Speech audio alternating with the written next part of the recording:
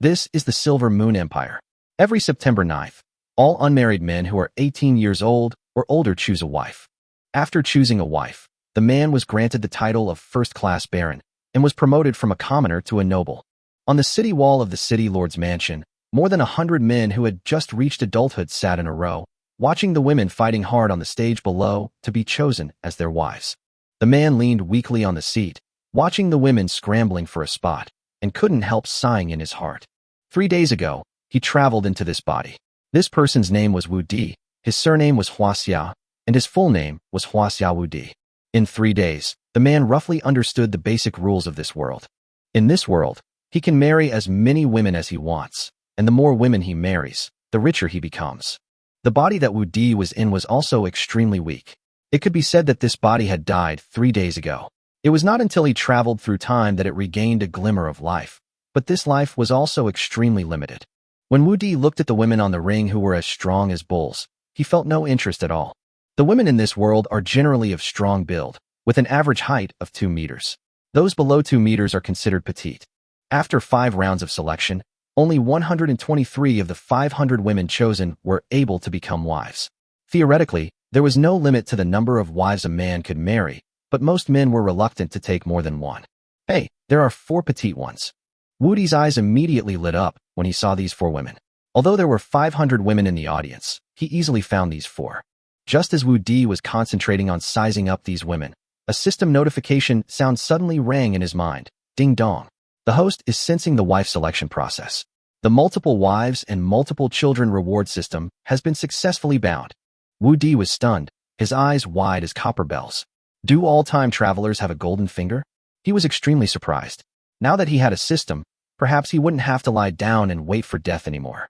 The main function of this system is to urge the host to marry and have children. Every time a wife is married and a child is born, a reward will be given. The more wives you marry, the more children you have, and the greater the rewards. Each time you marry a wife, you will be rewarded with 1 year of life, and the reward will be tripled for the first marriage. Wu Di breathed a sigh of relief. With this system, he no longer had to worry about his lifespan. Although marrying a wife every year could only add 1 year to his lifespan, as long as he married one every year, he could continue living. By the way, system, how many wives do I need to marry to level up? Wu Di asked anxiously. 10 wives and concubines, and at least 3 children. To level up, the system replied emotionlessly. It seems like this will be a long process. Wu Di sighed. In this world, getting married is not difficult. You don't need a house, a car, or even a betrothal gift. The only problem was that giving birth took not only time, but also physical strength. Although he could choose to lie down, the 10-month pregnancy was unavoidable. Therefore, if I want to upgrade the system, I have to wait at least a year. However, now that the most important issue of lifespan has been resolved, I can choose a wife first. Chapter 3. Nest, why are there only 3 left? Wu Di looked at the situation in front of him. After some communication with the system, he found out that one of the 4 women he liked had been chosen. She is actually a level 27 magician. No wonder she was chosen. Wu Di deliberately checked the woman who was chosen. Before, she was standing behind a big guy, and Wu Di didn't notice her figure and appearance, but now that he saw her clearly, he realized that this woman was also quite attractive. Although she couldn't be considered stunningly beautiful, she was definitely an 80. She was tall and curvy, especially the long legs faintly visible under her magic robe, which made people want to touch them. What a pity. Her figure and looks would have definitely made her a goddess in the past. What's more, she is a level 27 magician. If she were to level up 3 more levels, she would be able to learn group attack skills. At that time, the speed at which she can make money would be equivalent to that of 2 or even 3 warriors of the same level. Wu Di couldn't help but sigh in his heart. He felt a little sorry for the magician's departure. Although she wasn't his top choice, she was definitely not bad. This woman's background was clearly more advantageous than the others. Moreover, although warriors can improve quickly in the early stages, the potential and development of magicians make him feel more attractive. Even if she is chosen now, it does not mean that her future is over. But he quickly adjusted his mindset. Forget it, there are still 3 left, so I'll just pick one. Wu Di decided not to dwell on it. After all, he still had a chance, and if he could keep just one, that would be enough. At this time, the remaining women had begun to walk slowly around the arena, keeping a proper distance so that the men on the city wall could better observe them. Each woman has a number on her clothes, as well as her age, occupation, and rank. Just choose one and tell her the number. Soon, One of the remaining 3 women came into Wu Di's sight. She was nearly 2 meters tall, wearing exquisite armor, and looked heroic, giving people a sense of extraordinary temperament. Wu Di looked her over, a thought suddenly forming in his mind. Number 9527, age 30, professional warrior, level 30. This woman looked experienced, her eyes resolute. She was tall and had an outstanding appearance, which could be rated at least 9 out of 10. And judging by the armor she wore, she must have been from the Manhwa City Defense Force. Wu Di even had some hope in his heart, hoping that no other man would be attracted to her. The warrior's initial improvement rate was relatively fast, and although among the remaining 400 men, there were nearly 100 warriors above level 30, this warrior's temperament and skills were clearly unique. Then, the second woman walked in front of Wu Di. She was wearing a tight leather armor, and a pair of proud mountain peaks almost broke through the leather armor, revealing her flat abdomen, and her 8 abdominal muscles were faintly visible in the air. Number 10088, age 22, professional warrior, level 21. Although this woman's level was lower than the previous one, her figure and temperament seemed to make Wu Di's heart beat faster. Although the grade is a bit low, it is definitely top-notch. In the previous life, a woman like her would have to spend millions to own her. It is not easy to get. Wu Di sighed in his heart. At this moment, he couldn't help but start to worry, fearing that if he didn't act in time, the woman would be chosen by someone else. After all, although this woman was young, her charm and figure were definitely not to be underestimated. Wu Di knew that if he missed this opportunity, he would regret it. Just when Wu Di was anxious about whether he could choose this soldier, a third woman appeared in front of him. She was nearly 1.95 meters tall, with a slender figure and delicate features. She wore an emerald green magic robe and looked like a fairy, as if she had walked out of a dream. Number 996, age 19, professional magician, level 18. Although her level was relatively low, Wu Di noticed that the magician's equipment she was wearing looked very valuable, and it was obvious that this woman came from a wealthy family. Her face and temperament completely meet Wu Di's standard of beauty, young and full of energy, as if she is a perfect white, rich, and beautiful woman. Wu Di looked at these 3 women and felt very conflicted. Although their level and value are not as high as the first magician who was chosen, in terms of figure and appearance, these 3 are definitely better than that magician. Each one of them could be rated high above 9 points, and giving up any one of them would be heartbreaking. At this moment, a thought flashed through Wu Di's mind. No, why should I choose? I can have them all. He suddenly realized that since the rules for choosing a wife over the years had been to pick one by default, and now that he had a system, he no longer had to worry about the loss of his essence affecting his lifespan. This rule no longer applied. The empire stipulated that a man must marry 3 wives and have at least 1 child before the age of 25, otherwise his title would be revoked. The more wives he married, the more generous the reward. Wu Di decided to marry all 3 of them at once. He thought about this with excitement, but also worried. However, unless these 3 women are ignored by others, it will never be my turn. Wu Di was anxious. There were still 50 or 60 men in front of him who had not made a choice, and he felt even more depressed. At this wife selection ceremony, everyone is eager to be chosen, especially those older women, because if they miss this opportunity, they may lose the chance to change their destiny forever. Wu Di sensed their anxiety and anticipation, but he couldn't let go of his worry for the 3 women. Please, Bodhisattva, please don't choose these 3. Wu Di had never prayed in his heart, but at this moment, he just wanted to pray for good luck. The women below were also praying silently in their hearts, hoping that they would be chosen. After all, marriage is not only a way to change one's destiny, but also an effective way to solve the tax problem. Once a woman reached adulthood, she had to pay a tax. If she remained unmarried at the age of 30, the tax would become increasingly higher until she had to pay 1 gold coin per year. The average person's monthly income was barely 4 or 5 silver coins, making it impossible for them to afford such high taxes. Therefore, marriage was almost their only option. Even as a centurion of the city defense army, Tuoba Lingxiang's income was barely enough to support her in improving her skills. At this moment, Tuoba Lingxiang was extremely anxious, as this was her last chance of the year. If she missed it again, her fate would be completely changed. She knew that marrying would not only exempt her from taxes, but also bring her more wealth and cultivation resources. Even for this reason, she had to seize this opportunity. Yuda Hai, wife selection number 9527. At that moment, the announcer's voice rang out, and Tuoba Lingxiang's heart was suddenly filled with a mixture of excitement and nervousness. She had finally waited for the turning point in her fate. Chapter 4. Now don't. Don't. That's my wife. When Wu Di saw this scene from the city wall, his heart contracted instantly, and he almost collapsed. The woman who was chosen before had already made him heartbroken for a long time, and now another woman he loved was about to slip away from him, which made Wu Di's mood fall to the bottom. 1. As the reporter dropped the last number, the world of Wu Di and Tuoba Lingxiang fell into silence. Yeah, it's me. It's me. I'm number 9521. As soon as the announcer's voice fell, a burly level 33 soldier walked off the stage excitedly. The originally excited Tuoba Lingxiang felt as if he was poured with a bucket of cold water. He instantly lost all his motivation, and his face was filled with disappointment and pain. It seems like no one really wants a woman like me. Tuoba Lingxiang lowered her head, her heart dead. All her hopes were shattered in an instant.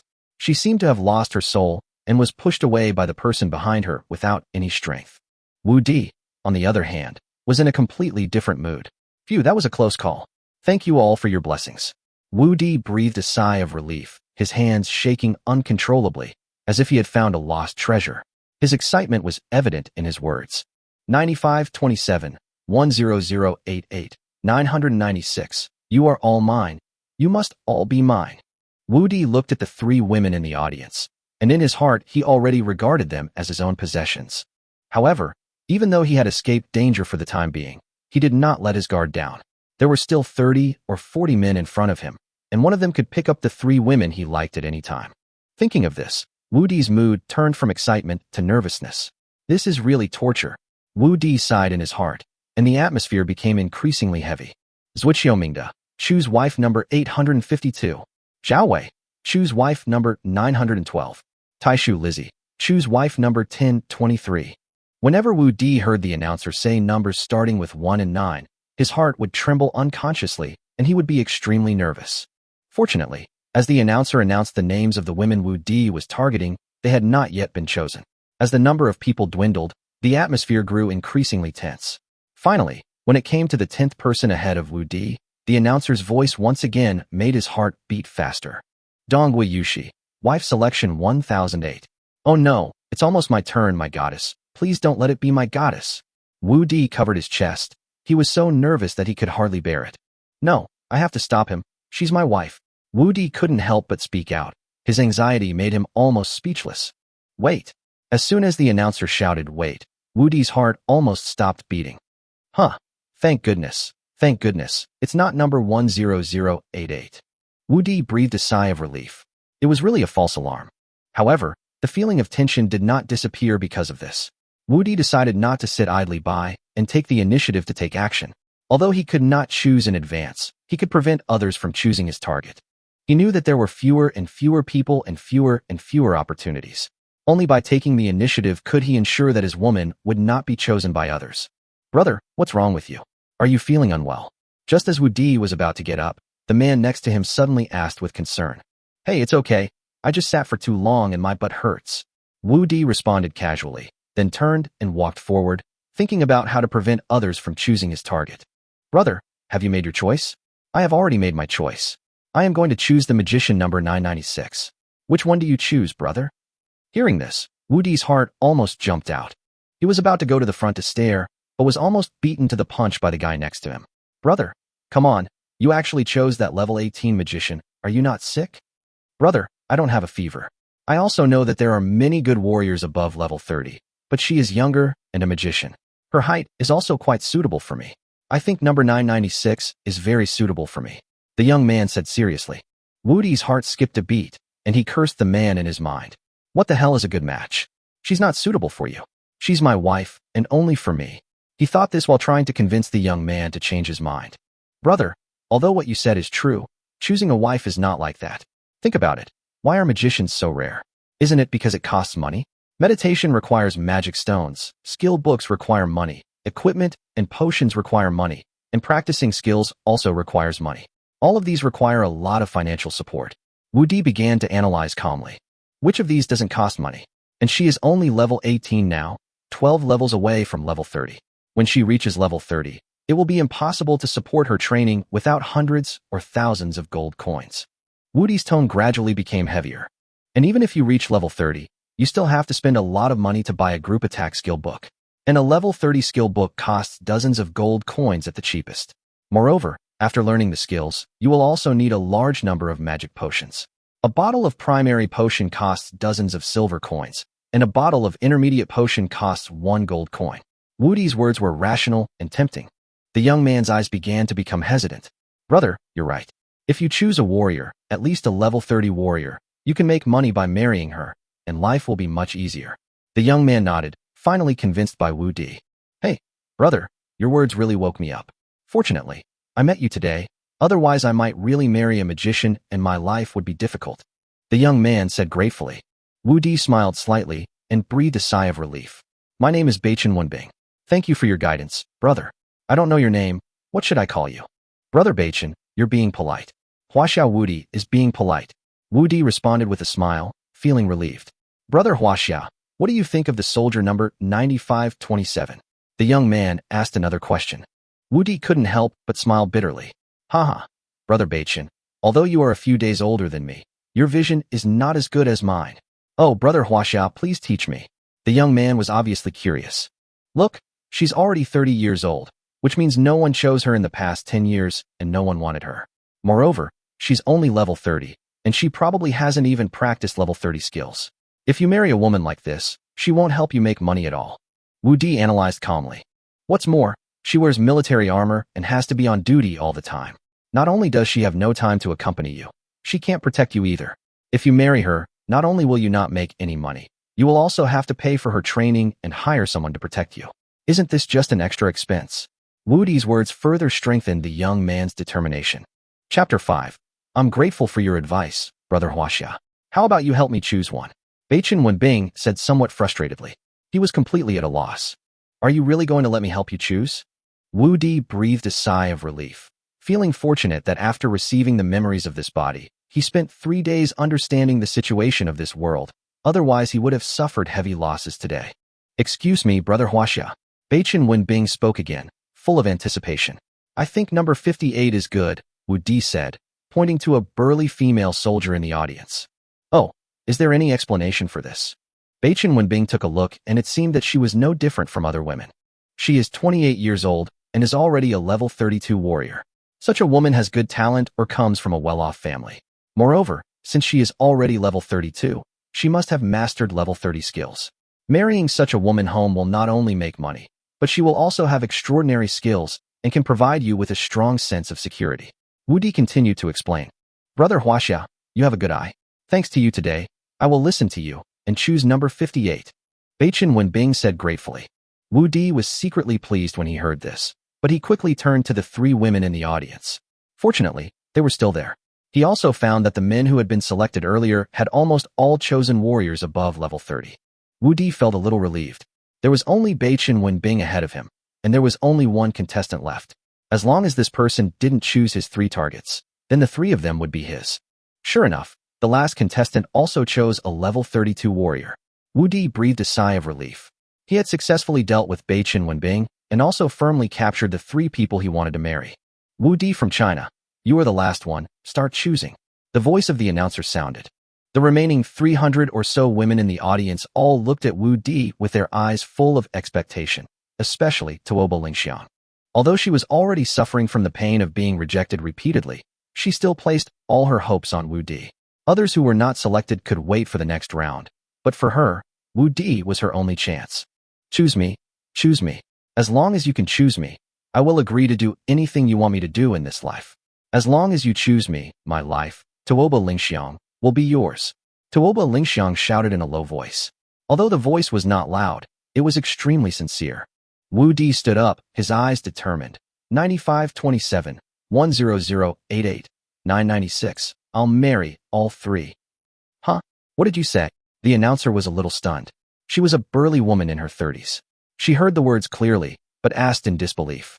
I said, 9527, 10088, 996. I married all 3 of them. Wu Di repeated again with a firm tone. You mean marrying 3 at once? The herald officer's eyes widened in disbelief. Can't you marry 3 at once? Wu Di asked impatiently. I'll go ask the city lord for instructions. The informant hesitated. After all, since the establishment of Manhwa City, No man had ever married multiple wives at once. Wait. With that, the herald officer hurried over to the main seat of the city lord. Shangguan Mingyue, a level 58 warrior, was already 60 years old, but with a 500-year lifespan, she still looked like a young woman in her 20s. Have you finished choosing? Shangguan Mingyue asked as the announcer came over. Your Excellency, the city lord, there is one last person who wants to marry 3 wives. I don't know if it is feasible, so I came to ask for your advice. The herald officer answered respectfully. Oh, he's going to marry 3? Shangguan Mingyue was a little surprised. Although the empire had a policy encouraging men to marry multiple times, this was indeed rare in Mingyue City. If all men were like him, the empire would surely prosper. Yes, and she's petite, the reporter added, glancing slightly at Shangguan Mingyue. After all, their city lord is also petite. The empire has always encouraged multiple wives, which is good for the country. If he is willing to marry 3, it will not only benefit himself, but also contribute to the empire. If all men were like him, the country would become stronger. Shangguan Mingyue smiled and said, That's settled. Not only should we reward him, but we should also promote it vigorously. Not to mention 3, if he wants to marry more, that's totally fine. Yes, I'll take my leave, the herald officer replied, turning to leave. Shangguan Mingyue watched her retreating figure, feeling a sense of loss. She had participated in the 14th wife selection, but because she was petite, she failed every year and no one was willing to marry her. After turning 30, she was forced to venture into the wilderness to open up new land. After 30 years of hard work, she finally achieved what she has today. Unfortunately, no one wanted to marry her, which was always a pain in her heart. These 3 people are so lucky that they actually met such a man. Why didn't I meet him back then? Shangguan Mingyue sighed. She couldn't help but envy the good luck of Tuoba Lingxiang and the other 2 girls, but also felt sorry for herself. Wu Di of China, choosing wives number 9527, number 10088, number 996. As the announcer's voice fell, the stage and the audience fell into silence, followed by overwhelming discussions. Did I hear it wrong? Why did they say 3 numbers? Yeah, who are they going to pick? Did they pick 3? Is this true? How could someone pick 3? In the past 20 years in Mingyue City, no one seems to have chosen 3 at once, right? Not to mention Mingyue City. Even in the entire Silver Moon Empire, no one has chosen 2.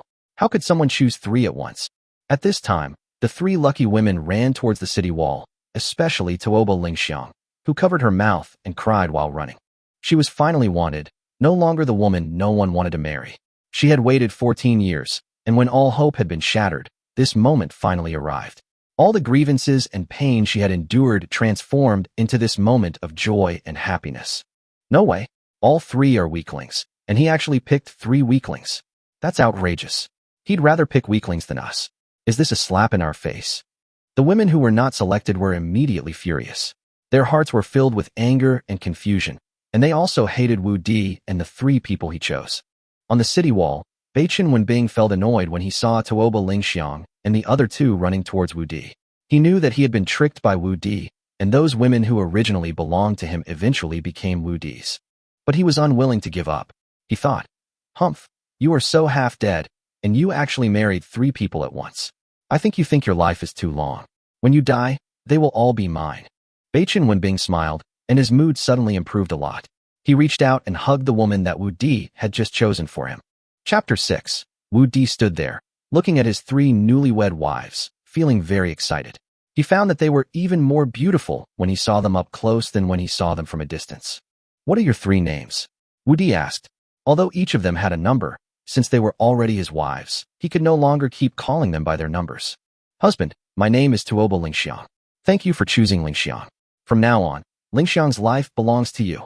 Tuoba Lingxiang had tears in her eyes, and her eyes were full of loyalty and expectation.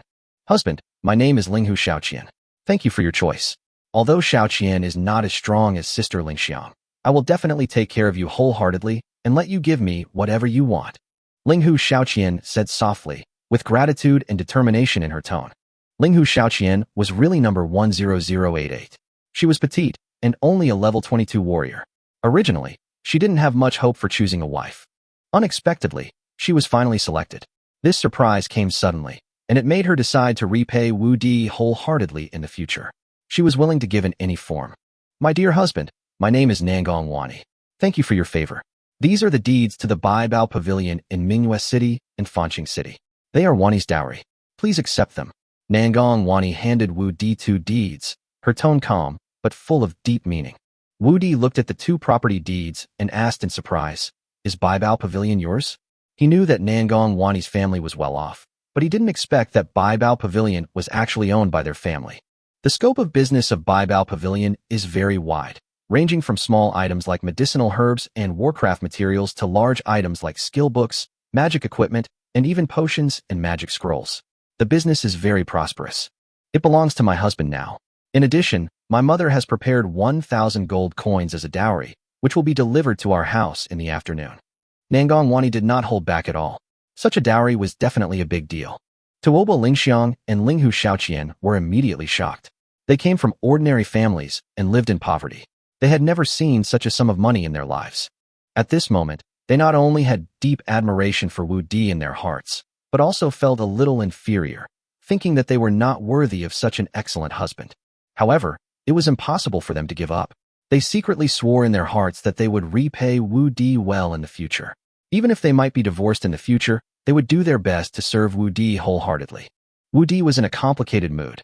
He had not expected Nangong Wani's dowry to be so generous. In addition to the shop, there was also 1,000 gold coins, which made him very happy. You know, he only had 1 silver coin and a few dozen copper coins on him, which were given to him by his aunt a few days ago. In this world, only his aunt had been raising him. Then I will accept it. From now on, the 3 of you must live in harmony, and the order of seniority will be based on age. Wu Di said calmly. Although Nangong Wani had a generous dowry, he did not let her dominate the family because of this, but arranged them according to age. In fact, for Wu Di, size does not make much difference. He hopes that his 3 wives can treat him equally. The 3 women did not object, especially Tuoba Lingxiang and Linghu Shaoqian. They originally thought that Nangong Wani's generous dowry would make Wu Di put her in a higher position in the family. Unexpectedly, Wu Di ranked them according to age, which made them respect Wu Di even more. Nangong Wani had no objection. It was fair to rank them by age. Besides, Tuoba Lingxiang was the strongest. As a soldier, he should occupy an important position in the family. Then, the 3 women began to call each other sisters, without any grudges between them. At this moment, the etiquette officer came over with a big red silk, and the ceremony was about to begin. There was a big red flower in the middle of the red silk. The couple each held 1. Wu Di held 3, and the other 3 wives each held 1. Next, the Lord of Manhwa City personally officiated the wedding ceremony and issued the marriage certificate. The ceremony was simple but solemn, starting with offering sacrifices to heaven, then worshipping the Lord of the city, and then the couple bowing to each other, and the ceremony was complete. After the marriage certificate was issued, the next step was to bestow the title. Although this was not an imperial title, but a Manhwa City title, it was still recognized by the empire. As long as Manhwa City did not rebel against the empire or was annexed by other countries, this title would remain valid. System, I'm already married. Where's my reward? After Wu Di got the marriage certificate, he immediately asked the system for a reward. The host has not yet completed the task of marrying a wife, and the reward has not yet been issued. The system's voice responded calmly. What the hell? My marriage certificate has arrived. Why haven't I completed the task yet? Wu Di was a little angry. The host has only completed half of the task. Only after both parties voluntarily become husband and wife and perform the wedding ceremony will the system determine that the task is completed. Although you and the other party are willing to become husband and wife, there is still one last step, so the task has not been completed yet. The system explained. Damn it, system, you are a fool. Wu Di cursed helplessly. He had thought that he could attract more women to gain life, but he didn't expect the system to be so cunning and not give him any loopholes at all. The system required both parties to be willing and to complete the act of husband and wife, which made Wu Di feel uneasy. However, he was not in a hurry. After all, he could complete the task tonight and the reward would come with it. The ceremony of bestowing the title was simple. The tokens had already been prepared, and Wu Di soon took his turn. However, when Wu Di walked in front of Shangwan Mingyue, he clearly felt that the city lord's gaze was a little different. Although Shangwan Mingyue is already very old, she still looks like a young woman in her 20s. She is nearly 1.95 meters tall and has a unique temperament. She is simply the image of a top-notch queen.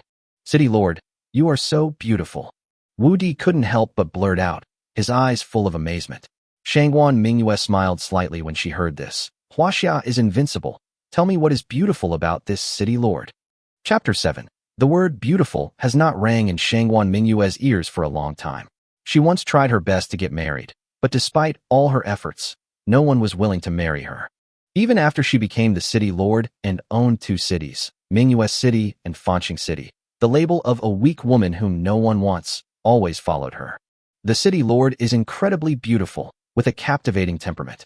Every frown, smile, gesture, and movement of hers is captivating. She is beautiful in every way. She is the most beautiful woman I have ever seen.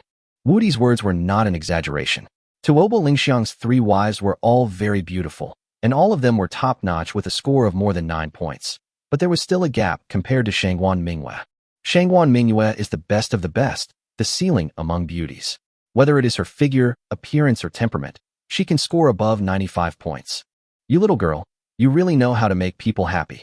Shangwan Mingyue was stunned for a moment. She didn't expect that after so many years, someone would praise her so sincerely. Oh, why didn't I meet a kid like you back then? Shangwan Mingyue sighed inwardly, recalling the difficulties and loneliness of her youth, a trace of loss in her eyes. My lord city lord, I'm not a little guy. Wu Di quickly retorted. He would not allow others to call him a little guy. Besides, I'm not trying to fool the city lord. I'm telling the truth. If the city lord doesn't believe me, I can marry him. Wu Di suddenly thought that Shangwan Mingyue had never been married. And in this world, petite women are rare, and petite women like Shangwan Mingyue are even rarer. Oh, since what you said is true, can you tell the city lord, why didn't you choose from so many strong women, but chose petite ones, and even 3 at a time? Although Shangwan Mingyue appeared calm on the surface, waves were already surging in her heart. She had never thought that someone would praise her so directly and even express his willingness to marry her. She had dreamed countless times that someone would be willing to marry her, but her wish had never come true. Lord City Lord, do you really want to know? I can only tell you. Wu Di then looked at the 4 big guards around Shangwan Mingyue and said softly, then come over here and tell me. The 4 of you step aside first. Shangwan Mingyue calmly ordered the guards to withdraw, then let Wu Di approach her. She was curious why Wu Di always preferred petite women. Wu Di walked up the steps and came to Shangwan Mingyue's side. He could smell her refreshing fragrance. He leaned close to her ear and whispered, because I'm only interested in petite women like the city lord. Those big and strong women really can't make me hard, so I chose someone like the city lord. Oh, by the way, the city lord is not only as beautiful as a fairy, but also as fragrant as a peony. How about you marry me too, city lord? Wu Di's tone was gentle and sincere. Although his words were few, each word was filled with sincerity and pleading, even with a hint of teasing. Shangwan Mingyue suddenly felt an indescribable sense of pleasure, even a little itchy. She had been ignored and looked down upon before, but today was the first time someone had praised her like this, and it was such an explicit compliment. For decades, no one had acknowledged her like this, and suddenly being praised so bluntly, she felt she could hardly handle it. What a little rascal. No wonder he didn't want others to hear him. He actually said such explicit words. But why am I not angry, but instead? Shangwan Mingyue muttered to herself in her heart. She was not angry at all. Instead, she felt a strange emotion in her heart. Okay, I understand. As for your proposal, I will consider it. Here is your baron token. Take it and go to the side to collect the baron's salary. Because you married 3 wives at once, setting a precedent in Mingyue City, I will reward you with an extra 20 gold coins and give you a 3-story courtyard. Shangwan Mingyue turned around without changing his expression, trying his best to calm himself down. Although she felt complicated, she still rewarded Wu Di because she knew that his actions had brought a new atmosphere to Mingyue City.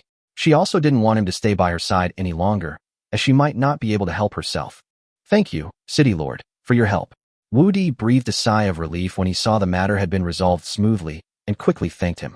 However, Shangwan Mingyue was still troubled as she watched Wu Di leave. She wanted to accept him, but she also knew that Wu Di's physical condition was not suitable for multiple marriages, and she herself did not want him to shorten his life by marrying too early. She had seen too many men with weak bodies and too many examples of premature death. Wu Di was so young, and although he had his own glory, she didn't want him to die too early. My lord, I don't want gold coins in a courtyard. I want a territory. Wu Di suddenly turned around, his expression firm. Are you sure you want the territory? You have to know that vacant lord positions are mostly dangerous. Poor territories are often attacked by bandits and monsters. Moreover, the environment around Mingyue City is complex, and there are almost no vacant safe territories. Shangwan Mingyue reminded worriedly. Manhwa City's geographical location was complex, surrounded by endless wild forests, vast oceans, the borders of the Purple Cloud Empire, and many other dangerous environments. Even men with titles were reluctant to serve as lords in such dangerous situations. I have made up my mind. I hope the city lord will grant my wish. Wu Di said firmly. Hey, are you really going? Shangwan Mingwei sighed. Even though she knew it was dangerous, she couldn't stop Wu Di.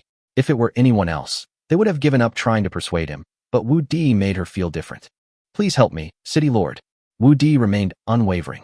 He had decided on his own path and would not change no matter how Shangwan Mingyue tried to persuade him. Go get the map and let Lord Wu Di choose his territory. Shangwan Mingyue waved her hand helplessly, sending her men to get the map. Thank you, Lord. Wu Di bowed deeply, thanking her for her support. Chapter 8. Don't thank me. This is your right. However, the territory is dangerous, and your 3 wives may not be able to protect your safety. Shangwan Mingyue's words were light, but full of concern and admonition. Your wife, the one wearing the armor, is a centurion in my city guard. Since you're leaving for the territory, she can no longer serve in the city guard. Shangwan Mingyue continued. Tomorrow, have your wife select 10 men. They will be yours from now on. However, whether anyone is willing to go will depend on your wife's charm. Also, once you become a lord, you will no longer receive the annual salary. You will have to be responsible for the expenses of your subordinates, and you will also be responsible for paying the annual taxes of the territory. So being a lord is not easy, and it's not too late for you to change your mind now. Shangwan Mingyue warned, with reluctance and concern in her tone. Don't worry, Lord City Lord, I understand everything. If it weren't challenging, I wouldn't go. Wu Di answered firmly. You? Shangwan Mingyue's tone paused, anger mixed with a touch of emotion.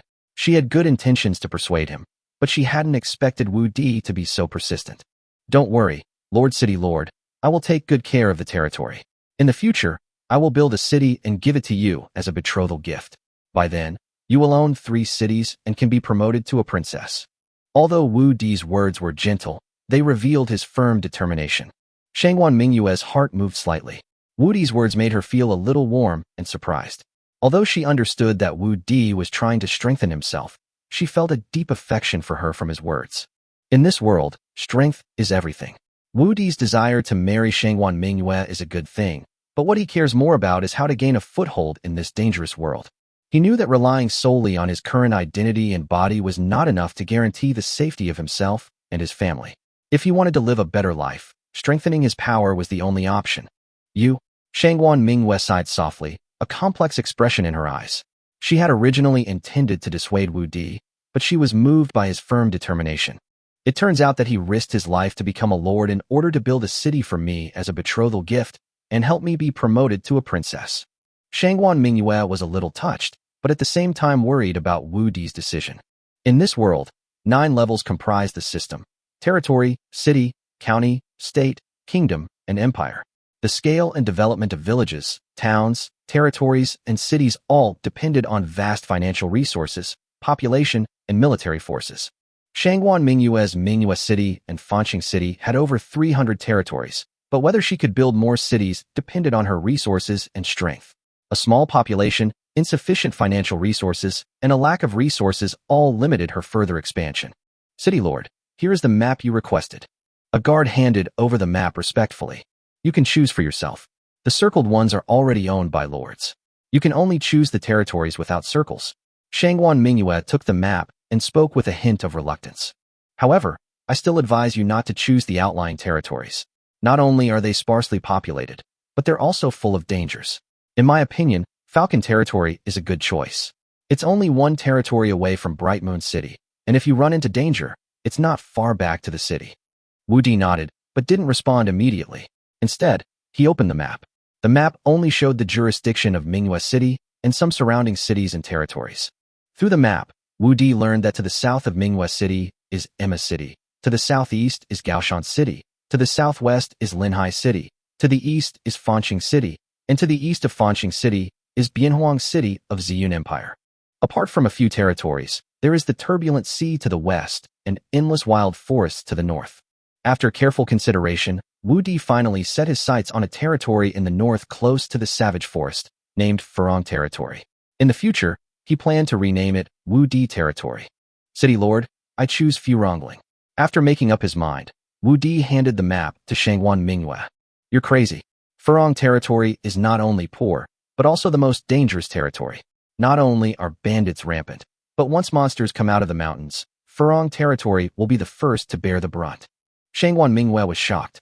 She obviously couldn't understand Wu Di's choice. The previous lord, Ma Furong, was a capable general under my command. He was a level 40 warrior with hundreds of elite soldiers under his command. In the end, he only held out there for 7 years and even lost his life. Shangwan Mingyue continued, No, you need to find someone else. Furong territory is not for you. You're going there to die? I don't agree. City Lord, believe me, I won't die. I will come back to marry you. I won't die before I marry you. Wu Di responded with a smile, his tone full of firm determination. Wu Di chose Furong territory not only because of its mountains and water, but also because of its mineral deposits. Although the wild forest is full of dangers, it also comes with endless wealth. Shangwan Mingyue sighed helplessly. Although she didn't think highly of Wu Di, she knew it was pointless to stop him. All right, from now on, Furong territory will be called Wu Di territory. Remember, if you're in danger of being defeated, bring your family back. I'll keep the courtyard I rewarded you with. Thank you, Lord City Lord, for your help. Wu Di felt proud. Although he said thank you, he was thinking in his heart, little guy, don't think you can get rid of me easily. In compliance with the City Lord's order, the Mingyue City wife selection ceremony has concluded successfully, and the newlyweds are respectfully sent back home. With the announcement by the herald officer, the ceremony ended successfully, and Wu Di took his 3 wives home. Returning to her boudoir, Shangwan Mingyue turned to her personal maid and said, Shura, go to the storehouse and pick out 2 300-year-old ginseng roots and some nourishing herbs to send to Huaxia Wu Di. It's the city lord, but under what name should it be sent? The maid asked. Just say it's from the city lord, congratulating him on his wedding. Shangwan Mingyue smiled slightly, but her heart was a little complicated. The 300-year-old ginseng was her most precious collection. If Wu Di hadn't looked like he was dying, she probably wouldn't have been willing to give it away. Chapter 9. Shangwan Mingyue is the lord of Mingyue City and Fanqing City, and holds the title of Earl, but her territory is not rich. Most of the taxes were handed over to the empire every year, and the remaining income was not only used to support the army, but also to build the territory, which made her financial situation not very good. Even so, she still did not give up her responsibilities and power, but the wealth accumulated over the years was far from enough to support a powerful family. Miss, the carriage and dowry are ready. When Wu Di came out of the city lord's mansion with his 3 wives, a woman in a green dress ran over quickly and reported to Nangong Wani. Lu Yi greets my son-in-law. The woman bowed to Wu Di with respect in her tone. Husband, this is my maid, Lu Yi, who came with me as a dowry. She has followed me since she was a child. Although she is a maid, we are as close as sisters. I hope you will take care of her in the future. Nangong Wani turned to Wu Di and introduced her maid. Lu Yi, thank you for taking care of Wani over the years. However, we plan to settle down in the territory. Are you still willing to follow us? Wu Di looked at Lu Yi and asked first. Lu Yi is not very old, looks no more than 17 or 18 years old, is about 1.9 meters tall, has a sweet appearance and a baby face, and is very cute. Son-in-law, no matter where the young lady goes, I will go there. Even if it is a wild forest, Lu Yi will never leave the young lady. Lu Yi answered without hesitation. Okay, very good. In that case, you can come with us. Wu Di admired Lu Yi's loyalty. He knew that a petite and beautiful maid like Lu Yi could not only take care of his wife, but he could also benefit from it. Don't worry, son-in-law. Although Green Clo's level is not high, she is still level 18. She is not lacking in loyalty and courage. Green Clothes patted her chest, indicating that she would do her best. I believe you, let's go. Wu Di felt very satisfied and couldn't wait to go home and start a new life. Sir, miss, and the 2 ladies, please get on the carriage. Lu Yi pointed to the carriage behind him and led Wu Di and his group towards the carriage. At this time, Wu Di saw a luxurious carriage, followed by a 2-horse cart loaded with several wooden boxes and a lot of cloth. There were also 8 burly guards standing on both sides of the carriage. It seems that this is Nangong Wani's dowry. She is really giving it away. Wu Di couldn't help but sigh. He thought that those wooden boxes must contain a dowry of 1,000 gold coins. In this world, traditional wedding gifts, houses, cars, 3 golds and other items are obviously not important. The woman pays for everything, and only a rich lady like Nangong Wani can afford such a dowry. Lu Yi accompanied Nangong Wani to the competition. She stood in the audience from the beginning and watched the whole time. When she learned that her young lady was selected, She immediately went home excitedly to report the good news. Nangong Wani's mother was very excited when she learned about it, and immediately ordered Lu Yi to rush over with the dowry and family guards. In the carriage, Lu Yi asked Wu Di for the address and then became the driver herself. Wu Di's home was not big, with only a yard and a few rooms, but it was enough to accommodate their lives. The whole yard was decorated with bright red silk and wedding characters, and there was a lively atmosphere everywhere. At the gate, a pretty woman was looking at the carriage. She was Wu Di's only relative, his aunt Wang Qiulan. Wang Qiulan was Wu Di's only relative and had raised him since childhood. Wang Qiulan is a level 26 warrior, petite, and just under 2 meters tall. Although she is very beautiful, her strength is mediocre and she is yet to find a suitable husband. Now, Wang Qiulan is 32 years old and has lost the qualification to run for election. She can only rely on Wu Di for her living. According to the time, Xiaodi should be back soon. I wonder what kind of niece-in-law Xiaodi will choose for me. Wang Qiulan's heart was full of anticipation. Today was the most important day for her. Over the years, Wang Qiulan had worked hard to make a living, having to travel between hunting grounds and on the road. Today, Wu Di was getting married, and she was finally at home to take care of everything. Although she didn't fully understand why Wu Di married 3 women at once, she was relieved as long as Wu Di was happy. Wang Qiulan had a small hope in her heart that with her husband's support, Wu Di would not only bring more wealth to the family, but also help him improve his health. Wu Di obtained the title and could receive a salary of 10 gold coins every year, which had an immeasurable impact on improving his quality of life. Wang Qiulan hopes to use the money to buy some monster flesh and blood for Wu Di to help nourish his body and even give him the opportunity to become a powerful warrior. As Wang Qiulan was lost in thought, the carriage finally stopped at the door. She saw the Baibao Pavilion logo hanging on the carriage and couldn't help but wonder, hey, how come the Baibao Pavilion logo is at my doorstep? Wang Qiulan was very familiar with the Baibao Pavilion's logo. Every time she and Wu Di hunted monsters, they would sell the monsters' flesh and materials to the Baibao Pavilion. They also purchased their potions and weapons and equipment from the Baibao Pavilion. Just as she was wondering, the carriage curtain was lifted, and Wu Di walked out with his 3 wives. Xiaodi. Wang Qiulan immediately greeted him, her face full of anticipation. Miss.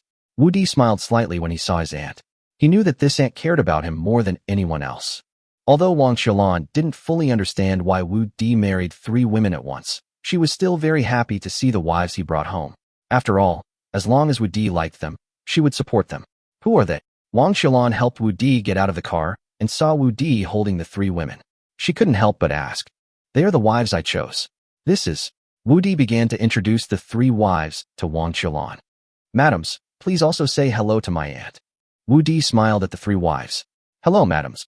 The 3 wives greeted Wang Qiulan in unison, their attitudes humble. Okay, come on in. Wang Qiulan smiled and invited everyone in.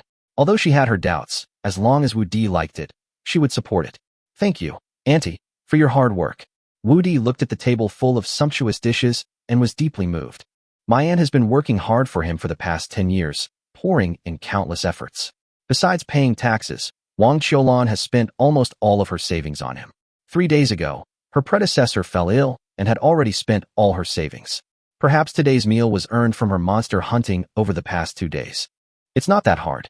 It's just a table full of food. If you want to eat, I'll make it for you every day. Wang Qiulan patted Wu Di's arm gently and comforted him. I'll get it. Wu Di saw Wang Qiulan busy and immediately stood up to help. I'll go. You've only just recovered. What if you get bumped or bruised? Sit down. Wang Qiulan hurriedly held Wu Di back to his seat and went back to the kitchen. Wu Di knew his aunt was anxious, so he didn't argue. Please sit down, ladies. This is your home from now on. Your husband hopes you will love each other.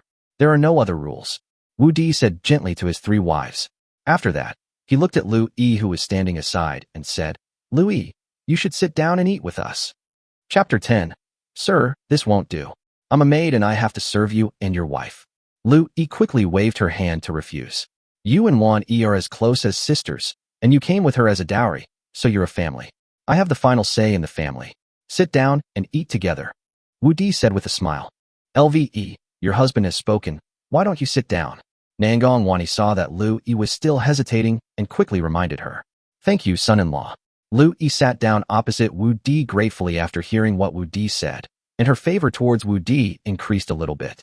At that moment, my aunt, Wang Qiulan, entered, carrying bowls and chopsticks for several people. After distributing the dishes to everyone, she sat down as well. Xiao Di, from now on, you'll be the backbone of this family. Everything is in your hands. After dinner, let's have our wedding night soon and have children for the Huaxia family soon. Wang Qiulan said jokingly. Hearing their aunt's words, the three girls blushed instantly. Although they had prepared themselves mentally, they were still a little shy when they spoke to her face. Don't worry, Aunt, our Huaxia family will definitely prosper. Wu Di replied with a smile. Well, that's good. Now that Ling Xiang and the others are by your side to take care of you, your aunt can go hunting and make money with peace of mind. Your aunt will plan to go to the savage forest tomorrow. Wang Qiulan nodded, with a hint of sigh in her tone. It may take a few days for me to come back this time. There are not enough rooms at home, so you should vacate my room tomorrow. When I come back with money, we will sell this house and buy one with a bigger yard. In the future, when we have more children, there won't be enough living space. Wang Qiulan said again.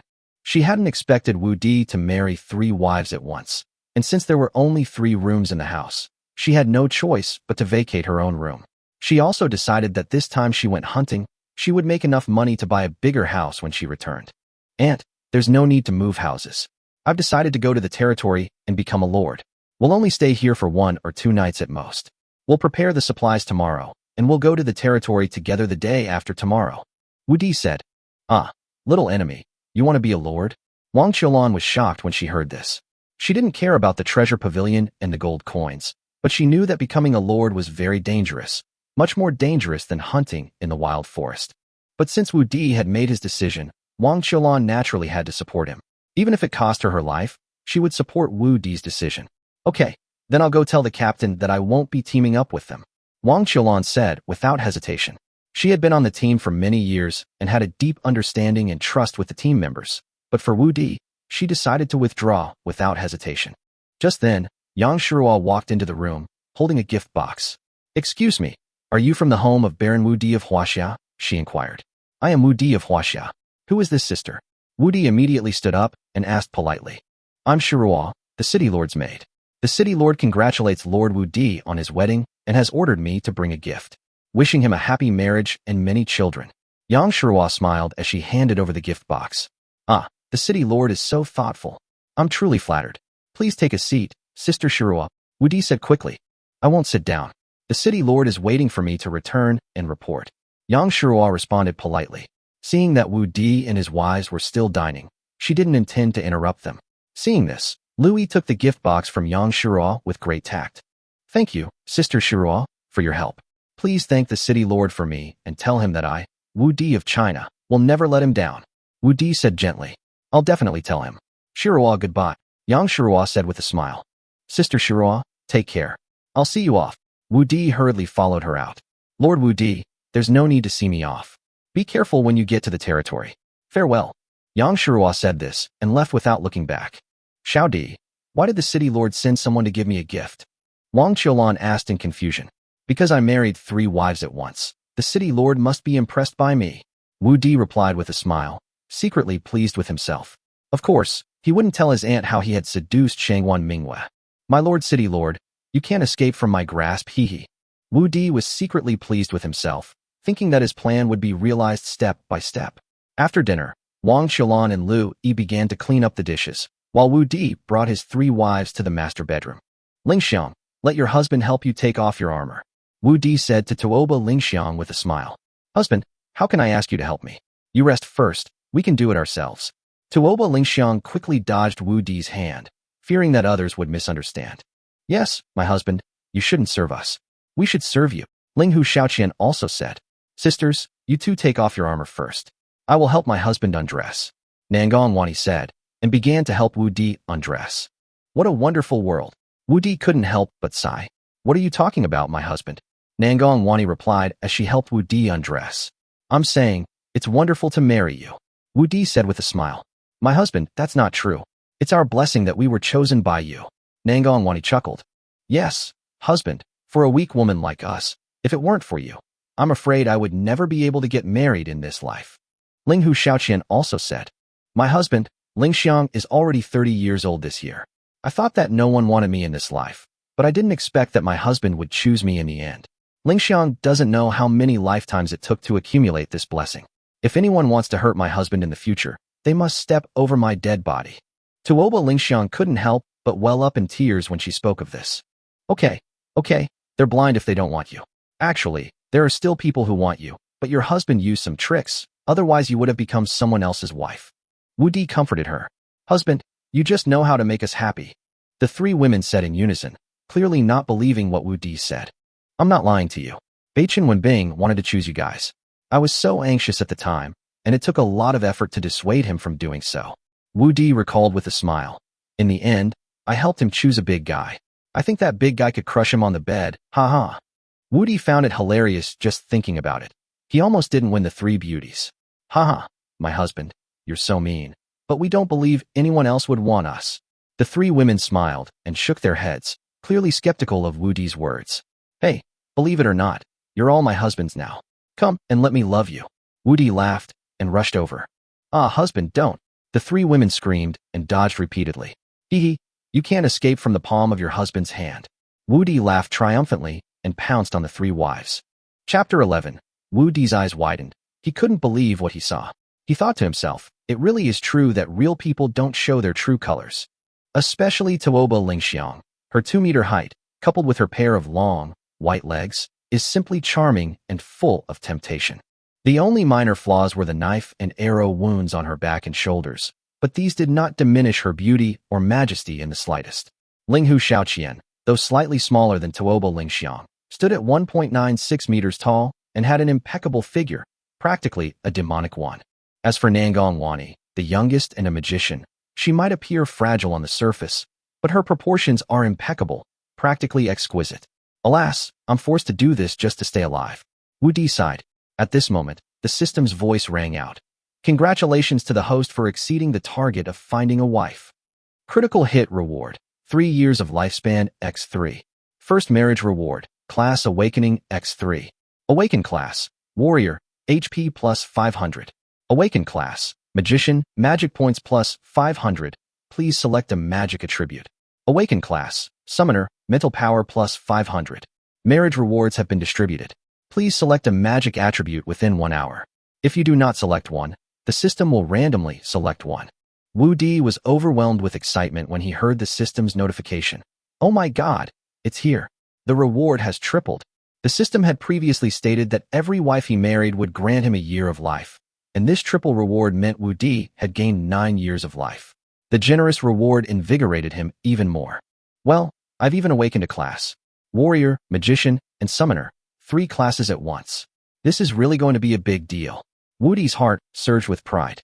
Summoner is a rarer class than magician, as it not only doesn't require vast resources to cultivate, but also requires a strong mental force, which is extremely difficult to cultivate. Summoners don't rely on strong qi and blood, nor do they require an affinity for magic. As long as their mental strength is strong, anyone can practice. Many petite women, as well as men, aspire to become summoners, but most people can't get started. The summoner class is rare, yet the cost of equipment and skills is relatively low, which is also its unique feature. Which magician attribute should I choose? Wu Di fell into deep thought. This world has 11 magician attributes: gold, wood, water, fire, earth, ice, wind, thunder, space, light, and dark. He simply passed on the dark attribute because, according to history, men of the eastern continent were cursed, and any dark attribute practitioner was doomed to misfortune.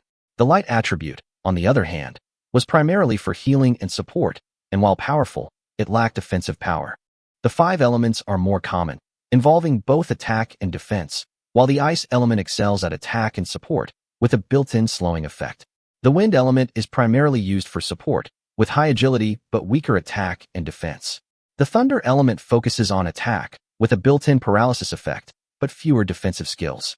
Space mages, while limited in offensive abilities, can craft storage artifacts, teleportation scrolls, and set up teleportation arrays, giving them a significant advantage in escaping and earning money. Level 70 and 90 space mages possess powerful group attack abilities and are exceptionally formidable. If he could only choose one class, Wu Di might have chosen the Thunder or Ice class, but now he could choose from 3 classes. The Warrior provided him with powerful offensive power, while the Magician and Summoner offered different combat support. Therefore, he decided to choose the Space class, which could not only save his life, but also provide more means of escape for those around him when necessary. Space system. Although it has few skills, Each one is incredibly powerful. Perfect for protecting myself. Wu Di made his decision. As his choice was confirmed, he felt his body grow stronger, his spirits radiant, as if possessing limitless power. Host, Wu Di of China. Age, 18. Height, 188 centimeters. Wives and concubines, 3. Warrior, level 5, no skills. Magician, level 5, no skills. Summoner, level 6, no skills. Health, 560. Magic, 510. Spirit, 650. Lifespan, 9 years and 27 days. Wow, I've been transformed. Wu Di scoffed at the changes in his attributes. All 3 attributes had increased by 500, and even his height had grown by 3 centimeters. So, mental power corresponds to summoners. I originally had 150 mental power, probably because I traveled through time. It seems, even without awakening the system, I still have a chance to become a summoner. Wu Di finally realized that he had innate potential. Now I can finally practice, but I don't have any skills. I need to buy some skill books tomorrow. Wu Di's mind shifted, and he began to check the attributes of his 3 wives. Wife, Tuoba Lingxiang. Age, 30. Height, 2 meters. Loyalty, 100 max. Occupation, warrior level 30 HP. 30-60 magic, 300 spirit. 90 skills. Basic swordsmanship, assassination swordsmanship, block, dodge, shield attack, snake step, half moon slash, cross slash, charge, fiery slash. Lifespan, 266.9 years. Wife, Linghu Xiaoqian. Age, 22. Height, 1.96 meters. Loyalty, 100 max. Occupation, warrior level 20. Health, 2080. Magic, 200. Spirit, 60. Skills. Basic swordsmanship, assassination swordsmanship, block, dodge, shield attack, snake step, half moon slash, cross slash, leap slash. Lifespan, 72.5 years. Wife, Nangong Wani. Age, 19. Height, 1.95 meters. Loyalty, 98. Occupation, wood mage level 18 HP, 180 mana, 1800 spirit, 36 skills, with thorn technique, attack, with leaf technique, healing. Lifespan, 76 years. It seems that magicians are really weak in the early stages, with low health and few skills. Warriors have more advantages in the early stages. Wu Di knew that although Nangong Wani's skills were limited, her future potential was huge. As for Linghu Xiaoqian, although she was only level 20, her combat ability was already quite good. Lingxiang has learned almost all of her skills, but she doesn't have any level 30 skills. I'll have to buy her some skill books, Wu Di thought. Aunt, I feel like my husband's energy has gotten stronger. Tuoba Lingxiang had just woken up from her training when she noticed a change in Wu Di's aura. Because you are my husband's lucky benefactors, he can now practice cultivation, Wu Di explained with a smile. Really, my husband? Can you really practice cultivation? The 3 women sat up in surprise, grabbing Wu Di's arms, their eyes full of anticipation. Chapter 12. Ever since the curse of the Eastern continent, men have found it extremely difficult to cultivate, resulting in a short lifespan for most. For millennia, only those blessed with great fortune have been able to overcome the barriers to cultivation. Although the curse's power persists, any man who can cultivate to level 30 gains 100 years of lifespan. While this lifespan is only 1/3 that of a woman, it's still enough for them to live a normal life.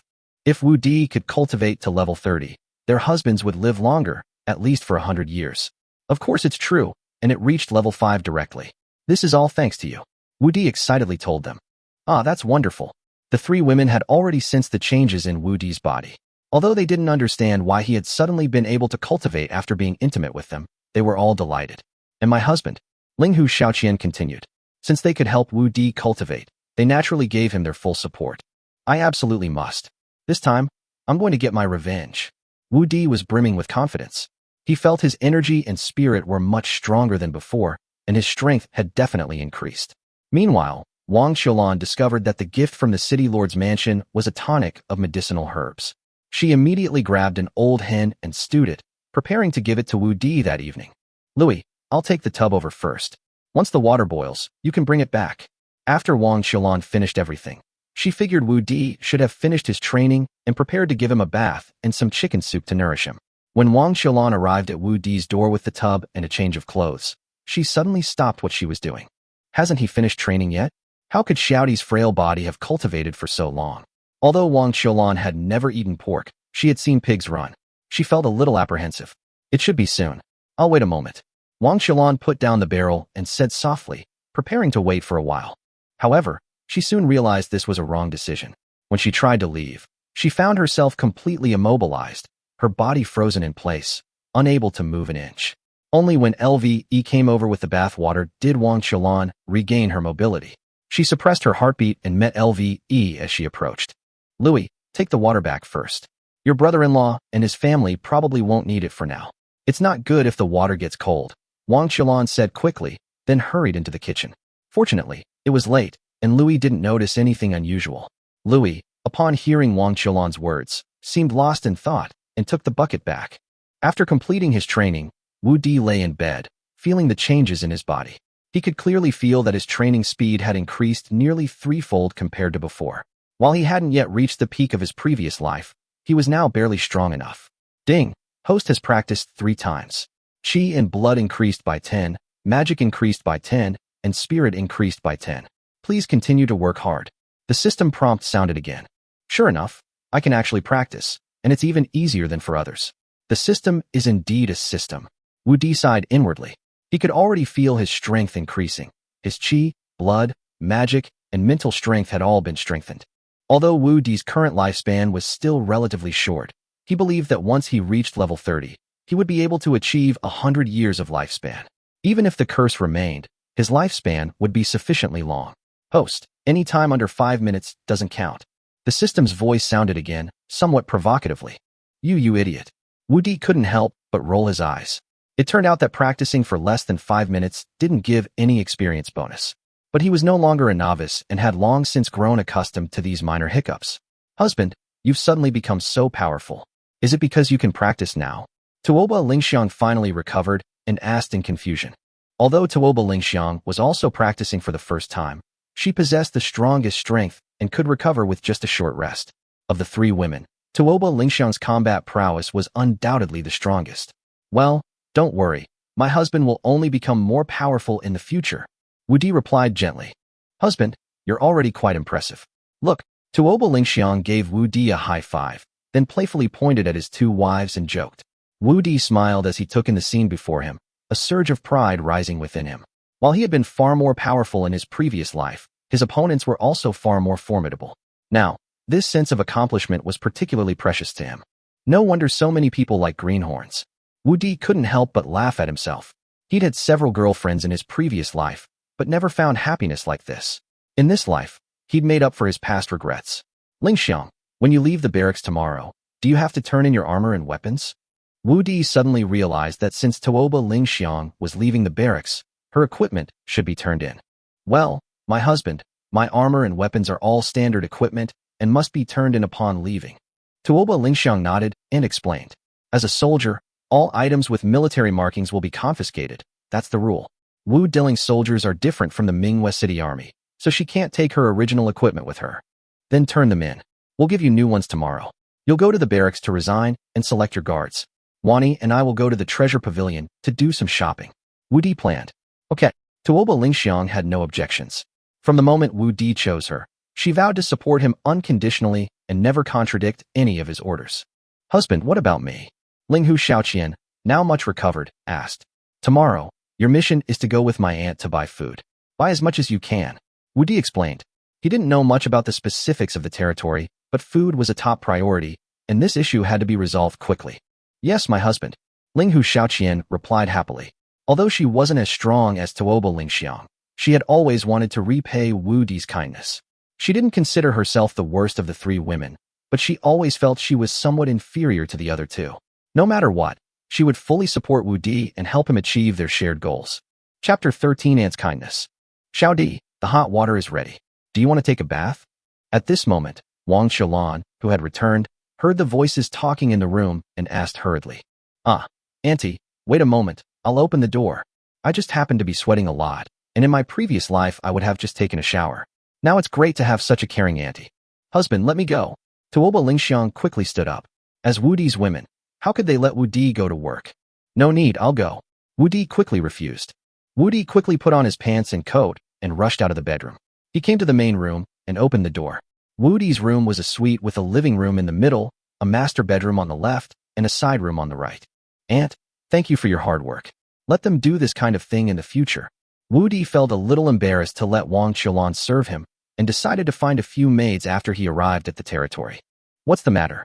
Your aunt has always done these things in the past. Now that you have a wife, you think your aunt is an eyesore. Wang Qiulan gave Wu Di a cold look, picked up the bathtub and water, and prepared to go in. How could that be, aunt? You are my dearest aunt. How could you dislike me? I am just worried that you are working too hard, and I feel sorry for you.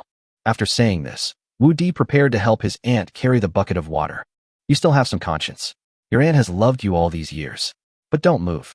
How can a grown man like you do this kind of work? Besides, you are the head of the family now. It is not your turn to do this job. Wang Qiulan easily avoided Wu Di's outstretched hand and walked into the room. In the eyes of women in the East Continent, men only need to be responsible for coordinating the overall situation and continuing the family line, and everything else is done by them, the women. Aunt, I can practice now. I just want to try out my current strength. Wu Di was ready to share this good news with his aunt so that she could be happy too. Really? You are not kidding your aunt, but you look more energetic than before. As expected, after hearing Wu Di's words, the aunt quickly put down the bathtub and water in her hands and looked at Wu Di carefully. Really? And I'm already level 5 now. Wu Di said as he made a gesture to show off his muscles, although he didn't really. That's great. That's great. Wang Qiulan felt the energy and blood in Wu Di's body and was very excited. She and Wu Di have been dependent on each other for 10 years. 10 years ago, her half-sister entrusted Wu Di to her. Although she has taken good care of him in the past 10 years, she knows that Wu Di's health is such that it is difficult for him to live to the age of 20. But now that Wu Di is able to practice, it proves that his physical condition will get better and better, not to mention increasing his lifespan. As long as his lifespan is not lost in a short period of time, he can live a few more years. If she is lucky and breaks through to level 30 before the age of 30, her lifespan can be increased by at least nearly 100 years. This will definitely be the biggest surprise for her and Wu Di. Aunt, why are you still crying? Seeing Wang Qiulan shed tears of excitement, Huaxiao Wu Di was moved and distressed.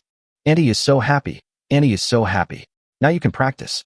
Even if Annie sacrifices her life, she will make sure you reach level 30 before you turn 30. Aunt, don't worry. We will all help your husband break through level 30 as soon as possible. At this time, Tuoba Lingxiang and the other two also came over. Aunt, you should go and have a rest. You have been busy all day. We will take care of your husband. After saying that, Tuoba Lingxiang picked up the wooden bucket and water and walked inside. Linghu Xiaoqian also hurried to the door and came in with another bucket of water, while Nangong Wani picked up the clothes for changing that were placed at the door. Okay, I'll leave the little enemy to you. There's still some water in the kitchen. I'll have green clothes bring it over. I'll go watch over the chicken soup first.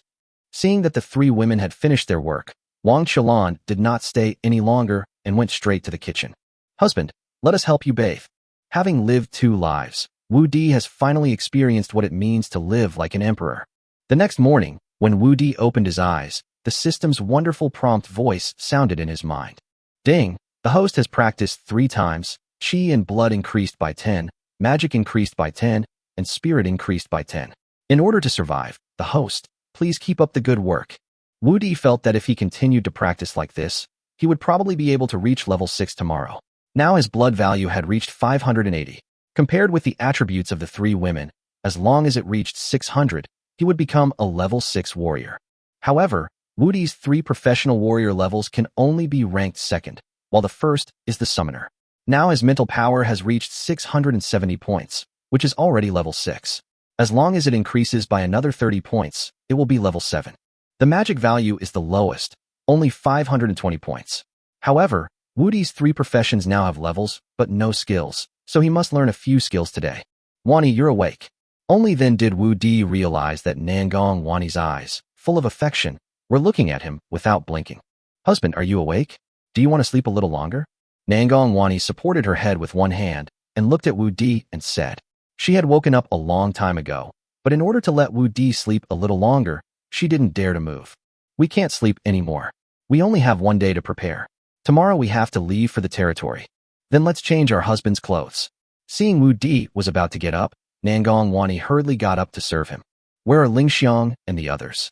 Sister Lingxiang and Sister Xiaoqian went out to work before dawn. Wu Di then remembered that he had assigned tasks to Tuoba Lingxiang and Linghu Xiaoqian yesterday.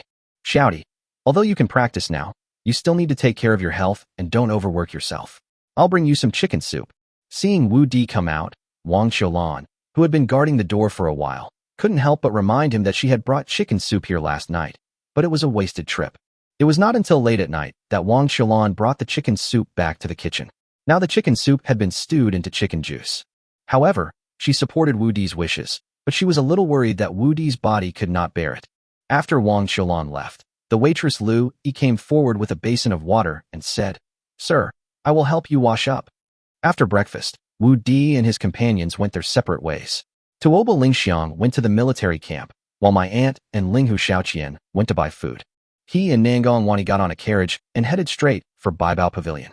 Lu Yi still served as the coachman. Baibao Pavilion was only one street away from the city lord's mansion, which was the most prosperous area in Manhwa City. There are people coming and going in front of Baibao Pavilion, and business is booming. It can be said that it makes a fortune every day, but a golden hen without a backer is always easy to attract people's attention. Chapter 14. Madam, something bad is happening. At this time, a group of uninvited guests came to the treasure pavilion. They were 8 burly women who broke into the hall of the treasure pavilion with ferocious looks. They knocked down several guards in the hall without saying a word. Immediately, more than a dozen customers in the hall rushed out. Although the shop assistants were glaring with anger, they did not dare to make any move. "Madam, it's bad. Nangong Yin and the others are here again."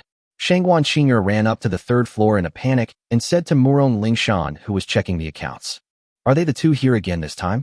Murong Lingshan frowned slightly, closed the account book, and slowly stood up. Murong Lingshan was also very troubled by Nangong Yin and Li Feifei. It was because of the pressure from these 2 people that she had to let her daughter participate in the wife selection ceremony to seek shelter. Although she has succeeded now, the only 2 treasure pavilions in her hands now belong to her brother-in-law, whom she has never met, although it seems better than being taken away by these 2 people. But she has no control over the future of the shop she has run for decades. Now she can only rely on luck and hope that her son-in-law will be nicer to her and her 2 daughters in the future. "Madam, this time they brought 6 men with them. It seems that they heard Wani was chosen, so they came here to snatch her away today. But they didn't expect that I gave the house deed to Wani as a dowry yesterday. Let's go downstairs and take a look. Although the treasure pavilion no longer belongs to me, I can't let them continue to make trouble," Murong Lingshan said as she went downstairs first. "Hey, elder sister, second sister-in-law, why are you so angry today?" Mo Rong Lingshan put on a smiling face as soon as she came downstairs and spoke first. "That's right. Nangong Yin is Murong Lingshan's elder sister-in-law and Nangong Wani's biological elder sister-in-law, while Li Feifei is the legal wife of her husband's second brother and Nangong Wani's aunt. Murong Lingshan, Baibao Pavilion is the property of my Nangong family.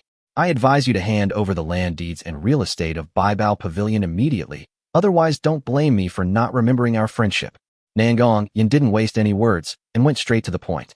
"Murong Lingshan, you 3 mothers have already moved out of the Nangong family.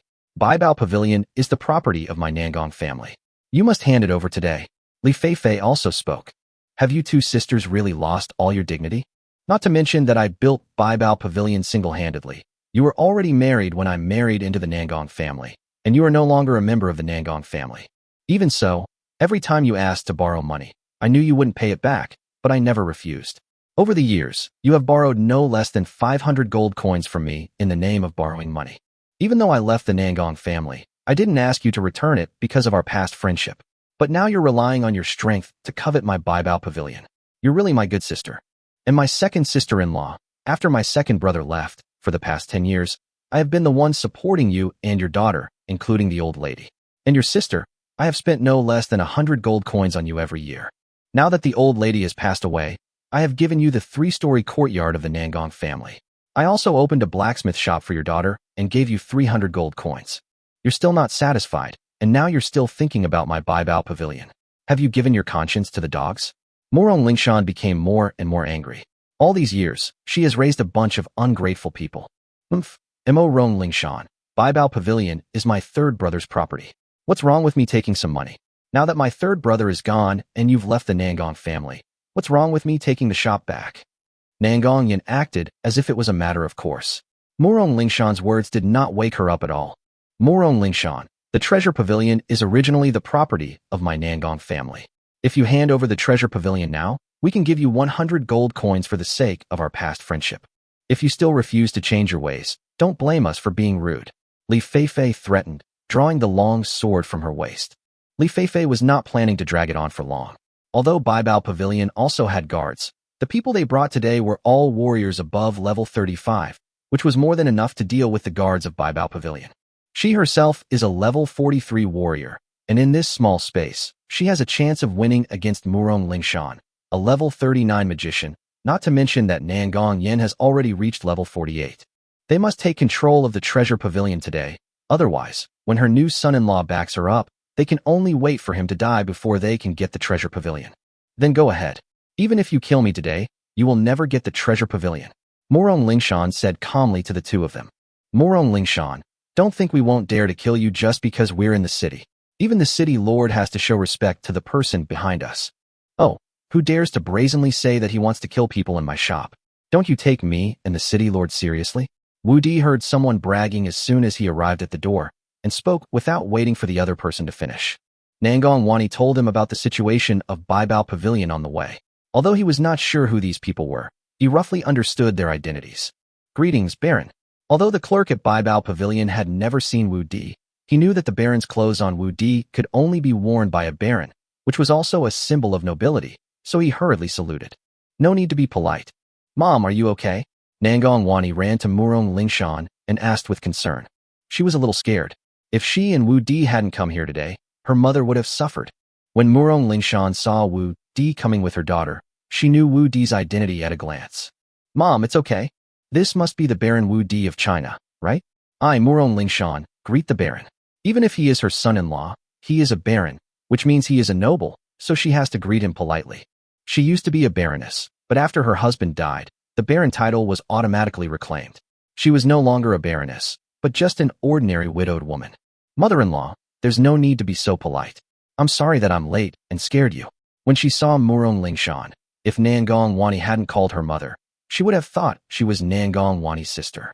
However, although the other party is young and beautiful, I still have to call her mother-in-law. Although men are superior to women in this world, the wife's parents still have to be respected. You don't have to call the parents of concubines you marry in the future. Nangong Yin and Li Feifei on the side suddenly felt something was wrong. Although they were stronger than the other party, they knew that today's plan would fail when facing Wu Di, who was a baron. Although he was only a baron, he was also a nobleman.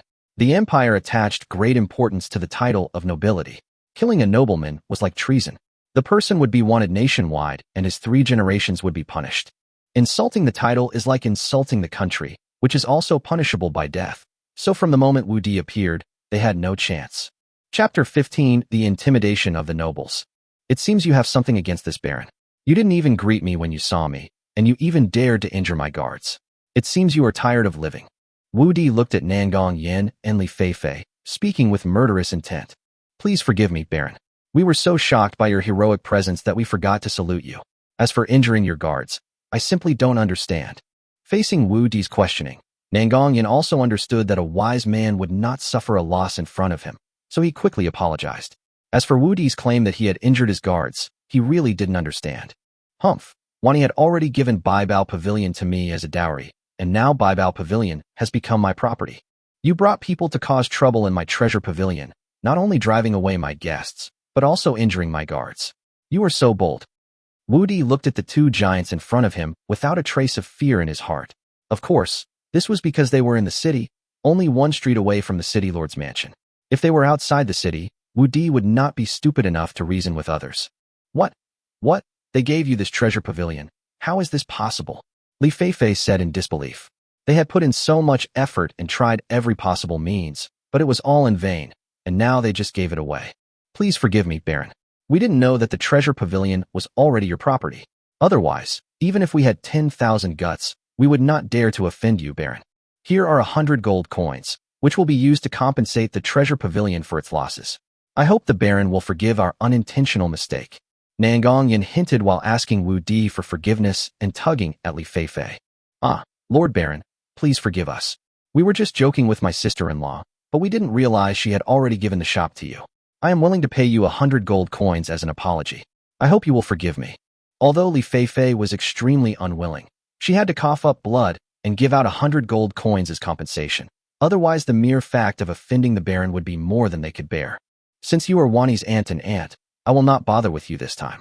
If there is a next time, don't blame me for being cruel and ruthless. Wu Di had just learned the identities of the two men from Nangong Wani. He didn't really spare them for Nangong Wani's sake. Although he was a baron, he did not have the strength to compete with the other party. Now he has to rely entirely on the intimidation of his baron status, so he can only quit while he is ahead. If he really pushes them into a corner and they fight to the death, he will suffer a great loss. No, no. In order not to disturb the baron's business, we will take our leave now. Get out. After seeing that Lu Yi had collected the gold coins from both of them, Wu Di drove them away without any hesitation. Murong Lingshan, who was watching the whole process, gave Wu Di a higher score in her heart and quietly put the 3 scrolls in her hands into the space ring. He's not weak like most men. He's neither arrogant nor conceited, and he knows when to advance and retreat. It seems Wani is luckier than me, her mother. Just now, Murong Lingshan was afraid that Wu Di, who was too young to be afraid of a tiger, would want to capture him. In that case, even if she could save Wu Di and Nangong Wani, the treasure pavilion would definitely be destroyed. Sister, not only did we fail to get the treasure pavilion this time, but we also lost 200 gold coins. Are we just going to let it go like this? Li Feifei said unwillingly as she left the treasure pavilion. Humph, this matter will definitely not be let go like this. Isn't he going out to be a lord? Nowadays, all those ownerless territories are extremely dangerous. As long as we wait for him to die, the treasure pavilion will still be ours. But you send someone to find out which territory he has chosen, and then send someone to keep an eye on it. As soon as he dies, we will take the treasure pavilion back. Okay, sister, I'll ask someone right away. With Nangong Yan's words, Li Feifei felt much better. Thank you, Baron, for rescuing me. Please come upstairs, Baron. Although he was her son-in-law, Murong Lingshan still expressed her gratitude respectfully. Mother-in-law, there are no outsiders here. You don't have to call me Baron. Just call me Wu Di. Wu Di was really not used to Murong Lingshan's respect for him. He hoped that his relationship with Murong Lingshan could be maintained through emotional connection rather than through rank, but in this world, rank was superior to emotion. If she follows the rules, she now has to call her daughter Baroness. That won't do. This is the rule. Although the Baron is Wani's husband, he is also the Baron of the Empire. Disrespecting the Baron is disrespecting the Empire. My Lord Baron, you're here to take over this time, right? I've prepared the account books. Please review them, my Lord Baron. Murong Lingshan said directly after leading Wu Di and the others to the 3rd floor. My Lord Baron, my Lord Baroness, please take a seat. I'll get you the account book right away. Murong Lingshan was not at all uncomfortable with the change in her daughter's address, and she entertained the two of them naturally. Mother-in-law, you've misunderstood. This time, I came here just to buy some equipment, skill books, and magic scrolls.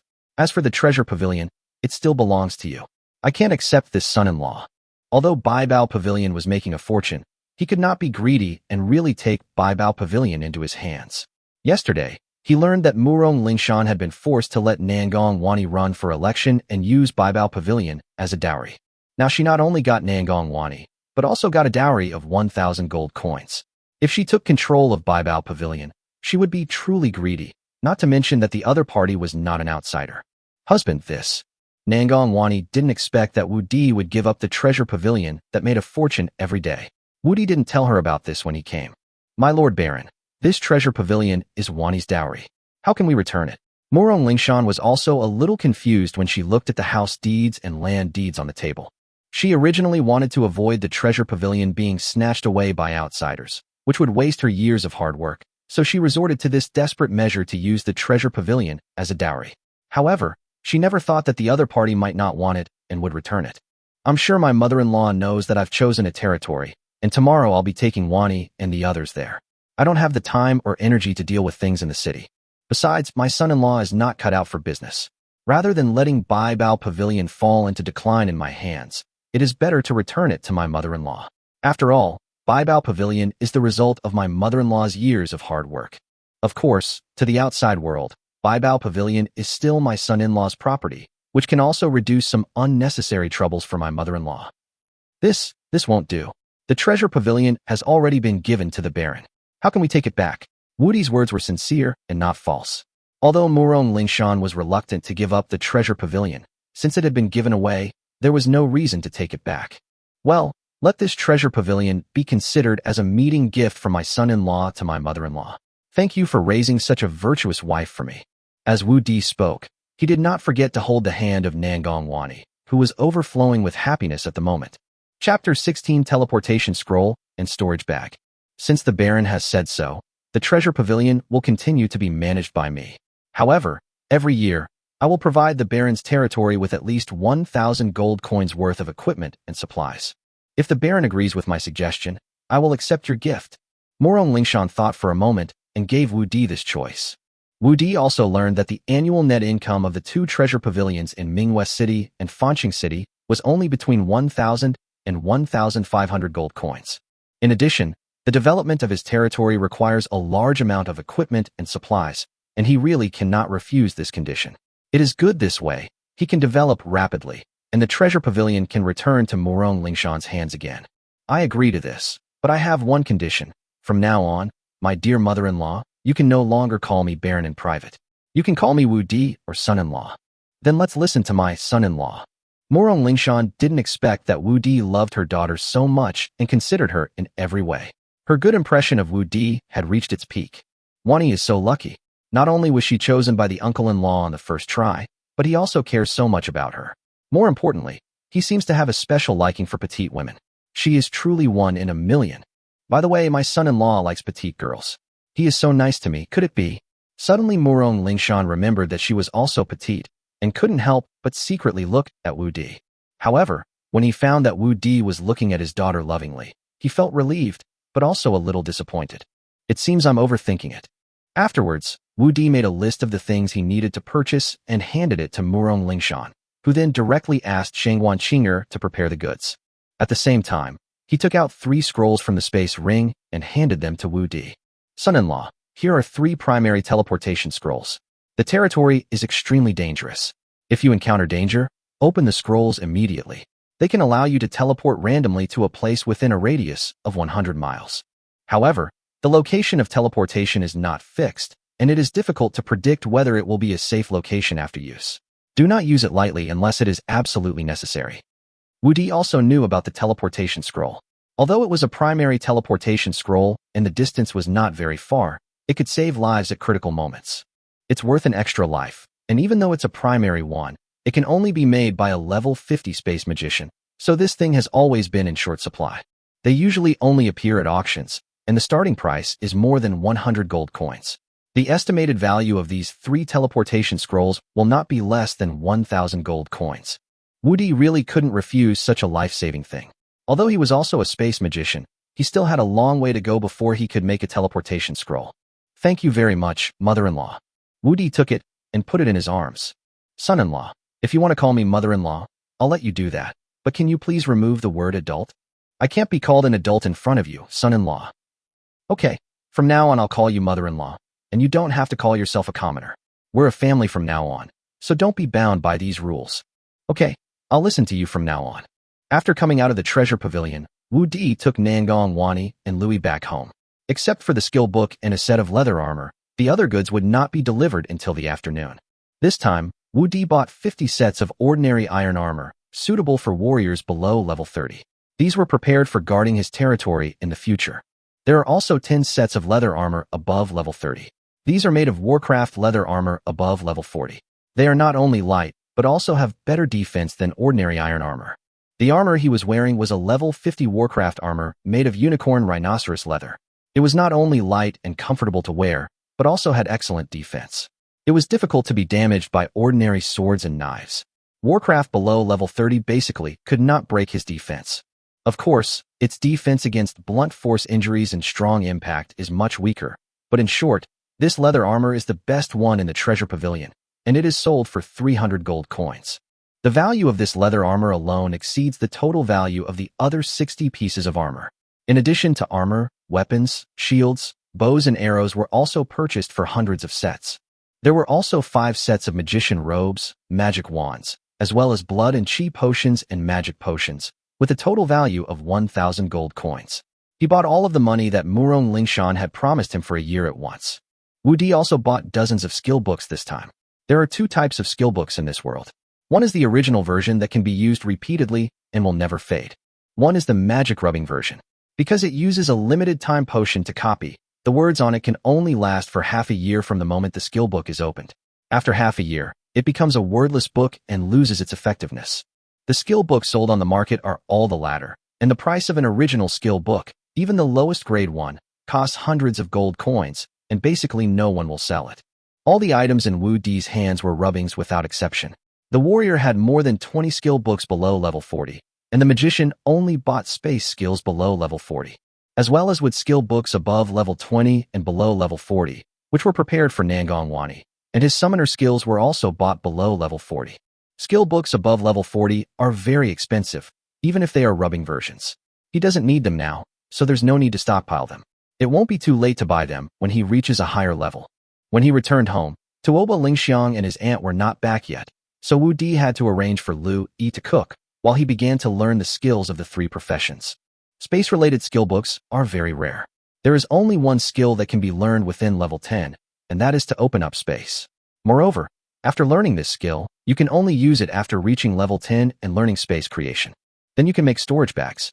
A 10-cubic storage bag can be sold for 10 gold coins. It is a surefire money-making skill.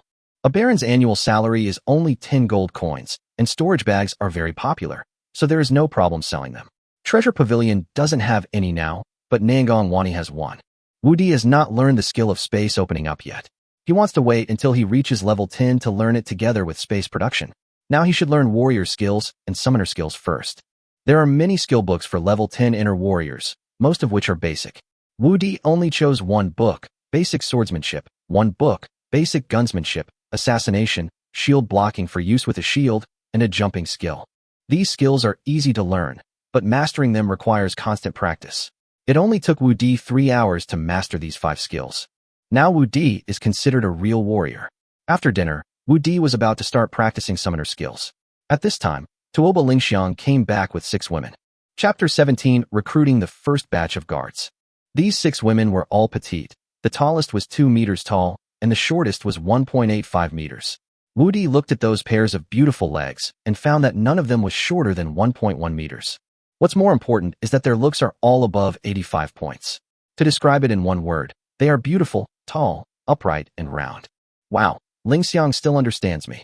Looking at the 6 women in front of him, Wu Di's heart was also surging. Although they were not as good as his 3 wives, but in his previous life, they were definitely the existences that would make people bang their heads against telephone poles. That's not right. Didn't Lingxiang go to the barracks to select guards? Why does it feel like she's going to a beauty pageant? Only then did Wu Di remember the mission that Tuoba Lingxiang had gone out on this time. My husband, Lingxiang has failed to live up to your trust. Please punish me. At this time, Tuoba Lingxiang knelt down in front of Wu Di, holding up the whip he had prepared when he came back. Tell me what's going on first. Although Wu Di's heart trembled when he saw the whip, even if he wanted to punish him, he could only do it in the room. Wu Di could only suppress the throbbing in his heart and wonder why Tuoba Lingxiang was asked to pick 10 guards, but only brought back 6 beauties. My lord, everything was going smoothly originally, but when they were selecting guards, they heard that they would have to leave the city guards and go to the territory to serve as guards for my lord, and they were unwilling to do so. Only Tingting, Jingjing, and the other 6 were willing to follow Lingxiang back. They failed to complete the task assigned by their husbands, so please punish them. Tuoba Lingxiang said, raising the whip in her hand again. Madam, please get up first. Tell your husband in detail what happened when you went to the military camp. As for the punishment, we will talk about it in the evening. Wu Di helped General Tuoba Lingxiang up. He was not in a hurry about the punishment. Husband, it's like this. Through Tuoba Lingxiang's narration, Wu Di also understood why he only brought back 6 people.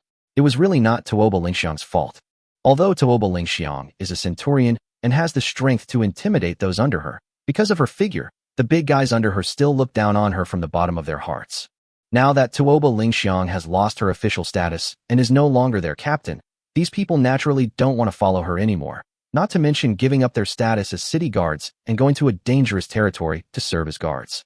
In the end, only Shan Tingting, Shu Jingjing, and 6 other weak women were willing to follow her. These 6 were her best sisters and absolutely trustworthy sisters. To be honest, Wu Di understood this very well. The status of the territory guards was not as good as that of the city guards, and the danger level of the territory was many times greater than that of the main city. No one was willing to lower their status and give up a stable job in exchange for a dangerous job. Just like barons, few barons are willing to be lords. Most lords are baronet women or widows. People like him are completely an exception. As for Shan Tingting and the other 6 girls, Wu Di also understood that although it was mostly because of Tuoba Lingxiang's feelings, it was also because they had no choice. Their figures were destined to make them the objects of exclusion. Now that Tuoba Lingxiang was gone, their future would definitely not be easy without her protection, so they had to leave. In fact, there is another reason that Wu Di did not expect. Since he chose 3 weak women as his wives at once yesterday, it was like giving absolute affirmation to the group of weak women. All the weak women who heard the news became Wu Di's little fans. Even the weak women who did not become his little fans had a much better impression of Wu Di. Even though he was powerful, Shangwan Mingyue, the city lord, had a good impression of Wu Di. So when Dan Tingting and the other 6 girls heard that they were coming to serve as guards for Wu Di, they agreed without even thinking about it. Well, it's not your fault. Since they don't want to come, we won't force them. But, my husband, we are going to the territory tomorrow. The territory is extremely dangerous. I'm afraid that just a few of us can't protect you. Tuoba Lingxiang was very worried about Wu Di's safety. After all, except for her, a level 30 warrior, none of the other 6 girls, Shan Tingting, had reached level 30. If they encountered powerful bandits, they would not be able to protect Wu Di's safety at all. My lord, I have an idea, but I don't know whether I should tell you or not. After hearing what Tuoba Lingxiang said, Shu Jingjing stood up behind her and said, Jingjing, if you have any ideas, tell your husband quickly. Tuoba Lingxiang grabbed Shu Jingjing's hand like a drowning man grabbing a straw. Shu Jingjing smiled at Tuoba Lingxiang, then looked at Wu Di without saying anything. Although she had always obeyed Tuoba Lingxiang before, now that she was here, she knew very well that Wu Di was the boss. Go ahead, tell me if you have any good ideas. If you come up with a good idea, you'll be rewarded. If you don't, we won't blame you. In fact, if you don't require big guards, it's still easy to recruit guards like us. But if the time is too short, the number may not be enough to satisfy the Lord.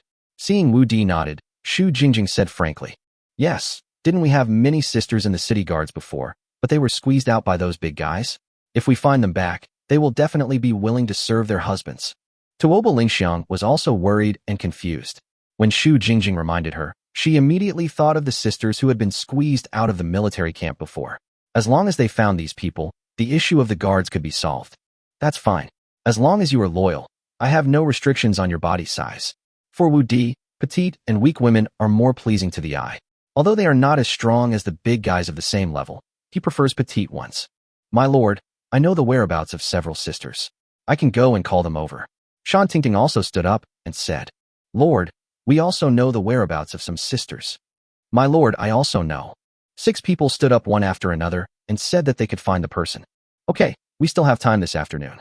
Go find some people and go back to say goodbye to your families. Come back and gather at noon tomorrow morning. No matter how many people you find, we'll all set off for the territory tomorrow. Yes, my lord. Wait, each of you take 10 gold coins with you. Anyone who is willing to come will be given 1 gold coin as settling-in fee, and it goes the same for you. Seeing the 6 women turning around, Wu Di hurriedly called out to the 6 people. The emperor has plenty of hungry soldiers. If he wants them to work for him, he can't just shout slogans. Besides, they have to pay taxes every year in addition to their living expenses, and they basically have no money left over throughout the year. 1 gold coin is almost their annual salary. With this money, they can better arrange their family affairs and go to the territory with him with peace of mind. As for whether he would run away with the gold coins, Wu Di was not worried at all. If nothing unexpected happens, these 6 people will definitely need to be trained well in the future. This can be regarded as the first test. If 60 gold coins could reveal the character of these 6 people, then it would definitely be a win for him. Chapter 18, Undead Summoner. The 6 people received the gold coins, and their affection for Wu Di increased. They did not expect Wu Di to be so generous and trust them so much. They were deeply moved as they had never been valued in all these years. Husband, do you trust them just like that? If you employ someone, trust him. If you doubt him, don't employ him. If they are willing to come, I am willing to employ them. Besides, they were all brought back by Madam. Even if I don't trust them, I still believe in Madam's judgment. Husband, meeting you is the luckiest thing in Lingxiang's life. Tuoba Lingxiang threw herself into Wu Di's arms, her heart full of emotion and happiness. Then you're on top tonight. Husband, you are so bad. A 30-year-old woman is actually like a little girl. She's so shy, Wu Di said to himself as he watched Tuoba Lingxiang running away shyly. Talisman making and summoning looked at the 2 skill books in his hands. These were the summoner skills he could learn now. Talisman making was an essential skill for summoners. Because the summoner does not rely on blood or magic to release skills, but relies on mental strength and various talismans. Only after learning the art of talisman making can one have the ability to make various talismans. The production of each kind of talisman is inseparable from the art of talisman making. Of course, you can also buy talismans, but that is not only extremely wasteful, but it is also difficult to buy talismans to meet your needs. Therefore, talisman making is a skill that every summoner must learn, and summoning is the symbol of the summoner's identity and the summoner's greatest reliance. There are many kinds of summoners, such as dark summoners, who summon dark creatures, undead summoners, who summon undead creatures, and angel summoners, who summon angels. The World of Warcraft summoner summons World of Warcraft. This type of summoner is the most numerous. There are also puppet summoners, alien summoners, etc. But no matter what kind of summoner it is, they cannot summon infinitely. To summon one's own creature, one not only needs summoning talismans, but also strong mental power. Summoners can learn summoning skills at level 5, and the strength of the summoned creature depends on the summoner's mental power. Generally, the level of primary summons will not exceed the summoner level by much, and only one summon can be summoned before level 30. It can only be summoned again after the current summon dies. However, summons can also grow and upgrade. Even if it is a primary summon, as long as it does not die in battle, it can accompany you for a lifetime. After reaching level 30, you can summon another summon. At levels 50 and 70, you can add a summoned beast. After level 70, you can have 4 summoned beasts. If the strength of the summoned beasts reaches level 70, they will be invincible at the same level. However, the type of summoner is not determined by the summoner himself. It depends on the type of the first summoned creature. In order to improve his own strength, Wu Di did not learn the art of talisman making first, but took more than 30 summoning talismans from the treasure pavilion. He was not sure whether these 30 talismans could successfully summon. After all, the first summoning requires proficiency, but there are only about 30 summoning talismans in the treasure pavilion, and they have been stored for several years. There is no way, there are too few summoners, and it is difficult to collect and sell them. If he still couldn't successfully summon these 30 or so talismans, then he would have no choice but to learn the art of talisman making first. After spending an hour confirming that he had learned the summoning technique, Wu Di held a summoning talisman and nervously recited the spell. Angel, it must be an angel. While chanting the spell, Wu Di was thinking in his heart that he could become an angel summoner. Even if the angel is of low level, its combat power is far superior to that of summoned creatures of the same level. Angel summons are the only summons that can be practiced in the same combat method. They can attack from a distance and defend from close range. They are the dream summons of all summoners. As Wu Di chanted the spell, the talisman in his hand began to burn. Wu Di shot it toward the ground in front of him, and a hexagram-shaped magic circle appeared on the ground. However, the magic circle seemed to be dim, and many parts were not connected. It was obvious that this summoning had failed. Come again. Seeing this, Wu Di took out the talisman again and began to chant the spell. The same operation, the same hexagram, looks no different from last time. Come again. Come again. There are only 3 left. Looking at the only 3 talismans left in his hand, Wu Di's original excitement had long been wiped out. If these 3 don't work, I'll have to wait until I learn the art of talisman making and make my own summoning talismans before I can summon them. Come, my summon.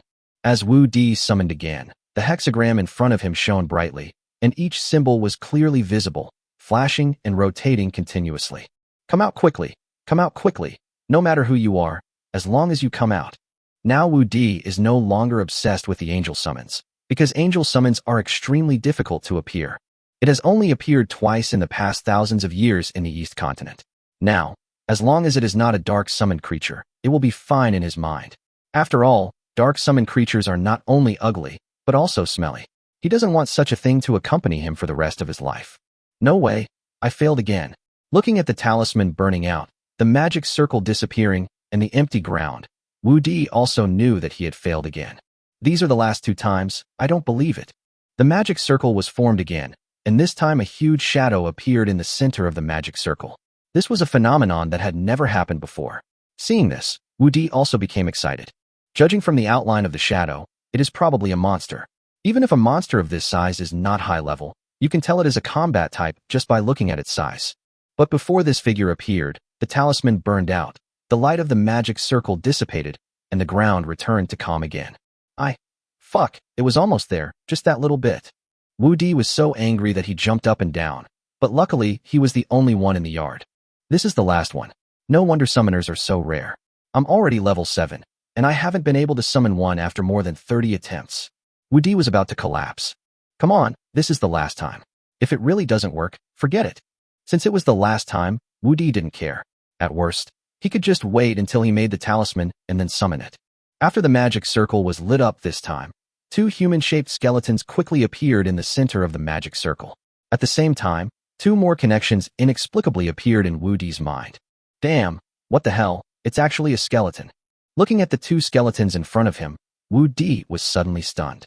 The appearance of the skeletons also meant that he was an undead summoner.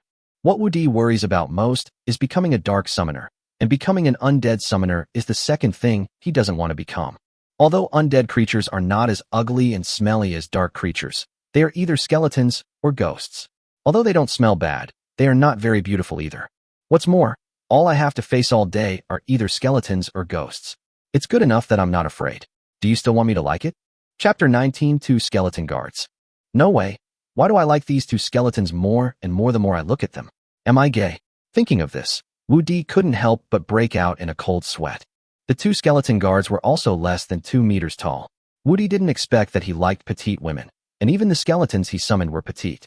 One of the 2 skeletons was holding a bone shield and a dagger, and the other was holding a bone bow. He also had a bone quiver on his back, which contained dozens of bone arrows. The 2 skeletons stood side by side, looking at Wu Di with empty eyes, as if waiting for Wu Di's orders. It's actually a sword and shield skeleton, and a skeleton archer. Wu Di was very surprised. Although summoners are rare, he still knows the basic information. The initial standard configuration of the undead summoner is usually a single-axe skeleton, which not only has weak attack power, but also has very slow movement and attack speeds. However, it has 30% damage reduction and immunity to magic damage and arrow damage.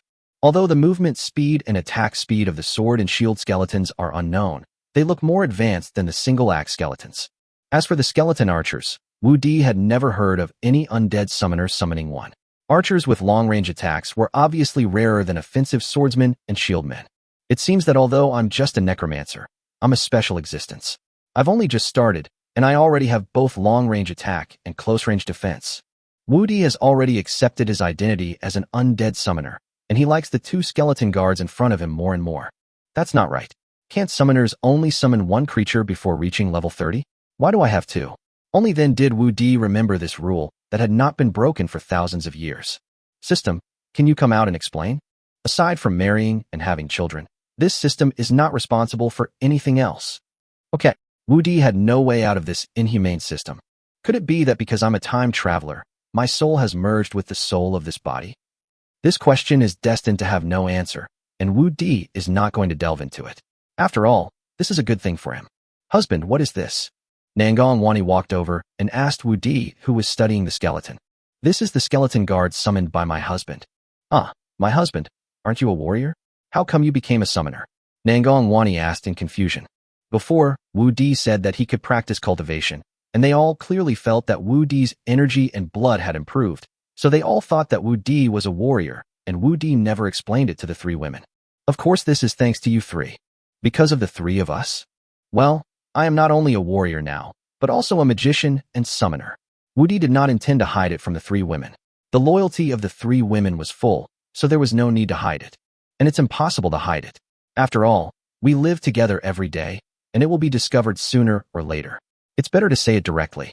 No wonder you bought the Summoners and Magicians skill books earlier. Does that mean your magic attribute is space-based? When Nangong Wani heard Wu Di say this, she immediately guessed Wu Di's magical attributes from the skill book he bought. You're such a clever kid, but don't tell anyone else. From now on I'll be a summoner in front of outsiders. Wu Di scratched Nangong Wani's nose, intending to act like a summoner from now on. The other 2 professions can easily hide as long as they don't use skills in front of the summoner, but the summoned creatures around the summoner cannot be hidden. Although the summoned creature is absolutely loyal to the summoner, its only flaw is that it cannot stay too far away from the summoner. Wu Di is now level 6, and his skeleton guards can only stay within 60 meters of him. That is to say, his skeleton guards can only move or fight within a radius of 60 meters from him. Once they exceed this range, the skeleton guards will lose control. Husband, Wani understands this, but before a summoner reaches level 30, can they only summon 1 creature? Why can you summon 2? Are you already level 30? My summoner level is only level 7, and they're only level 10. They're not that strong. I don't know how I can summon 2 at once. Husband, we can investigate this later, but for now it's best to hide a skeleton guard. If other summoners find out, they might become more interested in this matter, and then you, my husband, will be in danger. You make sense. We really can't let others find out, but how can we hide it? Woody was also in trouble for a moment. There was no such treasure as the spirit beast bag in this world. Husband, in fact, just let one of them wear leather armor so that no one can find out that he is also a skeleton guard. Yes, just let them wear equipment and helmets to cover up all their skeleton characteristics. Then no one will know. Woody slapped his thigh. He knew such a simple question, but he didn't think about it further. It just so happens that the skeleton archer can attack from a distance, so hiding it is perfect. Woody made a decision quickly. Husband, the food is ready. Haven't my aunt and the others come back yet? At this time, Tuoba Lingxiang also came out. Husband, this is... Woody had to explain again. Tuoba Lingxiang was also very surprised, but he didn't understand why Woody could summon 2 skeletons. It's getting dark. I hope nothing has happened to my aunt and the others. At this time, Woody looked at the sky and frowned slightly. Nothing serious should happen in the city. Maybe he was delayed by other things. Why don't we go look for him? Tuoba Lingxiang is the oldest and was a city guard before, so he is not very anxious about this. Then let's go, Wu Di said and walked towards the door, and the 2 women followed him. However, as soon as the 3 of them went out, they met the 2 women coming towards them. Husband, little enemy, why did you come out? Aunt, Xiaoqian, I'm glad you're back. Wu Di looked at the 2 women and the 2 carriages behind them and felt relieved. Xiaodi, are you planning to come to us about this? We saw that it was getting dark and you guys hadn't come back yet, so we decided to go out and take a look. Xiaodi, you can't do this when we go to the territory next time. From now on, no matter whether we are asleep or not, you can only wait for us in the Lord's mansion and you must not leave the Lord's mansion. You are the Lord and the head of the family. It doesn't matter if anything happens to any of us, but you must not get hurt. Do you understand? Wang Qiulan looked at Wu Di and said earnestly, Husband, my aunt is right. From now on, we will take care of all the things outside. You just need to make decisions at home. No matter what happens, you must not put yourself in danger. Tuoba Lingxiang also agreed with Wang Qiulan's opinion. Chapter 20 Food Problem. Yes, husband, now you have us. Just ask us to do anything. Although we are not strong, we will do our best to complete anything you ask us to do. Husband, my aunt and my 2 sisters are right. From now on, just leave everything to us. And you are a noble, so you must not put yourself in danger in the future. Nangong Wani also expressed this by pulling Wu Di's arm. Listen to me, these are just rumors. I just went out to pick someone up, and you guys made a big deal out of it. You even made me, a grown man, hide behind a bunch of women. How can I still be hard in the future? Although I am now a noble and can practice cultivation, I am afraid that my freedom will be taken away from me from now on. It seems that my dream of killing monsters and leveling up and going out for training will probably be difficult. Wu Di sighed in his heart. This world he traveled to was not as good as he had imagined. If he wanted to act freely, he had to deal with these women in front of him. Aunt, you have been out for a whole day? You must be hungry. Let's eat first. Wu Di quickly changed the subject. It was impossible for him to agree to that. He would never agree to it in this lifetime. But he couldn't bear to refuse. After all the girls were concerned about his safety and valued his safety more than their own. He couldn't refuse this affection. After returning to the dinner table, Wu Di finally understood why his aunt and the others came back late. This was because there was a severe drought in the Silver Moon Empire this year, and food was very tight, especially in the north where Manhwa City was located, where the production reduction was even more serious. Nowadays, 80% of Manhwa City's food has to be purchased from the south. Although the empire controls the price of food, the long distance and difficulty in transportation have caused the price of food to double. But what is more important is not the price, but the quantity limit. Ordinary people can only buy 1 kilogram of grain at a time and cannot hoard more than 10 kilograms of grain. Once someone is found hoarding grain, they will be beheaded. Although the standards for barons and baronesses were much higher, they were not allowed to store more than 100 kilograms of grain. Fortunately, Wu Di also had a territory, and everything in the territory was managed by the lord and was not under the control of the city lord. In addition to collecting taxes, the lord is the king of the territory. As long as you have the ability, you can stockpile as much food as you want. However, when purchasing food in Manhwa City, the grain store must abide by the regulations of Manhwa City. Even if Wang Qiulan and Ling Hu Qinger had Wu Di's lord token, a grain store could only sell them 100 kilograms of grain, So Wang Xiaolan and Ling Huqing ran around 20 grain stores in Manhwa City today and only bought 2,000 kilograms of grain. Aunt, you guys have worked so hard. Although 1 ton of food is not much, it is enough for now. Let's think of a solution after the territory is settled. Little enemy, we inquired about this when we bought food today. Most of the people in your territory rely on digging wild vegetables and tree bark for a living. Without enough food, many people will starve to death. We will definitely need to recruit guards after we reach the territory. This amount of food will only be enough for us to eat for a month or 2 at most. We need to leave someone behind in the city to buy more food. Wang Xiaolan actually wanted to stay in the city to help Wu Di prepare food, but she was worried about Wu Di's safety, so she had to stay by his side to protect him. Aunt, no need. Food is also in short supply in Manhwa City. It's unrealistic to rely on purchasing food to feed the entire territory, and we don't have that much money. I'll go check out the territory first before making any plans. Although the territory I chose is poor, I don't believe it's so poor that it can't even support its inhabitants. The money Wu Di has available now is less than 1,000 gold coins, and his territory has an estimated population of about 10,000, which is enough to buy food for a few months. But he couldn't spend all his money on this. Building the territory and recruiting guards required a lot of money. More importantly, he understood the principle of repaying kindness with resentment. Moreover, he had considered this issue when he chose this territory. Since it was close to the wild forest, he could organize the people and guards to go hunting. There was also a river in the territory, so he could also organize the people to go fishing. There is a barren black stone land to the east of the territory. Wu Di guessed that it was an open-pit coal mine. Of course, he would have to go and see it to know for sure. There is a salt mine 30 miles away in the wild forest to the north. Although it is dangerous and difficult to mine in the wild forest, there is always a way to solve it. It is precisely because of these points that Wu Di chose this place as his territory. If it really is a coal mine, and the problem of the salt mine is solved, then food will not be a problem at all. Okay, Andy will listen to you. By the way, Ling Xiang, didn't you go to the military camp to recruit guards? Why don't you see any guards? Wang Xiaolan suddenly thought of the guards and looked at Tuoba Ling Xiang. Aunt, the journey is long, and we have to escort so much food and supplies. I'm worried that we don't have enough guards, so I asked them to go out and recruit people. Come and gather tomorrow morning. Wu Di was afraid that Tuoba Ling Xiang would be embarrassed, so he quickly took over the conversation. Xiao Di, you're right. 10 guards are definitely not enough. I was worried today about not having enough guards, so I plan to find a mercenary group to escort us tomorrow. Since you, Xiao Di, have already made the arrangements, I am relieved. Wang Xiaolan looked at Wu Di with relief in her eyes. She felt that Wu Di had become much more mature in his words and deeds since his last serious illness, and was no longer the child he used to be. During the meal, Wu Di told his aunt and Linghu Xiaoqian about his 3 professions. The women were surprised and happy about this. 99% of the men in the East Continent are unable to practice, but Wu Di can not only practice, but can also practice 3 professions at the same time. Although they didn't know why, it didn't affect their excitement at all. Xiao Di, Lu Yi and I will clean up here.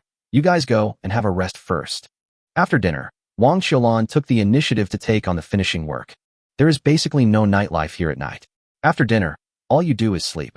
Then thank you for your hard work, Aunt and Lu Yi.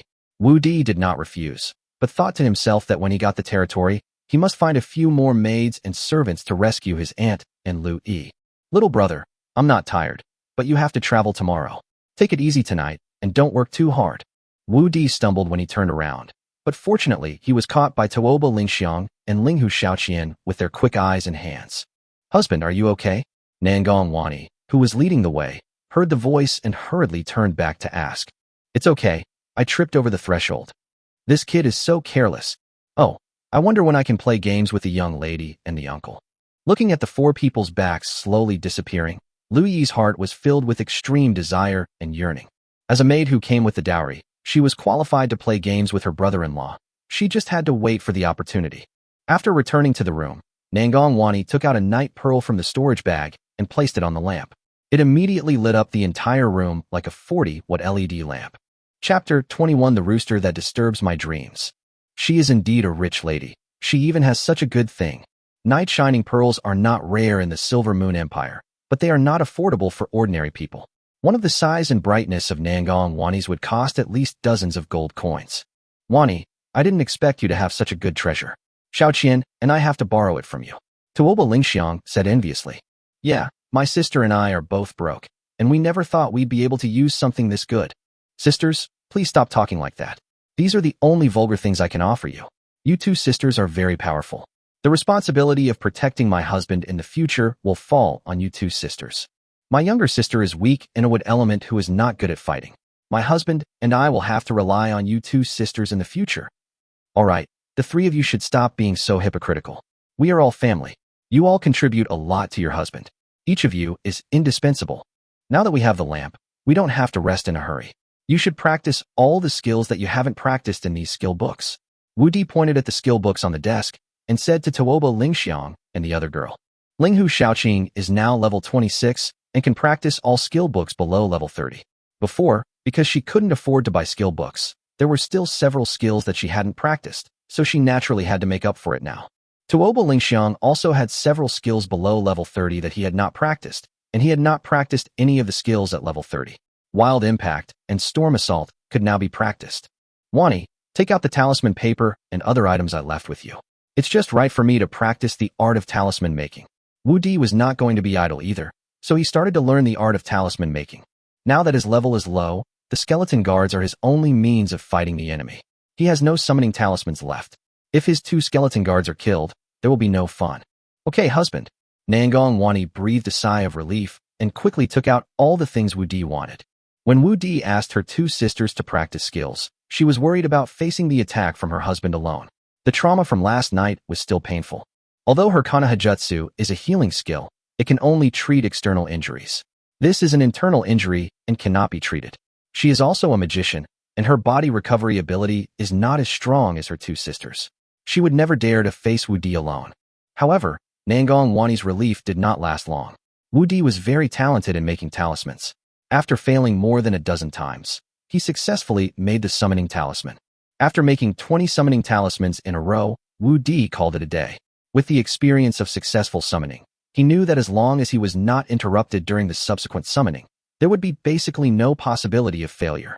Therefore, these 20 summoning talismans were enough for him to summon 10 or 20 times. There was no need to draw too many at one time. Moreover, the 3 pairs of long legs in the room had been swaying in front of his eyes, and he could no longer hold back. However, the 2 girls are still practicing, so the Vanguard Knight tonight can only be Nangong Wani, the magician. Husband, why don't you paint anymore? Seeing Wu Di finish his work, Nangong Wani had a bad feeling, just like a lamb in the sheepfold, shivering in the corner facing the big bad wolf. I'm tired of drawing talismans and want to draw something else. Wu Di smiled, stretched his arms, and walked straight towards Nangong Wani. Then what do you want to draw, my husband? Ah. Amid Nangong Wani's exclamation, Master Wu Di began his creative journey. Master Wu Di's painting style is unique, and he often creates work spontaneously. In a short while, an exquisite painting appears before his eyes. Looking at the masterpiece in front of him, Wu Di couldn't help but feel excited, and he wished he could immerse himself in the painting. Such a beautiful painting will certainly receive applause, which is a praise for the masterpiece and an encouragement to the creator. The applause continued for a long time until Tuoba Lingxiang and Linghu Xiaoqian turned off the lights, and then the applause gradually stopped. In the morning, cluck, cluck, cluck. Whose rooster is it that's letting me sleep so early in the morning? Wu Di opened his eyes and complained to the guy who disturbed his sweet dream. The host practiced with his wife 6 times last night, and his health increased by 20, magic power increased by 20, and spirit increased by 20. As soon as Wu Di opened his eyes, the system's prompt appeared in his mind. Host, Wu Di from China. Age, 18. Height, 188 centimeters. Wives and concubines, 3.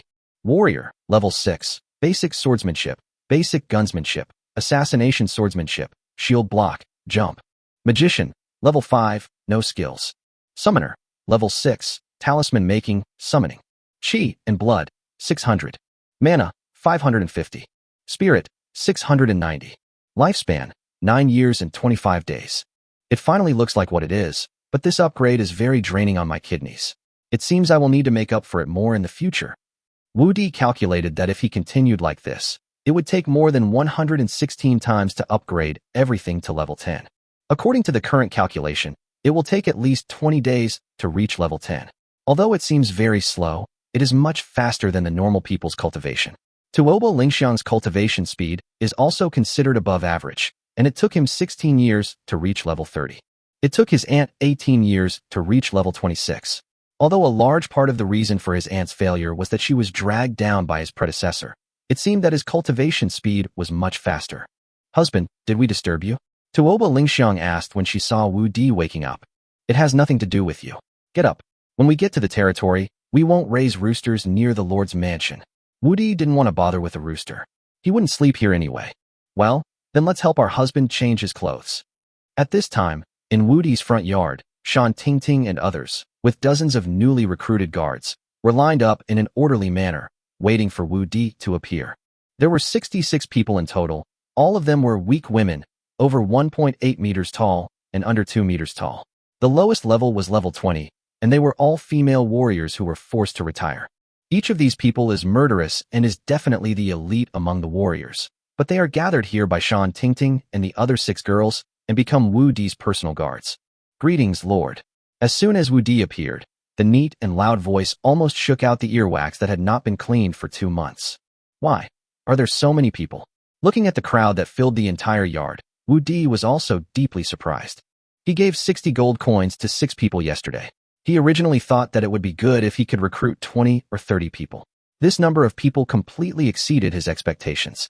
My lord, due to lack of time, we have only recruited 60 people, and many sisters have either joined the mercenary team or are away on missions and have not returned yet. However, we have also left a message for them. If they come back and see it, they will go to the territory on their own, with 60 people behind them. If the Lord is not satisfied with anything, we can also let them leave. Chapter 22. The guards set out for the territory. Shan Tingting is level 28 and the strongest, so she naturally became the leader of the guards. Then let me take a look first. Wu Di remained calm, but he was actually very excited inside. The rows of neatly aligned long legs almost made him leg blind. What a pity there are no stockings. Wu Di expressed regret. Looking up, although there are some differences in clothing and skin color, the faintly visible abdominal muscles and waistline are tight, toned, and a little wild. Well, no AB all CD. There shouldn't be any fakes in this world. I'll check it carefully when I have a chance. Wow, with your height, you actually have a lowly face. Well, this one is not bad either. It has a queen-like style. Wow, this is so seductive. I can't control myself. Hey, why does this look so much like a female star from my previous life? Yeah, this is so mature, but I like it too. That's so cool. But why does it remind me of the homeroom teacher I fantasized about for years in college? Looking at the goddess-level guards, Wu Di laughed like a goose in his heart. It seems that Dan Tingting and the others all understand me. They are all top-notch, with looks above 80%, not to mention their figures. None of them are below 90%. We have to give these 6 of them chicken legs, or they have to be promoted and get a raise. Why does it look to me like my husband is selecting guards instead of beauties? Tuoba Lingxiang wondered as she watched Wu Di moving among a group of women. Good, very good. Shan Tingting, Shu Jingjing, the 6 of you have performed meritorious service this time. I will reward you well when we arrive at the territory. Thank you, Lord. Seeing that Wu Di was very satisfied and wanted to reward them, the 6 people thanked him excitedly one by one. My lord, are they all staying? Shan Tingting asked tentatively. Of course, they're all very beautiful and excellent, so naturally they'll all stay. The 6 of you will be squad leaders from now on, and each of you will select 10 people to serve as your subordinates. You will appoint yourselves as sergeants. Once you have chosen, go to the carriage to collect your weapons and equipment. We will set off in a quarter of an hour. Yes, my lord. Shouty, now that we have this group of guards, it shouldn't be a problem to reach the territory safely. It's just that you gave them 60 gold coins yesterday, and now only 66 people have returned. There must be 6 people who didn't receive their resettlement allowance. Even though they didn't mention it, you can't ignore it, and you can't leave hidden dangers for the future. Mayan is right. I was negligent in this matter. If it causes dissatisfaction among these 6 people, it may indeed leave hidden dangers. I will ask Shan Tingting to deal with this matter later. Lord, we are ready and can set off at any time. In just 10 minutes, Shan Tingting came to report. Very good, let's go. Wu Di waved his hand on the carriage, and the huge convoy started moving. There were 8 2-horse carriages in total. The first 2 were carriages with compartments for passengers, and the last 6 were freight cars loaded with food, goods, and equipment. There were only 2 war horses, which were the mounts of Tuoba Lingxiang and his aunt Wang Qiulan. They did not want to ride in a carriage, but instead rode their war horses in front to lead the way. Shan Tingting and 66 others guarded both sides of the convoy. The 2 vans in front were led by Shan Tingting and Shu Jingjing, and the 6 carriages at the back were guarded by the remaining 4 guard teams. Dan Ting Ting, there are still 6 of you who haven't received your resettlement allowance. For those who haven't received it, have them collect it from the Lord's mansion when they arrive in the territory. Looking at Shan Tingting, who was driving in front, Wu Di spoke, worried that she would forget about this matter once she got busy in the territory. Lord, you don't need to pay this. The 6 of us don't have any family, so we don't need any resettlement fees. And since you let us be squad leaders right after we arrived, we're already very satisfied. So, it's you 6 squad leaders who didn't receive the resettlement allowance. It's a blessing for the 6 of us to be able to follow the Lord. We don't want any resettlement fees or anything like that. As long as the Lord can give us something to eat and a safe place to live, we'll be satisfied. What a wonderful world this is. As long as you have food and shelter, there are plenty of top-notch women who will work for you. Woody used to think about going back, but now he feels that this world is pretty good. In my previous life, I was brainwashed by the toxic chicken soup of capitalism. A large number of women are ambitious but lack the skills.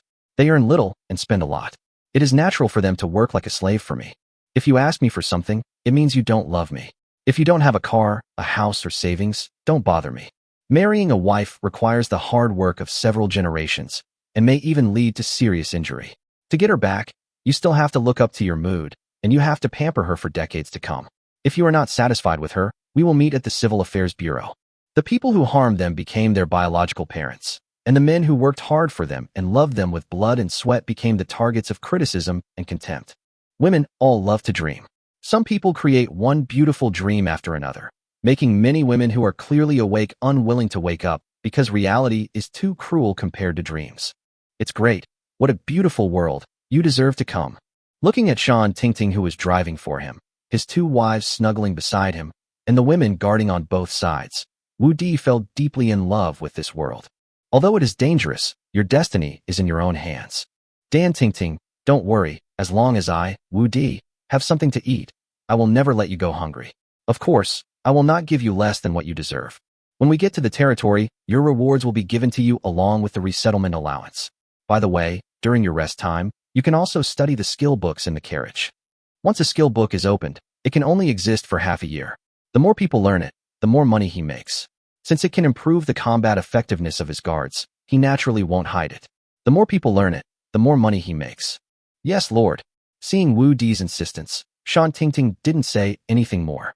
They had all seen the skill books on the carriage, and they didn't expect that they could also learn them. Although they are all in their 20s, they have not yet fully learned many of the skill books of level 10. Low-level fighters like them usually only choose a few skills. This is because many people share a skill book, otherwise there would be fewer skills to learn. Now that there is free learning, naturally people will not refuse it. Shangguan Mingyue was handling government affairs in the study of the city lord's mansion when the maid Yang Shihua pushed the door open and walked in. In the entire Mingyue city, only Yang Shihua and her sister Shangguan Fanqing could enter the study without knocking. Lord City Lord, Baron Wu Di of China's convoy left the city a quarter of an hour ago. Are you setting off today? I wonder if you are truly fearless or just a reckless man. Tuoba Lingxiang only recruited 6 guards in the military camp yesterday. She knew that it was not enough to recruit 10 guards for Wu Di. She didn't expect that they would set off today. Chapter 23: The 2 Women Who Refused to Give Up. My Lord City Lord, Baron Wu Di of China used those 6 guards yesterday to recruit another 60 sisters who were previously ostracized and retired in one night. Including the Baron himself, his wife, his maid, and his aunt, there are a total of 73 people, including skeleton archers. There is also a skeleton swordsman and shield man in the team, so it can be confirmed that there is an undead summoner in the team. Yang Shuoi reported the total number of people in Wu Di's convoy, but she didn't know that Wu Di was the undead summoner. She mistook the tightly wrapped skeleton bow and arrow for the undead summoner. Oh, I didn't expect that he could recruit a team of guards and a necromancer in such a short time. It seems that he has some skills. I hope he can bring me some surprises. Shangguan Mingyue was very surprised, but she didn't take it too seriously, even though Wu Di touched her heart and made her feel good about him. But after all, it's good enough for a man who can't escape the curse to attract her attention. She doesn't want to invest too much emotion in him, for she is afraid of feeling hurt. In a mansion on the other side, Li Feifei also walked into Nangong Yan's room. As soon as Li Feifei came in, Nangong Yan couldn't wait to ask, "Have you found out everything?" "I found out. That kid just happened to choose hibiscus collar. He's really courting death. Haha, it seems that God is really helping me. There are monsters everywhere there, and we don't even need to do anything. That kid will definitely die within a few months, and then the treasure pavilion will still be ours. Nangong Yin laughed out loud. She didn't expect Wu Di would choose such a place to commit suicide. Humph. Even if the Warcraft can't kill him, we can contact the big sister of Black Demon Mountain to kill him. Li Feifei echoed viciously. There's no rush for this. We can't take this step unless it's absolutely necessary. If the news leaks out, there will be no place for us in the Silver Moon Empire. Let's wait 3 months first. If he's still not dead in 3 months, then it won't be too late for us to take action. Nangong Yin didn't want to live a life of escape, not to mention that their foundation was in the Silver Moon Empire. Once the matter was exposed, the consequences would not be something they were willing to bear. Then let him live a little longer. When they go to the territory, we will send people to keep an eye on him. Once he dies, we will immediately take over the treasure pavilion. Li Feifei didn't know yet that Wu Di had already set off. She had gone to inquire about the territory chosen by Wu Di, and only then did she remember to send someone to follow him. Xiao Di, we have entered the Falcon territory. Do you want to take a break? After the team had marched for several hours, Wang Xiaolan was worried that Wu Di could not stand sitting for a long time, so she turned around and asked Wu Di in the carriage. Then let's find a shade under a tree and rest for a while. Wu Di had never left Manhwa City before, and now that he was out, it was a good opportunity to see if the world outside was the same as he imagined. After getting off the bus, Wu Di felt as if he was back in his previous life, on a country road far away from the city. In the distance, there were crops and farmland, with smoke curling up from cooking fires. In the near distance, there were lush grasses. The winding road was refreshing and made people feel relaxed and happy. The only difference is that the air in this world is fresh, the oxygen content is very high, and there are countless towering trees, with trees with a diameter of several meters being seen everywhere. The giant tree in front of Wu Di required at least 3 people to hug it together. There were no less than dozens of such giant trees as far as the eye could see, and this was just the human area. It was obvious what the wild forest, an area that had never been visited by humans, was like. Wu Di felt a yearning for it, and at the same time, he also felt a sense of awe for nature. After a short rest, Wu Di couldn't wait to set off.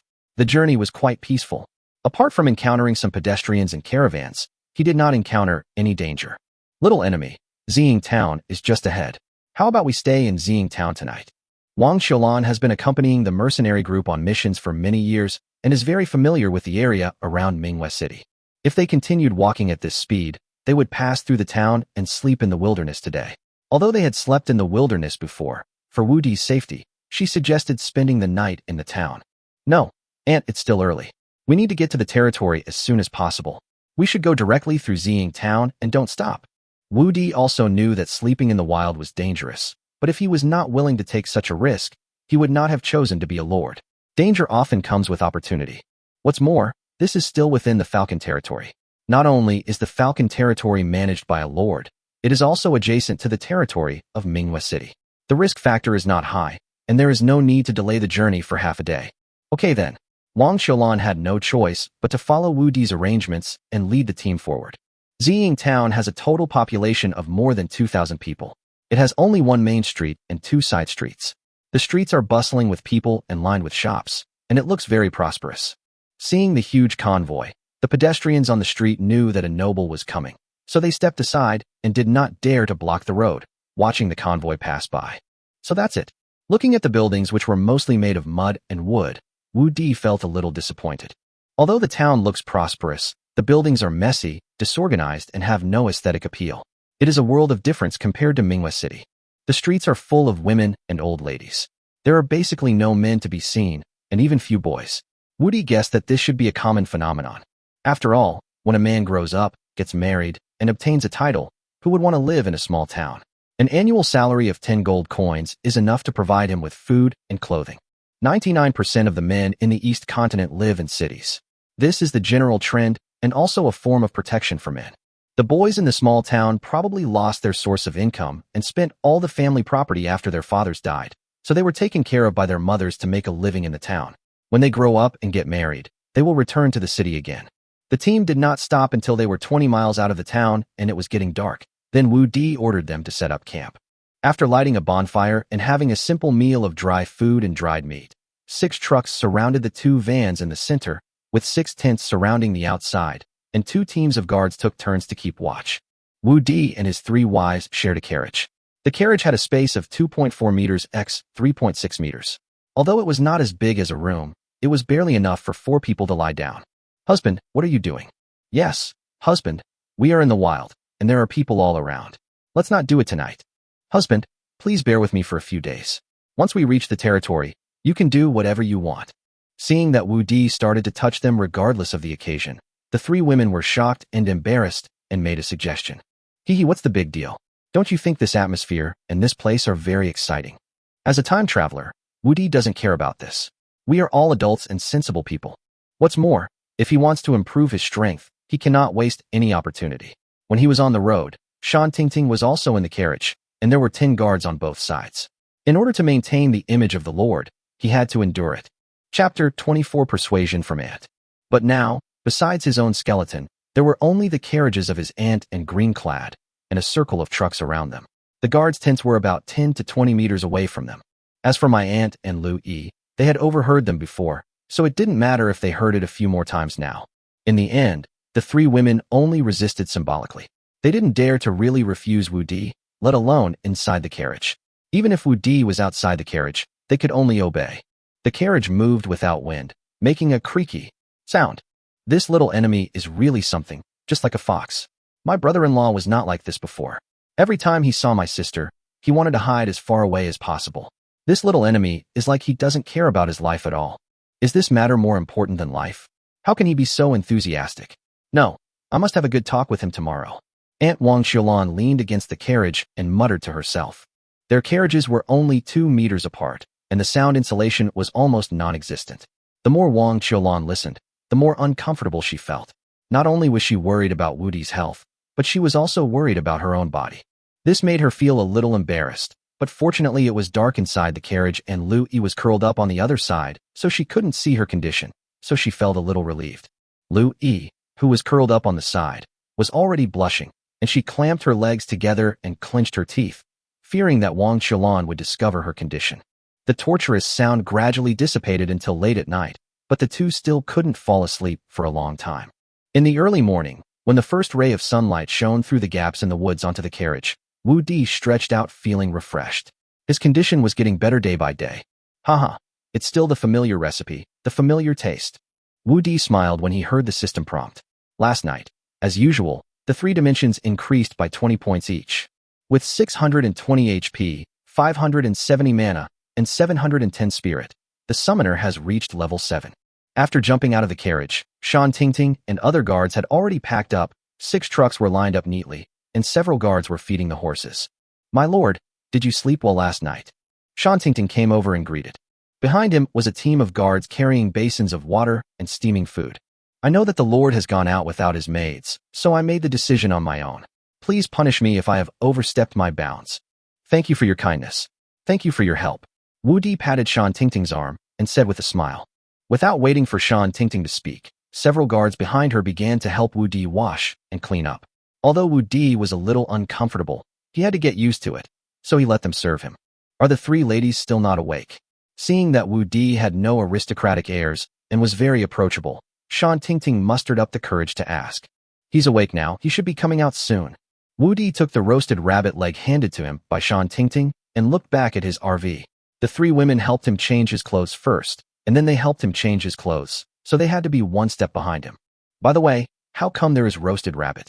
Wu Di remembered that he had only prepared dry food and dried meat, but did not have time to prepare fresh meat. 2 wild rabbits broke into the camp while we were on guard last night. We planned to keep the other one until noon and roast it for the lord and his ladies. You are so thoughtful. Wu Di didn't want to be treated specially. Although the rabbits in this world were much bigger than those in his previous life, they were not enough for dozens of people to eat. He had no choice but to accept this kindness. It tastes good. If we encounter any wild beasts today, don't let them go. Then we can all eat meat. Wu Di didn't mind eating something delicious as long as it didn't affect his journey. As soon as Wu Di finished speaking, Tuoba Lingxiang and the other 2 women got off the carriage one after another. Meet the 3 ladies. Well, no need to be so polite. Oh, Miss Master, I got up late. Please punish me, Master. At this moment, Louie jumped out of the carriage with dark circles under her eyes, ran to Wu Di in a panic, knelt down, and said, as Nangong Wani's maidservant, it was her job to help her master get up and wash. Although she and Nangong Wani were like sisters at home, her status was insurmountable. Louis, why do you get up so late? You never got up late when you were at home before. Although Nangong Wani would not argue with Louis, Wu Di was the one who made the decision now. Moreover, if she couldn't clearly distinguish between rewards and punishments in front of these guards, how could she win the support of the people in the future? So although she felt distressed, she did not plead for Louis. Louis also had a lot of grievances. She listened to the music all night long and fell asleep just before dawn. She overslept. Okay, get up. I know this is your first time sleeping outdoors, and you didn't sleep well last night. But Dan Tingting and the others did everything for you, so I'll punish you by helping them wash clothes for a day. Wu Di looked at Lu Yi's dark circles and immediately knew the reason why Lu Yi overslept. He did not blame Lu Yi, but with so many subordinates watching him, he could not just assume that anything happened. My lord, I have done all these things voluntarily. How can I let the girl in green wash our clothes? Please take back your order. When Shan Tingting and the others heard this, they immediately panicked. Although Lu Yi was a maid, she was a dowry maid and would definitely become the lord's woman in the future. They didn't dare let Lu Yi wash their clothes. Wu Di was quite surprised when he heard this. He had long guessed that Shan Tingting and the other girls would refuse, but he said calmly, "Since you are unwilling, Captain Shan, but Lu Yi has made a mistake, you must punish her. How about this? I'll punish her by making her pay a month's salary. When we get to the territory, I'll let her treat you two to a nice meal. This will be my way of making up for the kindness you two rabbits have shown me. This, Lord. Okay, it's settled. Let's pack up and put out the fire. We're ready to set off." Wu Di waved his hand, bit the rabbit leg, and turned to walk towards the carriage. "Aunt, why are you just now?" After Wu Di turned around, he happened to meet Wang Qilan, who got off the car. He asked subconsciously, and when he saw his aunt, who looked a little haggard, he thought of something. Wang Qilan, who had been calm at first, suddenly became furious when she saw Wu Di approaching. She said with some disapproval, "I told you not to take good care of yourself. You keep doing this every day." After saying that, he couldn't help but secretly pinch Wu Di's waist. Hiss! Wu Di took a breath. He didn't expect that the commotion last night would make his aunt so angry. In his memory, his aunt had never even yelled at him, but today she actually strangled him. You also feel the pain. You don't take care of your body. Do you know how much your aunt is distressed? Wang Qilan said, tears welling up in her eyes. She was really worried that if Wu Di continued like this, his health would soon collapse, so she couldn't help but pinch Wu Di, but after pinching him, she regretted it and felt heartbroken. "Aunt, I know you feel bad for me, but I know my own body, so don't worry, it's okay." When Wu Di saw that his aunt was about to cry, he was very touched. In this world, the aunt in front of him was the person who loved him the most, no one else. "Xiao Di, I feel bad for you too. I pinched you just now, didn't I? Promise me you won't do that again. Even if you can't help it, can't you do it less often?" Wang Qilan felt a little embarrassed when she said this. Although she was called aunt, she was still a pheasant. Chapter 25 Arrival at Plum Blossom Ridge. "Aunt, this has no effect on my body, and it can improve my level." Wu Di didn't want to worry his aunt who loved him the most, so he was ready to confront her. "You have learned to lie to your aunt now. You were not like this before." Wang Qilan obviously didn't believe it and said sadly, "Aunt, how could I bear to lie to you? You know that we men are cursed and cannot practice cultivation, but I can practice cultivation after I got married. Why do you think that is? Why? Does this have anything to do with you getting married? Then why couldn't your father cultivate after getting married? So many men in the East Continent have married, but I haven't seen them cultivate. Although you can cultivate, does it have anything to do with getting married? As for why, I don't know either." Although Wu Di could be completely open about other aspects of his aunt, he couldn't tell her about the system. It wasn't that he didn't believe it, but he had no way to explain it. "But these past few days, every time I get intimate with them, my strength increases. Last night, my summoner broke through to level 7. If I keep this up, I can reach level 30 for all 3 professions within 5 months. Really? But your energy and blood have indeed improved a lot in the past few days. It should have reached level 6, right?" Although Wang Qilan was a little unbelievable, she also noticed that Wu Di's energy and blood had increased. "Yes, at my current speed, it only takes 5 days for 3 professions to level up. If I reduce the frequency, the time will be extended. If this is true and it doesn't harm your body, then your aunt won't be involved in this matter." Wang Qilan was successfully persuaded by Wu Di. "Don't worry, auntie. Okay, they're all waiting. I'm going to go wash up first, and we'll be leaving soon. Aunt, I feel sad to see you look so haggard. Don't eavesdrop on me in the future, hee hee." After saying that, Wu Di smiled and ran away. "This bad boy is actually teasing my aunt now. Do you think my aunt wants to listen? No. Even though Xiaodi said it's harmless, I still have to find a way to replenish him. I heard that those whips are very effective. I must go hunt some monsters in the next few days. Wang Xiaolan already had a plan in mind, and perhaps it was this idea that earned her the title of Magic Whip Hunter. The journey was very smooth. As they moved away from Manhwa City, there were obviously fewer convoys and pedestrians on the road. At this time, Wu Di's convoy had already entered the territory of Maywailing. The Lord of Manhwa Ridge is named Beitang Manhwa, a level 45 magician lord who once made great contributions following Shangwan Minghua. Now he guards Manhwa Ridge and serves as the first line of defense in the north of Manhwa City. Moreover, Beitang Manhwa is a viscount, so he can choose a better territory or stay with the city lord. But the northern gate was very important, so Shangwan Minghua had no choice but to send her over, and together with several other lords of level 40 or so, they formed a line of defense in the north of Manhwa City. The territory chosen by Wu Di was right in front of Maywailing. As long as they crossed Maywailing, they could reach Wu Di's territory. From then on, Wu Diling became the first line of defense in the north. The team should speed up and settle in Manhwa Town tonight. Looking at the sky and the map, Wu Di prepared to go to Manhwa Town tonight. There are 5 small towns in Maywailing, and Manhwa Town is where the Maywailing Lord's mansion is located. It is the military and political center of Maywailing and is 120 miles away from Manhwa City. In Manhwa Town, in the Lord's mansion, there was a stunningly beautiful woman with a light blue magic robe half wrapped in her fiery body, her long gray and white hair draped over her shoulders, and a pair of bright big eyes staring at the scroll unfolded by her slender white fingers. After so many years, an interesting guy finally appeared. He gave up powerful warriors and chose unpopular women like us as his wives. Interesting. I guess you should be here soon. I wonder if you are interested in me like this. After saying this, her slender fingers gently tucked the hair beside her ears, showing her charm. The woman was none other than Beitang Manhwa, the Lord of Manhwa Ridge. Although she was 50 years old, as a level 45 magician, she had a lifespan of 300 years, and she still looked like a 20-year-old girl. However, Beitang Manhwa had been promised to someone before. That was when she was 35 years old and became a viscount. A 30-year-old man fell in love with her and made her his concubine. Of course, the man was also attracted by her status as a viscount, but he died 3 months after she moved in. Later, he was sent here by the Lord of Manhwa City to be the Lord. My lord, the convoy of the invincible Lord of China has arrived. At this time, a guard came in to report. Well, let the Chinese Lord Wu Di's convoy rest at the post station. After all the arrangements are made, please invite Lord Wu Di to the Lord's mansion.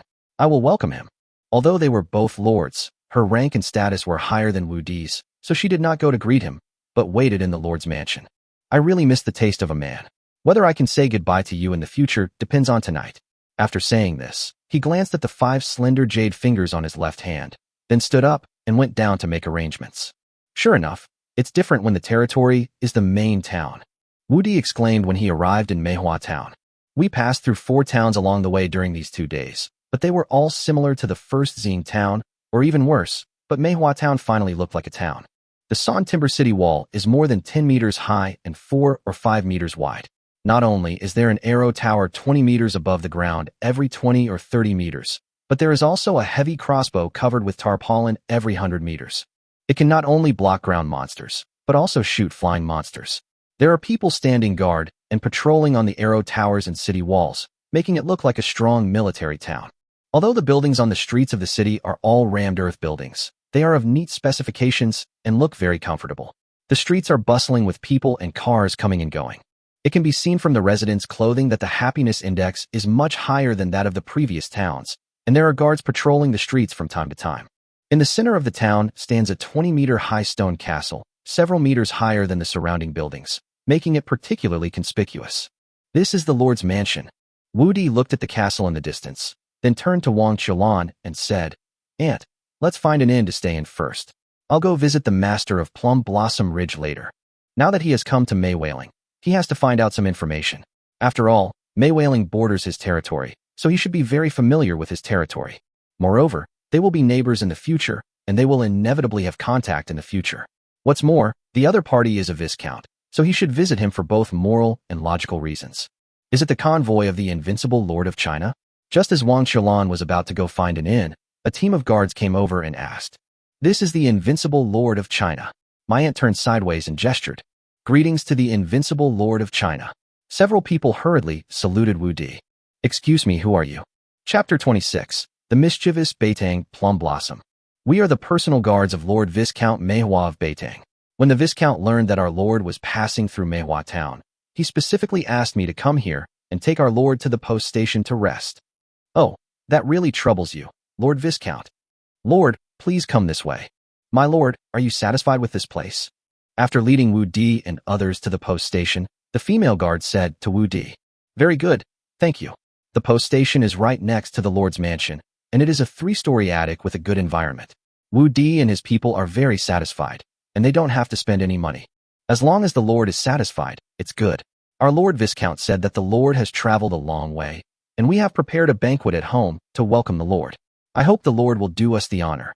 The personal guards had a very humble attitude, which was definitely something that other barons or lords could not enjoy. The reason was that not only was Wu Di a male lord, he was also a distinguished guest at a banquet hosted by Beitang, Manhwa himself. I'm truly flattered that the Viscount would host a banquet for me. I was just about to pay him a visit. Could you please wait a moment? I'll change my clothes and be right back. Wu Di didn't expect that Beitang Manhwa not only arranged people to receive them, but also prepared a banquet for him. This made him a little confused, but he had to go anyway. Since it was his first time to be a guest, and the person was his superior, Wu Di naturally could not go empty-handed. However, as someone who had only held the title for a few days, how could he have any good gifts? I can't ask Wani for it, right? Wu Di subconsciously thought of Nangong Wani. Although her storage bag was not big, it should not be difficult to find 1 or 2 gifts.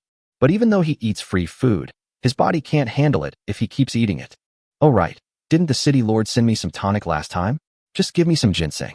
Wu Di suddenly remembered that Shangwan Mingyue had given him 3 ginseng roots. He had only eaten the stem of 1 ginseng root in the past few days, and there were still 2 roots left untouched. It would be harmless to give one away. Aunt, you guys just rest well at the post station. I'm going to the Lord's mansion. After changing his clothes, Wu Di followed Beitang Manhwa's personal guards out, holding a box of ginseng. Of course, 2 skeleton guards followed behind him. There was no other way. Although the post station was close to the Lord's mansion, it was more than 70 meters away, and it had to go deeper into the Lord's mansion. He could only bring the skeleton guards with him. My lord, are you a summoner? The guard asked in disbelief when he saw Wu Di coming out with the skeleton guards. Summoners were already rarer than magicians, and the fact that one appeared in a cursed man made it hard for them to believe. Yes, I am fortunate to become an undead summoner, Wu Di said calmly. He planned to act as a summoner in the future to cover up his identities as a warrior and magician. Wow, I actually met the legendary male summoner. Oh my god, I remember the last male summoner in our empire appeared 500 years ago, but he hasn't appeared since entering the savage forest 300 years ago. Yes, it is said that the summoner was a jungle summoner, and he was almost as powerful as Wu Di in the jungle. He was already level 66 when he entered the savage forest. It's a pity that he never came out again. Yes, many people believe that he was the first person in our empire to break the curse. Unfortunately, he still couldn't escape this damn curse. Okay, stop talking and don't keep the Viscount waiting. The leading guard couldn't help but speak out to stop his men from talking endlessly. My lord, please. Everyone was just shocked. Although men could only practice very little, it was not impossible. However, as long as they did not break through to level 30, they still could not change their fate. Even if one breaks through level 30, it will only add a few decades to one's lifespan, which is no different from that of an ordinary person. With just a few decades of lifespan, it is almost impossible to break through level 50. If they can't reach level 50, no matter how strong they are, all their efforts will be in vain after 100 years. However, they are all warriors above level 30 and have a lifespan of 300 years.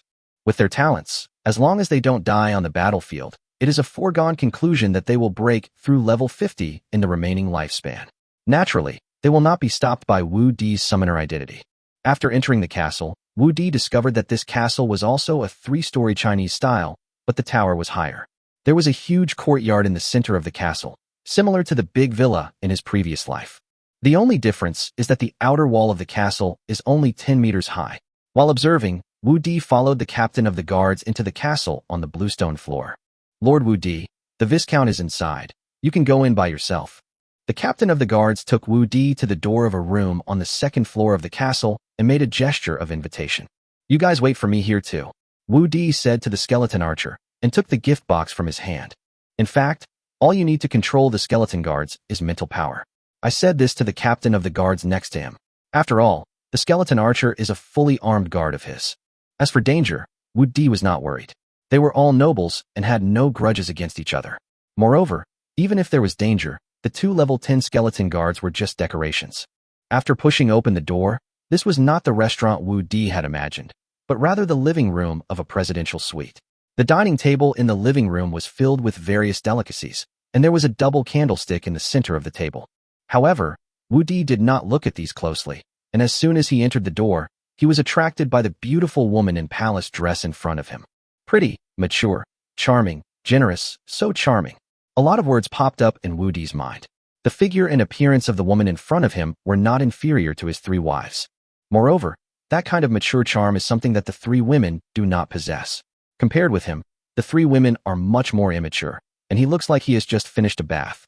To Wu Di, he feels like a ripe peach on a tree after a drizzle. It is fragrant, tender, and juicy, making people want to take a bite. However, Wu Di, who has received 9 years of compulsory education, still uses reason to overcome desire. These peaches belong to someone else's family. It is immoral to eat them without the owner's consent. I am Wu Di from China, and I am honored to meet Viscount Beitang. I am new here, so I hope the Viscount will accept this small gift. After Wu Di collected his thoughts and saluted, he held up the gift box with both hands and said, "Brother Huaxia, why are you so polite when you come to my place? You just stared at me for so long. Do I look pretty?" Beitang Manhwa came to Wu Di with a gust of fragrance, picked up Wu Di's gift with one hand, and put it on the table without even looking at it. With his other hand, he took Wu Di's hand and placed it on his waist, then looked at Wu Di with a smile. "Where am I? Where is this?" Even though Wu Di had lived 2 lives, he was still confused by Beitang Manhwa's actions. Have I met a demon? Have I become Tang Monk? Where are you, Wukong? Chapter 27. Beitang Plum Blossoms Retention. What's wrong, Brother Huaxia? Why aren't you talking? Do you think your sister is ugly? Beitang Manhwa lowered her body, put a pair of big steamed buns from northeast China in front of Wu Di, and whispered into his ear. "I've never seen anyone talk like this. You just say it, and you get so close to me, and then you blow air on it. Don't you know how itchy it is?" Of course, Wu Di could only say this in his heart. "Viscount." Wu Di was interrupted by Beitang Manhwa as soon as he opened his mouth. "Call me sister." "Well, sister, you are a beauty beyond compare. I was stunned when I saw you just now. I offended you for a moment. I hope you will forgive me." Although Beitang Manhwa acted like this, Wu Di couldn't figure out what was going on. He didn't know if she was testing him, joking with him, or really. No matter what, apologize first. "Who is more beautiful, my sister or your 3 wives?"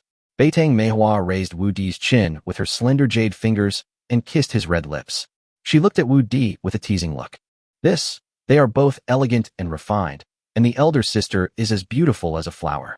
In my brother's opinion, it's hard to tell who is better. Wu Di had no choice but to smooth things over as the situation was unclear, but it was indeed hard to tell who was better. "You are such a smooth talker, but I am very satisfied with your answer. Please sit down quickly, or the food will get cold." Although Beitang Manhwa fell in love with the young man in front of her at first sight, she also didn't like a heartless man. Although the territory has been populated by only women and boys these years, it is not difficult for her to become a man's concubine, given her status as a viscount. However, men in this world marry wives and concubines for the sake of profit. Especially petite types like them are less favored, and they are also worried that their offspring will also be petite, so few people are willing to let them have children. Although Wu Di was afraid of her just now, he did not say that his wife was inferior to her. If it were another lord, not to mention behind his wife's back, even in front of his wife, he would probably say that she was more beautiful. After pressing Wu Di on the chair, Beitang Manhwa picked up Wu Di's gift. It was not that she cared about Wu Di's gift, but she was just curious about what Wu Di gave her as a gift. Of course, this was also the first time she had received a gift from a man in all these years. "Wow, my dear brother, you really surprised me. You even gave me a 300-year-old ginseng as a gift." Beitang Manhwa didn't expect that Wu Di would be willing to give her such an expensive gift. After all, it was surprising for a man to give a gift to a woman, let alone such an expensive gift. Could it be that he has always had feelings for me? Beitang Manhwa couldn't help but imagine in her heart. However, his favorable impression of Wu Di also grew. He was young and handsome, looked energetic, had strong blood and energy, was generous in his actions, and spoke nicely. She couldn't help but compare him with her ex-husband. He was the perfect opponent in every aspect. This was the man she had always dreamed of. She couldn't help but look at Wu Di with a hint of brilliance in her eyes. I'm sorry to have embarrassed you, sister. I was just a commoner 3 days ago. This is the best gift I can give you. Seeing that Beitang Meihua just glanced at it and then put it down, Wu Di thought that Beitang Meihua was not satisfied and had to explain. Brother, this gift is too valuable. I can't accept it. You should take it back later. Beitang Meihua was even more flattered when she heard Wu Di say this. Although 300-year-old ginseng is precious, it is nothing to her. But to Wu Di, who has just become a noble, it is an absolute treasure. However, Wu Di directly gave her such a treasure, which made her feel unprecedented attention and respect, and this attention and respect came from the little man she loved in front of her. Come and try the dishes in my sister's lord's mansion to see if they suit your taste. Beitang Meihua personally put a piece of abalone with sauce into Wu Di's mouth. How is it? Is the abalone my sister fed you delicious? Beitang Meihua looked at Wu Di with anticipation. Looking at her expression, she doesn't seem to complain that the gift is not enough. She is so enthusiastic towards me. Does she want to eat me? Wu Di instantly thought of the scene where the white-boned demon wanted to eat Tang Monk's flesh. It's delicious, tender and juicy. Wu Di replied subconsciously. It's delicious. Eat more later and try my sister's specialties. Beitang Meihua smiled with satisfaction, then picked up the wine jug on the table and poured a glass of wine for Wu Di. Come and have a taste. This is the 100 flowers wine that I brewed myself. I can only produce a few jars every month. I can't bear to give it to anyone else except my brother. Sister, how can your brother bear this? Wu Di really couldn't stand it anymore. Although the 3 women had been serving him wholeheartedly these days, and although he was a little uncomfortable with it, they were all his wives after all. And this Beitang Meihua, which was so close to his face and feeding him abalone, really made him feel passive. Although he also liked to be passive, he couldn't just sit there and do nothing. What, brother, are you still shy? Haven't your 3 sisters fed you like this before? Really not. Wu Di recalled that the 3 girls now only fed him steamed buns at most. Haha, then another one. No, sister, I still like to eat by myself. Sister, please sit down and eat too. I'm not used to you looking at me like this. Okay, since brother likes to do it himself, then sister can only let you do it. After saying that, Beitang Meihua also put down her chopsticks and returned to the opposite side of Wu Di. Sister, I came here this time, firstly to visit you, and secondly, to ask you about my current situation as Wu Huaxiaoling. I hope you can help me with some of my doubts. Since the other party wanted to call herself the elder sister, Wu Di had no choice but to pretend to be the younger brother. Having a sister who was such a powerful magician and who lived close to his territory, he would not suffer any loss. Brother, since you call me sister, to be honest, I really don't want you to be the lord. Having said that, Beitang Meihua also changed her previous frivolous and dissolute attitude. Let me put it this way. My sister is a level 45 wind magician. She has 100 warrior guards above level 30, 1,500 combat guards between level 10 and 30, and 500 militiamen from 5 small towns. But it can only barely protect my Maywailing territory, and your territory, whether in terms of resources or farmers, is far inferior to my Maywailing, and it is also close to the wild forest. Not to mention dealing with the magical beasts that often run out of the wild forest. The 3 bandit groups in your territory alone are not something you can handle, especially the Black Magic Mountain in the northwest, which even my sister would be a little afraid of. The boss of Black Demon Mountain is over level 40 and has 300 to 400 bandits under his command. Not only is he powerful, he also controls the Black Soil Town in your territory. In addition to Black Demon Mountain, there are Nyoto Mountain and Shueibwa Village. Shueibwa Village is the weakest. It is located in the northeast of your territory. The village chief is not strong either, only in his 20s, and has less than 100 men under his command. But they are very difficult to deal with. After each robbery, they retreat to the village. When they encounter a strong enemy, they immediately take a boat and escape into the wild forest, just like a nasty mouse. There's also Nyoto Mountain, on the western border of your territory.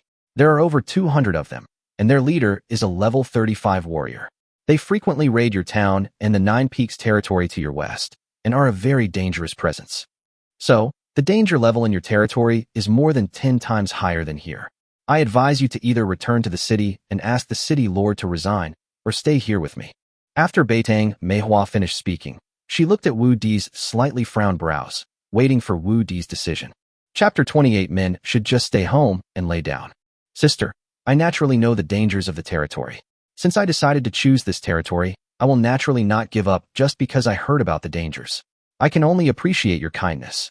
To be honest, although Wu Di knew that the territory was very dangerous, he did not expect that there would be 3 gangs of bandits in such a small territory, especially that the Black Demon Mountain was so powerful. This was something he had not expected. It can be said that this is a hellish start, but this hellish mode is his own choice. In fact, he can choose to lie down, but he has a system and is a time traveler. So how can he embarrass thousands of time travelers? Brother, don't rush to refuse. I really don't want you to take this risk, and there's no need for you to take it. Although Huaxiao Ridge is also part of the empire, the first line of defense in the north is my Manhwa Ridge. No matter it is bandits or beast tides, you, Huaxialing, cannot stop them. Even if you are unwilling to give up your status as a lord, you can stay with your sister temporarily. At least your sister can protect your safety. Besides, the population of your territory is less than 10,000 people, and it is very poor.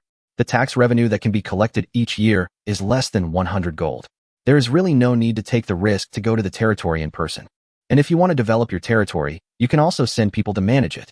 Previously, the taxes for your territory were collected by people sent by me, so you just need to stay here with your sister and rest assured. Listen to me, sister. You are a grown man. There is really no need to take this risk. Let us women go. You can choose any room in my lord's mansion. What do you think? Not so good. He was a time traveler, and neither staying in Mingwest City nor Maywailing was what he wanted. Although it was comfortable, it did not belong to him. Being a time traveler is like marrying into a foreign family. No matter how good life is, it is not your own. Although Huaxialing still belongs to Mingwest City and the Silver Moon Empire, he only needs to pay annual taxes, and no one cares about him at all. He can also use Huaxiao Ridge as the foundation of this world to develop his own power.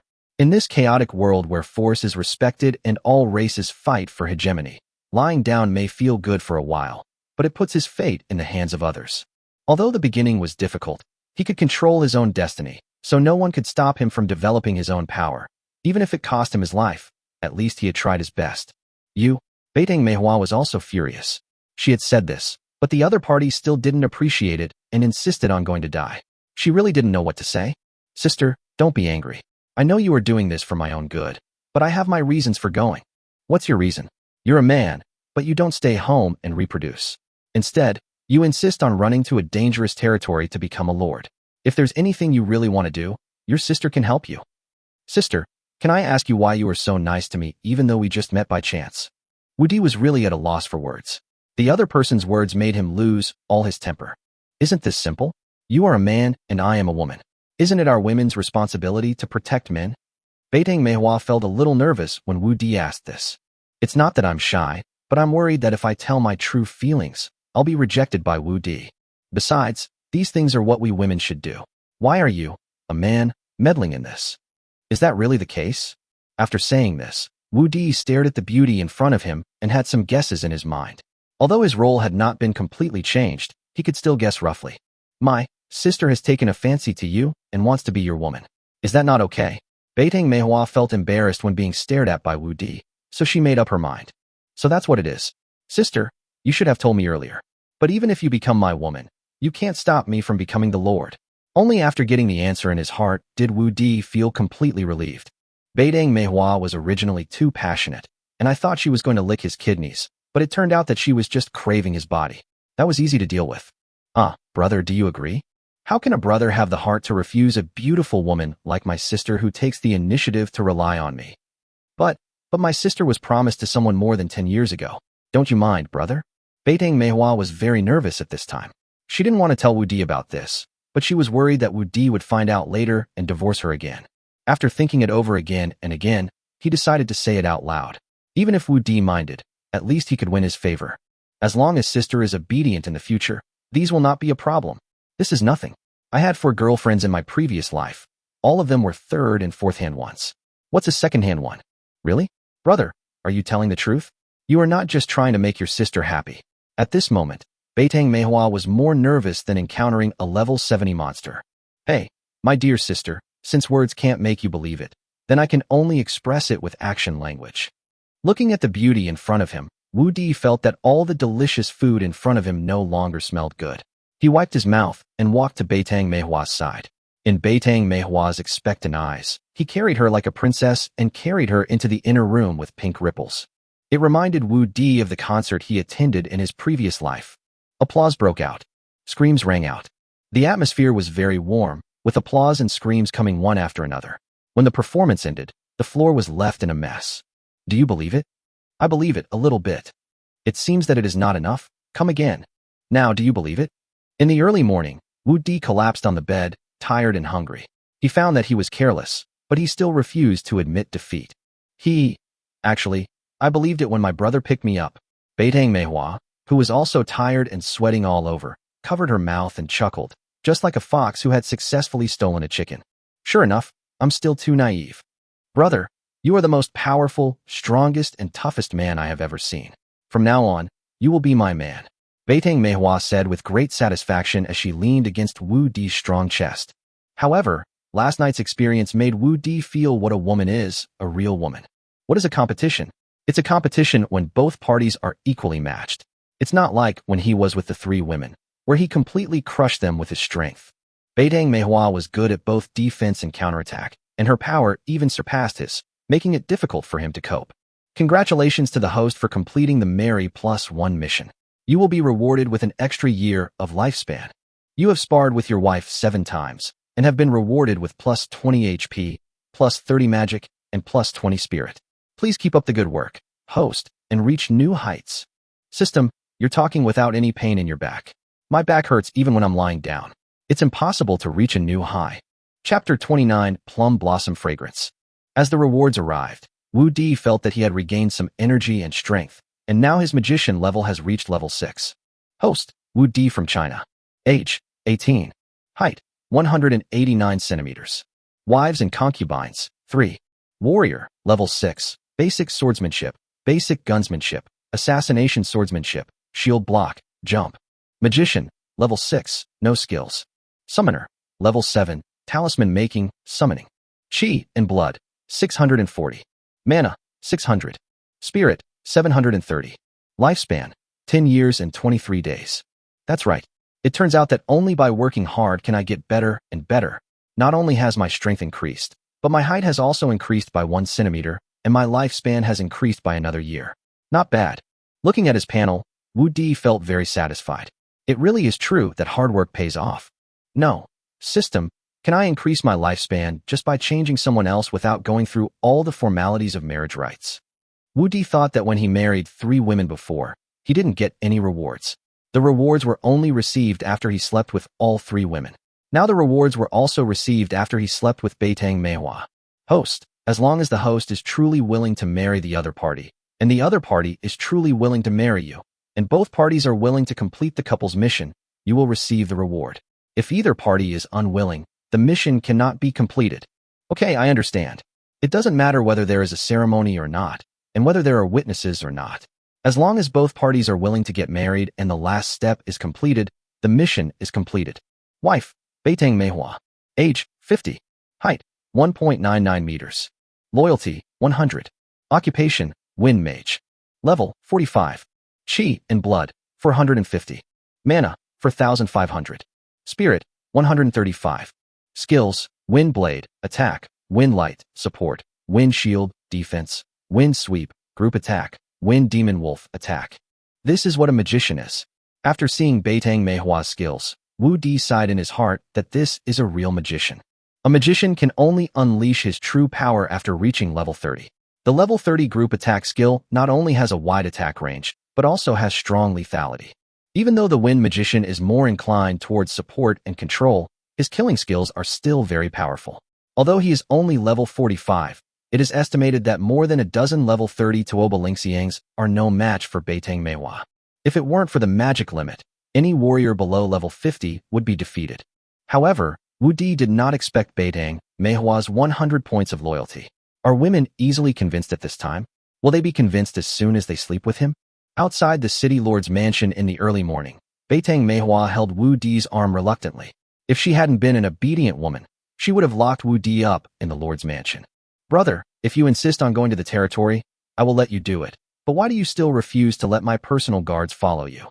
Although their relationship has broken through, Beitang Manhwa is still used to calling Wu Di brother. Manhwa Ridge isn't very safe either. You'll need someone to protect you. Besides, I have the random teleportation scroll you gave me, so there won't be any danger.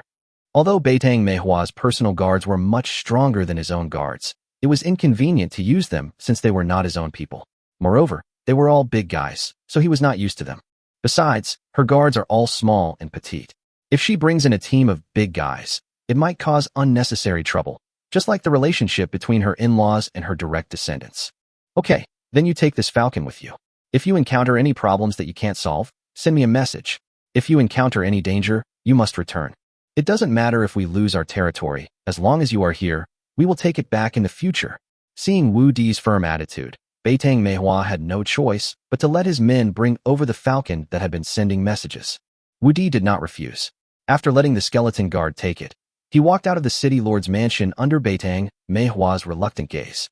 The skeleton archer not only had the ginseng he brought yesterday, but also a random teleportation scroll. This scroll was the only teleportation scroll that saved Beitang Manhwa's life, and she also gave it to Wu Di. Including the 3 given by Murong Lingshan and the 1 given by Nangong Wani, Wu Di now has 5 random teleportation scrolls, 1 for each of him, the 3 girls, and his aunt. Small enemy. Husband, you are finally back. Before Wu Di arrived at the door of the post station, the 4 women who were waiting at the door came to greet him one after another. If the Lord's mansion had not sent someone to say that Wu Di was staying overnight at the mansion, the 4 women would probably have come to the door. Husband, why did you stay overnight in the Lord's mansion last night? How is Lord Manhwa? Did he give you any trouble? As the boss, Tuoba Lingxiang pulled Wu Di's arm and asked with concern. The Plum Blossom Lord is very kind and welcoming. I've been warmly entertained by her several times, which is why I came back just now. Wu Di didn't want to hide it from the 3 girls, but they were on the street and there were people around. He was afraid that telling them would have a bad influence on Beitang Manhwa, so he planned to tell them at night. However, Wu Di was completely overthinking it. This kind of thing was something that Beitang Manhwa should brag about in this world. If others knew about it, they would only be envious and jealous. That's good. We are all ready. When do you think we should set off, my husband? Then let's go now. Wu Di didn't plan to delay any longer, so he got into the carriage directly. Husband, you smell so good. After the 3 women entered the carriage, they smelled the fragrance of Wu Di. Hee, the plum blossoms are fragrant. Wu Di smiled. After spending a whole night with the Beitang plum blossoms, how could he not smell fragrant? What kind of fragrance does plum blossom have? Nangong Wani asked casually, feeling that the smell was not right. Of course it's the Beitang plum blossom. Ah, husband, could it be that you? The 3 women exclaimed at the same time. That's right, your husband has found another good sister for you. Having said this, Wu Di had nothing to hide. Husband, you probably didn't sleep well last night, okay? When the 3 women were worried that Wu Di didn't sleep well, they also realized how popular their husbands were. He had only been out for 1 night, and he had already given them a new sister. Fortunately, their husbands only liked petite girls like them, which made them feel a lot more at ease. It's more than just not sleeping well, it's basically no sleep at all. She alone is more powerful than the 3 of you. My husband is feeling sore in the waist and back now. Ah, then my husband, please lie down quickly. We will give you some tenderness. The 3 women didn't care at all that they were not as good as Beitang Manhwa. When they heard that Wu Di was not feeling well, they all began to serve him attentively. Comfortable. Why do I feel that my wife in this world is more like the secretary in my previous life? She is very capable when there is something to do, and she can also do it when there is nothing to do. In short, she can do everything, especially the most capable one. It's a pity for my brothers in Chao's camp. If only they could all travel through time. Ling Xiang, I'm going to take a nap. Wake me up when we reach the border of Mei Wailing. At this time, Wu Di was enjoying the service of the 3 women, and he suddenly felt sleepy. My town is a frontier town in Mei Wailing. 5 miles past my town is the border of Huaxieling. It took Wu Di and his party nearly 4 hours to get from Manhwa town to my town. Chapter 30. Poisonwood town is full of cassava. Husband, wake up. We've arrived at Konoha town, and your territory is not far ahead. My town is one of the 2 important towns in Mei Wailing. If Mei Wailing is the first line of defense to the north of Manhwa City, then my town is the first line of defense in Mei Wailing. Konoha town stands like a long snake on the borderline north of Mei Wailing. Of the 1,500 guards in the entire Mei Wailing, 600 are deployed in Konoha town alone, and there are also 100 militiamen. The total force accounts for 1/3 of the entire Mei Wailing. Although it is called a town, Wu Di felt that it was more like a larger village. The wooden city wall was surrounded on 3 sides with 1 side missing. The south side was empty. There were walls of 500 meters each on the east and west sides, but the focus was on the north side. The northern city wall is exactly the same as the city wall of Manhwa town. The two ends of the city wall face the mountain on one side and the water on the other side. There is also a 10-meter wide ditch in front. Even if there is a beast tide, it can be blocked for a while, giving the residents of the town enough time to escape. But is it the convoy of Lord Huaxiao Wudi? That's right, this is your excellency's token. Wang Xiaolan temporarily served as the chief guard and handed Wudi's token to the guarding general. I, Bai Yong, commander of the Konoha Town Guard, greet Master Wudi of China. Following the orders of Master Viscount, I am here to deliver this cloud-piercing arrow to you. If you, my lord, are in danger within 20 miles of Konoha Town, just shoot the cloud-piercing arrow, and I will immediately dispatch troops to your aid. Bai Yong said, and then he handed the cloud-piercing arrow to Wang Xiaolan. Since your excellency the Viscount is so thoughtful, I'll have to trouble Commander Bai. Wudi did not refuse. If he had refused, the Beitang Manhwa society would probably have to follow him to the territory. Hey, not only are women nowadays getting bigger and bigger, but even their names are becoming more and more masculine. You guys are still normal. What nice names, what beautiful people. Wudi hugged the three women and couldn't help but sigh in his heart. This burly commander was called Bai Yong, and the previous captain of Beitang Manhwa's personal guard was called Wen Sheng. They were all men's names, but they were all girls. What a handsome and strong man. Alas, it's a pity that he doesn't like strong women like us. He still takes the risk of becoming a lord. What a strange man. Watching Wudi's convoy go away, Bai Yong felt a little regretful. Commander, this baron is really something. Instead of staying in the city, he insisted on running over to us and causing trouble. We were already short-handed, and now we have to go out to rescue people in danger. I don't know what the lord is thinking. Shut up. The nobles' affairs are not our business. We just need to follow orders. Although Bai Yong scolded his men, he had other thoughts in his mind. That's because you don't know the power of men. I guess our lord has become someone else's woman. But if I can also gain the favor of Lord Wudi, then this commander is willing to do anything for him. Of course, Wudi didn't know what Bai Yong was thinking. At this time, he had already entered the territory of Huaxieling. Sir, we have entered the territory of Huaxieling, but it is still 20 miles away from Dumu town. We expect to arrive around noon. Shan Tingting said in the carriage. Have we entered the Poisonwood town area? Wudi said as he pulled open the curtains and stuck his head out. The name of Poisonwood town comes from a plant that is unique to Poisonwood town. The roots of this plant are very thick, but its leaves, branches, and rhizomes all contain a deadly toxin. In Poisonwood town, poisonous trees account for more than 80% of the total trees, so it is called Poisonwood town. When Wudi first got this news, he thought of cassava. If it really is cassava, then the food problem in his territory can be solved, and even the food problem in the entire Minghua city and Fanqing city can be solved. However, cassava belongs to the Euphorbiaceae family and generally grows in tropical areas. Of course, cassava has a particularly strong living environment and is drought and cold resistant.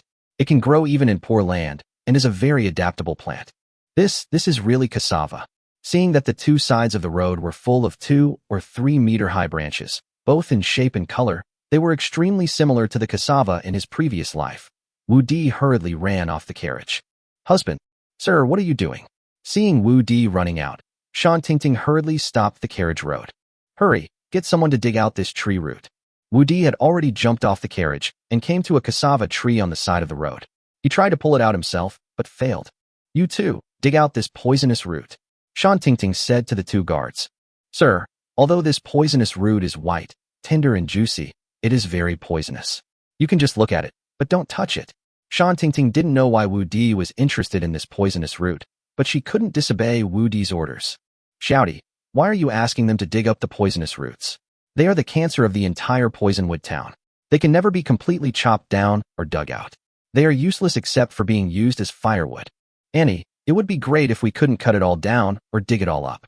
If this thing is really what I think it is, then it will be the treasure of our territory. Hey, more than 10 years ago, when this place was being reclaimed, people dug up the roots of this thing and thought they could eat it like radishes. As a result, more than 100 people were poisoned to death at one time. Nowadays, no one dares to eat this thing, even if they starve to death. Now, the branches are used by villagers as firewood and fences every year. It is completely useless.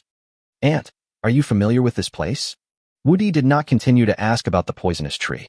Once it was dug out, he would know whether it was a real poisonous tree or a treasure. Although my aunt has the mission to go to the savage forest every year, she doesn't always go this way, but she has walked here more than a dozen times over the years. Auntie, do you have any acquaintances in Poisonwood town? Really not. We usually just pass by here when we're on a mission, and sometimes we avoid villages and towns. Although we're familiar with the terrain here, we don't really cross paths with many people. Sir, the poisonous roots have been dug out. Although the branch is not big, there are many poisonous roots underneath. It is estimated that they weigh more than 100 kilograms. At this time, 2 guards carried the dug-out poisonous roots over. Wow, the yield is really high. This is still a small plant, but the bottom is so big. Wu Di squatted down and looked at the tree roots that were as thick as his arms. He was sure in his heart that it was cassava. Bring me the knife. Although it was almost certain, Wu Di still wanted to confirm it further before he could feel at ease. Sir, let us do what you want to do. Shan Tingting didn't understand what Wu Di was going to do, but she guessed that he probably wanted to cut off the poisonous root. As Wu Di's bodyguard, she naturally had to do it for him. Okay, then you cut this one in half and peel off the skin. Wu Di did not refuse, and he didn't have to do it himself. Shan Tingting took action herself and quickly cut off a poisonous root. She peeled off the skin and handed it to Wu Di, saying, Sir, don't underestimate this poisonous root. It looks like a radish, but it can kill a cow. Don't get too close. Chapter 31 Militia Captain Situ Yanan. Haha, God is helping me. It's really cassava. It's really cassava. Wu Di saw the familiar rhizome and smelled the familiar smell. He was very sure that it was cassava. Although cassava has a relatively simple nutritional composition and is toxic, it can be used as food when there is no other grain to eat as long as it is processed properly. The sufficient starch content will definitely keep you full. In the previous life, cassava was the staple food of 800 million people in the world. Cassava can not only be used to make starch, but also to make tapioca flour, the pearls and pearl milk tea, alcohol, etc. It is definitely a treasure in this world. Cassava. After hearing Wu Di's words, the girls had 1,000 questions in their minds. Haha, this will be the main grain-producing area for our wax ealing from now on. Wu Di opened his arms happily, wanting to embrace the endless cassava field. When he came here before, he was still worried about the food problem, but now he has a mountain of food. Cassava is poison to people in this world, but to him it is food and treasure. With these cassavas, not only can the food and clothing problems of the territory be solved, but a large number of guards can also be recruited, and it can also be developed into an industry to increase income for the territory. Xiao Di, this poison root is poisonous and really can't be eaten. Although Wang Qiulan didn't want to reject Wu Di's opinion, she was the only elder of Wu Di here, so she had to remind him. Aunt, I know that this cassava is full of poison, but it is also full of treasures. Of course, you have to know how to remove the toxins from cassava. For those who don't know how to remove the toxicity of cassava, it is a poisonous root. Xiao Di, are you saying that the toxins in this poisonous root can be removed? That's right. Although removing the toxins from cassava is a bit complicated, it's actually very simple. There's no point telling you now. Take these cassavas with you. When we get to Poisonwood Town, I'll teach you how to remove the toxins. Most of the poison in cassava is on the skin. Just remove the skin, soak it in water, and then cook it before eating. As for how long to soak it, it depends on the size of the cassava and the number of times you change the water. Xiao Di, can this poisonous root really be eaten? Wang Qiulan was still very skeptical. Auntie, don't worry, you'll know tomorrow whether you can eat it or not. Okay, then I'll take this poisonous root with me, as you say. Wang Qiulan asked someone to put cassava on the carriage at the back and started walking towards Dumu Town again. Wu Di noticed that cassava was also in a good mood and started to touch his 3 wives in the carriage. Hey, who is that? Just when the team was about to reach Dumu Town, there was a sudden roar, which scared Wu Di, who was about to attack, so much that he almost dropped his gun to the ground. Who the hell did you do to scare me? If there are any after effects, I'll chop you into pieces. Wu Di put away his tools angrily, and the 3 women also helped to clean up the scene. Luckily it just started, otherwise the consequences would be very serious. I still have to be more careful in the wild next time. Who are you? You disturbed the Lord's carriage. What crime should you punish? Before Wang Qiulan could say anything, Shan Tingting, who was driving the carriage, started to scold her. She was the person closest to Wu Di. Although the sounds in the carriage were very quiet, from the sounds that came from time to time, Shan Tingting could probably guess that her lord was in high spirits, so this would spoil his mood. My lord, what lord would come to our poisonous forest? I think you are the bandits from Shueibua village. The burly woman in the lead, with more than 20 people behind her, blocked the middle of the road and said viciously, "Humph, you dare to block the lord's way. You are looking for death." A guard next to Wang Qiulan in front of him said, raising his long sword and launching a charge skill. In the blink of an eye, the guard rushed to the burly woman and used the jumping slash skill again. chopping towards the burly woman's head. Just in time. Block, hammer. The burly woman raised her 2 hammers, blocked and hammered, not only blocking the guard's jumping slash, but also pushing the guard back 5 or 6 meters. Wu Di, who walked out of the carriage, happened to see this scene. He remembered that his guard was only level 25, but he was at a disadvantage as soon as they met. However, in a contest of strength, petite women are definitely no match for burly women, which is why petite women are not taken seriously. The guards were also experienced in battle and knew that they could not compete with the enemy in terms of strength, so they adopted a guerrilla mode, using their agility to avoid competing with the enemy in terms of strength. Sir, this woman's chi and blood strength is only level 24. Although Xiaomei is 1 level higher, the difference in size makes our strength far less than that of a person of the same level. Unless Xiaomei can quickly find her weakness, I'm afraid she will be defeated. Ting Ting, does that mean you are 1 or 2 levels weaker than the burly woman? The other party is level 24, and we are level 25, but we still can't win. The difference is quite big. Sir, in fact, we are generally only about 1 level lower than these big guys, but the big guys are not as agile as us, so we still have a chance to win. But this big guy is not only powerful, but also agile as well as us. He is probably as strong as us at level 26. At this time, although Xiaomei on our side was still fighting with the opponent, she was mostly defending, just like a cheetah encountering a brown bear. It would probably take no time to be defeated. The opponent was 2 meters and 4 inches tall, and he wielded a pair of hammers for both offense and defense, dancing with great vigor. Although he was breathing rapidly, his body weighing over 300 pounds was flexible and at ease. Hey, this big guy is quite handsome. Woody took a closer look and found that this big guy was different from the other big guys, and his figure was out of shape. Although Woody seems to be very big, his body proportions are very stylish. He looks very muscular, well-proportioned, and has a delicate appearance, like an enlarged version of a female bodybuilding coach. What are you thinking about? Just looking at this body shape, it is definitely awesome. I don't have that kind of diamond, so I can't take on such an awesome job, absolutely not. Woody shook off the thought that just popped up in his mind and warned himself at the same time. Stop. Just after Xiaomei was knocked back by the other party's hammer, when Xiaomei stepped forward again, Wu Di shouted to stop. He could see that these people did not look like bandits. Although they were trying to stop them, they were probably his own subjects. Yes, sir. Xiaomei and the guard who was about to step forward to help took their leave at the same time and protected Wu Di behind them. Man, how can there be a man? Could it be? Situ Yanin was stunned when she saw Wu Di taking it. Suddenly, she thought of a terrible word, noble. She actually crashed into the noble's convoy. How dare you? This is Lord Baron Huaxiao Wudi. Furong territory has been renamed Huaxiao Ridge.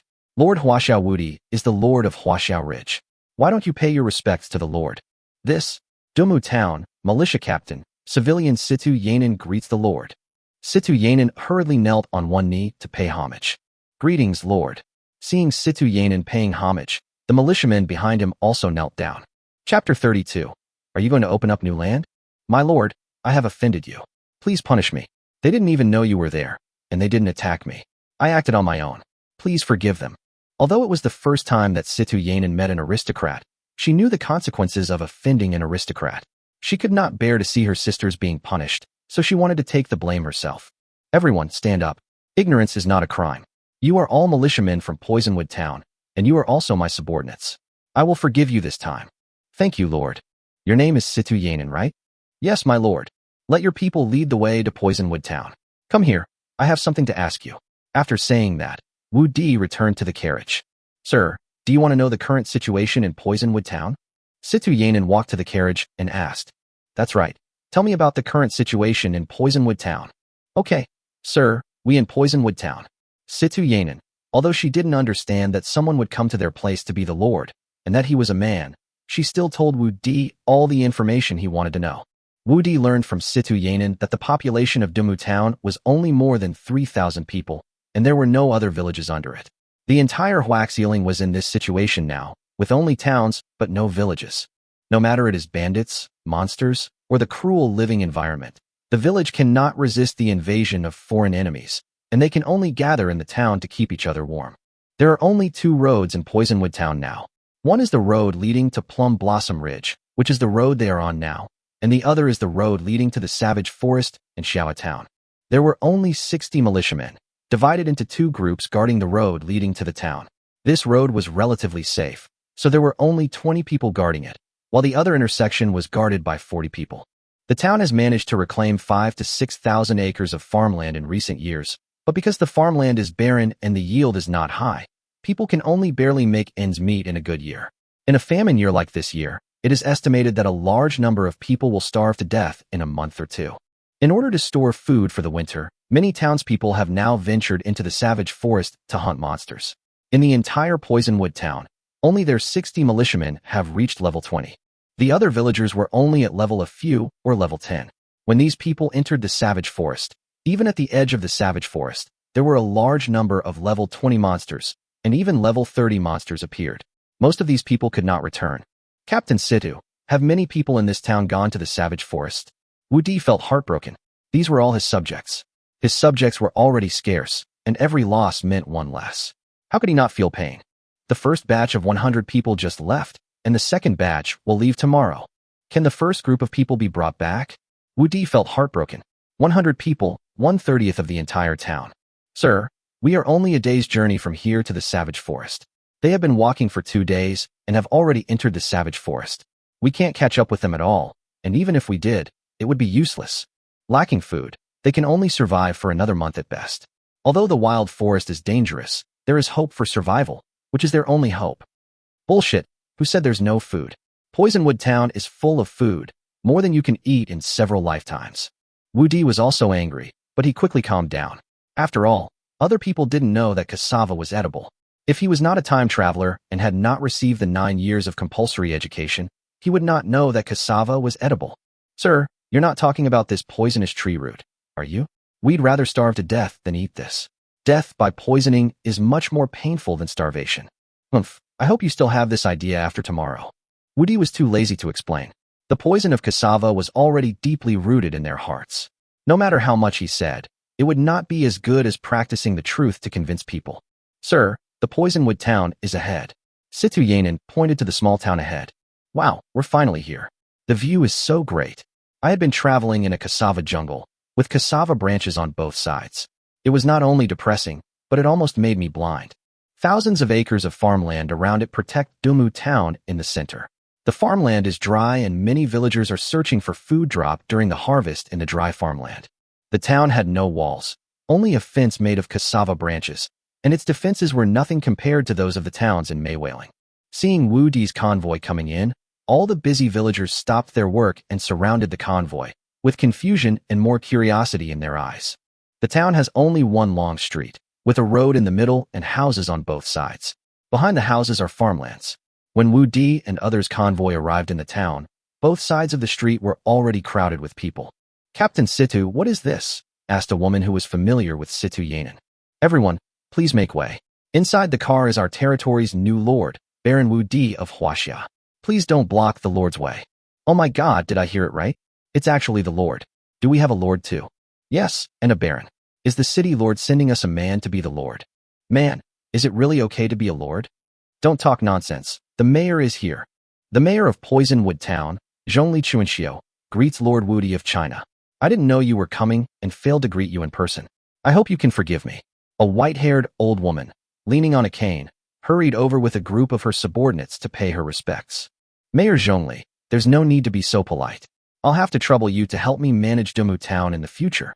Wu Di personally jumped off the carriage and helped Zhongli Chuanxiu up.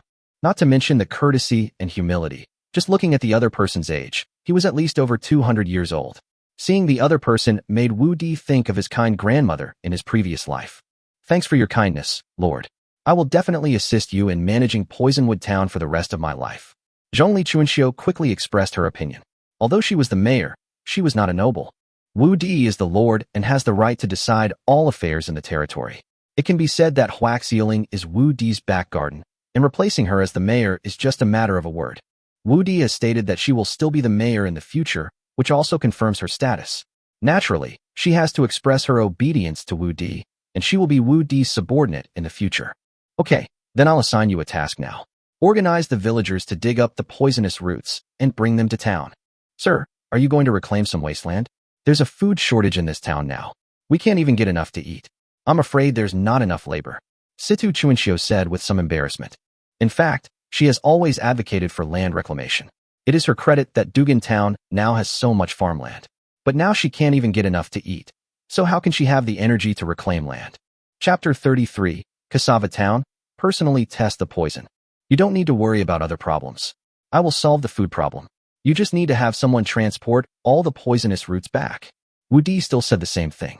He didn't want to explain, and no one would believe his explanation. Now, apart from him, even his aunt who dotes on him the most probably doesn't believe that cassava is edible. The only reason she doesn't let him do it is because of his identity. Situ Yanan, take me to find a well, and I'll show you how to eat cassava. There is no river in Dumu town, and the residents of the town rely on more than a dozen wells for survival. Water is essential to remove the toxins in cassava. Sir, there is a well just ahead, but this well is the source of water for more than 30 households nearby. How dare you? Everything in the territory belongs to the Lord. Not to mention a well. Even your lives belong to the Lord. Xiaomei, who had fought with Situ Yanan before, shouted angrily. Don't worry, I only take well water and won't pollute the water source. Although Wu Di didn't like to bully others, Xiaomei was also standing on his side and couldn't blame him, so she had to explain to Situ Yanan. My lord, I have already arranged people to dig out the root of the poison. If you have anything else to do, just tell me to do it. At this time, Zhongli Chuanxiu rushed over and said, Mayor Zhongli, you're still going strong. My lord, although I may look upon my age, I am only 260 years old. While I cannot unleash the full power of a level 35, I should have no problem living another 20 or 30 years. Okay, then Mayor Zhongli, please have someone prepare some wooden sheds and buckets. The more the better. Fill the basins with well water. Then, peel the poisonous roots I brought back, cut them into slices, and place them in the basins to wash and soak them. Although everyone was confused, they still acted according to Wu Di's arrangements. Wu Di also provided guidance from the side. Only after the cassava he brought back was cut into slices and placed in 2 wooden basins did everyone stop and look at Wu Di. Little brother, can we eat it like this? Not yet, Mayor Zhongli. Have someone set up the stove and bring a big pot over. Cooking is the most critical step. Soaking, boiling, and then soaking again is the safest step. Soon a stove was set up next to the well. Wu Di asked someone to change the water in the cut cassava and told Zhongli Chuanxiu to change the water every hour. Not long after, the team that went out to dig cassava came back with 1 or 2 tons of cassava. Wu Di arranged for people to process it according to the previous steps. By the time we finished processing this batch of cassava, it was almost dark. I originally planned to boil some to test whether it was poisonous, but to be on the safe side, I decided to soak it overnight and cook it tomorrow. Generally, cassava needs to be soaked for 2 or 3 days and changed water frequently and cooked before it can be eaten. Although the toxins are more easily dissolved in water after slicing, the soaking time can be shortened, but it is safer to soak it longer. In the evening, Zhongli Chuanxiu arranged for Wu Di to rest at her home. The Zhongli family was the first to move into Dumu town. After developing in the town for more than 10 years, they have become the largest family in the town. There are nearly 20 people in the family. Although there is no man, there is a granddaughter who studies at the Imperial Capital Magic Academy. However, the academy has rules that you cannot graduate before reaching level 30, and you are not allowed to go home. Early in the morning, Wu Di came to the well. There were guards on duty here. Someone changed the water for cassava every hour. Last night, the 3 professions increased by 20 points each. Good morning, Lord. Did you sleep well last night? Zhongli Chuanxiu had arrived here a long time ago. Although she still didn't quite believe that the poisonous roots could be eaten, if they really could be eaten, then their biggest problem would be solved. Very good, Mayor Zhongli. Next, put the cassava you soaked yesterday in a pot and cook it until done. Then, take it out and soak it in clean water for half an hour before eating. Husband, is this thing really edible? The 3 women couldn't help asking after they came over. Humph, you still doubt your husband. Looks like I'll have to increase the severity of your punishment tonight. Ah, husband, The 3 women suddenly became like frightened rabbits. Okay, you'll know soon. An hour later, Wu Di fished out a few slices of cassava from the clear water. Judging from the color and smell, they should be edible. Even if there were still some toxins remaining, it would not be a big problem. Ah, husband, please spit it out. Shouty, what are you doing? Are you trying to kill yourself? Spit it out. My lord. When everyone saw Wu Di put the poisonous root into his mouth, they all panicked. Wu Di was their backbone. If he was poisoned, it would be disastrous. Is this lord really confident, or is he just thinking too much? Zhongli Chuanxiu on the side was also confused by Wu Di's actions. I've already eaten it, and can't spit it out. It tastes good, just like you, very pink and tender. Seeing that the girls were about to help him clean his mouth, Wu Di quickly swallowed the cassava. Did he really eat this? When the girls saw that Wu Di really ate it, they burst into tears. I ate it, and it tasted really good. Compared to the coarse grains I had eaten before, this cassava tasted even better. Then we'll eat it too. Even if we die, we'll die with our husbands. The three women didn't care whether it was poisonous or not. Seeing Wu Di eating it, they also picked up a handful of cassava and stuffed it into their mouths. Afterwards, Shan Tingting, Shu Jingjing, and other guards followed suit and sold their lives to the Lord when they came. Since Wu Di had been eaten, there was nothing else they would not dare to eat. Wu Di was deeply moved by what he saw. Although he was sure that it was not poisonous, the women did not know that. Their determination to follow him to the end made Wu Di see their loyalty. Wu Di did not stop them and took the opportunity to eat a few more slices. When he tried to eat again, he found that it was empty. The hundreds of kilograms of cassava they brought back yesterday contained about 70 to 80 kilograms of flesh after removing the skin, and they were eaten up by dozens of people. That's it. But to be honest, even though this thing is poisonous, it tastes really good. I seem to have eaten quite a bit, so why don't I have any reaction now? I didn't react either. Do you have a stomachache? Are you dizzy? Do you want to vomit? How can it be that fast? It will take an hour to confirm whether I'm poisoned or not. I hope the Lord's method can really remove the toxin, otherwise, Zhongli Chuanxiu can only pray that Wu Di's method works now. Otherwise, if a noble is poisoned to death in her town, her Zhongli family will probably suffer as well. She really didn't expect that Wu Di, as a noble, would actually test the poison himself. She originally wanted to find a few old ladies in the town who were dying to test the poison, but now it was too late. She could only pray that Wu Di's method could really cure the poison. Don't just stand there. It's time to change the water. Stop being dazed and continue doing what you need to do. Wu Di was the calmest one among everyone. Seeing that the whole world had become quiet, he had to give orders again. Chapter 34 Cassava Town Reform. My lord, is your method really useful? Mayor Zhongli, don't worry. Could it be that I am still thinking about this? I will give you a task. From today on, Poisonwood Town will be renamed Cassava Town. Starting from tomorrow, people in Cassava Town will work in batches, and there will be dedicated people to be responsible for digging cassava, transporting cassava, cleaning the skin, slicing, soaking, cooking, drying, and storing. In addition to its own needs, Cassava Town must produce at least 5,000 kilograms of cassava chips every day, which will then be dried and stored. For the next 3 months, Cassava Town only needs to do this. With the manpower of Cassava Town, producing 100,000 kilograms of slices a day is not a problem, but water source is a problem in Cassava Town. Relying on a dozen wells, an additional output of 5,000 kilograms per day is already the limit. If we can really remove the toxins from cassava, Lord, let alone 5,000 kilograms, even 50,000 kilograms of my poison, Cassava Town can do it. Zhongli Chuanxiu promised. No rush. Cassava Town has limited water resources. Long-term large-scale production will affect the water supply.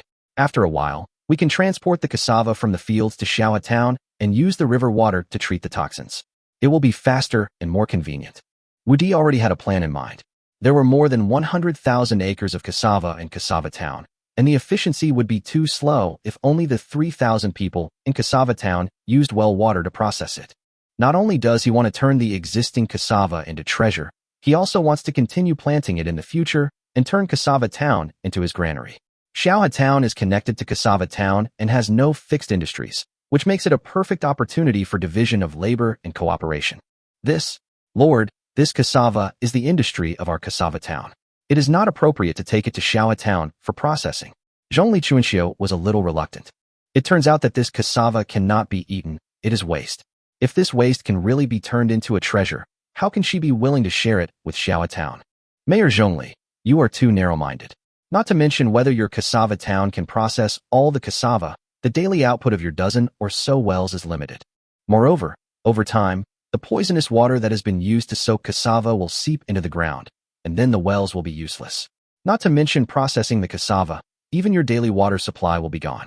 At that time, your Cassava Town will have no choice but to relocate, so using well water to process cassava is not a long-term solution. Furthermore, we need to plant more cassava crops while harvesting them. We can't just sit back and enjoy the fruits of our labor. Cassava Town alone can't handle all these tasks. My lord, your teachings are correct. I will definitely cooperate with you and manage Cassava Town well.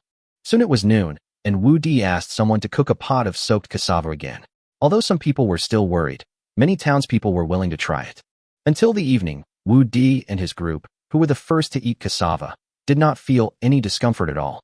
The whole cassava town was in an uproar, and the townspeople were excited and rushed to tell each other. Many townspeople began to sing and dance around the fire, and took out their own treasured food and fine wine to celebrate spontaneously. Our new Lord is truly a god. That's right. In just one day, the poison in the poison root has disappeared. What poisonous root? The Lord said it was cassava. From now on, our town will be called Cassava Town. The Lord is really amazing. Yeah, I never thought a man could be so powerful. I really want to have a child with the Lord. Yeah, I do. I'm almost 40, and I still don't know what it's like to be a man. 40 years old is nothing. I'm already 60. I just don't know if the Lord will be interested in me. Don't dream on. I heard the Lord only likes weak women. Strong women like us don't stand a chance. I don't believe it. What man doesn't like a strong woman? Hey, let me tell you, today I secretly had someone draw a portrait of the Lord, and they even cut off my fingernails, which I had grown for half a year. Damn.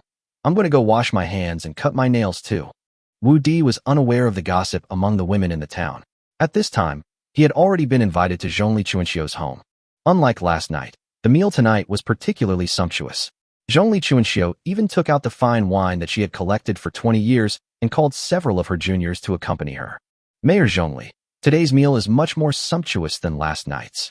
Wu Di looked at Zhongli Chuanxiu with amusement. My lord, please forgive me for making a fool of myself. Due to the food shortage, we have become accustomed to saving money. I hope you will forgive me for my poor hospitality. Today, the Lord has shown great power and solved the food problem, so there is naturally no need to be so frugal. So today, I want to apologize to the Lord. Secondly, we would like to thank the Lord for teaching us how to remove the poison from cassava. And thirdly, we would like to celebrate the arrival of the wise and powerful Lord in our territory. Under the leadership of the Lord, our lives will surely get better and better, and our strength will grow stronger and stronger. Mayor Zhongli, your words are quite accurate, but I am not a petty person. Even if you give me porridge every day, I will have no objection. But there are a few points you need to pay attention to here. First, although I have taught you the method of detoxifying cassava, it must not be leaked to anyone else.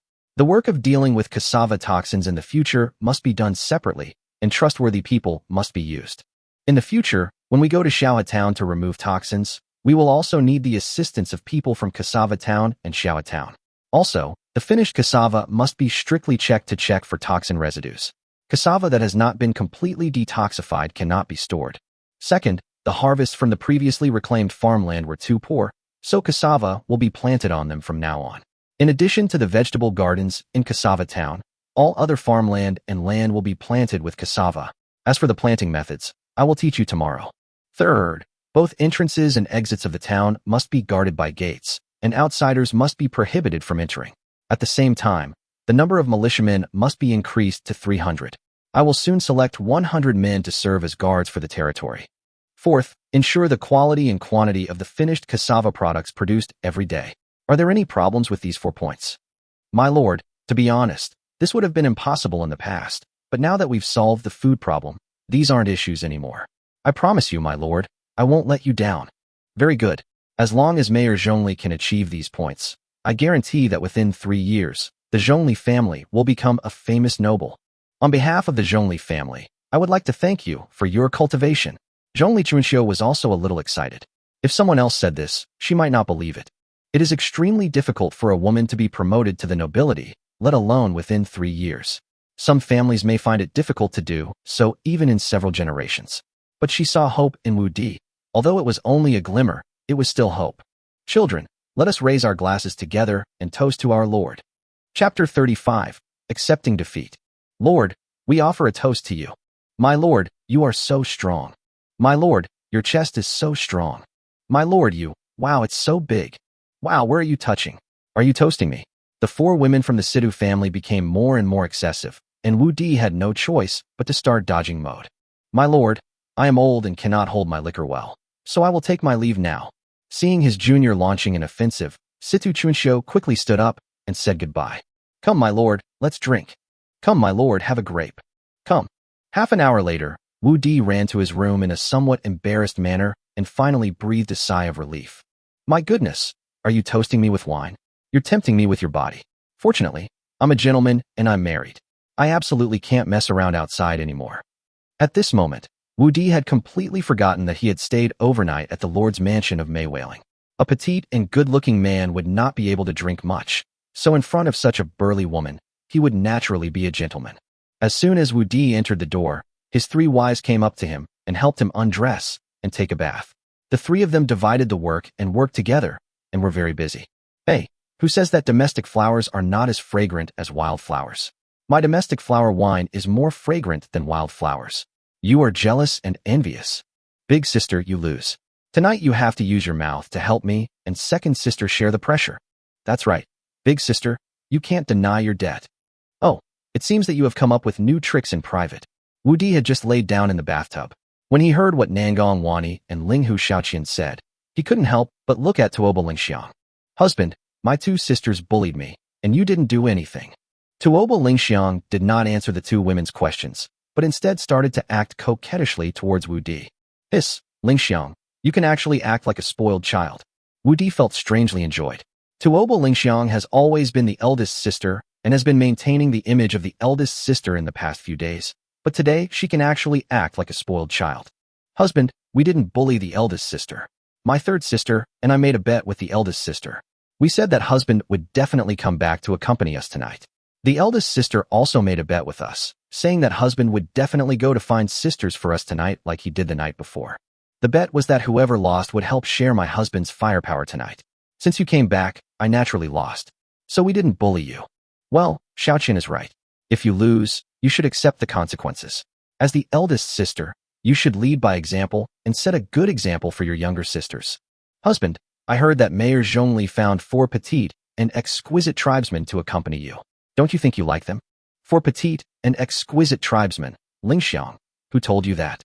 Wu Di looked at Tuoba Lingxiang in surprise, but when he saw the smiles on Linghu Xiaoqian and Nangong Wani's faces, he immediately realized that Tuoba Lingxiang had been tricked. That's what my second and third sisters said. Haha, no wonder you lost. But it wasn't unfair for you to lose. As the eldest sister, you were fooled by your 2 younger sisters. You really deserve to be punished. Ah, are you 2 little girls lying to me? Tuoba Lingxiang reacted immediately. Hee, big sister, this is not our fault. As soon as we mentioned that Mayor Zhongli had invited 4 petite women to have dinner with her husband, you immediately said that her husband would not be back tonight.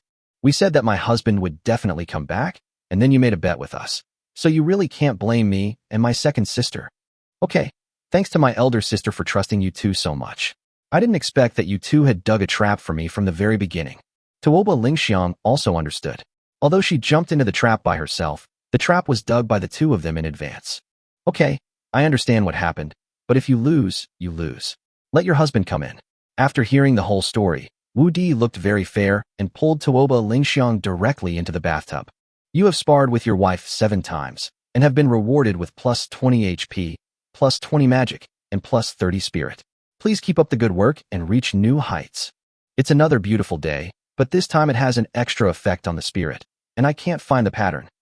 Tuoba Lingxiang endured it one more time last night. Wu Di originally thought that it would add to the magic, but it added to the spirit. Host, Wu Di from China. Age, 18.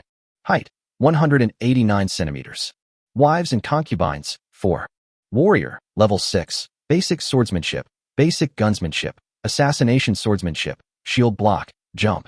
Magician, level 6, no skills. Summoner, level 7, talisman making, summoning. Chi and blood, 680. Mana, 640. Spirit, 780. Lifespan, 10 years and 21 days. It's still a bit slow. Hey, get up. After teaching them how to grow cassava, we'll set off for Xiao Town. Now he doesn't even have a fixed residence. Although Cassava Town is also his property, it is not his home. However, it is unrealistic to build a lord's mansion in Cassava Town. Cassava Town has no other resources except cassava, so it is not an ideal place to settle down. His ideal place is Xiao Town. Xiao Town is close to the wild forest and has rich timber resources. There are also many magical beast resources, tens of thousands of acres of farmland, and a small river. There is no problem with water supply. However, these are only known from the map, and we still need to conduct an on-site investigation. My lord, will you please stay a few more days? On the way to Xiao Town, Zhongli Chunxiu couldn't help but ask to stay. No, I'll leave the affairs of Cassava Town to Mayor Zhongli. After I settle down in Xiao Town, I will send someone to notify Mayor Zhongli. After Wu Di said this, he got into the carriage. Farewell, Lord. Yin Nan, The guarding of Cassava Town and the recruitment of militiamen are all handed over to you. Perform well and strive to win the favor of the Lord." After Wu Di left, Zhongli Chuanxiu patted Situ Yannan on the shoulder and said, "Mayor, after recruiting militiamen today, I want to lead a group to hunt monsters tomorrow. Without the flesh and blood of monsters, it will be difficult to increase strength by just eating cassava. The training of a warrior is relatively simple. Apart from the skills that need to be practiced, the level increase depends entirely on fighting and replenishing the blood and flesh of monsters.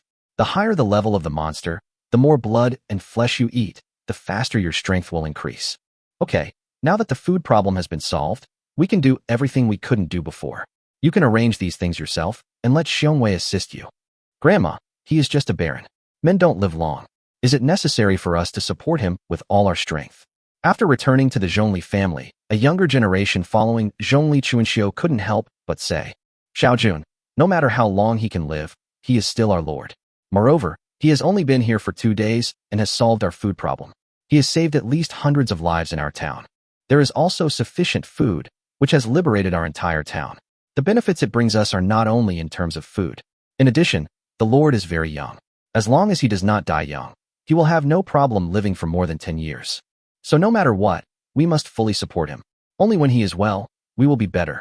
Starting tomorrow, you must keep a close eye on the cassava harvest and detoxification process. No carelessness is allowed." Chapter 36. Xiaohe Town is attacked. "Sir, after going around this hill, Xiaohe Town is just ahead. Are we finally there?" Wu Di pulled open the car curtain, and what came into view was a mountain over 100 meters high. Not bad, with mountains and water, it's really suitable for settling down. Wu Di was very satisfied with the surrounding environment. If nothing unexpected happened, this would be the location of his lord's mansion in the future. In fact, there used to be a lord's mansion in Furong Town. Since Furong Town was attacked by monsters and Lord Furong died in battle, the entire Furong Town has been abandoned. So now Wu Di can only choose Xiaohe Town in the northeast of the territory to rebuild the lord's mansion. "Xiao Di, something bad has happened. We heard sounds of fighting coming from the direction of Xiaohe Town. I guess a war has broken out. I have sent people to check it out." Just as Wu Di was admiring the surroundings, Wang Qiulan came over with a serious face. "It's not winter yet, so it's probably not monsters attacking the village. It's probably bandits from 3 places. If it's bandits from the other 2 places, it's easier to deal with. With our current strength, plus the town's militia, we can certainly fight. If we encounter the bandits from Black Demon Mountain, we won't be able to resist without fortifications." Wu Di quickly determined that it was an attack by bandits. Of the 3 bandit forces in the territory, the only one they could not contend with was the Black Demon Mountain. As long as the bandits were not from the Black Demon Mountain, they were confident that they could deal with it. But no matter what, Wu Di couldn't just retreat like that, so he ordered, "Everyone speed up." If he ran away without even seeing the enemy, he would have no chance of being the Lord. "Report, Lord, Xiaohe Town was attacked by more than 100 bandits, and now the bandits have entered the town." Just when Wu Di was about to go around the mountains and reach the town entrance, the guards who went out for reconnaissance came back. "Only more than 100 people? Could they be the bandits from Shueibua village?" There are only about 100 people in Shueibua village, and they are the closest group of bandits to Xiaohe Town. It is not surprising to encounter them now. However, Wu Di understood that the bandits of Shueibua village had always been cautious and never attacked the village on a large scale. They only robbed people on the road. As long as there was no resistance and no killing, why did they attack the village today? Was it because of food shortage that forced them to do so? "Leave a few people to guard the carriage, and the rest of you follow me to kill the enemy." At this time, Wu Di no longer cared about the doubts in his heart. The most important thing was to deal with the bandits in front of him. "Little enemy, you can't go. Husband, you can't go." Hearing Wu Di's words, Wang Qiulan, Tuoba Lingxiang, and the other 2 women stopped him in unison. "Yes, Lord, there are only more than 100 bandits. I can take people there." Shan Tingting also spoke out to stop them. This is not because Dan Tingting is arrogant. Although they are outnumbered by the enemy, they are all elites who have crawled out of the pile of dead bodies. They are also well equipped, all wearing armor and equipped with long-range bows and crossbows. Even when facing a peer of huge size, dealing with 2 or 3 of them is not a problem. "Okay, I'll watch from behind, and you guys attack with all your force." Wu Di no longer insisted. If he continued to insist, Xiaohe Town would not be able to hold on. "Wani, Louis, protect your husband." Tuoba Lingxiang and Linghu Shaoqian had put on armor as soon as they heard that Xiaohe Town was attacked. Now they left a word and followed the guards into Xiao Town. Although Wu Di wanted to stop it, he did not do so. He had to get used to the position of women in this world. If his woman wanted to grow, she could not do without fighting. Moreover, all his men are women. He lets them fight while his women hide behind them. Although they won't say anything, it still has a bad impact. Besides, the leather armors of his women are all high-end products. 10 or 20 opponents have no chance of breaking their defense. Even if they encounter opponents who are no match for them, as long as they are not killed instantly, they still have life-saving teleportation scrolls. Let's go, Wani Louie, follow me, and let's charge in. Wu Di saw his men rushing into the town, so he called out to the 2 women and rushed into the town with the 2 skeletons. He didn't want to just watch the ducks on the shore. Even if he didn't do it himself, he was a summoner after all. His 2 skeletons had been summoned for several days. He had finally waited for the opportunity and couldn't just let them sit there for decoration. Otherwise, how can he upgrade his skeleton? As for danger, he is now fully armed, wearing the only set of top-grade leather armor from the treasure pavilion. No warrior below level 30 can break his defense. Moreover, he was only planning to attack from behind, and if he was killed, he would accept it. Ah, husband, how could you do this? When Nangong Wani saw Wu Di running away, she stomped her feet in anxiety and chased after him. Miss, don't worry. There are only more than 100 bandits in total, and we are still behind them. Nothing will happen. Louis followed Wu Di closely and said to Nangong Wani excitedly. As Nangong Wani's maid, Louis's duty is to protect Nangong Wani, but she has been staying in the city before and has never really fought a battle until she is almost level 20. Now that such a good opportunity is in front of her, she naturally has to support Wu Di. Although Nangong Wani was a little worried, she also felt it was very exciting. However, she was a magician and only had 2 skills, one of which was healing. The only thing I can use is Vine Magic, but it is not powerful enough and can only trap the enemy. I am still very nervous. At this time, the battle in the center of Xiao Town had become fierce. Although there were more than 2,000 people in Xiao Town, their levels were not high. Ordinary townspeople were only a few levels. There were only dozens of militiamen at level 10, and only 8 people above level 20. Moreover, they had no armor, and their weapons were varied and very broken. The enemies were all warriors above level 10. Although they also had no armor, their weapons were much better than theirs. Not only that, the other side had as many as 30 warriors above level 20, which they were not able to stop at all. Moreover, their mayor and militia captain were killed at the very beginning. Without a commander, the villagers of Xiao Town basically fell on one side. Although they were numerous, they had no way to stop the bandits from killing. Sisters, we've killed the mayor and captain of Xiao Town. They're already at the end of their rope. Kill them all. Once Xiao Town is destroyed, the boss will personally celebrate your victory tonight. Oh, damn, this credit today is definitely mine. Then let's compete to see who kills more. Kill. Charge, half moon slash. Cross slash. Fire slash. Look at my fury. Suddenly, the bandits were like being injected with chicken blood, using all kinds of skills as if they were free, and charging towards Xiao Town. These were bandits above level 20, and each of their skills could basically take a life. Fellow villagers, the captain is gone, and the mayor is also dead. These beasts are not only trying to destroy our homes, but also want our lives. Today we will fight them to the bitter end. Let's fight to avenge the captain and the mayor. Kill him. I'm going to die anyway, so I'll take someone with me when I die. Kill. Chapter 37: The Guard's First Victory. Although Xiao Town lost its commander, no one escaped. This was their home. If they lost their homes and food, they would die even if they escaped. They had no way to retreat. Although the townspeople were brave, the gap in strength was not enough to be defeated by bravery alone.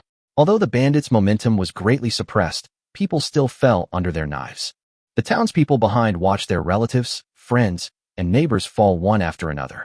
Although they were extremely sad, the hatred in their hearts overwhelmed their fear, and they rushed towards the bandits one after another. At this moment, Wang Qiulan finally arrived with her guards. Seeing the bandits in front of them killing the townspeople one by one with their swords and the corpses all over the ground, anger suddenly rose in her heart. Sisters, come with me and kill all these beasts. Kill. Shan Tingting and other guards rushed towards the bandits in front with their eyes wide open. Charge, half moon slash. Wang Qiulan and others used a charge skill to rush directly behind the bandits, and then used another half moon slash to kill the bandits who were slaughtering the townspeople. Suddenly, more than a dozen bandits fell down after their retreat was cut off. Brutal charge. Fiery slash. Tuoba Lingxiang was the strongest. With a brutal charge, he rushed into the townspeople against a level 27 bandit. then killed him with a fiery slash. Townfolks, reinforcements are here. Hold on everyone. Tuoba Lingxiang turned around again to face the bandits, but did not forget to cheer up the townsfolk loudly. With Tuoba Lingxiang, the level 30 warrior, blocking the bandits' attack, the townspeople were immediately relieved of the pressure. In addition, the bandits were attacked from both sides and were in great confusion. Ah, the reinforcements have arrived. Our reinforcements have arrived. Everyone, kill them. Kill these beasts and avenge the mayor. Oh, you beasts, give me back my mother's life. Ah, sister, our reinforcements have arrived. Kill them all to avenge our fellow villagers and the mayor. Fellow villagers, don't worry. As long as we hold on to them, we can kill them all and avenge our lost fellow villagers. Tuoba Lingxiang is under great pressure now. Although she was level 30, it was very stressful for her to block the attack of dozens of people alone. Now she had no way to kill the enemy, so she could only try her best to hold the defense line and reduce the number of townspeople killed. As long as they hold on, these bandits will be killed sooner or later. Now their goal is to defend, so she wants to stop the townspeople from fighting to the death. Damn it! How could there be reinforcements? How could there be reinforcements in Xiao Town? Could it be that they were sent by the Lord of Mei Wailing? A woman on a hillside said angrily as she looked at the battle situation in Xiao Town. Send the signal and retreat. Although we failed to capture Xiao Town, we still achieved our goal. The woman turned around and said to the two subordinates beside her, Sister Butterfly, the sisters are under attack from both sides. If we retreat now, I'm afraid there won't be many people who can pull us out. Do I need to tell you this? If we talk about it now, we can reduce some losses. If we don't, they will all die here. Hua Huti said angrily. How could she not know that it was difficult to retreat now? But these people were her subordinates. If they all died, she would be left alone. Damn you, Beitang Manhwa. You're meddling too much. Only a few of us high-ranking officials knew about this operation. How did you send reinforcements so quickly? Did they just happen to run into us? I, Hua Huti, will remember this grudge. When Big Sister unifies Furong territory, I will make you pay double for it. Whoa. Sister Hua asked us to retreat. Sisters, follow me and fight our way out. Hearing the retreat whistle, the bandits who were being attacked from all sides breathed a sigh of relief and quickly organized a retreat. However, it was not easy for them to retreat as they were surrounded, and the entire formation was immediately disrupted by this kick. In no time, dozens of bandits were chopped to the ground by Shan Tingting and others. Damn it, are you retreating? I haven't done anything yet. Wu Di, who had just run over, was immediately displeased when he saw the bandits retreating. Kill them. Don't let them run away. Number 1, chase them. Number 2, shoot. Wu Di roared, and immediately ordered his skeletons to attack. Sisters, follow me and kill. Although the women were frightened by Wu Di's arrival, they had no choice but to obey Wu Di's orders and fight hard to kill the enemy. Although Tuoba Lingxiang was powerful, he could not hold the fort alone. In the end, the townspeople were killed and a gap was opened. The remaining 30 or so bandits took the opportunity to escape. Chase them, use bows and crossbows to shoot them. Tuoba Lingxiang shouted. Previously, it was difficult to use bows and crossbows because the bandits and townspeople were fighting each other. Now that the bandits are escaping, it is naturally time for bows and crossbows to come into play. Swish, swish, swish. Several consecutive waves of arrow rain took the lives of more than a dozen bandits, and finally a dozen people managed to escape. Hey, only number 2 killed one. Wu Di was obviously not satisfied with his results. Little enemy, why are you here? It's so dangerous here. Husband, are you hurt? Ling Hu Shaoqian ran over and asked with concern. Husband, let about 10 or 20 of them run away. At this time, Tuoba Lingxiang also ran over covered in blood and said, It's okay, as long as you are okay. How are the casualties on our side? Sir, there are only 2 lightly wounded guards here, but Xiao Town has suffered heavy casualties, and the figures are being tallied. Furthermore, the mayor and militia captain of Xiao Town were killed, leaving only 10 members of the militia, all of whom are injured. At this time, Shan Tingting also came to report the battle situation. Sister Yuan, the mayor has passed away. Please accept my condolences. I'm fine. Please ask someone to help me carry my mother's body back home. Lu Yuan said to her friends around her, suppressing her sadness. Then Sister Yuan, Mother is gone, and some important people have come to town. They helped us fight off the bandits, so naturally I have to receive them on her behalf. Lu Yuan, nice to meet you gentlemen. Thank you for your help in killing the bandits. On behalf of all the residents of Xiao Town, I thank you for saving my life. Please get up quickly. We are late. Otherwise Xiao Town would not have suffered such a great sacrifice. Although Wu Di didn't like big guys, he still helped Lu Yuanyuan up. May I know who you are, sir? Lu Yuanyuan was full of doubts. How could a man come to a place like theirs? This is the new lord of Furong territory, Lord Wu Di of China. Without waiting for Wu Di to speak, Shan Tingting on the side introduced him. Ah, Lord. That's right. From now on, Furong territory will be renamed Huaxiao Ridge, and Baron Huaxiao Wudi will be your lord. Ah, Lu Yuanyuan greets Lord Wudi. No need to be so polite. Where is your mayor? Wu Di waved his hand. When the bandits came charging in, Mother personally led the militia to stop them, but unfortunately they were defeated and killed. Well, you are the mayor's daughter, so you will be the mayor of Xiaohe Town from now on. Wu Di didn't expect that the mayor of Xiaohe Town would personally take the lead in killing the enemy and die. My lord, this is not the place to talk. Please move. No rush. I'll go take a look around. You can take people to appease the townspeople and take care of your mother's funeral first. Come find me when you're done. Chapter 38. The Lord's Mansion is located at Fengzhou Mountain. What a wonderful place. The view is expansive, and you can see everything for miles around. Xiaohe Town is right in front of you. Facing northeast, there are wild green mountains on the left and a small river on the right. The scenery is beautiful. Wu Di, standing on the top of the mountain behind Xiaohe Town, was very satisfied with this place. After coming out of Xiaohe Town, he brought 5 women and 2 teams of guards to the top of the mountain. The terrain here is the highest, and one can see the geographical environment of Xiaohe Town within several miles. It was not until Wu Di reached the top of the mountain that he discovered that the mountain looked like a phoenix claw, an outstretched phoenix claw. The top of the mountain is more than 100 meters above the ground. The entire mountain is very steep, with a slope of 80 or 90 degrees. There are only 3 directions to climb up the entire mountain. 3 phoenix claw-like ridges lead directly to the top of the mountain, like 3 bridges. The left and right ridges are about 7 or 800 meters long, with a slope of about 30 to 40 degrees. The ridge in the middle faces Xiaohe Town. It is slightly shorter, only about 500 meters, but the slope reaches 45 degrees. They climb the mountain from here. Such a place is definitely a strategic treasure land that is easy to defend and difficult to attack. As long as these 3 roads are controlled, the top of the mountain is definitely the safest place unless there are flying monsters. Moreover, 30 miles behind Fengzhou Mountain is Cassava Town. No matter where something happens, as long as the signal smoke is raised, people can help each other. Shan Tingting, Shu Jingjing, send someone to clear the top of the mountain, but leave this big tree for me. Wu Di pointed to a big tree behind him that 2 people could hug and instructed the 2 women. A tree this big is only considered a small tree here, but it is the largest one on the mountain, and it is very rare to see it growing in the crevice of the rock right in the middle of the mountaintop. Wu Di planned to build the Lord's Mansion here, and this big tree happened to be located in the back garden of his Lord's Mansion. Moreover, this tree had to be preserved both for its location and symbolic meaning.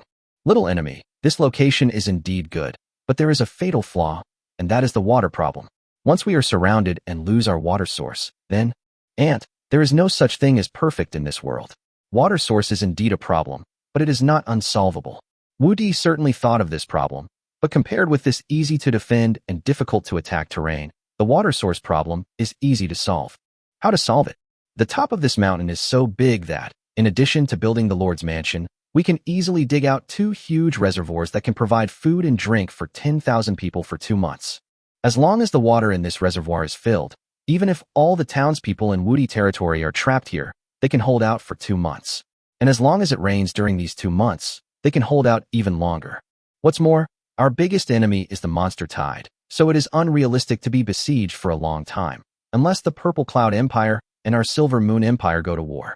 Furthermore, I plan to build a wall along these 3 roads, with a checkpoint every 1 or 200 meters, 3 checkpoints on each road. Even if we go to war with the Purple Cloud Empire, it will be difficult to reach the top of the mountain unless we send a large number of warriors above level 50. It seems that my aunt is worrying too much. Husband, where is the food? You little fool, if water can be stored, then of course food can also be stored somewhere. Wu Di knocked lightly on Nangong Wani's head. But the top of the mountain is so small. If we build a Lord's Mansion and a reservoir, will there be room for a granary?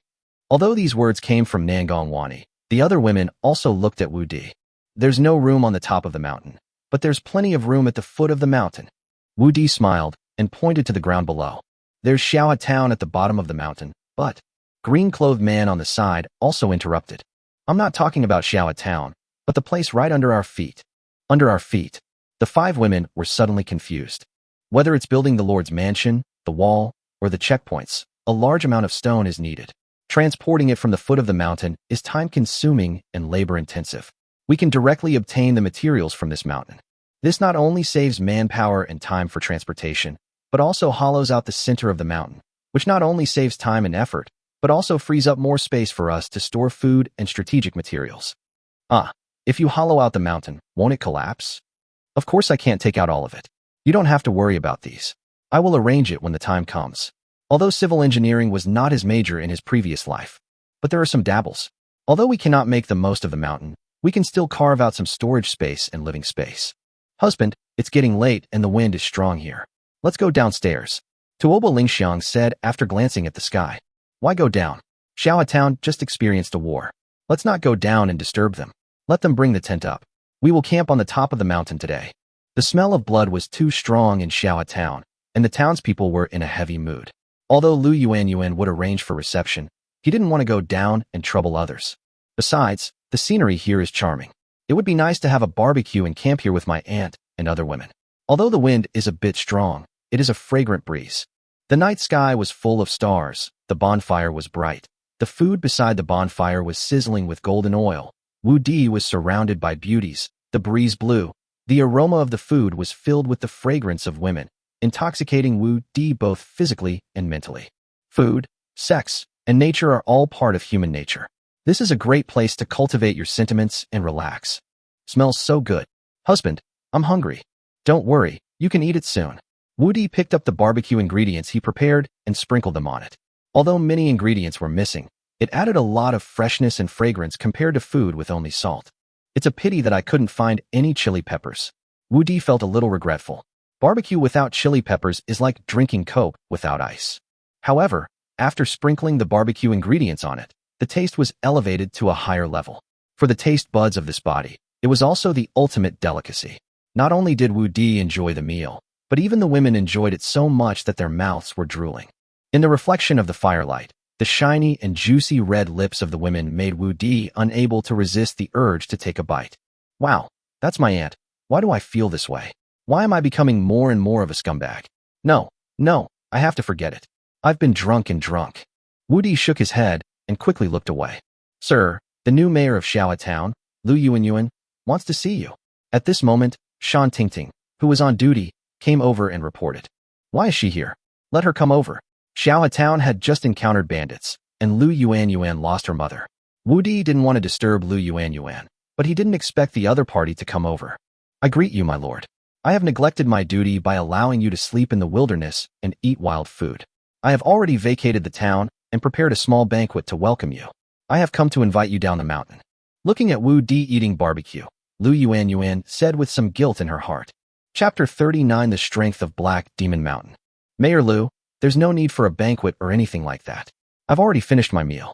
We won't bother you tonight. You just need to take care of the town's affairs. Everyone has worked hard today.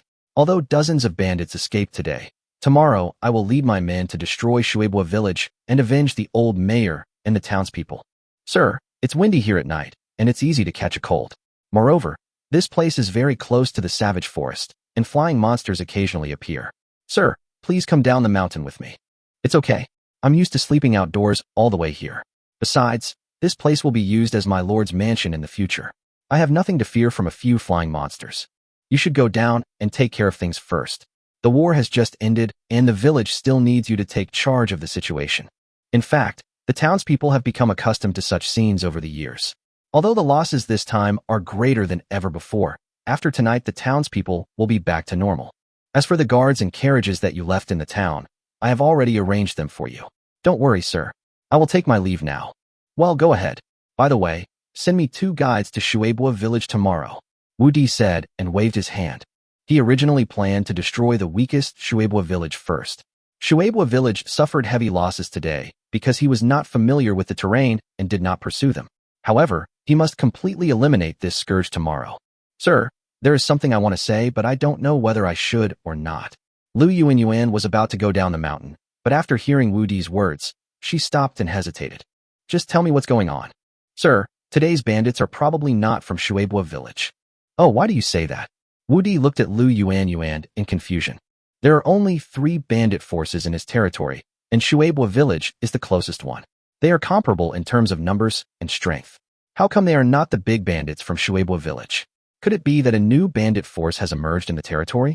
The bandits from Shueibwa village never rob villages or towns, let alone kill townspeople. They only rob passing merchants or mercenaries who go into the mountains to capture monsters. They only rob people of their property and will not harm anyone unless they resist. If they encounter a strong enemy, they will hide in the wild forest. They also have another special feature. What characteristics? That is, they are petite women, just like your men. While the ones who attacked us today are roughly the same strength as them, their builds are very different. Oh, there is also this matter. Are all the people in Shueibwa village petite women? Wu Di was also very surprised. He didn't expect that there would be a team organized by weak women here. Yes, sir, Shueibwa village only accepts petite women. There are about 100 of them. All of them are petite. In that case, the bandits today are not from Shueibwa village. Could it be that a new bandit force has emerged nearby? Wu Di said with some concern. The 3 bandit forces in the territory were already enough to give him a headache. If there was one more, and a force whose background was unknown, it would be even more difficult to deal with. No, our Fu. Huaxiao Ridge is so small that it can only support 3 bandit forces. It is definitely not a new force. Oh, could it be the bandits from Black Demon Mountain and Bullhead Mountain? It's impossible that the bandits from Nyoto Mountain are here. The straight line distance from here is 50 miles. Moreover, since Furong Town was destroyed, there has been no direct road leading to Nyoto Mountain. If the bandits from Nyoto Mountain wanted to come here, they would have to go through Blackstone Town. Not only is the journey long, but Blackstone Town is controlled by Black Demon Mountain and is Black Demon Mountain's territory, so it's impossible for them to be bandits from Nyoto Mountain. So, the bandits who attacked us today must be from Black Demon Mountain. However, Blackstone Town is to the west and to the east, so the distance between us must be about 40 to 50 miles. Yes, although the journey is a bit far, if you don't carry any supplies, a warrior above level 10 can make a round trip in a day. I also heard that there has been some big moves at Black Demon Mountain recently. What big move? Is this big move to control Xiao Town? Yes, but not entirely. I heard that the Black Widow, the boss of Black Demon Mountain, has broken through to level 45 and wants to control the remaining 3 towns and rule our Wu Di territory. Wow, it seems that this Black Widow is quite ambitious. If this news is true, then it was Black Demon Mountain who attacked us today. Black Demon Mountain is the largest force in Wu Di's territory. Even Beidang, Manhwa has to be wary of it. Wu Di didn't want to confront Black Demon Mountain so soon, but he didn't expect to come into conflict with Black Demon Mountain so soon. Apart from the Black Widow, are there any other level 40 warriors in the Black Demon Mountain? Now that they have faced each other, Wu Di can only learn more about the strength of the Black Demon Mountain. Although I had some understanding of it before, it was not comprehensive, especially its overall strength. My understanding was limited. Now is a good time to take advantage of the fact that Lu Yuan has some understanding of Black Demon Mountain to learn more about it. The only one at level 40 is Black Widow, but she has 3 capable subordinates, all of whom are around level 35. The 3 are the poisonous scorpion, the giant hornet, and the butterfly. The poisonous scorpion is vicious and cruel, and anyone who falls into her hands will suffer a fate worse than death. The giant hornet is in a bad mood and will chop anyone she dislikes. The most difficult one to deal with is Butterfly. He is cunning, and his actions are so varied that it is hard to guard against him. Moreover, each of the 3 of them has a level 30 subordinate. In addition to these few high-ranking members, they recently recruited another 200 bandits from Blackrock Town, bringing the total number of bandits to 600. All of them are warriors above level 10, and there are over 100 bandits above level 20. Although we eliminated dozens of them today, there were only about 10 above level 20, and those above level 10 are easy to replenish, so apart from the 10 or so above level 20, the losses in today's battle were not that great. Okay, I got it. You go and get busy. Prepare someone to take me to Shueibwa village tomorrow. Although the bandits who came today were not from Shueibwa village, the bandits from Shueibwa village also had to be dealt with. Ah, Lord, are you still going? Lu Yuan didn't expect that Wu Di was still going to Shueibwa village. Well, you go and arrange it. He had to go, but Wu Di also changed his mind. Since Shueibwa village has never killed the people in his territory, and they are just small bandits, he needs strength now. If he could recruit Shueibwa village, his strength would increase significantly, and the pressure in dealing with Black Demon Mountain would be much less. Seeing that Wu Di insisted, Lu Yuanyuan had no choice but to turn around and say goodbye. There were still many things waiting for her to deal with at the foot of the mountain. Weak enemy. Since they are not Shueibwa village, then Shueibwa village's strength is intact. They are relying on the mountain stronghold for defense. Even if we can annihilate them, we will definitely suffer heavy losses. I think we have to make a long-term plan. Chapter 40 Plans and Changes. Aunt, don't worry. Maybe tomorrow we can take over Shueibwa village without a single soldier. Oh, what's the solution? This, you will know tomorrow. Of course, Wu Di couldn't say that he would use the beauty trap. If it failed, it would be so embarrassing. However, based on his understanding of this world, men can deal with women by simply sleeping with them. Okay, if you don't want to say it, I won't force you. Okay, we've been traveling for most of the day and fighting a big battle. We're all tired. Let's rest early. In the tent beside the big tree, Wang Qiulan looked at the top of the tent with a look of despair and covered her ears tightly with her two delicate hands, but still could not stop the infiltration of the evil sound. Oh, he really only cares about food and not about punishment. How come he forgot to move the tent away? It looks like he won't be able to sleep tonight. I really owe him a debt in my previous life. Back then, she and her sister were only separated by a wall, but she had never heard such a sound. Moreover, this sound seemed to have magic. The more she didn't want to hear it, the more unbearable it became. The man in green on the other side of the tent felt equally uncomfortable, as if thousands of ants were crawling on his body. When will it be my turn? Lu Yi felt bitter in her heart. It was painful to listen to it, but she felt itchy if she didn't listen. On the other side of the Shueibwa village wall, guards were meticulously patrolling with torches in hand. In the main hall at the center of the village, the head of the Shueibwa village was listening to his subordinates' reports. So the soldiers from Xiaohe town came and repelled the invading enemy. Then did you see clearly how many officers and soldiers came and who led the team? Shui Mengdai said solemnly to the subordinate who was reporting. I dare not approach. The soldiers are well equipped, including bows and crossbows. However, there are only 70 or 80 of them. They killed and disrupted the invading enemy forces in one encounter. It seems that their strength is above level 20. Have you found any warriors above level 30? I only saw one person using the Savage Charge skill. I don't know if there are any level 30 subordinates among them. Well, okay, you can go down and rest. Shui Mengdai said with a frown. Boss, should we retreat back to the Savage Forest? That's not what you need to consider. Yes, I'll take my leave. There are less than 100 of them, but their strength is no weaker than ours. Are they officers or mercenaries? What is their purpose here? Should we retreat? At this time, Shui Mengdai was confused about these people. Although they were doing the work of bandits, they always picked on the weak and never fought against other forces, especially official forces, and would never provoke them. But she doesn't provoke them.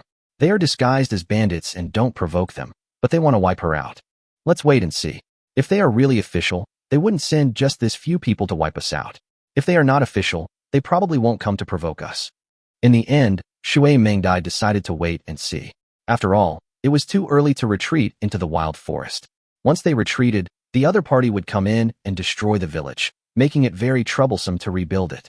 On the other side, at Black Demon Mountain, Hua Hudi also returned to the Black Demon village with the remaining 20 or so men. Why are you so embarrassed, third brother? Yeah, third brother, you've always been the mastermind. A small river town has made you so embarrassed. If it were me, I would just kill them. As soon as the butterfly came back, the poisonous scorpion and the giant hornet learned the news. Although they were sisters, they had different personalities and neither of them would submit to the other. This time they finally got the chance, so of course they had to satisfy their desire. I was just unlucky. I happened to meet the official army. Otherwise Xiaohe town would have been taken down long ago. Butterfly will not give in easily, not to mention that this time it was just bad luck. Besides, although I was unlucky this time, I still achieved the purpose of the mission. I believe that Xiaohe town will soon request Mei Weiling to send troops to suppress the bandits. Butterfly, I heard that you suffered heavy losses this time. What exactly happened? At this moment, Black Widow walked in with a few people and asked directly. Hello, big sister. The three poison scorpions saluted quickly. Sit down and let Butterfly tell you what happened in detail. Big sister, it's like this. Oh, so this group of soldiers just happened to be patrolling Xiaohe town and didn't come here specifically to support because the news leaked out? After listening to the explanation of the Butterfly, the Black Widow frowned. It shouldn't be. If the news really leaked out, they would have attacked us right after we started, and they wouldn't have sent so few people. Otherwise, none of my men would have been able to escape. And if they had come prepared, we wouldn't have killed their militia captain and mayor. Well, it seems this was really an accident. Fortunately, the loss was not great. However, you should all be more careful in the future. Starting tomorrow, we will send people to keep an eye on Xiaohe Town and Shueibua Village. If this plan succeeds, the soldiers from Manhwa Town will definitely attack Shueibua Village first. Once both sides are defeated, we will take action. Yes, big sister. Butterfly, go to Blackstone Town tomorrow to replenish the manpower. Yes. Everyone get busy. Beitang Plum Blossoms. Beitang Plum Blossoms. Our competition has begun. With Black Widow's current strength, there is no problem in controlling the remaining 3 towns in Huaxieling, but the biggest trouble in controlling Huaxieling is Mei Wailing. Therefore, before controlling Wu Huaxieling, she must consume the manpower of Mei Wailing. Attacking Mei Wailing is like hitting a rock with an egg. If she wants to consume the manpower of Mei Wailing, she can only nibble away at it bit by bit. The place where they were encroaching was Huaxia Ridge, but it was not easy for the soldiers of Meihua Ridge to enter Wu Di's territory, so they could only set a trap for Meihua Ridge. Once the soldiers from Mei Wailing enter Huaxieling to suppress the bandits, they can devour them. As long as they repeat this several times, Mei Wailing will be unable to take care of itself, and then the entire Huaxieling will be theirs. By then, we can integrate the bandits from Yodo Mountain and Shueibua Village and build a fortress on the road connecting to Mei Wailing. Then we won't be afraid even if Mingwest City sends troops. However, their plan was very good, but they didn't know that the original Furong territory had now welcomed a new owner and became Huaxia Ridge. There were no accidents that night, and no flying monsters attacked. It was not until the early morning that the demonic sounds under the big tree dissipated and the few people slowly fell asleep. In the early morning, Wu Di woke up from the arms of comfort. Although he was absurd, he never neglected his work. His cultivation level also broke through without exception. His warrior level reached level 7, and his summoner level reached level 8. Greetings, Lord. After Wu Di came down the mountain, the townspeople he met all saluted him. It seemed that all the townspeople in Xiaohe Town knew Wu Di's identity. Although Xiaohe Town was attacked by bandits yesterday, the entire town was operating normally again this morning. Although many people had sadness on their faces, more of them were helpless about life. Chapter 41. The enemy arrives at Shueibua Village. Human lives in the other world are really worthless. There are no funeral ceremonies or rituals. People are buried directly after death, and the next day the living have to work hard to make a living. They simply cannot stop. Stopping means starvation, and starvation means death. Especially when death becomes the norm, even sadness becomes a luxury. I must change all this. I must.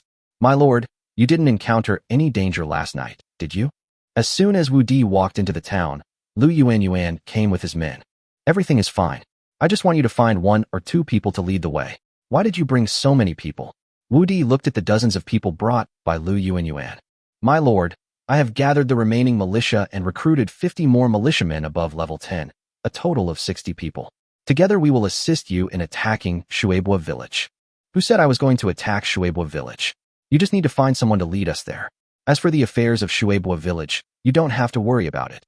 Sir, although Shueibua Village is the weakest of the 3 bandit forces, it is not easy for the guards under your command to capture Shueibua Village. Sir, please let us go together. A lord finally came to Huaxieling. Although he was a male lord, he gave Lu Yuan an opportunity to change her destiny. Although she could not stop Wu Di's decision, she had to protect him at all costs. My lord, although we are not strong, we are not afraid of death. Please let us go with you. The militiamen following Lu Yuan also begged. Okay, then, if you want to follow me, then follow me. But no one is allowed to move without my order. Wu Di agreed after looking at the age of the militia in front of him. Although these militiamen are not very strong, they are all around 40 years old.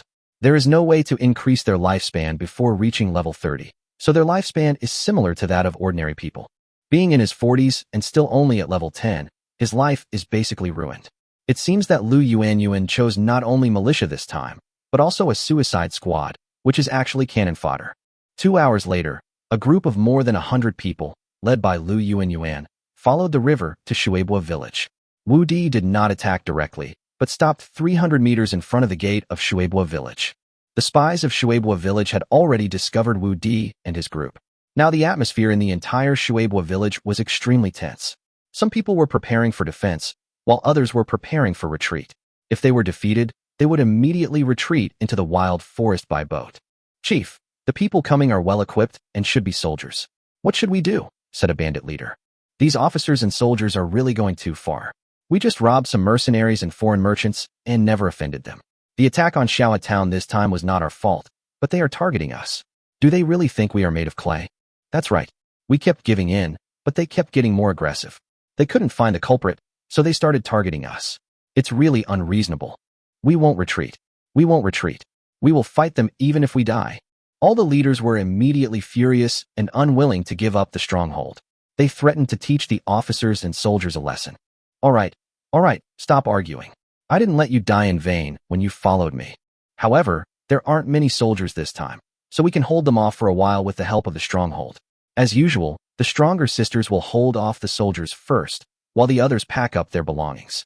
If we're defeated, we'll retreat into the wild forest. As the village chief, Shui Mengdai had great prestige. Under her orders, all the leaders suppressed their anger and began to take their positions. Chief, it's a man. It's a man. The person coming is a man. Just after the leaders stood up, a bandit ran in excitedly and incoherently. Man, what man? Are you crazy about men? The leader closest to the bandits grabbed the bandit's collar with one hand and said, "Eighth chief, it's true. The officer and soldiers are led by a man, a very young man." You mean, the one who attacked our Shueibua village was a man? How could a baron have so many guards and come to us? Could it be a male lord? Only a male lord can recruit so many guards. But several of our nearby territories, except for Plum Blossom Ridge, don't even have a lord. How could a male lord come to us? Could it be that we robbed this male lord, and now he's bringing people here to seek revenge? Even if they are male lords, so what? The territories of male lords are all south of Manhwa City, and the nearest one is 700 or 800 miles away from us. These 100 people come to pick a fight with us. Do they really think they are easy to control? Yes, so what if he's a man? It's just in time. I haven't tasted a man yet. Don't even think about it. The village chief hasn't even tasted him. Since he's delivered to our door, we'll capture him and make him our husband. Haha, Lao Lu is really thoughtful. Then we will go all out this time. No matter what, we must capture this baron and make him our leader's wife. Haha. Report, Lord. The baron has introduced himself as the new lord of our territory. He wants us to open the gates, saying he has something important to discuss with you. No, it's impossible, absolutely impossible. How could a man come to this barren territory to become the lord? How could Shangwan Mingyue be willing to let a man come here to be the lord? In the entire gathering hall, all the leaders did not believe this was true. They would rather have offended someone than believe that a man would come and become the lord. Okay, whether it's true or not, we'll know if we go out and take a look. Shui Mingya's heart was also restless. Men were creatures that only existed in her dreams. Xiao Di, no, absolutely not. Auntie can agree to anything you ask for, but you cannot go to the mountain stronghold alone. Wang Qiulan held Wu Di's hand tightly, not wanting Wu Di to take any risks. My husband, even if you want to surrender, just send a representative. You are a baron and a lord. There is no need to put yourself in danger. Nangong Wani also held Wu Di's other hand tightly. Yes, husband, Xiaoqian and I can go on your behalf. You just wait here for our news. Tuoba Lingxiang took Linghu Xiaoqian's hand to indicate that they were willing to go on Wu Di's behalf. Sir, madam, how can you, with your precious bodies, enter this mountain stronghold? Just let your subordinates go. Shan Tingting also pleaded. My lord, Shueibua village is located in the territory of my Xiaoa town, so you'd better surrender it. Lu Yuanyuan originally wanted to bring people to assist Wu Di in taking over Shueibua village, but she didn't expect Wu Di to surrender. Okay, stop arguing. I have to go there myself. But if you're worried, just let Ling Xiang and Xiao Qian go with me. With their strength, our equipment, and your support outside, as long as they are not stupid, they will not fight to the death with us. Chapter 42, Entering Shueibua Village. In his previous life, Wu Di had never failed with women, but in this world, men have the bonus of status, so as long as he wants, can't he get them easily? Of course, if the Shueibua village leader's appearance does not reach more than 8 points, then he can only convince the other party. If it exceeds 8 points, then it will be easy, just sleep with him. Then I'll go too. Seeing that she couldn't change Wu Di's mind, Wang Qiulan had to ask to go together. Aunt, we can't go here without you in charge. How about this? Let Shan Tingting and Shu Jingjing follow together. Wu Di was also helpless. Although his subordinates were very loyal, he still had to give orders. If he took Tuoba Lingxiang away, then his aunt had to stay. He was just going there to negotiate and recruit. Originally, he could go alone, but now he had brought 6 people including his own skeleton, so the other party must be more alert. Okay then, but if the situation goes wrong, you must retreat immediately, and we will support you outside. Shan Tingting and Shu Jingjing were 1 level higher than her. Although Wang Qiulan was still a little worried, she reluctantly agreed. He is really a man. It seems that he has just been awarded the title of Baron. At this time, Shui Mengdai and the leaders on the village wall saw Wu Di walking towards them and confirmed that the leader was indeed a man. Village leader, what should we do? That man is coming towards us. He's just a man. He doesn't look like he has any ill will towards us. If he is truly the new lord of Hibiscus territory, he probably won't attack us directly. After all, we haven't killed a single citizen in all these years. Although Shui Mengdai said this, she was very nervous in her heart. She didn't know why, but she felt very nervous when she saw the man in front of her. Maybe it was because she had never dealt with a man before. Here he comes. Here he comes. He is coming with heart-pounding steps. This was the voice in the hearts of all the bandits on the village wall. Although there were only 5 people and a skeleton following Wu Di, the pressure he put on the bandits was like a mountain. They were not afraid of mercenaries or monsters, but they were afraid of men, and their hearts trembled. It's like a girl who has never seen a man before, and suddenly a bald man appears in front of her and approaches her step by step. She has no idea what will happen next. The unknown is the most frightening thing, and ignorance is the most terrifying. Although they all know about men, few of them have actually come into contact with men. The vast majority of women had their fathers die when they were still minors, and the other men were all aristocrats who basically stayed at home. If women want to see men, they can only do so during the annual wife selection ceremony. But that takes place in the city and is basically unavailable in the wild territories, so one can imagine the shock Wu Di brings to them now. Emma, why do I feel like a monkey in a zoo? Looking at the eyes of the bandits on the village wall, Wu Di felt like the scene when he first went to the zoo. Chief, are we just going to let them come over like this? The 7th leader couldn't help but say to Shui Mengdai as he looked at Wu Di, who was getting closer and closer. You make him stop. Oh, Xiaojiu, ask her to stop. The 7th leader was already very nervous, and he was even more at a loss when he received this order. However, his eyes happened to fall on the 9th leader, so he passed the ball to him. Seventh sister. I can't do it. Why can't you do it? Last time you encountered that level 30 devil-striped tiger, you were the first one to charge at it. Is this one scarier than that devil-striped tiger? No, 7th sister, why don't you come? The village chief wants you to come. Okay, if you keep going like this, people will already be at the door. You two are really bringing shame to the village. Let me do it. The big chief on the side couldn't stand it anymore. Big sister is still so majestic. Sister, you're the best. The chief cleared his throat after listening to the applause from the people around him. At this time, Wu Di also looked at her. When their eyes met, the courage he had originally had disappeared without a trace. The burden he had just taken on immediately became a heavy burden, but as the chief, he had made a big promise in front of the village chief, so he had no choice but to speak up. Come, stop, tell me your name. Sister, I just ate a sour fruit, and my tongue is numb. Seeing all the sisters looking at her, the leader said embarrassedly, How dare you? Call your leader out. The new leader of Furong County, the invincible Baron of China, is here. Why don't you open the gate to welcome him? Shan Tingting stepped forward and shouted, pointing at the bandits. Well, not bad, awesome. Wu Di silently gave Shan Tingting a thumbs up, feeling that having subordinates with him did have its benefits. I am the leader of Shueibua village, Shui Mengdai. Are you really the new lord? Looking at the appearance of her subordinates, Shui Mengdai had to speak in person and said to Wu Di, Wow, I've come to the right place this time. Her looks are already a 5 out of 5, and her name is nice too. As for her figure, I'll take her even if she's plain. Although the village wall blocked Shui Mengdia's body, Wu Di was ready to take her into his harem just because of her angelic face. Who is our lord? Why would we need to lie to you? If it weren't for the lord, considering that you have never harmed the residents of the territory, he would have sent troops to kill you long ago. Master of the water village, this is my identity token. If you are unwilling to open the village gate and talk to me, then I will ask you a few questions. Wu Di patted Shan Tingting's shoulder, motioned her to step back, and took out his token. Speak, Lord Baron. Master of the water village, although you have not offended the residents of the territory in recent years, you have offended many mercenary groups. Although you can retreat into the wild forest every time, the monk can escape, but the temple cannot. Although he was able to avoid powerful enemies, the village was destroyed every time, and he had to start all over again every time he went out of the mountains.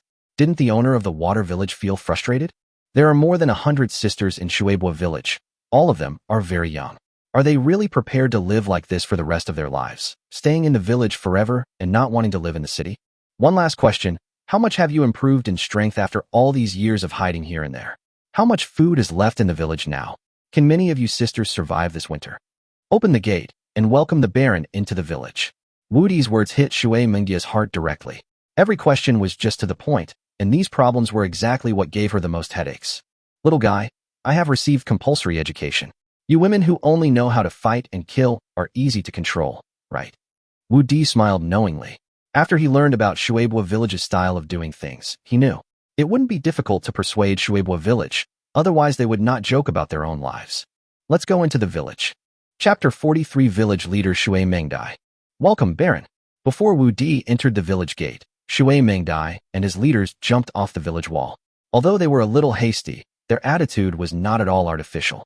If they had not been severely suppressed and forced into a desperate situation, they would not have become bandits here. Even if they became bandits, they still maintained their bottom line and held on to the last glimmer of hope in their hearts. Wu Di's arrival today gave her a glimmer of hope. If they could get Wu Di's protection and get rid of their identity as bandits, that would be what they had always dreamed of. Of course, she would not give up Shueibua Village easily. After all, this was where they settled down, unless Wu Di's conditions could satisfy them. The leader of Mengdai Village is not only as beautiful as a fairy, but she also manages the village in perfect order. She is truly young and promising, a heroine. He actually called me Mengdai and said that I was as beautiful as a fairy. Is this true? After hearing Wu Di's praise, Shui Mengdia's heart was like a tide and her face was like a peach blossom. It's all thanks to the sisters. I'm sorry to have embarrassed you, Lord Baron. Please come this way. Wow, there's actually such a capable person in the Mengdai village. He was able to build a bridge here, spanning the two sides of the creek. When Wu Di entered the village, he discovered that Shueibua Village had built a bridge on both sides of the river, and the main village was on the other side of the river. Although this is the narrowest part of the river, it is still more than 200 meters wide, and the water flows rapidly. It is not easy to build a wooden bridge. Although the trees in this world are tall, it is not easy to build a wooden bridge relying solely on manpower. If they attacked Shueibua Village, even if they broke through the village wall, the other side would be defending the wooden bridge on the other side of the river. They would have to pay a heavy price to break through to the other side. It's all thanks to the sisters working together. This bridge has been destroyed several times over the years, and it took 10 days to half a month to rebuild each time.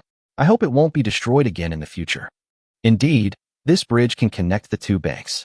Although there are no villages or towns here, it can be developed in the future. Moreover, it saves dozens of miles to travel to the Shumulingaling in the east. The territory of Shumulin Territory is about 10 miles away on the other side of the river.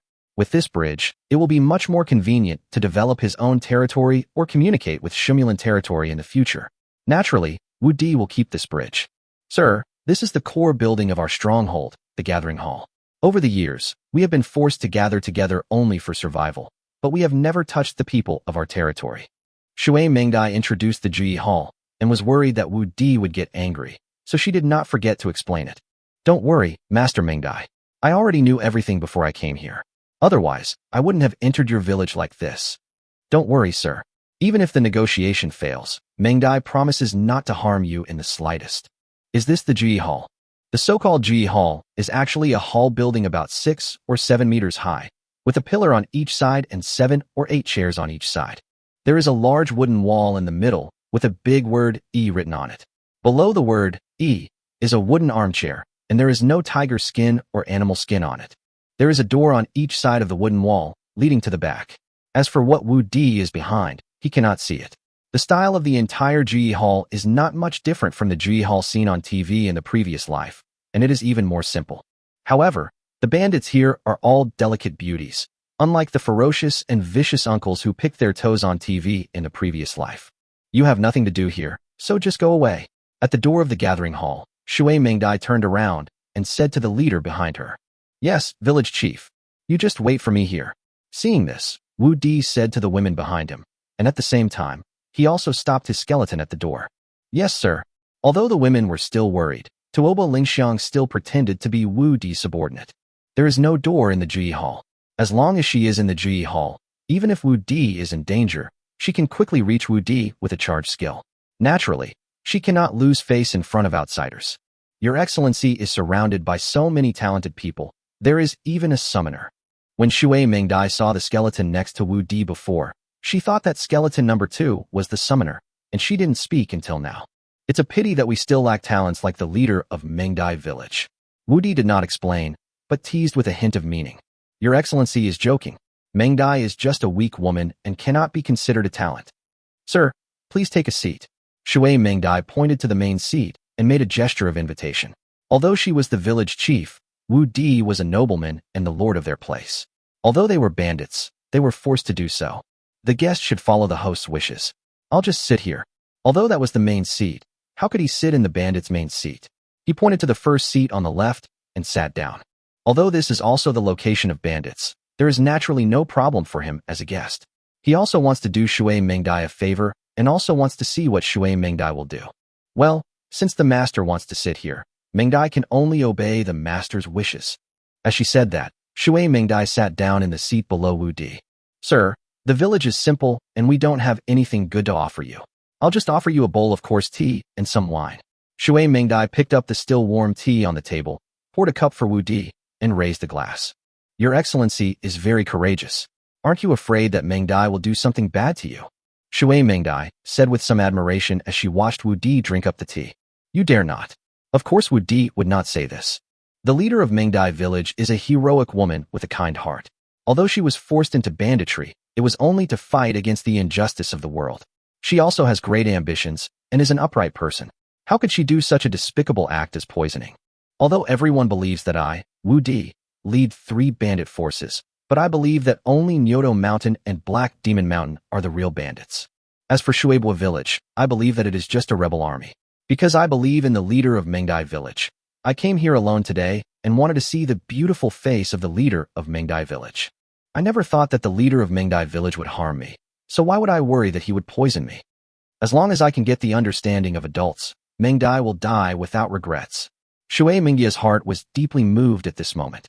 She had been excluded, suppressed, scolded, and hated before, but she had never received affirmation and understanding. Wu Di's words were like a spring breeze that blew away the chill in my heart, and like a ray of sunshine that illuminated the darkness in my heart. People often say that one can die with no regrets if he can only have a close friend.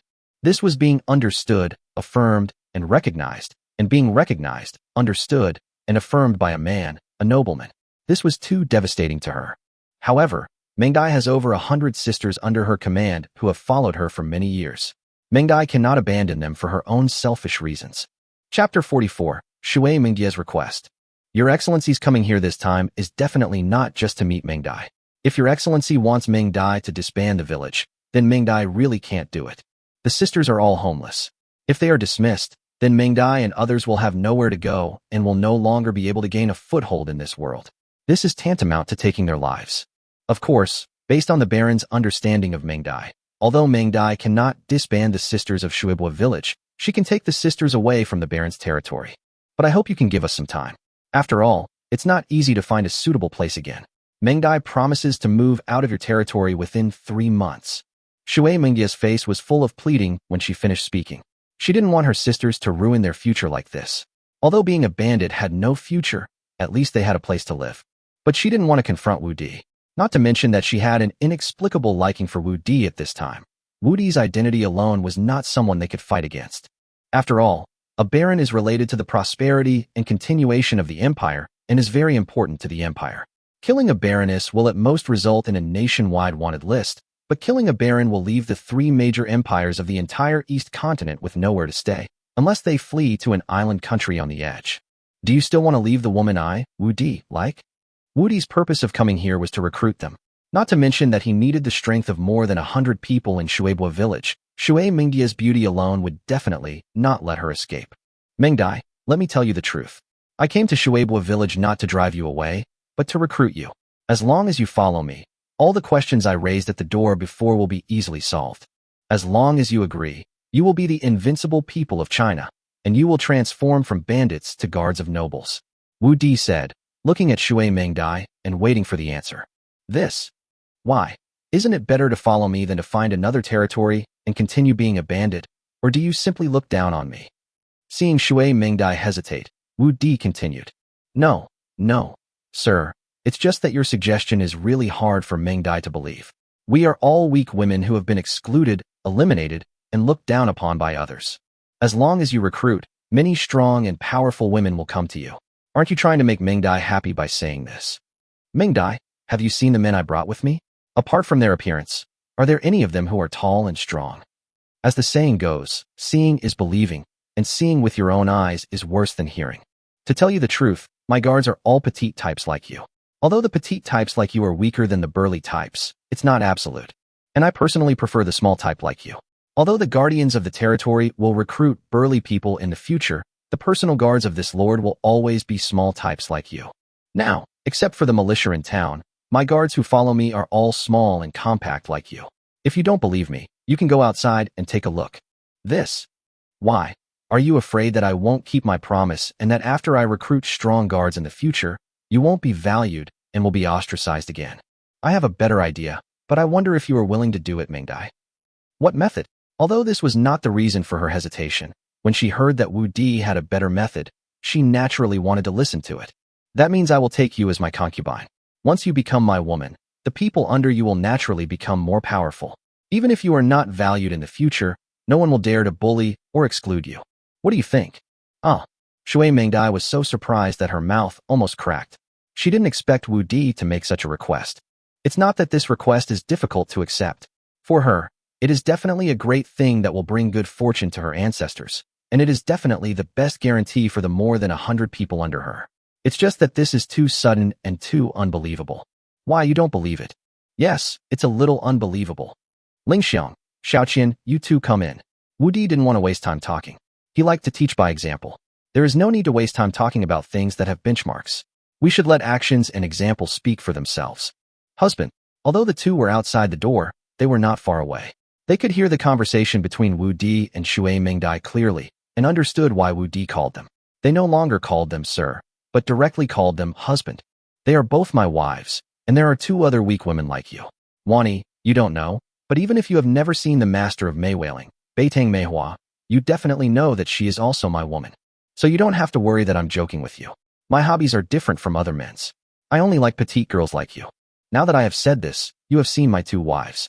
As for whether you believe it or not, and whether you agree or not, that is up to you. I agree, but can I make two requests? Shui Mingdai was afraid that Wu Di would change his mind, so she quickly agreed. However, when she thought that she couldn't get such a good thing by herself, she might as well convince others in the future, so she tried to persuade them weakly. Since you have agreed, then you are my woman, Wu Di. As long as my woman's request is not too excessive and I am able to do it, I will naturally agree to it. What do you think? Wu Di was in a very good mood. Not only did he get a beautiful woman, he could also add a year to his lifespan and gain more than 100 subordinates. What could not be more enjoyable than this? Since you only like petite women, and Xiaodia subordinates are all petite women, could you give them a chance and choose a few of them to be your concubines? That's it. It's not impossible, but not now. As long as your men make contributions, perform well, and have good character, then it won't be a problem to choose as many as you want in the future. Wu Di couldn't help but sigh that Shui Mingdai was really a good leader who cared about his subordinates and was willing to seek benefits for them. However, although he liked the more women the better, he would not accept all of them. First of all, the character and appearance must be acceptable. He was willing to accept Shui Mingdai. First of all, Shui Mingdai had no problem with her character, and her figure and appearance were very good. Secondly, it was also to better recapture Shueibua village. As for the other women, I don't understand them yet, so I can't act too hastily. Even if I want to take them in, I'll take in Dan Tingting, Xu Jingjing, and the others first.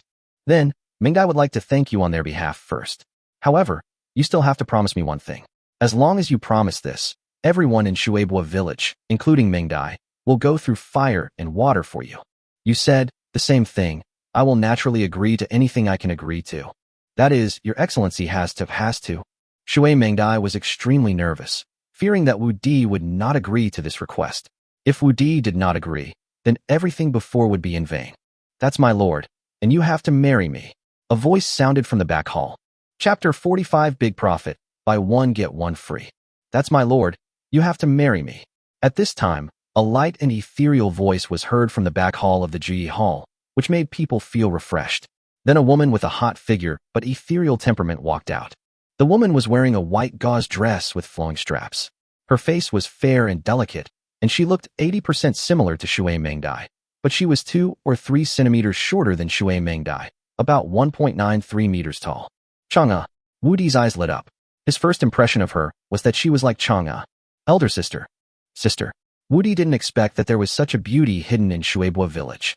Unlike Shui Mengdai, who was weak and down-to-earth, this woman had an ethereal air and gave people a sense of beauty that was out of reach.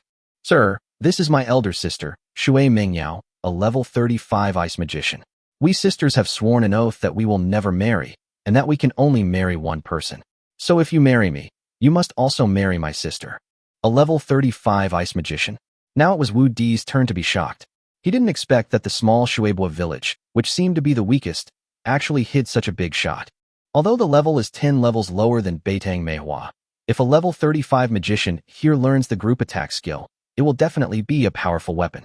A group attack skill can even kill dozens of warriors below level 30 in seconds. Even if they are above level 30, as long as they gather together, several or even dozens of warriors will die. Fortunately, I made the right decision. Otherwise, if a real fight broke out, I don't know if I could travel through time again. With the strength of Shui Mengyao alone, she could lead Shueibua village to become the second largest force in his territory. If Black Demon Mountain did not have warriors over level 40, more level 30 warriors and level 20 warriors than Shueibua village, and Shueibua village deliberately concealed its strength, then becoming the #1 force would be just around the corner. Yes, but although my subordinates all know about my sister's existence, only I know her strength. In order to hide her strength, she has never made a move in public. To outsiders, I am the leader of Shueibua village, the most powerful one. In reality, I am only managing the village on behalf of my sister. I have to consult my sister on all important matters. This is also the reason why Shui Mengdai was hesitant just now. Shui Mengyao, right? Have you learned the level 30 skills? I only learned one ice roar. Very good, then will you be my woman? Wudi was also a little nervous. This was not a matter of 1 year's lifespan, but a matter of the ownership of the entire Shueibua village. It was also a matter of whether he could possess such a beautiful, powerful weapon. Mengyao happened to hear the conversation between you and me earlier. Mengyao and I are willing to become your women. From now on, we sisters and Shueibua village will all belong to you. I only ask that you don't break your promise. After Shui Mengyao finished speaking, she bowed to Wu Di. Okay, Mengyao Mengdai, this is Tuoba Lingxiang and Linghu Shaoqian. You will be sisters from now on. Wu Di was in a good mood. He introduced the two girls and let the four of them get to know each other. Wu Di didn't expect that recruiting Shueibua village would be so smooth this time. He even got one for free, getting the Shui Mengyao sisters and a magician at his disposal. Although Nangong Wani is also a magician, she is not yet grown up and cannot be considered a real magician at all. It can be said that she can only be considered a magic apprentice below level 30. But Shui Mengyao is different. At level 35, she is already a real magician, and she is of the ice type. The ice type not only has powerful attacks, but also has a freezing and slowing effect. After learning the group attack skill of Ice Roar, she is even more powerful. It can be said that one Shui Mengyao is equivalent to dozens or hundreds of Nangong Wani now. And even if Nangong Wani's level is increased, most of her wood-type skills are just auxiliary skills. So Shui Mengyao is definitely a big treasure. Well, the baby is quite big. I can't hold it. I can only hold it. Hello, sisters. Shui Mengyao and the other girl hurriedly greeted Tuoba Lingxiang and Linghu Shaoqian. No need for that. My husband said that we are all family, regardless of age or seniority. From now on, we should call each other by our first names. Although Tuoba Lingxiang benefited a lot, he thought that Shui Mengyao was older than him in both strength and age, and would definitely be valued by Wu Di in the future. She was somewhat reluctant to call the other person sister, so taking advantage of what Wu Di had said before about equality, she decided on the title in advance. Although she did not gain any advantage this way, she definitely did not suffer any loss. Yes, Lingxiang, you are very aware. From now on, just call me by my name, as Lingxiang said. Wu Di praised. In the future, he will have more and more women, and it will be difficult to classify them by size. The gaps in age, strength, or status will become increasingly larger, and no matter how they are arranged, it will be inappropriate. You can't rank each one you collect. This is not a ranked match. It's better to call them by their names directly. This is convenient and easy to remember. Yes, husband. Yes, sir. Just call me husband like them. I don't have any concubines here. You are all my wives. No matter your order of seniority, you are all treated equally. Seeing that the two women still called him sir, Wu Di corrected them. The idea is not that he cares about the name, but since we should treat everyone equally, we should call them the same thing. Otherwise, people will treat you differently based on the name in the future. Yes, husband. The two women quickly changed their words. They had previously thought that Wu Di's talk about treating everyone equally was just casual talk, but they didn't expect that their husbands would actually do what they said. Husband, I'll go tell them the good news. Well, go ahead. Tomorrow, only one team will stay here to guard the village. We will rotate every 10 days. The others will follow us back to Xiaohe Town tomorrow. Husband, do you mean to spend the night here? Shui Mingdai asked after hearing Wu Di's arrangement. Well, I have some things to arrange this afternoon, so I won't leave tonight. It's not easy to go back to Xiaohe Town now, and there's a ready-made place here. Besides, he has to get the reward of 2 years of life to go back. He can't just go to the top of the mountain and hide in a tent. Although he doesn't mind, there is a big house here. Wouldn't a big bed be more convenient than a tent? Well, everything will be arranged by my husband. I will ask someone to prepare it right away. Shui Mingyao also said. Although she hid her strength, her identity as sister Shui Mingdai was still enough to make people do what they wanted. Mingyao, please prepare some pens, ink, paper and inkstone for me first, so that I can draw something for them to take back. Now that the matter of Shueibua village has been resolved, the construction of the Lord's mansion must be put on the agenda. Soon Shui Mingyao brought the 4 treasures of the study herself, and Wu Di began to draw. Half an hour later, Wu Di drew the plan of Fengzhua Mountain according to his understanding of this world. The main thing is the planning of Fengzhua Mountain and the quarrying location. As for the castle map of the Lord's mansion, it has not been drawn yet. There is no rush now. The main thing now is to quarry the mountain. He can draw the castle map of the Lord's mansion slowly. Jingjing, give these drawings to my aunt and have her take people back to prepare for the construction of the Lord's mansion. Ask Mayor Lu Yuan to send people to assist. We will be back tomorrow. Chapter 46. Long live the Baron. By the way, you can go back and help too. The situation here has been resolved, so there's no need to stay here. Yes, sir. Shu Jingjing took the drawings from Wu Di's hand, turned around, and walked out. What a taciturn person, just like his name, too quiet. Wu Di shook his head as he watched Shu Jingjing's back as she left. Shu Jingjing's ability is comparable to Shan Tingting's. She is also meticulous in her work, but she is not talkative and does not like to attract attention. As her name suggests, she is unspeakably quiet. Have you heard? Have you heard? We have been recruited. We are no longer bandits. Really? Has the village chief agreed to surrender? Do we really not have to hide anymore? But we are all a group of weak women. Why would the Baron recruit us? Yeah, this can't be true, can it?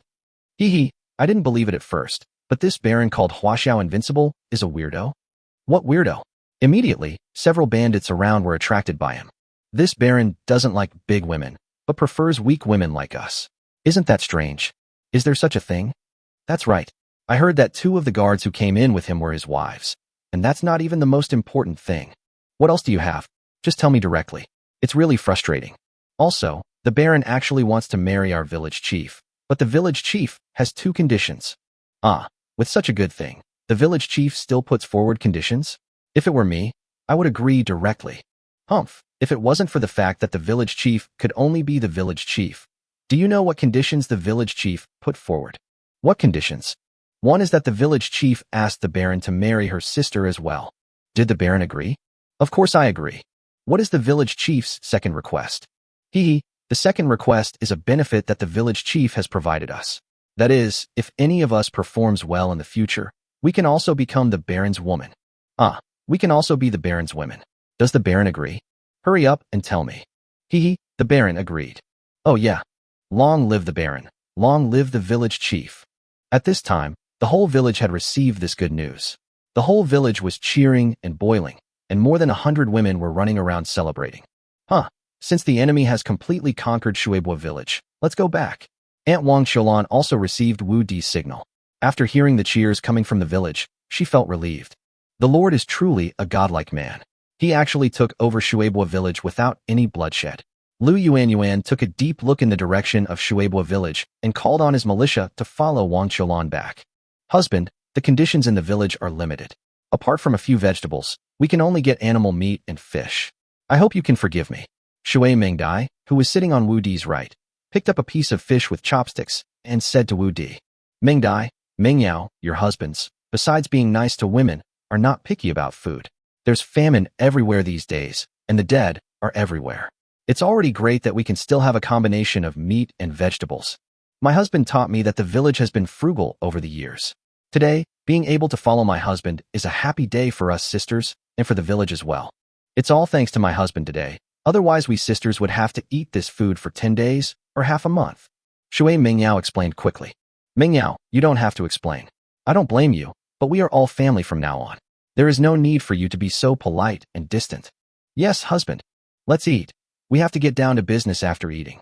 Wu Di said, and started to wolf down his food. Now that the problem of Shueibua village has been solved, cultivation is the big deal. After all, the big knife of the Western continent is still on their necks, and it may be chopped down at any time. He must quickly improve his cultivation before the knife falls. Husband, do you have anything to do tonight? Shui Mengdai asked in confusion. Mengdai, finish eating quickly, and you will understand the serious matter your husband is talking about. Tuoba Lingxiang on the opposite side couldn't help but say, my husband is still as impatient as ever. Linghu Xiaoqian also covered her mouth and chuckled. Oh, could it be that my husband is talking about? Shui Mingyao and her sister quickly understood from their reactions. Okay, I'm full. Don't listen to their nonsense. Hold a ceremony tonight to have some fun with the sisters in your village.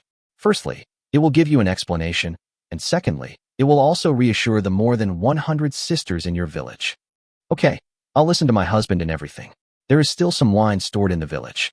Let's take it all out tonight, so that all the sisters in the village can share in the good luck. Shui Mingyao said happily. Well, go ahead. At night, the entire Shueibua village began to decorate with lights and colors. Although Shueibua village was not rich, they could still be happy. There was wine and food, and from now on they had gotten rid of their identity as bandits. It was also the village chief's big day, which was a double happiness. Naturally, they were very happy. A festive and cheerful atmosphere broke out throughout Shueibua village, and Li Jianya also completed his task. Congratulations to the host for completing the mission. You will be rewarded with 2 years of lifespan. Rewards: magic power plus 40, HP plus 20. Hey, this time the magic power increased by 40 points, but the spirit didn't increase. I really don't understand this pattern. It should be added randomly. Wu Di couldn't find the pattern either. Host: Wu Di from China. Age: 18. Height: 190 centimeters. Wives and concubines: 6. Warrior: level 7. Basic swordsmanship, basic gunsmanship, assassination swordsmanship, shield block, jump. Magician: level 7, no skills. Summoner: level 8, talisman making, summoning. Chi and blood: 720. Mana: 700. Spirit: 800. Lifespan: 12 years and 19 days. That's pretty good. As long as you work hard, you can make a little progress every day. By the way, let's take a look at the data of the Mingyao sisters. Wife: Shui Mingyao.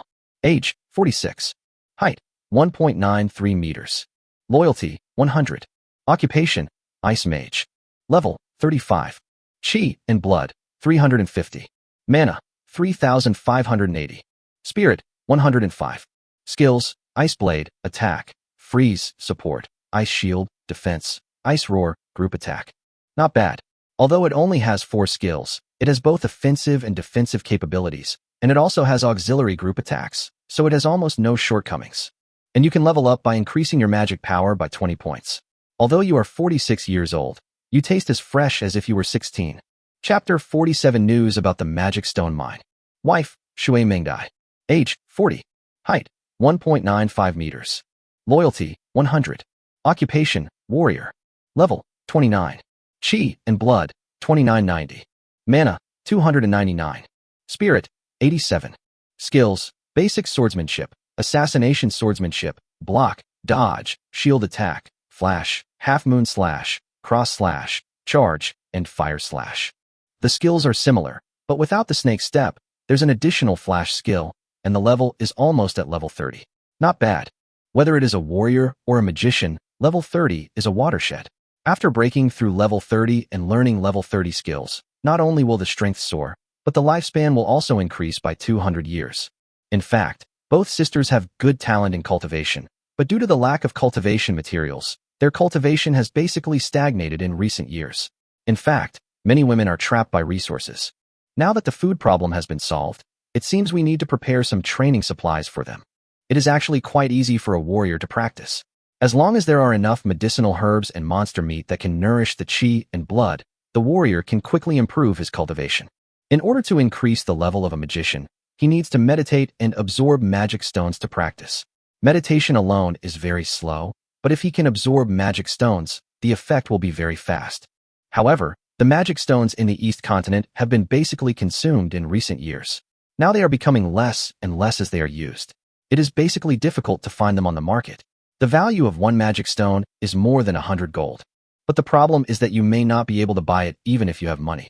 For example, Nangang Wani has only used 3 magic stones over the years. The existing magic stones are all in the imperial treasury and in the hands of the nobles. Magic stones are not available now, but magical beast meat is not difficult to obtain. Wu Di chose to come here to be the lord because this place is closest to the savage forest, making it more convenient to hunt magical beasts. Husband, are you awake? Wu Di had just climbed up from the bed, and the 2 women who were dressing up turned around and asked, "Well, are you guys awake so early?" "We just woke up a while ago. My husband practiced all night last night. I wanted him to sleep a little longer, but I didn't expect to wake him up." "Husband, we sisters don't have any decent dowries, so this will be our dowries." Shui Mingyao walked over holding a wooden box and sat down next to Wu Di. "What is this?" Wu Di opened the wooden box. He originally thought it was gold and silver jewelry, but unexpectedly, it was a piece of worn animal skin. "This is a map." "Map? What map?" Wu Di picked up the animal skin. Although she didn't care about dowry, she had never seen a map as a dowry in her 2 lives, and she became a little curious.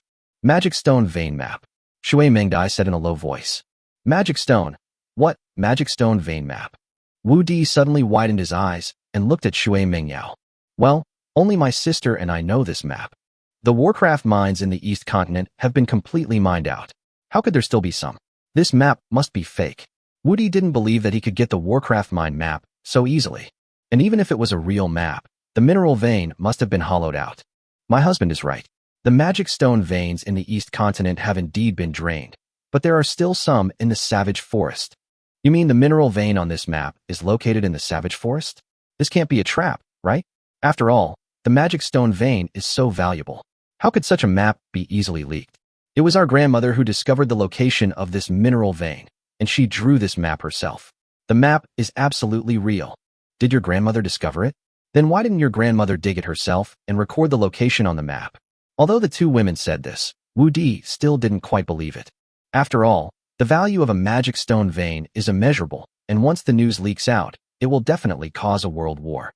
"My grandmother also discovered the location of the mineral vein by accident. Not only is it located in a remote area, but it is also deep in a cave where the qi and blood power cannot be used. My grandmother took great pains, but only brought back 100 or so. Several generations of our Shui family have been warriors, and I am the only magician. I relied on the magic stones that my grandmother brought back to cultivate to my current level. Fortunately, my grandmother knew the importance of the matter and did not tell anyone about it. Even my mother did not know that 10 years ago, my grandmother took my mother and more than a dozen other tribesmen to the wild forest again. My grandmother drew this map and gave it to me before she left, just in case. But she never came back after that. By then, my grandmother was already a level 52 warrior and had learned the level 50 skills Whirlwind and Lightning Flash. My mother and the others were also warriors above level 30. There was no further news of the group of 12. Over the years, I've entered the savage forest several times, but the farthest I've ever gone is only about 60 miles deep. The location my grandmother mentioned is between 100 and 120 miles away. So, the map of the magic stone vein is really real. That's absolutely true, but it's difficult to find the location. No, it's difficult to get deep into the mine. Once we get there, it's easy to find the location with the map. Wu Di was already very excited at this time. He didn't expect that he would marry 2 beauties casually, but get a magic stone mine as a dowry.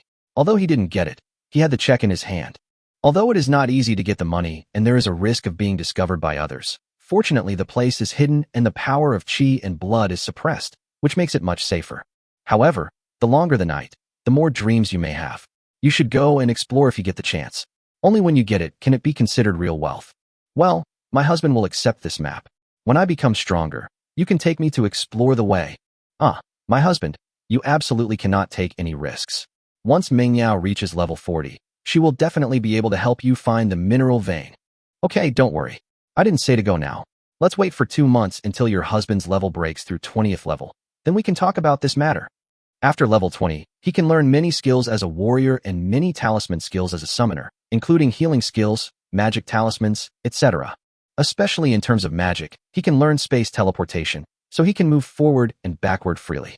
Even if he can't find it, as long as he doesn't encounter enemies and monsters above level 50, It will not be a problem for him to escape safely.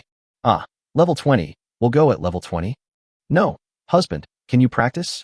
At first, the two women were surprised by Wu Di's wild idea. His grandmother was at level 52 and never returned, and she could only go deep into a few dozen miles at level 35. Wu Di wanted to go when she was already level 20. Isn't that courting death? But then she thought, isn't it said that men can't practice? If their husbands said so, does that mean they can practice? Don't be surprised.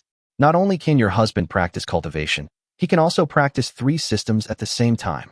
Not to mention that the loyalty of the two women has reached the maximum value. Just based on the fact that the other party took out the magic stone vein, Wu Di was not going to hide it from the two women. Chapter 48. Ant prepared for a rainy day. 3 systems practicing together? The two women's cognition was completely overturned by Wu Di's words. Not to mention that men could not practice after being cursed. They had never heard of anyone being able to practice 3 systems at the same time before being cursed. That's right, but don't tell anyone. Outside, I only use the identity of a necromancer. So, the skeleton outside the palace belongs to my husband? Yes, but there are only 2. Could the man in the leather cloak also be a skeleton? Shui Mengai also thought of the strange man next to the skeleton yesterday. Yes, actually that was the skeleton I summoned. So, since you can summon 2 skeletons, does that mean your summoner level has reached level 30, and you have a lifespan of 100 years? Shui Mingyao looked at Wu Di in surprise. If Wu Di broke through level 30 and had a lifespan of 100 years, then they wouldn't have to worry about becoming widows in a few years and could have 100 years of happiness. Wu Di shook his head and said, my husband's situation is a little special. My combat methods are all at level 7, and my summoner is only at level 8. However, my cultivation is different from yours. It's easy to reach level 30, but it takes time. At his current rate of progress, he could reach level 30 in half a year, but his current rate of progress was almost reaching its limit. Then how does my husband practice? The two women were not surprised. After all, they were practicing the same 3 systems, so naturally their methods of practice would be different. Husband, you haven't found a way to break the curse, have you? No. At most I have taken advantage of the curse, and this method is only effective for me. What method? That is. Wu Di also told them his unique method. After all, he would need their cooperation in the future. Ah, is that all right? Then my husband, let us help you practice. Shui Mengdai said as she got into the role. Should I ask Ling Xiang and the others to help? Shui Mengdai asked tentatively, fearing that she and her sister would not be able to satisfy Wu Di. No. We need to relax in moderation even when we practice. Let's practice tonight. 6 times a day is already the limit. If it happens again, the doll will not be able to bear it. You guys go and do your work. Once everything is packed up, we'll go back to Xiao Town. Wu Di said as he pushed the 2 reluctant women out of the room. Phew, that was close. I almost couldn't hold it in. Wu Di closed the door and let out a long breath. This body was originally at the age of being full of vigor and vitality, and the 2 women were both peerless beauties. Especially with the initiative of the 2 women, it immediately became full of energy. If it weren't for Wu Di's strong mental strength, he would have fallen just now. Well, let's take advantage of this time to draw the construction drawings of the Lord's mansion. Wu Di said as he started drawing on the desk. Everyone, work harder. The Lord will be moving in today, and we must complete the construction of the temporary Lord's mansion before dark. On the top of Fengjua Mountain, Lu Yuan was directing hundreds of people to build a temporary Lord's mansion. The temporary Lord's mansion was located at the reservoir planned by Wu Di, but did not occupy the area of the Lord's mansion. It was quite large, with a hall, a master bedroom suite, 4 side rooms, a study, and a kitchen. After they came back yesterday, they started to build the entire wooden structure. The main structure has been completed and the doors and windows are being installed. At this rate, there will be no problem moving in tonight. On the other side of the mountainside, Wang Xiaolan and her guards were directing hundreds of people to dig the mountain, and the mine stones were also transported to the top of the mountain. Temporary lords' palaces can be built with wood, but real lords' palaces are built entirely with stone. This way, they are far superior to wooden buildings in terms of service life and defense against flying monsters. Fortunately, the enemy was well prepared and brought along excavation tools. Otherwise, relying on the tools from Xiao Town would have been several times slower. However, for such a large project, these tools alone are far from enough. It seems that we can only wait for the enemy to come back and then send people into the city to buy a batch of tools. We don't have enough manpower either. It looks like we'll have to transfer more people from Cassava Town. It's already afternoon. The enemy should be back soon. As she spoke, Wang Xiaolan looked towards the town entrance, and at this moment, she saw Xu Jingjing running towards her. Captain Xu, is the little enemy back? Master Steward, the Lord hasn't returned yet, but we spotted 2 sneaky people at the town entrance. They were very alert and ran away before our people could get close to them. They must be spies from Black Demon Mountain. Take your men and move the checkpoint 2 miles forward and strengthen patrols. Don't let any bandits enter Xiao Town. Yes. I hope we can delay it a little longer. Wang Xiaolan looked at the town below and felt a little worried. Although Shueibua village has been recruited, their strength is still not enough to compete with Black Demon Mountain. Xiao Town has no defensive buildings at all, not even a wall. It relies on the natural forest as a city wall, and there is no defense at all. Although Fengzhou Mountain is easy to defend and difficult to attack, all construction facilities have not yet started, and food and water have not been stockpiled. Even if all the townspeople enter Fengzhou Mountain at that time, they will only die of thirst. This won't work.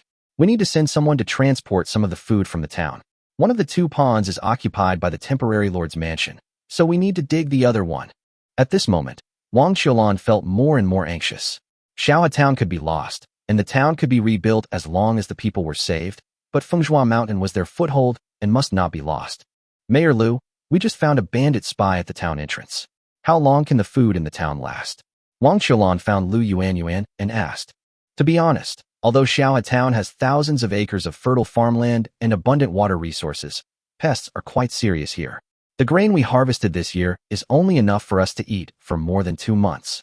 The food problem can be solved in Cassava Town, but now we are facing the threat of Black Demon Mountain. We must prepare for it. Xiao Town has no defenses.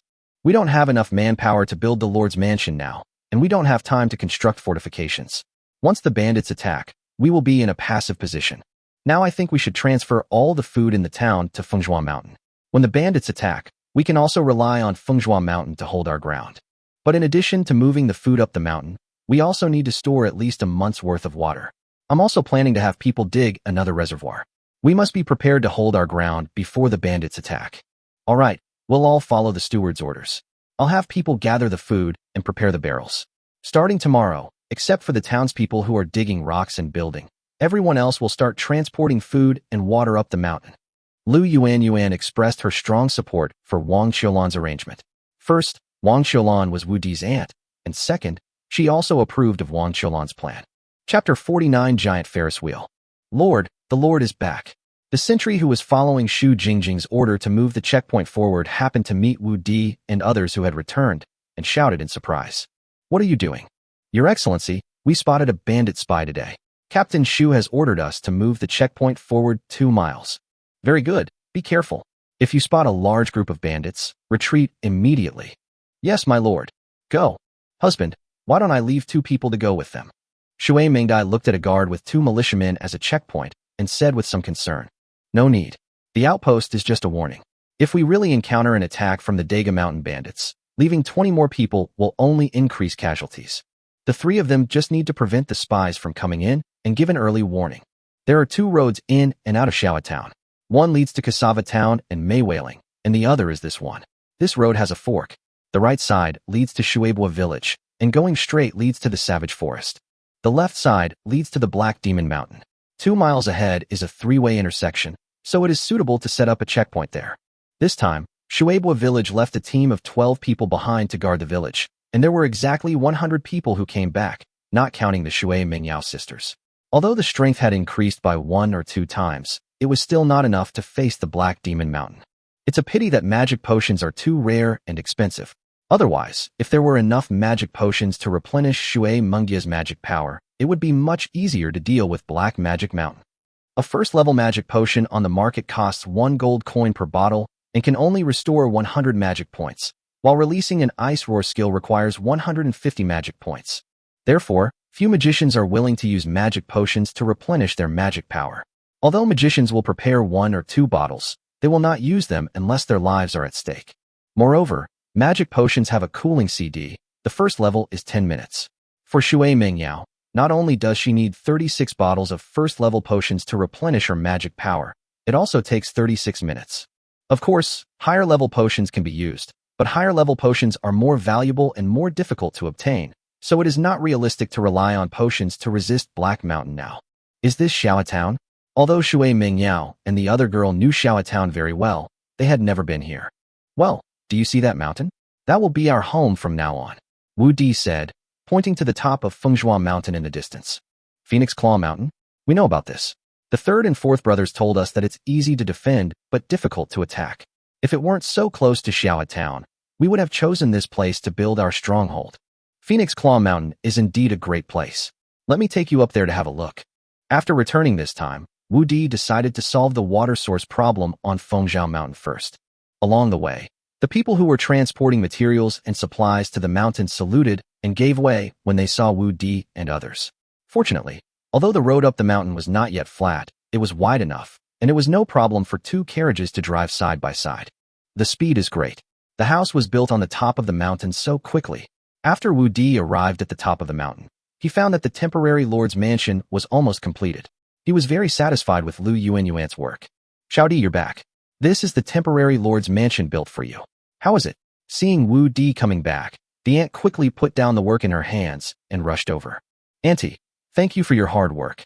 Hey, why are you being so polite to my aunt? This temporary lord's mansion was built by Mayor Lu himself. You can live here tonight. You don't have to live in a tent anymore. By the way, why don't I see Mayor Lu?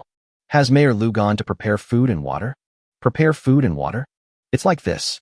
Wang Xiaolan told everyone about the discovery of the bandit spies and her arrangements.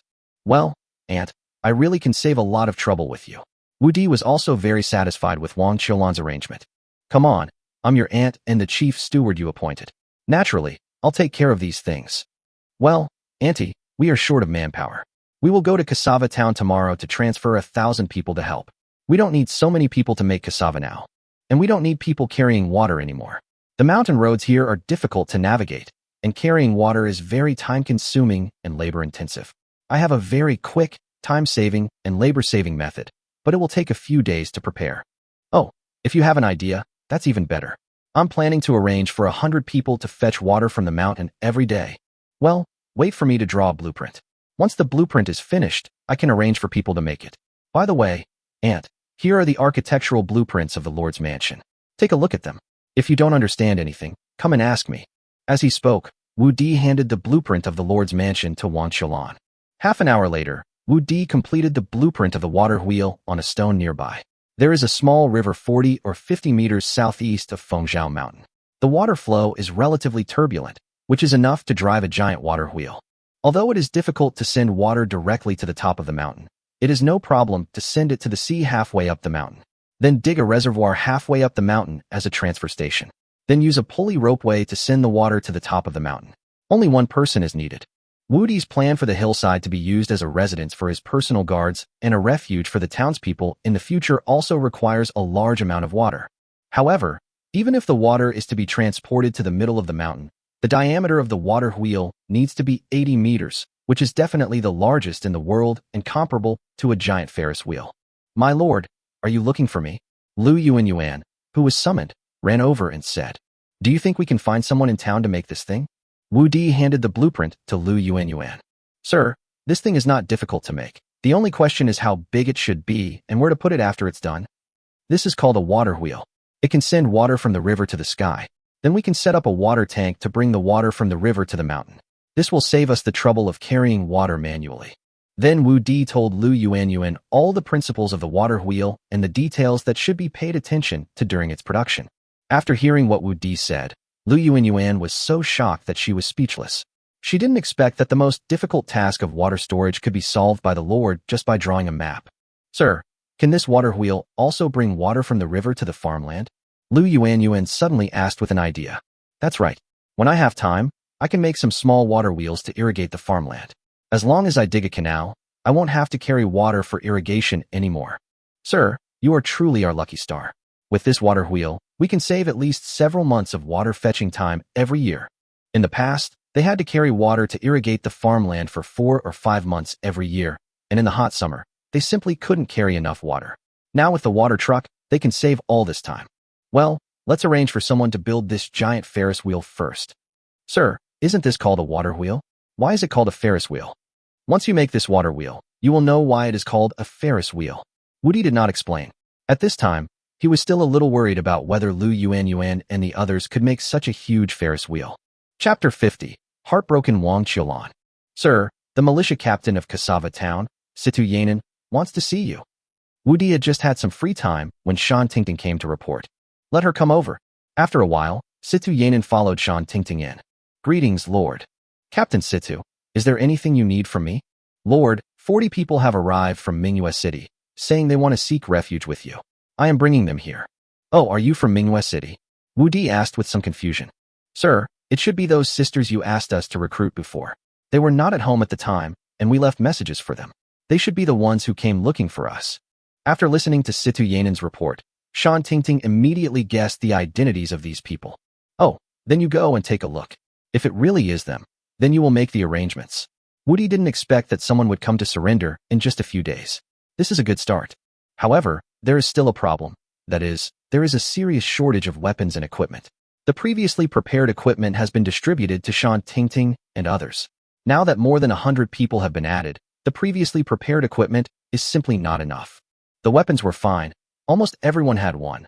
But the problem was the quality and style, mainly the armor and leather armor. Whether they were from Shueibwa village or Shan Tingting and the others before, they all wore coarse linen clothes when they came over. What he lacks now is people. Without armor protection, he dare not let them join the battle, so he must get leather armor. By the way, Captain Situ, you've arrived just in time. I'm short of manpower here. Go back and tell Mayor Zhongli to send 1,000 people tomorrow to help build the Lord's mansion. Yes, sir. Louis, where's Wani?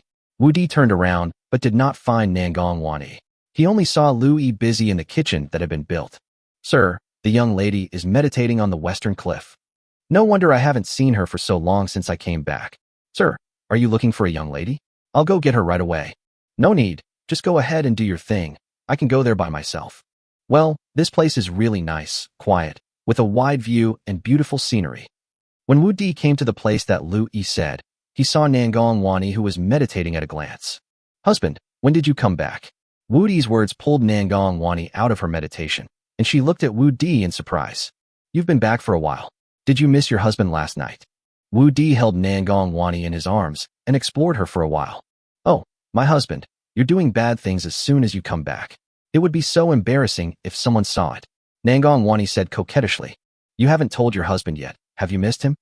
Wu Di continued to tease. Husband, please stop now. I've thought about it. Nangong Wani blushed profusely and confessed under torture. What are you thinking about? Is it here or here? But looking at the shy beauty, Wu Di was not willing to let her go easily. Husband, you bully me as soon as you come back. Still not telling me, is it here or here? I've thought about everything. At this time, Nangong Wani had collapsed in Wu Di's arms, with no room for resistance at all. That's better. Seeing this, Wu Di picked up Nangong Wani, placed her on a big rock next to him, and retracted his claws. He couldn't bear it any further. Wani, this time not only did your husband recruit Shueibwa village, but dozens of guards just came from Manhwa City to join your husband. Now our armor is completely insufficient. My husband needs you to bring people back to Manhwa City tomorrow and exchange our remaining gold coins for armor and weapons. Yeah, Nangong Wani, who had not yet recovered from the shock, agreed weakly. Tomorrow, you will take 2 teams of guards back and all our horses with you. If you don't have enough, go to Maywailing and borrow some from Beitang Manhwa. That way, you can reach Manhwa City in one day. The carriage's round-trip speed was too slow. In order to save time, Wu Di planned to let Nangong Wani and the others ride back on horseback, which would save at least a day and a half. Let's go. Greenie's meal should be ready. Let's go back. Husband, my legs are weak. Come, let your husband pick you up. Wu Di said as he carried Nangong Wani down from the boulder. He thought that Nangong Wani had been practicing for too long, or the stone was too hard, but soon the map on the stone attracted Wu Di's attention. Seeing that Wu Di's eyes were fixed, Nangong Wani also followed Wu Di's gaze. Husband, don't look.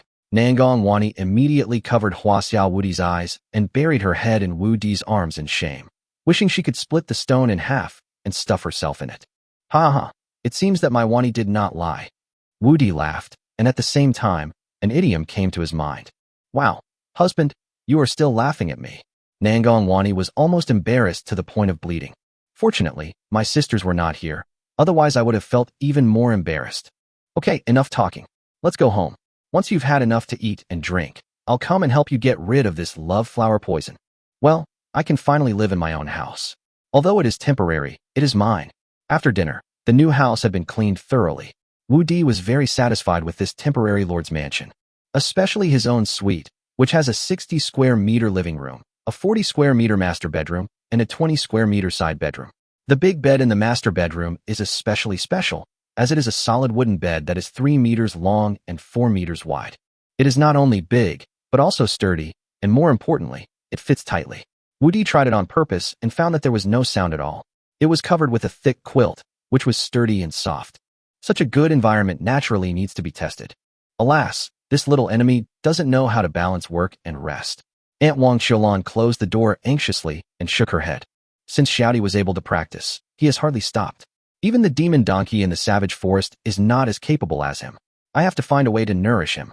Mayor Lu, you said today that a group of demon donkeys were found on the edge of the forest north of the town, right? Wang Xiaolan came out of the Lord's mansion and found Lu Yuanyuan to ask. Yes, Steward Wang. The group of demon donkeys is at the edge of the savage forest. Have you found any powerful male demon donkey? A male demon donkey? Lu Yuanyuan was puzzled. The meat of a male demon donkey was not as delicious as that of a female demon donkey. Well, you take me to hunt a male demon donkey. Why is it the male demon donkey? The meat of the male demon donkey is rough and has a strong fishy smell and is not tasty. Lu Yuanyuan didn't understand why they had to hunt the male demon donkey. Usually they ate the meat of the female demon donkey. Don't worry about this. I have my own great use. Just take me there. It's dark now. I'm afraid it will be difficult to find it. Besides, it's very dangerous even at the edge of the wild forest at night. It's okay. We can just take another team of guards with us. Wang Qiulan has made up her mind. This is related to Wu Di's happy life. She can't help but be anxious. Chapter 51 Epic Title. A faint ray of sunlight in the early morning sprinkled on the messy room, as if the Japanese had entered the village. One word to describe it: tragic. Alas, I'm too eager for quick success. Wu Di, who fell at the door, sighed and felt a little regretful. I can't practice like this anymore. More haste, less speed. Let's take it slow. Congratulations to the host for completing this epic achievement and earning the title, Mad Donkey. As a reward, all 3 classes will be upgraded to level 10. Please keep up the good work, host. Puff. When Wu Di heard the title of achievement he had obtained, his head was full of black lines. When he heard the system asking him to keep up the good work, he almost vomited blood. What a lousy title. Is this a title a human can obtain? In this system, it's really easy to talk without any pain in the back. Can't you see that I can't even straighten my back now? And you keep trying? I'll give you a hammer. However, all 3 professions were upgraded to level 10, which made last night's efforts worthwhile. But this is far from enough. The wild dogs in the Western continent have always been a sword hanging over his head. He always feels that the Western continent will not give the Eastern continent too much time. He must grow up before the Western continent invades, otherwise everything will be in vain. This is also the reason why he did not stay in the city, but ran out to become the Lord despite the disapproval of the world. Although the territory is dangerous, it is nothing compared to those wild dogs in the Western continent. He would rather die than be enslaved by those wild dogs. Host, Wu Di from China. Age, 18. Height, 190 centimeters. Wives and concubines, 6. Warrior, level 10, basic swordsmanship, basic gunsmanship, assassination swordsmanship, shield block, jump. Magician, level 10, no skills. Summoner, level 10, talisman making and summoning. Chi and blood, 1000. Mana, 1000. Spirit, 1000. Lifespan, 12 years and 18 days. Well, this reward is barely acceptable. Although he could reach level 10 in a dozen days at his speed, what he lacks now is time. A dozen days of silence would still be good. Moreover, he can now learn 3 series of level 10 skills, which can increase his strength in advance and serve as an extra guarantee. After reaching level 10, he can learn many skills and methods, and can also learn space creation and make storage bags. Now, there is only one storage bag in the entire territory, Nangang Wani, which shows the rarity of storage bags. If he learned how to make storage bags, whether for himself or to sell, it would just make up for his lack of money and also provide him with a stable source of income. Xiaodi, what's wrong with you? Wang Qiulan was holding the donkey de Bao that she had hunted and stewed herself last night. Looking at Wu Di, who fell at the door, she quickly put down the bowl of soup in her hand and squatted down to check. I'm fine, I just practiced too much. After lying down for a while, Wu Di felt much better. You really make me worry. Auntie knows you are strong-willed, but you can't be too hasty. You need to know how to balance work and rest, otherwise if your body collapses, You will lose everything. Wang Qiulan said as she looked at the mess on the ground and picked up Woody in a princess hug. Aunt, I'm sorry for making you worry. I know I won't do it again. Woody was already ashamed at this moment. Husband, what's wrong with you? Husband, are you okay? Husband. The three women were awakened by the conversation between Wu Di and Wang Qiulan, and suddenly Wu Di's ears began to ring with chattering. Okay, I'll go bring in the soup from outside, Wang Qiulan said, pulling up the quilt that had fallen to the side and covering Wu Di with it. Okay, I raised you. I was the one who gave you baths when you were little. Looking at the blushing Wu Di, Wang Qiulan pretended to be calm. Come and drink this bowl of qi and blood soup while it's hot to dispel the cold. Wang Qiulan took the soup that Tuoba Lingxiang had cooked all night from her hand. Practice must be done step by step. You must know that everything will turn into its opposite when it reaches its extreme, and too much is as bad as too little. Wang Qiulan advised earnestly while feeding Wu Di. Okay, I understand. I won't do it again next time. Wu Di understood it, but he was just too young. By the way, Aunt, what kind of soup is this? Why does it taste weird to me? The soup was stewed very thick. It should be called juice, and it was smooth in the mouth. In addition to the taste of many medicinal herbs, there was also a taste that Wu Di couldn't describe. Don't worry about that. This is my aunt's exclusive secret recipe. All you need to know is that it's good stuff. I cooked it all night and added ginseng and more than a dozen other herbs. I guarantee you'll feel full of energy after eating it. As she spoke, Wang Qiulan scooped a spoonful of soup and personally brought it to Wu Di's mouth. Aunt, I'll do it myself. You've worked hard all night. Go and have a rest. At this time, Wu Di had recovered some strength, and he felt a little sorry for asking Wang Qiulan to feed him. You've become so pretentious. I'll serve it to you, and you eat it yourself. Every time you were sick before, I was the one who took care of you. Only after you finish eating can I go to rest. As he said that, he handed the soup spoon to Wu Di. In the end, under Wang Qiulan's gaze, Wu Di finished up the bowl of delicious food that was full of care. Okay, you take a good rest. I'll go check the heat. You can still have 3 more, don't let it burn. Ah, there's more. Although my aunt didn't say it, Wu Di probably guessed what it was. Regardless of whether the effect is good or not, the taste is really bad. It was really hard for him to accept his aunt's meticulous kindness. Wu Di didn't dare leave the room all day, mainly because his aunt's secret formula was so effective and obvious, so he had to learn skills in the room. It took 3 hours to learn the warrior's block, dodge, and snake step. In the afternoon, I also successfully learned the summoner's fire talisman, slowing talisman, and attack talisman.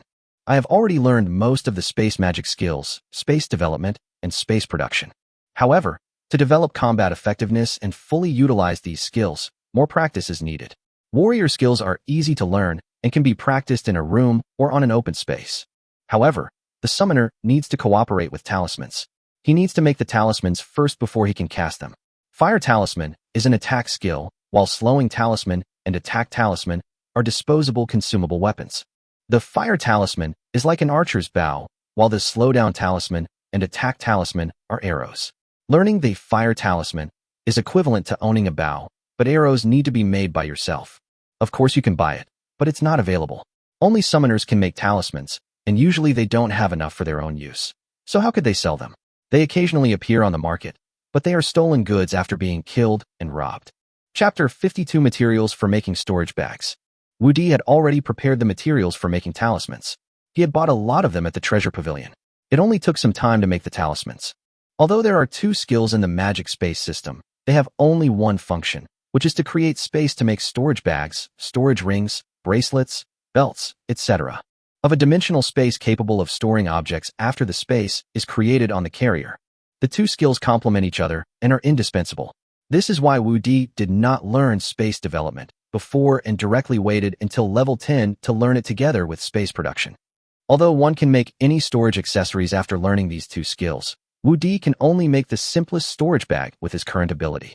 Moreover, materials are needed to make the carrier of the storage bag.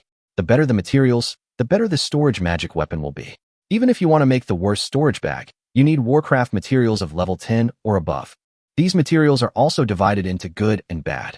Not only are there differences in levels, but even the parts of the Warcraft leather are different.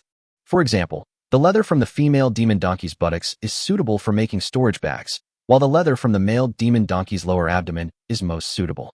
Well, I'll ask my aunt later if she has brought back the hide of the male demon donkey. Just when Wu Di was thinking of asking Wang Qiulan about the magic donkey leather, Wang Qiulan walked in with a bowl of soup that Wu Di was familiar with. Little enemy, it's time for soup. Ah, auntie, drink it again. To be honest, this was the first time in Wu Di's 2 lives that he had eaten this thing. Although the effect was good, he was still psychologically resistant, mainly because he thought he didn't need it at all now. When I entrusted you to my aunt, I promised to take good care of you. Now, in just a few days, you've married so many wives, and you don't know how to be restrained. What if? Okay, auntie, can I drink it? Wu Di was already defeated. He took the soup bowl from Wang Qiulan's hand and drank it all in one gulp without even using a spoon. Yes, eat that too. Is it okay? Wu Di said to his aunt, who looked very satisfied after swallowing the last bite with difficulty. Well, that's good enough. I can eat it twice tomorrow. Phew, luckily it's only twice. Well, wait until you've almost finished eating tomorrow, and I'll make it for you. No need for that. Wang Qiulan's words were like a bolt from the blue, pulling Wu Di into the darkness again. Okay, my aunt is leaving. Let's not have the same evening as last night. Wang Qiulan said as she picked up Wu Di's special bowl and prepared to leave. Wait, auntie, is the skin of the demon donkey still there? Yes, what's wrong? It's like this. Wu Di told others that he had broken through to level 10 and could make storage bags. Okay, that's great. Although it's only level 10, you're one step closer to level 30. When you break through level 30, I'll definitely get you a level 30 demonic tiger whip to celebrate. Wang Qiulan didn't care about Wu Di's improved strength or his ability to make storage bags. What she cared about was that Wu Di was one step closer to level 30. For her, extending Wu Di's life was her greatest wish and pursuit. Aunt, are you sure that's a celebration for me? Of course not. You have to know that demonic pattern tigers are already very rare, especially those above level 30, not to mention male ones. Okay. Then I'll thank you very much, Annie. Alright, tell Annie what other materials you need besides the magic donkey skin. I'll have Mayor Lu prepare them and send them to you tomorrow. Well, you'll need beast tendons and blood of level 10 or above. I still have some blood in stock, so you don't need to prepare any for now. Making talismans also requires animal blood. He had prepared a lot of it before, and it is enough for now. Okay, that ant is gone. After Wang Qiulan left, Wu Di began to make talismans. With his previous experience in summoning talismans, making deceleration talismans and attack talismans was not difficult. This is really a meticulous job. Not only does it consume a lot of mental energy, but it also takes a lot of time. At this pace, I'd be lucky if I could draw a few dozen in a day. Looking at the talismans on the table, Wu Di was very dissatisfied with the speed of making the talismans. At his speed, it took about 10 minutes to make one, which was too slow. The deceleration talisman slows down the target, and the effect only lasts for a few seconds. The attack talisman has explosion and burning effects. Although it looks more intimidating than an arrow, its penetrating power is not as strong as that of an arrow. Many times, an arrow can take the opponent's life, but talismans are different. Arrows rely on penetrating damage, while talismans rely on explosive damage. The damage is wider, but the penetrating power is relatively weak. Therefore, if you want to kill the opponent, you often need several talismans. Of course, this does not mean that talismans are inferior to arrows. The fire talisman technique is performed through mental power, and the fire talisman technique can hit the target more accurately than arrows. It can only be said that the killing effects are different, but the summoner's consumption of talismans is very large. For a summoner, a battle often consumes a large number of talismans. With Wu Di's current speed in making talismans, if he wants to go out hunting, he will probably have to draw the talismans a few days in advance. After all, the speed of drawing cannot keep up with the speed of throwing. Oh, if only I could make copies. If I had a copier, I could probably make copies for a day and use it for several days. Yes, the copier can't do it, but I can make a rubbing and a seal, right? Suddenly Wu Di slapped his thigh and became excited. Don't get excited. It may not work yet, but no matter whether it works or not, I have to try it. Wu Di suppressed the excitement in his heart and prepared to give it a try. No matter whether it works or not, he would only know after trying. Husband, are you still busy? After taking a shower, Tuoba Lingxiang looked at the light in Wu Di's room and walked in. Well, let's carve the seal tomorrow. We don't have the materials right now. Although Nangong Wani had specially left the night pearl for him, he had no way to continue. The main reason is that he has been working hard all day and he wants to relax. Lingxiang, go call Xiaoqing and Mingyao over. We should rest now. Husband, are you okay? Otherwise, Tuoba Lingxiang lowered his gaze and said, It's okay, he'll rest after he's done with this. After eating big baby soup all day, if this isn't dealt with, he might not be able to sleep tonight. Okay then, they're next door. I'll go call them and get some hot water for my husband to relieve his fatigue. Nangong Wani returned to Manhwa City today, and Louis followed her. Naturally, the task of serving Wu Di fell on them. Chapter 53, Talisman Rubbing Method. This night, Wu Di was not as crazy as before. He behaved properly, ended the battle 6 times, and had a good rest for a few hours. You sparred with your wife 6 times, HP plus 20, Magic plus 20, Spirit plus 20.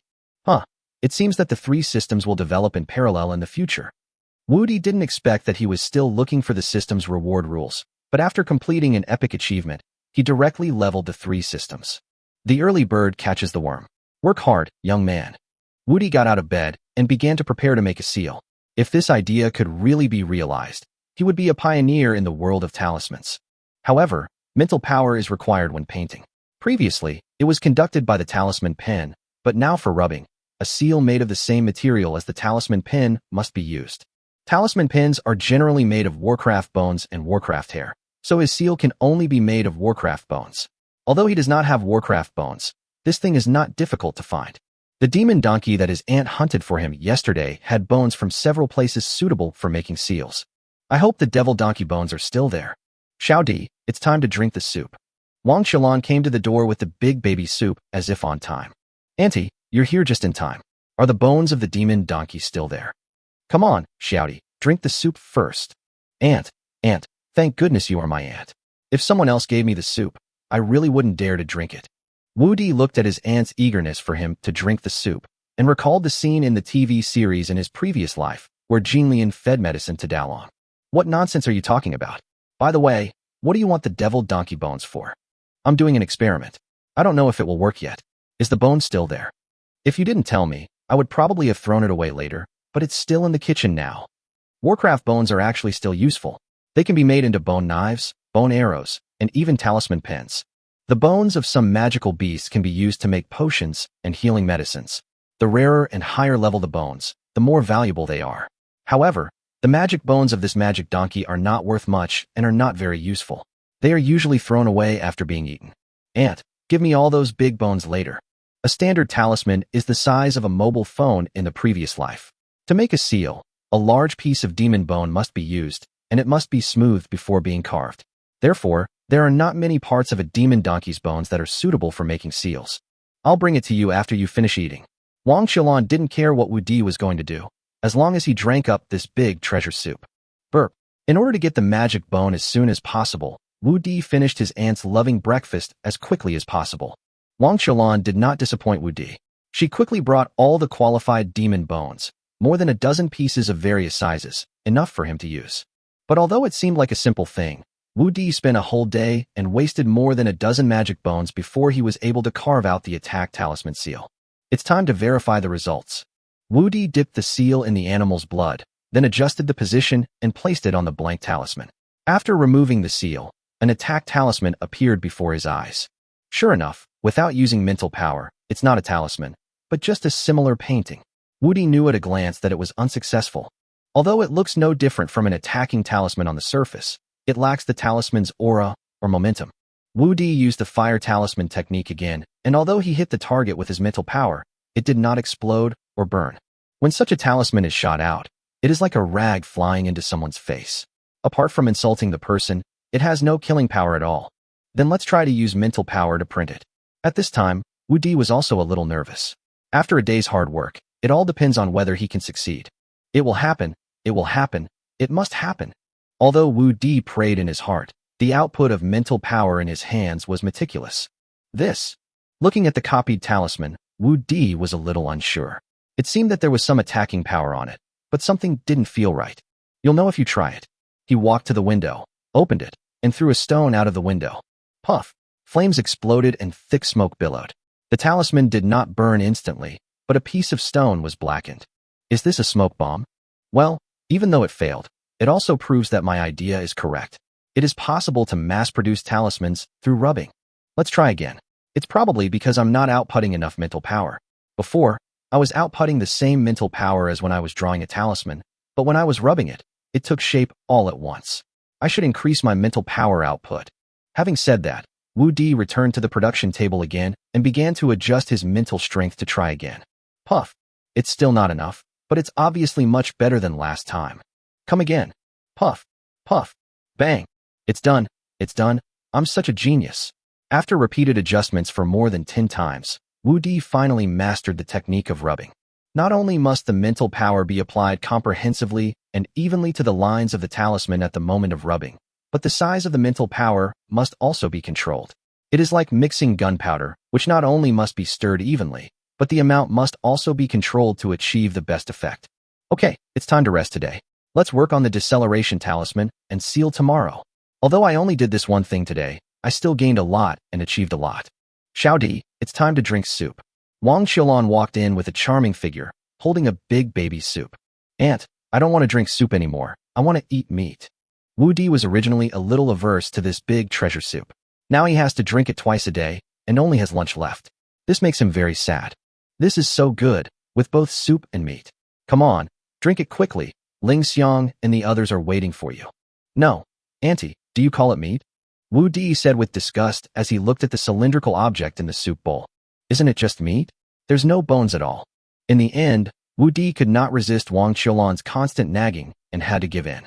Although she is now level 10 and her skills have improved a lot, she still cannot skip the night training.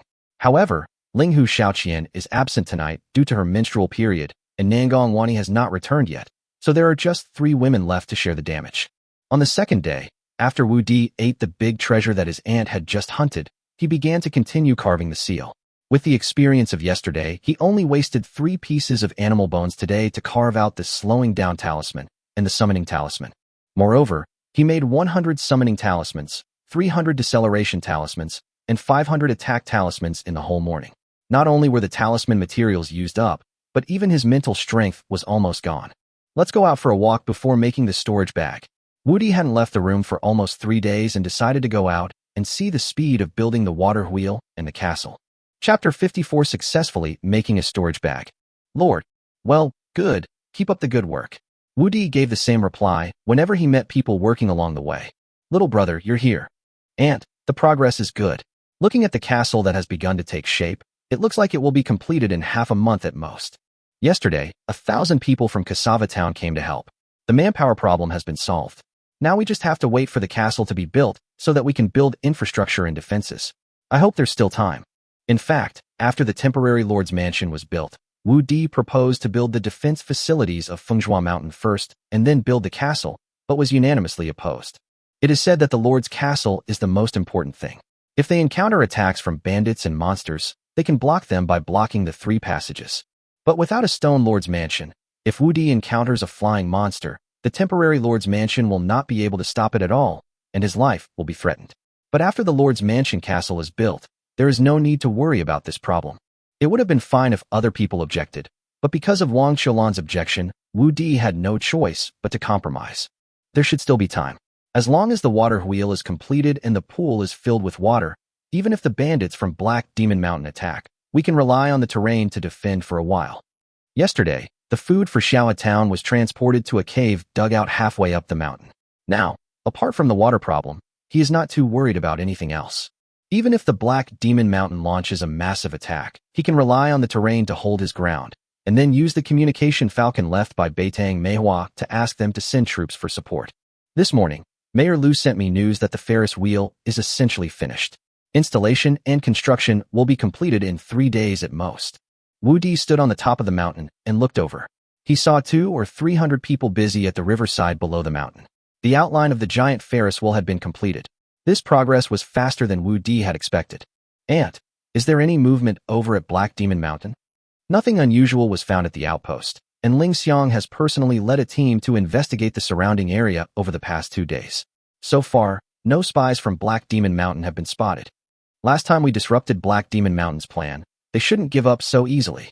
They've been unusually quiet these past 2 days. I'm worried this is just the calm before the storm.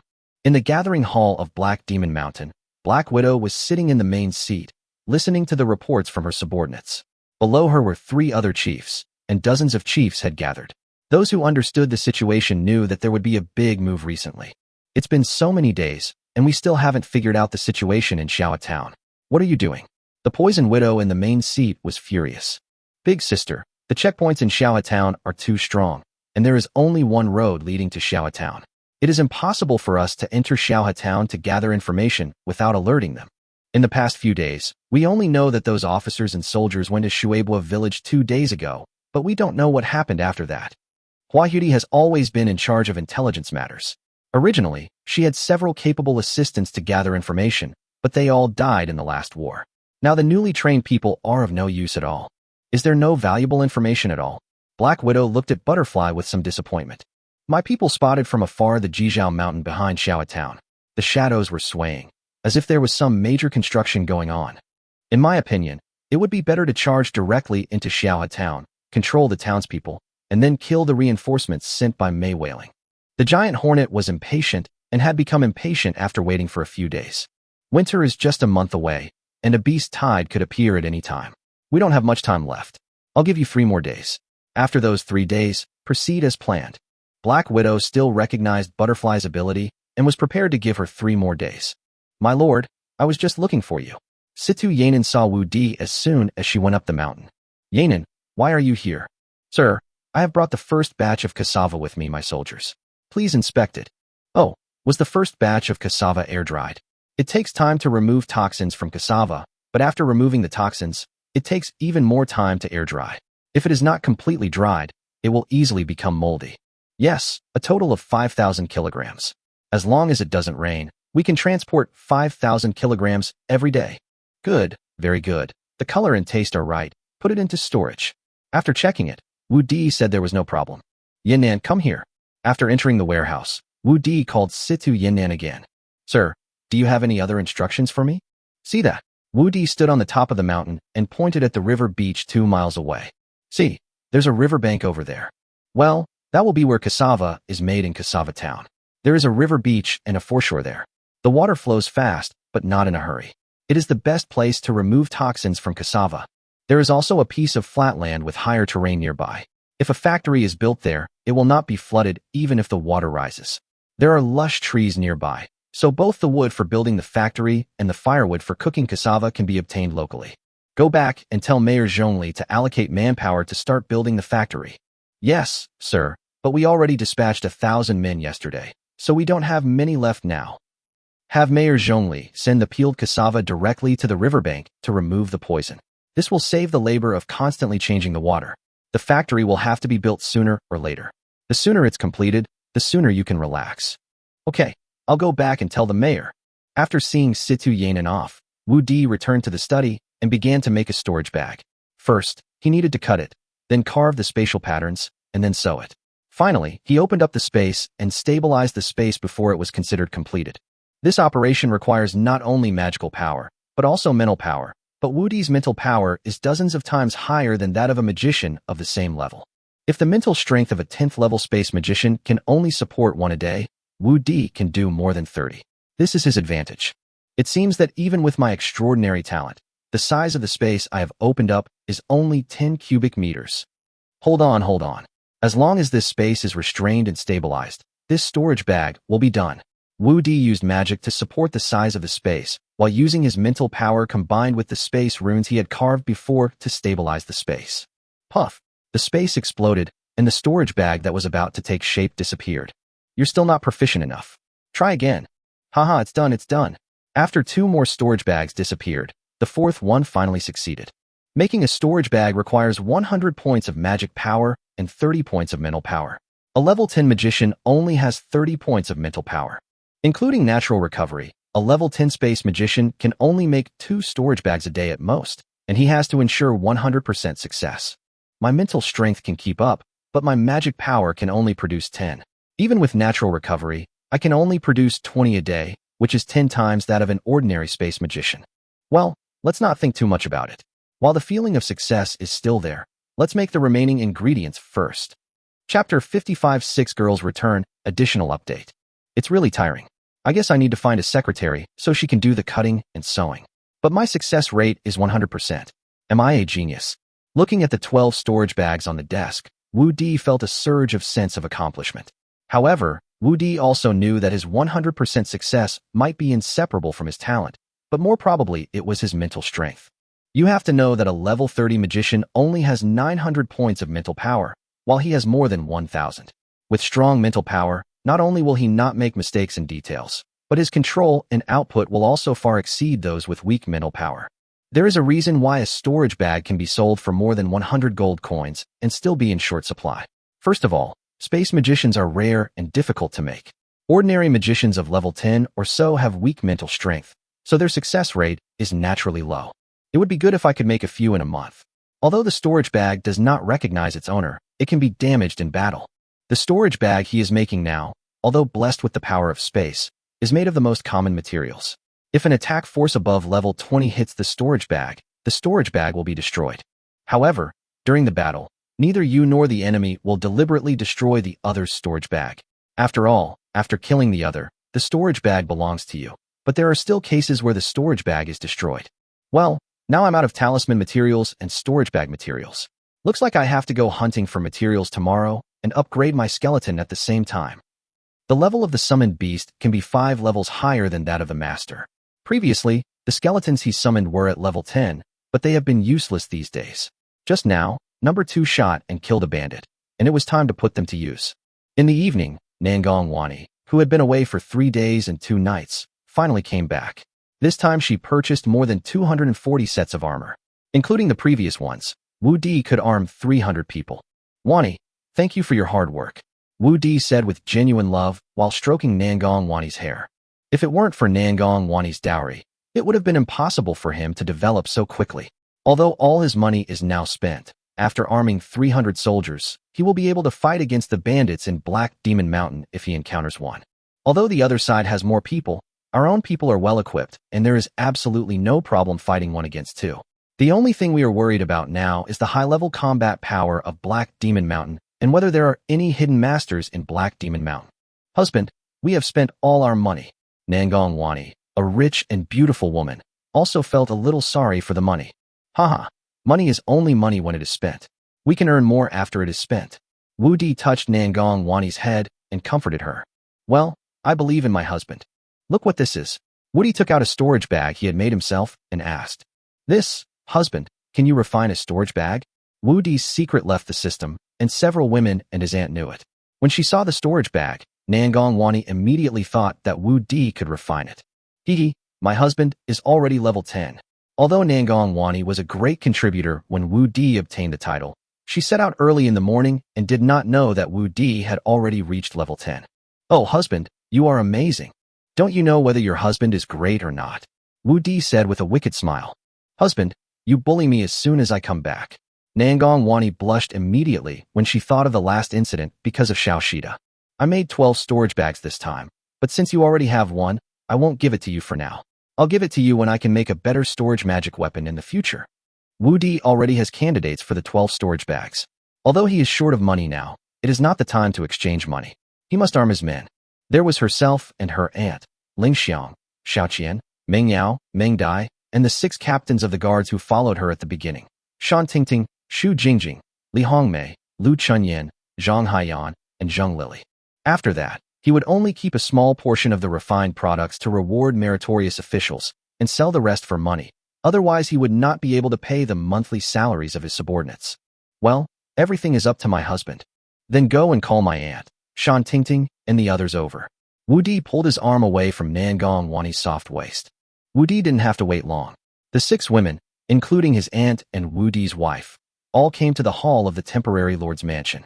Xiao Di, why did you call us all here? Is there something wrong? My aunt asked nervously as soon as she came in. Didn't Wani tell you? Wani said directly that you had something urgent to talk to us about. Hee, husband, I just want to give my aunt and the others a surprise. Are you surprised? Or are you frightened? Wu Di said with a wry smile as he looked at everyone's tense nerves. Okay, aunt, it's no big deal to call you here. Here are storage bags prepared for you. Take 1 each. With Dan Tingting and the others around, Wu Di did not say that he made it himself. It's not that I don't trust you, but for some things, the fewer people who know about it, the better. It's just the right time to give them storage bags when Nangong Wani returns from Mingwest City so that they won't be suspicious. A storage bag, is it for us? Shan Tingting said in disbelief. Before, they were still worried about the single tax. With an annual salary of 1 gold coin and a storage bag worth over 100 gold coins, this was something they couldn't even imagine. Of course, since you chose to follow me, I must give you the best. Sir, thank you for your gift, but we can't accept it. Shan Tingting did not lose her mind because of excitement. They came here to participate in a battle, and it was a small-scale one. No matter what aspect, it was not worthy of such a reward. Here, take it. You're the captain. This storage bag can be used to store some logistical supplies. It's not only convenient for the team during normal times, but also reduces the load during marches, allowing for longer-lasting output during battle. Come, take it. Wu Di personally took the storage bags and handed them to the 6 women one by one. Thank you for your gift, sir. I will definitely not let you down.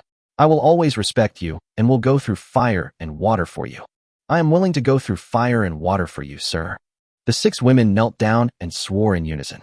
They followed Wu Di before because they saw hope, but now Wu Di's storage bag has completely made them fall back on him. Get up, everyone.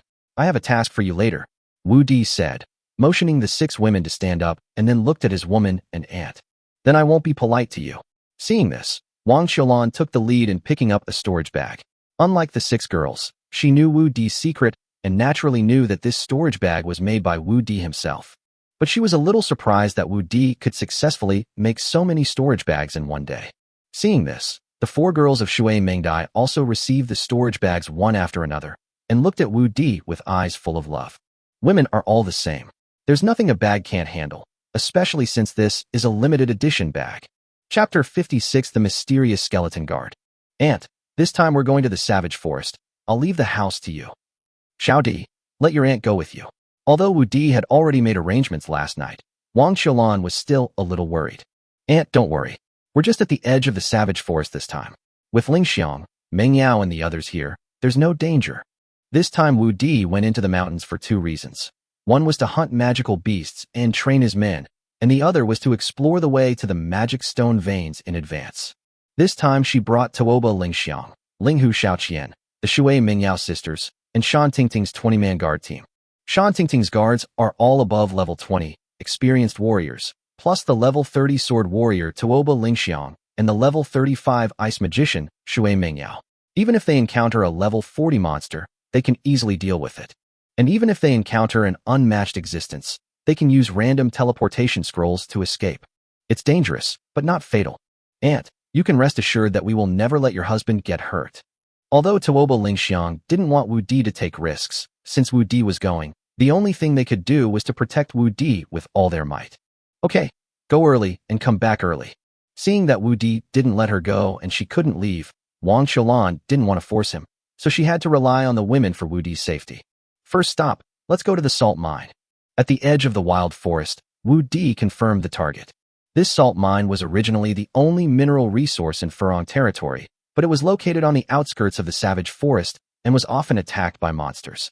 After Lord Furong died, the salt mine was abandoned. Now Wu Di wants to see if he can restore it. The Manhwa Empire faces the sea to the west, so there is no shortage of salt. However, the quality of sea salt is not as good as mineral salt. In addition, Wudi Ling and Meiweiling are both short of salt. Before Wudi Ling, residents of several small towns often had to take risks to go to the salt mines to get salt. If they are not careful, they will lose several lives, or even the entire army will be wiped out, because not only they need salt, but many monsters also need salt. Once they are unlucky and encounter a group of monsters above level 30, they will have no choice but to flee. This time, Wu Di also wanted to see if there was any way to occupy this salt mine. Although the population of the territory is not large now, salt is a necessity. Whether it is sold in nearby territories and cities, or exported to the Ziyun Empire in the future, it will be a stable source of income. Moreover, he has a filtering and processing method to produce refined salt, which can definitely be sold at a good price. Sir, let us go ahead, Shan Tingting asked. If there are too many of you, it will easily scare away the prey. Just follow me and let them go in front. Wu Di rejected Shan Tingting's suggestion. His skeleton guards can now be 100 meters away from him, which is perfect for exploring the way. Even if they encountered danger, he wouldn't feel sad if they were lost. What's more, he wanted to see if he could upgrade them, so naturally he had to let them take the lead this time. Skeleton number 1 with sword and shield walked in front. Skeleton number 2 with bow and arrow walked behind, followed by Shan Tingting with 2 guards, and behind them was Tuoba Ling Xiang, Linghu Xiaoqian, and Shui Mengdai, protected Wu Di on the left and right, and behind them was Shui Mingyao, and finally a group of guards. Such a formation can ensure invincible safety. Can you still let me experience the feeling of hunting like this? Wu Di was surrounded by women from all sides, and had no sense of experience at all. Swish, hum. Suddenly a bone arrow hit a big tree, making a trembling sound. Chi-Chi. A level 10 magic squirrel was nailed to a tree trunk by a bone arrow and was making its last struggle. This. Before everyone could react, skeleton number 2 had already gotten a kill. Husband, you are amazing. Sir, what a quick response. The women quickly expressed their admiration, but before they even noticed, Invincible had already ordered the skeleton archer to get the first kill. I'm not that great, my reaction was so poor, I was even confused myself. Although all the girls thought that Wu Di was the first to discover the magic squirrel and then ordered skeleton number 2 to shoot, only Wu Di knew that he did nothing and his eyes were on Tuoba Lingxiang's buttocks. There's something wrong with my skeleton. It's 80% wrong. Not only are they highly observant and have a high accuracy rate, but they can also find their own prey and kill them accurately. Do they have independent consciousness? Wu Di was puzzled. The primary summoned creatures were connected to the summoner's mind and could only receive simple commands. After the primary summoned creatures found the target, they would transmit it back to the summoner and then act according to the summoner's orders. But his skeleton can act independently, which makes him a little puzzled. However, his skeleton is a special existence. Ordinary undead summoners can only summon one skeleton at the beginning, and it is a bone knife skeleton or a bone axe skeleton. Not only did he summon 2 at once, but they were also sword and shield skeletons and bow and arrow skeletons. This was not common sense. Could it be that I didn't summon a primary skeleton, but I was only level 6 at the time? Forget it, don't think about it. This should be a good thing for me. Skeletons with independent consciousness are definitely more powerful than ordinary skeletons, and are more flexible and easy to use. As for backlash, both skeletons have a loyalty value of 100 points, so backlash is impossible. Keep moving forward. Ignore all the magical beasts below level 10. Although this magic squirrel has several pounds of meat, Wu Di doesn't want to waste time.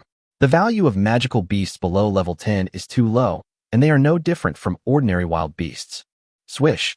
Not long after he left, skeleton number 2 shot another arrow.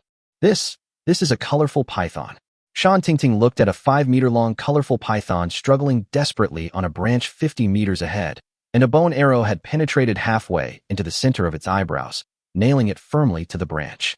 This is a level 15 colorful python. It's no problem to sell it for 8 or 9 silver coins, said a guard following Shan Tingting. Of course, this price only refers to materials such as magic cores, python skins, and python gallbladders. In fact, snake meat can also be sold for a few silver coins, but generally no one is willing to take it back. Unless it is on the return journey, then the corpse of the killed monster will be brought back. Only Warcraft with a magic core of level 10 or above can use it to embed weapons and make potions, but magic cores below level 30 are generally used to make potions and charge magic weapons. The magic power in the level 30 magic core is weak, and the magic core is relatively fragile, so it is not suitable for embedding in magic weapons. In addition to refining magic potions, it can only be used to charge magic weapons, so its value is not very high. But Woody was thinking about another problem. That is, his skeletons were only level 10, but he could kill a level 15 prey with one arrow, and it seemed very easy. What kind of skeleton is this one that fell to the ground? Xiao Qian, go collect the bodies. Unable to figure it out, Woody stopped thinking about it. The flesh and blood of a monster at level 10 or above can increase the health value of a warrior below level 20. He might not have wanted it before, but today they brought out 6 storage bags, so it naturally cannot be wasted. The 6 storage bags have a capacity of 60 cubic meters, which is equivalent to the volume of 2 containers. It can hold a lot of things. Although they brought some things with them, the total capacity was less than 10 cubic meters, and there were still 50 cubic meters to store prey. After being disassembled, the 5-meter-long colorful python only took up a very small space. They were not planning to spend the night outside, so it was a question whether they could fill it up today. Brush. Then number 2 shot, and killed 3 prey of level 10 or above. During this period, he encountered many prey below level 10, but number 2 ignored them all. It was obvious that he was following Wu Di's orders. After killing several prey, number 1 and number 2 were upgraded and reached level 11 at the same time. Chapter 57, The Powerful Skull 2. I originally thought that I was the only one who could lie down and enjoy the experience, but I didn't expect that there were people who were better at lying down than me. I didn't kill any monsters, but I also leveled up. Wu Di looked at skeleton number 1, who was able to share the experience of number 2 equally. My lord, your skeleton seems to have been upgraded. Shan Tingting was closest to number 2 and felt it most strongly. Sir, your skeleton is so powerful. How come it is different from the legendary skeleton warriors? Yes, not only is the reaction fast, but it is also extremely accurate. It can kill a monster of more than 10 levels instantly. This is incredible. My dear, your skeleton is really powerful. Although it is only at the 11th level, its agility is no different from ours. The arrows were shot out at such a high speed that even I might not be able to dodge them. Shui Mengdai exclaimed beside Wu Di's ear. You can't even dodge it? Wu Di was also shocked. Although Shui Mengdai has not reached level 30, she is only one step away from level 30. However, she can hardly dodge the arrows of number 2. Does this skeleton have the combat power of level 30? Husband, what my sister said is right. I have seen a level 30 archer before. The speed and force of his arrows are almost the same as your skeleton. Your skeleton should have the combat power of level 30. Shui Mingyao also confirmed from behind. Haha, it seems that I am the child of destiny. Woody laughed. The surprise given to him by these two skeletons was indeed big enough. Husband, I don't know if you are the child of destiny, but I know you are our destiny. No, you are my God. Ah, why? Because I'm a man who holds up the sky and plows the land. Ha. Husband, you are getting worse and worse. After a while, Shui Mingyao, the eldest sister, reacted. Haha, okay, let's go deeper. Although Woody was joking, he had a plan in mind, which was not to let these two skeletons die. Although after the summoned creature dies, the summoner will still summon the same type of summoned creature, and its level will be within plus or minus 5 levels of the summoner's level. This is a special case, and it is unknown whether he can summon such a skeleton next time. Everyone, brace yourself. We're already 10 miles deep in the savage forest. Level 20 monsters will appear. Be careful and protect the adults. As Shan Tingting finished speaking, the entire team became on high alert. Originally, there were only 4 women guarding Wu Di, but now there were 2 more circles. I never thought that I, Wu Di, would have to hide behind a woman one day, even with 3 layers of layers inside and 3 layers outside. But the fragrance is really fragrant. No matter which direction the wind blows from, I can smell the fragrance of a woman. Roar. Not long after they left, a tiger roar shook the mountains and forests. The women hurriedly squeezed the space to protect Wu Di in the middle, but they saw skeleton number 2 quickly draw his bow and draw his arrow. Before the tiger roared, the bone arrow shot out like lightning. Swish! The tiger's roar stopped abruptly. This. The girls were left staring at each other in amazement. You two come with me to take a look. Seeing the tiger's roar suddenly stop and the 2 skeletons were indifferent, Shan Tingting called 2 guards to go forward and check. It died just like that.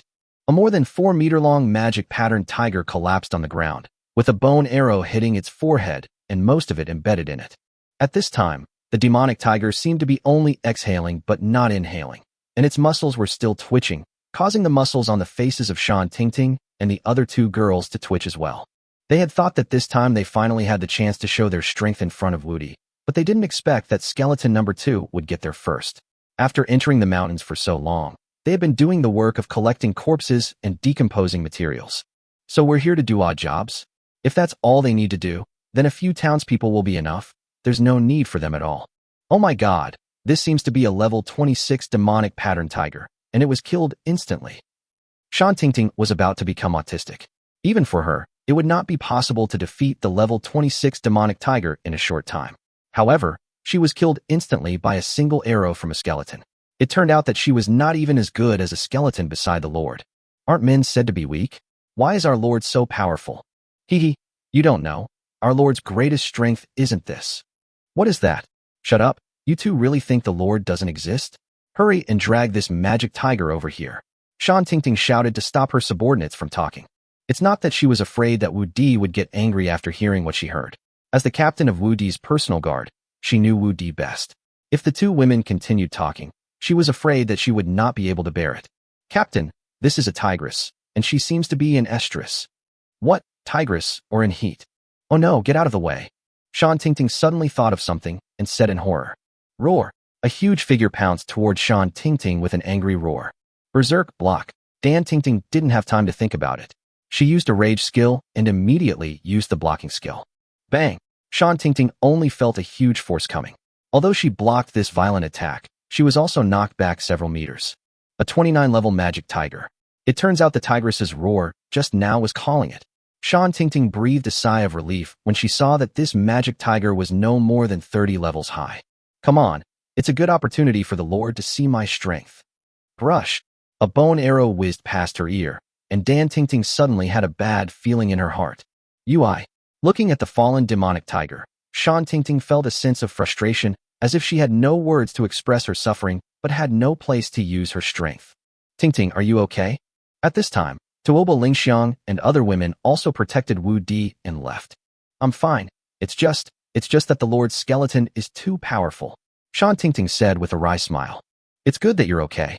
Xiaoqian, just take it. We don't have time to deal with it. Let's go back and deal with it together. It was already half the morning, and they had only walked a dozen miles. The salt mine was still a few miles away, and they had to return before dark. Along the way, number 2 shot and killed more than a dozen magical beasts ranging from level 10 to level 20, and the 2 skeletons were also upgraded to level 13. Woody didn't know the strength of number 1 yet, but number 2's strength was definitely above level 30. Moreover, after reaching level 13, the number 2 quiver has 26 bone arrows, and after each shot, 1 bone arrow can be restored every minute, so it is not enough for such a small-scale battle.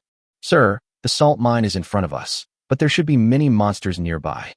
Well, proceed carefully. Sir, we are lucky. There is only a group of magic goats, Shan Tingting said happily and disappointedly. Being happy means there is no danger, but being disappointed means that if there is no danger, there is no way to show your strength in front of Wu Di. That's really good luck. The magic goat rarely attacks people as long as they don't get close. Moreover, the demon goat's sheepskin can not only be used to make storage bags, but its blood is also the material for making talismans, and its meat is extremely delicious. There are 60 or 70 demon goats in this group, and more than a dozen of them are over level 20. Of course, we cannot let them go if we encounter them. Number 2, shoot all the demon goats above level 20.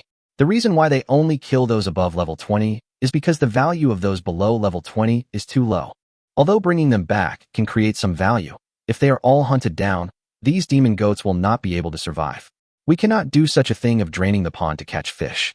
Swish, swish, swish. As soon as Wu Di finished speaking, number 2's arrows fell into the herd of magic goats like raindrops, and each arrow hit the head of the magic goat accurately. Chapter 58, Encountering a Herd of Hairy Pigs. The remaining demon goats immediately fled in panic, leaving only 16 demon goats of about 20 levels on the ground. Skeleton number 2 also shot out 16 arrows, truly achieving the goal of hitting the target with every arrow. Although all the guards were accustomed to number 2's strength, the fact that number 2 was able to accurately behead a large number of people during this wave of chaos made them feel deeply powerless. Mengyao, can your ice blade do that? Wu Di asked softly. Although my ice blade technique can be cast instantly, it can only shoot straight ahead. It's easy to kill all the demon sheep, but it's impossible for someone like number 2 to accurately and selectively kill them in a group. Shui Mengyao shook her head. It was easy for her to destroy the group of demon goats. A few ice roars, and then an ice blade would do it in just a few breaths. But she couldn't do the precise operation of number 2. It's not that she is inferior to number 2, but her attack methods are different. Number 2's bone arrows can be thrown and can avoid obstacles around the target, while her ice blades can only shoot straight. If she wants to kill the obstructed target, she must first clear the obstacles in front. Okay, Ling Xiong, go collect the prey. Ling Hu Xiaoqian's storage bag was already full. How could it be like this? Wu Di looked at the salt mine in front of him and found that it was completely different from what he had imagined. If you call it a salt lake, its area is less than 2 acres. If you call it a salt well, salt water is bubbling out. The water in the salt lake is clear, and you can see the bottom, with a thick layer of white crystals at the bottom. Several springs kept bubbling out, and the surrounding salt crystals were rolling under the water. It looks like the quality is pretty good, but I wonder what the yield is like. Wu Di didn't have any exploration equipment and couldn't estimate the amount of salt stored here. It is not known whether there are salt mines underneath, or whether the water from other salt lakes reaches here through the underground river. But this place was discovered 10 years ago and has been preserved until now. It is estimated that it will not dry up in the short term. Whether the quantity is large or not, we won't know until we mine it. Even if it's not large, as long as we occupy this place, at least we won't have to worry about salt in our territory in the future. Now Wu Di can only hope that there is a huge salt mine underneath. He will find out by digging a few salt wells. If it is really as he wishes, the plan of exporting salt can be realized. Let's collect some first and purify it later. Since we're here, we have to get some back. Dan Tingting, take people to collect all the crystal salt here. Yes, sir. Shan Tingting accepted the order and personally led 15 men to collect salt crystals. Let's go and take a look around. If you want to take this place for yourself, you have to enclose it, or at least build a village that can defend against monsters. My husband, do you want to build a village here? Shui Mingdai saw through Wu Di's thoughts at a glance. Well, if we want to mine the salt here, we must establish a safe zone. Husband, you can let us do this. Shui Mingdai volunteered. They have built several strongholds in the past 10 years and are very experienced in building strongholds. Yes, building a stronghold is your strong point, but this place doesn't have the innate conditions of Shueibua village. Moreover, it is 20 miles deep in the wild forest, and we are facing monsters. Are you confident? Husband, rest assured. I guarantee that once the village is built, no magical beast below level 40 will be able to break through the village's defenses. However, building the village will require a lot of manpower. Well, that's no problem. Although we don't have any manpower available right now, there's no rush. We can start construction here after the defense of Fengjiao Mountain is completed. Even if we have the salt mine in our hands now, no one will mine it. And even if the village is built, it will need people to guard it. So now is not the time. Just as Wu Di was taking the 4 women to check the surrounding terrain, a group of long-haired pigs headed straight for their location. This group of hairy pigs is huge, with hundreds of them, and their levels are all above level 10. There are even more than a dozen above level 30, and one of the pig kings has reached level 38. However, this pig king was missing an eye, and his body was covered with sword wounds, with blood oozing from the wounds. There were also many injured pigs in the herd, and it was obvious that they had just experienced a battle. Humph, humph. The pig king, who had just rushed out of the woods and led the group, stopped and looked at Wu Di and the other 4 with hatred in his eyes. Oh no, there's a group of monsters. My husband, retreat quickly. Tuoba Lingxiang was the first to discover the herd of pigs, but at this time, they were less than 30 meters away from the herd of long-haired pigs. Just as Tuoba Lingxiang gave a reminder, Wu Di and others also discovered the herd of long-haired pigs. The oppressive feeling that came in their faces made even the daring Wu Di feel palpitations. Oh no, it's a group of medium-sized long-haired pigs, and there are more than a dozen of them above level 30. Shui Mingyao, who is the strongest and has gone deep into the wild forest several times, did not cry out that it was not good. The 4 women guarding Wu Di immediately prepared to retreat, but before they could take a step, the hairy pig king led the herd of pigs and charged towards them. Swish, swish, swish. Number 2 reacted the fastest. As the pigs attacked, he immediately started counterattacking. As arrows fell, the hairy pigs fell one after another, disrupting the pigs' charging formation. However, most of the long-haired pigs, led by the pig king, rushed straight towards the few people, and this time number 1 also rushed towards the pig king with a bone shield. Berserk. The 3 women used the berserk skill at the same time. Ice wall technique. As Shui Mingyao finished her words, 3 ice walls appeared in front of the 5 people, blocking the front and left and right flanks, and then they pulled Wu Di's hand and ran towards the back. If someone could stop the pig's attack, Shui Mingyao would be confident of killing them, but Tuoba Lingxiang and the other 2 obviously couldn't do it, and Wu Di was still there, so she couldn't take any risks and could only escape with Wu Di. Bang! A sound like a car collision was heard, and Wu Di saw number 1 flying back and falling heavily beside him. But before Wu Di could react, number 1 immediately got up and rushed towards the herd of hairy pigs again. Although the hairy pig king knocked skeleton number 1 away, his own momentum was also broken by number 1. At this time, the herd of hairy pigs also crashed into the ice wall in front. Bang, bang, bang. The wall shook and the pigs flipped over. The ice wall blocked the first wave of impact, but cracks appeared on it. It turned into ice chips under the impact of the long-haired pigs behind it. However, although the herd of long-haired pigs broke through the ice wall, more than a dozen long-haired pigs in the first echelon were knocked unconscious. Although only a few long-haired pigs in the second echelon were knocked unconscious, more than a dozen of them also lost their speed under the ice. At this time, number 2 was retreating with Wu Di and the others, and had also shot all his arrows. The herd of hairy pigs also lost 27 members in their 20s under number 2's arrows. In one encounter, 1/3 of the hairy pigs were lost. Of course, this was achieved because the pig king was blocked by number 1. The ice wall blocked the pig's momentum, and number 2 had incredible strength. Well, you protect my husband and retreat. I will stop the pigs. Shui Mingyao didn't expect that skeleton number 1 could actually stop the pig king.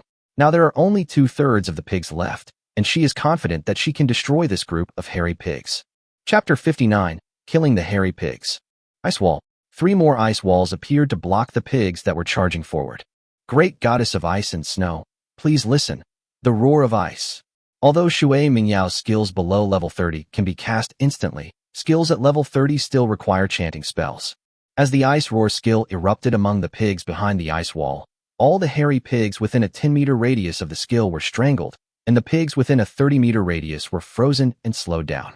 The momentum of the entire herd was instantly broken, and the balance of victory immediately tilted towards them.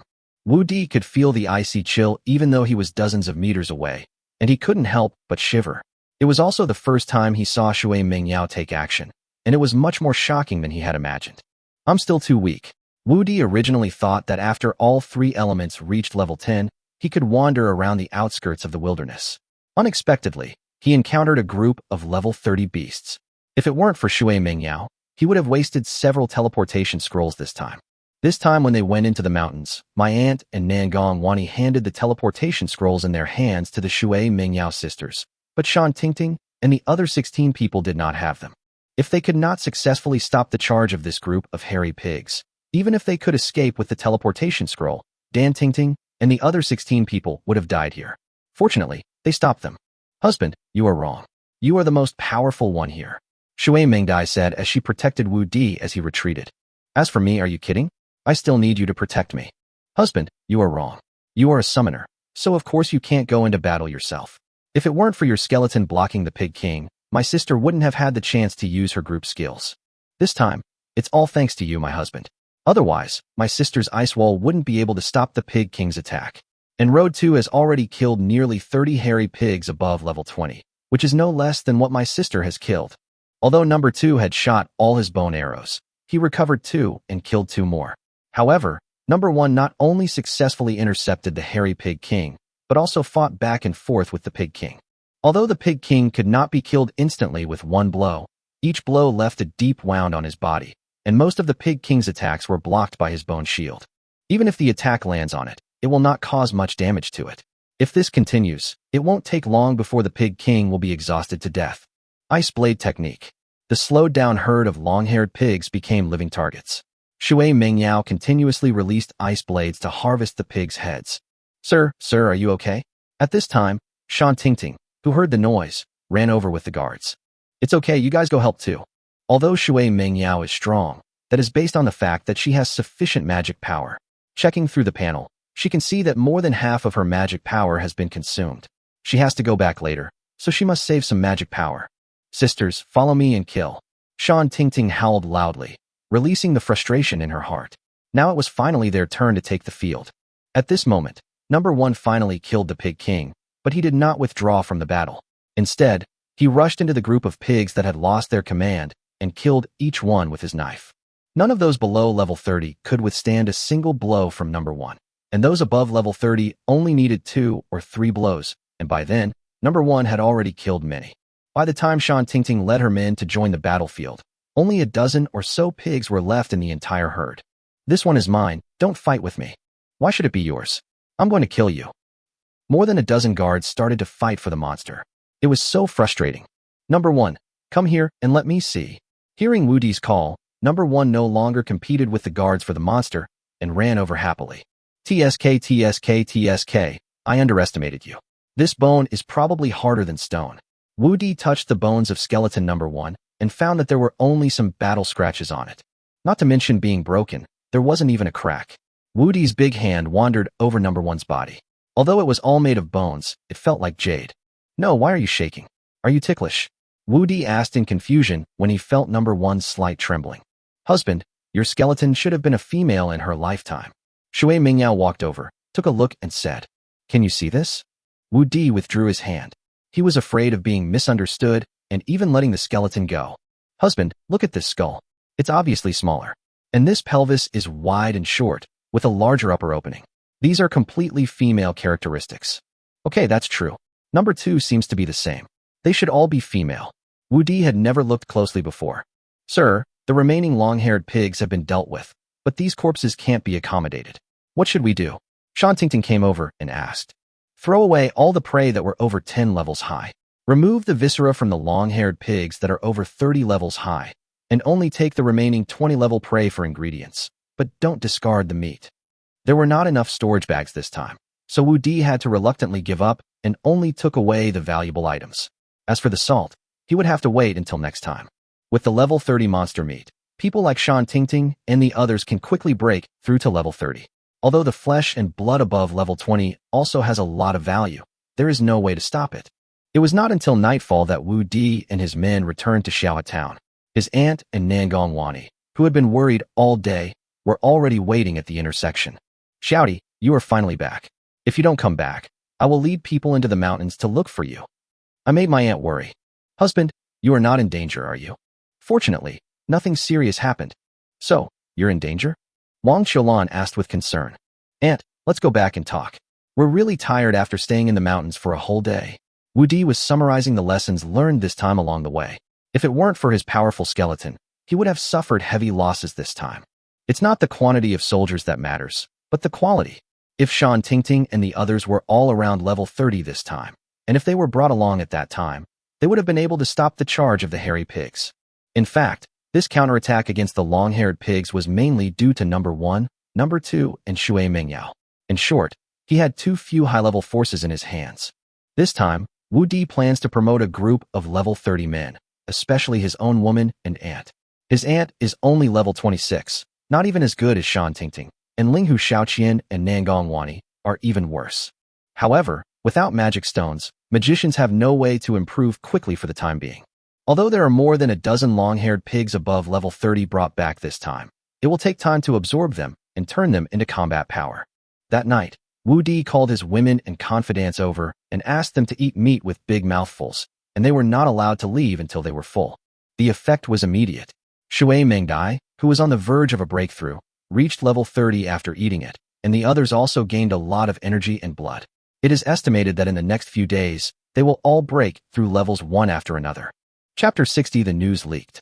It seems that the only way for me to improve my cultivation is to farm the land.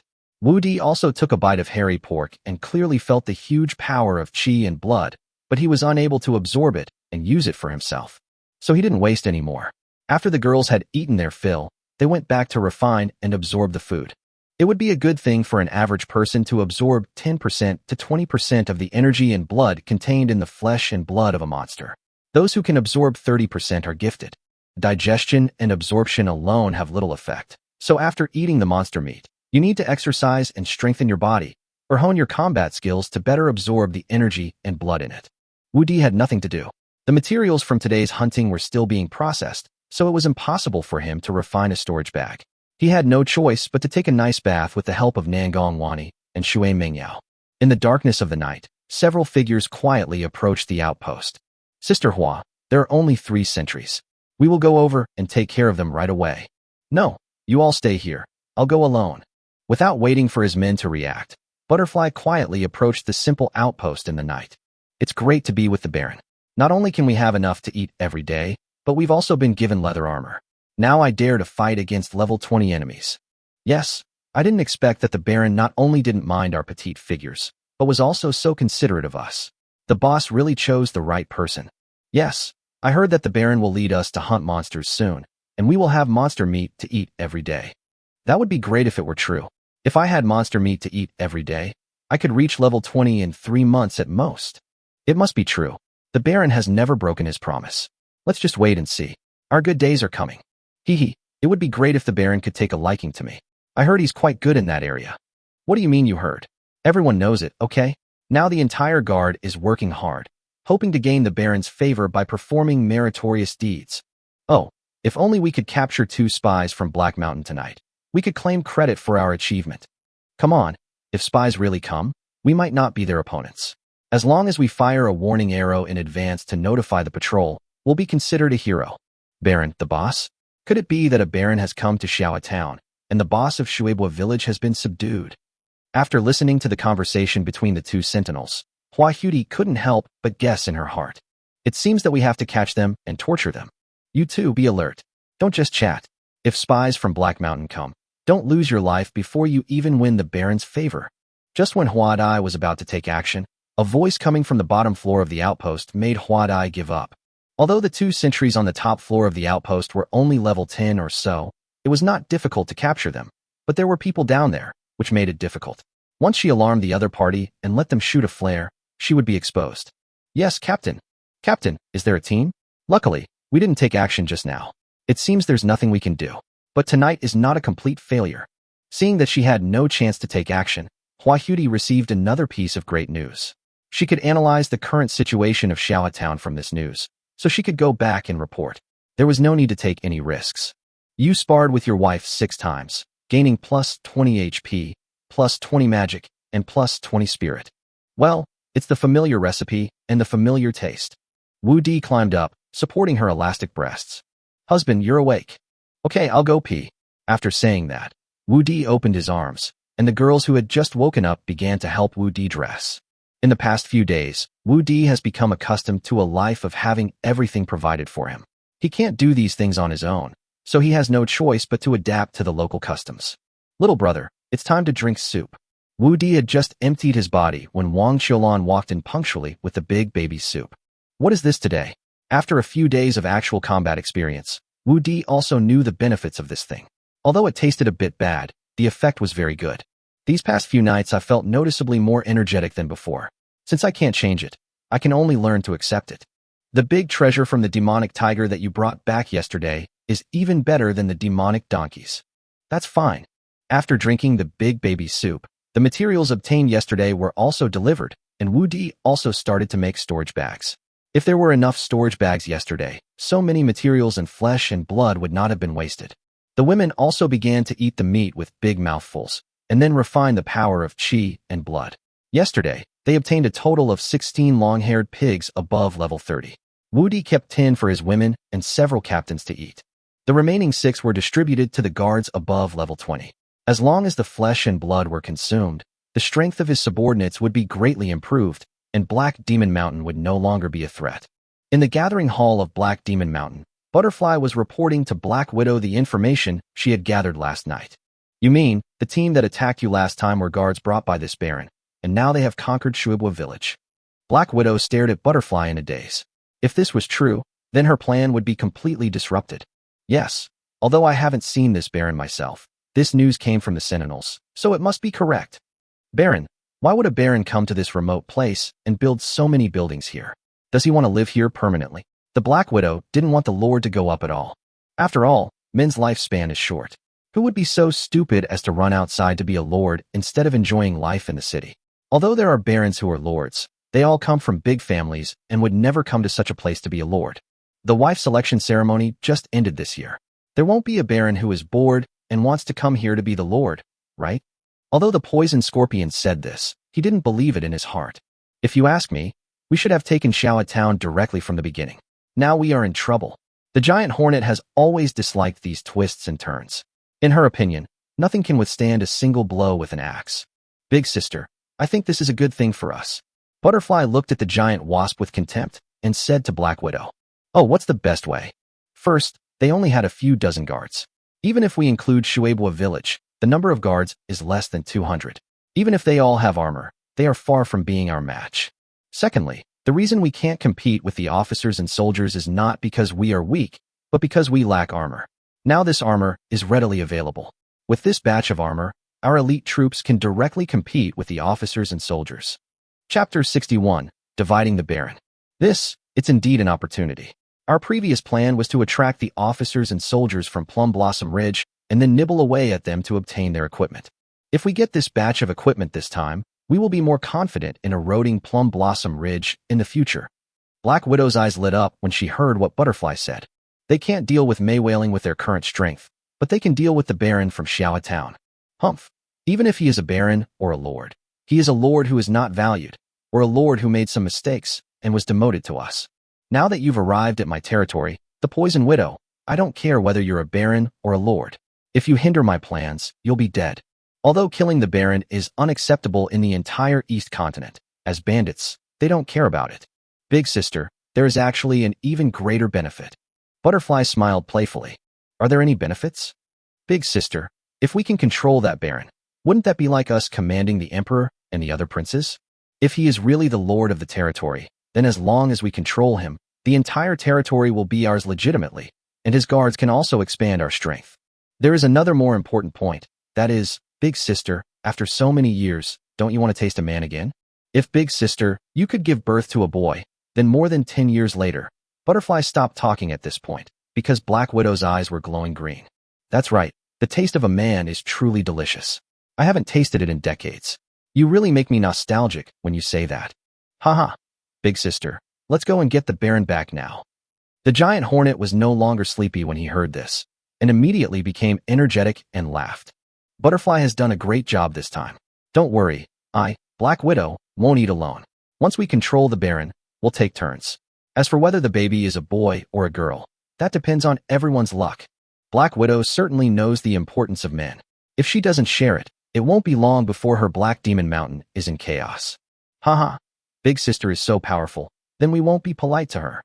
The giant hornet took the initiative to express his opinion, as if he was afraid that Black Widow would go back on her word. Thank you for your gift, Big Sister, but I can only give you 1 day's turn every 7 days. The reason why Butterfly wants to control the Baron is to get pregnant. If she could give birth to a boy, then 18 years later, she would be promoted to the mother of a Baron because of her son's status. Why would she still be a bandit? But she also knew what was right and wrong. If she dared to take up too much of his time, she would probably lose her life before she could get pregnant. I'm the same as my third sister. I only need 1 day out of 7 days. Although the poison scorpion is not talkative, he is not stupid. Okay, then I only need 1 day, and the remaining 4 days will be given to Big Sister. Seeing that the poisonous scorpion and the butterfly only needed 1 day, the giant hornet had to follow suit, although he was reluctant in his heart. Then I'd like to thank my sisters. Big Sister, when do we set off? The giant hornet couldn't wait any longer. Go down and prepare. Leave for Xiao Town before dawn tomorrow and capture the Baron alive. We have to wait until tomorrow. Second sister, listen to the eldest sister. Let's go and get ready. Even if we set off now, it will be dark when we get there. Although the butterfly and the giant hornet have different ideas, they still have a good relationship. At this time, Wu Di was still concentrating on making a storage bag, completely unaware that he had been divided up by the bandit leader of Black Demon Mountain. Husband, Sister Mengyao is here to eat. Nangong Wani walked in and said while massaging Wu Di's shoulders. Mengyao, your cooking skills are much better than mine. Let's go eat. My magic power is almost exhausted. The warrior's wives, including his aunt, were busy refining their qi and blood. Wu Di originally planned to let LVE cut and sew the storage bags, but LVE had to cook, so the job had to fall on Shui Mengyao. Husband, you have refined so much in just this morning? Nangong Wani said as she looked at the 10 storage bags on the table. Well, thanks to Mengyao for helping me. If there was enough magic power, let alone 10, even 20 would not be a problem. Wani, don't listen to your husband. I didn't do any work. This is all thanks to your husband. Husband, you are amazing. The annual profit of Baibao Pavilion is only a little over 1,000 gold coins, and you earned it back in just this morning. Originally, Nangong Wani was a little proud. After all, Wu Di had been spending her money before, but now Wu Di had earned thousands of gold coins in less than a day. To turn these storage bags into money, I still need your help, Wani. My husband, are you asking me to send them to Baibao Pavilion to sell? Then I'll go after dinner. Nangong Wani immediately understood what Wu Di meant. No rush. Let me finish refining all the materials in my hand, and then send them to the treasure pavilion together. This way we don't have to run back and forth. Wu Di was not in a hurry to cash out. Although he had spent all the money, he didn't need to buy anything at the moment. These days, he recruited a total of 100 people from Cassava Town and Xiaohe Town into the guard team. Now his guard team has reached 300 people, and all of them are equipped with leather armor, equipped with sophisticated weapons, and have a large supply of arrows. It is impossible to recruit more guards for the time being. Not to mention that not many people in the 2 towns are strong enough to meet the standards, and there is a shortage of manpower in all aspects now. Even the old man and the little girl have to help. There is no shortage of food, and local materials can be used for construction. There is not much reserve except for potions, but it is not a necessity at the moment, so it is not too late to bring them back next time you go into the city. Oh, I really want to eat stir-fried dishes. Eating meat boiled in salt water without even any sauce, Wu Di missed the delicious food of his previous life. Husband, what are the dishes? Nangong Wani had a small appetite and finished eating first. After hearing Wu Di's words, she immediately asked. The women also put down the meat in their hands and looked at Wu Di. For them, they had to satisfy any request made by Wu Di. Well, I read in an ancient book that stir-frying is very delicious. I even wrote down the recipe so I can try it when I have time. Husband, just copy it down when you have time, and we will cook it. As qualified women, how could they bear to let their husbands enter the kitchen? Okay, I'll leave it to you when the time comes. It seems that the blessings that I could not imagine in my previous life can be enjoyed in this life. Greetings, Lord. After dinner, Wu Di followed his aunt to the location of the Lord's mansion. At this time, the first floor of the Lord's mansion had been built, and the second floor was half built. The speed was very gratifying. Chapter 62 Ferris Wheel and Water Wheel completed. The Lord's mansion is designed with 5 floors. Except for the bottom 2 floors, which are 5 meters high, the top 3 floors are 4 meters high. The 5th floor is the smallest, only 500 square meters, and is where Wu Di eats, lives, and works. The 3rd and 4th floors are much larger, with a total of hundreds of rooms, which will be the residence of his wife and children in the future. The 2nd floor will be a leisure and entertainment area, as well as a place for maids and guards. The ground floor covers an area of 3 acres and is the Lord's Hall, as well as the territory office, kitchen warehouse, etc. There is also a front yard and a backyard, as well as a wall surrounding the Lord's mansion, which is 15 meters high. This was a huge project, but with the efforts of nearly 2,000 people, it was getting better day by day, and he would soon be able to experience the luxury house.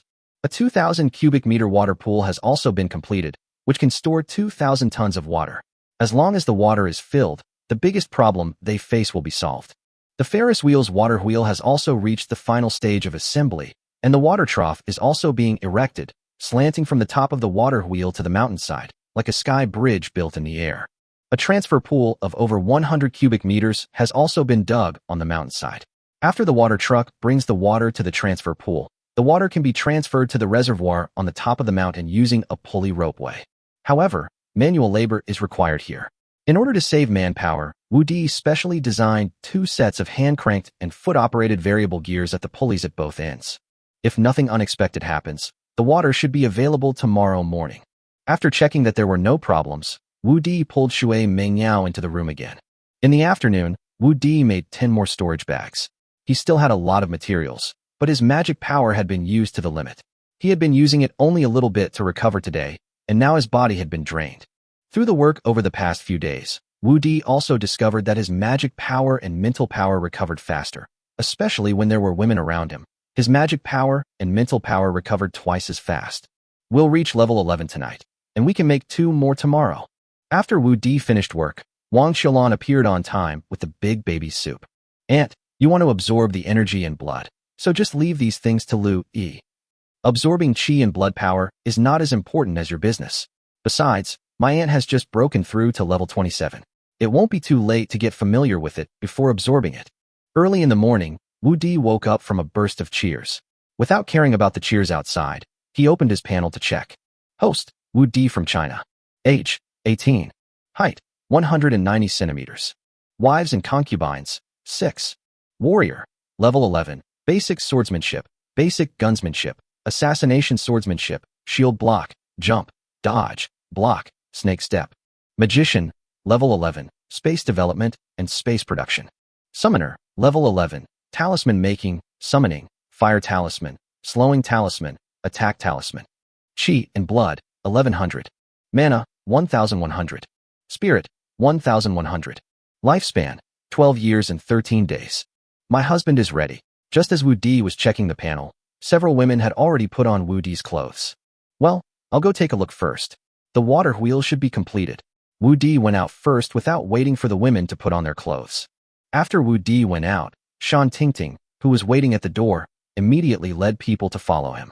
At this time, the edge of the cliff was full of people standing by to watch. In the distance, the Ferris wheel was slowly rotating, and the water it brought up slowly flowed through the wooden trough into the transfer pool on the mountainside. Seeing Wu Di coming, the people greeted him and made way for him. Standing on the top of the mountain, Wu Di could see the water column rushing down from the trough. The amount of water was not large, but it was enough to flow half of the trough, and about 1 or 2 tons of water could be discharged in 1 minute. It only takes 1 day to fill up his 2,000-ton reservoir, which is more than enough. Now the biggest problem has been solved. He just needs to wait for the completion of the Lord's mansion and the construction of the outer mountain defenses, and then he can completely gain a foothold in this world. My lord, I have fulfilled my mission and the Ferris wheel has been built successfully. At this time, Lu Yuan, who was in charge of the construction of the Ferris wheel, ran over breathlessly and said excitedly. Originally, she made this water wheel just because she didn't want to disobey Wu Di's orders. She didn't quite believe that the water wheel could send water to the sky and then to the mountainside. Until this morning, when the Ferris wheel started to operate and really brought water to the mountainside, her admiration for Wu Di reached its peak. Wu Di was the most powerful man she had ever seen, a man even more powerful than a woman. Mayor Lu, you have worked hard. You are the main contributor to the construction of the Ferris wheel. Wu Di sighed. Apart from being a bit bulky, Lu Yuanyuan has very good abilities and can be trained. I am only following orders. If it weren't for your blueprint, I would never have come up with such a good idea in my lifetime. Okay, the construction of the water wheel is complete, but the defense construction of Fengzhou Mountain still requires Mayor Lu's attention. Sir, I will soon lead my men to start building defensive towers at the 3 entrances at the foot of the mountain, as well as arranging roads and defensive walls on both sides of the mountain. Very good. The defense of the 3 roads is of utmost importance and cannot be neglected.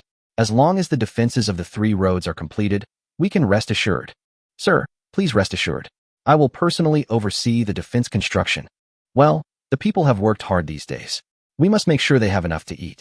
Tell them that I will personally reward them after the construction of Fengzhou Mountain is completed. Yes, sir. I will arrange it right away. Wait, this storage bag. I was going to give it to you as a reward after the mountain construction is completed, but I believe in your ability, so I'm giving it to you now. Wu Di called Lu Yuanyuan, who was about to turn around, took out a storage bag and handed it to her. This, sir, this is too precious. How can I deserve such a reward with such a small contribution? Although Lu Yuanyuan wanted it in her heart, she also knew that her contribution was not worthy of such a reward at all. Here you go, take it. I, China Invincible, have always been clear about rewards and punishments. Merits are rewarded, mistakes are punished. As for the rewards, I have the final say. Of course, if the road defenses aren't done well, I, the Lord, will punish you. Do you have the confidence to do it well? Don't worry, sir. If anything goes wrong with the road defense, I'll be beheaded. Very good. Since you are so confident, then take this reward. I hope you will live up to my expectations of you. Yes, sir. Lu Yuanyuan took Wu Di's storage bag with both hands and felt that the storage bag was as heavy as 1,000 pounds. All the onlookers went to work, and Wu Di was ready to return to continue making storage bags. After all the materials were prepared this time, he would go into the mountains again. Chapter 63, The Black Demon Mountain Attacks. Whoa! Just as Wu Di was concentrating on making a storage bag, a sharp whistle arrow rose into the sky from a distant outpost. All the people in Fengzhou Mountain stopped what they were doing and looked in the direction of the whistle arrow. Oh no, it's an enemy attack. Everyone reacted immediately. Enemy attack quickly helped the townspeople move to Lord Mountain. Li Hongmei, who was leading a patrol in the town, quickly gave orders to her subordinates. Fortunately, the townspeople of Xiaohe Town all work in the mountains and only come back to rest at night. Now, there are only a few elderly people with limited mobility in the town, so it is easy to relocate them. When the arrows sounded, the guards on the mountain immediately ran to the 3 intersections to defend themselves. At this time, the first layer of defense at the 3 intersections had just begun to be built, and there was basically not much defensive power. However, the construction materials piled up on the roadside could block the enemy's charge. Put down your work and quickly retreat to the top of the mountain. When Lu Yuanyuan saw the guards coming, she hurriedly asked the workers to retreat. These people were all townspeople below level 10, and staying would only increase casualties. Wu Di also ran out of the study immediately, accompanied by his aunt, 5 wives, and 2 skeleton guards. Shan Tingting's team of guards also protected Wu Di and others. All the people in the territory should find a safe area to hide. Don't panic and don't run around. Wu Di's voice spread across the entire mountaintop like magic. Some panicked people immediately calmed down and looked for shelter to hide. It's still more than 20 days until the beginning of winter, so it shouldn't be a monster attack. If it was a monster attack, they would not only have to defend the ground, but also the flying monsters in the air. Let's go and take a look down. Wu Di called out, and without waiting for Wang Xiaolan to stop him, he took the lead and headed towards the main road ahead. Xiao Di, wait a minute. Let your aunt go in front. Wang Xiaolan also knew that she couldn't persuade Wu Di, so she had to rush in front of Wu Di to protect him. Lord, why are you coming down? Lu Yuanyuan, who was commanding the retreat of his subjects, saw Wu Di coming down and hurriedly came forward to greet him. It's okay. I'll just come down and check on the situation. Then I'll accompany you, master. No need. You go up there to appease the people and leave the rest of the battle to them. Although Lu Yuanyuan is also a level 20 warrior, her strength is not fighting. He didn't need Lu Yuanyuan as a combatant. but he only had a few management personnel, and he couldn't afford to lose even one. Moreover, Lu Yuanyuan didn't even have armor, so the role she could play was no better than that of a guard of level 10. The first checkpoint on the road is a tower located 10 meters above the ground on the ridge. It was just built today, and the foundation has just been laid, so there is basically no defense. But there were already 60 or 70 people here ready for battle. At this time, Li Hongmei's team also escorted a dozen elderly people and walked over in a hurry. Sir, there's no one left in the town.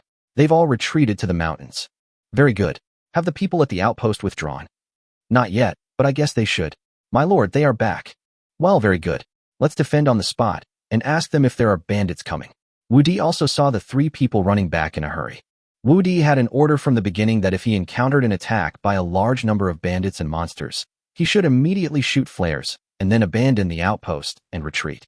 The outpost can be rebuilt if it is destroyed, but he only has 300 soldiers, and he would feel sad if he lost one of them. This is similar to the situation in Shueibua village before. When there is a serious imbalance in strength, we must not fight head-on, but must use roundabout guerrilla tactics. Sir, after asking around, we found out that it was the bandits from the Black Demon Mountain. This time, the entire enemy army has been mobilized, and there are estimated to be 700 or 800 people. Soon the news from the 3 people came back. Upon hearing this, Wu Di actually breathed a sigh of relief. Although the number of people was a little more than he had expected, this was also expected. His Fenghua Mountain was easy to defend, but difficult to attack. Even if there were a lot of people, they would not be able to rush up at once. All right, there are too many people here to form a formation. Leave 20 archers here to fight while we retreat, and the rest of you retreat to the mountainside to establish a defense line. Wu Di did not intend to hold on here. The road here was too narrow, and there were no fortifications. Although the slope could slow down the opponent's momentum, it was of little use against the level 30 brutal charge skill. As long as 20 archers are left behind, they can consume the enemy's troops on the way up the mountain. The ground on the mountainside is wide, and if a defense line is established there, it can be wide against narrow, many against few, which is more advantageous to him. Your Excellency, I will arrange it right away. Notify the other 2 groups. If they encounter an enemy, use long-range attacks to consume them, then retreat to the mountainside. Yes. 2 of Shan Tingting's personal guards came out and went to convey Wu Di's order. Although he is not sure from which direction the enemy will attack, or whether they will attack from 3 directions at the same time, he must make preparations at all 3 intersections. Is this still my little enemy? Wang Xiaolan looked at Wu Di infatuatedly. The way he remained calm in the face of danger and calmly gave orders made her feel trembling. My husband is so handsome. Just when the girls were infatuated, the Poison Widow personally led the bandits from Black Demon Mountain into Xiao Town. Big sister, Xiao Town is deserted. It seems everyone has fled to the mountains ahead. Damn it, they ran so fast. Come on, let's burn this place down. After hearing the report, the giant hornet immediately wanted to burn Xiao Town to vent his anger. Wait. Black Widow hurriedly stopped the bandits who were about to set fire. Of course, she was not being kind-hearted, but she regarded this place as her own territory. Big sister, why are you still feeling sorry for these lowly people? Second sister, don't you think about it? We came here to recapture the Baron. Hua Hudy continued. What does this reclaiming of the Baron have to do with not being able to burn houses? Sister, can't you use your brain? The Baron has built a lot of buildings here and recaptured Shueibua village. He is most likely a new lord here. Once we capture the Baron, the entire territory will be ours. The people in Xiao Town are all from our territory. After you burn this house and we conquer the Baron, where will they live? Also, if you burn down the houses in Xiao Town before the Baron is recaptured, it will arouse public outrage and intensify the resistance. Although we are not afraid, it will cause many sisters to lose their lives in vain, and it will make it more difficult for us to subdue the Baron. They dare. I'll chop anyone who resists me to pieces. The giant hornet said unyieldingly. All right, our goal is the entire hibiscus territory. We're not here to warm ourselves by the fire. Second brother, you still need to learn more from Butterfly. Big sister, look at that. Butterfly was not only thoughtful, but also observant. She pointed at the Ferris wheel 1,000 meters away and said, What is that? It looks like a circle. It seems to be in the river. Do you want me to send someone to take a look? Butterfly had never seen this thing before, so she suggested. Chapter 64. Ask your Baron to come out and speak. Let's not make things more complicated for now. Once we take over Fengzhou Mountain, we can capture someone and ask them, and we'll know the answer, right? Although Black Widow was also very curious, she also knew the seriousness of the matter. Has the spy who went out not returned yet? Black Widow couldn't wait any longer. Report, Big Sister. The townspeople of Xiaoa Town have all taken refuge in the mountains. There are 3 roads leading to the mountains, and they are all guarded. 3 roads. How many people are guarding them? Not many. Only 20 on each mountain path, but they all have bows and crossbows. The crossbow is a powerful long-range weapon that has a strong killing power against low-level warriors, especially those without armor. It is also difficult to make, and there is not a single one among the more than 700 of them. There were only dozens of bows and arrows, and they were not powerful enough. They only had more than 40 sets of leather armor, and the others were wearing coarse cloth clothes that could not withstand the shooting of bows and crossbows. However, wooden shields are easy to make, and there are 100 or 200 of them, but they cannot block bow and crossbow shooting at close range. Scorpion, Butterfly, each of you will lead 100 men to guard the exits on both sides. Don't attack, just prevent the Baron from escaping. Second brother, follow me and attack from the center. Black Widow quickly came up with a battle plan. Although the enemy had bows and crossbows, they had so few men and were deployed in 3 directions. She could easily break through from all 3 directions. Yes, sir, they are coming. On the way, although Wu Di arranged his men to guard the mountainside, he was still waiting behind the intersection for the bandits to appear. In front of him were 20 archers of about level 10, but in order to prevent the enemy's brutal charge, he still sent number 1 in front of the crossbowmen. He believed that with number 1 on guard, even if Black Widow took action herself, the crossbowmen could retreat calmly with number 1's obstruction. Behind the archers was the guard team led by Shan Tingting, and behind them were his woman and aunt. However, Tuoba Lingxiang and Shui Mengdai were sent by him to guard the other 2 routes. Of course, he has 2 ADCs, number 2 and Shui Mengyao, by his side, which is also the source of his courage. Seeing more than 500 bandits marching straight towards the center, Wu Di felt at ease, as this proved that the bandits' main attack direction was here. According to the information sent by the sentry earlier, Wu Di knew that there were more than 700 bandits in total, which seemed to mean that the bandits had divided their forces. Looking up from afar, I saw a group of bandits on both the upper and lower routes. Although I couldn't see the exact number of people, I could be sure that there were about 100 people in each route based on the number of more than 500 bandits left. He had 100 men guarding both the upper and lower routes, and they were well equipped. He was confident that his men could win in a one-on-one situation, not to mention that they could hold their ground based on the terrain. Since there is no threat from above or below, he only needs to deal with the bandits in front of him. Mengyao, number 2, don't attack yet. Wait until we lead them to the mountainside before you attack with all your strength. Wu Di was worried that if Shui Mengyao and Skull number 2 took action, the bandits would give up. Since the bandits had mobilized their entire army this time, even if they couldn't completely wipe them out, they would have to pay a heavy price. If we kill some bandits at the beginning and force them to retreat, we will not have the advantage of terrain. The bandits will be prepared in the future, and it will be difficult to kill them. He must wipe out this group of bandits. If too many of them run away, even if he becomes powerful, when he goes to Black Demon Mountain to suppress the bandits, that will be their home turf. So this time he must kill as many bandits as possible. Of course, it would be best if they could all be left alive. Number 1, you just need to stop the bandits from charging, hide your strength, and lead them to the mountainside. As long as the bandits reach the mountainside, they can concentrate their fire. Even if the bandits want to run, they can't run fast on this ridge unless they roll down. Stop if you come. If you take another step forward, you will die. The crossbow captain looked at the approaching bandits. Although she was a little timid, she immediately became courageous when she thought of their lord standing behind her. You are so arrogant. You are just a bunch of misfits and you still want to stop us. You really don't know how to live or die. The giant hornet stepped forward and pointed the axe in his hand at the crossbow captain. Aim. The crossbow captain was furious when he was called a misshapen boy, but he didn't dare to shoot without Wu Di's order. Draw your swords. The giant hornet was not willing to be outdone, and all the bandits behind him drew their swords. Wait, call your baron over to talk.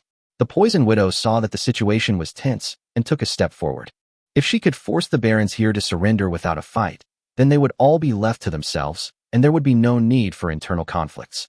She believed that with her strength and strong body, she could easily defeat any baron. Back then, her man was always unable to get out of bed because of her. Unfortunately, he was a short-lived man and died before she got pregnant. Otherwise, he would not have to become a bandit. Oh, it seems that it knows of my existence. Then I want to see what you have up your sleeve. Aunt, I'm going out for a while. Wu Di, who was surrounded by the girls, patted Wang Qiulan's shoulder, and gestured. Xiao Di, there's no need to waste time talking to them. Let's just act according to the plan. Wang Qiulan didn't want Wu Di to show up. If the other party cheated and hurt Wu Di, she would be heartbroken. Don't worry, nothing will happen. With this leather armor on me, ordinary bows and crossbows can't hurt me, Wu Di said as he pushed through the crowd and walked out. Several women followed suit, standing behind the crossbowmen. Wu Di looked down at the Poison Widow and asked, "Are you the Poison Widow?" When they saw Wu Di coming out, the Poison Widow and the other bandits' eyes lit up. Fresh, tender, and handsome, he is truly a top-notch man. He is also young and energetic. This is of much higher quality than her ex-husband. It is estimated that he can be used for several years. If he is well maintained, he may be used for more than 10 years. A man of this quality could probably give this village chief several children. What's a good name for him? Chuckle. Damn, is this woman crazy? Seeing that the Poison Widow didn't say anything, her expression kept changing, and she laughed out loud. Wu Di was stunned for a moment. You're looking for death. Our lord is asking you a question. The crossbow captain saw that the Poison Widow didn't say anything, but burst into laughter, wishing he could shoot her in the face. Lord, are you the lord of this hibiscus territory? Although you are delicate and tender, I like you. How about being your man? Damn, is this how I regulate my breathing? Wu Di got goosebumps all over his body. You vicious widow. I haven't bothered you yet, but you come here to tease me. Do you really think you can manipulate me? Wu Di immediately became angry. He was the only one who teased others, so when would it be someone else's turn to tease him? Of course, if you are a little fairy, then I will accept it. But you are a ball, no, a gourd weighing 200 or 300 pounds, and you dare to tease him. How can he tolerate this? Chapter 65 Mental Critical Damage. Oh, you're angry now. Let me tell you, being a lord is not easy. But as long as you become my man, I promise you won't have to do anything. You can just lie in bed every day. I can also help you take care of the territory, and with my strong and sturdy body, it will not be a problem for me to give birth to 10 or 8 children for you. If that's not enough, I have 3 good sisters under my command. Each of them is as strong as me. As long as you become my man, they will all be your women, and I guarantee that you will have a large family in the future. Besides, my sisters are all multi-talented. I guarantee that they can please you in different ways every day, giving you a different enjoyment every day. Second brother, show our men your charm, Black Widow said, looking at the giant hornet and signaling. Watch this. The giant hornet thrust the axe in its hand into the ground, made a very charming movement, and gave Wu Di a seductive look. Poof. Wu Di even spat out his lunch on the spot. She is enchanting, and her movements are standard, but this is Li Kuei. An enchanting Li Kuei winking at him is even more lethal than Stephen Chow's version of Ruhua. Damn it, it was a mistake. I shouldn't have walked out. The critical hit was too damaging.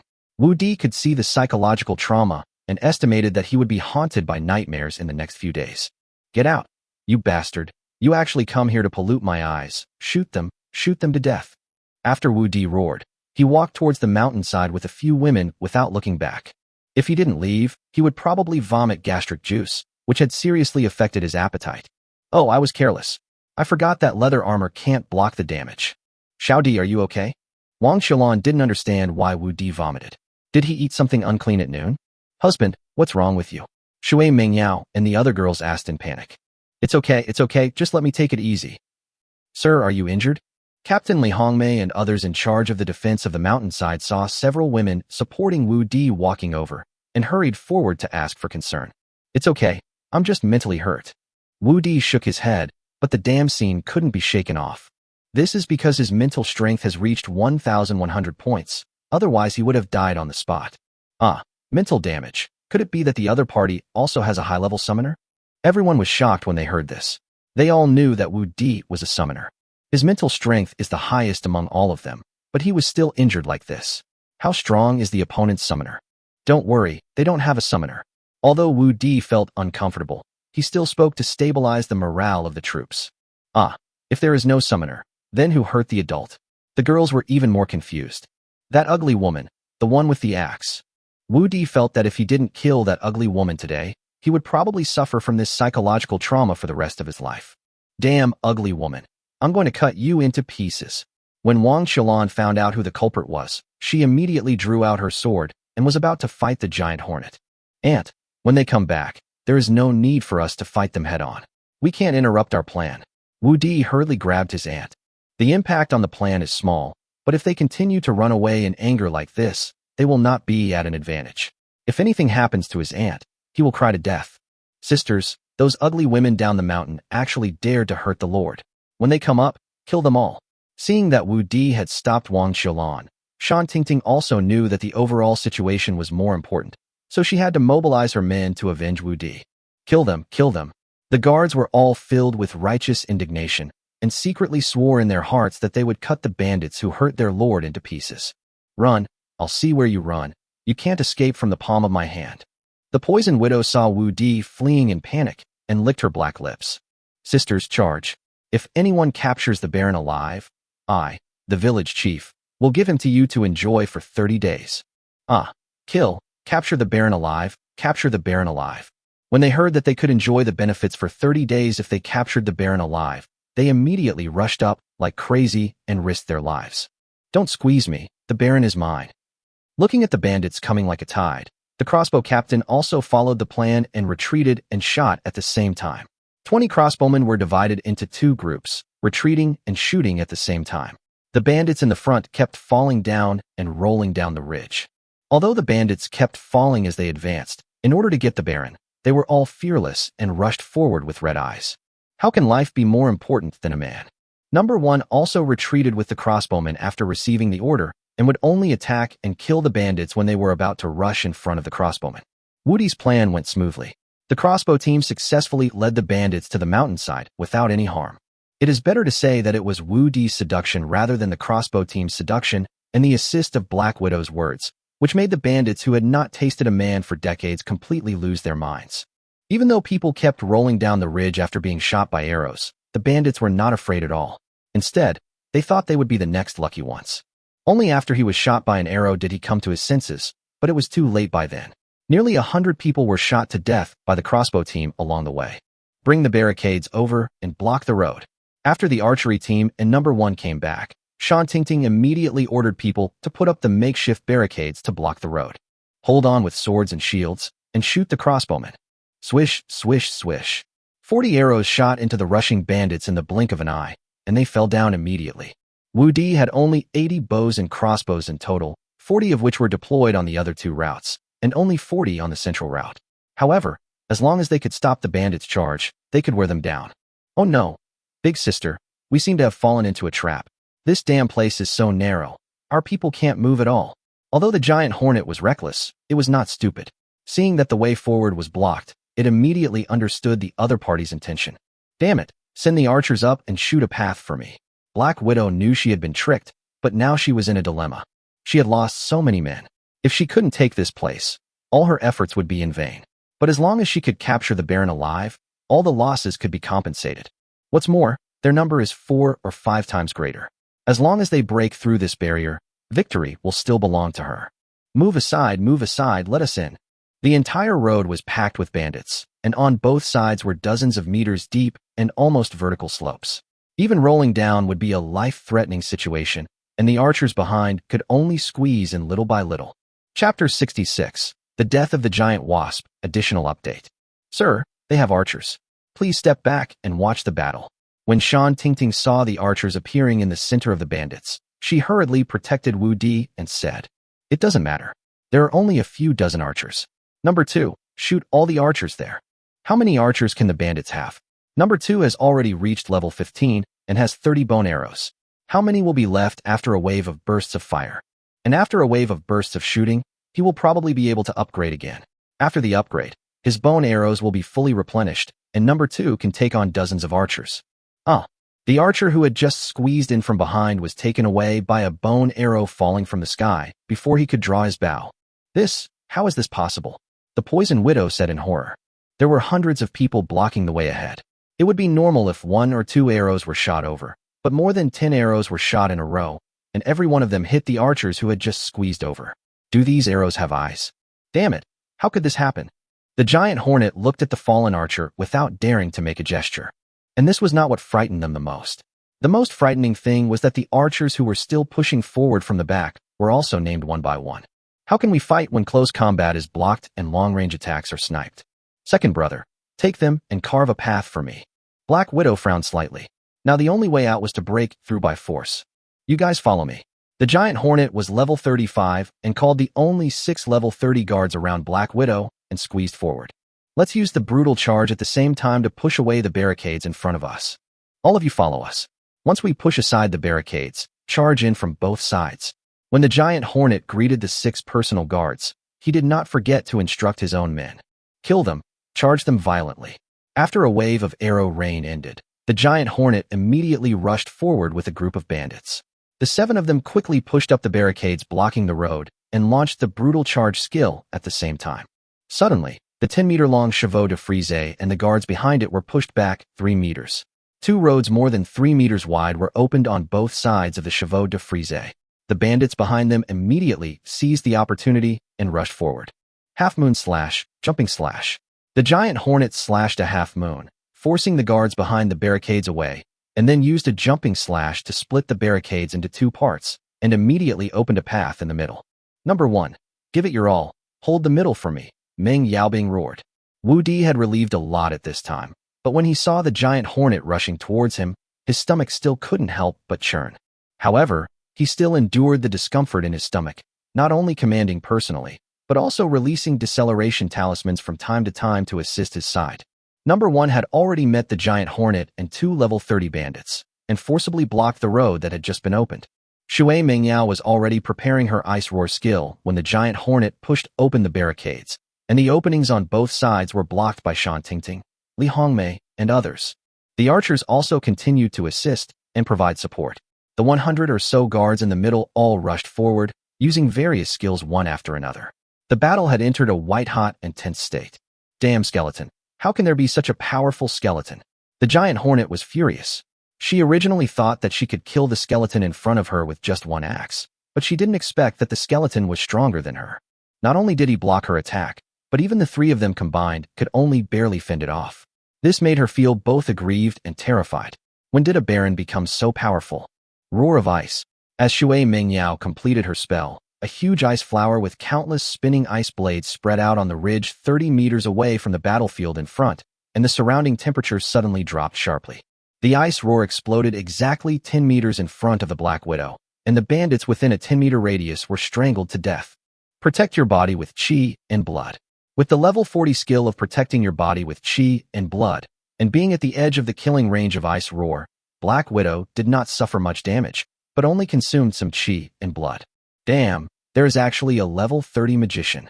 At this time, Black Widow also had some thoughts of retreating, but looking at her subordinates who had lost nearly half of their number, and Wu Di who was not far away from her in front, she suddenly saw hope again. Follow me and capture the Baron alive. Black Widow called out to the remaining 200 bandits behind her, telling them to rush up the mountainside and capture the Baron alive before Giant Hornet and the others were repelled. Mingyao, well done. Wu Di couldn't help but praise. Shui Mingyao's ice roar not only killed dozens of bandits, but also drove the bandits who were supporting them from the rear into a 20-meter vacuum zone. More importantly, the freezing and slowing effect also affected the bandits who were fighting with them. However, they themselves only felt a little cold and were not seriously hurt. The distance control was very precise. If the skill was 1 meter further back, they would also be affected. If they were 1 meter further away, they would not be able to slow down all the bandits fighting with them. Damn magician. How could there be a magician? And an ice magician at that? The Giant Hornet cursed loudly. Although they were at the edge of the ice roar and the impact was not great, she was still injured by the damn skeleton with just that one blow. And she was lucky enough to be just injured, but the 2 women who fought against the skeleton with her were hacked to death by the damn skeleton. The other 4 were shot dead by the bow skeleton not far away. She could only defend herself and could not escape even if she wanted to. What's even more hateful is that every time she took a step back, the damn skeleton would press her down and attack her while also hacking and killing her companions around her. But the swords and knives only left shallow marks on the skeletons. Damn, how can he be so strong? How can he be so strong? Facing the threat of death, the Giant Hornet realized that the Baron and any man were not as important as his own life. At this time, more than half of her energy and blood were consumed, and she was still no match for her opponent even with her violent skills. If the reinforcements behind her did not arrive, she would have to die here. Mountain Splitting Axe, open it for me. The level 30 Axe Warrior skill is also her biggest killer move. Unfortunately, it hit the bone shield and only made the skeleton in front of her take a step back. Before she could catch her breath, the opponent's bone knife chopped towards her. My life is over. Second brother, here I come, storm assault. Black Widow arrived in time, and with a level 30 skill, she swept away the bone knife of number 1 and successfully pulled the giant hornet back from the gate of Yama. Big sister. After surviving the disaster, the giant hornet almost burst into tears, but before she could react, a bone arrow instantly pierced through her neck. I still can't escape? Chapter 67, The Black Widow Flees. Damn it. I'm going to kill you, sky-splitting slash. Seeing the giant hornet falling down in front of her with its hands covering its bleeding neck, her eyes suddenly wanted to burst, and she used a level 40 sky-splitting slash to chop towards number 1. It doesn't matter how many bandits die as long as the Baron's men are captured, but the giant hornet and his men are her right-hand men, and she can't afford to lose any one of them. But now the Baron has not been caught, and one of her arms is broken. This is really hard to accept. Nest. Looking at number 1 who was chopped off by the Black Widow and fell not far in front of him with 3 broken ribs, Woody didn't know whether he should say Nest in his heart. Number 1 is his strongest fighter and also a meat shield. If number 1 can't stop Black Widow, he will suffer heavy losses even if he wins the battle. After Black Widow chopped number 1 away with a knife, she did not join the fight, but rushed straight towards Woody. She knew that it would be meaningless to kill no matter how many people he killed. As long as she caught Woody, she could control everything here, including the entire territory. Before, Woody looked down at the 2-4-5 tall Black Widow and had no other feeling except that she was strong. Now, seeing the Black Widow running straight towards him, he felt a strong oppressive force. Like a cow in heat, it rushed straight towards him. The heart-pounding feeling made Woody's mouth bitter. Protect the Baron. Little enemy, run, charge.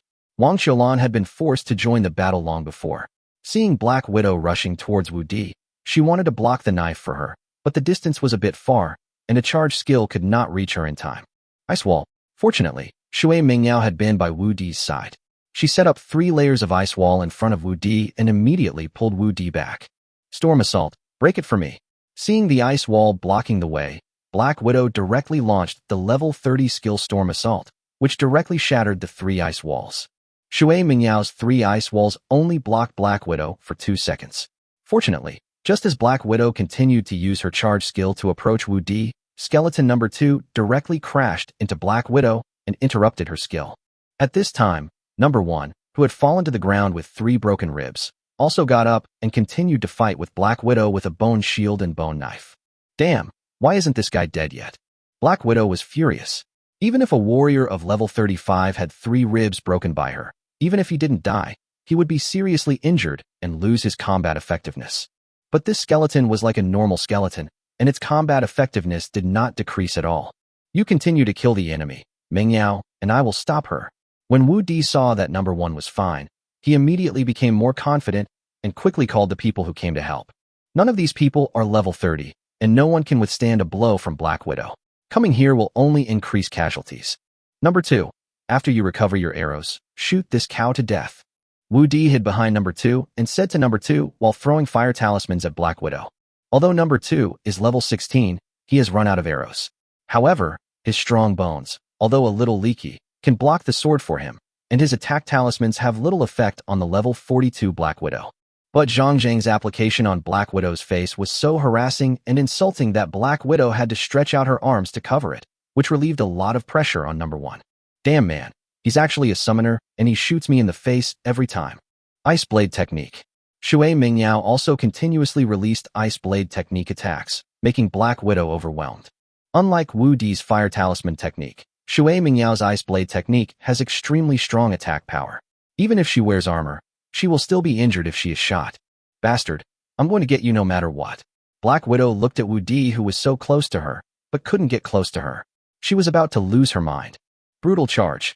Black Widow rushed towards Wu Di with skeleton number 1 in a brutal charge. Ice wall. Shui Mingyao immediately cast an ice wall to block the road upon seeing this. Bang! Skeleton number 1 was pushed against the ice wall by Black Widow. Although the ice wall was cracked, it did not break. Black Widow's plan failed again. Damn magician, I'm going to make you a widow. At this time, Black Widow hated Shui Mingyao very much. If it weren't for this damn magician, even 2 skeletons could not stop her. She now regretted dividing her forces into 3 groups. If she had the help of the poison scorpion and the butterfly, she would have captured the Baron in front of her long ago. Kaitian. No, She was about to use Kaition's slash to chop off the Black Widow who was blocking her way, but she saw another skeleton drawing a bow and arrow at her out of the corner of her eye, and she was immediately scared to death. Swish! Number 2 had just recovered a bow and arrow and quickly shot it towards Black Widow's throat. Puff! The bow and arrow was dodged by Black Widow, who reacted quickly, but not completely, and the arrow still hit her shoulder. Damn it! Black Widow knew at this time that it was hopeless to catch Wu Di this time, and if she continued fighting, she would die here. Retreat! Looking at the 100 or so bandits left behind him, his heart was bleeding, but he had to retreat. With one blow, she swept away number 1's bone knife and immediately ran down the mountain in a few leaps. The other bandits had long since given up fighting, and, upon receiving Black Widow's order to retreat, some of them ran even faster than Black Widow. Ice Wall, great goddess of ice and snow. After releasing 2 ice wall spells to block the way down the mountain, Shui Mingyao immediately prepared the Ice Roar skill. Kill! Seeing this, the guards immediately attacked the defeated bandits. Don't block the way, they are coming to kill us. The bandits running behind were suddenly scared to death. Don't push me up. A bandit was pushed down the ridge. There was only one way down the mountain, narrow and steep, and the road ahead was blocked. Open it for me. Black Widow pulled away the bandits who were hitting the wall, chopped the ice wall with 2 consecutive slashes, and ran down the mountain. But before she ran far, she felt the temperature around her drop suddenly. This familiar temperature immediately made her understand that it was Shui Mengyao's Ice Roar skill. She was suddenly terrified. If she was hit by the skill, she would die here today. Charge! With the skill of charging again, Black Widow barely escaped the center of the Ice Roar. At this time, she could no longer care about the bandits behind her, and she estimated that none of them could escape. Damn it! I've suffered heavy losses this time. I'll definitely come back for revenge. Black Widow began to feel lucky at this time that Scorpion and Butterfly only surrounded the bandits but did not attack, so that 200 bandits were saved. However, the death of the giant hornet, the fall of his 6 great Vajras, and the annihilation of more than 500 bandits can be said to be a heavy loss. It is unknown when it will take to recover. But what Black Widow didn't know was that although she ordered Hua Hudi and the other 2 to guard the 2 exits, Tuoba Lingxiang and Shui Mengdai would not let them do as they wished easily. Chapter 68 We Victory. While Wu Di and the others were fighting in the middle, Tuoba Lingxiang and Shui Mengdai, relying on their bows and crossbows, continued to shoot and kill the bandits who were besieging them. After constantly using the strategy of retreating when the enemy approached and pursuing when the enemy retreated, they killed more than 100 enemies. Then the 2 women each led 100 people to kill. Although Tuoba Lingxiang and Shui Mengdai are only level 31, they have practiced level 30 skills. Although Duxizi and Huadai are both level 35, the number of their subordinates is half as many. What's more, Tuoba Lingxiang and his men were all elite soldiers wearing armor and had bows and crossbows to assist them. It was a one-sided situation. In the end, Poison Scorpion and Butterfly could only escape with 20 or 30 men each. The battles in the upper and lower lanes ended a few minutes earlier than the one in the middle lane. When Black Widow fled to the small river town at the foot of the mountain, the 2 women just happened to arrive with the defeated deserters. The 3 of them looked at each other and immediately realized that all 3 sides had been defeated. Damn it! Black Widow felt the pain in her heart far exceeded the pain of her wound. Big sister, how are you injured? Scorpion came up and supported Black Widow. I'm fine, but we suffered heavy losses this time at Black Demon Mountain. Now, let alone our next plans, I'm afraid it's even a problem for us to gain a foothold in Black Demon Mountain. Looking at the remaining 50-odd people, there were more than 700 of them when they came. More than 700 people were lost in just half an hour, which made it difficult for her to defend Black Magic Mountain. Where's my second sister? Could it be? Not seeing the giant hornet, Butterfly had a bad guess in her mind. Let's go back to Black Demon Mountain first. Fearing that there would be pursuers behind her, Black Widow did not dare to delay. After Wu Di stopped the pursuit, the entire Fengjua Mountain burst into shouts of victory. We won, we won. Aunt, are you injured? Wu Di pulled Wang Qiulan's injured arm and said with great concern. It's okay, just a minor injury. Haven't I been injured a few times when I went hunting in the wild forest before? It was just a cut on the arm, and Wang Qiulan didn't take it seriously. Ting Ting, are you injured too? Sir, these are all minor injuries. This time, we sisters not only killed all the bandits, but also didn't let any of them die. Only a few sisters were seriously injured. We won a complete victory this time, but it's a pity that the Black Widow escaped. Shan Tingting said with some regret. The bandits in Black Demon Mountain have been almost completely wiped out. They pose no threat to us anymore. A Black Widow's escape is no big deal. Let's carry the seriously injured sisters back and let Wani treat them. Although Wu Di said this in his heart, he still felt very sorry that Black Widow ran away. Still too weak. If Skeleton number 1 had not been able to barely block Black Widow this time, they would have suffered heavy losses. This victory was entirely due to the advantage of terrain, as well as the contributions of Skeletons number 1 and 2, and Shui Mengyao. Without number 1 and Shui Mengyao, they probably wouldn't be able to stop the bandits' attack, let alone the Black Widow's attack. If number 2 had not shot all the bandits' archers in advance and killed several level 30 bandits, they would probably have suffered heavy losses, and the price would not have been just everyone slightly injured and a few seriously injured. Shouty, you are already very strong. If it weren't for your skeleton, we wouldn't be able to stop the bandits from Black Demon Mountain this time. You are my aunt's pride. Yes, my husband. Although we got rid of the Black Widow this time, we also solved the threat of Black Demon Mountain. Even if the Black Widow continues to develop in Black Demon Mountain, can she develop as fast as my husband?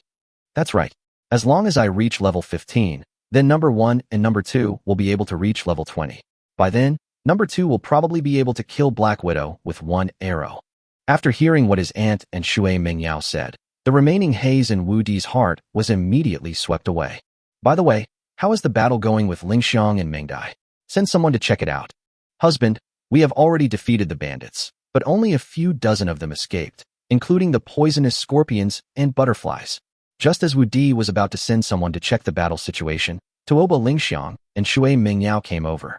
Oh, I'm glad you are all okay. Let the bandits run away. We will deal with them together later. 3 of the 4 bandit leaders of Black Demon Mountain ran away, but fortunately, the giant hornet that had shocked him mentally died. All in all, this defensive battle ended in a complete victory. Although there were some regrets, it laid the foundation for him to take root in Wu Di territory. From now on, Wu Di territory would no longer pose a threat to his power. 5 days later, the towers at the first checkpoint on the 3 roads, the roads to the second checkpoint, and the battlements were all completed. The current defense of Fengzhua Mountain is so strong that even if thousands of bandits come, they will not be able to break through the first checkpoint without siege equipment. Once the second and third checkpoints are established, Fengzhua Mountain's defense will surpass Manhwa City. During these 5 days, Shan Tingting, the 6 daughters, and her aunt all reached level 30, and the guards at level 20 below also rose by 2 or 3 levels, and Wu Di also reached level 12 of the third system. The monster's flesh and blood and materials have all been consumed. It's time to explore the Savage Mountains again. Wu Di finished making the last storage bag, stretched his body, and slowly stood up. These days, he has accumulated 126 storage bags and more than 1,500 talismans of various types. But the previous seal could not withstand the excessive mental power and shattered. Wu Di made a few more using the bones of a level 38 long-haired pig king. He estimated that it would not be a problem to make rubbings of tens of thousands of them. But now all the materials were used up, and he had to go collect some. Husband, I also want to go into the mountains with you this time. Nangong Wani immediately begged when she heard that Wu Di was going into the mountains. Don't push, it will burst if you push any more. Oh, my husband, you are so annoying. I am talking to you seriously. I'm serious about this. Husband, let's take Wani with us this time. Shui Mengyao on the side couldn't help laughing. It's not that your husband doesn't want to take you with him, but you have more important things to do this time. Wu Di pointed to the storage bag on the table. Nangong Wani is only level 18 and a magician. Going into the mountains will not be of much use and will be very dangerous. There is no way he would let her go. Husband, can't you wait until we come back from the mountains before going to the city? Nangong Wani continued to act coquettishly. We might have to go deep into the savage forest this time, so we won't have time to take care of you. Also, I'm planning to sell 100 storage bags this time. You need to go back and discuss with my mother-in-law how to sell them for maximum profit. Although Manhwa City has a population of 200,000, there are not many people who can really afford storage bags, and a large part of them are owned by powerful people and wealthy businessmen. So the market is definitely not big. Although eating 100 storage bags is not a big problem, there is still a lot to consider in terms of how to quickly cash in on the profits to maximize them. Wu Di didn't understand this, so he had to leave it to Murong Lingshan. Okay then. Nangong Wani had no choice but to obey. Chapter 69, Night's Talk. Early the next morning, Wu Di personally sent Nangong Wani to the foot of the mountain. This time, Xu Jingjing and others escorted her, and Lu Yi naturally followed. The last time they went back to Beitang Manhwa to borrow horses, Beitang Manhwa directly gave them 10 horses, which together with their own were more than enough. Although this place is more than 200 miles away from Manhwa City, it can be reached before dark by riding horses. Looking at the figures of Nangong Wani and other women walking away, Wu Di had the idea of building a cavalry. However, there are mountains and basins near Manhwa City, so cavalry is not very useful. His main development direction is the wild forests and coastal areas, so there is no need for cavalry for the time being. However, in addition to cavalry, this world also has knights, who are similar to cavalry, but different from cavalry and are more powerful than cavalry. If you want to become a knight, first of all, your strength must reach level 30 or above, and you must have your own mount. This mount is not a war horse, but a war beast. After being conquered and defeated by a knight, and actively recognizing its master, a magical beast with powerful strength that can be ridden can be called a war beast. There are many types of knights, such as beast knights, half-beast knights, eagle knights, dragon knights, etc. These knights are further divided into land knights, flying knights, sea knights, and even undead knights, etc. But it is not easy to become a knight. Not only does one need to be strong, but also one needs extremely good luck. Warcraft itself is strong and violent, so it is not easy to defeat it, let alone make it surrender, which is even more difficult. Therefore, if you want to become a knight, you must be extremely lucky to meet a Warcraft that is willing to surrender. Of course, there are also some large family forces that will train suitable Warcraft cubs for their descendants. Let the Warcraft cubs grow up with them.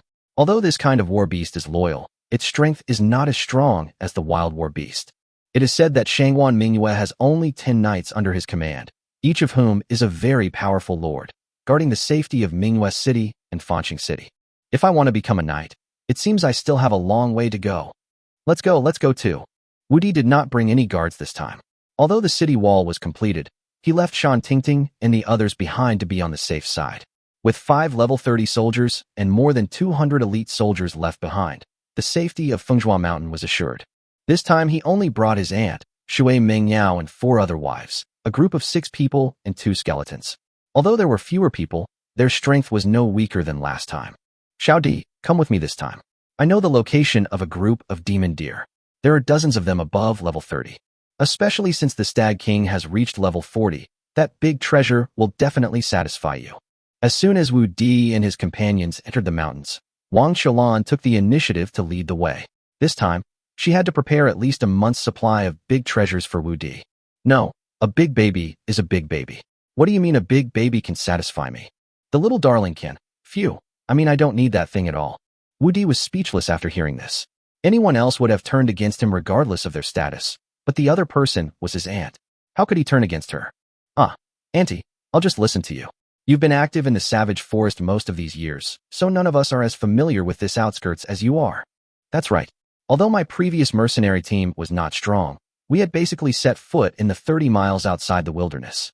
Our captain also had his eyes on the herd of demon deer, but our mercenary team was not strong enough to take them on. With our strength this time, defeating the demon deer shouldn't be a problem. Wang Xiaolan has also reached level 30 and is now full of confidence. Apart from Wu Di, the one with the lowest level among them is Linghu Xiaoqian. Although she has been eating level 30 monster meat nonstop these days, her own level is too low and she is only level 27 now. This cultivation speed is only possible after absorbing the flesh of a level 30 monster. If it was level 20 flesh and blood, it would probably still be around level 23 or 24. Tuoba Lingxiang and Shui Mengdai are both at level 31.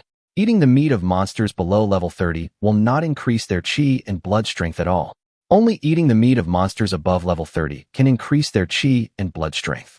But it is just an increase. Even if you eat nonstop every day, it will take at least 1 to 2 months to upgrade 1 level. If you want to improve your strength quickly, you must eat flesh and blood above level 40. This is also why the levels of women from aristocratic families increase quickly, because there are higher level people hunting monsters for them, which can quickly improve their strength. If the civilians rely on themselves alone, hunting monsters of the same level is extremely dangerous, not to mention monsters that are stronger than themselves, so the civilian level improvement is very slow. For example, Tuoba Lingxiang and Wang Xiaolan. Wang Xiaolan was only level 26 before, but she ate monsters above level 30 every day and reached level 30 in a few days. Tuoba Lingxiang was originally level 30, but now she has only risen by 1 level or less than 2 levels. This is because a level 38 Pig King provided her with a large amount of energy and blood. So even though they have seen rapid improvement in strength recently, that is because they have someone to guide them. It is very difficult for them to improve on their own. As they advanced, Wu Di ordered number 2 to kill only monsters above level 20. Although the meat of monsters at level 20 was no longer useful to them, the materials were still useful. Moreover, the meat can also be brought back for the soldiers and villagers at level 10 or above. This time, each of them brought 4 storage bags, which is equivalent to the capacity of 8 containers and is definitely enough. Little enemy, there are many more monsters in the outer area this year than in previous years, and their levels are also much higher. I'm afraid this year's beast tide will be bigger than in previous years. After walking just over 10 miles, number 2 shot and killed a dozen level 20 monsters, which made Wang Qiulan worry. Oh, if it's just land monsters, we don't have to worry. As long as the monsters are not above level 50, we can withstand them. It's the flying monsters that are a problem. After I return this time, I will ask the city lord for a batch of heavy crossbows. Heavy crossbows are usually equipped on chariots or city walls and can easily kill any monster below level 50, whether flying or on the ground. However, bows and crossbows are difficult to make, and they are important national weapons, which are controlled by the mayors of major cities. If he wants one, he must find Shangwan Minghua. These days, Wu Di has gained some understanding of the monster tide. Every year after the beginning of winter, the monsters on the outskirts of the wild forest will enter the human territory to prey on humans. In previous years, people from Xiaohe Town and Cassava Town would take shelter in Maywailing during the beginning of winter. They would only return to their territory after repelling the beast tide. Every year, there are about 1,000 to 2,000 magical beasts attacking Maywailing, and their strength varies. When they are weak, the strongest magical beast is only around level 20, and when they are strong, the strongest magical beast is around level 30. A beast tide of this scale would be unstoppable for an undefended town, but it would not be a big problem for a defended territory, and they could also harvest a batch of monster flesh and materials. With the defense of Fengzhua Mountain and the heavy crossbow, the monster tide is simply providing him with materials. Chapter 70, Justice Nalan Zishi. Aunt, is this the place you mentioned? Wu Di stood on the top of a mountain about 50 or 60 meters high, and his view in front of him suddenly became clear. Well, this is a valley plain, where the group of magic deer live. However, there are not only magic deer here, but also many magical beasts. Saber-toothed pigs and yellow-striped pythons often appear here. I didn't expect there's such a large valley plain in the middle of this mountain. This plain should be 30 miles deep into the wild forest, right? That's right. This is the farthest our mercenary team has ever gone. I don't know what's on the other side of the plain. Well, let's get something to eat first, then check out the surrounding situation and make arrangements.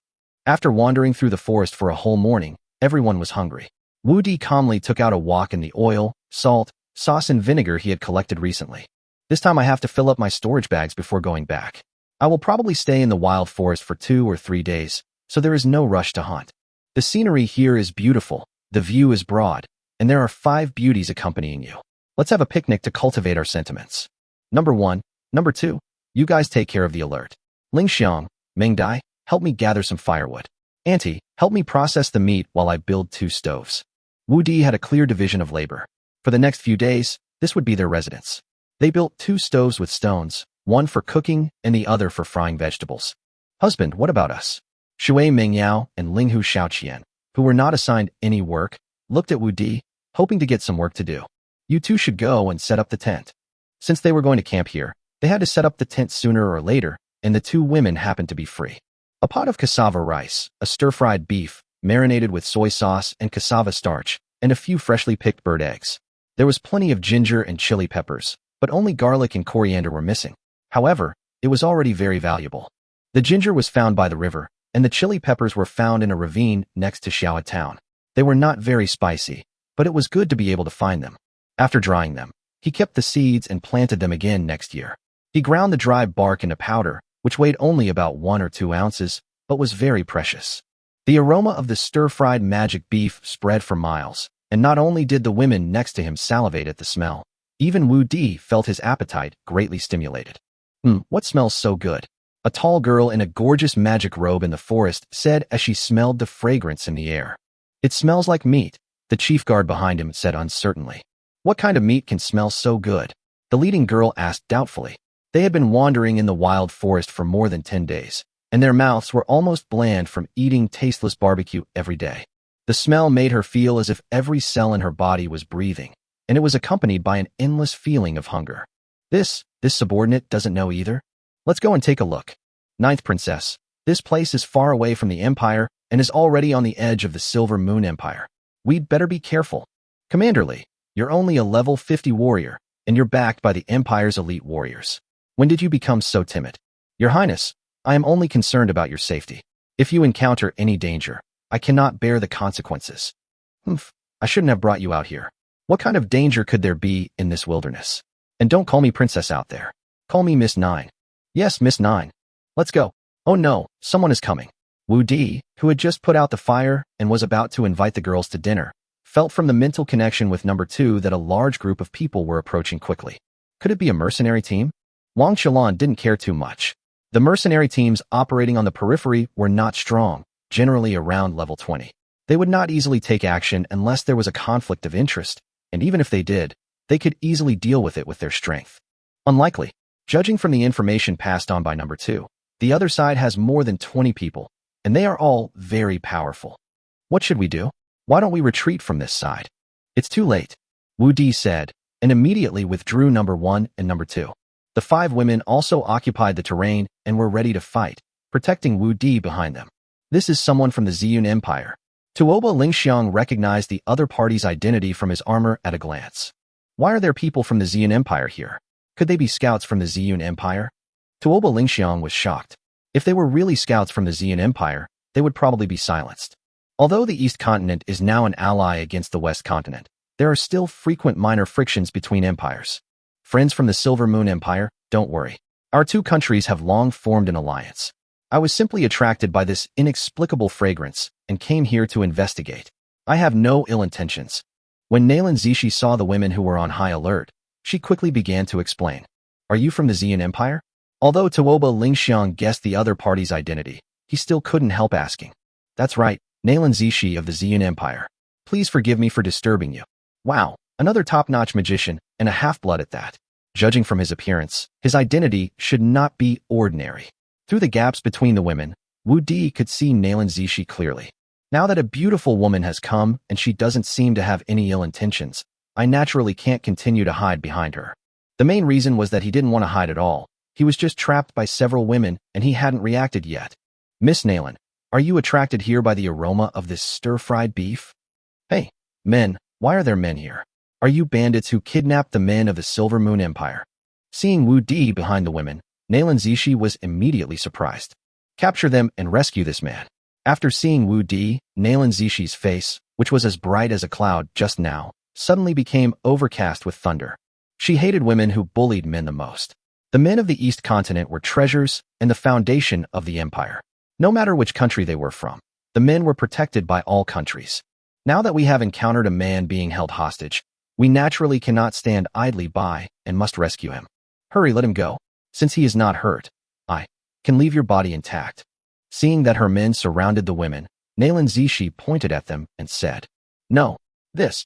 Wu Di was confused by Nalan Zishi's actions. He was fine before. Why did his expression suddenly change when he saw himself? Don't be afraid. I'm here.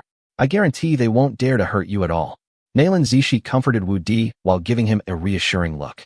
Chapter 71. The ladies' subordinates are also hungry. How can I not be afraid? Can I feel at ease? Misunderstanding, Miss Nalan. This is a misunderstanding. Wu Di immediately retreated in front of the women, opened his arms, and protected the 5 women behind him like a hen protecting her chicks. Hey. I said, why are you still protecting them? Ms. Nalan, it's not what you think. They are all my wives, not bandits. Are they all your wives? Yes or no? Is it here or not? These 4 are my wives. This one is my aunt. We are here to hunt. Wu Di pointed at the women and introduced them. Hunting actually brought a man like you here. Aren't they afraid that you'll get into danger? Also, why are you, a man, out hunting? Even though this is on the outskirts of the savage forest, it's still incredibly dangerous. It's really absurd to let a man like you take risks like this. Damn it, you are meddling too much. It's none of your ovaries' business if I go out hunting. It's none of their business. I came here on my own. Forget it. Since they are all your wives, let's just forget it. After saying that, she made a gesture to the guards surrounding the 5 women, and immediately 20 guards returned to her back in an orderly manner. I haven't asked for your name yet. Don't you know how to address me? Hua Xiao Wu Di. the lord of the nearby Woody territory. Miss, you can just call me Woody. Lord, the Silver Moon Empire actually allows men to be lords. Is it because they think there are too many men in the empire? Not really. I asked for all these. There was no other way. The opponent was too strong. Woody could only be a brave man and not suffer a loss. He was led by the nose. You too. What's so good about being a lord? It's thankless. Why don't you come back to the Xian Empire with me? I'll give you a Viscount title, a manor, and make sure you never have to worry about food and drink for the rest of your life. Thank you for your kindness, Miss Nayland. I am the invincible Chinese, and I have no second master. It's easy for you to kill me, but if you want me to betray my country, you will be disappointed. Well, if you don't want to, forget it. I won't do anything to you. No matter what country you are from, you are a man of the East Continent. We won't force you, nor will we do anything bad to you. Nayland Zishi waved her hand. She originally wanted this guy to go back with her and become her husband's daughter-in-law, but she didn't expect that this guy cared so much about nationality. Although she was disappointed, there was nothing she could do. Even if the man was from another country, she could not go against his wishes. This was the bottom line that all women in the East Continent should abide by. What's in this pot? Nayland Zishi had to change the subject and asked, pointing at the source that made her salivate. This is stir-fried beef, and this is cassava rice. Beef? What kind of beef smells so good? Ling Xiong, fill a bowl of cassava rice for Miss Nayland. Seeing that Nayland Zishi really had no ill intentions and was just attracted by the aroma of his beef, Wu Di naturally would not be stingy with a bowl of rice. Can I eat this beef? Nayland Zishi asked a little embarrassedly. She was attracted by the aroma of the beef, not to eat a bowl of rice. Of course you can, but you can't eat it directly like this. Wu Di was preparing beef rice, which had a strong taste. It was spicy and a bit salty. It could only be eaten with rice to achieve the best taste. If you don't eat it directly, then how should you eat it? Should you bend over? As he said this, he made a bending over gesture. Just bend over. What do you mean by facing your buttocks towards me? Well, let's eat it with rice. Wu Di didn't dare to look at it any longer for fear of hurting his eyes. He took the rice, served by Tuoba Ling Xiang, scooped a spoonful of beef on it, and handed it to Nayland Zishi. Ah, is this how you eat it? Well, it tastes better when eaten with rice.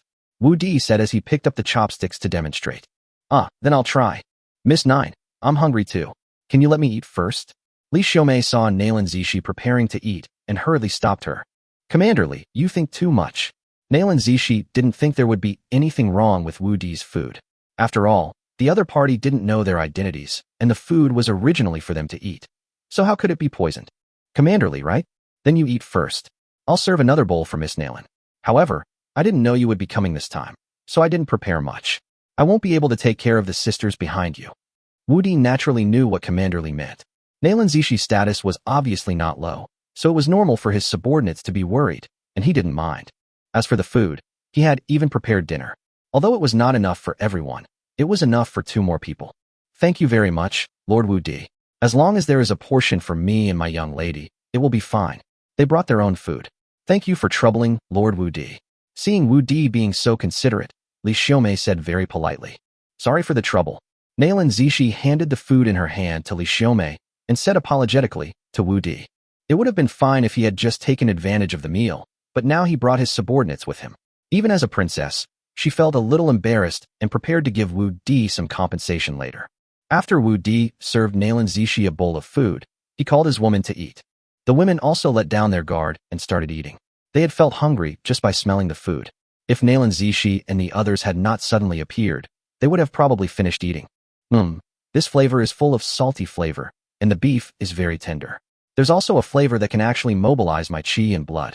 This feeling is so comfortable. After Li Xiaomei took a bite of the rice, the sensation of her taste buds exploding made her eyes widen. This was the most delicious meal she had eaten in more than 60 years. Is it really that delicious? Seeing Li Xiaomei unable to stop eating, Nayland Zishi also became very excited. Delicious, my husband. Your cooking is really delicious. Yeah, no wonder you've been talking about wanting to eat stir-fried dishes lately. Stir-fried dishes taste much better than boiled ones. Well, husband, when we get back, you can teach us sisters the secret of cooking. We will eat stir-fried dishes every day from now on.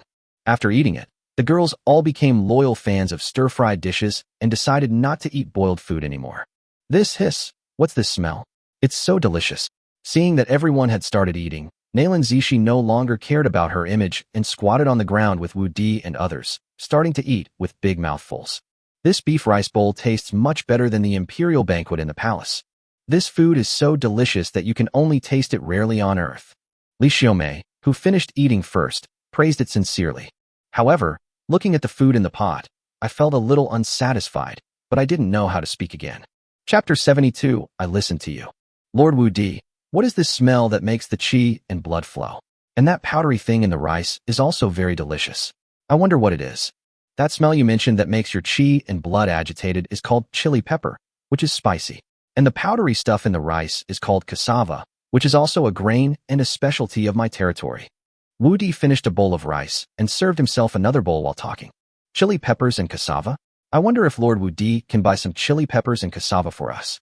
Li Xiaomei didn't dare to ask for more food, but she thought she could buy some and cook it herself. This chili is only enough for me to eat a dozen or 20 times, so I don't have any for now. I do have a lot of cassava in my territory, but we didn't bring much this time, so I can only apologize. However, if Commander Li is not full, please help yourself. There is still so much, so don't be polite. Seeing Li Xiaomei's eyes glancing into the pot from time to time, she naturally knew what she meant. Well, I have a big appetite, so I won't be polite to Lord Wu Di. Come on, eat more if you like it. Seeing that Nalan Zishi's bowl was almost empty, Wu Di served her some more. Lord Wu Di, you are so kind. This was the first time a man served her food. Although she had never served food before, those were palace maids and her subordinates, so the food served by this man was especially fragrant. Just call me Wu Di. Well, then you can call me Zishi. Eat it while it's hot. It won't taste good if it gets cold. When Tuoba Lingxiang and the other girl saw this scene, they looked at each other and knew that they might have another sister. This little enemy is always flirting with other girls. I don't know who he looks like. Wang Qiulan shook her head helplessly and added another bowl for herself. Zishi, are you a magician? Looking at Nalan Zi, she who was wearing a magic robe, he didn't know whether this mixed-race beauty in front of him could add 1 year to his lifespan. Yes, a level 40 lightning magician.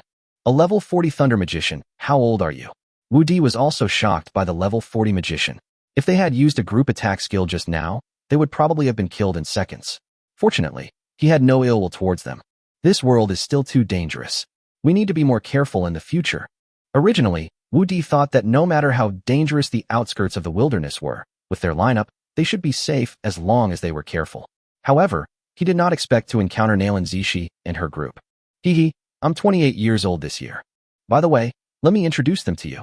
This is my guard leader, Li Xiaomei, a level 50 warrior. They are all my guards, and their strength is around level 45. A level 50 warrior? Although Wu Di could see how powerful Li Xiaomei was, he thought she was only level 40 or so. He didn't expect that she had already reached level 50. Moreover, Nalan Zishi's guards are all around level 45, and Shangwan Mingyue's guards are probably about the same level. It seems that Nalan Zishi's status is at least above Earl. However, judging from Nalan Zishi's age, she is probably the daughter of a prince or nobleman. After all, she is only this old, and it is impossible for her to reach the title of Earl or above based on her military achievements. My breakthrough is all thanks to you, young lady. If it weren't for you, I, Li Xiaomei, would definitely not have reached my current level before I was 100 years old. Alright, Commander Li, Lord Wu Di treated us to such delicious food. Later, you can take your men to help Lord Wu Di hunt monsters, and that will be our meal expenses. Yes, miss. Li Xiaomei was originally planning to give some gold coins as a reward, but since Nalan Zishi said so, she could only obey. This isn't good. It's just a meal. How can we trouble Commander Li to hunt monsters for us? Lord Wu Di, what's the big deal? It's just the right time to digest the food. She couldn't control herself just now and ate 9 big bowls by herself, but it was equivalent to the amount for the 3 of them. She would feel embarrassed if she didn't do something for Wu Di.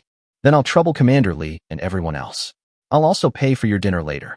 He has a team of elite soldiers around level 45 working for him, so he can't be stingy with a meal, right? Then I would like to thank Lord Wu Di for his hospitality on their behalf. Li Xiaomei's eyes lit up. She was also a person who cared about her subordinates. There was not enough food before, so it was not her subordinates' turn. They ate with relish, but his men could only smell the food. It would be great if they all had something to eat tonight. The guards, who had been extremely greedy for the food, were originally reluctant to go hunting, but now they were looking forward to it after hearing Wu Di's words. But we are all going to hunt monsters, so miss you. Li Xiaomei thought that they were all going to hunt monsters, and Nalan Zishi would have no one to protect her. It's okay. I'm a level 40 magician, and don't Lord Wu Di and his men have summoners above level 30? After seeing Wu Di's 2 skeletons, Nailan Zishi thought that Wu Di had an undead summoner above level 30. By the way, Wu Di, they should all be warriors and magicians, right? What about your summoner? Doesn't she need to eat? Only then did Nailan Zishi remember that she had not seen the summoner on Wu Di's side. He's already eaten. Ah, I've eaten. Why didn't I see it? Because I am the summoner you said I was. Ah, you are the summoner? Nailan Zishi and Li Xiaomei said in disbelief at the same time. Well, they are all my summons. As he said this, he made the 2 skeletons assume a fighting posture. Ew. You are a man. You can actually practice and reach level 30. She is the 9th princess of the Ziyun Empire. Among the men born in the past 1,000 years, there are only a few who can practice. She had seen a few of them, but a man who could reach level 30 was rare in a century. She didn't expect to meet one in this wild forest. It would be great if he was from our Ziyun Empire. Then I could marry him legitimately. Nailan Zishi said with regret in her heart. That won't work either. If he really is from our Ziyun Empire, I'm afraid, even if my sisters don't fight with me for him, I'm afraid the Queen Mother will take him into her harem. Hey, this is a man you only see once in a century. I'm afraid there aren't many of them in the entire East continent right now.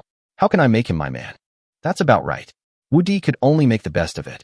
After all, breaking through level 30 was just a matter of time. He didn't need to explain, and it was difficult to explain why he could summon 2 skeletons at that level. Wu Di, you are so awesome. You must keep working hard and strive to be the first person to break the curse.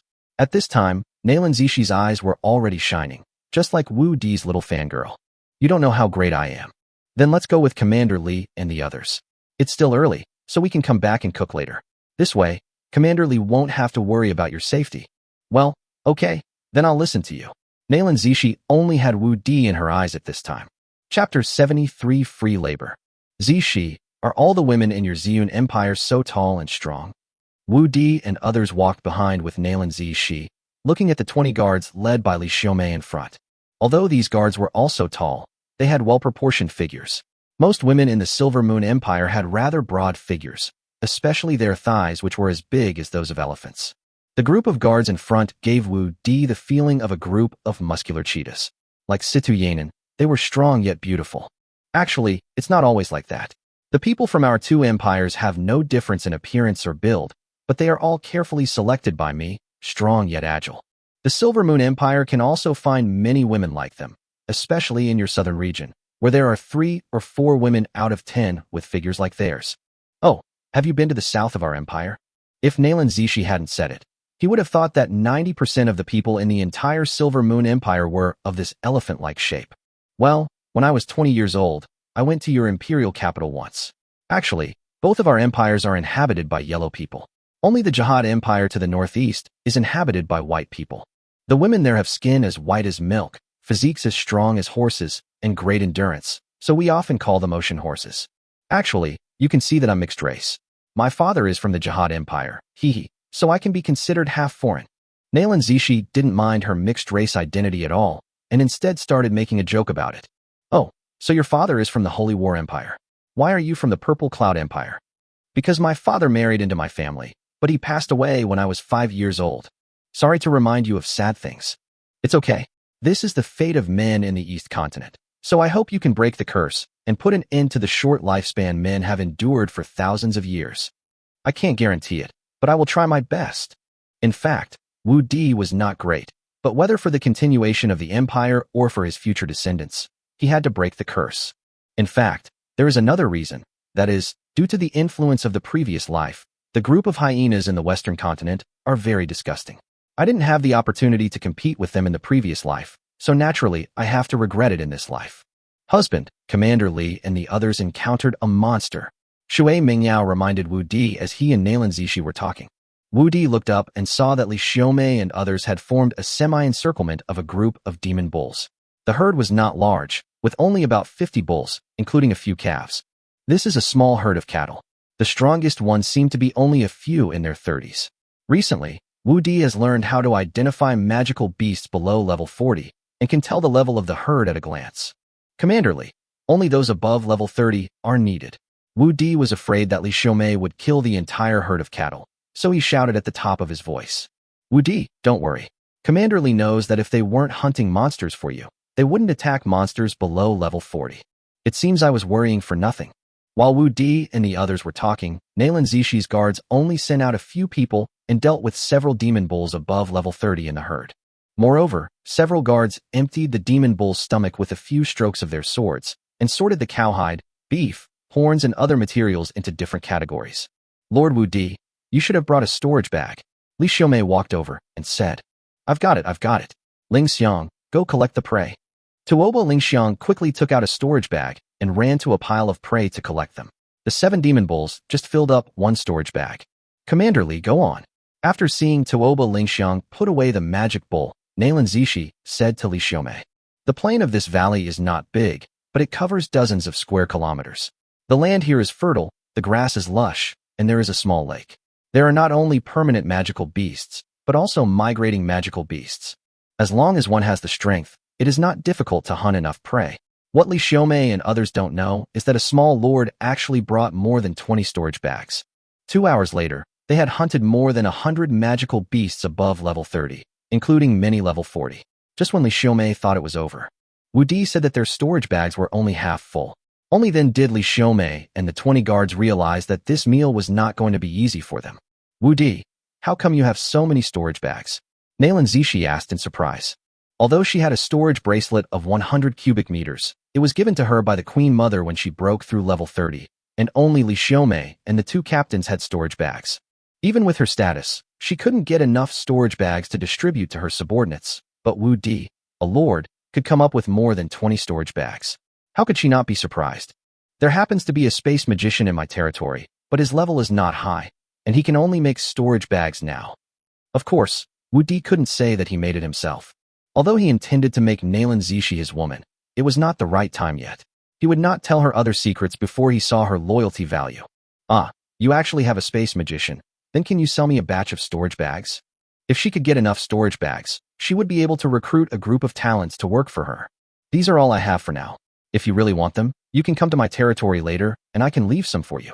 He was worried that there were too many storage bags, and the Manhwa city market could not digest them. So he naturally would not refuse this customer who came to his door. That's great. I'll be back in the savage forest in a month. I'll order a batch of 100. Is that okay? 100. Why can't we make it? Well, it's true. We can't make 100 in a month. We have a level 30 space magician in our empire, and he can only make 30 in a month. Only then did she remember the monthly output of the 30th level space magician in their royal family. In fact, there are several high-level space magicians in their royal family, but each space magician is very precious. Of course, the effect of making storage bags by space magicians above level 50 is very high. But how could a level 50 space magician make a low-level storage bag? Her storage bracelet was made by a level 50 space magician. Moreover, after reaching level 50, one can not only make teleportation scrolls, but also construct teleportation arrays. There is no time to make storage bags, so with her status, she cannot get many storage bags. No, 100 is no problem. I have stored quite a few before, but I just didn't bring them out this time. Chapter 74 Emperor's Tomb. Is 100 a lot? Really not a lot. 100 Wu Di can be made in 4 days now. Not to mention 100 in a month. Even 500 is not a problem. Ah, that's great. The market price is around 150 gold coins. I'll give you 200 gold coins each, right?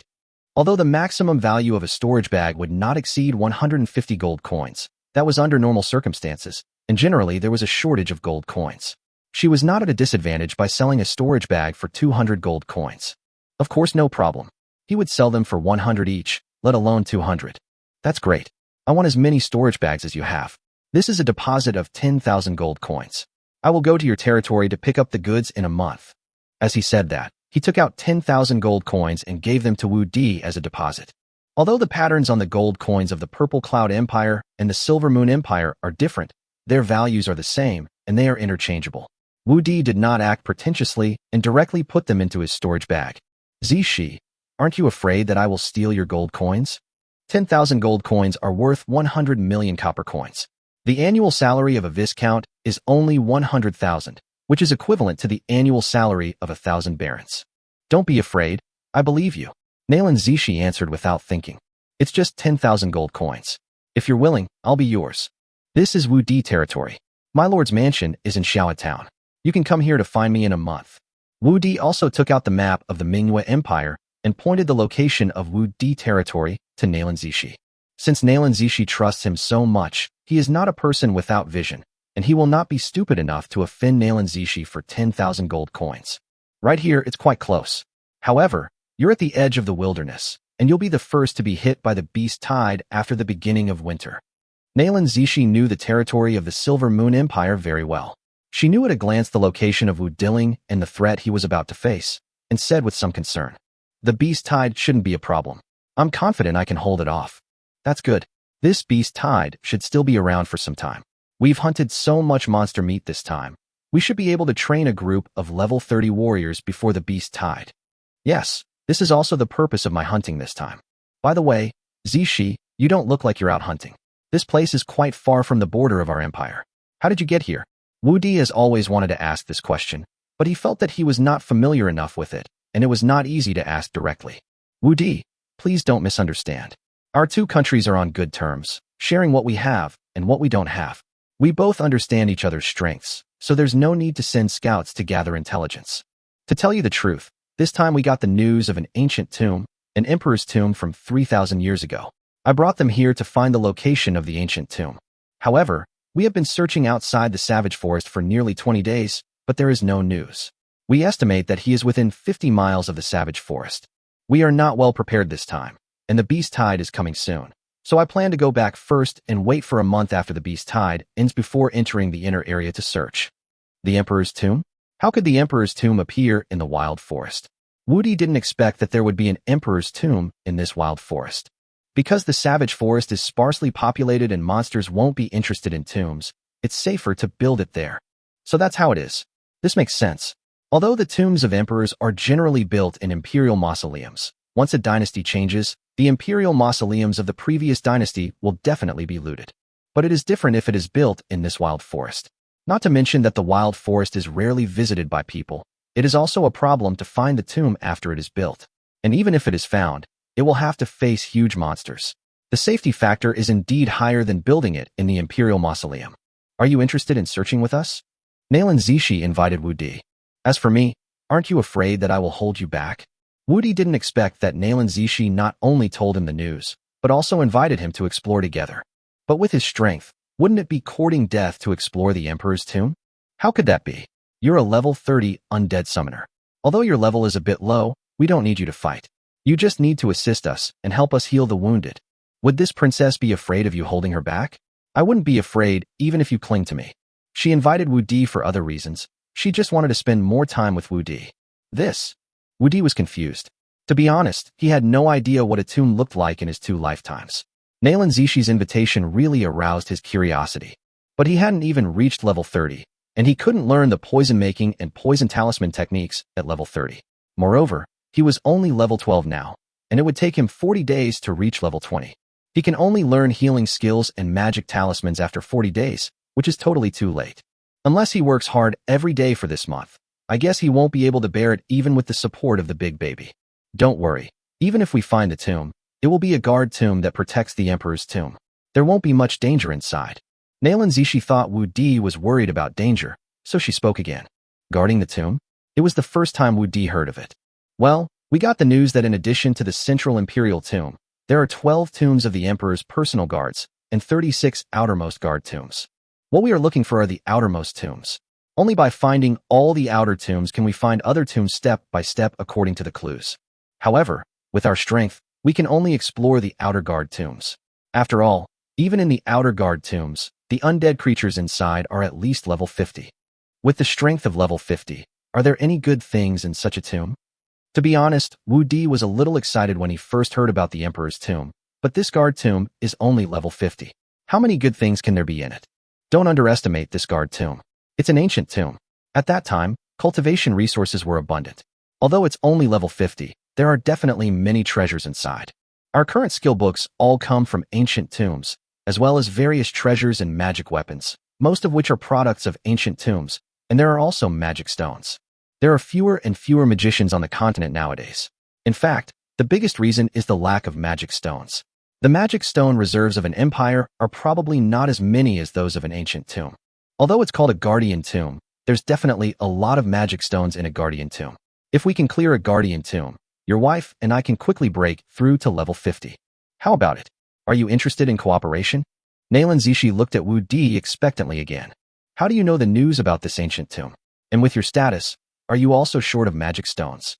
In fact, Wu Di had already agreed in his heart. Magic stones were indeed what he urgently needed. Chapter 75. I really can't come up with this. Whether it is Shui Mengyao, Nangong Wani, or Beitang Manhwa, they all need a large amount of magic stones. If he can get a large amount of magic stones with the help of Nalan Zishi's power, he cannot refuse such a good thing. The location of the magic stone vein is also within the inner circle of the savage forest. He wants to know whether this magic stone vein is related to this ancient tomb. More importantly, with his current strength, it is impossible for him to go to the inner circle to explore the location of the magic stone vein. This time, he can use the power of Nalan Zishi to enter the inner circle to find the location of the magic stone vein. In fact, the news of this ancient tomb is not a secret. The top leaders of the 3 major empires in the East continent know about it, and it is estimated that the major empires in the West also know about it. However, the top leaders of several major empires have been tied up, and the specific location of the ancient tomb has not been found, so there are no major actions, and they are only searching in secret. I guess both your Silver Moon Empire and the Holy War Empire are secretly investigating, but you just don't know it. As for magic stones, all magicians, whether in the East or West continent, are short of them. I can only use 2 or 3 magic stones a month, so if I want to quickly increase my level, I must find the ancient tomb. Does everyone on the continent know about it? Even the Western continent knows about it. Do we still have a chance in this ancient tomb? This news was not good news for Wu Di. The more people knew about it, the more people would enter the savage forest. He was not worried that the ancient tomb would be discovered by other people, but he was worried that these people would discover the magic stone vein that originally belonged to him while searching for the ancient tomb. The value of a magic stone vein is definitely not weaker than the entire Imperial Treasure Group.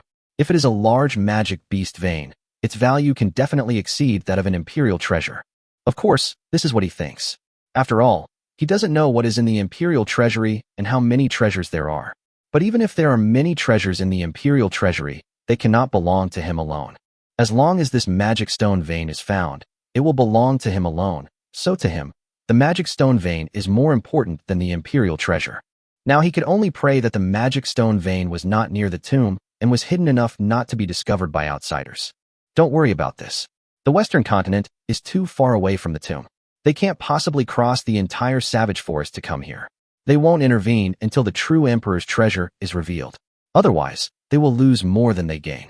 As for the 3 major empires, there are 36 guard tombs on the periphery and 12 personal guard tombs in the center, which are more than enough to divide, and there won't be too much friction.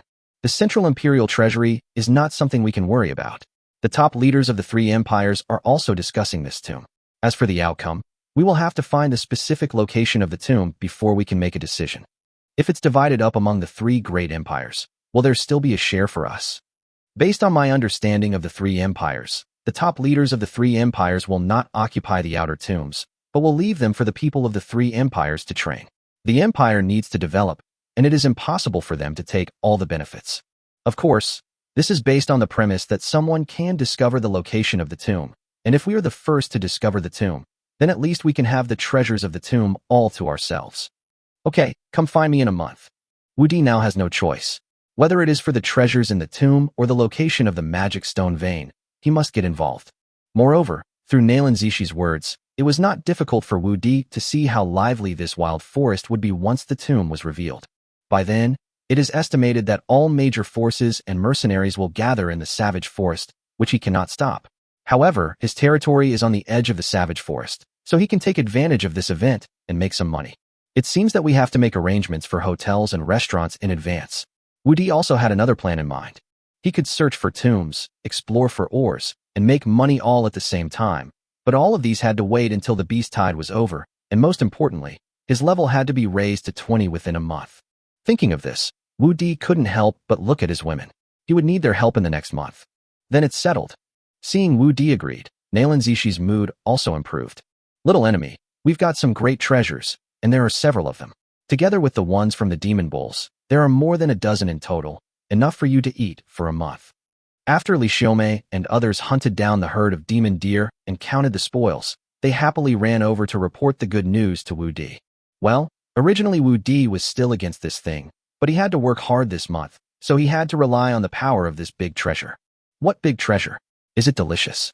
Nalan Zishi asked curiously. This, if you eat it, it's really not tasty. Wu Di said somewhat embarrassedly. Isn't it delicious? But why do you look like you are lying? No, I'm not lying to you. This big treasure really doesn't taste good, Wu Di said quickly, pretending to be calm. Humph, I can't do that unless you give me your big treasure to eat.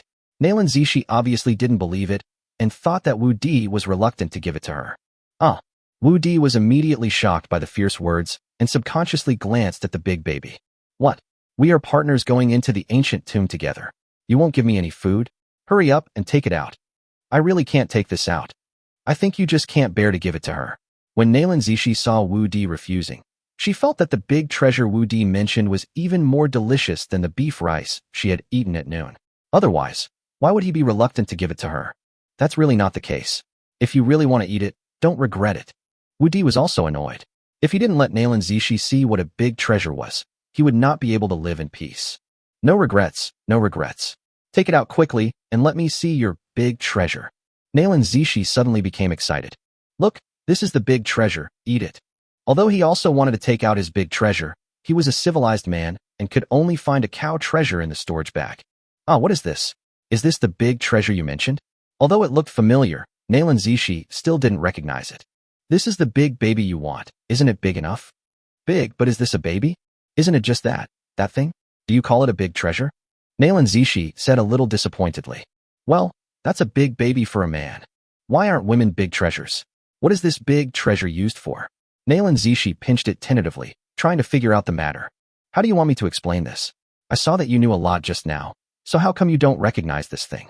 Chapter 76, Fighting a Large Herd of Pigs. Aunt, you tell me about this.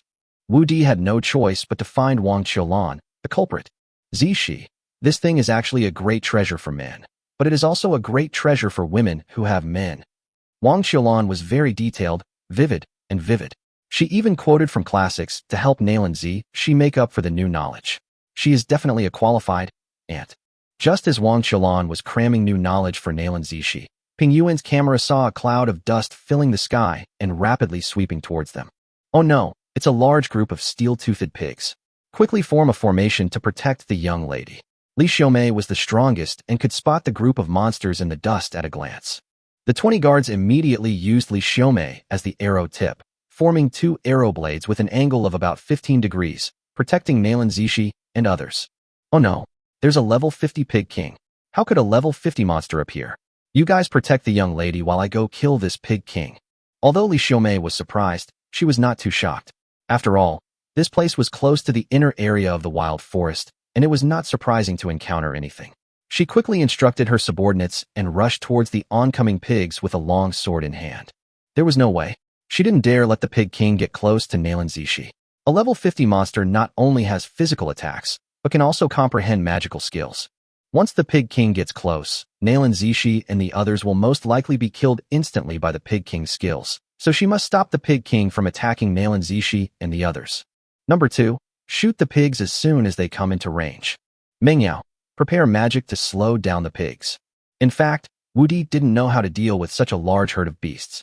With the strength of number 2 and Mengyao, they can easily deal with those below level 40, but their killing effect is limited against those above level 40. Fortunately, their ice skills can slow down the speed of the pigs. Wu Di, don't be afraid. Stand behind me, and I will protect you. Nalan Zishi pulled Wu Di behind her and patted the tall mountain. Your back is indeed good, but is it really okay for you, a magician, to protect me, a man? Think about the woman in the previous life. A bug, a cockroach, a mouse, or an eel can all scream and call her daddy. The women in this world are not only brave, but also bold in every way. Standing behind Nalan Zishi, smelling the refreshing fragrance, and looking at the curves outlined under the magic robe, I really feel safe. Oh, this damn alien world has corrupted a good man like me. It's already this late, and you're still thinking about this.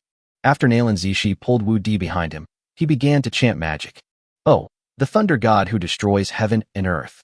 Please grant me immense thunder to destroy all the darkness in this world. As Nalan Zishi's magic was completed, the herd of pigs was less than 100 meters away from them.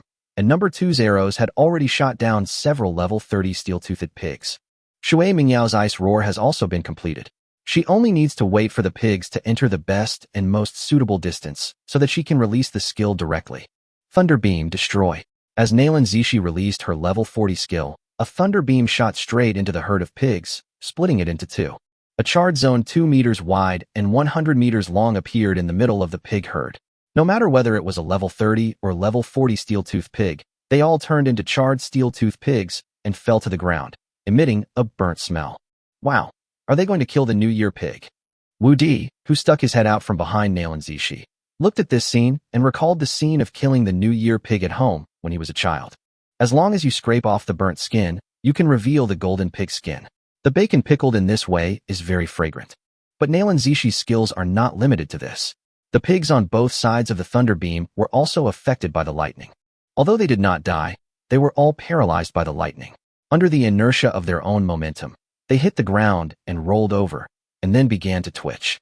Nalan Zishi killed hundreds of steel-tusked pigs with just one strike, and the number of pigs dropped by 1/5. This is the power of a magician. Ice Roar. The pigs that were not affected by the lightning beam also rushed within 50 meters, and Shui Mingyao immediately released the Ice Roar skill. Thunderbolts. After Nalan Zishi released the level 40 skill, with the blessing of her magic wand, she immediately released a level 30 group attack skill. After the separated pigs were hit by the two skills, the pigs in the front suddenly fell over, and the steel-toothed pigs in the back that were not affected by the skills could not avoid it, and fell down one after another. Although these steel-toothed pigs quickly got up, they had lost their speed. The guards saw the opportunity and rushed towards the pigs that had just gotten up. Kill. They are all above level 40 and wearing armor. As long as they can break the momentum of the pigs, then it will be their home ground. Thunders are dancing. Nalan Zishi continued to release group attack skills, killing and paralyzing the pigs behind. Ice Blade. Shui Mingyao was unable to instantly cast the level 30 Ice Roar. By the time she had prepared the skill, the guards were already engaged in close combat with the pigs. Using Ice Roar again would result in accidental injuries, so she had no choice but to use the Ice Blade skill to help kill the pigs. Blood Shield. When they were about to approach the pig herd, the 20 guards immediately released their level 40 skills to add a layer of defense to themselves. Brutal Charge. Everyone responded in unison. Sky Slash, Yari Slash, Ashura Slash, Flame Slash. As level 40 skills were continuously released from the guards, the steel-toothed pigs fell one after another. Although the warrior's group attack is not as strong as the magician's, he has many more skills to practice, and he does not need to chant spells, but can release them directly, which can be described as swords flashing and blood splashing. Wu Di also let 2 skeletons participate in the killing. Soon all the steel-toothed pigs above level 30 in the pig herd were killed, leaving only more than 100 steel-toothed pigs below level 30 and fleeing. However, the threat of the steel-toothed pigs has been resolved, but the battle between the Pig King and Li Xiaomei continues. Li Xiaomei is not as strong as the Pig King, but she is more flexible than the Pig King. Moreover, Li Xiaofang, who was at level 50, had also learned the flying skill. Although Qi and blood transformed into wings could only fly short distances, it increased her chances of winning. However, although the level 50 Pig King cannot fly, he can release the Earth magic skill, Earth Spike, which is also very difficult to deal with. If you are not careful and get hit, you may lose your life. When the Pig King saw that all his subordinates were killed and the tribe scattered, he became furious and his red eyes seemed to spit out fire. Seeing Li Xiaomei using her qi and blood to transform wings and dive towards it, she immediately activated a ground spike skill.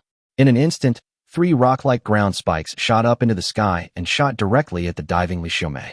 Chapter 77 Return with a full load. Lightning Spike. Li Xiaomei was not at all panicked. She activated the level 50 skill the moment the ground spike attacked. The lightning spike suddenly accelerated, and the ground spike brushed against her trouser leg and missed. Li Xiaomei, who accelerated instantly under the lightning, stabbed the Pig King's neck with her sword. However, before she could exert force again, the Pig King shook his head and pushed her away. Although Li Xiaomei's sword did not kill the Pig King directly, it still seriously injured him, with blood flowing from his neck, while she only suffered minor injuries. Thunder Beam. Just as Li Xiaofang attacked the Pig King again, Nalan Zishi's Thunder Beam directly hit the seriously injured Pig King. Good opportunity.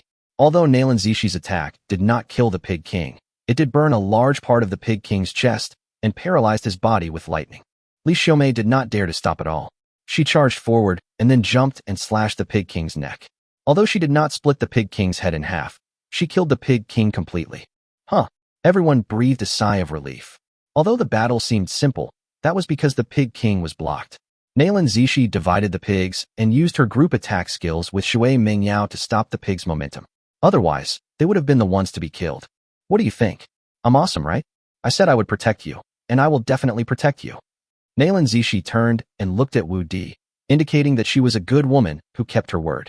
Yes, Zishi, you are so amazing. Whoever marries you in the future will be so happy. Although he said this, Kana's eyes did not leave the perky part under the magic robe. Then you have to work hard. As long as you can reach level 50, it's no problem for you to marry me. Come on and grow. As long as you reach level 50, the Manhwa Empire will definitely include you in the upper echelons and train you as much as possible. At that time, it will not be a problem for you to marry me with your identity. It's a pity that you are not from the Xian Empire. Otherwise, it would not be a problem for you to marry me now. Oh, I'll marry you. Why? Am I not worthy of you? That's not the case. What I mean is, why do I have to reach level 50 before I can marry you? Can I marry you now? Do you look down on my strength? Since Nalan Zishi has made it clear, why should he be embarrassed? But why should he wait until level 50? He is the one who least wants to wait. Of course not. How could I look down on you? You are one of the few men in this world who can practice cultivation. No woman would look down on you. It's just that you and I are not from the same empire. If we want to be together, both empires must agree. This is an imperial marriage, but your current title is not high enough, unless you are willing to marry into my Xian Empire. Forget it. It's impossible for me to marry into the wife's family. It's impossible in this lifetime. Marrying into the wife's family is a small matter. Changing nationality is a big matter. He will not give up his motherland for a woman. What do you mean by forget it? You're already level 30 now, so what if you go up another 20? Don't worry, I'll go back and collect treasures that can increase your spiritual power. I'll help you level up. Forget about the spiritual power treasure, but if you want to help me upgrade, it's actually easy. You don't have to go back. You can do it now. Wu Di smiled and looked at Nalan Zishi playfully. How can I help you? Just tell me. Nalan Zishi immediately became interested when she heard that she could help Wu Di level up. It's like this. Wu Di stood on tiptoe, got close to Nalan Zishi's ear, and blew air into her ear. Are you sure this can help you upgrade? After hearing Wu Di's words, Nalan Zishi's cheeks just blushed slightly. She was not angry, but just a little unconvinced. Aren't you angry? Wu Di thought that even if Nalan Zishi didn't slap him, she would still jump up and down in embarrassment, but he didn't expect her reaction to be like this. What's there to be angry about? I don't have anything to lose. Besides, I've already decided to marry you. It's only a matter of time.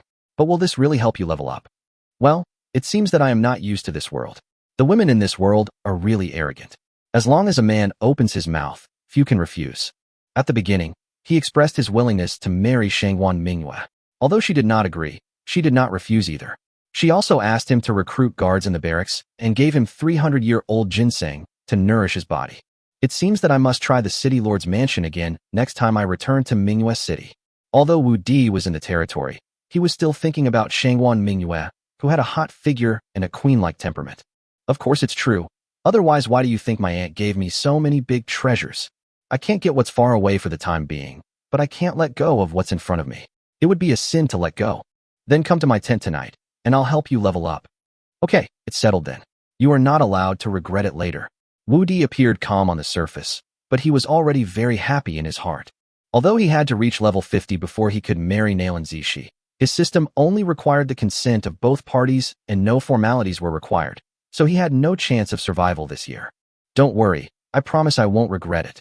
How could I possibly regret it? This princess is even afraid that you will regret it. Nalan Zishi didn't expect that it would be so easy to get men from the Silver Moon Empire. Her sisters all had no men now, and now she was going to get ahead of them. The thought of it made her excited. Little enemy, our storage bags are full. Give me yours. I'm free too, so I'll do it myself. But I only have 4 storage bags.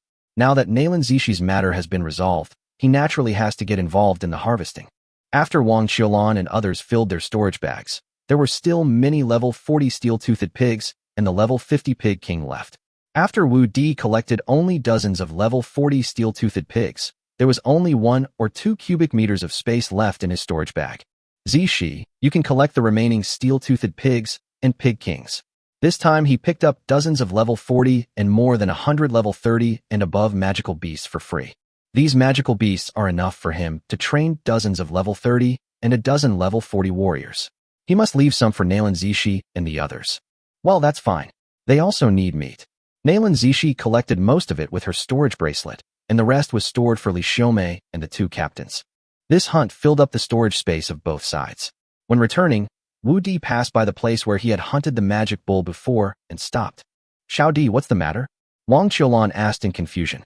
This is good stuff. I have to take two back. Wu Di pointed at the cow tripe on the ground. There was still a little space in his storage bag, enough to fit two tripes. What use can these internal organs be? Nalan Zishi asked in confusion.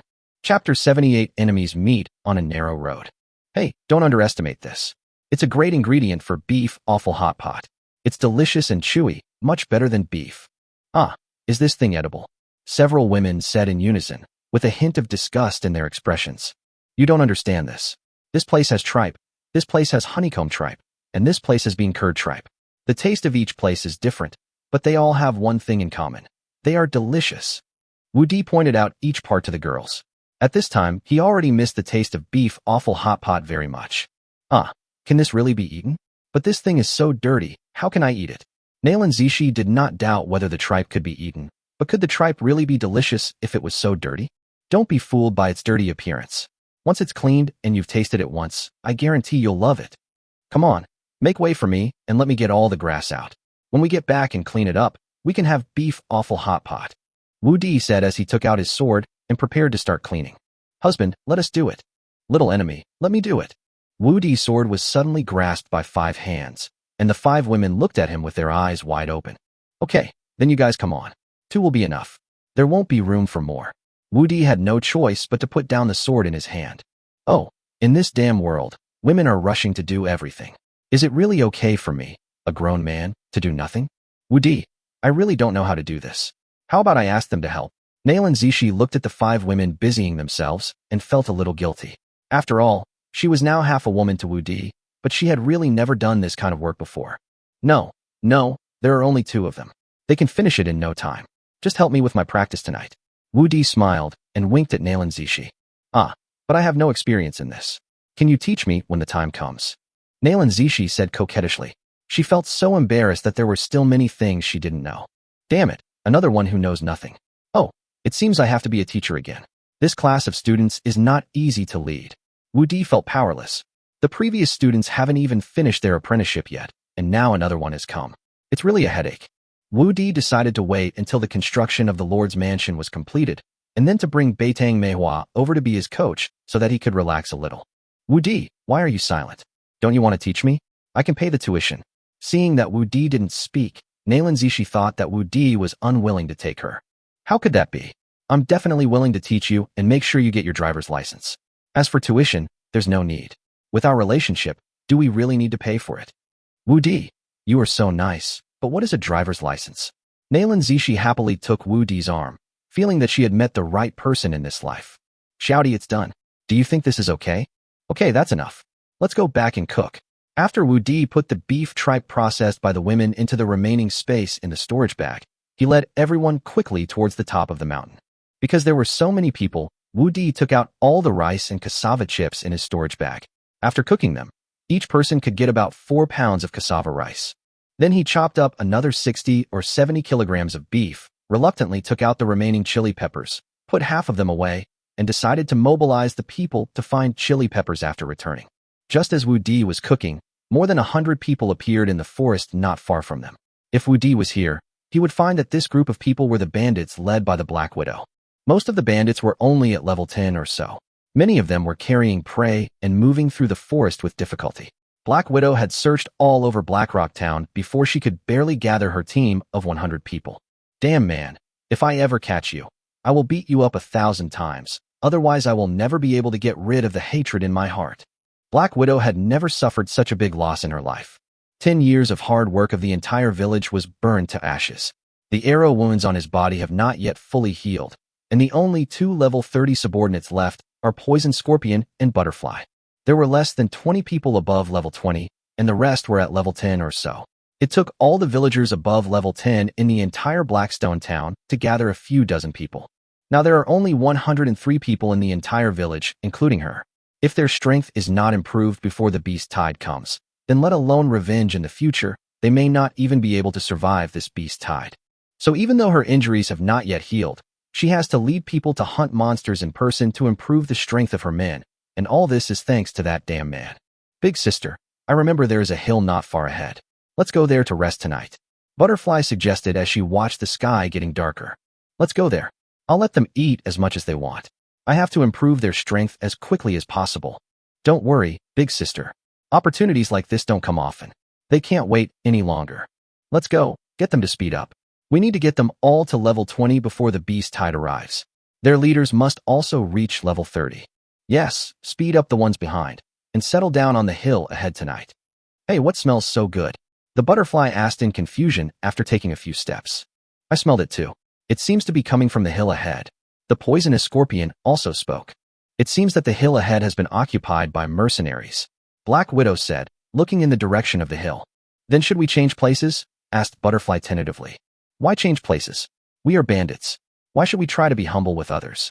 Black Widow glanced at Butterfly and had no intention of changing places at all. But what? If we can't defeat that man, can we defeat a group of mercenaries? There are many mercenaries in the savage forest, and they have killed many of them, but the strongest mercenary team is lucky to have a level 30 mercenary.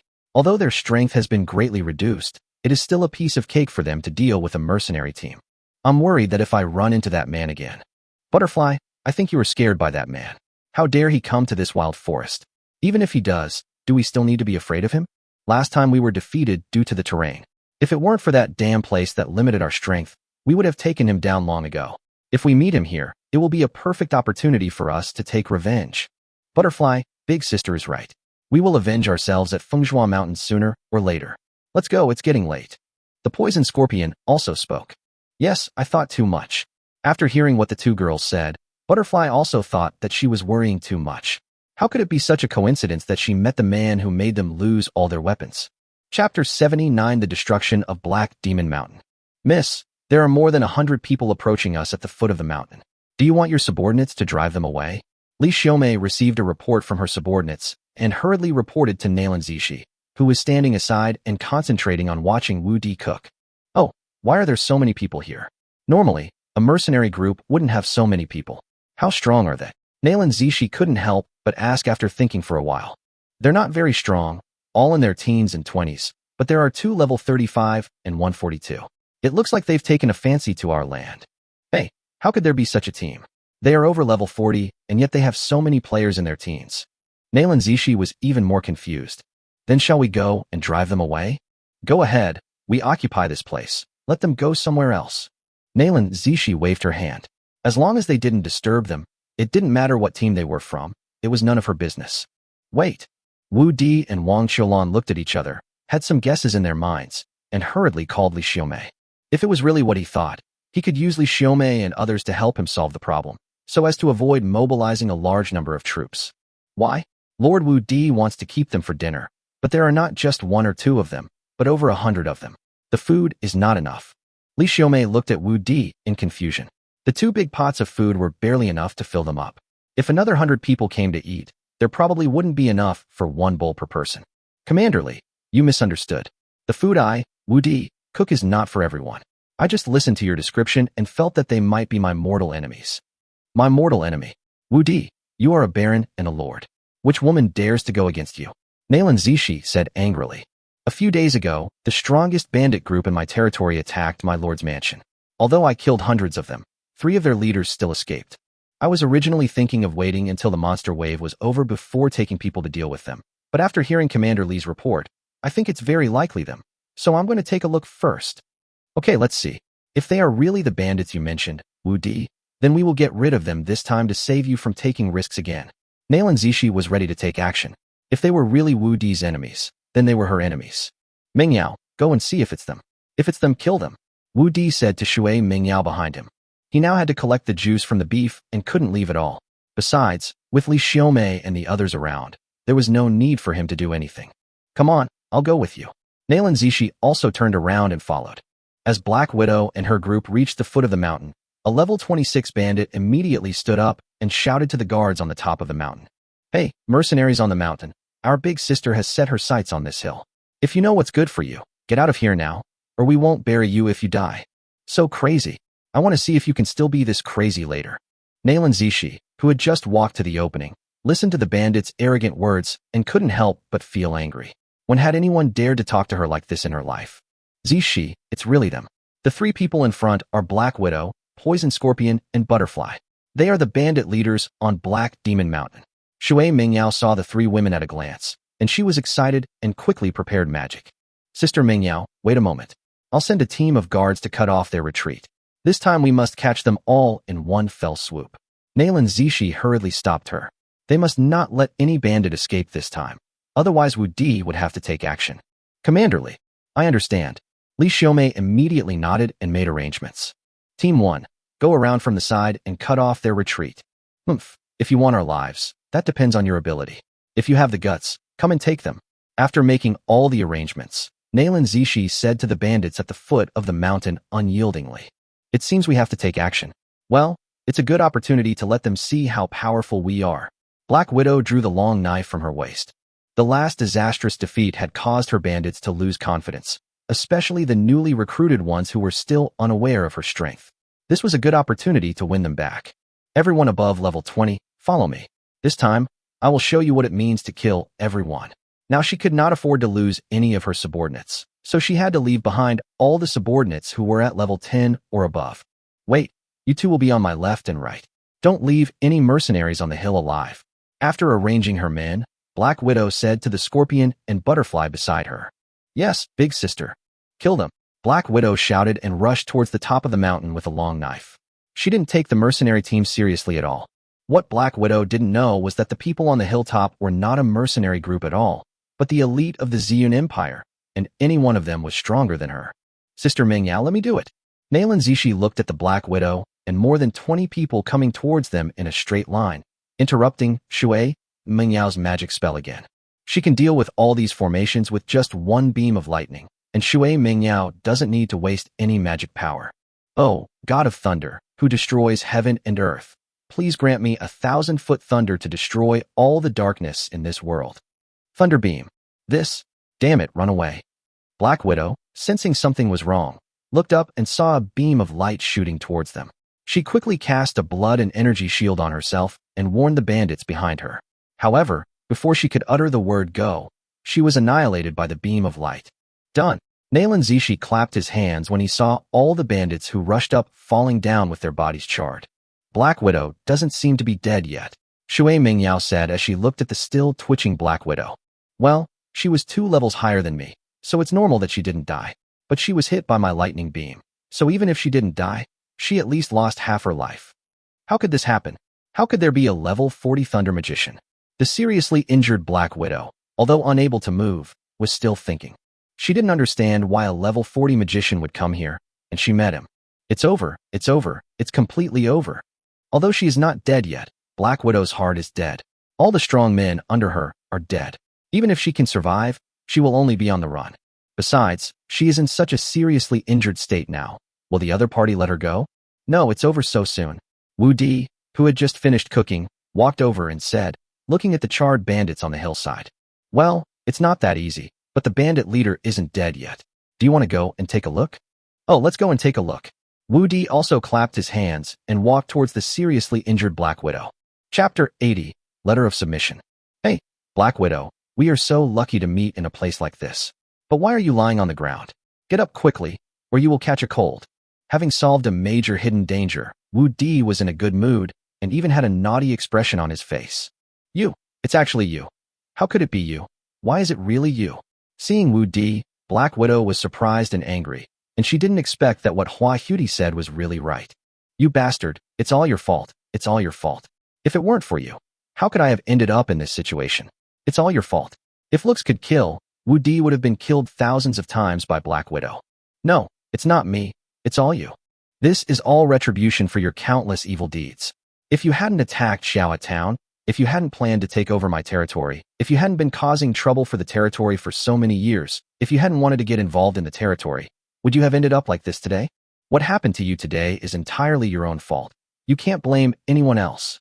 Lord Wu Di, the bandits below have all surrendered. Do you want to kill them all? Li Xiaomei also came over and reported. Bring them all here. Wu Di was not a bloodthirsty person. Now that the leading bandits were dead, the remaining bandits were all from Blackstone Town in his territory. Right now we are short of people, so there is no need to kill them all. Of course, if someone is stubborn and refuses to change, then don't blame him for being cruel. Sir, we surrender. Sir, we are not bandits. We are citizens of Blackrock Town. We were forced to do this. The bandits knelt down one after another and begged for mercy. They were originally residents of Blackstone Town, but they had just been forced to become bandits by the Black Widow and her gang with knives. Now the Black Widow and her gang of bandits were all wiped out. If you don't want to die, I can give you a chance. If you can point out who among you has become a bandit and oppressed the people, I can consider letting her go. Sir, all of us were recently forced by the Black Widow to become bandits. Today is our first time entering the mountains. We only came because they asked us to help hunt monsters and improve our cultivation. Sir, we are really not bandits. Oh, they were just added in the past few days?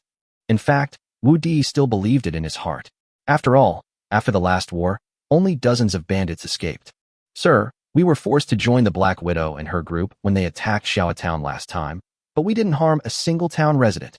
More than a dozen bandits who participated in the last siege of Fengzhua Mountain stepped forward. Last time, they were also forced to join the team attacking Fengzhua Mountain, but they only participated in the siege and were chased away without any weapons, and did not fight with anyone at all. Oh, you guys are willing to step forward. That's great. I'll give you a chance. Have you seen the Black Widow? If you each stab her, I'll forgive you, he said, pointing at the half-dead Black Widow beside him. Sir, let me go first. If they hadn't enslaved our Blackstone Town, so many of our sisters wouldn't have died. The bandit who had just stepped forward asked. My lord, I'm coming too. I'm coming too. Sir, can I stab her a few more times? For a moment, everyone was outraged and wanted to stab Black Widow a few times to vent the pain of being enslaved for all these years. One knife for each person. Seeing this, Wu Di also knew that the real bandits had all been killed by Nalan Zishi's thunder beam, and the rest were the forced townspeople of Blackstone Town, and he didn't want to make things difficult for them. Soon the Black Widow died under the knives of dozens of townspeople, with no intact part of her body. Sir, are you the lord of our territory? After the death of Black Widow, a brave woman asked tentatively. She participated in the siege of Jizhao Mountain last time, but had never seen Wu Di. However, she knew that a baron had come to their territory. When she saw Wu Di, she couldn't help but wonder. That's right, my name is Huaxiao Wu Di, and I am your lord. He is really our lord. That's great. We finally have a lord. We are no longer abandoned people. The townspeople became excited. Over the years, they have been without a lord and controlled by bandits, leading a life worse than death. They have even been deprived of the opportunity to participate in the annual Baron's wife selection ceremony. There are no outsiders to replenish the population, and now there are no old people or children in their town. Only women between the ages of 20 and 50 are left. Greetings, Lord. After the excitement, everyone reacted and saluted Wu Di. Everyone, get up and bring all your prey here, then clean up these corpses. You can rest on this mountainside tonight. Tomorrow I will go back to Blackrock Town with you. Yes, sir, we will go and help you move the prey here. It's not for me. You can arrange the prey yourselves. I don't need it. You can eat as much as you can. If you can't finish it, take it back and eat it tomorrow. Not to mention that Wu Di's storage bag is now full of space. Even if it could, he would not be interested in prey of level 20 or so. Ah, thank you for the reward, Lord. Okay, make your own arrangements. Let's go upstairs and eat, otherwise it won't taste good if it gets cold. After the problem was solved, Wu Di led everyone to reward their stomachs. During the meal, except for Wu Di, the other women were still enjoying their meal. In the end, they didn't even know which guard licked the bottom of the pot clean. If Wu Di knew about this, he would definitely give him the hard time. After eating and drinking enough, you can naturally digest the food. Although you can't do strenuous exercise, cultivation obviously doesn't count. Wu Di is a very persistent person, especially when it comes to studying. No matter what the circumstances, he must hand in the homework. Especially after witnessing the power of Nalan Zishi and the others today, he couldn't wait to improve his cultivation. After all, the sword of the Western continent was still hanging over his head. The plains were dotted with stars at night, and the killings during the day made the plains smell of blood, attracting many predators. A group of hungry demon wolves, led by the Wolf King, were competing for food with a group of hyenas. After the victory, the wolves howled loudly, and the howling echoed with the howling from a tent on the top of the mountain. It seems to express the excitement after obtaining prey, and also seems to express sovereignty. Humph, you promised to teach me how to ride tonight, but you left me lying alone in the tent. Humph, damn Wudi, stinky Wudi, you broke your promise. Nalan Zishi was lying in the tent, listening to the howling of wolves next door. Her whole body felt hot, and she tossed and turned in the tent, unable to find peace. She had no choice but to greet the culprit over and over again. This damn wolf pack has been howling for 3 or 4 hours. It's so noisy. Li Xiaomei couldn't help but complain under a big tree on the edge of the mountain. Commander, are you talking about a wolf pack? The captain of a team nearby asked with a smile. What do you think? I thought, a nest, that is the princess's tent. Just as the team captain was about to answer, a white shadow crawled into Nalan Zishi's tent and hurriedly headed towards Nalan Zishi's tent. Chapter 81. Confessing Your Identity, Updated. Where are you going?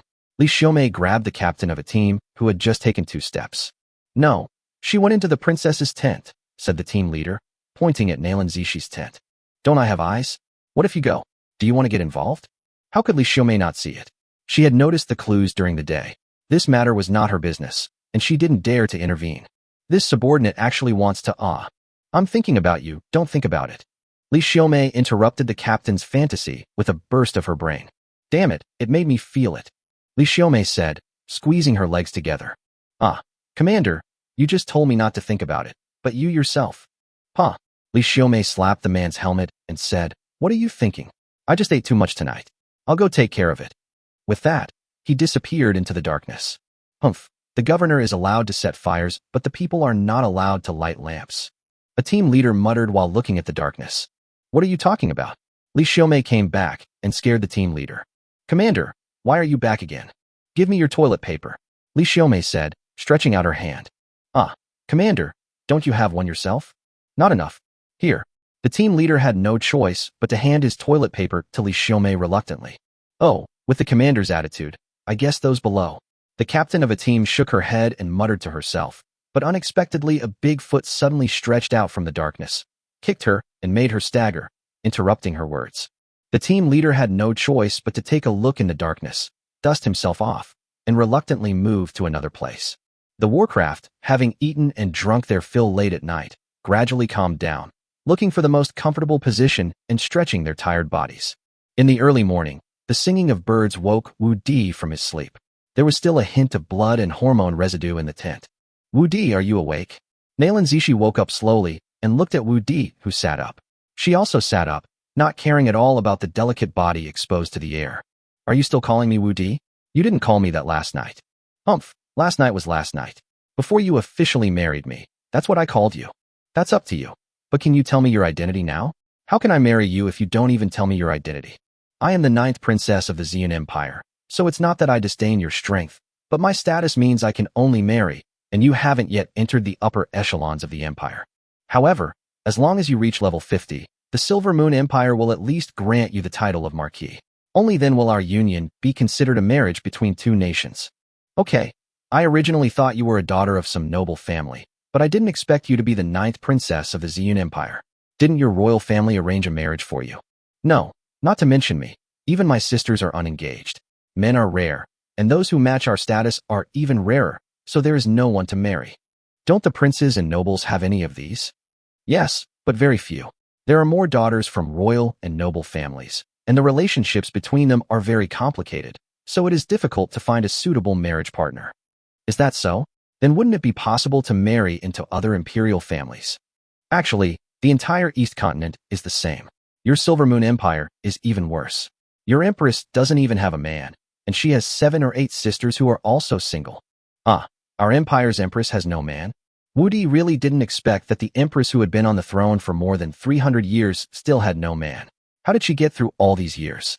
After being reminded by Nalan Zishi, Wu Di suddenly had an idea and thought of an industry that could make him rich quickly. The easiest money to make was women's money. I'm so stupid. There are so many lonely women in the East Continent. I can definitely grow some vegetables to meet their needs. Once those vegetables are released, they will probably be sold out. But these vegetables don't exist in this world, and I can't grow them without seeds. Let's go look for it in the savage forest when the time comes. Damn system, it only gives lifespan. It's rubbish. Congratulations to the host for completing the hidden mission, the exotic experience. Reward: 100 HP, 100 mana, and 100 spirit. Congratulations to the host for completing the task of marrying a wife, plus 1 bonus of 1 year of lifespan. You had sex with your wife, and I'll reward you with 20 more HP, 20 more mana, and 20 more spirit. Please keep up the good work and strive for greater heights. Host, Wu Di from China. Age, 18. Height, 190 centimeters. Wives and concubines, 7.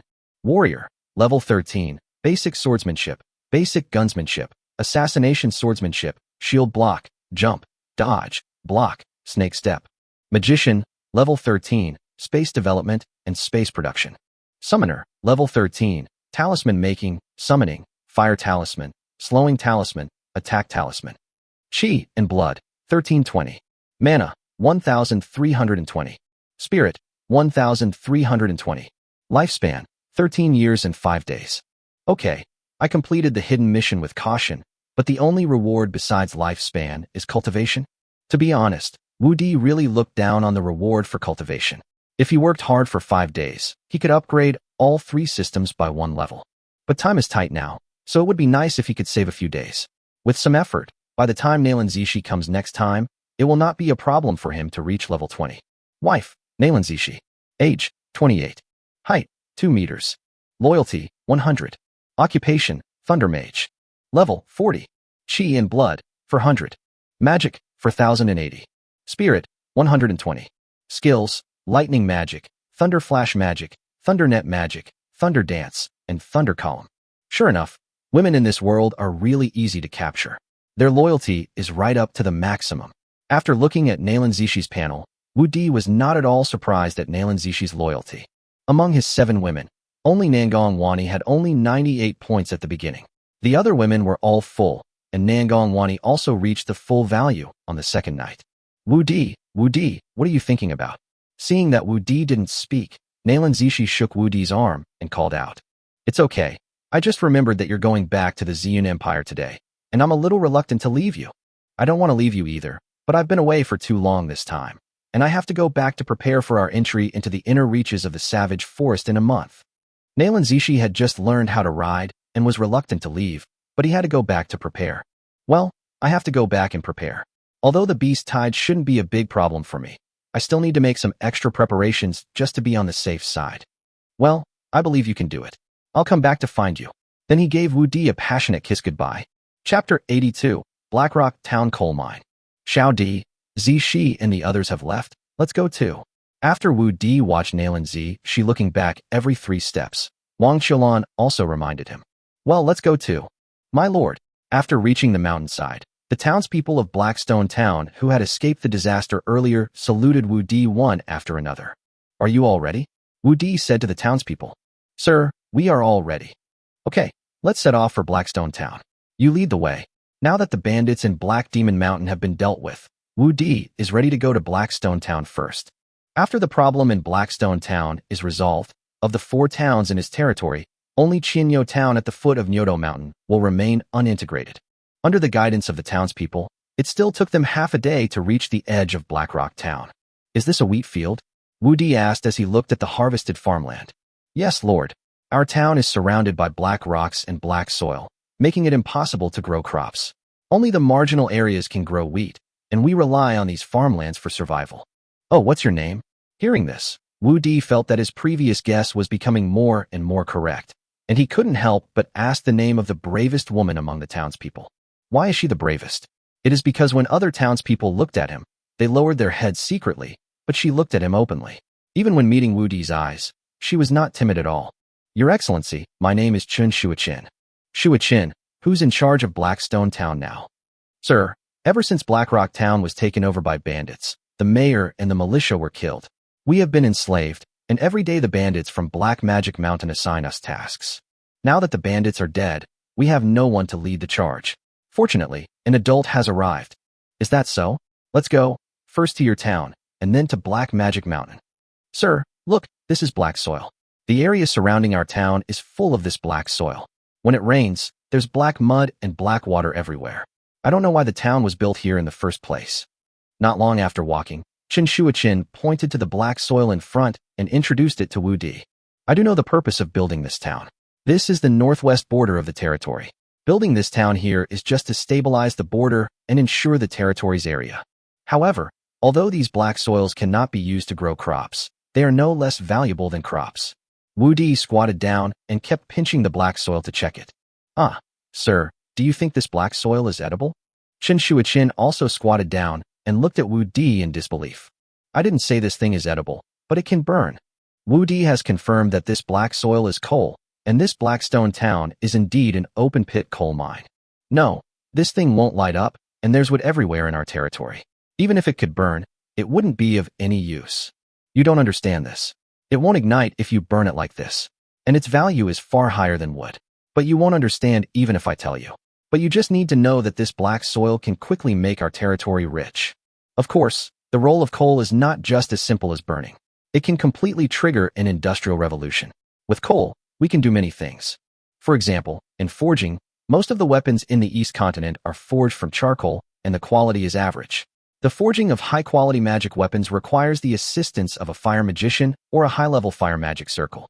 Although the fire magic circle does not require a fire magician, it does need to be replenished with magic core energy. Moreover, the fire magic circle is very expensive and can only be made by a fire magician above level 70. If there is coal, there will definitely be reforms in weapon forging. And with coal, he can also make steam equipment. Currently, the Empire's ship technology is still at the sailing stage. With these 2 points alone, he can make his territory soar to the sky. Moreover, his territory is only 3 unowned territories away from the ocean in the west. Once he captures Shangwan Manhwa, won't it be his territory? Sir, you are amazing. You know more than us women. We have lived here for many years and didn't know what this black soil is used for. But you figured it out as soon as you arrived. You are amazing. What do you mean? I, a man, know more than you women. Is this a problem between men and women? After all, I have received 9 years of compulsory education. If I am not as good as you, how can I still have the face to survive in this world? Okay, let's not talk about this for now. Take me to your town. There is no rush about the coal mine. It is in his territory anyway, and no one knows the value of the coal mine except him. It is better to solve the problem of Blackstone Town first. Sir, the mountain in front of you is Black Demon Mountain. Our Blackstone Town is just this stone mountain, surrounded by black soil like this. And our Blackstone Town is at the foot of Black Demon Mountain. Chen Shuichin pointed to a lonely stone mountain path, not far away. Wu Di looked and found that the Black Demon Mountain was not very high. The highest point was probably only about 50 or 60 meters above the ground. It was not very big, and was 2/3 smaller than the Phoenix Claw Mountain. Its shape is a bit like a giant Rupert's tear, and the surrounding area is round and bare. The only way up the mountain is through the horizontal tail peak, which is an excellent location for a stronghold. Blackrock Town is located right inside the mountain, built against the mountain.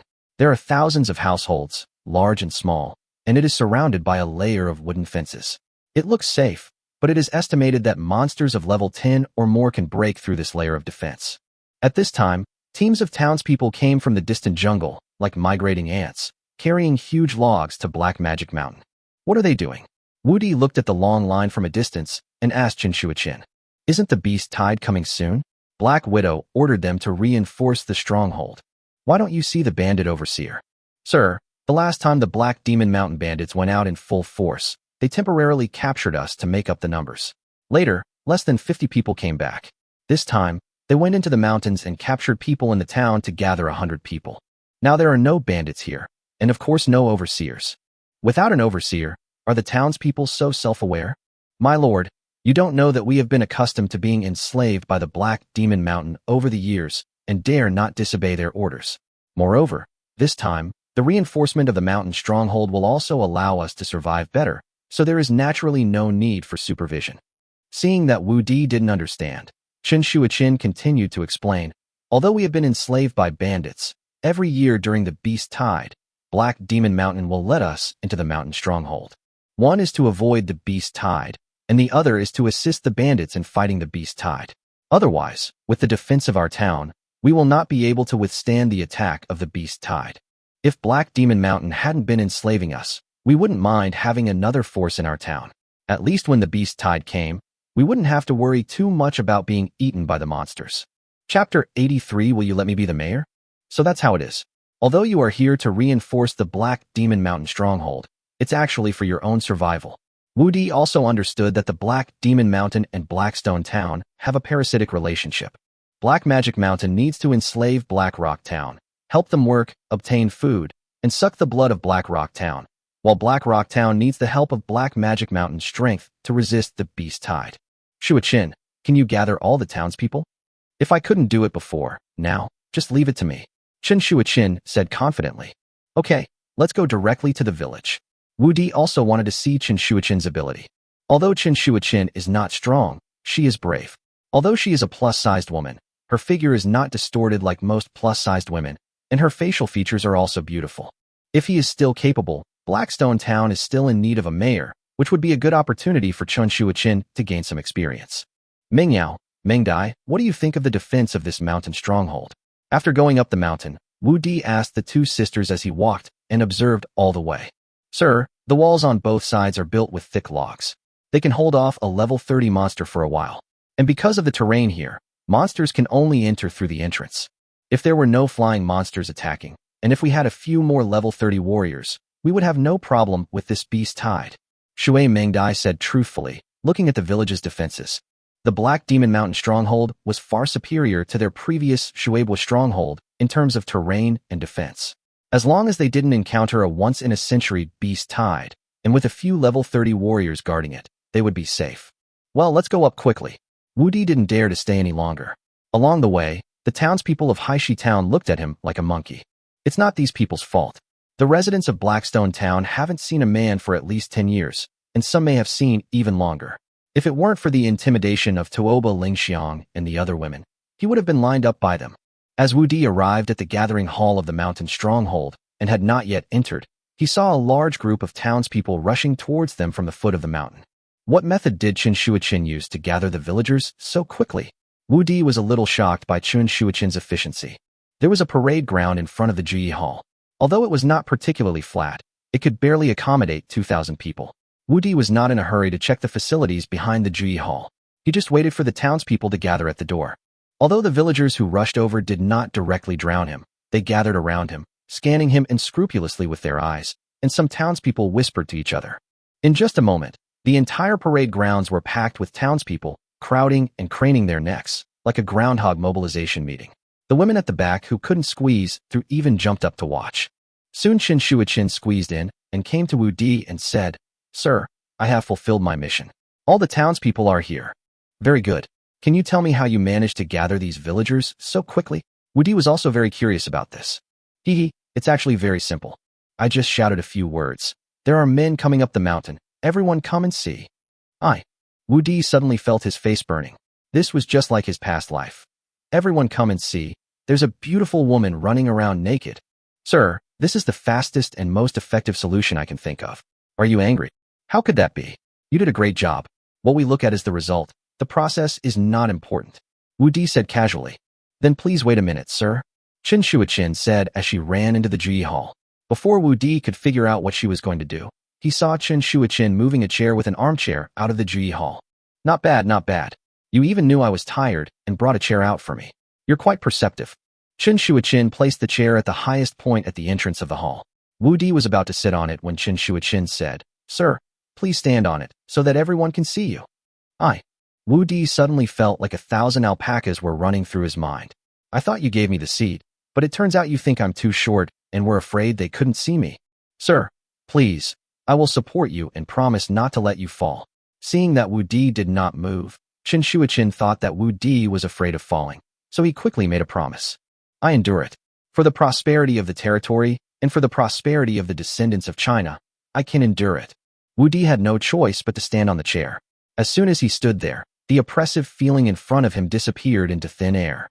Ahem. Citizens of Blackrock Town, I am your new overlord. China is invincible. Welcome everyone. As soon as Wu Di finished speaking, Chen Shuachin immediately took over and led the applause.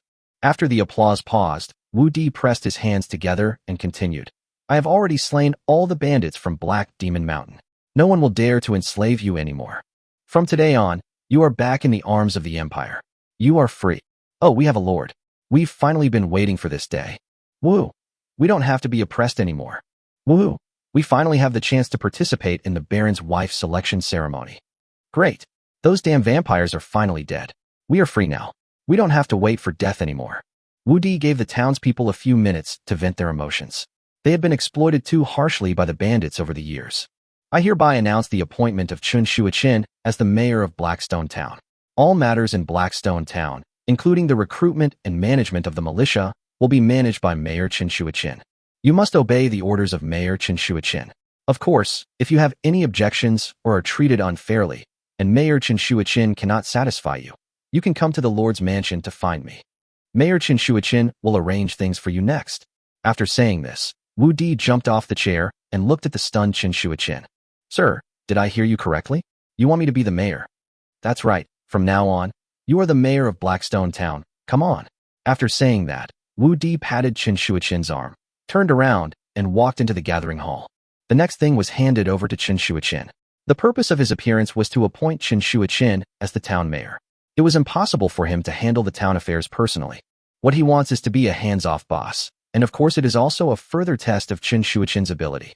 Isn't there anything different here? Looking at the gathering hall, which was similar to the one in Shueibua village, Wu Di said with some disappointment.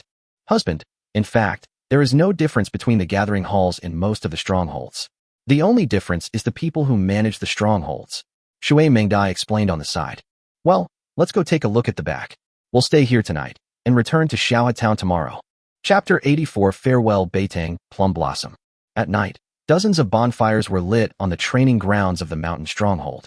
Nearly 2,000 women gathered around the bonfires, releasing years of repression, roasting the animal meat brought back by Chun Shuichin and others, and singing and dancing. No matter how daring this dance was, Wu Di couldn't even see it. Wu Di was afraid of getting sty, so he just showed up and politely declined the enthusiasm of the people. He returned to the hall with a hunched back, and Chun Shuichin followed him in. My lord, I want to discuss something with you. You say, the houses in this town are quite dilapidated. I want all the townspeople to move to this mountain. Is that okay with you? Oh, that's no problem. But I'm afraid this house on the mountain can't accommodate so many people, right? I've considered it. The existing houses can easily accommodate 1,000 people. There's also a large piece of open space on the back hill where we can build houses. Once the houses are built, it won't be a problem to accommodate 2,000 people.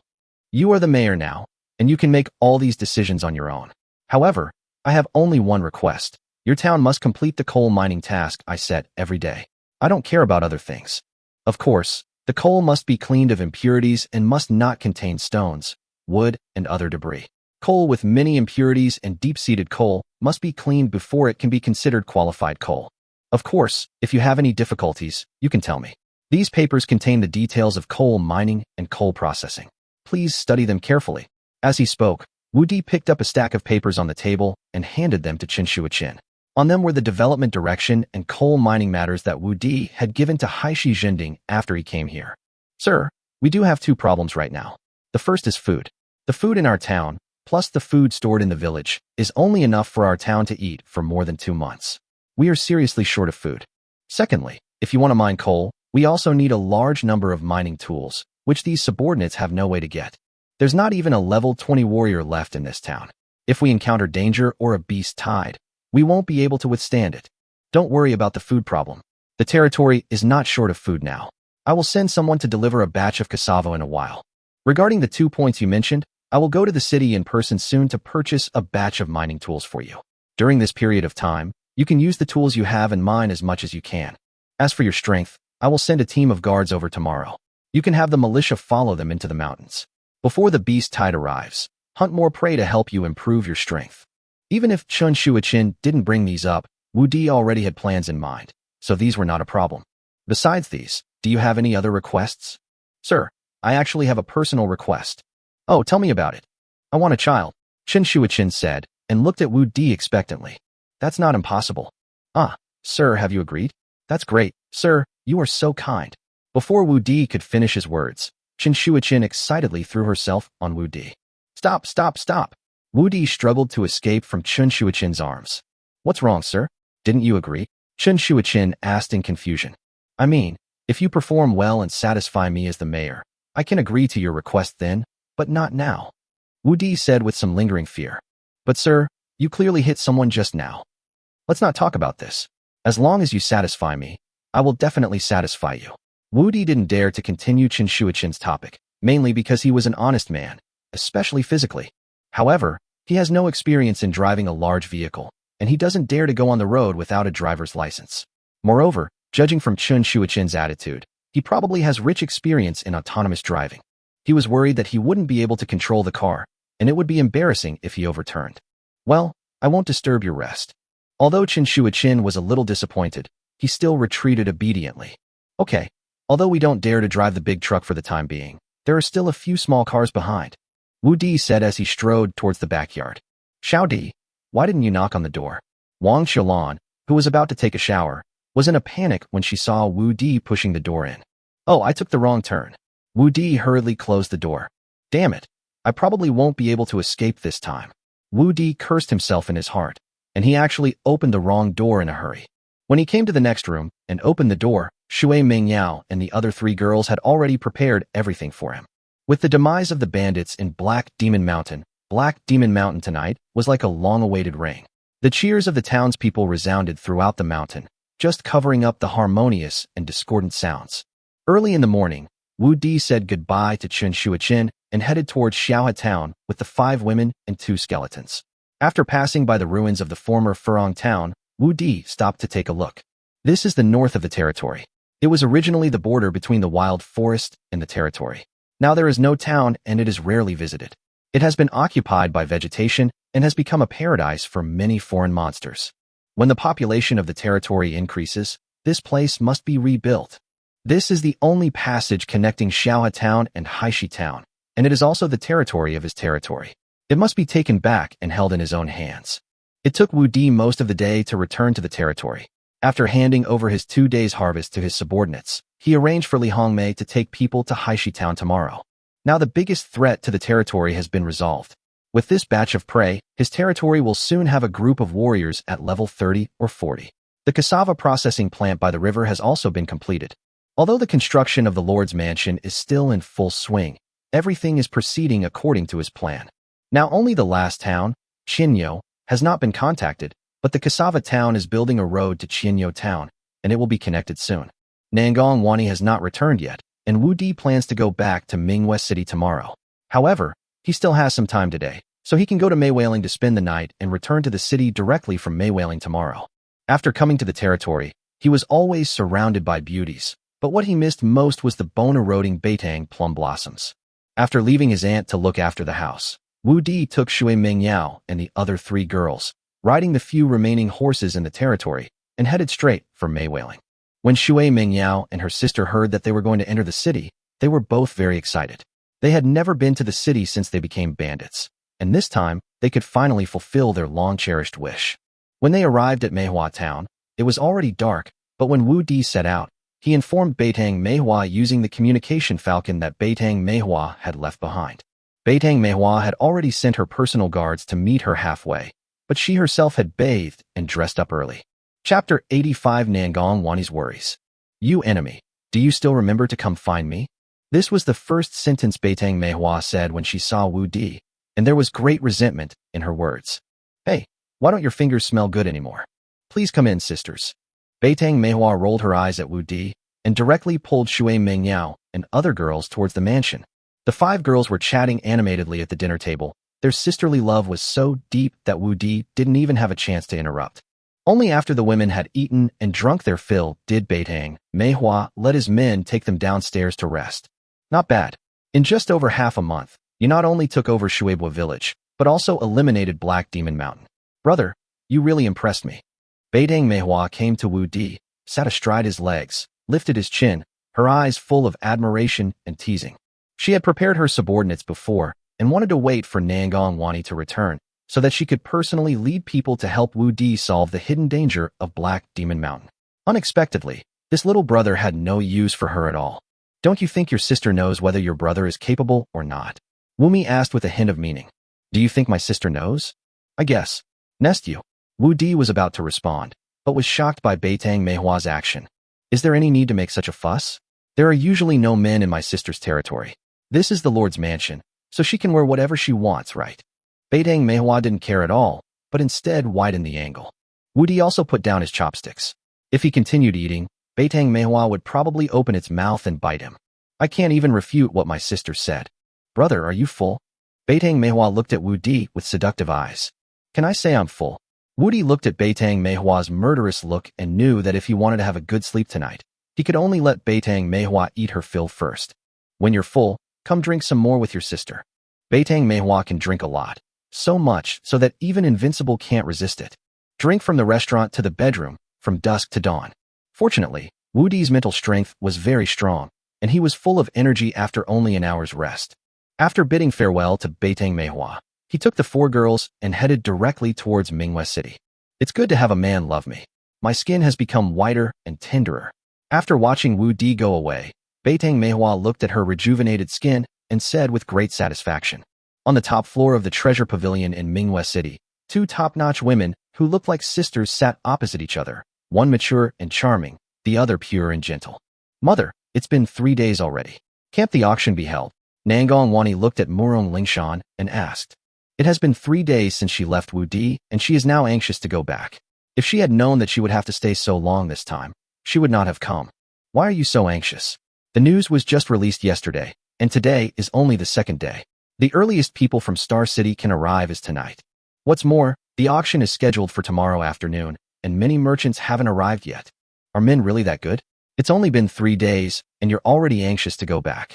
Now you don't even want me to stay with you any longer. It's true that women can't be kept at home when they grow up. Murong Lingshan looked at her daughter helplessly. When Nangong Wani came back with hundreds of storage bags the night before, she was shocked by Wu Di's ability. However, in order to maximize the profits of the storage bags, she still planned to hold a special auction. If they were sold directly, they would probably be sold out in one day at 120 gold coins each, but that was not the result she wanted. The function of a storage bag on an ordinary warrior was just to store things and to show off. Moreover, ordinary warriors are too poor and they are unwilling to spend too much gold coins, but the value to merchants is different. A cargo delivery often requires a large number of warriors to escort it, and it is very ostentatious. The long journey not only wastes time, but also easily attracts robbers. The cost of mercenaries is still small, but if the goods are lost, the losses will be heavy, and in serious cases, it will lead to bankruptcy. But if you have enough storage bags, these problems can be largely avoided, not only saving travel expenses, but also saving a lot of time. Therefore, once merchants come across storage bags, they will rush to bid for them, and it is possible that the price will double. Mom, I'm also worried about my husband. Besides, you know whether men are good or not. You silly girl, now that you're married, you dare to talk to your mother like that. Murong Lingshan's heart trembled when she heard Nangong Wani's words. She does know whether a man is good or not, but she hasn't known the good side of a man for more than 10 years. Thinking about it, she feels a bit miserable. I just hope my daughter's life will be better than hers. Mom, you don't know, there are more and more outstanding women around my husband now, and each one is stronger than the other. Now my daughter is the most useless one in front of my husband. I'm afraid of being away from my husband for too long. What if he doesn't want me anymore? What should I do? Nangong Wani finally couldn't help but express her concerns. At the beginning, although Tuoba Lingxiang was much stronger than her, she had the advantage of money. Wu Di had nothing at that time, and she occupied an important position among the 3 women. But now, not to mention that all the gold coins she brought as a dowry have been spent, Wu Di can earn several thousand gold coins a day by making storage bags. Her little contribution is completely insignificant. Moreover, she is a magician, not even at level 20. Other women can help Wu Di, but she can only run errands at best. What's even more terrifying is that the strength of other women is increasing rapidly, leaving her far behind. It is estimated that it won't take long for them to reach level 40. Only Shui Mengyao was unable to level up like her, but she was already a level 35 magician and had a younger sister to help her, which made her feel increasingly insecure. How could that be? My son-in-law shouldn't be that kind of person. Although Murong Lingshan said this, she felt a little uneasy in her heart. She had been forced to give Baibao Pavilion as a dowry, but Wu Di refused to accept it. Although she promised that Baibao Pavilion would provide Wu Di with goods worth 1,000 gold coins every year, she probably didn't care about the 1,000 gold coins a year as her son-in-law now. Although she could help Wu Di sell storage bags and purchase some supplies, as long as Wu Di gave the order, any merchant would be happy to serve. Mom, do you still have any magic stones in your hand? Nangong Wani looked at her mother eagerly again. If I could get some magic stones and raise her to level 20, she would be able to learn wooden shield and wooden thorn techniques, and be able to help her husband, which should help consolidate her position. Alas, where are the magic stones left? Not to mention me. Even the entire Manhwa city has very few magic stones left. I've given all my magic stones to you two sisters. My own level hasn't improved in many years. I hope I can break through to level 50 before my lifespan runs out. Morong Lingshan sighed. The magic stone mines were exhausted. This was the sorrow of them, the magicians, and also the biggest reason why magicians were so scarce in the East Continent. Now, apart from some stocks in the homes of princes and nobles with profound cultural background, the rest are probably only left in some ancient tombs. Chapter 86 Nangong Wani's request for help. Oh, what should I do? Although my husband is not that kind of person, I still feel unsure. How about you help me, mother? Although Wu Di has always been good to her, she still feels insecure. I'll help you, but how can I help you? You know this is all I have. If I give it all to others, they won't even look down on it. Mother, don't forget, although your husband may not be impressed by our small fortune, you are a level 39 water magician. Seeing that improving her strength was not an option, Nangong Wani thought of another solution. So what? Do you still want me to use force to intimidate your husband? He's a baron with the empire behind him. He's the only one who can intimidate me. Mother, what are you thinking? How could I possibly let you intimidate your husband? Then what do you mean? Do you still want me to go to Woody territory and help you deal with the beast tide? That's easy to say, but will this make you feel safe?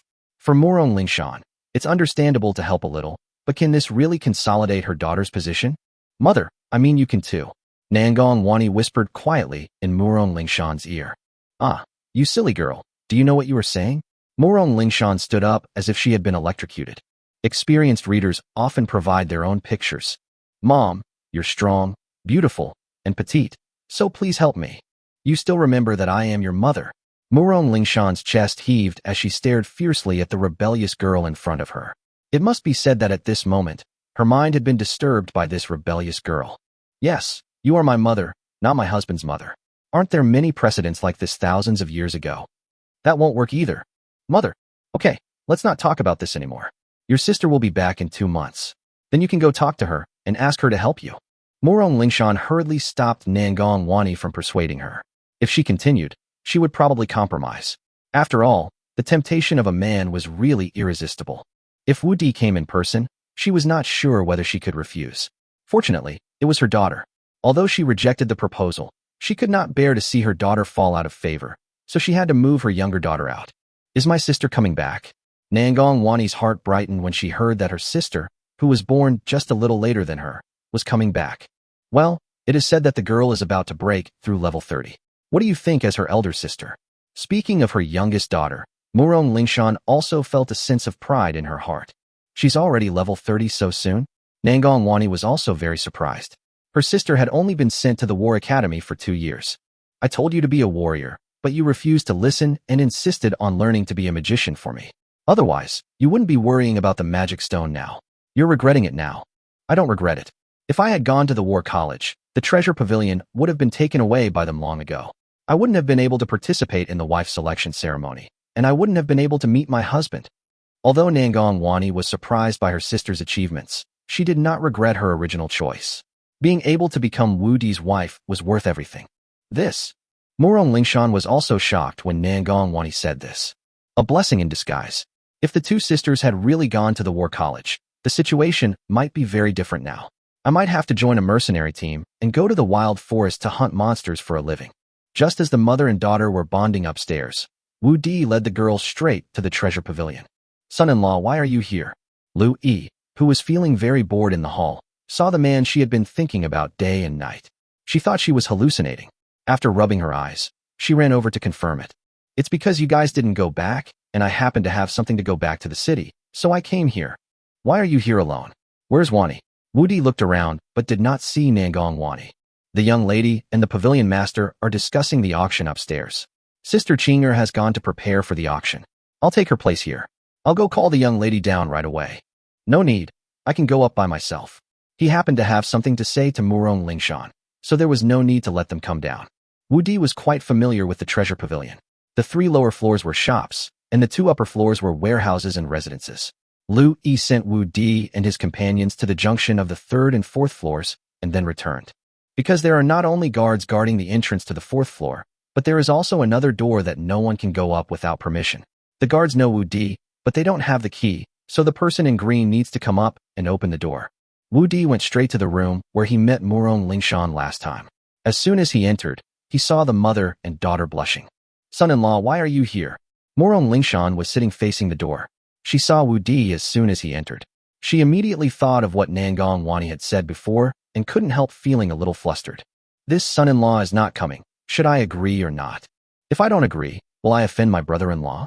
Will he hold a grudge against Wani because of this? You can promise, but Murong Lingshan was still not able to recover from the confusion caused by Nangong Wani's words. Ah, husband. Nangong Wani quickly turned around and found Wu Di smiling at her. She ran straight into Wu Di's arms in surprise. Good guy, he bumps into people with the ball as soon as we meet. Wu Di had no choice but to accept the tenderness in his arms. To be honest, he really missed Nizi after not seeing her for a few days. She was so tender and fresh. Husband, I miss you. Feeling the familiar smell, Nangong Wani buried her head in Wu Di's arms. Okay, your husband misses you too. I'll reward you well tonight. Wu Di also whispered in Nangong Wani's ear. Yes. After hearing Wu Di's promise, Nangong Wani reluctantly let go of Wu Di. Son-in-law, did you have a smooth journey? Seeing Wu Di looking at her, Murong Lingshan tried hard to suppress the panic in her heart. It's okay, but I'm a little tired after riding the horse all day. There's a room here. Let Wani take you there. You can rest for a while. I'll have someone prepare the banquet. By the way, the guards that Wani brought back live in the courtyard where you used to be. You can rest here tonight. After saying that, Murong Lingshan hurried downstairs without waiting for Wu Di to speak. She didn't dare stay any longer. If Wu Di really made such a request, she really didn't know what to do. Nangong Wani arranged Shui Mengyao and the other 3 girls in the next room, and took Wu Di into her room. Wu Di was really tired. He didn't get much sleep last night, and had been riding a horse all day. He really needed to rest now, otherwise he would not be able to practice at night. Nangong Wani also knew that Wu Di was really tired, so she didn't try to make love with Wu Di. Instead, she hugged Wu Di and took a contented nap. It was 2 hours later when Wu Di woke up again. He slept very soundly and felt like he was sleeping in the morning. Husband, why did he get up? Don't mind it, it's a normal reaction. Get up first and don't keep your mother waiting for too long. After catching up on some sleep, he naturally felt refreshed. Chapter 87. This son-in-law is not simple. When Wu Di came out, a large table of dishes had been set up in the hall, including monster meat, fish, chicken and duck, but they were all boiled. Wu Di was not interested, but his predecessor had been eating them for more than 10 years, so he was not used to it. Did you have a good rest, son-in-law? Murong Lingshan expressed her concern when she saw Wu Di coming out. Very good, I feel refreshed after a good sleep. Wu Di looked at the charming and beautiful woman in front of him. She had a charming temperament, fair skin, and beautiful appearance. The woman with a melon on her chest could not be associated with the word mother-in-law. In his eyes, Murong Lingshan and Nangong Wani were a pair of sisters. One was pure and lovely, like an unpolished jade, and the other was mature and charming, like a white lotus blooming after the rain. That's good. Come and sit down. Don't be polite. You are all Wani's sisters. Just treat this place as your own home. Murong Lingshan called Shui Mengyao and the other girls to stand up. After seeing the 4 girls, she realized that her daughter's previous worries were not unreasonable. If she were in their place, she would probably have the same worries. But to make herself, she really couldn't do it for the moment. Thank you, Pavilion Master Murong. The 4 women also sat down. It's too formal to call me Pavilion Master. If you don't mind, just call me Sister Murong. This. The girls glanced at Nangong Wani. Although Murong Lingshan was not much older than them, and it was okay to call her sister, they didn't feel comfortable saying it because of the relationship with Nangong Wani. We are all people of the martial arts world, so there is no need to care about these things. Let's talk about our own things. Murong Lingshan realized that something was wrong after she said it, but since the words had been said, it was difficult to take them back. Thank you so much, Sister Murong. Okay, you're welcome. Eat more. No, you guys called me sister in front of Wani and me. Do you want us to call you that? Wu Di was unhappy. They were just being polite, but they took advantage of the situation. It was fine if he let them ride on him normally, but they wanted to take advantage of him at a time when they were of such a high generation. That was impossible. Isn't this easy to solve? Why don't you just follow my sisters and call me sister? How can this be possible? Isn't it just a name? If you call me mother-in-law, I won't be used to it. So it's settled. Sister Murong, Sister Lingshan, you can call me whatever you like. Husband, just listen to mother. Seeing that Wu Di was still hesitating, Nangong Wani hurriedly spoke to persuade him. At this time, Nangong Wani was not angry, but very happy. She thought that Murong Lingshan had thought it through and accepted her suggestion. Ah, You are not angry at all. Wu Di's brain was almost frozen. It didn't matter if he was called that. The ones who would suffer anyway were Murong Lingshan and her daughter. Nangong Wani, who suffered the most loss, persuaded him instead, which puzzled him. However, since both parties did not mind, he had nothing to worry about. Then I'll call you Sister Lingshan. Okay, son-in-law, are you here this time regarding the storage bag? Murong Lingshan looked at Wu Di. She guessed that Wu Di was worried about the storage bag, so he rushed back from the territory. No, Sister Lingshan will take care of the storage bag matter. I'm very relieved. This time we are here to prepare for the upcoming beast tide, and also because we need some mining equipment, which I need Sister Lingshan's help with. Oh, could it be that my uncle discovered minerals in the savage forest? It's not easy to mine in the wild forest. No, there's a mineral vein in the territory. I've already sent people to mine it, but we're short of mining tools, so we need to purchase a large batch. Mineral veins in the territory? Murong Lingshan was puzzled. After Wu Di chose that territory, she also learned that there was nothing valuable in that territory except that it was close to the wild forest. Not to mention the mineral veins. You have to know that no matter what kind of mineral veins they are huge treasures. If there really are mineral veins, Wu Diling would have been developed into an important town or even a city long ago. It is impossible for it to be abandoned for so many years. There are only 2 mineral veins in Manhwa City, which are small copper mines and iron mines, and both mineral veins are enclosed by Manhwa City and Fanqing City. The Wudi territory is so small. Although there has been no lord stationed there in recent years, there was a lord at one time. If there really was a mineral vein, it would have been discovered long ago. There is indeed a mineral vein in the territory, but no one knows what kind of mineral it is, and no one knows its function, so no one has discovered it. Are there any other mineral veins in this world? The only valuable mineral veins Murong Lingshan knew of in this world, besides gold, silver, copper and iron, were salt and warcraft veins. This vein or I call coal, and it can burn instead of charcoal, but it burns at a higher temperature and for a longer time. If coal is used to forge weapons, the effect is far better than charcoal. Of course, it can also replace wood for cooking and heating. Wu Di stopped at the right time and did not mention the other uses of coal. These few points alone are enough to demonstrate the value of coal. There are mineral veins like this. They're not very useful for cooking or heating, but if they could really be used to forge weapons and armor, their value would increase several times over. Murong Lingshan quickly estimated the value of the coal mine. If it was true as Wu Di said, then the value of this coal mine was definitely no less than that of a copper mine. Copper mines can be used directly to make copper coins. Of course, this is because Murong Lingshan doesn't know the other uses of coal mines, otherwise her valuation would be higher. Husband, how did you discover the coal mine in that place? Nangong Wani asked curiously. In fact, this coal mine has always been exposed. The black rocks in Blackstone Town are actually coal. The whole town is built on the coal mine. My husband, you went to Blackrock Town. Isn't that the lair of Black Demon Mountain? Well, I have dealt with all the bandits in Blackstone Town. Black Widow and the others were killed. Now I have taken back Blackstone Town. Wu Di replied calmly. Have all the bandits in Black Demon Mountain been wiped out? Nangong Wani said in disbelief. She had only been out for a few days, and Black Demon Mountain was destroyed. Could it be that she had been out for a long time, and she just lost her memory? Well, I'll tell you the details later. Anyway, we've already established ourselves in Wu Di territory. Once the next issue is resolved, we can take over Qianyo Town as well. Husband, that's great. I knew you could do it. If it weren't for the dining table blocking her view, Nangong Wani would have wanted to throw herself into Wu Di's arms. My son-in-law is not a simple person.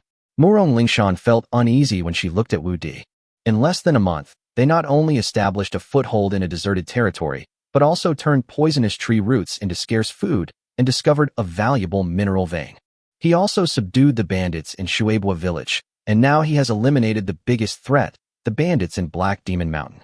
What's even more amazing is that a man can actually practice and mass-produce storage bags in a short period of time. She had never seen such a man in her life, and it was rare to meet one in 1,000 years. Her daughter was so lucky. Chapter 88 Chili Found. Sister Lingshan, these are the tools I need. Take a look. Wu Di handed his requirements list to Murong Lingshan. Most of these things can only be found at a blacksmith shop, but with such a large quantity, I don't think any blacksmith shop in the city can satisfy your needs. Sir, how about this? Tomorrow I'll send someone to the blacksmith shop to buy all the existing tools. The rest can only be custom-made. This is the only way. Wu Di was not in a hurry. The coal market had not yet opened, and there was no need for too large an output. Just when Wu Di and the others were about to finish their meal, Louis ran up to Murong Lingshan and said, "Madam, the goods shipped from the south have been counted, but Sister Qing hasn't returned yet. I don't have the key to the warehouse, and the goods are piled up in the hall and can't be put into storage. This is my key. Use it to open the door." "Wait, Sister Lingshan, can I go to the warehouse and take a look?"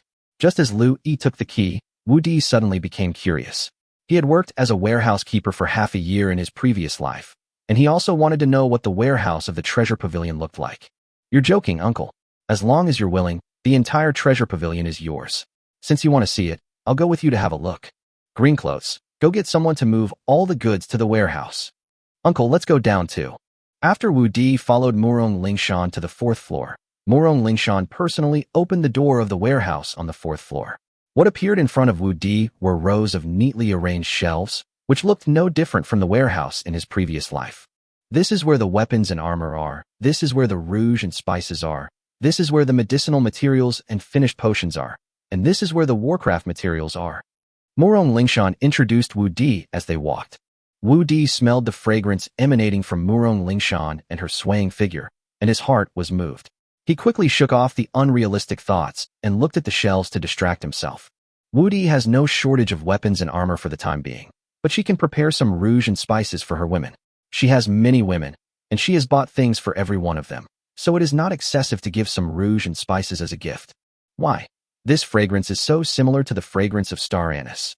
Wu Di opened a wooden box called Sunflower, which contained some powder, but the familiar fragrance made Wu Di excited. "Sister Lingshan, is this complete?" "This Omomum villosum needs to be roasted and ground into powder to release its fragrance to its fullest. The intact ones are no longer available, but there should be some fresh ones in this new batch." "Okay, that's good." Woody got a treasure in the first blind box, which made him very enthusiastic. He continued to open the blind box with anticipation. If he could find all the spices he needed, he could start his restaurant plan in the territory, and even open his restaurants all over the East Continent in the future. "Son-in-law, are you looking for something?" Seeing Wu Di opening the spice boxes one by one like a treasure-hunting rat, Murong Lingshan couldn't help asking. "Well, Sister Lingshan, you don't have to worry about me. I'll see if there's anything I need." Wu Di also wanted Murong Lingshan to help, but even if he told her, she probably wouldn't understand. However, Wu Di did not find any similar items among the spices, but he did not give up and went to the medicinal materials area to check one by one. Well, cinnamon and cumin. Not long after, Wu Di discovered 2 more spices, but he didn't know why they were placed in the medicinal materials area. And this was not the biggest surprise for Wu Di. What surprised Wu Di the most was that he actually found the chili he had been dreaming of. Although it was ground into chili powder, Wu Di could still recognize it at a glance. "Haha, it's really like searching for something everywhere but finding it, but it comes to me without any effort." Wu Di held the chili powder in front of him, as excited as when he kissed his first love for the first time. "Son-in-law, be careful. This red moon is very stimulating. If you choke on it, it will be very uncomfortable." "Haha, Sister Lingshan, no, this thing is a good thing. By the way, is this thing called red moon?" Wu Di found that the chili powder here was spicier than the chili he had found before. He guessed it should be the Chaotian pepper. Well, when the red moon matures, it looks like a crescent moon, hence the name red moon. Although it is irritating to the human body, it is also an indispensable ingredient in making potions to restore qi and blood. "Oh, I didn't expect it could be used to make potions to restore qi and blood. No wonder it's placed in the medicine section. What use does the red moon have for you, sir?" "Sister Lingshan, this spicy Manhwa is a treasure. Tomorrow I'll treat you all to hot pot. Then you'll know another use for it." Wu Di didn't want to explain too much. Practice makes perfect. After they finished eating, they understood everything. "Hot pot, what is that?" "Keep it a secret for now. You'll find out tomorrow night, Sister Lingshan. By the way, are all the red moons here? How many red moons can Manhwa City get? We have this red moon in the north, but the production is not high and the quality is not very good. These red moons are all from the south. The price itself is not expensive, but in our hands, it costs 1 silver coin per pound." Although Murong Lingshan felt that her son-in-law was becoming more and more mysterious and not as well-behaved as other men, he still had an inexplicable attraction to her. "Then please help me purchase a batch of these red moons, Sister Lingshan. The more the better. Dried chilies at 1 silver coin per pound are indeed very expensive, but he can still accept it. As long as this thing falls into his hands, there is no doubt that its value will skyrocket several times. There's a batch of 50 kilograms of red moon in the batch that just arrived today, but it's unprocessed. If that's not enough, We'll have to buy it from other stores. Oh, there are complete ones. That's great. But I don't know if 50 kilograms is enough. When will Sister Lingshan deliver the goods from the south? Next time? The next time will probably be next spring. Winter will be here soon. By then, heavy snow will block the roads, making it difficult to ship goods from the south. Even if we do, the cost will triple. Then please trouble Sister Lingshan to help me buy some more in the city. Wu Di didn't know what the scene would be like after his restaurant opened, but it would be better to prepare more to be on the safe side. Madam, the goods have been moved up. At this time, Green Clothes also came over to report. After hearing this, Wu Di hurriedly ran to search among the goods and soon found chili peppers, star anise, cinnamon, cumin, and unexpectedly, cardamom and bay leaves. Moreover, the peppers are all high-quality dried red peppers, and the seeds inside are still there. Now I not only have peppers, but also seeds for next year. This trip is totally worth it. Chapter 89 Goodbye Shangwan Minghua. The nights in Minghua City are very quiet. There are no night markets, no brothels or theaters with bright lights and wine. The streets are pitch black, and occasionally a patrol team carrying lanterns passes by. At this time, apart from the lights on in the city towers and other places, there were not many other places with lights on, and all of these places were occupied by the homes of the rich and noble. Even many baronial families had already turned off their lights and started contributing to the prosperity of the empire. Wu Di looked at the brightly lit city lord's mansion not far outside the window, and couldn't help but think of the extremely ripe peach Shangwan Minghua. He didn't know how Shangwan Minghua spent such a night. Will it be self-sufficient? Husband, it's getting late, it's time to rest. Nangong Wani, who had just finished bathing, was as beautiful as a lotus emerging from the water. It's right in front of you. Why are you still thinking about other things? Are you the only one? The sisters are all next door. They said they are too tired today, so they need to rest for a while and come over later. Yeah, that's fine. Suddenly Wu Di thought of the girls next door. It seemed that Sister Lingshan was also next door. To the right of Nangong Wani's room is the guest room for several other women, and to the left is Murong Lingshan's bedroom, separated by only a wooden wall. This also. It's so exciting. Murong Lingshan, who had not slept all night, took a hot bath early in the morning to relieve the fatigue of the night. She only realized last night that she had made a fatal mistake. When I returned to the door of the room, I happened to meet Nangong Wani, who was radiant, pushing the door open. Mom, didn't you take a bath last night? Why are you taking a bath again so early in the morning? Nangong Wani asked in confusion with a hoarse voice. You silly girl, you don't even know how to be patient. He rolled his eyes at Nangong Wani and walked into the room. In front of the city lord's mansion, Wu Di handed in the visiting card and waited alone at the door. At this time, he was a little nervous, not knowing whether Shangwan Minghua had time or whether she would see him. Although he is a baron, there are about 10,000 to 20,000 barons in Minghua City. Many of them want to see the city lord, but not many can actually meet him. However, Wu Di was still 80% to 90% sure that Shangwan Minghua would meet him. Not to mention the impression he left on her at the wife selection ceremony. But he also had another identity, that is, the lord of Wu Di's territory. The lord reports the territory affairs to the city lord, and Shangwan Minghua should not refuse. Sure enough, the guard who reported came back soon, and he brought one of Shangwan Minghua's personal guards with him. Seeing this, Wu Di felt relieved. But Lord Invincible of China? Exactly. Please come in, sir. The city lord invites you. After Wu Di was taken to Shangwan Minghua's study by the personal guards, he finally saw the woman he had been thinking about day and night. A tight red cheongsam shows off her perfect figure to the fullest, a pair of long, white legs that can even reflect light, and a pair of jade feet that she is so beautiful that she doesn't even want to buy a pair of shoes. I am Huaxiao Wu Di, honored to meet the city lord. Wu Di's eyes were already shackled, and he couldn't move at all. Lord Wu Di, there's no need to be so polite. Please take a seat. Thank you, Lord City Lord, for the invitation. Lord Wu Di, are my legs beautiful? Seeing that Wu Di's eyes were always on her legs, Shangwan Minghua was not angry, but secretly happy. The Lord City Lord's beauty isn't just in his legs. He's incredibly beautiful, not like a mortal woman at all. He must be a fairy from the ninth heavens. For mortals like us to have the privilege of seeing him, we'd be better off losing 3 years of our lives. You are so smooth-talking, but you are not an ordinary person. In just less than a month, you have impressed this city lord. After Wu Di went to the territory, she had been sending people to observe, and the news she got surprised and delighted her. You were able to remove the poison from cassava, recruit Shuibwa village, and successfully resist the attack from Black Demon Mountain. Even more amazing is that you were able to cultivate and become a summoner. These are not things that ordinary people can achieve.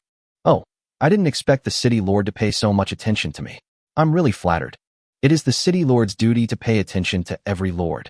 And you are the only baron who has taken the initiative to ask to go to the territory, so the city lord will naturally pay more attention to you. But you are really good and did not disappoint this city lord. At first, Shangwan Mingyue thought Wu Di was just on a whim and wanted to experience the territory for himself, but she did not expect that he would achieve such results in such a short time. It's just that this city lord has some questions. Can you help me clear them up? Oh, Lord City Lord, please ask. I will tell you everything I know.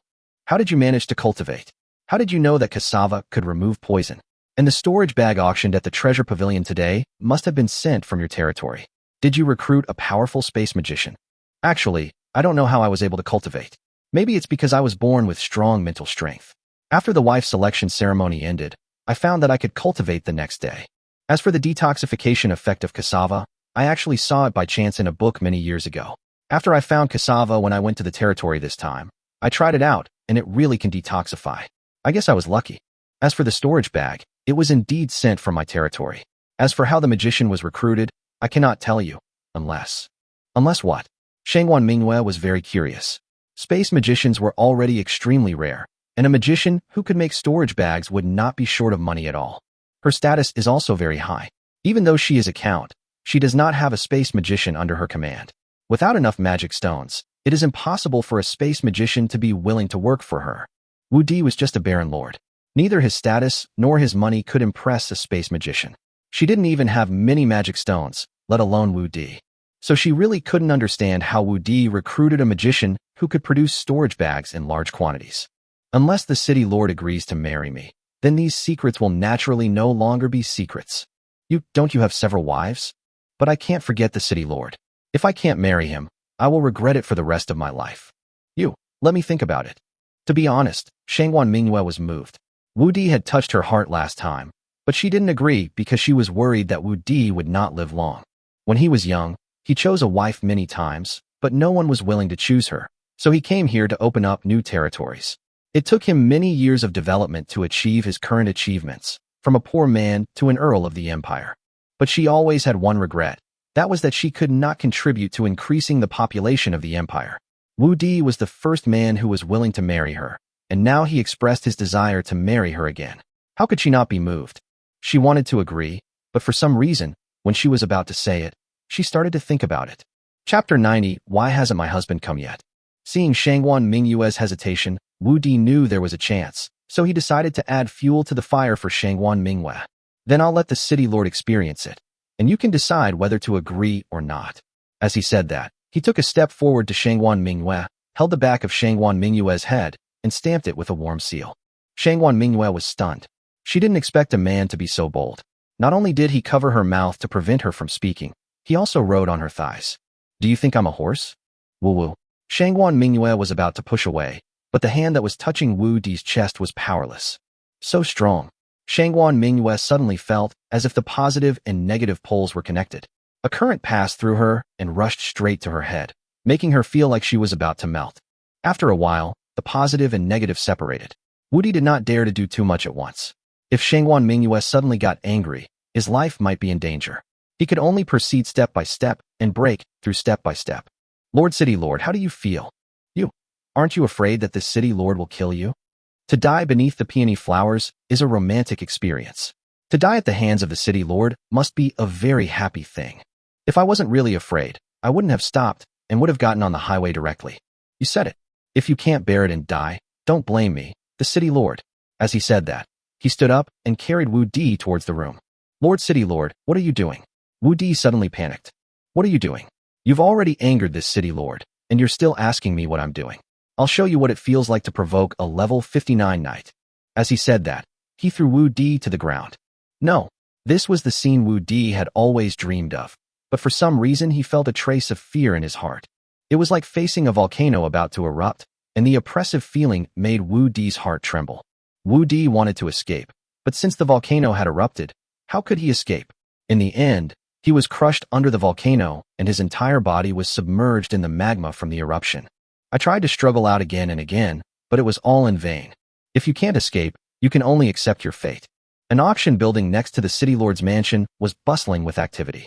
It was filled with powerful merchants from Manhwa City and Confronting City, as well as several merchants from the south who had just arrived to attend the auction. The venue is the property of the city lord's mansion, but this time it was rented to the treasure pavilion for the auction of storage bags. Murong Lingshan had already been waiting for a long time with Wu Di's wives. "Mom, the auction is about to start, and my husband hasn't come back yet. Do you want to wait a little longer?" "No, this is the first time that our Baibao pavilion has held an auction alone. Now that the time has been set, we must follow the rules. Otherwise, even if we disregard our reputation, those merchants outside will not agree. I've already sent someone to the city lord's mansion to wait for the son-in-law.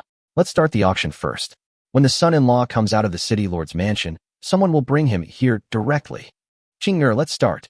As Murong Lingshan's personal maid, Qing'er not only organized this auction personally, but also served as the auctioneer.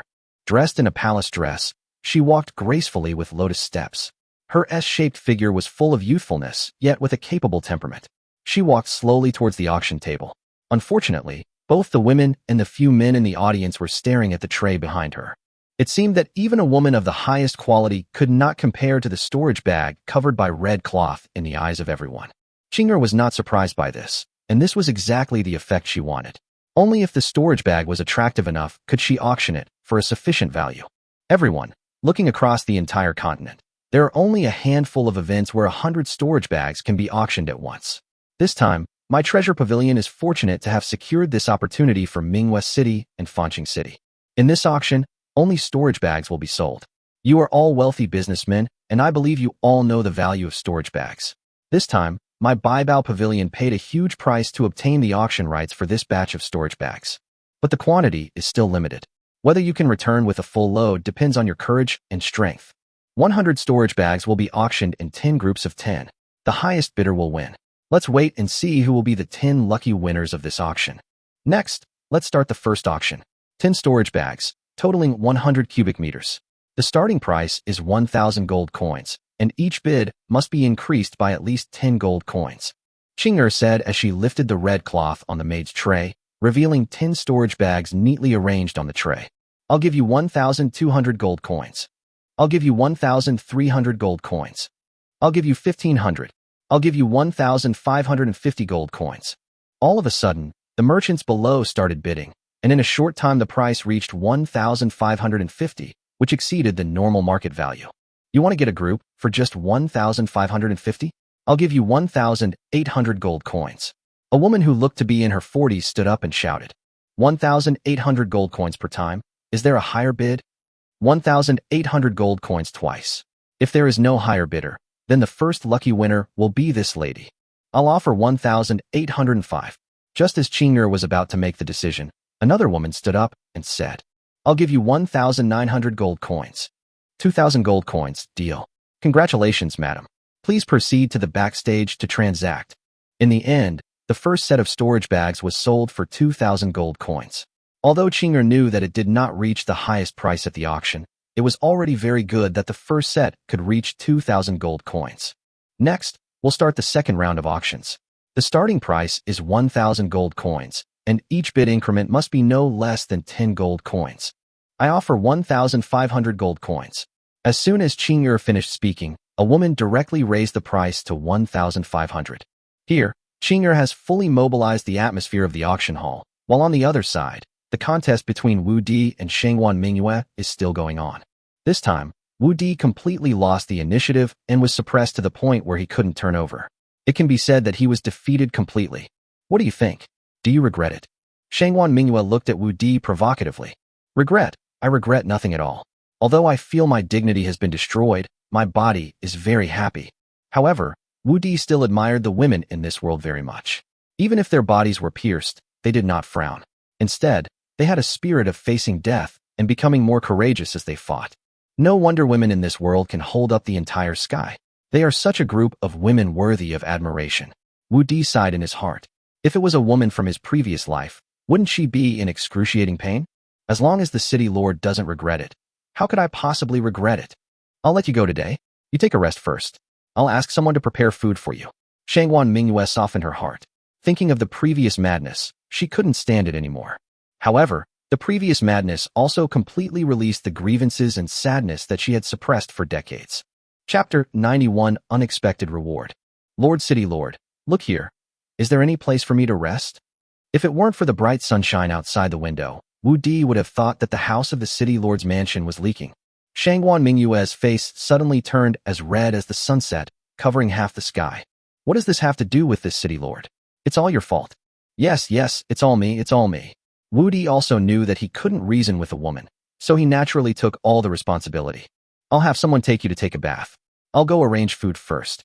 Shangguan Mingyue saw that Wu Di hadn't eaten for 3 or 4 hours, and he must be starving. She can't let the horse run without letting it eat enough. Soon 2 maids came in and took Wu Di to Shangguan Mingyue's private bathroom.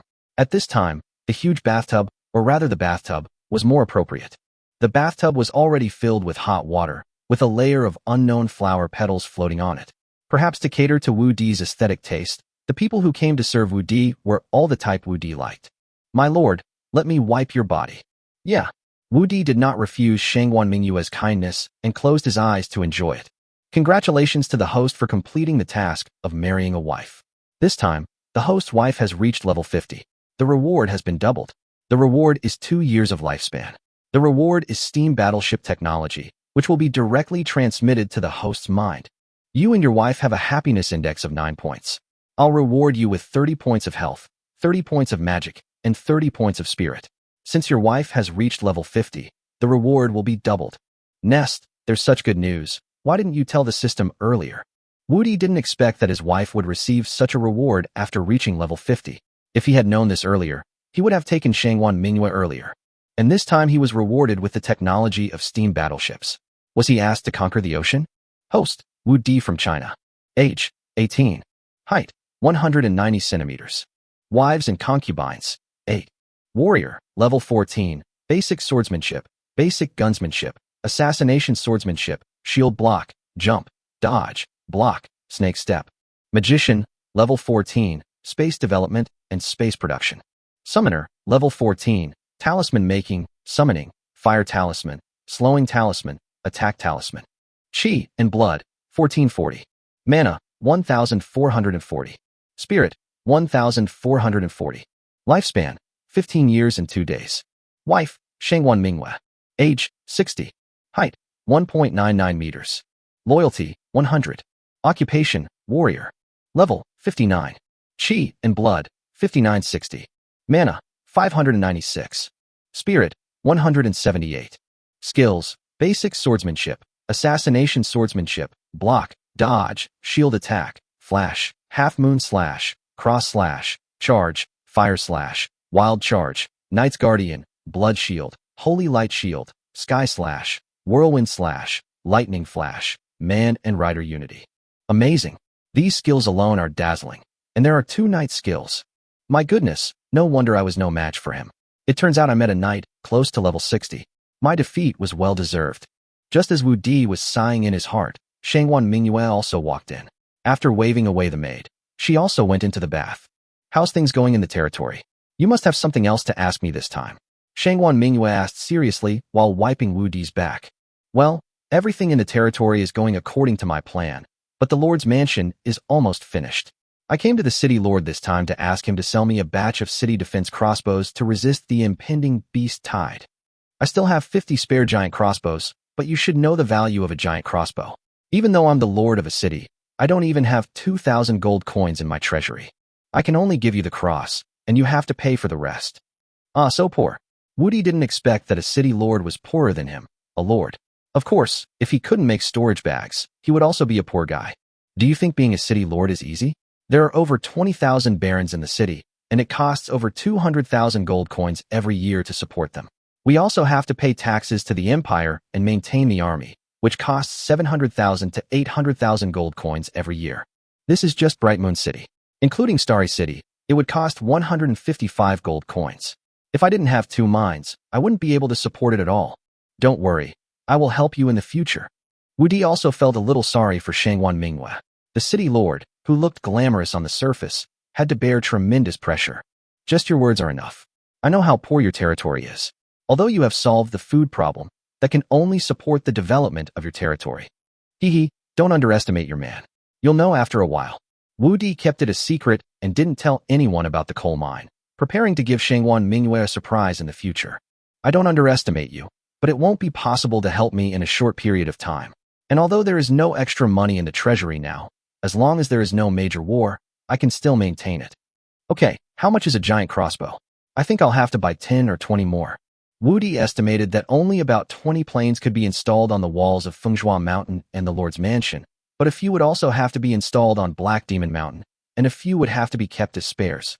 One costs 500 gold coins, but I can give you some extra crossbow arrows. Okay, I'll buy 20 more. 20 planes only cost 10,000 gold coins. If it were in the past, he really couldn't afford it, but now, he earned it back in a few days. Moreover, he didn't have to wait until the auction was over to get the 10,000 gold coins. Nalan Zishi had already given her a deposit of 10,000 gold coins. But he felt a little weird about taking the gold coins from another woman and giving them to another woman. But they are all mine anyway, so it doesn't matter who I give them to. Buying 20 at a time, are you so rich now? Shangwan Mingyue didn't expect Wu Di to be so generous. It took her many years to save up 50 spare giant crossbows.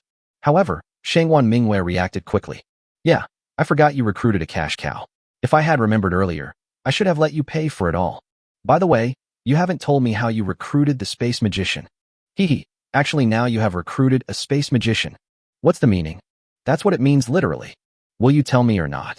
Shangwan Mingyue said as she rode on. I say, I'm a lord who just arrived at the territory. How could any space magician be willing to follow me? Then where did you get so many storage bags? Yes, because I am the space magician. Shangwan Mingyue's loyalty value was also full, so there was no need for him to hide it from her. Moreover, if Shangwan Mingyue knew that the storage bag came from his territory, then there was no guarantee that others would know it as well. He still needed Shangwan Mingyue to cover for him. Chapter 92. My husband won't offend the city lord, right? If you don't want to say it, then forget it. Shangwan Mingyue obviously didn't believe what Wu Di said. It is rare for a man to become a summoner, so how could he also be a magician? There has been no such precedent in the past 1,000 years. You don't believe it, right? What if I can prove that I am the space magician? If you can really prove that you are the space magician, I will do whatever you say. That's what you said. If I can prove that I'm a space magician, I'll be on top from now on. Okay, but only if you can prove that you are the space magician. Otherwise, you will never be able to turn things around in your life. Shangwan Mingyue firmly refused to believe it. She had to make this bet. Okay, let's go eat first. After dinner, I'll show you how powerful your man is. Then this city lord will wait and see. Are you full? If you are, come to my study. I have asked someone to prepare all the materials you need. Shangwan Mingyue said impatiently after dinner. I'm full, but please ask someone to go to the treasure pavilion and tell them that they don't have to wait for me for dinner. Wu Di originally wanted to make a hot pot for the girls today, but it seems he has to cancel it. Don't worry about that. I've already sent someone to notify them, and I told them they don't have to wait for you tonight. Shangwan Mingyue had already decided that if Wu Di couldn't satisfy her today, he would not be able to leave tomorrow. No way, you really said that. Of course. I, Shangwan Mingyue, have a man. Shouldn't I let them know? Very good. You are very good. That's a good opportunity for me to experience the feeling of riding a buffalo. It's too early to be happy. It's not certain who will ride whom. Okay, wait until I make the storage bag, and then I'll see how stubborn you are. Wu Di didn't say anything more and walked straight towards Shangwan Mingyue's study. He wanted to let Shangwan Mingyue see what a real man is. Come, help me cut it. Is it okay to capture the city lord and use him as a secretary? Okay, this city lord wants to see how you make this storage bag. Shangwan Mingyue didn't act pretentiously. He picked up the materials on the table and started cutting. You are pretending quite well. This city lord wants to see how long you can keep pretending. Looking at Wu Di, who was concentrating on making something, Shangwan Mingyue still thought that Wu Di was pretending. However, the feeling of having someone to play with her also made her feel very happy, and this person was her man. On the other side, the auction has also reached its final moment. The competition becomes more intense as the number of storage bags increases. Hundreds of merchants come for the storage bags, and they don't want to go back empty-handed. First of all, congratulations to the 9 tycoons who successfully won the storage bags. I wish you all success in becoming business tycoons soon. Now, who will win the last set of storage bags? The last set of storage bags, starting price is 1,000 gold coins. 2,000 gold coins. As soon as Qing'er finished speaking, the merchant below directly raised the price to 2,000, but it still failed to stop the competition from other merchants. 2,600 gold coins. A woman directly quoted the price of the previous transaction, trying to gain the upper hand. 2,007. 2008. 3,000. For the last set of storage bags, everyone reported their limits and made a final attempt. 3,000 gold coins per set. The price is more than double the normal market price. If it is auctioned individually, no one will be willing to pay such a high price.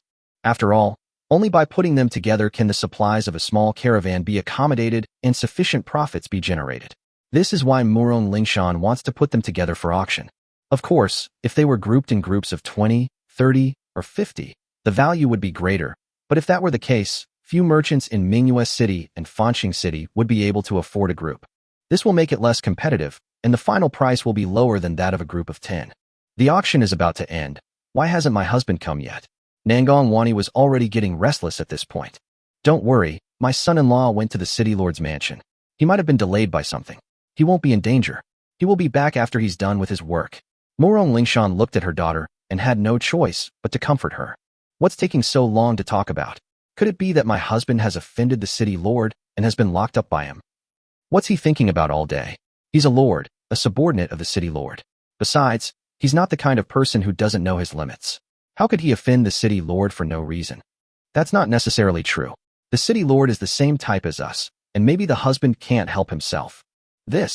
After hearing Nangong Wani's words, the girls became worried. Their husbands are good in every way, but when they see women like them, they can't control themselves. What if? That's the city lord. Don't overthink it. The auction is over. We'll know when we go to the city lord's mansion. Maybe the son-in-law has already gone back on his own. Congratulations to this lady. She successfully won the last set of storage bags for 3,500 gold coins. Everyone, this Baibao Pavilion auction has come to an end. Thank you all for participating. Merchants who failed to win the storage bag can only leave with regret. Let's go too. This time, in addition to the auction fees, we just got 26,000 gold coins, which is 2,000 to 3,000 more than expected. I think the son-in-law will be satisfied. More than 20,000 gold coins were equivalent to the profits of her 2 treasure pavilions for more than 10 years, and her brother-in-law earned it back in less than a month. My uncle is such a remarkable man. Pavilion Master Murong. These should be the wives of China's invincible lords. Murong Lingshan and the other girls had just walked out of the auction house when a personal guard from the city lord's mansion was already waiting at the door. These are the wives of the invincible lord of China. General, did you come here to convey a message to Lord Wudi? Murong Lingshan was relieved to see that the other party was very polite. It seemed that her brother-in-law was fine. The city lord sent his subordinates to pass on a message that Lord Wudi will stay overnight in the city lord's mansion, so the ladies don't have to wait. The guards did not hide it. It was something a woman could be very proud of to have a man. Even the city lord was no exception, so although Shangwan Mingyue did not directly announce that Wu Di had become her man, she had no intention of concealing it. The girls were shocked. What surprised them was not that Wu Di did not stay overnight in the city lord's mansion, but that the city lord really became their sister. Now that I've delivered my message, I'll go back and report. General, take care. Are we going to sleep in the same bed with the city lord in the future? As soon as the messenger left, Linghu Shaoqian thought of a terrible thing. Although they have gotten used to sleeping in the same bed during this period, they still can't let go when they sleep in the same bed with the city lord. That shouldn't happen. We are going back to the territory with my husband, and the city lord shouldn't go to the territory with us. Shui Mingyao thought for a while and said, Chapter 93, how did you do it? Yeah, it seems we've thought too much. If we really were with the city lord. Shui Mengdai was also afraid, but she was interrupted by Nangong Wani before she could finish her words. What if my husband doesn't return to the territory? He went to the territory before because there was no city lord. But now that my husband and the city lord are together, will he stay in the city lord's mansion and not go to the territory anymore? The girls were really scared this time. This possibility was really high. I say you are really scaring yourselves. You are all my uncle's women, but you don't even know my uncle's temperament. I tell you not to worry. My son-in-law is not a man who is used to comfort and pleasure. If he was really that kind of man, I wouldn't have chosen to go to the territory. Watching the women scaring themselves, Murong Lingshan could see clearly that Wu Di was definitely not the kind of man who was willing to rely on the protection of a woman. My uncle is different from other men. I think he is more like a man from 1,000 years ago. He has ideas, responsibilities, and abilities. Let's go home. Wu Di from the city lord's mansion placed the storage bags he had made in front of Shangwan Mingyue one by one, looked at her provocatively, and said, Well, your husband is amazing, isn't he? Shangwan Mingyue was indeed shocked by Wu Di. Not only was Wu Di able to make storage bags, but he actually made 10 storage bags in just a few hours. This completely overturned her cognition. Are you really not only a summoner, but also a magician? There are people who practice both disciplines, but that was thousands of years ago, and they are 1 in 10,000. Thousands of years ago, those who could practice dual cultivation were absolute geniuses. But today, thousands of years later, a cursed man has become a dual cultivator. How could this be so incredible? No. Wu Di shook his head.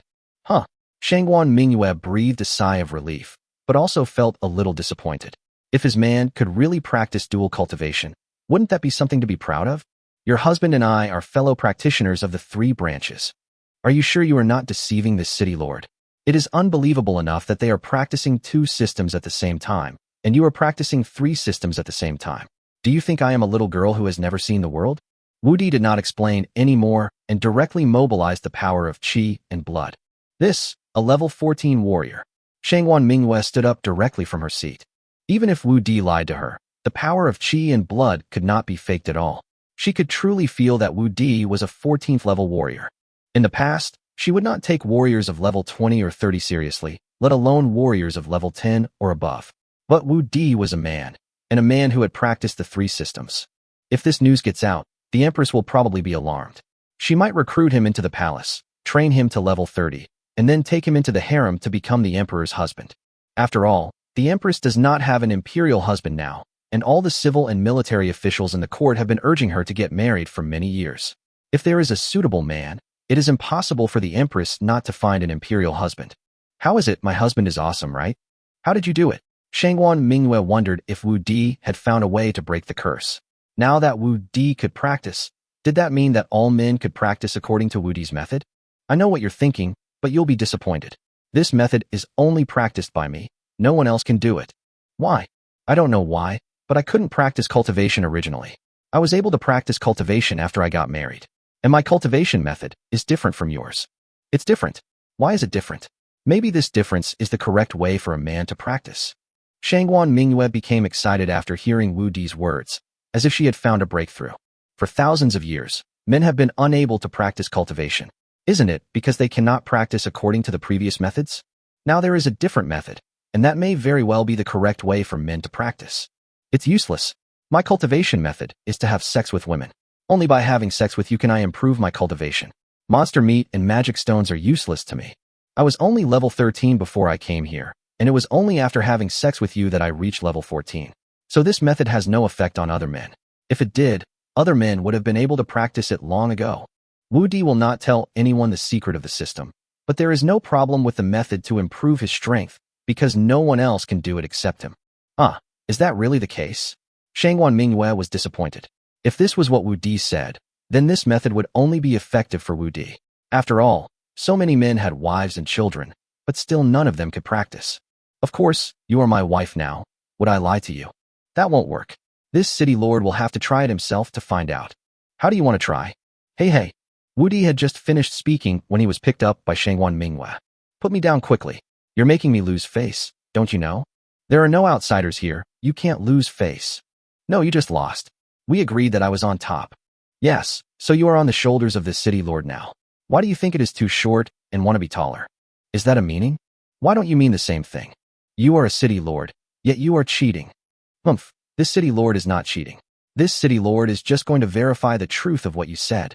After saying that, he directly threw Wu Di hard on the ground again. Come on, I accept my fate. Wu Di was a man who knew the current situation. Since he couldn't resist, he could only. Although the city lord has a weak physique, I didn't expect her to be so strong. Lord Wu Di is in trouble. Yang Shirua couldn't help but sigh as she walked in the aisle and listened to the violent collision sounds in the room. Butler Yang, you scared me. You walked without making any sound. Is the job done? Yang Shirua said to the leader of the guards in front of her. This isn't my fault. Steward Yang was so engrossed in listening that he didn't hear my footsteps. I've already sent someone to notify Lord Wu Di's wives. Okay, let's go now that we're done. Yang Shirua waved her hand. Manager Yang, what's the point of you listening alone? Besides, I'm the commander of the city lord's guards. Right now is the time when the city lord needs guards. I can't leave. Manager Yang, how long has the city lord been in there? Why are you asking that? You said that the Lord City Lord is eating meat. Can we have some soup too? You think too much. Why are you overthinking it? No matter what the city lord did in the past, he never wronged us sisters. Could it be that Director Yang is just waiting here to get a piece of the pie? Alas, I'm afraid you'll be disappointed this time. The city lord won't have enough meat this time. Not to mention the soup. Even the bones will probably be eaten by the city lord until there's nothing left. So forget it. Ah, is the city lord so fierce? Don't be surprised by what you have seen. Just stay here. I will not accompany you anymore. Chapter 94 System I Love You. Although Wu Di felt empty inside late at night, after all, he hadn't eaten dinner. His physical strength was not exhausted to the limit. After all, he had never gained the upper hand in the upper and lower problems. However, although Shangwan Mingyue was very stubborn in her position, she was still able to listen to Wu Di's opinions on the writing styles. Under Wu Di's guidance, she experienced all kinds of fancy writing techniques, which could be regarded as a disguised compensation to Wu Di. However, Wu Di also understood that a woman of level 59 was not something he could defeat at the moment. However, with this experience, Wu Di also believed that he should be able to barely drive a cart below level 50. System, are you asleep? I need to claim my reward. If you don't give it to me, I probably won't see the sun tomorrow. Usually, Wu Di falls asleep as soon as he finishes his work, so the rewards are distributed in the morning. However, he had already received it this afternoon. Wu Di guessed that the reward would be distributed immediately as long as he didn't fall asleep after the work was done. Congratulations to the host. You and your wife have increased your happiness index by 9 points. You are also rewarded with 60 more HP, 60 more magic, and 60 more spirit. Congratulations to the host for reaching level 15 in all 3 systems. You are also rewarded with 300 cubic meters of system space. Haha, that's great, system. I love you. Wu Di was excited. He didn't expect that when the 3 systems reached level 15, there would be a system space reward, and it was 300 cubic meters, which was equivalent to carrying 30 storage bags. Although he can make storage bags now, the space in the storage bags is limited, and he cannot hang storage bags all over his body. Moreover, hanging too many storage bags will easily show off his wealth. Now that he has the system space, it is different. Host, just love your wife. Wow. System, since you are willing to communicate with me, you are becoming more and more humane. Wu Di didn't expect the system to respond to his words. It used to be very cold and would only appear when completing a task. As the host's level increases and more tasks are completed, this system will become more and more humane. Please continue to work hard. Okay. I will definitely work hard and try to get the system up and running one day. Then you can't do it. The system's cold voice came again. Why not?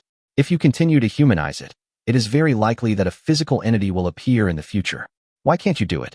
Wu Di just said it casually, but he didn't expect the system to say that he couldn't do it. Even if this system evolves to its final form in the future, it should be a body of steel. You can't do it. Damn, a body of steel? If that's the case, I guess his little, big baby really can't do it. No, didn't you say it should be?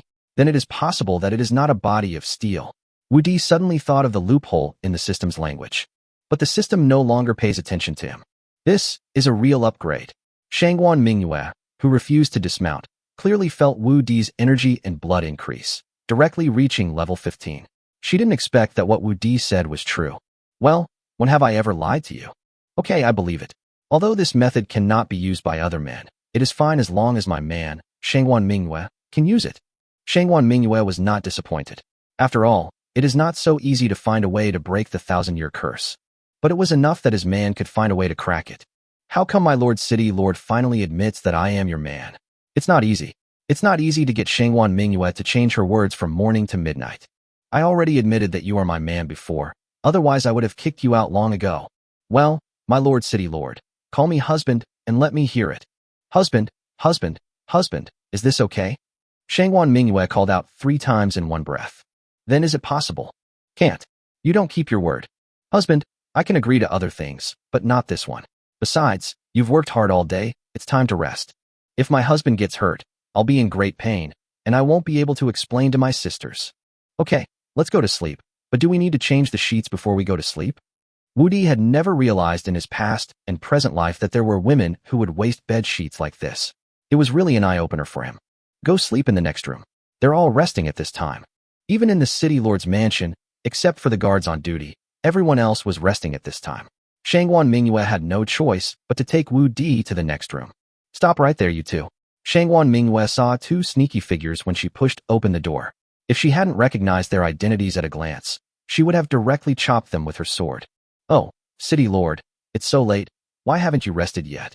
Yes, City Lord, why haven't you rested yet? Shangwan Mingyue was furious when she saw the two of them acting so arrogantly. They were sisters who had been through thick and thin with her for decades. Didn't she know what was going on in their minds? Commander Ling, Director Yang, you two are in such good spirits. It's so late, and you're still waiting at the City Lord's door. Do you want me to treat you to a midnight snack? No, no, we just saw that the City Lord hadn't eaten dinner yet, and we were worried that the City Lord and Lord Wudi were hungry, so we stayed here. Yes, that's what Director Yang said.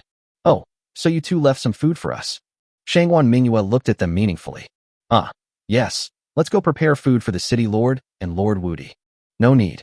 It will be dawn by the time you finish getting ready. Go back and rest. Shangwan Mingyue didn't really want to punish the two of them. She just wanted to give them a warning. Apart from her sister, these two are the closest to her. Although they are her subordinates, they are also the best sisters. Of course, the closest one now is Wu Di. Husband, this is for you. Shangwan Mingyue had just brought Wu Di to the next room when she took out a knight's medal and handed it to Wu Di. What's this? The junior knight's medal contains hundreds of cubic meters of space. It was crafted by a space magician above level 50. You should need it. Is this the Order of Knight? Although Wu Di had never seen the Order of Knight, he knew its function. Although the Order of Knight could serve as a symbol of knighthood, it was more of a storage. It has the same function as a storage bag, but it is not used to store items, but to carry mounts, favors, and other living creatures. A storage bracelet of the same size is worth around 4,000 to 5,000 gold coins, but a knight's medal may not be worth even 10,000 gold coins. It was believed that a knight's medal required a space magician of at least level 50 to make, and such a thing was controlled by the state.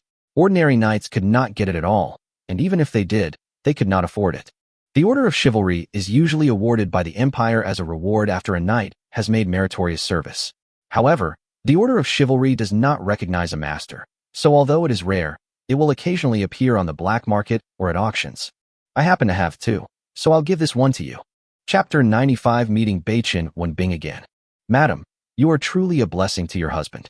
With this medal of knighthood, my skeleton finally doesn't have to follow me around everywhere. Although the skeleton's range of movement becomes increasingly longer as Wu Di's level increases, it would be much more convenient to be able to store it in the knight's medal when not in use. In the next 2 days, Wu Di did not rush back to the territory because it would take time for Murong Lingshan to collect tools and peppers in the city. Wu Di took the girls shopping during the day and bought them some gold and silver jewelry and beautiful dresses. Unfortunately, there was no adult clothes that Wu Di wanted. It seemed that he had to design them himself after returning to the territory, otherwise it would be a waste of the best resources around him. Just imagine your woman wearing those exquisite little things. It will definitely double the joy and happiness. In order to quickly improve her cultivation, Wu Di chose to stay overnight in the City Lord's mansion. After all, Shangwan Mingyue couldn't go to the territory with her, and it was double the points, so naturally she had to take better care of her. With chili peppers and other condiments, Wu Di also made hot pot for his women twice, and specially asked Shangwan Mingyue to invite several women to the City Lord's mansion for a gathering, so that both sides could get to know each other.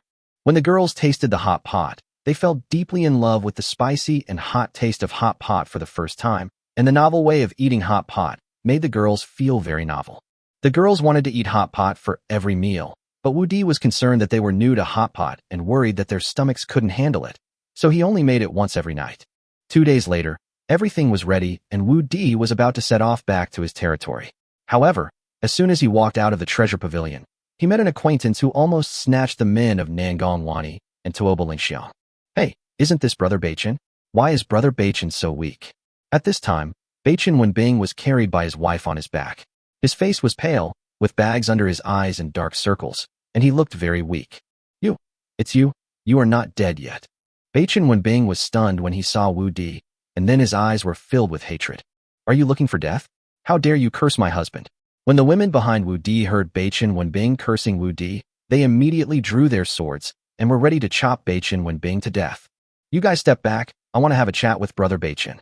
Brother Beichin, have I, Huaxiao Wu Di, offended you? If it weren't for you, how could I be like this now? It's all your fault. Beichin Wenbing couldn't hold it in any longer, and tears came out of his eyes due to grievance. Brother Beichin, you can eat whatever you want, but don't say anything you want. We only met once during the wife selection ceremony. This is only our second time. When have I ever hurt you? You chose her for me, right? Bachin Wenbing said angrily, pointing at the woman carrying him. Hey, she looks familiar. Oh, number 58. Yes, I was the one who suggested you choose her, but what does this have to do with me? Wu Di took a look and found that this woman was indeed a big woman that Wu Di had randomly chosen to trick Bachin Wenbing. How is it none of your business? It's because I listened to you and chose her that I became like this now, Wu.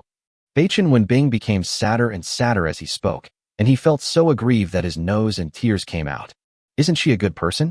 She looks so honest, so she should be very obedient and won't abuse you. If only she had abused me, I could have divorced her. In this world, men have the right to divorce their wives at will, but they cannot divorce their wives if they are married to an official, unless the woman commits domestic violence against the man. The official cannot divorce his wife before she becomes pregnant. She's a good girl. She's only good when she's out. She never lets me get out of bed at home. She tortures me 10 to 20 times a day.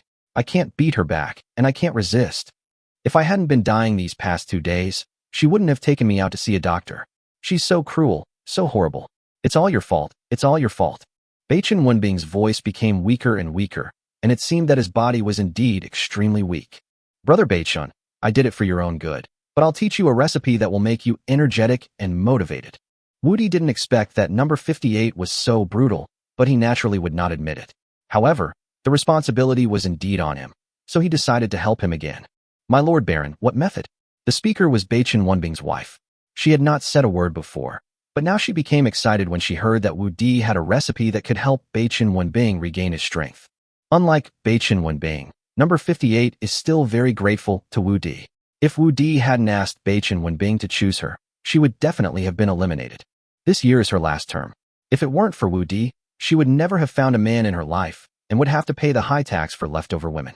It can be said that Wu Di is her benefactor, a great benefactor. That's it. Wu Di told number 58 about the big baby soup. Ah, that's great. Thank you, Baron. After hearing about the effect of the big baby soup, number 58 was immediately excited and thanked Wu Di. You're welcome. It's because I and Brother Bachin are good brothers. Bachin Wenbing wanted to curse, but couldn't even utter a word. He was finally able to rest in peace after being unable to do anything for the past 2 days. He would rather be unable to do anything in the future than stand up again. The woman in my family is too cruel. Not to mention that big baby. Even if the owner of the big baby comes together, I guess they are no match for my woman. It's brutal, too scary. Is this truck so difficult to drive? After bidding farewell to Bachin Wenbing and his wife, Wu Di felt a flash of fear in his heart. Wu Di didn't know whether all large trucks were particularly difficult to drive or if this was just an isolated case. After all, he had never tried it. If it was a common phenomenon, he would have to be more careful in the future. My husband, he hates you so much. Why do you still repay evil with kindness and tell them about the big treasure soup? Tuoba Lingxiang asked puzzledly. Actually, it's reasonable for him to hate me. He was in line before me during the wife selection ceremony. He wanted to choose between Wani and Lingxiang, but of course I didn't want to. So what? Wu Di told Bachin Wenbing about how he had tricked him. Husband, so it's him you were talking about. Fortunately, you stopped him. Otherwise, there would be no happiness in marrying such a weak man. Yes, husband, I'm lucky to have you. Otherwise we wouldn't have the happy life we have now. You are the best. Tuoba Lingxiang and Nangong Wani spoke out one after another, and they were both frightened. Husband, can the big treasure soup really cure Bachin's disease? Linghu Shaoqian asked curiously. It's impossible to cure him. That stuff can't cure diseases, it's just nourishing. Bachin Wenbing's essence has been severely depleted, and his wife is a vacuum cleaner. Even with the big treasure soup, it's not enough to cover the expenses. That husband still. I'm not a doctor, so I don't know how to cure him. I'm only prolonging the use of Bachin Wenbing's abilities to see if I can add to the empire's population before he drains it dry. Oh, I see. By the way, what is a vacuum cleaner? Well, this vacuum cleaner is a very powerful suction device. Chapter 96, Attack on the Return. Sister Yin, why did we choose to ambush here? Li Feifei was a little puzzled as to why Nangong Yin chose to ambush Wu Di and his group at the border of Maywailing.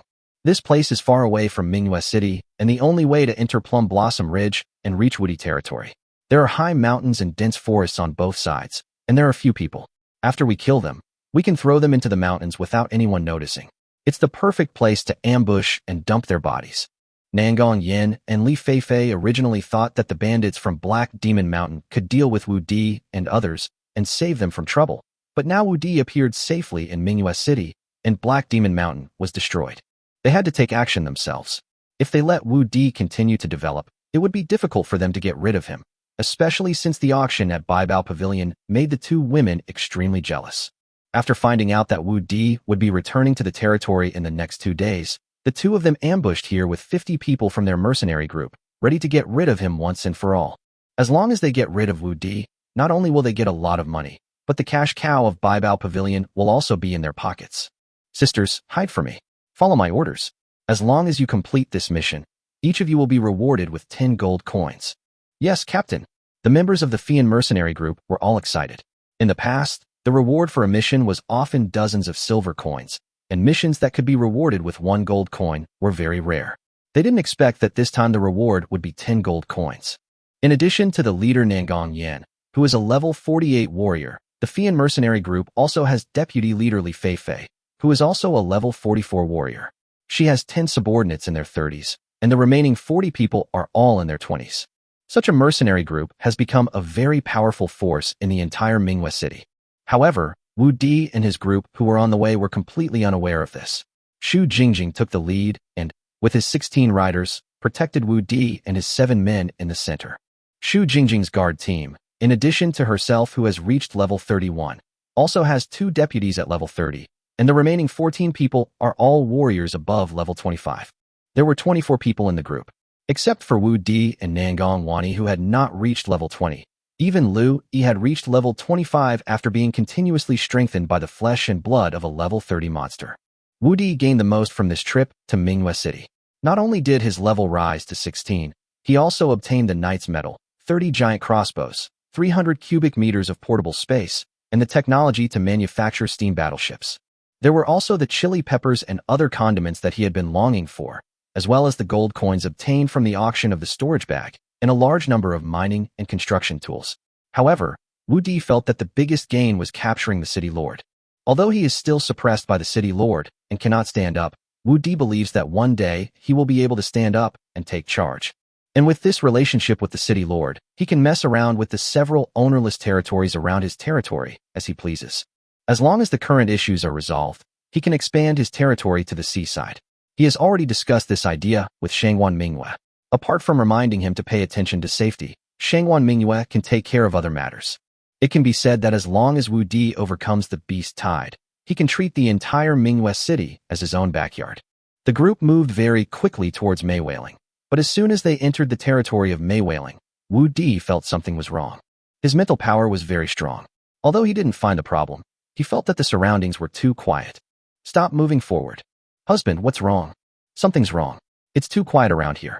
Everyone, be careful. Jingjing, let's go to the hillsides on both sides to check if there is an ambush. Wu Di gave direct instructions when he saw Xu Jingjing returning. Yes. Kill. Xu Jingjing had just received the order and hadn't yet named anyone when she saw dozens of people on both sides of the hillside in front of them rushing towards them. Nangong Yin didn't expect that Wu Di and others stopped before they reached their ambush location. She knew that an ambush was impossible, but with their strength, even if they didn't ambush, Nangong Yin was confident that she could easily deal with Wu Di and others. The only thing that worried her was that Wu Di would escape on horseback, so when she saw Wu Di and others stop, she immediately rushed out, not wanting to give Wu Di a chance to escape. Sir, madam, you go first. Xu Jingjing saw the enemy appear and immediately drew her sword and said to Wu Di and others, Sisters, it's time for us to repay our lord. Dismount and follow me to kill the enemy. Xu Jingjing saw that the enemy had 2 leaders who were in their 40s and were ready to die. They were not good at standing on horseback, and their horses were not good enough to sit on, so they could only dismount to buy time for Wu Di to escape. How could Wu Di watch his men, whom he had trained with great effort, die? Although the other party was strong, he was not weak either. Jingjing, come back and protect the surroundings. Mengyao, use ice wall to stop the enemy. Wu Di called out and released his skeleton at the same time. It happened that he had leveled up 3 levels in the past few days, so how could he give up the experience offered to him? Number 1, stop the strongest one. Number 2, start shooting from level 30. Swish, swish, swish. As soon as Wu Di finished speaking, number 2's arrows were shot out one after another. In the blink of an eye, 3 opponents fell down, and they were all strong men above level 30. Although number 2 is only level 18, he has 36 bone arrows, and he can probably upgrade and replenish them after shooting them. Number 1 also rushed directly towards Nangong Yan. Although he was not Nangong Yan's opponent, he had no problem restraining Nangong Yan. After all, her bones were very hard. Ling Xiang, Meng Dai, Jingjing, the three of you cooperate with Meng Yao to block the other level 44 enemy. The others will wait until the enemy gets closer before killing him. Wu Di estimated that when the enemies approached, those above level 30 would probably be shot out by number 2, and the remaining ones in their 20s would not be a concern. The biggest threat would only be the 2 in their 40s. This is also the reason why he is not afraid of choosing a head-on fight. After all, with 2 skeletons and Shui Mengyao, his chances of winning are greater. Of course, if he falls into the opponent's ambush and engages in hand-to-hand combat, he will have no chance of winning. Damn, how could the other side have such powerful archers? Li Feifei couldn't help but curse as she watched the elite soldiers around her fall one after another. If this continues, all the elite troops on our side will be killed before we even get close to the enemy. Humph, a skeleton wants to stop me? Nangong Yan didn't think that a skeleton could stop her. Even if it was a skeleton of an undead summoner above level 30, she could kill it with one sword. Ding! The 2 knives collided, sparks flew, and the oncoming skeleton was knocked back a step by her. Nangong Yan looked at the skeleton in front of her in disbelief. Although she did not use her full strength, she still used 70% of it. Not only did she not kill the opponent instantly, but she felt a huge force coming and blocking her forward movement. As for the other members of the Fian mercenary group, seeing their captains falling one after another, the overwhelming momentum they had previously had suddenly weakened several times, and they even slowed down their pace unconsciously. Chapter 97 Counterattack. Don't stop, charge. As long as we get close, their bows and arrows will be useless. Li Feifei shouted hurriedly when she saw her subordinates' morale was declining. Brutal charge. The blocked Nangong Yan directly used a knife to hold back the skeleton blocking her way and used the brutal charge to advance. As long as she got close, the man who prevented her from making money would surely die. As for the death of her subordinates, she didn't care at all. As long as she killed Wu Di and got the cash cow of Baibao Pavilion, why should she be afraid of not being able to recruit people? And if all these men died, she could save the bounty of 500 gold coins. Ice wall. Bang! The ice wall shattered, and Nangong Yan's skills came to an abrupt end. Damn it! Nangong Yan had no problem pushing the skeleton in front of her, but after the skeleton hit the ice wall, it used the resistance to withstand her skills. Shui Mengyao just helped number 1. At this time, she continued to release the ice blade technique to cooperate with the 3 women to stop Li Feifei from moving forward. In just a dozen seconds, all the elite members of the Fian mercenary group above level 30 were killed by number 2. Numbers 1 and 2 also gained experience and reached level 19. The bow and arrows that number 2 had just shot were not only restored to their original state, but 2 more were added. And number 1 fought Nangong Yan with just 1 sword, evenly matched with her. Damn it, it's upgraded. Sure, slash, get out of my way. Nangong Yan was furious. She knew that if she didn't kill this skeleton, she would have no chance of getting close to Wu Di, so she directly used her strongest skill, Shura Slash. Bang! Number 2 flew backwards several meters, with 3 ribs broken on her chest, which was even more serious than the damage caused to her by Black Widow last time. However, number 2 was just a skeleton and had no sense of pain. As long as her bones were not broken, she would not lose her combat effectiveness. She quickly got up, but Nangong Yan took the opportunity to advance 4 or 5 meters. At this time, Nangong Yan was only a dozen meters away from Wu Di, but Wu Di would not stand there stupidly. Seeing this, Wu Di led everyone to retreat another 7 or 8 meters. Bastards, charge over here. Whoever kills that man will be rewarded with 1,000 gold coins. Nangong Yan was going crazy. Not only did her powerful attack not close the distance with the opponent, but it made the distance between them even further away. On the other side, although Li Feifei still had enough strength to face the obstruction of the 3 women, she had to keep an eye on the ice blade that was shooting at her all the time. For a moment, she was tied up and completely entangled. As for the others, most of them had been shot dead by number 1, leaving only a dozen or so. However, no one stopped them after all, and they were less than 5 meters away from Wu Di and the others. Kill. The remaining members of the Fian mercenary group saw hope. At such a close distance, the archers were completely useless. Unfortunately, they underestimated number 1. Bow and arrows shot out from the gaps among the guards and took away several mercenaries again. Kill. The guards had the upper hand both in terms of numbers and strength. There were only 13 mercenaries left, while there were 16 guards left, not to mention 2 who were level 30. The level 30 mercenaries were all killed in a wave of bursts of fire from number 2 during the Mid-Autumn Festival.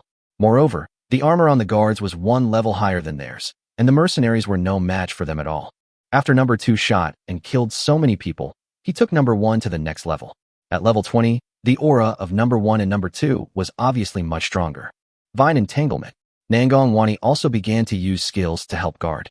Although Linghu Xiaoqian and Lu Yi also wanted to help, they still stayed by Wu Di and Nangong Wani's side. Wu Di ignored them. These mercenaries no longer posed a threat to them, and the biggest threat still lay in the other 2 battlefields. Number 2. Assist number 1 in killing Nangong Yan. Wu Di has already recognized the identities of Nangong Yan and Li Feifei. Although the other party is Nangong Wani's aunt, she wants to kill him, so he will no longer care about this identity. Swish, swish, swish. As soon as Wu Di finished speaking, number 2 shot out 3 bone arrows in succession. Dang, ding ding puff. Nangong Yan had just swung away number 1's bone knife, when 3 bone arrows came straight towards her face. She blocked 2 of the bone arrows in a hurry, but the 3rd bone arrow hit her shoulder joint. 3 arrows in a row. Wu Di didn't expect that after number 2 was upgraded to level 20, he could actually shoot 3 arrows in seconds. That number 1. Wu Di thought and looked at number 1, only to see that number 1 took advantage of Nangong Yan's injury and slashed at Nangong Yan with 3 consecutive swords. Nangong Yan was horrified and wanted to resist, but she only blocked 1 knife. However, she reacted quickly and activated the Qi and Blood Shield, but the Qi and Blood Shield could only block the remaining 2 knives in a hurry. And at the moment when her blood and energy shield dissipated, 3 bone arrows came towards her and nailed her firmly between her eyebrows. A red and white plum blossom bloomed on her forehead, ending her sinful life. I am unwilling. Dust flew up and life disappeared. Sister Yan. Li Feifei was shocked. At a glance, she saw that she was the only one left in the Fian mercenary group. No, I have to run. I don't want to die yet. Li Feifei had already thought about escaping. If she killed the man, there would be no place for her to stay in the entire East Continent. She could only flee overseas and then go to the West Continent to find a place to stay. Shura Slash, Charge Flash. A Shura Slash broke the entanglement of 3 people, a countercharge escaped from the battlefield, and a flash created distance. It must be said that Li Feifei is very good at escaping, but she ignored the strength of the people around Wu Di. Ice Wall. Swish, swish, swish. Shui Mingyao's 3 ice wall spells overlapped, just blocking the front of Li Feifei, who flashed out. Li Feifei couldn't dodge in time and directly crashed into the ice wall. Then number 2 shot 3 arrows in a row, pinning it firmly to the ice wall. Lingxiang, Mengdai, Jingjing, are you okay? Wu Di came to the 3 women and asked. Although the 3 women failed to kill the enemy in this battle, they played a decisive role. If the 3 women had not worked together to resist Li Feifei, the situation of the battle would probably have been different. Husband, we are both fine. We just have a few holes in our armor. Jingjing was injured after blocking a knife for us. Jingjing, where are you hurt? Let me see. Wu Di hurriedly walked to Shu Jingjing. Although Shu Jingjing was not his woman, they were the first group of people to follow him and were still very important in Wu Di's heart. I am incompetent. Please punish me, sir. Shu Jingjing didn't expect Wu Di to care about her so much. When she thought about herself as the captain of the guard but didn't even have the ability to protect her master, she felt useless. Hurry up and get up. You have made great contributions in this battle. Go and bandage your wound. Wu Di helped Shu Jingjing up and checked her wound again. Fortunately, it was just a flesh wound and Nangong Wani could treat it. Wani, give Jingjing and the others some treatment. Don't worry, my husband. They are just minor injuries. I can handle it. Although Nangong Wani was lacking in combat skills, she still had some experience in treating common external injuries. After coming to the territory, she has treated hundreds of people, especially after the last battle with Black Demon Mountain. All the injured guards were healed by her. Chapter 98. Brother, you are finally back. Husband, this time, in addition to Captain Shu, 3 other guards were slightly injured, but their armor was damaged to varying degrees. Linghu Xiaoqian reported to Wu Di after checking the condition of the wounded. It's good that everyone is okay. We have no shortage of armor now. Before leaving, Shangwan Mingyue gave her 500 sets of standard equipment and also bought hundreds of sets at the treasure pavilion. He had no shortage of equipment in the short term. What he lacks now is people. 300 soldiers is already the limit for recruiting soldiers in the current territory. If he wants to expand the army, he has to find another way. Husband, these are Nangong Yan and Li Feifei's storage bags. Tuoba Lingxiang handed the 2 storage bags to Wu Di. Wow, I can loot bags. Wu Di took the 2 storage bags. This was his first time looting bags. Black Widow didn't have storage bags before. Well, not bad. There are still thousands of gold coins in total. Hey, is this a magic stone? Wu Di saw that there were 3 blue pigeon eggs in Nangong Yan's storage bag. Husband, this is the magic stone. Although Wu Di had never seen the magic stone, Shui Mingyao and Nangong Wani had used it, so they recognized it at a glance. Husband, how many magic stones do you have? Nangong Wani asked. If she had more than 10, she would be able to break through to level 20. Just 3. Yeah, it's good enough for Nangong Yin to have 3. I just took it for granted. Who wants these 3 magic stones? Wu Di looked at Nangong Wani and Shui Mingyao. Give it to Wani. I'm about to break through level 36. Even if I absorb it, I can't reach level 37. Giving it to Wani should help her break through to level 19. Shui Mingyao said generously that although the 3 magic stones could slow down her meditation time, they would not be of much use to her. It would be better to give them to Nangong Wani so that she could break through to level 19. Although the quantity of each level is the same, the quality is different. Whether it is a warrior or a magician, the ability required will double every time a level is broken through. Then give it to Wani. Wu Di did not hesitate. No matter who he gave it to, it would not be of much use. What he needed was the magic stone vein. After this matter was over, he must find the magic stone vein as soon as possible. Wani, Nangong Yin is your aunt. You won't blame me for killing her, right? Husband, ever since she kicked us 3 out of the Nangong family, she has had nothing to do with us. Moreover, she even wanted to kill you. Husband, she deserves to die. Okay, now that they are all dead, this matter ends here. Here are their storage bags. Take them.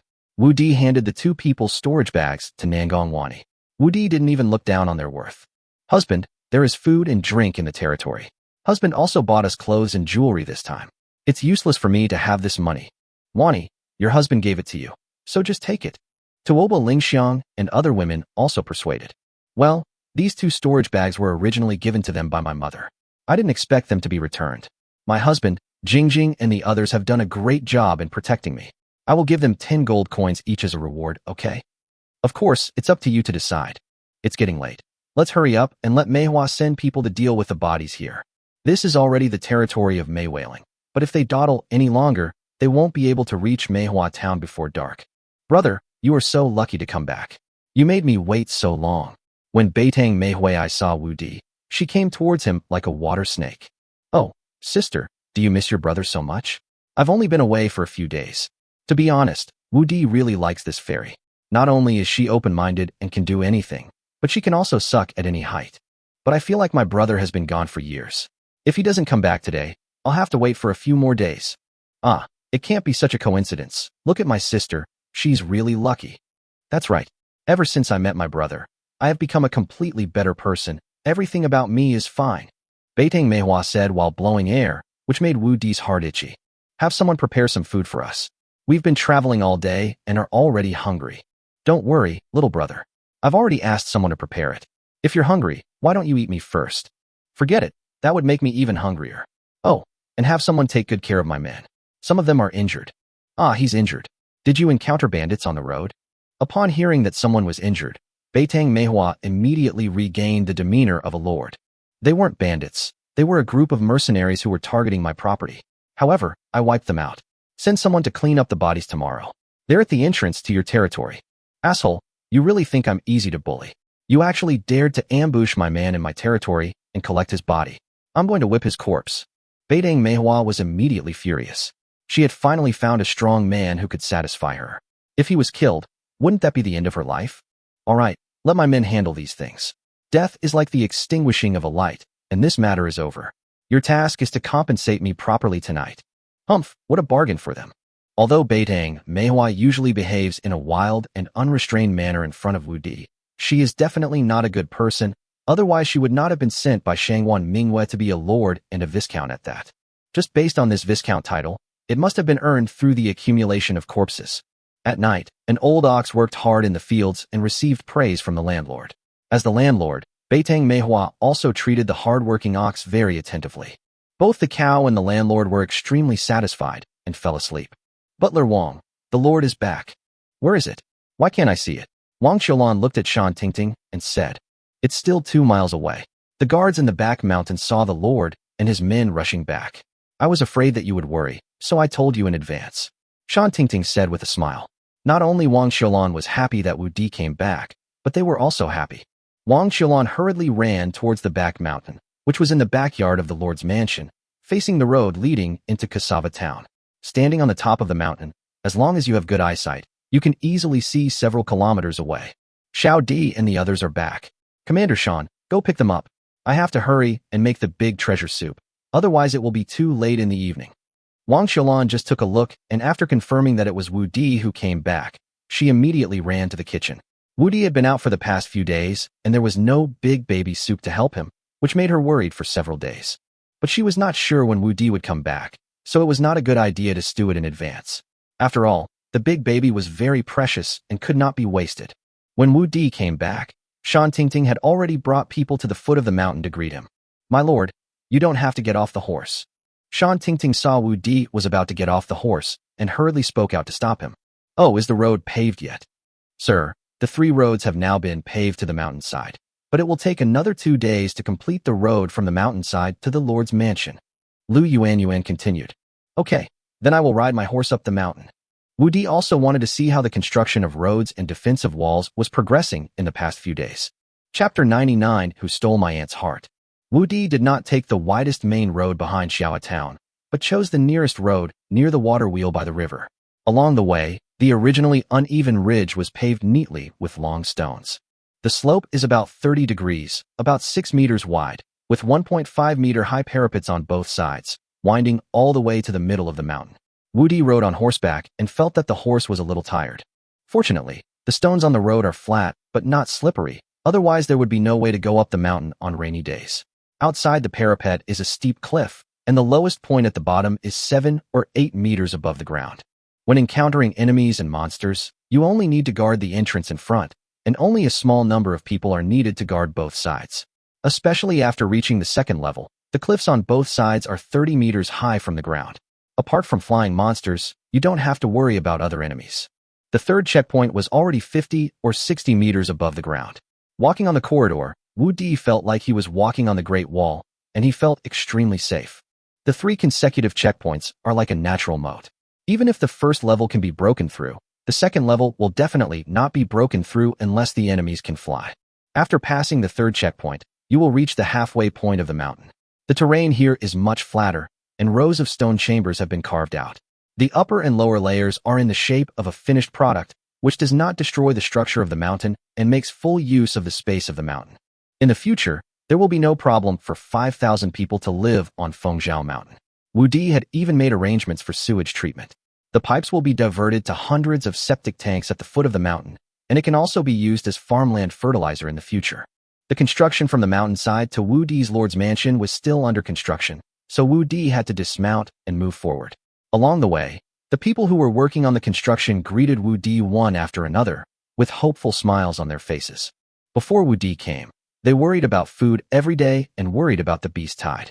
Although they could hide in Maywailing when the beast tide came, the time of each beast tide was not fixed, and it would be too late to run away when the beast tide came.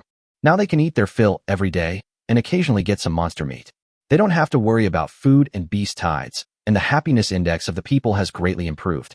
Moreover, they work under the Lord's nose every day, always hoping that one day they will be noticed by the Lord and rise to the sky. Oh, by the way, why don't I see my aunt?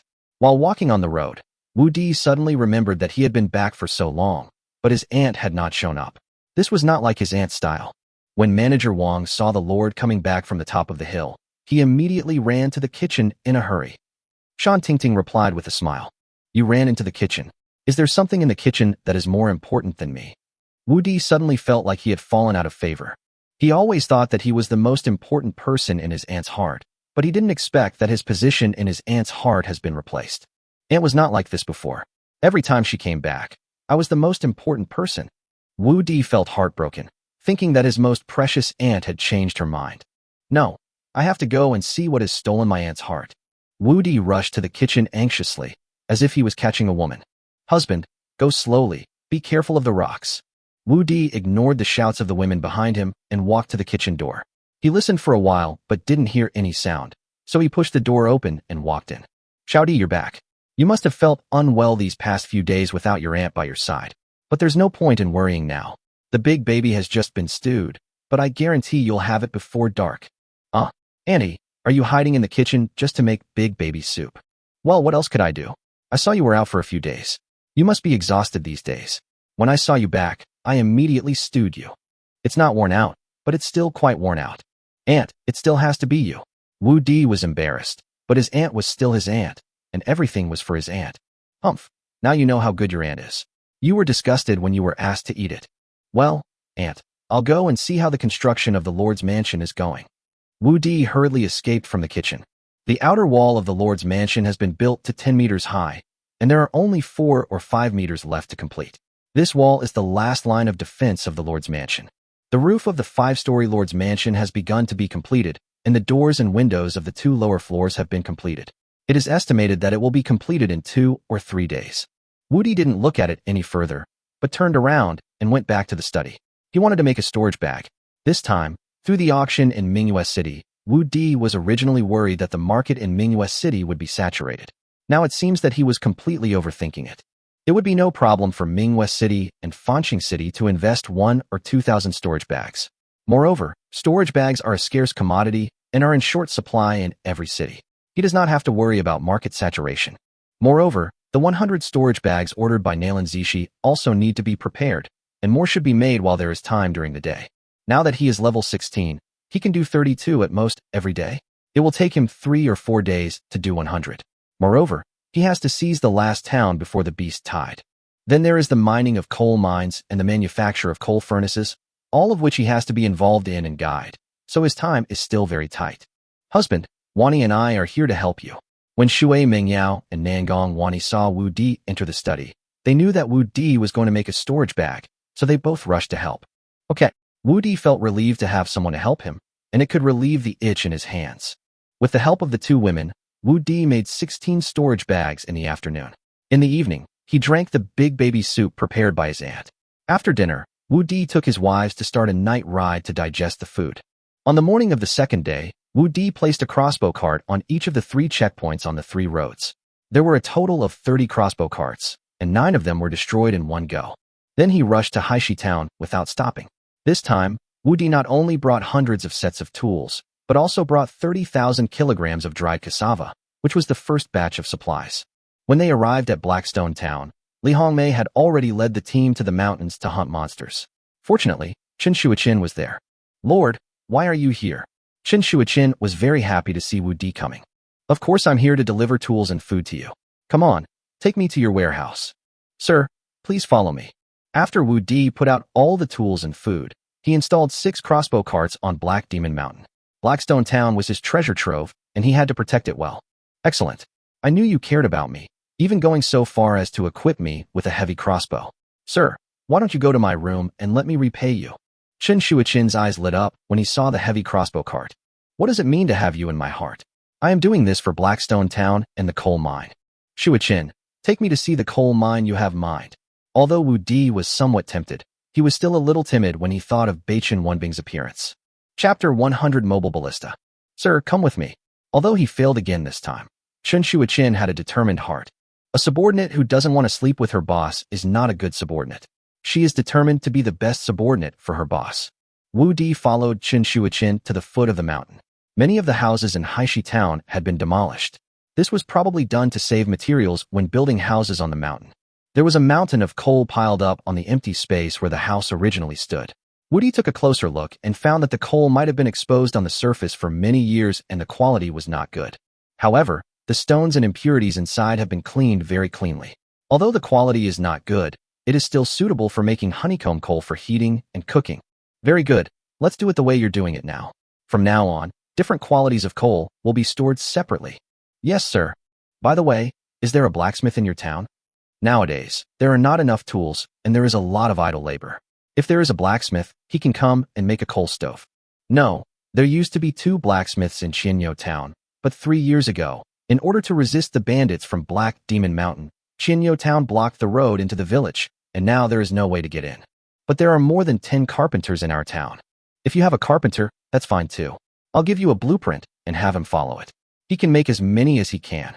Wu Di knew that the road to Qianyo town was blocked, so he had asked the villagers of Cassava town to clear a road to Qianyo town. However, Since there was no blacksmith to make a coal stove, the carpenter could make a bellows. Hand-pulled bellows, whirring sound. Bellows honeycomb coal stoves are not used, but bellows must be used when burning coal blocks, coal balls, melting iron, smelting iron, and forging. This not only helps combustion, but also controls the size of the flame, increases firepower, and increases the temperature of the coal stove. It will be useful when promoting coal in the future and can be packaged and sold together with coal.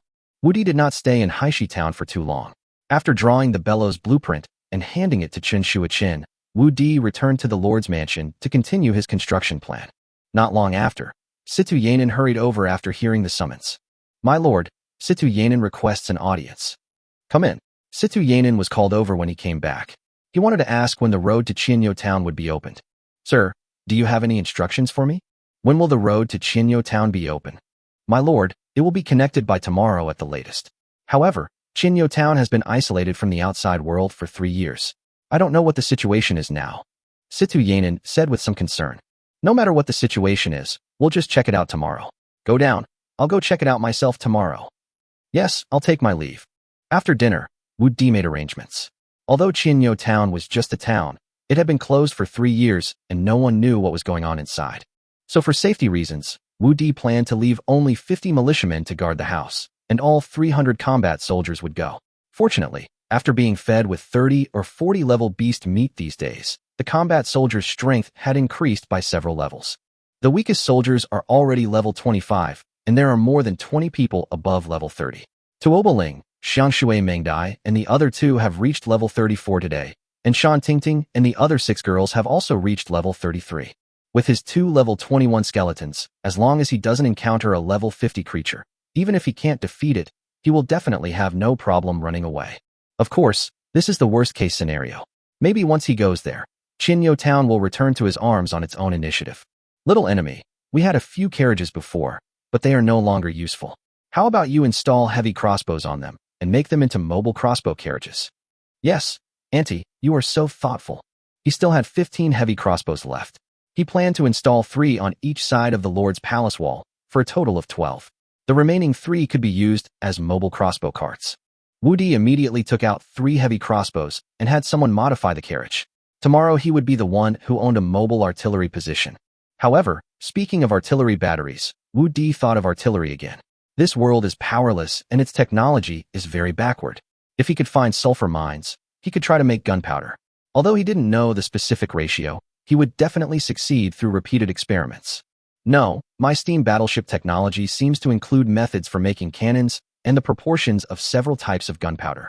When Wu Di obtained the steam battleship technology before, I didn't look at it carefully. After all, steam battleships were still far away from him. But just now, with just a thought, a lot of information about artillery appeared in his mind. It turns out that this steam battleship refers to all types of steam battleships. Send it, send it. Wu Di initially thought that it was the technology of a certain type of steam battleship.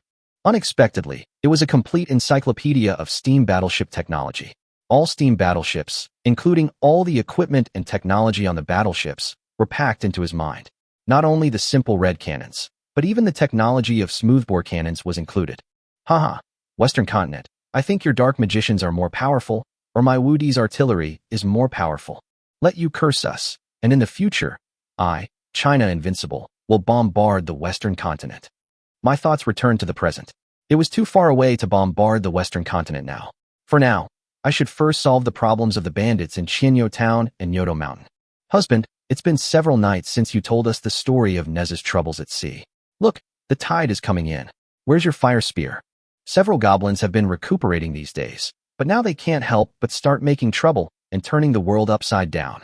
It's fishy, salty, and moist, like the nest. It really tastes like the sea. Wu Di looked at the group of shrimp soldiers and crab generals who kept provoking him, and immediately took out his fire spear. Hey, you daring monster, you don't even know how to live or die. Look at the gun. Wu Di was brave and fearless, but the monsters worked together, and not only did he fail to suppress them, but he was defeated by the monsters wave after wave. This story lasted for several hours. In the end, Wu Di successfully subdued a group of shrimp soldiers and crab generals, but his fire spear was also bent by the waves released by the monster. Early the next morning, Wu Di took a look at the fire spear and breathed a sigh of relief. The fire spear is worthy of being an innate spiritual treasure with the ability to self-repair. No wonder Neza was able to cause havoc in the East China Sea. However, they were dealing with a bunch of small fry, unlike the goblins above level 50 who had double experience, so the level up speed was reduced by half compared to that in Manhwa City. Sir, the crossbow cart has been modified and the 300 guards have been assembled. Then let's go. Wudi's wives and Shan Tingting were all riding on horses. 300 well-armored guards set off towards Cassava Town with 3 modified crossbow carts, which were also pulled by horses. In Qianyo Town, in the town hall, Wenrin Jingxiang frowned slightly, unable to make a decision. Mayor, they're about to open up the road to Poisonwood Town. What should we do?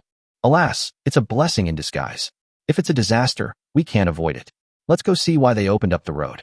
It's been 3 years, so it's time for us to go out and learn about the situation outside. It's difficult to make a decision, so we can only take it one step at a time. Chapter 101, Wenrin Jingxiang. In fact, a few days ago, Wenrin Jingxiang knew that a road was being opened towards Demu Town, and she was considering whether to stay or go in the future. Ever since Lord Furong died, the territory has become a mess. Both the Beast Tide and the bandits have posed a great threat to them. Life was getting worse day by day. They had been trying to survive between the 2 bandit groups of Black Demon Mountain and Nyoto Mountain. 3 years ago, Nyoto Mountain attacked again, and they were no longer able to resist. Just when they were about to give up resistance, a group of powerful foreigners rescued them and killed all the bandits in Nyoto Mountain, thus taking over their place. They originally thought that Qianyo Town would be enslaved by the other party, but they did not expect that the other party would be so friendly and would not interfere with them.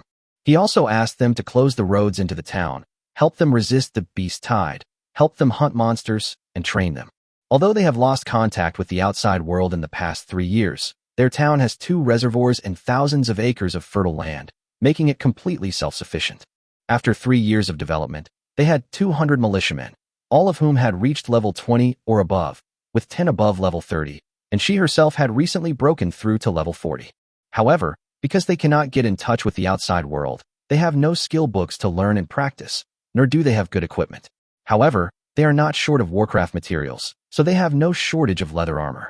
Although there are many blacksmiths for weapons, there is a lack of iron ore, and the weapons are barely enough for 200 people. However, despite the lack of weapons and skills, the quality of life is much better than before. At least there is no need to worry about beast tides and bandits, nor do they have to worry about food problems.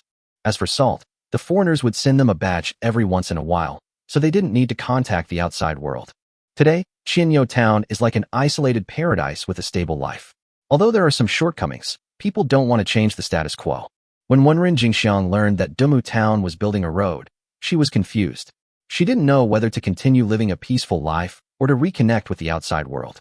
Moreover, the foreigners on Nyoto Mountain obviously did not want to see them establish contact with the outside world, but now that the roads were open, she could only take one step at a time. Who are you, and why are you trespassing into Qianyo Town? In Cassava Town, the militia captain, Situ Yanin, has been ordered by the Lord to open a road for Qianyo Town. I've never heard of Cassava Town. Lord, do we have a lord here? I think you are bandits pretending to be one. The team leader in charge of guarding Qianyo Town obviously didn't believe it. Cassava Town was renamed from the former Poisonwood Town. Friends of Morning Glory Town, our territory has a new lord. Go and get your mayor to come and greet him. A new lord for Cassava Town. Wenrin Jingxiang, who had just arrived, felt much clearer in her heart after hearing Situ Yanin's words. Only after the new lord came would it be necessary to open up their town and restore contact, but she really didn't expect that someone would come here to be the lord. Mayor, you've arrived just in time. They said they were from Cassava Town and that a lord had arrived in our territory. I understand. I'll take care of it. Mayor Wenrin, I'm glad you're here. I'm Situ Yanin. Do you still remember me after not seeing you for 3 years? Although Qianyo Town has been closed for 3 years, the 2 towns had intersections in the past. Situ Yanin had seen Wenrin Jingxiang several times before. Although he hadn't seen her for 3 years, he still recognized her at a glance. Situ Yanin. Oh, I remember now. You were one of the militia captains in Poisonwood Town. Are you the captain of Poisonwood Town now? And I heard you say before that Poisonwood Town was changed to Cassava Town, and there was a new lord. What's going on? Although I'm not familiar with Situ Yanin and Wenrin Jingxiang, I still have some impression of them. This is a long story. A month ago, Situ Yanin told Wu Di everything she knew after he came to the territory. You're saying that not only did our territory have a new lord, but he was also a baron, and in just 1 month, He solved the problems of Shueibua Village and Black Demon Mountain. To be honest, Wenren Jingxiang was a little bit unconvinced. Not to mention whether a man would come to the territory to be the Lord. Even if there really was a man who came to be the Lord, when did the man become so powerful? This was not the year before last. Ever since the curse 1,000 years ago, after the last batch of powerful men died out more than 300 years ago, there have been no more men who look like men, let alone powerful men. However, Sita Yanin didn't seem to be lying, and for a moment she couldn't be sure whether it was true or not. She was also thinking about what she should do if it was really as Sita Yanin said. It would be fine if there was no lord. Their town could continue to develop as it is closed, but it would be different with a lord. She could not disobey the lord's orders unless she stood against the Silver Moon Empire. But with her current strength, not to mention the Silver Moon Empire, even the Bright Moon City is not something she can contend with. Mayor Wenren, everything I said is true, and the Lord is already on his way. It won't be long before he arrives here, so you'll know soon if what I said is true. Captain, the Lord has arrived. At this moment, a militia captain ran over and said, "Oh, it's really the Lord who has come." Situ Yanin turned around and saw a huge team coming towards their location at the end of the road. She saw Wu Di on horseback at a glance. Mayor Wenren, the Lord has arrived.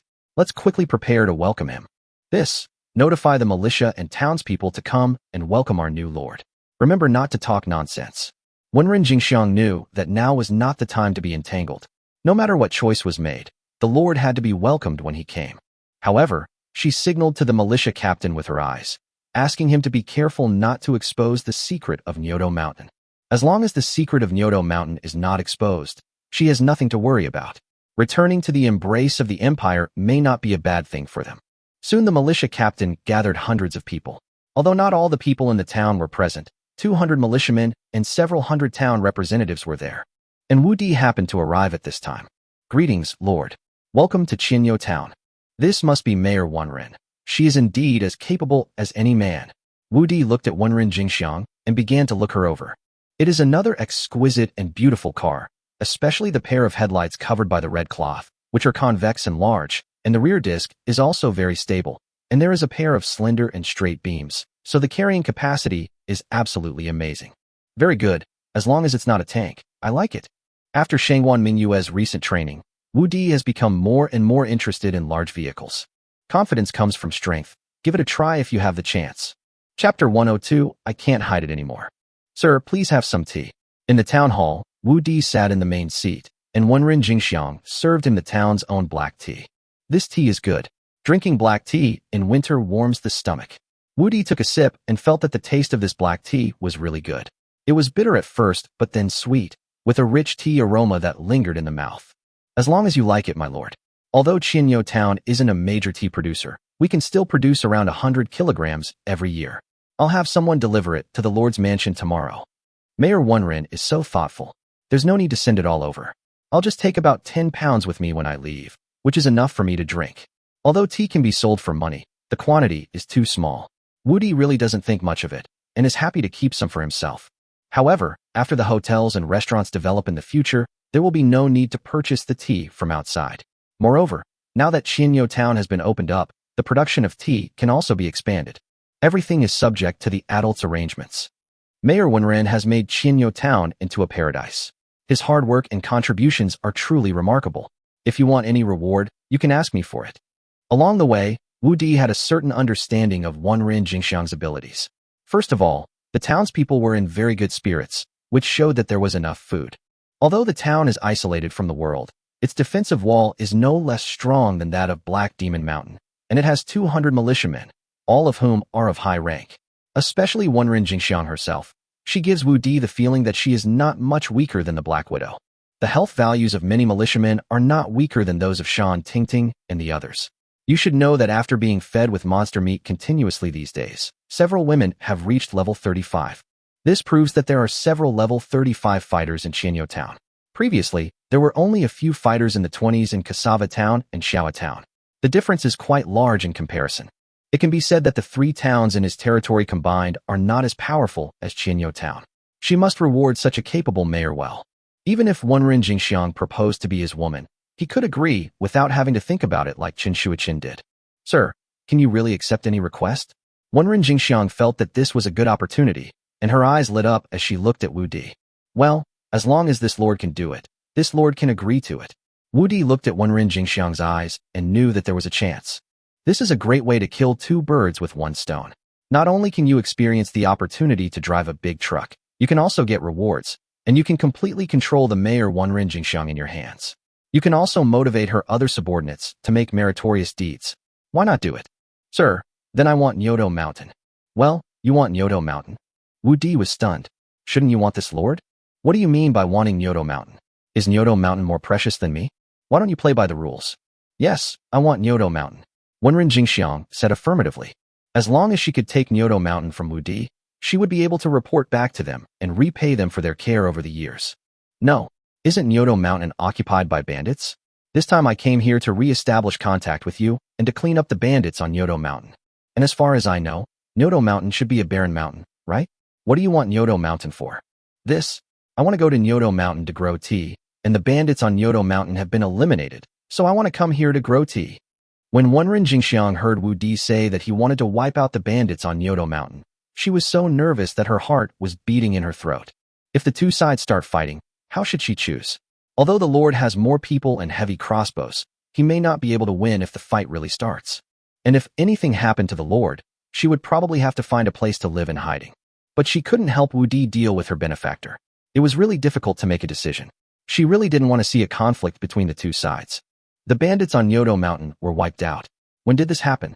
Wu Di had never thought that the bandits on Nyoto Mountain would be wiped out. That's a bandit group whose territory is second only to Black Demon Mountain. If he didn't have Nailan Zishi's help, he wouldn't be able to wipe out the bandits in Black Demon Mountain.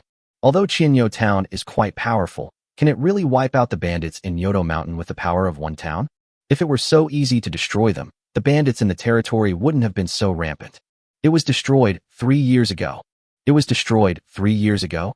Wu Di was even more confused. Did Qianyo Town have the strength to destroy a mountain stronghold 3 years ago? If that was really the case, then why was Qianyo Town closed? Wu Di felt that Wenren Jingxiang did not tell him the truth, and there must be something fishy on Nyoto Mountain. Nyoto Mountain is located at the end of Qianyo Town, because Nyoto Mountain looks like a bull's head, and Qianyo Town looks like a rope pulling a bull's head, hence the name. Although Nyoto Mountain is already on the edge of his territory, it is still located within his territory, so he will never allow any hidden dangers to remain on Nyoto Mountain.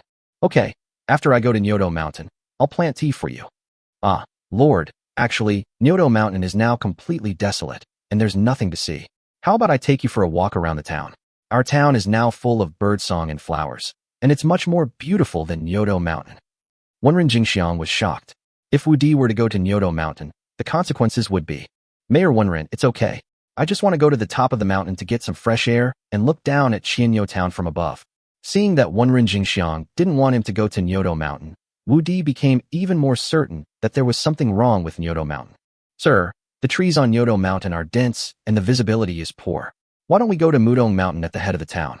There, the view is better and we can see the whole town. Mayor Wenren, the entire Wu Di territory belongs to the Lord. The Lord can marry whomever he wants. Even if the Lord gives you Nyoto Mountain, it is still the Lord's territory. Shan Tingting felt a little unhappy when she saw Ren Jingxiang repeatedly trying to stop Wu Di from going to Nyoto Mountain.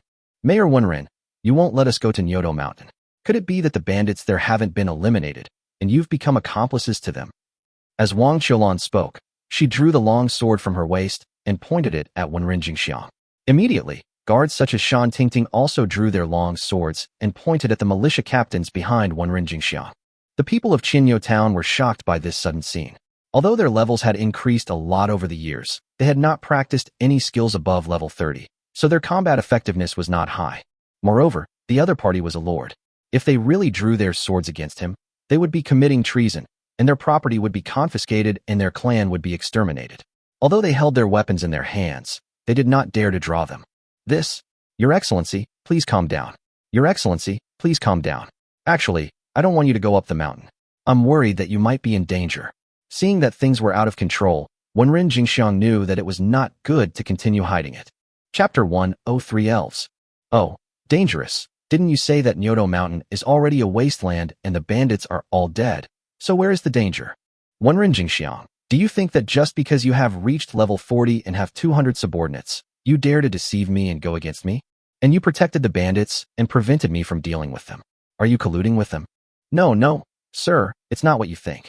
I am guilty and shouldn't have lied to you, but I have never been in cahoots with the bandits, and I wouldn't dare to be disrespectful to you, sir.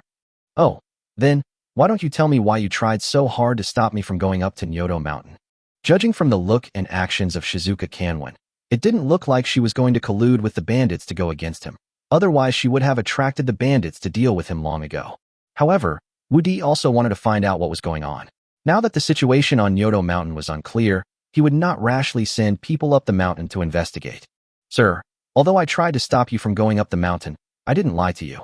The bandits on Nyoto Mountain were indeed wiped out 3 years ago. It's just that the people living on Nyoto Mountain now are the same foreigners who wiped out the bandits 3 years ago. Foreigners.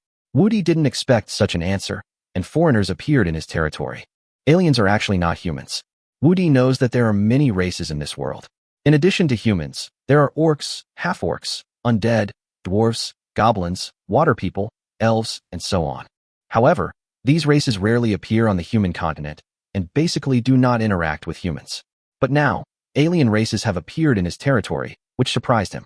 Yes, they are few in number, but very powerful. If they hadn't appeared 3 years ago, our town would have been enslaved by the bandits of Nyoto Mountain, even if it hadn't been destroyed. It was they who appeared and wiped out the bandits in Nyoto Mountain, and it was also they who helped us develop the town and deal with the beast tide over the years. They often hunted monsters for us to help us improve our strength. After the town was closed, they also got us the salt we needed. But they are unwilling to contact outsiders. I am worried that you will be attacked by them after going to Nyoto Mountain, so I stopped you from going to Nyoto Mountain. I want to go against you, sir. After all, I am also a human and a member of the Manhwa Empire, and I am your servant. But they are also the benefactors of our Chinyo town. So you want to take Nyoto Mountain from me, not to grow tea, but to give it to them. Yes, but not entirely. Nyoto Mountain is the territory of the Empire. I will not give it to them, nor do I have the right to do so. In fact, I just don't want you to find them and cause a conflict with them. All right, since you mean no harm and just don't want us to cause a conflict, get up.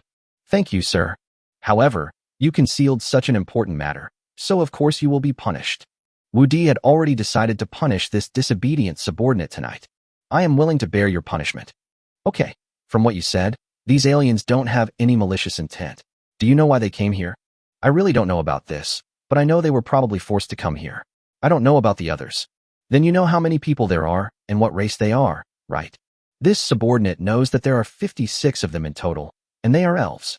They are actually the elves? On the branches of a big tree on Nyoto Mountain, 3 elves with pointed ears stood side by side. They had the same tall figure, the same long, slender and straight legs, and the same black, hip-length hair. Big eyes, high nose bridge, and slender cheeks show off her beautiful outline to the fullest. Her beauty is charming yet pure, like a fairy descending to earth, yet she has the flavor of worldly life. A breeze blew, and the green skirt fluttered. The 3 of them stood side by side, looking towards the direction of Chinyo town, with an indescribable melancholy on their faces. These 3 people are the 3 most powerful people in the elves. The one on the left holding the green vine staff is the elf priest Muzili. The one on the right holding the longbow is the elf commander Hua Qianqian, and the one in the middle wearing the pink crown is the elf queen Tao Yaoyao. Your Majesty, what should we do? Are we going to continue to flee? Hua Qianqian looked at Tao Yaoyao, but didn't want to leave. Master Priest, what is your opinion? Tao Yaoyao did not answer Hua Qianqian, but looked at Mu Zili on the left. My queen, we elves have been on the run for over 100 years. There's no place for us in the savage forest anymore. Where should we go after we leave here? Mu Zili did not give a direct answer. Although it seemed that she returned the question to Tao Yaoyao, it was obvious from her words that she was unwilling to continue fleeing. Tao Yaoyao fell silent. She had been burdened too much these years. She was only 20 years old when she took over the crown of queen. She had been on the throne for 100 years and on the run for 100 years. She always believed that she should be called the fugitive king. When he succeeded to the throne over the past 100 years, there were still more than 300 members of the tribe. The Fountain of Life and the Mother Tree of Life were both over 60 levels. However, after 100 years of fleeing, the tribe moved to several new locations.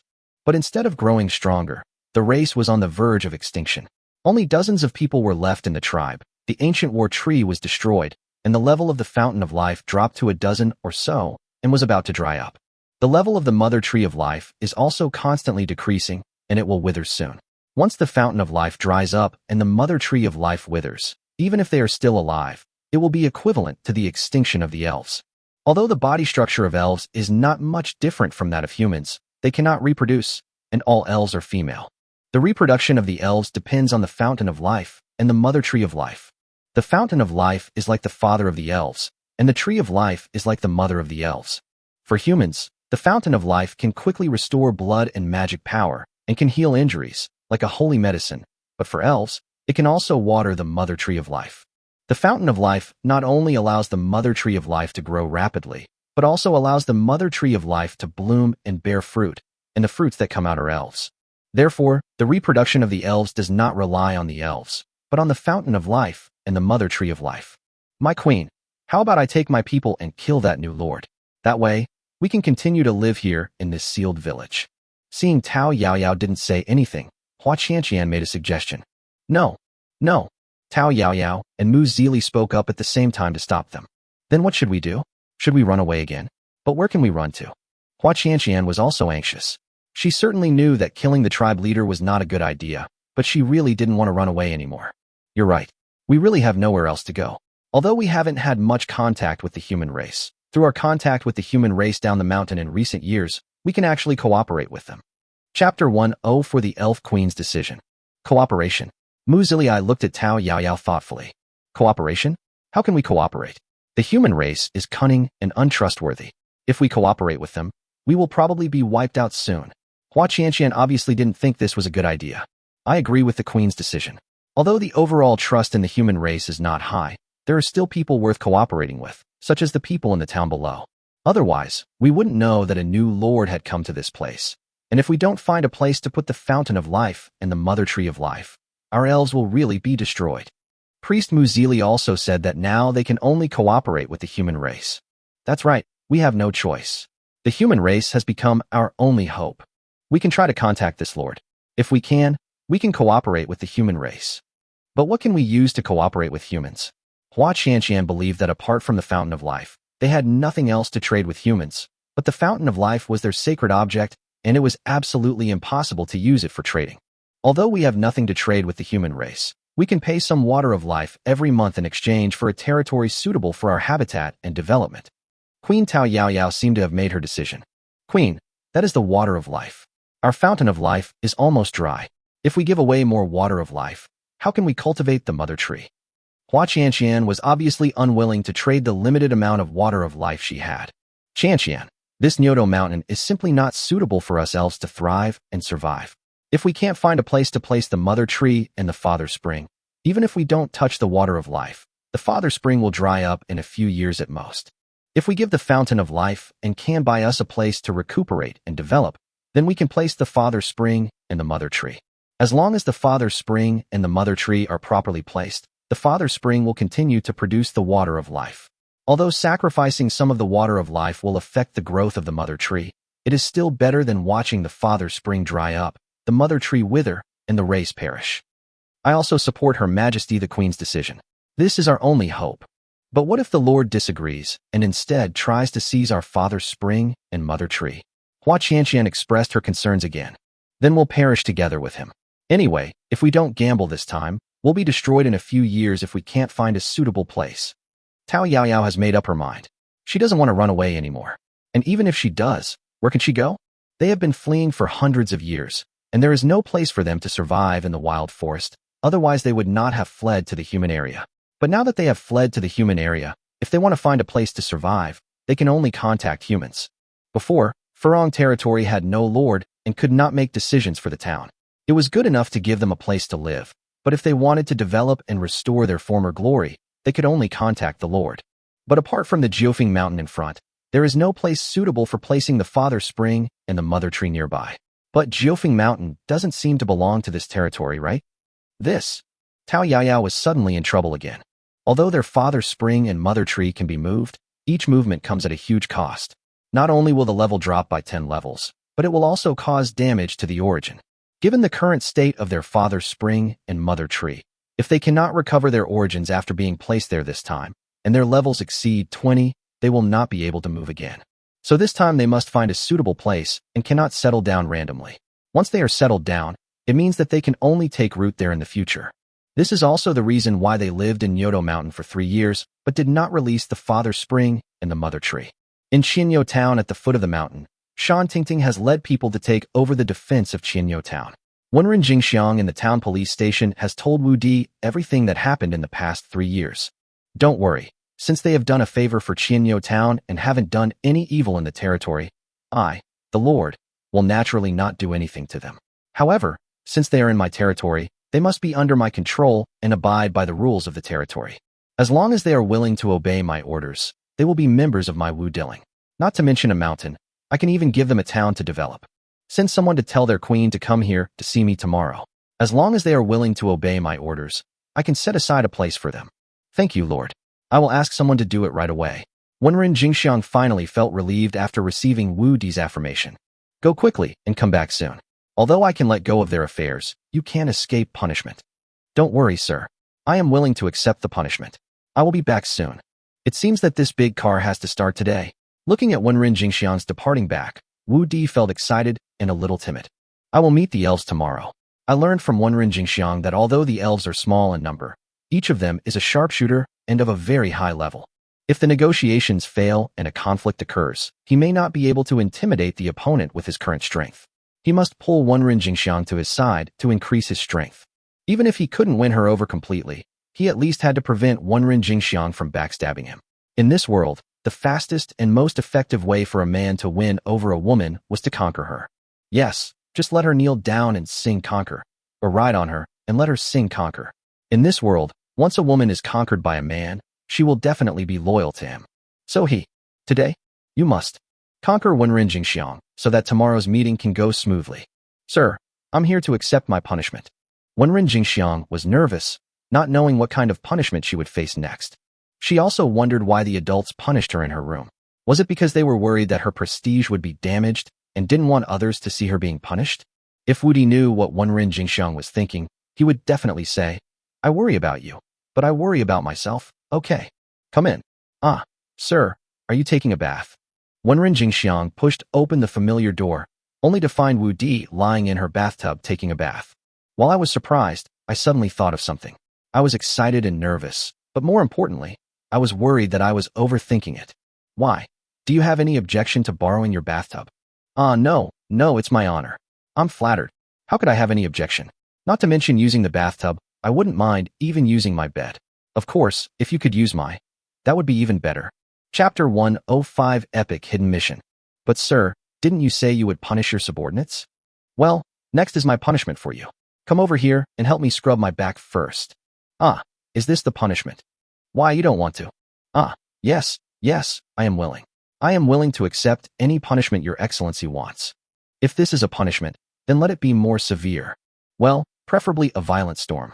Well, your attitude is very good and your awareness is very high, but your technique is very clumsy. Well, please punish me, sir. Then let's change the punishment and use it here. Is this okay? I don't know how to do it. It's okay if you don't. Just cover my back and move a little bit. Wu Di was also very excited. The huge weapon that he had never seen in the video before was like 2 round shields covering his back, and even covered his upper body. This is so sour and refreshing. That's really. Sir, is that all? Wenren Jingxiang, dragging 2 shields, was puzzled as to why this sir liked to punish her like this. Was this a punishment? Why was I? A quarter of an hour later, Wenren Jingxiang became more and more skilled, but Wu Di could no longer bear it. His blood was flowing all over his body, and his body temperature was rising sharply. If this continues, it will probably explode. Shizuka, I'm going to give you the final punishment now. Are you ready? Please punish me, sir. What do you mean by are you prepared? If I wasn't afraid of scaring you away, I would have taken the punishment. Well, very good. Go and move that stool over here. I'll tell you a story about a man who once drove a big truck. Yes, sir, I love listening to stories the most. Here's the story. Wu Di opened his eyes early in the morning. The dream of driving a big truck last night was very real and the experience was very strong. However, there was also a big drawback, which was that the fuel consumption was very high. Congratulations to the host for completing the task of marrying a wife. Your lifespan has been increased by 1 year. As expected, it has been detected that the host has completed an epic hidden mission. The lifespan of Big has been increased by 3 years. All attributes have been increased by 3 levels, and the system space has been tripled. You and your wife's happiness index increased by 6 points. Your chi and blood increased by 20. Your magic increased by 20. And your spirit increased by 20. Host, keep up the good work and reach new heights. Both sentences are within my expectations. What do you mean by this epic hidden quest? Wu Di was a little confused, but after glancing at Wenren Jingxiang beside him and looking her up and down, he suddenly understood something. He didn't expect that this system actually had such a hidden task. But this reward is really good. System, you are getting more and more powerful. Wu Di couldn't help but give a big thumbs up to the system in his heart. As the host becomes more powerful, this system will naturally become more powerful. Haha, that's absolutely right. I never thought I could actually drive a large truck. System, can you give me a driver's license too? Host, Wu Di. Height, 190 centimeters. Wives and concubines, 9. Warrior, level 20. Basic swordsmanship, basic gunsmanship, assassination swordsmanship, shield block, jump, dodge, block, snake step. Magician, level 20. Space development and space production. Summoner, level 20. Talisman making, summoning, fire talisman, slowing talisman, attack talisman. Chi and blood, 2000. Mana, 2000. Spirit, 2000. Lifespan, approximately 19 years. Hehe, I didn't expect to reach level 20 so soon. However, there were rewards for level 15, but there are no rewards for level 20. Before Wu Di separated from Nalan Zishi, he thought it would be difficult to reach level 20 in a month. I didn't expect that I would reach level 20 in just 8 or 9 days. This is all thanks to Shangwan Minghua and Wenren Jingxiang beside her. I leveled up 3 levels with Shangwan Minghua and got 3 more level rewards here, as well as happiness index rewards from the middle and several girls. Today, all 3 levels have reached level 20, just right.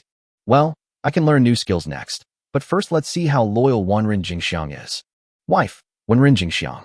Height, 2.4 meters. Loyalty, 100. Occupation, warrior. Level, 40. Chi and blood, 40-30. Mana, 403. Spirit, 121.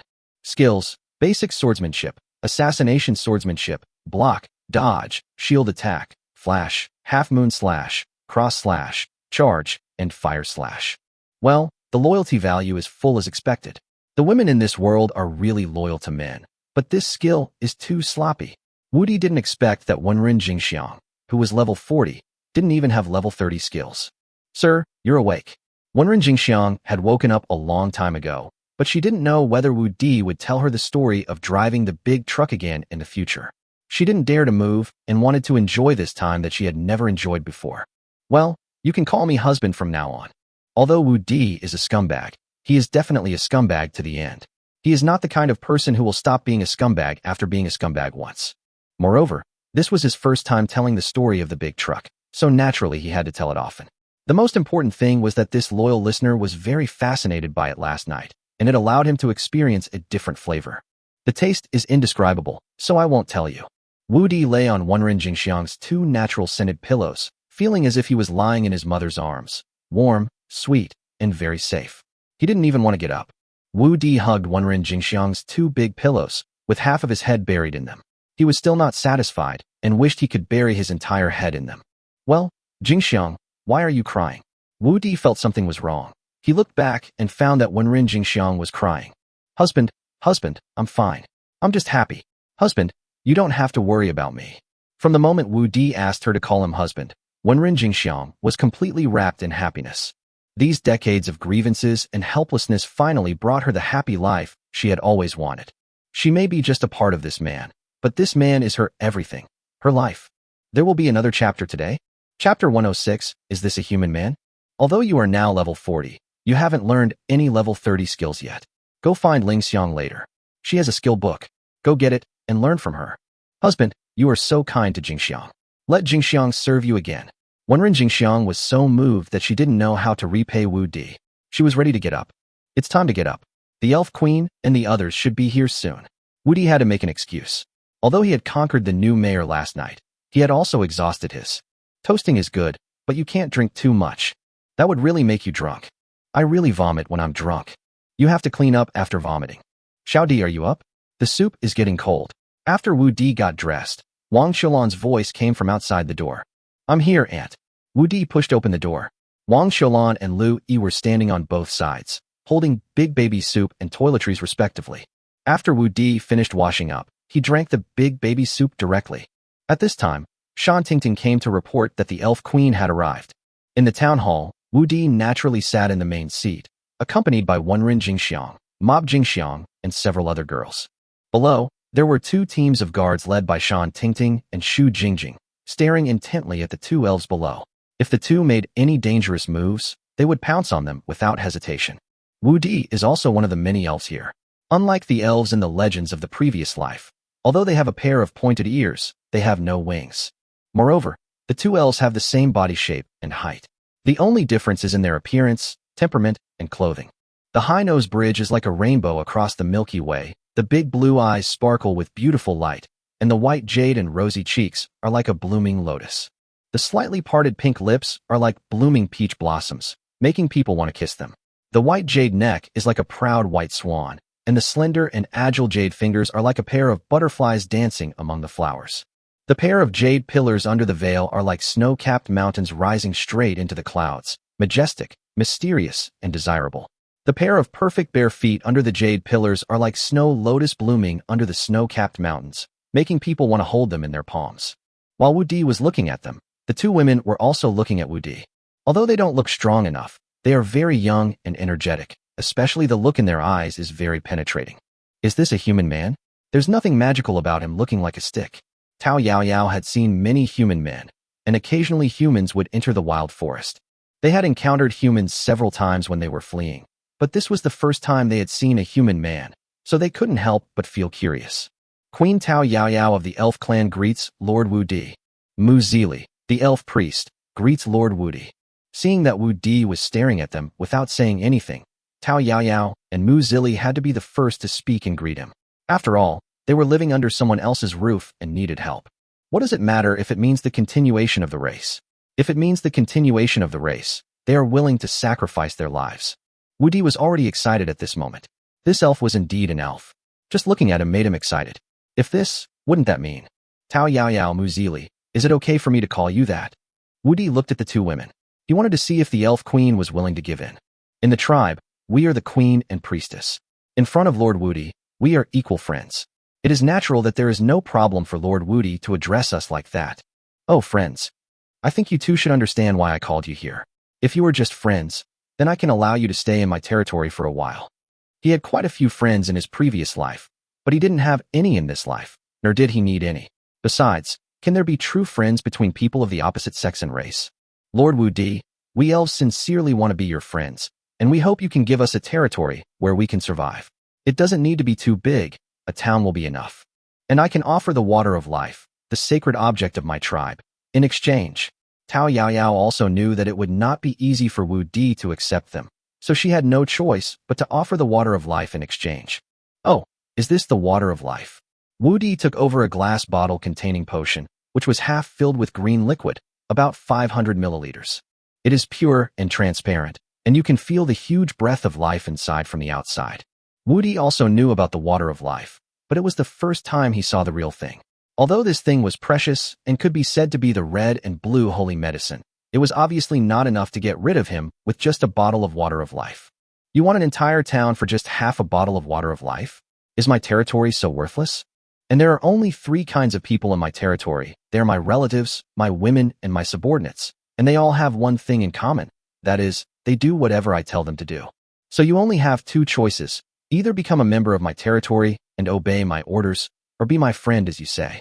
I can give you a place to live, but you have to pay me a bottle of this water of life every month. Wu Di didn't know what happened to the elves, but their queen and priests had stayed here with dozens of their tribesmen for 3 years. They are willing to give up the sacred objects of their tribe to gain a place to survive. It can be seen that they have no other choice but to lose even the territory for survival. Naturally, he didn't want to let go of these elves that made him excited just by looking at them. But if he wanted to get them into his possession, he had no choice but to force them. It is impossible to worry about them leaving. After all, if they had somewhere to go, they would not stay in Yodo Mountain for 3 years. Wu Di saw this point in them, so he kept pressing them, believing that they would give in. Lord, it's not impossible for us to obey your orders, but we have a few requests. If you can agree to them, our elves will be at your disposal. Oh, then tell me what your requirements are. As long as they are not too excessive, I will consider it.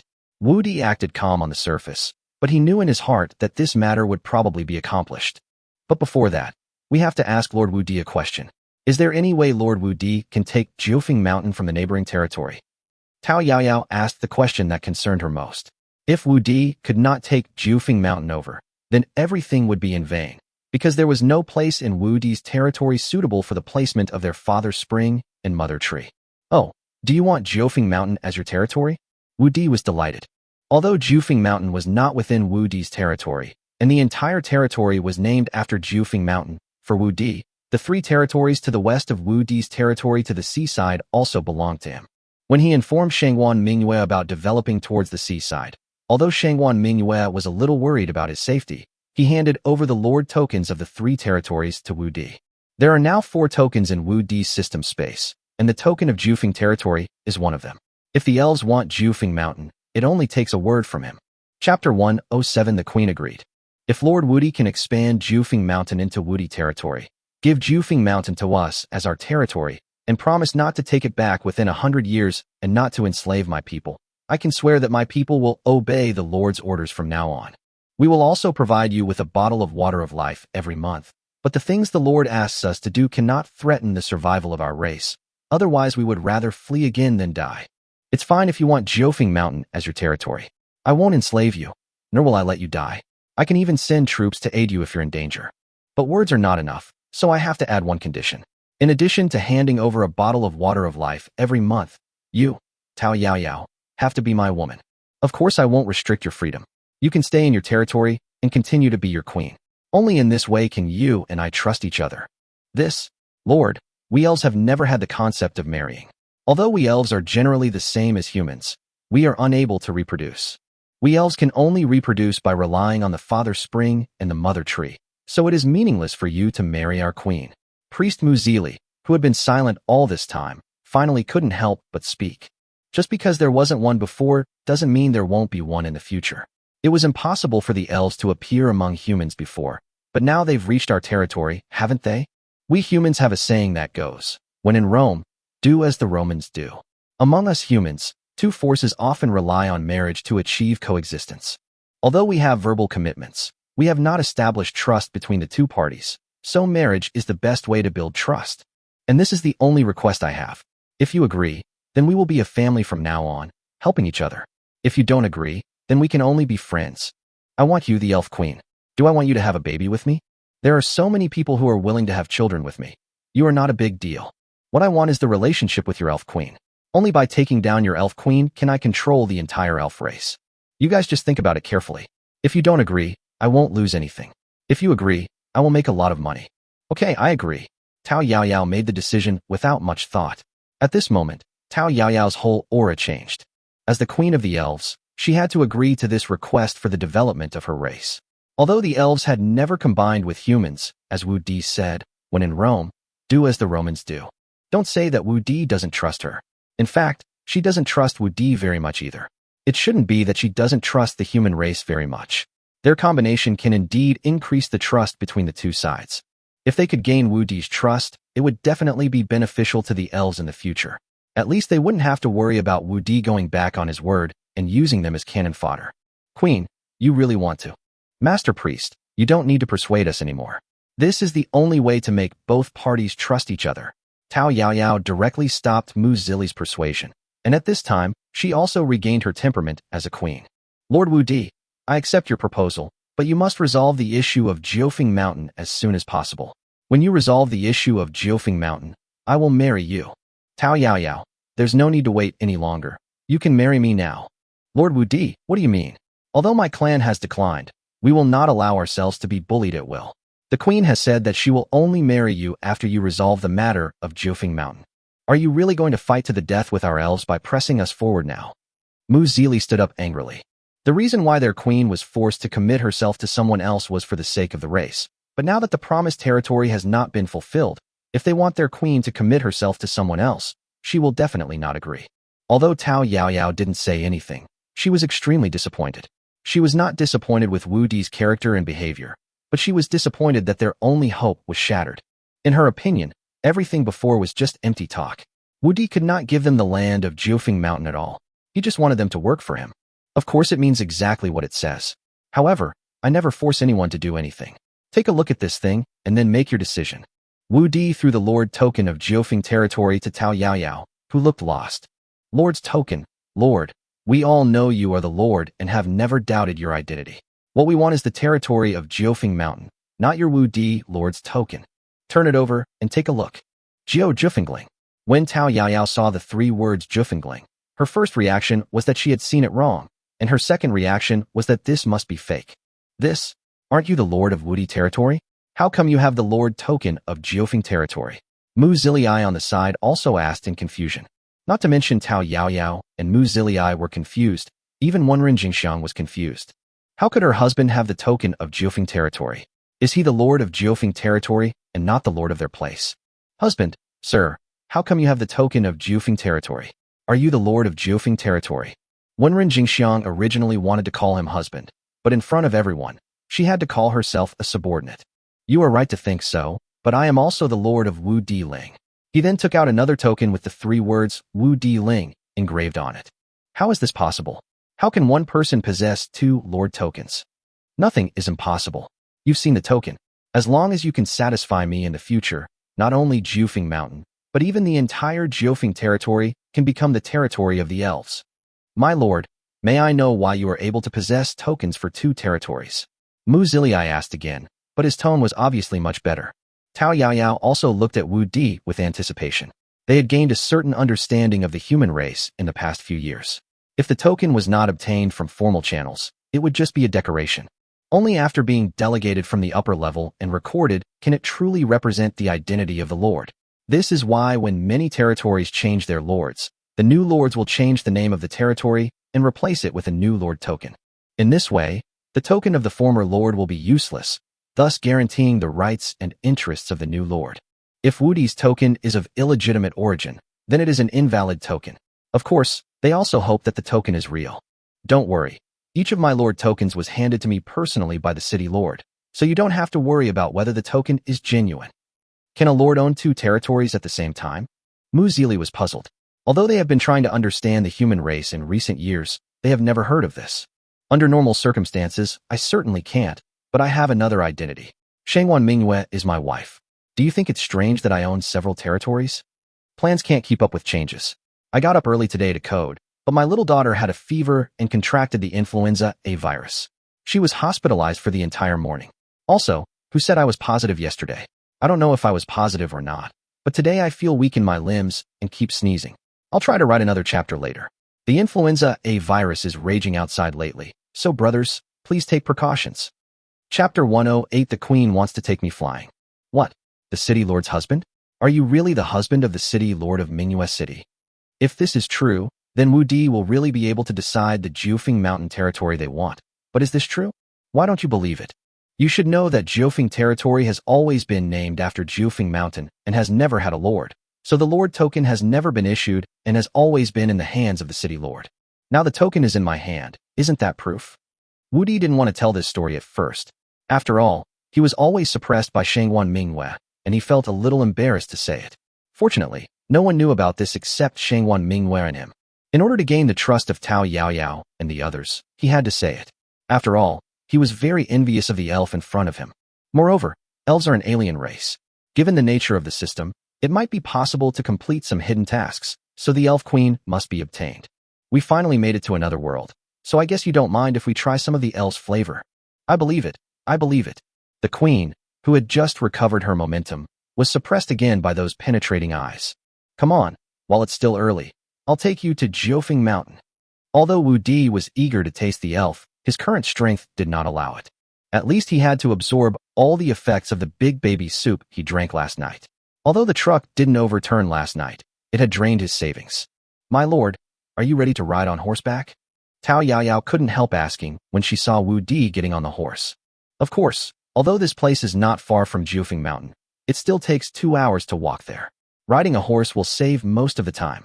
Actually, I have a faster way. Oh, what's the solution? I'll just take you there. Ah, if you take me there, and if I take you there, don't we both have to ride horses? I mean, I can just lead the lord to fly over there. Can you else fly too? No, you mean you're over level 50, so you can fly? Yes, lord, I am already level 60. Although I cannot bring too many people with me, I can still bring you, Lord. This. Although Wu Di knew from Wenren Jingxiang that the elves were very strong, he didn't expect them to be so strong. Level 60, which was one level higher than Shangwan Minghua. Fortunately, the elves were forced into a corner, otherwise they would not have been threatened by him and forced the elven queen to marry him. But now it seems that the other party has agreed to him, and she also said that she would take him flying. The elf queen wants to take him flying. Can he refuse? I can also take one with me. You guys can decide who should go together. Mu Zili also stepped forward and said, "What level is the high priest?" "Lord, just call me Mu Zili. I'm already level 60, so it's no problem for me to lead one person." Wow, here comes another one. Level 51s were rarely seen before, so are level 60 elves now so common? Then let my aunt go. Anyway, we can only take 2 people, so it doesn't matter who goes, but for the sake of fairness, it's better to take my aunt. Wang Qiulan was delighted. Even though he has a lot of women around him, he still values me, his aunt, the most. I love him so much. Don't hold me so tight. It makes me uncomfortable. Tao Yaoyao looked at Wu Di hanging on her in the sky and felt it was difficult to breathe.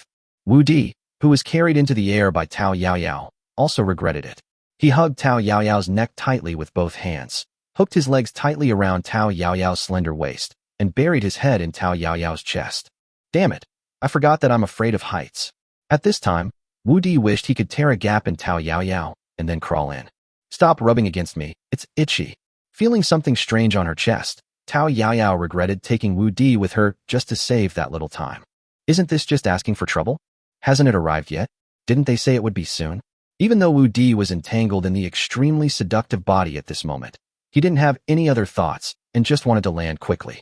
Are you so impatient? Tao Yaoyao didn't know that Wu Di was afraid of heights, and thought that Wu Di was anxious to take advantage of her. This male animal is really like this. He doesn't care about the occasion, and this is still in the air. Tao Yaoyao was reminded of the male beasts and heat in the wild forest by Wu Di's behavior. No matter where you are, no matter whether there is danger or not, just climb up and shoot. Wu Di hooked his arms around her waist and twisted her from time to time, just like those male monsters. But should I cooperate with him? Tao Yaoyao felt conflicted again. Although she had agreed to be Wu Di's wife, she had no experience in this kind of thing. This was the first time in the history of the elves that an elf had married. Although they had seen other races reproduce a lot, they had not studied it in detail because they did not need it. So now she didn't know how to cooperate. Well, then I'll just lie there like those female beasts and not move. Soon Tao Yaoyao and Wu Di flew to the highest peak in the middle of Jufeng Mountain, and then Mu Zili and Wang Qiulan also landed nearby. Are we there? Wu Di pulled his head out from the pair of papayas only after he felt Tao Yaoyao fall to the ground. This is much scarier than flying a plane. Wu Di had flown on a plane in his previous life, but he didn't feel afraid of heights at that time. However, he became afraid of heights when standing in front of the window of a tall building. It didn't matter that he was standing on the top of the mountain in this life, but today, when Tao Yaoyao took him to the air, the fear of heights came back again. This place is really beautiful, with lush trees, beautiful environment, and charming scenery. No wonder you chose to establish your territory here. Wu Di pointed to the scenery of Jufeng Mountain to hide his still trembling legs. Jufeng Mountain is actually just a continuous mountain with 9 peaks. The middle peak is the highest, even higher than Fenghua Mountain. The entire area of Jufeng Mountain is more than 7 or 8 times larger than Fenghua Mountain, which is definitely enough for the elves to use as a territory. Tao Yaoyao, what are you doing? Is your leg cramping? At this time, Wu Di found Tao Yaoyao lying next to him, her round t-shirt sticking up higher than the mountain peaks, and her expression was a little hard to describe. She just looked uncomfortable. However, this posture made Wu Di's blood boil, and the after effects of his fear of heights seemed to be gone in an instant. Queen, what's wrong with you? Mu Zili stepped forward and supported Tao Yaoyao, asking in confusion. The Lord was in heat just now, and I was cooperating with him. Who is in heat? When was I in heat? Just now when you were in the air, you couldn't help but rub against me. Aren't you in heat? Poof. Wu Di almost vomited 3 liters of blood. Uft. Ha ha. My aunt couldn't help laughing. Little enemy, the queen is cooperating so well. You should hurry up. Wang Qiulan fanned the flames and wanted to watch a live broadcast. I'm not in heat. I'm just uncomfortable, so I just adjusted my position. You're not in heat. Then when are you in heat? If you don't get up soon, I'm going to go into heat. Brothers, my back's ache, my limbs are weak. I can't take it anymore. This is all I can do today. Chapter 109 The Past of the Elves. Is this the place you chose? Under Tao Yaoyao's guidance, Wu Di came to the valley where the fifth peak and the fourth peak were connected. Although the place is not big, it has flat terrain and lush trees, making it very hidden. It is also easy to defend because it is blocked by mountains on both sides. But apart from these, there is nothing special about this place. Wu Di doesn't understand why the elves say that this is the only place suitable for them to settle down. Well, this place is sheltered from the wind, with a large temperature difference between day and night and thick fog. It's perfect for us to collect dewdrops. Collecting dewdrops? Yes, our clan's father spring relies on purifying dew to produce the water of life. The more dew there is, the faster the father spring upgrades, and the more water of life it produces. Although several other valleys on Jiufeng Mountain can produce a lot of dew, only here has the highest daily dew production. By placing the father spring here, we don't need to collect it. The father spring can automatically absorb the dew here. We only need to collect dewdrops from other valleys, which can save us a lot of time. However, there are very few people in our tribe now, so we can probably only collect dewdrops from one valley a day. So the fountain of life absorbs dewdrops to produce the water of life. I've learned something new. Well, but it takes 100 dewdrops to produce one water of life. So if you want to produce a large amount of water of life, you must have enough elves. If you don't have enough manpower, I can send people to help you collect it. Wu Di thought that the dewdrops in several valleys were wasted every day, and that was the water of life. It's useless. Gathering dewdrops is only possible through our race's innate skills. No other race can do it except us elves. That is to say, this fountain of life is only available to you, the elves. Even if other races obtain it, it will be useless? Yes. Then why are you? And forced to flee, huh? In fact, it's not just the fountain of life, but also the mother tree of life. We, the elves, are all parasitic and neither of them can be missing. As long as there are dewdrops on the father spring, it can continuously produce the water of life, but without a mother tree, it cannot automatically absorb the surrounding dewdrops. The mother tree can not only help the father spring automatically absorb dew, but also produce a large amount of dew. However, the mother tree needs the water of life to maintain life and growth. They can form a cycle and nourish each other. But they have no power to protect themselves, and if they want to grow quickly, they must collect more dewdrops, so they created us. We protect them from harm and help them collect dew, and they give us life and help us grow. As for why we fled here, it was actually because of the greedy and violent beastmen. 300 years ago, our tribe had grown to over 10,000 people. The father spring and the mother tree were both over level 90, and the queen and the priest had also reached level 90. We were considered the overlords in the savage forest. But our tribe does not need too much territory, nor does it need other resources to live in peace with the world, but the beast tribes neighboring us are belligerent by nature. At first, they were afraid of our strength. Although there were occasional frictions between the two tribes, they could coexist peacefully. However, every time the beast tribe fought with other tribes, they would come to ask for the water of life to heal their injuries. At first, our tribe did not plan to continue developing, and there was a surplus of water of life every day. So the queen, out of kindness, gave the remaining water of life to the beast tribe. Over time, with the help of our tribe's water of life, the beastmen conquered the territories of several surrounding tribes and became increasingly powerful. The beastmen's ambitions are growing, and they are becoming more and more unsatisfied. Their strength far exceeds that of our tribe, and the amount of water of life they demand each time exceeds our tribe's capacity. But at that time, our tribe was no match for the beast tribe, so the queen had to compromise. This compromise lasted for hundreds of years, and our tribe had become a vassal of the beast tribe. The father spring and the mother tree had not received sufficient supplies for many years, and their levels dropped below level 90 100 years ago. Only then did the queen realize that if this continued, the elves would be destroyed sooner or later. Finally, the war broke out, but by then our tribe was no match for the beastmen and was beaten back step by step. In desperation, the queen decided to escape with the father spring and the mother tree and look for another place to develop. Finally, our tribe broke out of the territory of the beastmen. But the queen, the priest, and the commander-in-chief all died at the hands of the orcs while protecting us. When the queen handed the crown, the father spring, and the mother tree to me, I was only 20 years old, and there were less than 500 people left in my tribe. Unfortunately, although we escaped from the orcs' territory, they still refused to give up. We fled all the way and found several suitable places to settle down. Unfortunately, every time we settled down, the beast tribe would come to find us not long after, and we had no choice but to flee again and again. This escape lasted for 100 years, and not only were there only dozens of people left in the tribe, But the father spring and mother tree also dropped to level 15 after several migrations. This is our last chance. If we move again, the father spring will dry up, the mother tree will wither, and our race will perish. So we won't run away anymore, and we can't run away anymore. As long as you keep your promise, my elves are willing to pay any price. Don't worry. Although I, Wu Di, am not a good person, I will never betray you. As long as you obey my orders, I will do my best to help you develop.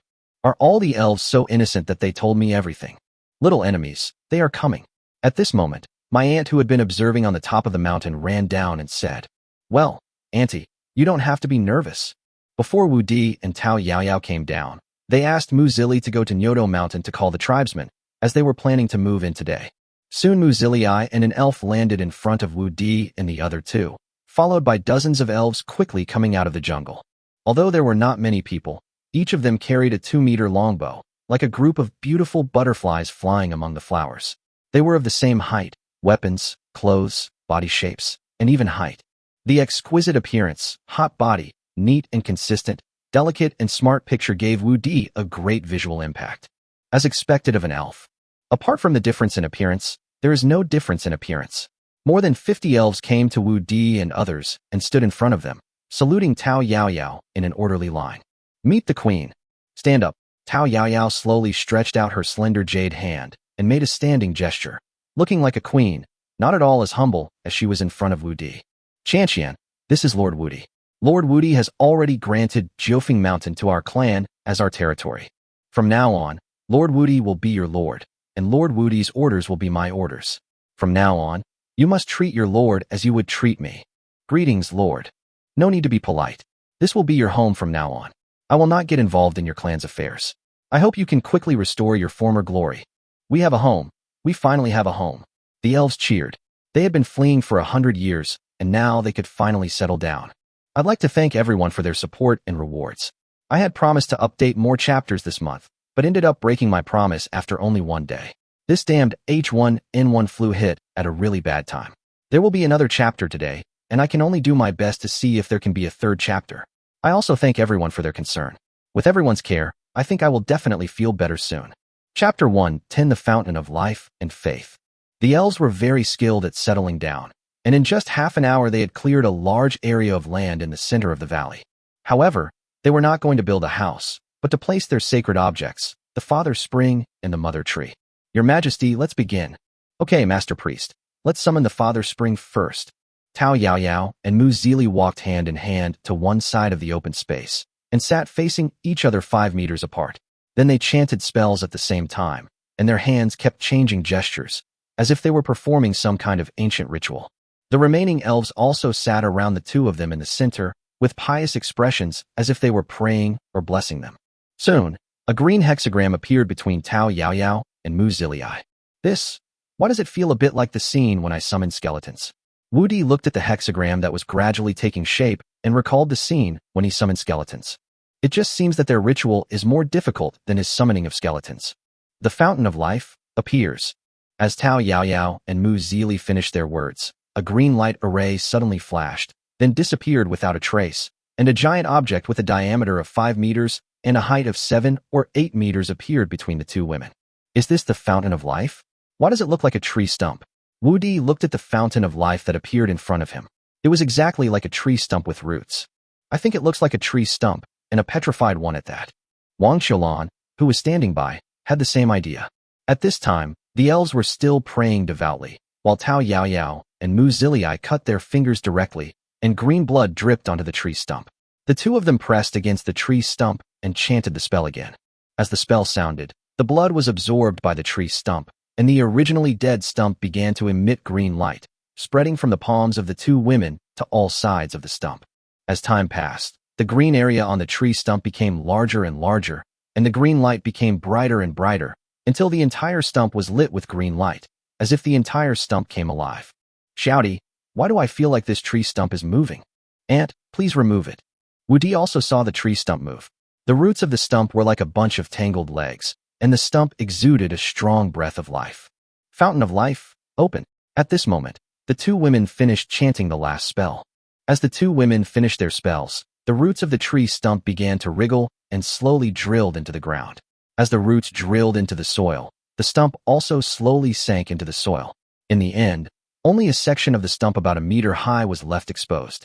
The top of the tree stump did not look like it had been sawed off smoothly, but rather had an irregular shape, with height differences of 20 to 30 centimeters. Wudi walked closer and found that the central depression of the tree stump was 1 or 2 meters deep. If it was filled with water, it could hold at least 7 or 8 tons. The bottom was like a funnel, with only some green liquid at the tip of the funnel.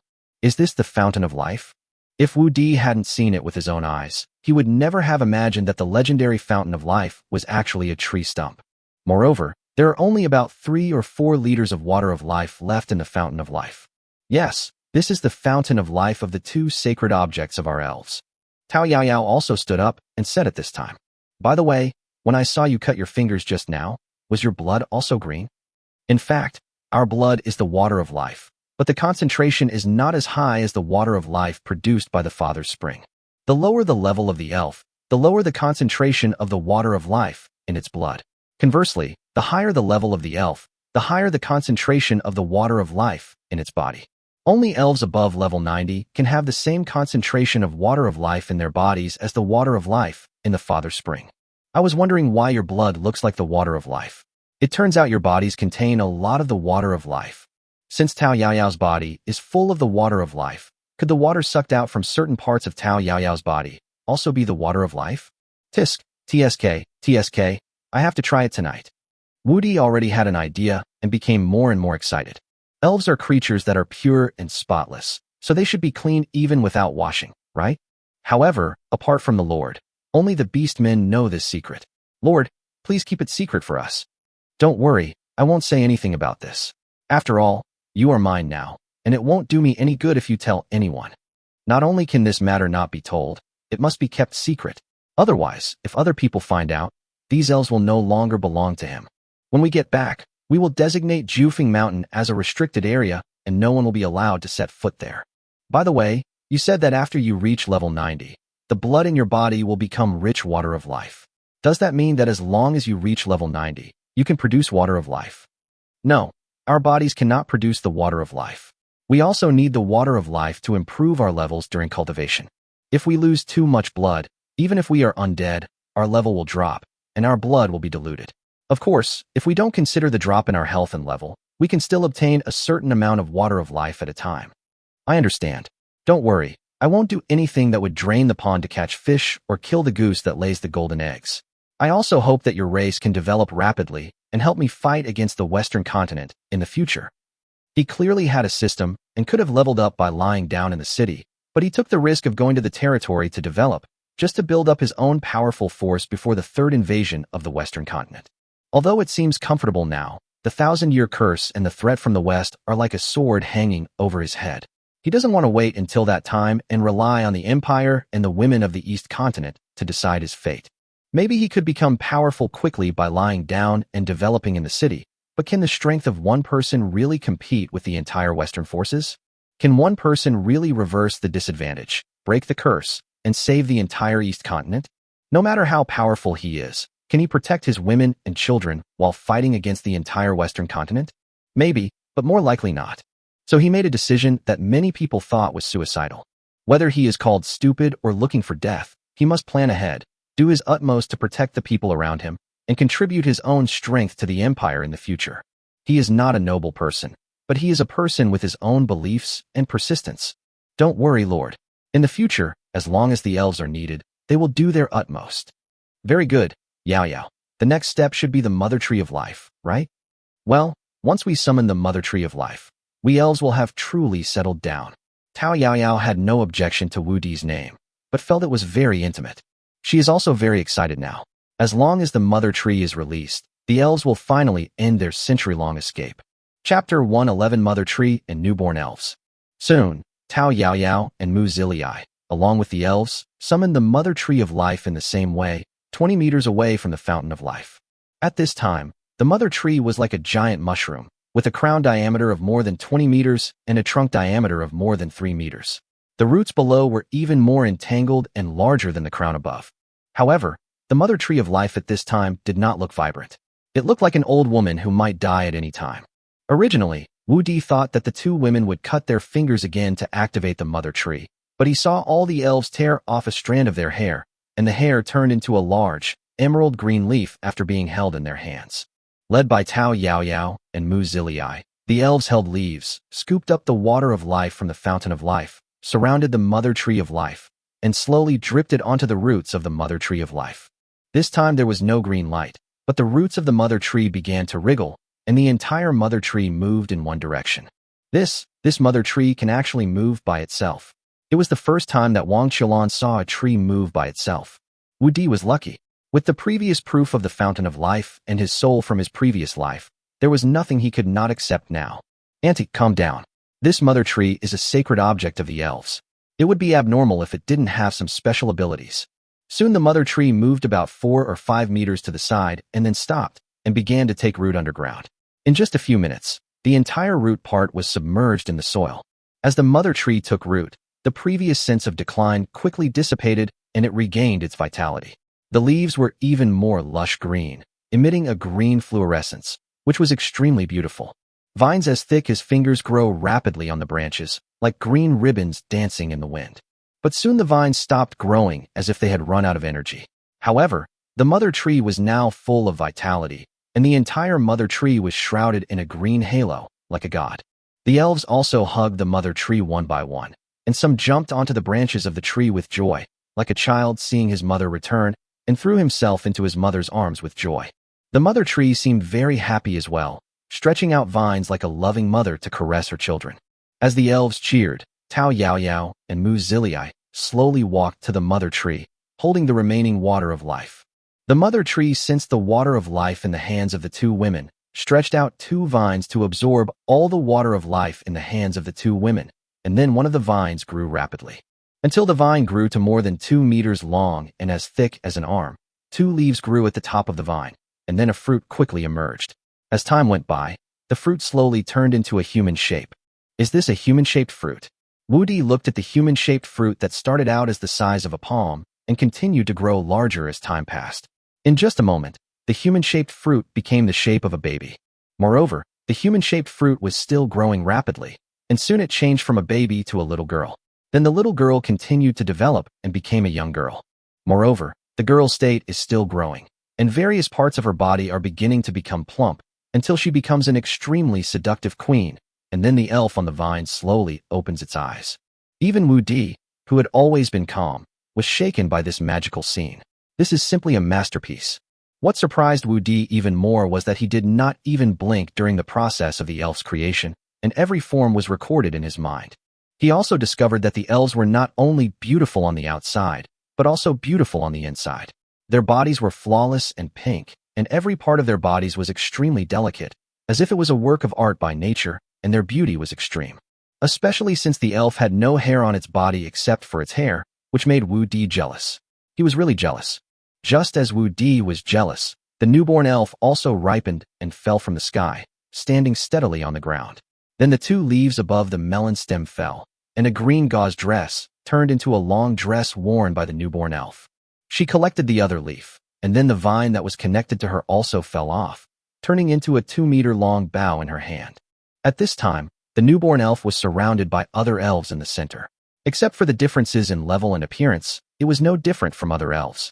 So this is how elves come into being. Wu Di finally understood how elves came into being. Lord, thank you for giving us a home to live in and ending our life of escape. Tao Yao Yao once again brought her people to express her gratitude to Wu Di. Wu Di could also feel the sincerity of Tao Yao Yao and other elves from their tone. My lord, this is the first time in 100 years that our clan has had a new member.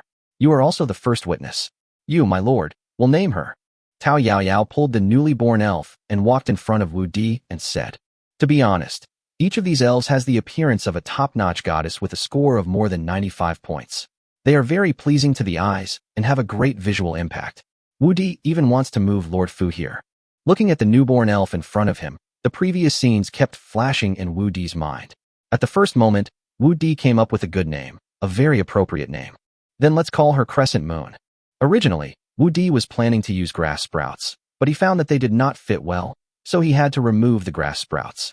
Yer greets the Lord. Yer smiled sweetly and was obviously very satisfied with the name. Okay, go ahead. My lord, at this point both the father spring and the mother tree have been successfully placed, and the ritual is complete. Oh, then you won't continue to increase your tribe members? Woody hadn't seen enough just now and wanted to see it a few more times. The mother tree is not at a high level right now and can only produce one tribe member per day. Furthermore, our water of life has been depleted. We can only increase our tribe members after collecting dewdrops tomorrow. Is that so? Then let's go back to Morning Glory Town first. Since there is nothing else to see, let's go back and see the queen. Now that the elves' territory issue has been resolved, I guess the queen won't refuse. Well, I'll tell the high priest and Commander Hua to take us there. The queen glanced at Wu Di and did not reject him. Instead, she turned around and gave some instructions to her tribesmen before taking Wu Di into the sky again. Wu Di was in the air before he could react. He wanted to walk back, but before he could say anything, he was flying. At this time, he was too embarrassed to say that he was afraid of heights. Hey, why did Commander Hua bring Yu with him as well? Yu Guangzhong and Wu Di saw that Hua Qianqian also took off with Yu. Chapter 112 Telling Stories to the Queen. It's like this. Although I agreed to marry the Lord, I can't leave the clan for too long, so I can't be with the Lord often, so I let Yair take my place. Although Yair's rank is not high, our body structures are the same. I can let Yair take my place when I'm not around. If there's anything you need us to do, you can also ask Yair to come back and let me know. Hiss, there is such a good thing. Although the body structure is the same, the appearance and personality are different, so the feeling must be different. Wu Di smiled secretly in his heart and gave the queen a thumbs up, but he said, does Yair agree? You know I don't like to force people. Don't worry, Yair has agreed, and she's very happy. Soon Tao Yaoyao and Wu Di landed in Qinyo town, followed by Mu Zili and his aunt, and finally Hua Qianqian and Yair. Although Hua Qianqian can also take people flying, she is only level 55 and it is still a bit difficult for her. This trip is quite exhausting. Because the three main people in charge had all come, Tao Yaoyao was a little worried, so she asked Mu Zili and Hua Qianqian to return directly. At this time, the women in Qinyo town also ran over to greet them. Although Wu Di was away for only half a day, the girls were still very worried. After all, it was their first time dealing with elves. I felt relieved only after seeing Wu Di and Wang Qiulan return safely. Husband, you are finally back. Have you finished your work? Are we going to spend the night here? Tuoba Lingxiang said as the representative of the harem. I still have some things to take care of, but I'm worried that Lu Yuanyuan can't handle it alone in Xiao Town. You and my aunt should take everyone back first. Just leave Dan Tingting and her team here and follow me. I'll be back tomorrow. Now that the problems with Morning Glory Town and the elves have been resolved, there is no need for them to stay here with him. As for him, in addition to arranging matters in Qinyo Town, he also had to arrange matters in Jiufeng territory in advance. After all, the elves had already developed in Jiufeng Mountain. The most important thing, of course, is to study the body structure of the elves through the Elf Queen. After the aunt took the girls away, Wu Di took out the token of Jiufeng territory and gave it to Wenrin Jingxiang, asking her to send someone to inform the mayors of all the towns in Jiufeng territory that Jiufeng Mountain had been set as a restricted area. At the same time, he also asked several towns to prepare for the Beast Tide and announced that the Lord's mansion was located in Xiao Town. Wu Di was still very confident about Jiufeng territory. He had not originally planned to take over Jiufeng territory so quickly, but plans often cannot keep up with changes. He encountered the elves and had to contact the mayor of Jiufeng territory in advance. Although Jiufeng territory has never had a mayor, the situation is actually better than that of Wudi territory. At the beginning, the mayors of Jiufeng territory were all veterans who had followed Shangguan Mingyue to fight for the territory. Although their military achievements were not enough to earn them a title, they were more than qualified to be a mayor. Moreover, these people had certain management talents and were able to stand on their own, so the overall situation was much better than the original Furong territory. Most of the people in Wudi territory today are the subordinates of Lord Furong. After Lord Furong's death, the entire territory was divided into pieces. Moreover, the location of the territory makes it more likely to attract powerful monsters, so it is in such a dilapidated state. In fact, the Mingyue Empire has a small border with the Savage Forest. It only has these 6 territories in the north, and they are not far from the sea, so the monsters are not strong. On the contrary, the Ziyun Empire and the Jihad Empire border the Savage Forest, and the number of beast tides they face every year accounts for more than 90%. Moreover, there are not only a large number of magical beasts near the inland, but they are also very powerful. The border of the Silver Moon Empire stretches from the sea in the west to the border with the Purple Cloud Empire in the east, with a total of 6 territories that need to face the Beast Tide. However, the Beast Tides in the 2 territories on the west coast are not large every year and can be easily resisted. The third one is the Jufing territory. The Beast Tides are slightly stronger there, but there are only a few hundred beasts every year, and none of them exceed level 30, so there is no big problem. Only starting from Wu Di territory, the 3 territories to the east will encounter a large number of monster attacks every year. The levels are not weak, and flying monsters will also appear. This is also the reason why, although Furong territory had a lord, and its overall strength was much greater than that of Jufing territory, it was ultimately unable to defend Furong town and was buried along with Furong town. If the residents of the territory had not taken refuge in Plum Blossom Ridge before the Beast Tide came every year, Wudi territory would have long been deserted. Therefore, Wudi had no intention of helping Jiufeng leader resist the Beast Tide, as they could do it themselves. After everything is arranged, it is natural to do the most important and favorite thing. However, in order to challenge the elf queen Tao Yaoyao, Wudi personally ran to the kitchen and drank up the big baby soup left for him by his aunt. If my aunt saw this, she would definitely be relieved. From refusing to drink at the beginning to drinking actively now, I finally understand how good my aunt is. When he returned to the room, Her Majesty the Queen had already set up her position and was waiting for him. This POS again. Immediately, the big treasure soup that Wu Di had just drunk took effect. Is that so, Lord? Although Tao Yaoyao cooperated very well, she didn't understand at all. That's true, but we humans have so many stories to tell. Oh, there are a lot of stories. I have never heard the stories of you humans. Then tell them to me. Tao Yaoyao was also a little expectant at this time. Wait a minute, I'll go get a stool, and then I'll explain it to you slowly. It seems that our Lord Wu Di will have to always have a stool in his space from now on. The story goes like this. One day, a treasure hunter was climbing over mountains and crossing rivers in search of treasure. The beautiful scenery along the way did not make him want to stop. It wasn't until he saw 2 mountains standing side by side that he became excited. If nothing unexpected happened, the treasure must be hidden between these 2 peaks. What's the result? Is the treasure really hidden there? Tao Yaoyao was listening intently, but still couldn't help asking. No, that is not his ultimate goal. He searched and searched. He dug and dug. Tao Yaoyao was also drawn into the plot, feeling a little nervous and expectant. I didn't expect that a simple treasure hunting story would be told by Wu Di in such a thrilling and exciting way. The story continues. Until the end, he climbed over the mountains and crossed the smooth plains. Haha, finally found it. God will not let down those who work hard. Well, did he find the treasure? Although it was the first time Tao Yaoyao heard a story, she was deeply attracted by Wu Di's story and couldn't help asking him whether he had found the treasure. Yes, the treasure has been found. Great. He finally found the treasure. Chapter 113 Super Reward Curse Lifted. Great. He finally found the treasure. Do you want to listen more? I have many more stories to tell you. Well, I have to listen. It turns out you humans are so good at telling stories. Tao Yaoyao seemed to have opened the door to a new world and was fascinated by human stories. Obviously, one story was not enough.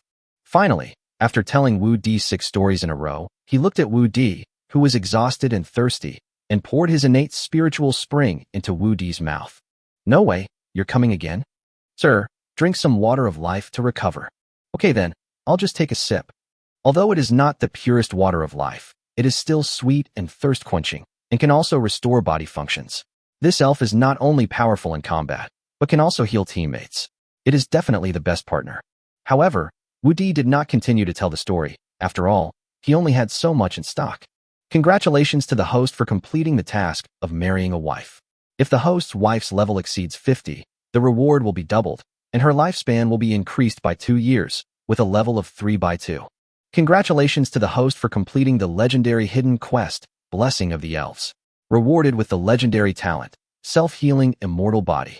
Congratulations to the host for completing the 10-wife achievement, and be rewarded with the 9-son Holy Body. Congratulations, host. You and your wife's happiness index has increased by 6 points. Your wife's level has exceeded 50, and the rewards have doubled. Health increased by 40, magic increased by 40, and spirit increased by 40. Keep up the good work, host. Oh my goodness, there are so many rewards this time, and they're all for physical fitness. Suddenly, Wu Di clearly felt the changes in his body. He felt numb, tingling, and warm. He felt a stream of warm current flowing in his body. The feeling was indescribable. If I were to use one word to describe how he feels right now, it would be, it feels so fucking good. Ouch. System, can't you explain this self-healing immortal body and nine-sun holy body to me? The self-healing immortal body can quickly recover from any damage to the body, whether it's external or internal, even if it's poisoned or broken. As long as the host's brain is still there, it can recover on its own. Of course, the loss of energy, blood, magic power, and spirit is even more of a problem.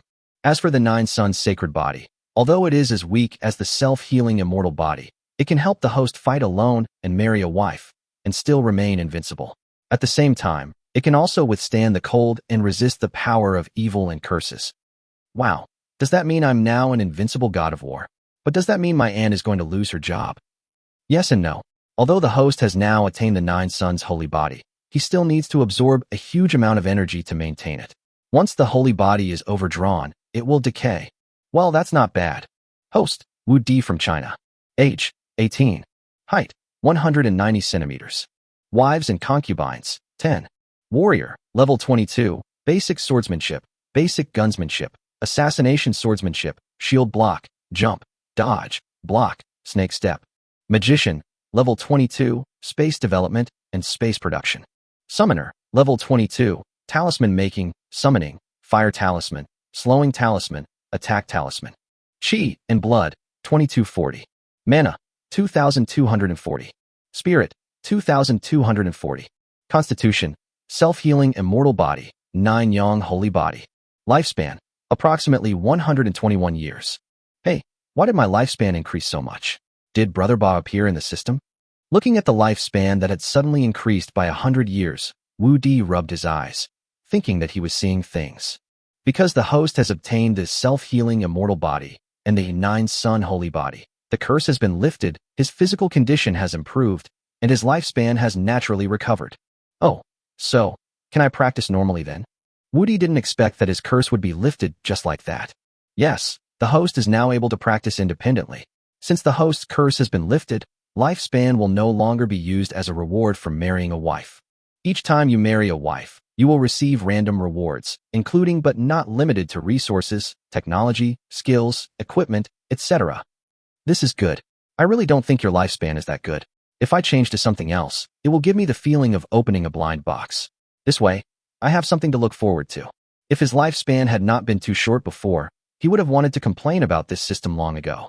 However, now that his lifespan problem has been solved, if he does not exchange the rewards, this system will be too useless. Fortunately, this system is becoming more and more humane.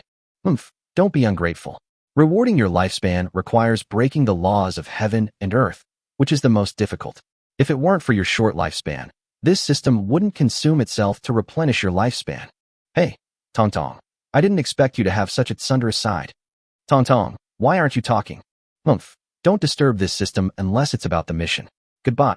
My goodness, this is really becoming more and more human, and even looks like a woman. Sir, what's wrong with you? Seeing that Wu Di didn't speak for a long time and his mouth didn't move, Tao Yaoyao twisted the split chassis and said, "It's okay, I feel like I'm fine. Let's continue telling the story." At this time, Wu Di felt that he was full of fighting power and had endless energy. He wanted to let the queen experience the horror of the 9 sun holy body, and at the same time, get double the queen's experience points and quickly increase his level. Okay, I love listening to your stories the most. Well, call me husband. Husband, let's begin. Sit down, the gentleman will start talking. Wow. Oh, hiss. Husband, your story has so many ups and downs, I like it so much, oh. Tao Yaoyao liked Wu Di's story very much, and sang along with it to express her joy. If you like it, let's try something more exciting. Okay, I love to hear exciting things. Hurry up and don't stop. Hey, you're clearly an elf, but why do I feel like you're a fairy? You actually love listening to stories so much. Luckily, the system reward came just in time. Otherwise, I really wouldn't be able to coax you to sleep. Looking at Tao Yaoyao, who had fallen asleep beside him, Wu Di also sighed. This elf's physique is indeed much stronger than that of humans. At least Shangwan Mingyue can't compare to her. Fortunately, he has now obtained a great immortal body and a great holy body. Otherwise, he really would not be her opponent. However, he is now full of energy again. Forget it. I'm already level 23 now, but I haven't practiced the level 20 skills yet. I'll practice all the skills first. Looking at the sleeping Tao Yaoyao, Wu Di didn't want to wake her up to listen to a story. He just wanted to use this time to practice his skills. After reaching level 20, he has more skills to practice, starting with the magic skill, teleportation. After learning this skill, he will have another way to save his life. The summoner also has two skills to learn. One is healing, and the other is God's talisman. Healing may not be of much use to him now that he has a self-healing body, but it can be used to heal teammates. The divine travel talisman is a talisman skill. Making talismans can help the user increase their movement speed. It is also a good tool for chasing enemies and escaping, and it must be learned. As for warriors, there are even more skills to learn, including half moon slash, cross slash, jumping slash, fire slash, frenzy, and charge. He originally planned to pick a few skills to learn, but then he thought that more skills are better than less. Each skill has a unique use, and learning them all would diversify his attacks. Chapter 114, Iron and Coal Arrangements. Hey, it seems like I haven't looked at Tao Yaoyao's panel yet. Let's look at the panel first. Wife, Tao Yaoyao. Race, Elf. Identity, Elf Queen. Level, 60. Age, 122. Spirit, 6080. Weapon, natal longbow. Armor, destiny dress, destiny armor. Skills, natal arrow, natal perception, healing, gathering, racial summoning, wood hiding technique, cloud piercing arrow, 3 stars in a row, 7 stars worshipping the moon, elf wings. Loyalty, 80. Hey, this panel is different from humans. That's right, elves don't have chi, blood, or magic power, only mental power. However, elves have innate equipment and skills, which are superior to humans. Wu Di had never seen Tao Yaoyao's natal longbow, but he had seen Yeer's natal longbow with his own eyes. It was transformed from the vine that connected them when they were born. Their natal dresses should be the clothes they are wearing now. When the crescent moon fell to the ground, 2 leaves fell from the top of the vine, and one of them was their natal dress. This natal dress should not have any defensive power, but it can block the sun and dust, and will never be damaged. Wu Di remembered that when he was telling the story before, Tao Yaoyao's dress was torn by him, but it recovered on its own after a while. Wu Di estimated that as long as the elf did not die, this natal dress could be continuously restored. As for the natal armor, Wu Di had never seen it before, but this natal armor should be another leaf transformed, with a certain defensive power, and it can also recover on its own. But the loyalty needs to be improved. Looking at the loyalty of only 80 points, Wu Di was a little dissatisfied. This was the lowest loyalty among his women. It seems that last night's story wasn't powerful enough. However, Wu Di soon felt relieved. Human women are very loyal because they have the right time, place, and people. If it weren't for the curse thousands of years ago, it would have prompted women to desire men. As for the status of men among women and in the East Continent, it would definitely not be what it is now. Moreover, this situation not only applies to him, but to all men in the East Continent. The elves are different. They have no intersection with humans and will never have a partner. They are only loyal to their father spring, mother tree, and race. If the elves had not suffered a great disaster, she probably wouldn't even look at him, let alone become his woman. The reason for his high loyalty was probably because he gave the elves a new home in the story he told last night. It's almost there. I'll fill you up sooner or later. Without thinking any further, Wu Di began to learn new skills. Tao Yaoyao didn't wake up until noon. My dear, I have to go back to the clan to deal with some matters today. After I finish dealing with the clan affairs, I will go to the Lord's mansion to find you. But you were telling me a story, okay? Tao Yaoyao obviously loves the taste of it. If she wasn't concerned about the affairs of her clan, she would probably be reluctant to leave Wu Di. Well, okay, I'll go back to the territory soon. Come find me when you're done with your work. Wu Di didn't plan to stay at home any longer. He had been out for more than 2 days, and now that the work here was done, it was time to go back. Well, let Yeer go back with you. I think she will like her husband's story too. Okay, but you must remember to come. My husband really likes to hear you sing while he tells stories. Tao Yaoyao blushed suddenly. When Wu Di was telling the story with ups and downs, she couldn't help but sing loudly, and the song she sang was the song of their elves. Well, if you have time, you can come to Jiufeng Mountain to find me. Don't worry, if you don't come, I will definitely come to find you. Yeer, from now on you stay by your husband's side, and take good care of him for me. Tao Yaoyao did not forget to remind Yeer before leaving. Don't worry, Queen. Yeer will take good care of her husband. Yeer didn't know what the word husband meant. Although the elves' culture and wisdom were instilled at birth, the elves did not have the word husband. When she saw the queen calling him husband, she followed suit. Tao Yaoyao and Wu Di looked at each other and did not correct the address, because they both knew that it was a matter of time, so they just changed their words in advance. After Tao Yaoyao left, Wu Di brought Yeer to the town office. Wenren Jingxiang was handling affairs. When she saw Wu Di coming, she quickly stood up to greet him. She originally thought that she could review the new knowledge with Wu Di last night, but she didn't expect that Wu Di and Tao Yaoyao would tell stories all night long. Husband, you came just in time. I asked them to build a set based on the drawings you gave me yesterday. Take a look and see if it looks like this. Oh, the coal stove is built. Because there were many blacksmiths in Qianyo Town, Wu Di gave the task of building a coal stove to Qianyo Town.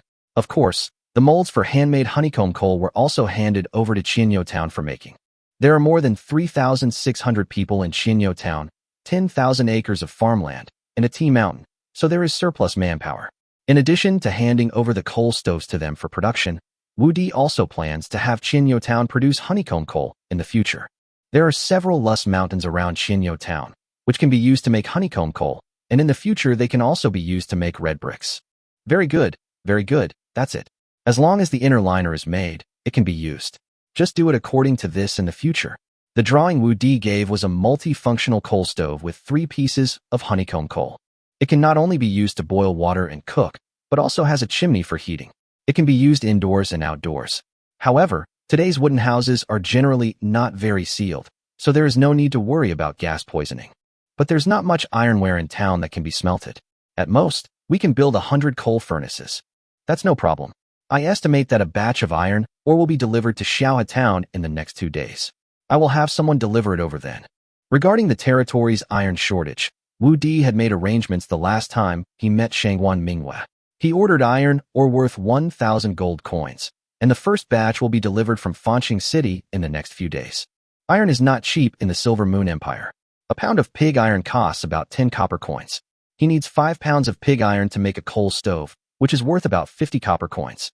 Including labor and other costs, a coal stove costs about 70 copper coins. If he used iron ore for smelting, his cost could be reduced to about 40 copper coins, saving nearly half of his expenses, so he did not buy pig iron directly. That's great. As long as we have iron, we can produce coal furnaces endlessly. The biggest problem was solved, and Wenren Jingxiang felt relieved. If there is enough iron, how many coal furnaces can you produce in a day? According to the assembly line method my husband gave us, we have greatly increased the production speed. It's hard to say exactly now, but hundreds of pieces a day shouldn't be a problem. These days, try to arrange for as many people as possible to familiarize themselves with the production process. Once the iron ore arrives, we must produce at maximum efficiency. 100 pieces a day is too few. The number of coal stoves determines the sales volume of honeycomb coal. Too few coal stoves will affect the sales volume of honeycomb coal. I have already arranged for someone to study. Very good. Now the coal-making machine has been produced, and the road to Blackstone Town is open. I will write you a handwritten note later, and you can send people to Blackstone Town to haul coal tomorrow. I've already told you the production method and the proportions of coal slime. While the weather is still good, make some more honeycomb coal for storage. Winter will soon arrive, and these coals will come in handy. Well, I will make all the arrangements. I trust you to do the job. Are you ready to go back now, my husband? Well, I've been out for 2 days, it's time to go back. Can't my husband stay one more day? Once you've dealt with your affairs, come find me at the Lord's Mansion. I'll reserve a room for you. Chapter 115, The Lord's Mansion, is completed. Wu Di refused Wenren Jingxiang's request to stay and returned to Fengzhua Mountain with Yu under the protection of Shan Tingting and others. The construction of Fengzhua Mountain has reached the final cleanup stage. The people in the territory are all in high spirits and have begun to hang up lights and decorations and decorate the new Lord's Mansion. Along the way, the people in the territory cheered and greeted Wu Di. Wu Di nodded in response on horseback and went straight to the new Lord's Mansion before dismounting to Shu Jingjing's welcome. Jingjing, why are you the only one at the door today? Sir, Chief Steward Wang and several ladies are setting up the rooms inside. Haiyan and Lily, 2 of the 6 captains, have taken their teams and some of their leaders out hunting. Shu Jingjing took Wu Di's horse reins and replied, Well, is the Lord's Mansion finished? Yes, not only is the entire Lord's Mansion completed, but the construction of the entire Fengzhua Mountain is also completed. Now everyone is doing the final cleaning work. The Lord will be able to move into the new Lord's Mansion tonight. It was only then that Wu Di discovered that the original Lord's Mansion had been demolished and turned into a pool that was storing water. At this time, the entire Lord's Mansion was surrounded by a 15-meter-high wall. The 3 entrances of the Lord's Mansion corresponded to the 3 roads leading up the mountain, in the northwest, northeast, and southeast directions respectively. The main gate faces the Xiaohe town below in the northeast, while the side gates are in the northwest and southeast. The entire center of the mountaintop is occupied by the Lord's mansion, blocking the roads in 3 directions. If you want to go from the top of the mountain to other directions, you must pass through the city gate tower. However, except for the roads in 3 directions on the top of the mountain, which are cut off by the city wall, the 3 roads on the mountainside are still interconnected, and people can help each other through the roads on the mountainside. From now on, the inner city of the Lord's mansion will only be Wu Di's private territory. Apart from her women and children, only high-ranking officials in the territory and guards guarding the Lord's mansion will be allowed to enter and exit. After Wu Di entered the inner city, he did not go into the Lord's mansion, but took Shan Tingting and others to the city wall and placed 12 heavy crossbow carts on the 4 sides of the city wall. At this point, the last layer of defense of the Lord's mansion has been completed. Although the chance of being attacked here is small, preparations must still be made. Moreover, the heavy crossbows placed here can also support the battle halfway up the mountain. However, it is estimated that it would be difficult for anyone to attack halfway up the mountain. The main function of this heavy crossbow is to guard against magical beasts in the air and enemies who can transform their chi and blood into wings. However, the only shortcoming was that he had too few soldiers. With such a large area and several lines of defense, only 300 people were obviously not enough. Moreover, he asked Li Hongmei to take 20 of the 300 people to assist Blackstone Town. It was urgent to increase the military force. Tingting, how many militiamen in the 2 towns meet the standards now? Although Qinyo Town has a large population, with 200 militiamen and many townspeople at level 10 or 20, Wu Di did not ask Wenren Jingxiang for anyone this time. After all, they also need manpower to guard against this beast tide, so for the time being they can only take action from Cassava Town and Xiao Town. Sir, now that the Lord's mansion is completed, we have a lot of manpower available. We have been hunting beasts to train them these days, but the time is too short after all. The number of militiamen at level 10 has recently increased to 300, but for them to reach level 20 and become official guards, the fastest batch will probably take 3 to 5 days. How many more people can be added to the guard team in 3 to 5 days? About 100 people, but I think it should be no problem to add 200 people before the beast tide, and the militia team should be able to increase by a few hundred people by then. Well, then there's no problem. After turning around and arriving at the Lord's mansion, the first thing I saw was a hall of more than 200 square meters, with many rooms on both sides and a large office at the back. At this time, the inside had been cleaned. It was not very magnificent, but very simple and clean. After Wu Di came in, he happened to meet his aunt coming downstairs. Xiao Di, come, let me show you your room. Wang Qiulan was also very happy at this time. Her Xiao Di finally settled down. Wu Di was taken to the 5th floor by Wang Qiulan, where his wives were all there. Husband, look, are you satisfied with our arrangement? Nangong Wani said excitedly, holding Wu Di's hand. There is only 1 bedroom on the entire 5th floor, but there is a balcony walkway and an open-air terrace. If it weren't for the water source and building area issues, Wu Di would have wanted to build a swimming pool. However, there is a 3 by 4 meter bathtub in the bathroom of his room, and there is also a swimming pool in the back garden, so there is no swimming pool on the roof. The main one is Wu Di's bedroom, which takes up half of the entire 5th floor. The big bed in the middle alone is made entirely of huge solid wood. The 6 by 10 meter bed is like a city gate. Not only is there not a single crack, but its thickness is estimated to be able to withstand the bombardment of artillery. At this time, the big bed was covered with a thick layer of monster fur, which was soft, comfortable, and very warm, creating excellent conditions for his future happy life. Not bad, not bad. This bed is not only shockproof, but probably waterproof too. Wu Di deliberately stood on it and jumped a few times. Apart from the softness of the fur on his feet, there was no reaction at all. Is it waterproof? The roof shouldn't leak, right? Several women looked at the solid ceiling, confused. Hey, what I'm talking about isn't the rootless water from the sky, but the mountain torrents from the human world. Roofs can't stop it. Wu Di chuckled and looked at the numerous water lilies and 5 water lotuses in the house, so waterproofing measures were very important. Is that so? The girls nodded, not quite understanding what was going on. Husband, you. Shui Mingyao, known as the water fairy, was the first to react when she saw Wu Di's eyes and ran downstairs with a blushing face. Ah, this, husband, as soon as you come back. Then Tuoba Lingxiang and the other girls also ran downstairs shyly.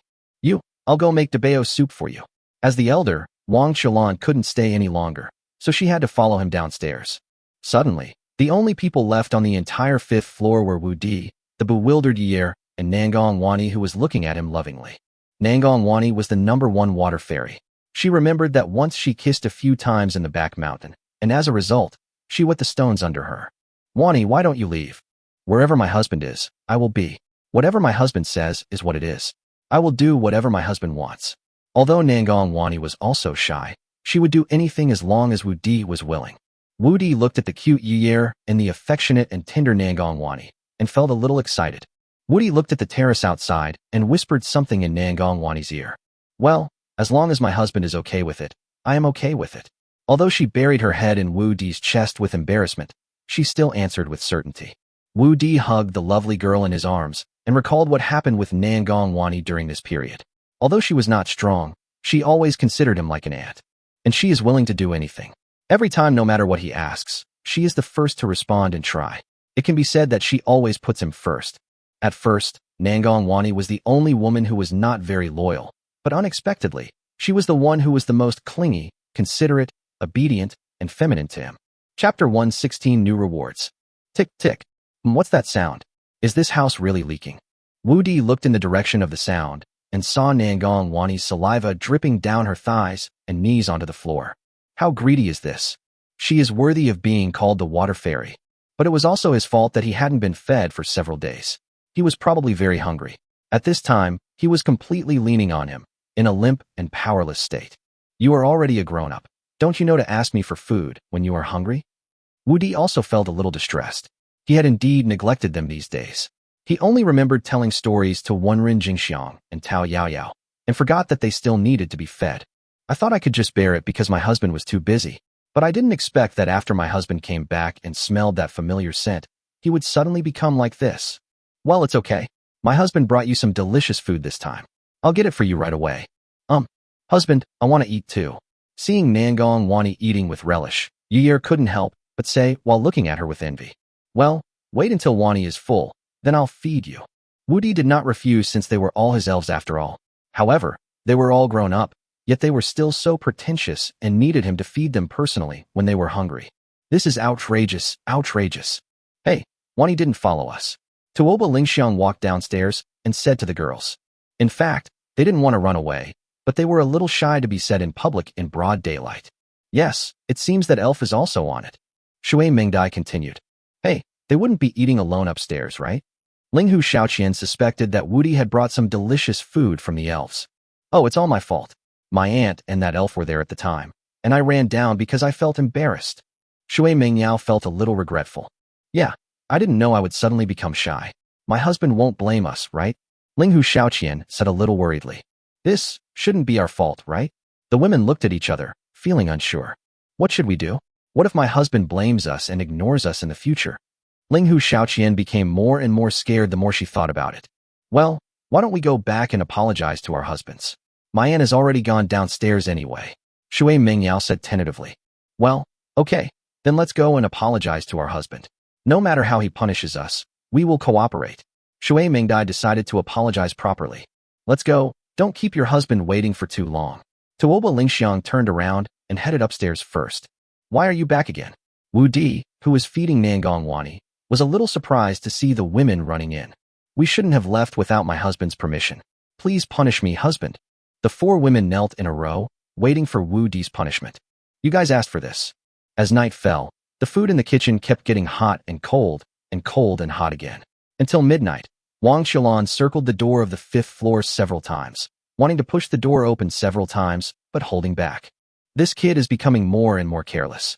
Why would he use such harsh tactics on one of our own people? Wang Xiaolan felt a little sorry for the women who were punished. Are these things more important than eating? Is it more delicious than the food she cooks herself? Although the Lord's mansion now has more than a dozen cooks responsible for the meals of the Lord's mansion and the guards, she is worried about the meals of Wu Di and others, so she has always cooked them herself. Wu Di did not really punish the girls, but instead educated them with both emotional and rational appeals, which moved them so much that they soon fell asleep to Yiyer's elven lullaby. It's still different. Looking at the well-behaved Yiyer beside him, Wu Di just verified the guess he had in his mind before. The elves have the same height and body shape, and they all come from the same mother tree. So would that give him the same feeling? The answer is no. You won't understand even if I explain it in detail, so I won't explain it. After the practice just now, I am very satisfied with the facilities in this room. Now only the corridor and terrace have not been tested to see if they are qualified. Congratulations to the host for completing the mission of marrying a wife. Reward: 100 pairs of black stockings, 10 sets each of JK uniforms, maid uniforms, swimsuits, nurse uniforms, and leather jackets. 100 sets of women's underwear C/D/E/F/G/H. 100 vampires, 100 tissues. Congratulations to the host for increasing your cultivation value by 12. Chi and blood plus 40, magic plus 40, and spirit plus 40. Keep it up, host. No, Tongzi, please stop. I've only been able to exchange this for a year of my life. Where are the planes, cannons, and divine armor I want? Host, please be a human being. This is what you want most in your heart. Can you please stop pretending? Impossible, absolutely impossible. System, you must have made a mistake. There's not a single one of these that I can use. You're definitely mistaken. Looking at the dozen or so different types of women's clothing in the system space, Wu Di absolutely couldn't admit that those were what he wanted in his dreams. Oh, then the system will reward you with another year of life, and take these things back. Hey, wait, since we're already in this space, there's no need to change. By the way, the toilet paper here is pretty good. The straw paper in this world is really terrible. I'm really not used to it. Humph. Man, you say one thing and mean another. No, Tongzi, you actually despise your host. You live in my body, and I haven't asked you for rent yet. Here, your rent. Well, do you really pay the rent? At this moment, Wu Di felt that his head was covered. What is that? Wu Di quickly pulled it off. Nest, underwear, men's boxer briefs, 10 pairs. Wu Di took the underwear and tried them on in surprise. I'm not used to wearing those leaky underwear this month. I was thinking of asking someone to modify them when I have time, but I didn't expect the system to solve it for me. This is the first time I see the system paying rent for the host. I didn't expect the size to be so suitable. Tongzi, you don't peek at me every day, do you? Wu Di suddenly thought about whether the system had seen everything when he and his wife were happy. Before, the system was a dead thing, which Wu Di didn't care about, but now the system has evolved into human nature. If it were a woman, it would be fine, but if it were a man, not interested. You mean you are not interested in me? Are you interested in? Boring. Chapter 117, I'm going to be a father. Looking at the rewards in the space, Wu Di had to admit in his heart that the system still understood him. If the curse had not been lifted before, he might have chosen a 1-year lifespan. Now that the curse has been lifted, he has more than 100 years of lifespan, and after breaking through level 30, he can add another 200 years. After reaching level 50, another 300 years will be added. For him, as long as he works hard and keeps sharpening his skills, he can extend his lifespan easily. But these things are different. Take toilet paper, which seems to be the least important item, for example. There is paper in this world, but that paper is okay for writing, but it is not very good as a rag. Needless to say, the underwear vampires are more useful. They can replace him as gatekeepers and provide the warmest care when they are most vulnerable. As for the remaining dozen or so new and fashionable clothes, when they are worn by my own women, that visual impact can definitely cause a nuclear explosion. It is also the best item to increase attack speed. Hiss, I dare not think about it. I dare not think about it. And there were those black stockings. When Wu Di first traveled through time, he looked at those long legs, at least 1 meter and 1 leg long, and expressed some regret that they didn't have the black stockings. Now, this regret has been completely made up. Didn't they say there were only black stockings? Does this black fishnet also count as black stockings? He originally just wanted to see the quality and feel of the black silk, but he discovered that there were many black meshes mixed in the black silk. He didn't expect there would be an unexpected surprise. Haha, with this fishing net, I can be a fisherman from now on. Just as Wu Di was fantasizing about a better life in the future, a bolt from the blue sounded in his mind. The system, which had just been silent, once again reported good news to Wu Di. Congratulations to the host. The seeding was successful, and you have obtained divine perception. Please keep up the good work, host. Oh my god, I got caught despite all my precautions. Wu Di didn't feel excited at all. Why has it been so long and so many women haven't won the bid? It's all because of his deliberate actions. But I didn't expect that man proposes, God disposes, and despite all my precautions, I still failed in the end. As for why he did this, didn't he like children and didn't want to have children? Of course not. He was a reckless man who dared to take risks, but he didn't want his children to take risks with him. The situation was unclear at the beginning, and they had an unstable foothold in the territory, so he was unwilling to plant seeds so soon. Moreover, when you don't have children, you can do whatever you want. But once you have children, you have more responsibilities and more concerns, and you have to consider them. In fact, these are not the most important things. What Wu Di is most worried about is the curse. If it is a girl, it would be okay. At most, she will not be able to get married in the future. But if a boy is cursed at birth, being physically weak and unable to practice cultivation is the least of his worries.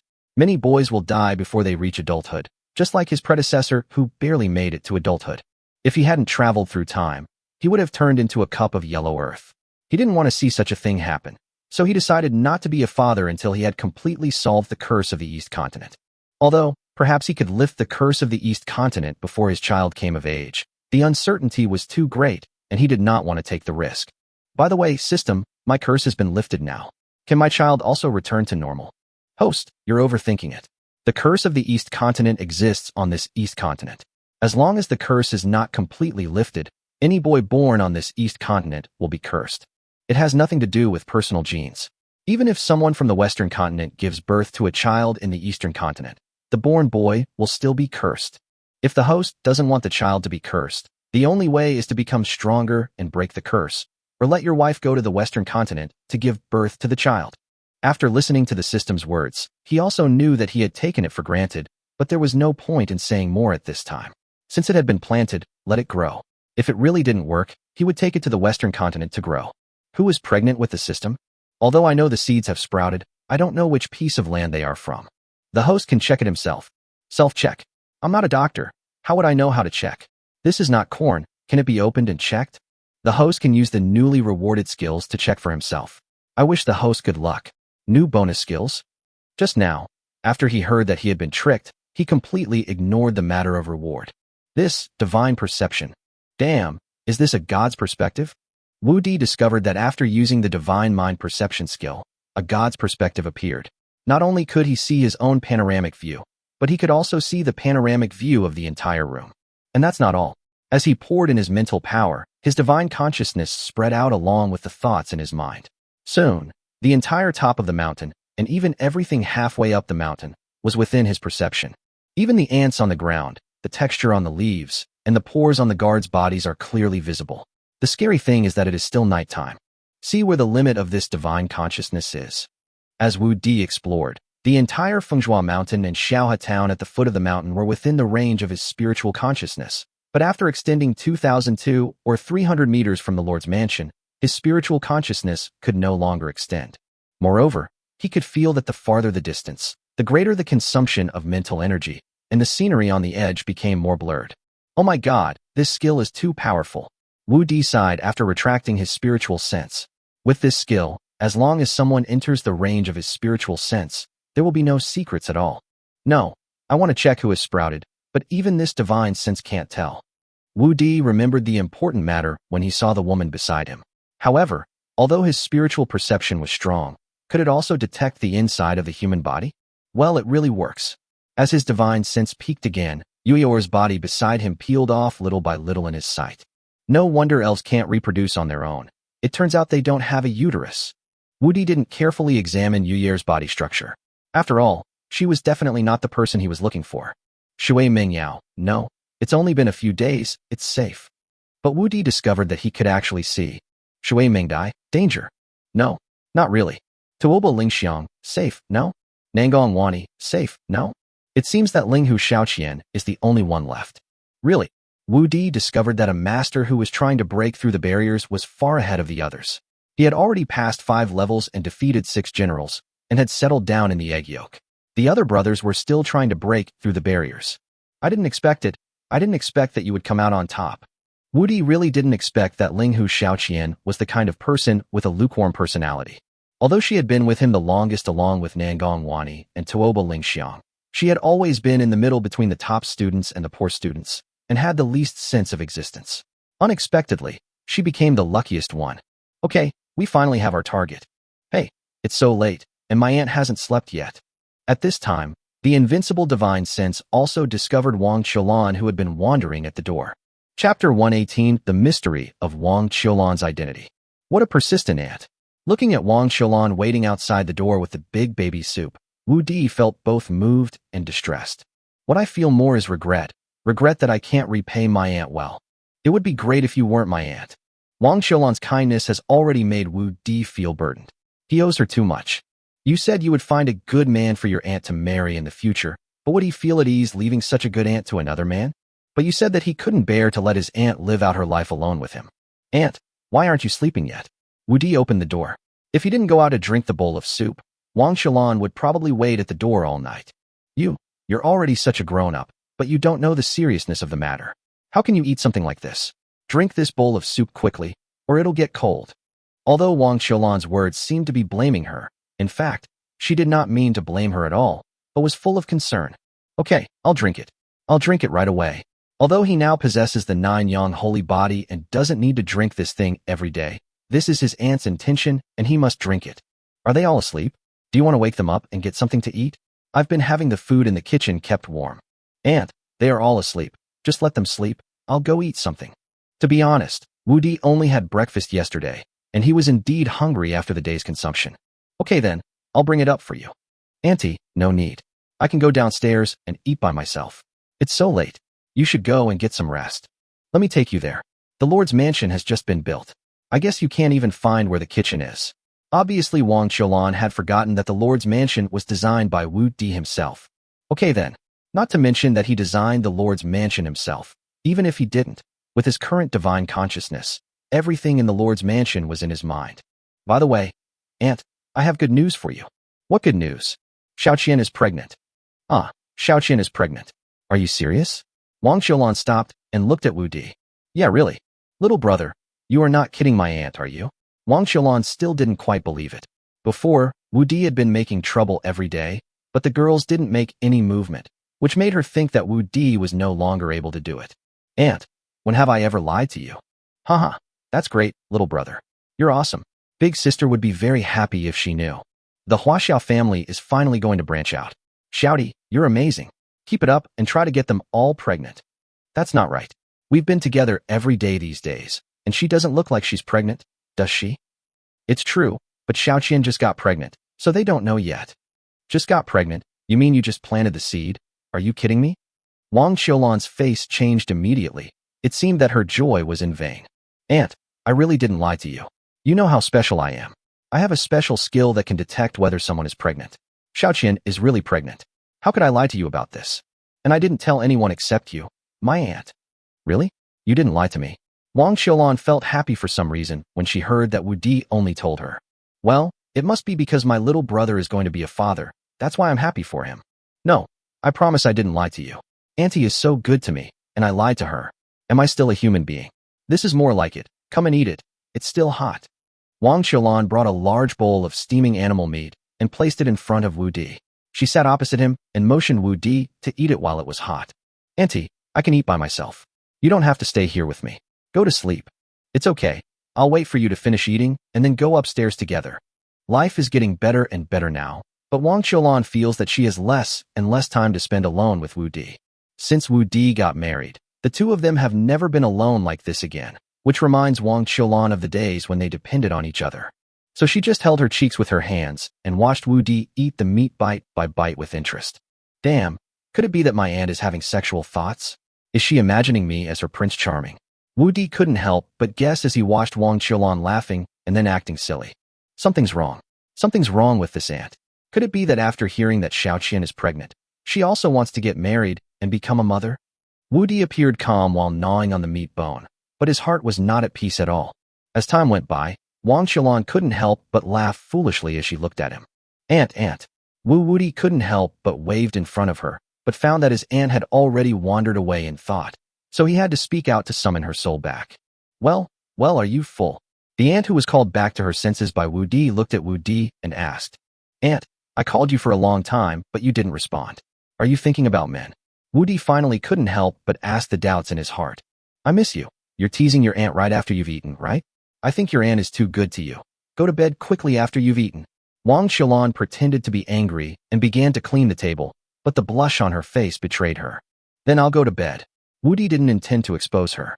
Go. Huh. Damn brat. He's becoming more and more disrespectful. She breathed a sigh of relief after seeing Wu Di leave. In fact, her real name was not Wang Xiaolan.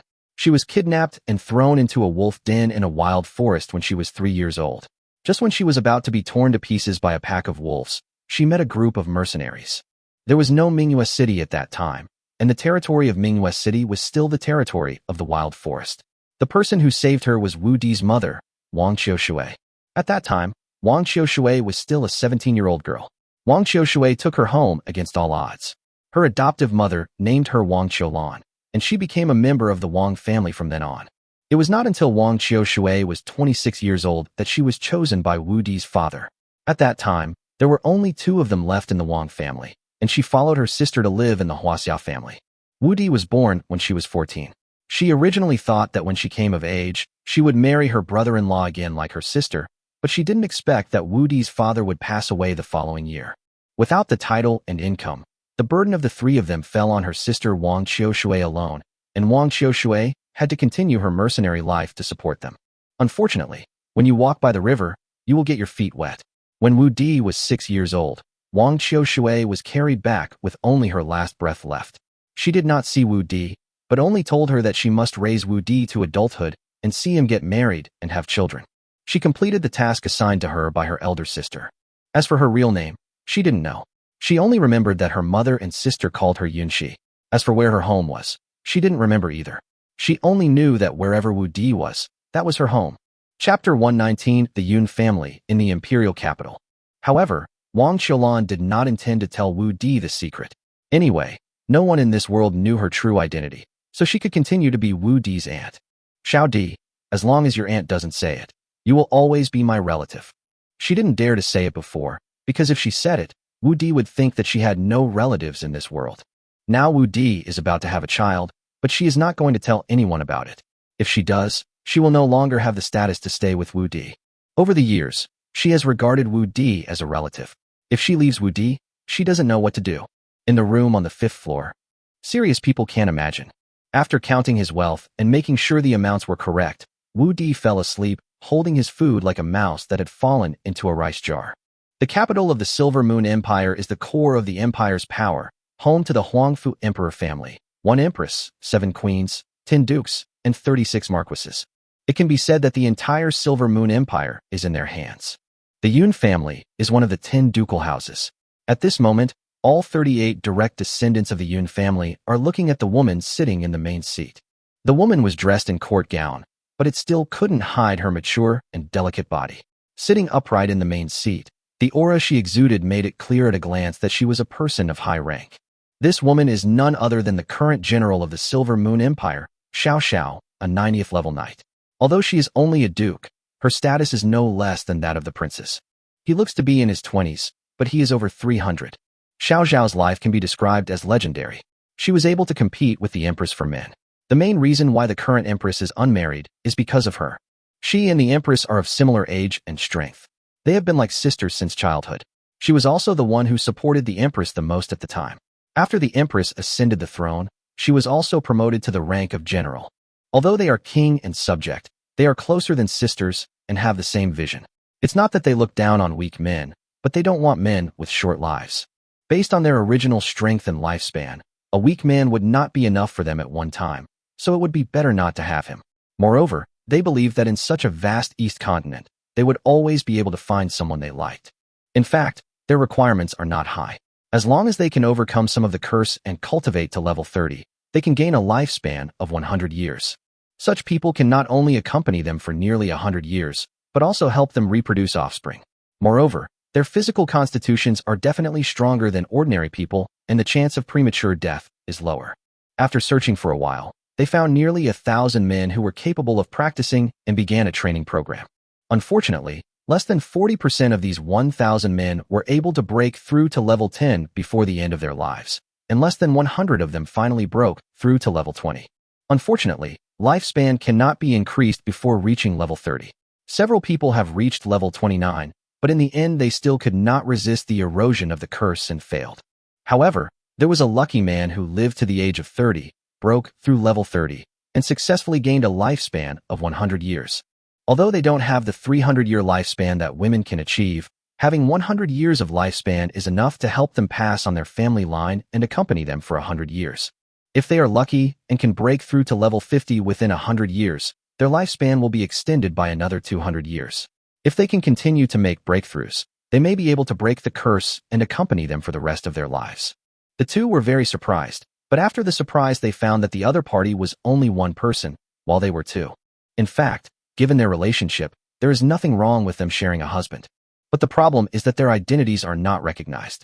Even if they are willing, the royal family will not agree, and the officials will not agree.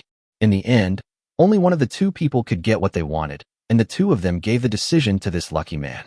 This lucky man is called Yunhai.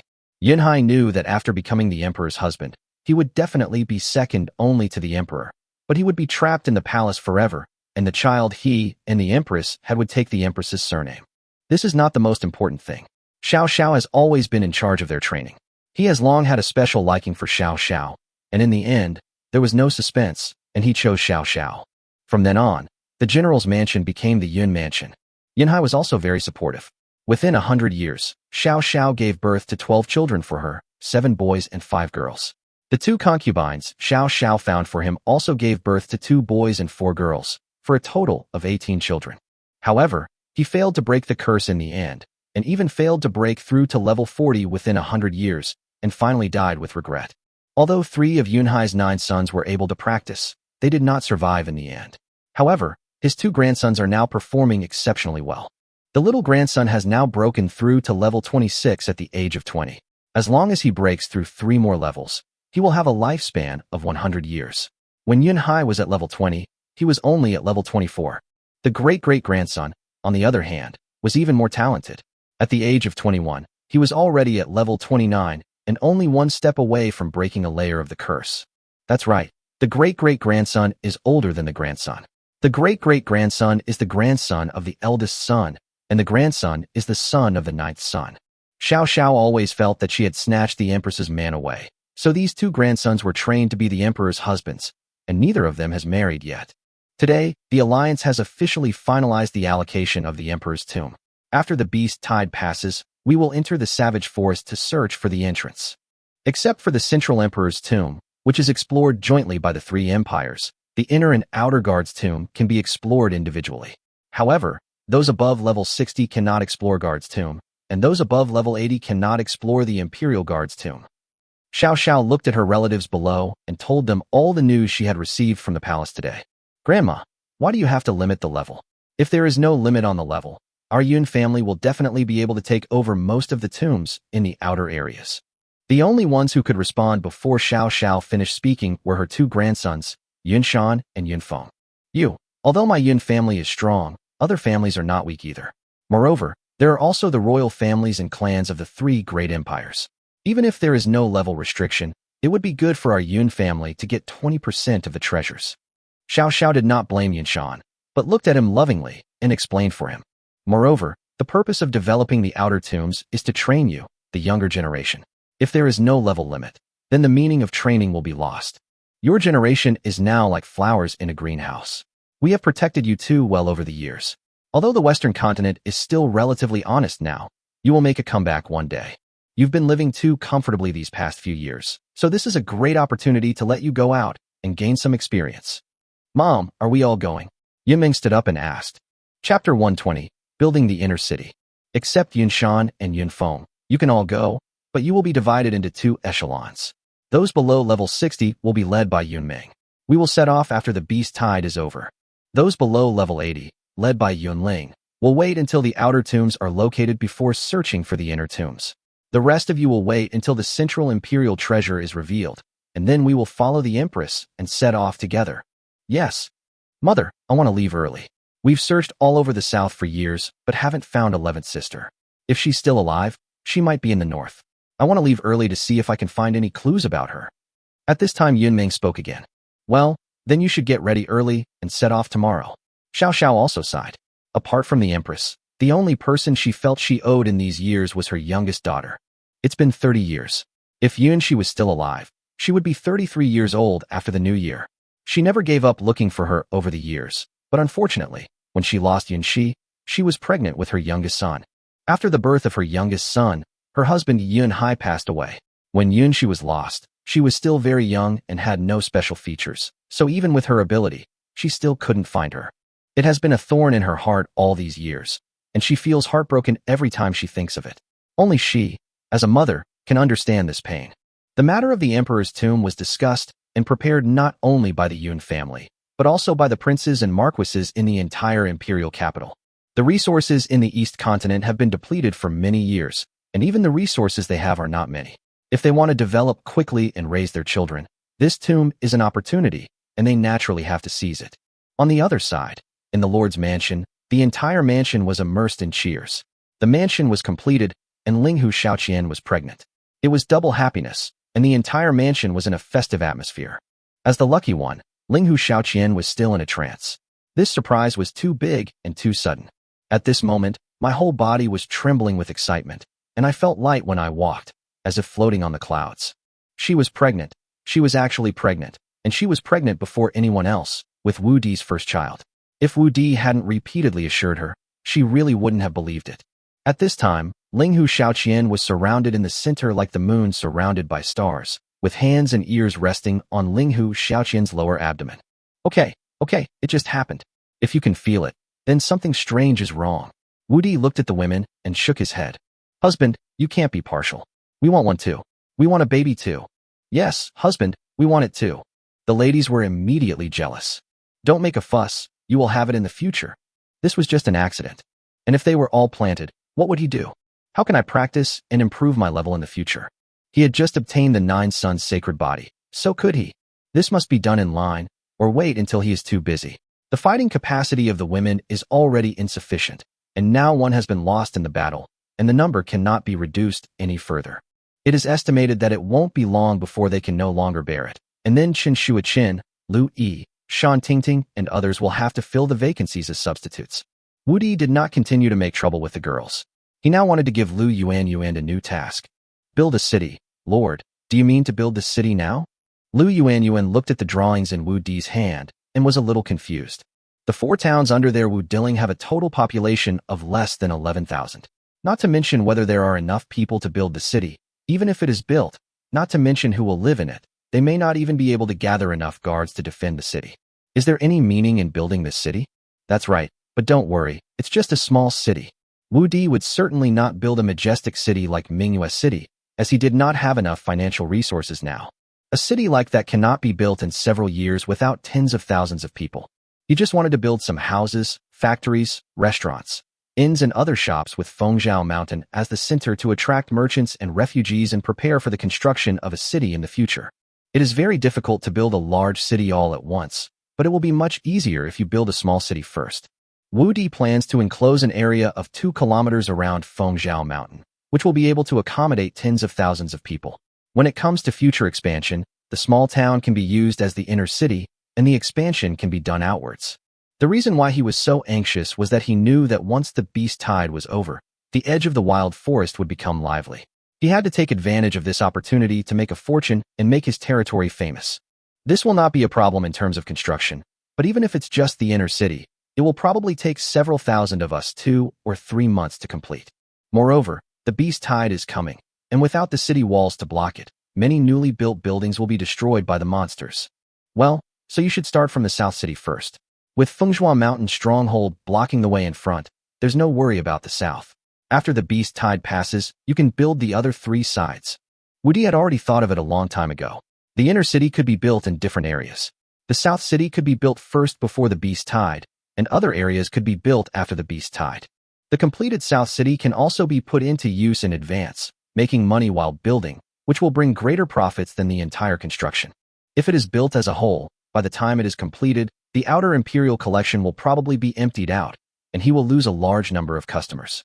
My lord, you are truly thoughtful. I will immediately arrange for manpower to complete the construction of South City before the beast tide arrives. Go ahead. Thank you for your hard work. After explaining the matter, Wu Di returned to the study in the Lord's mansion and began to make storage bags. Now that he is level 23, even if he does not have the speed of self-healing, he can easily make 46 storage bags a day. Now when he makes a storage bag, the magic power and mental energy consumed cannot keep up with the recovery speed. It can be said that making the storage bag does not consume any energy at all. However, even if there is no consumption, at his speed he can only make 10 storage bags in an hour, and he needs someone to help him cut and sew them. But even so, making 100 storage bags a day is not difficult, it just takes some time. However, Wu Di did not spend the day making storage bags. After making 50 storage bags, he spent more than 2 hours carving the seal of the magic talisman. After making 2,000 copies in one breath, he called Shan Tingting, took out 600 copies, and asked her to distribute them to 300 guards. 2 copies per person greatly improved the guards' combat effectiveness and also gave them more means to save their lives. Then he took out another 1,000 and gave them to his aunt to add to the treasury, and the remaining 400 were divided among them. As night fell, with Ling Hu Xiaoqian's example, Wu Di's wives were very courageous in this family meeting. Little guy, you think you can control me with your little skill? Practice for a few more years. Looking at his wife who was led by his sweet words, Wu Di was even more complacent. My husband is such a jerk. He always makes me take the blame. My pockets are full. Yu Ye looked at Wu Di dimly. She did nothing all night, but helped Wu Di to cover for himself.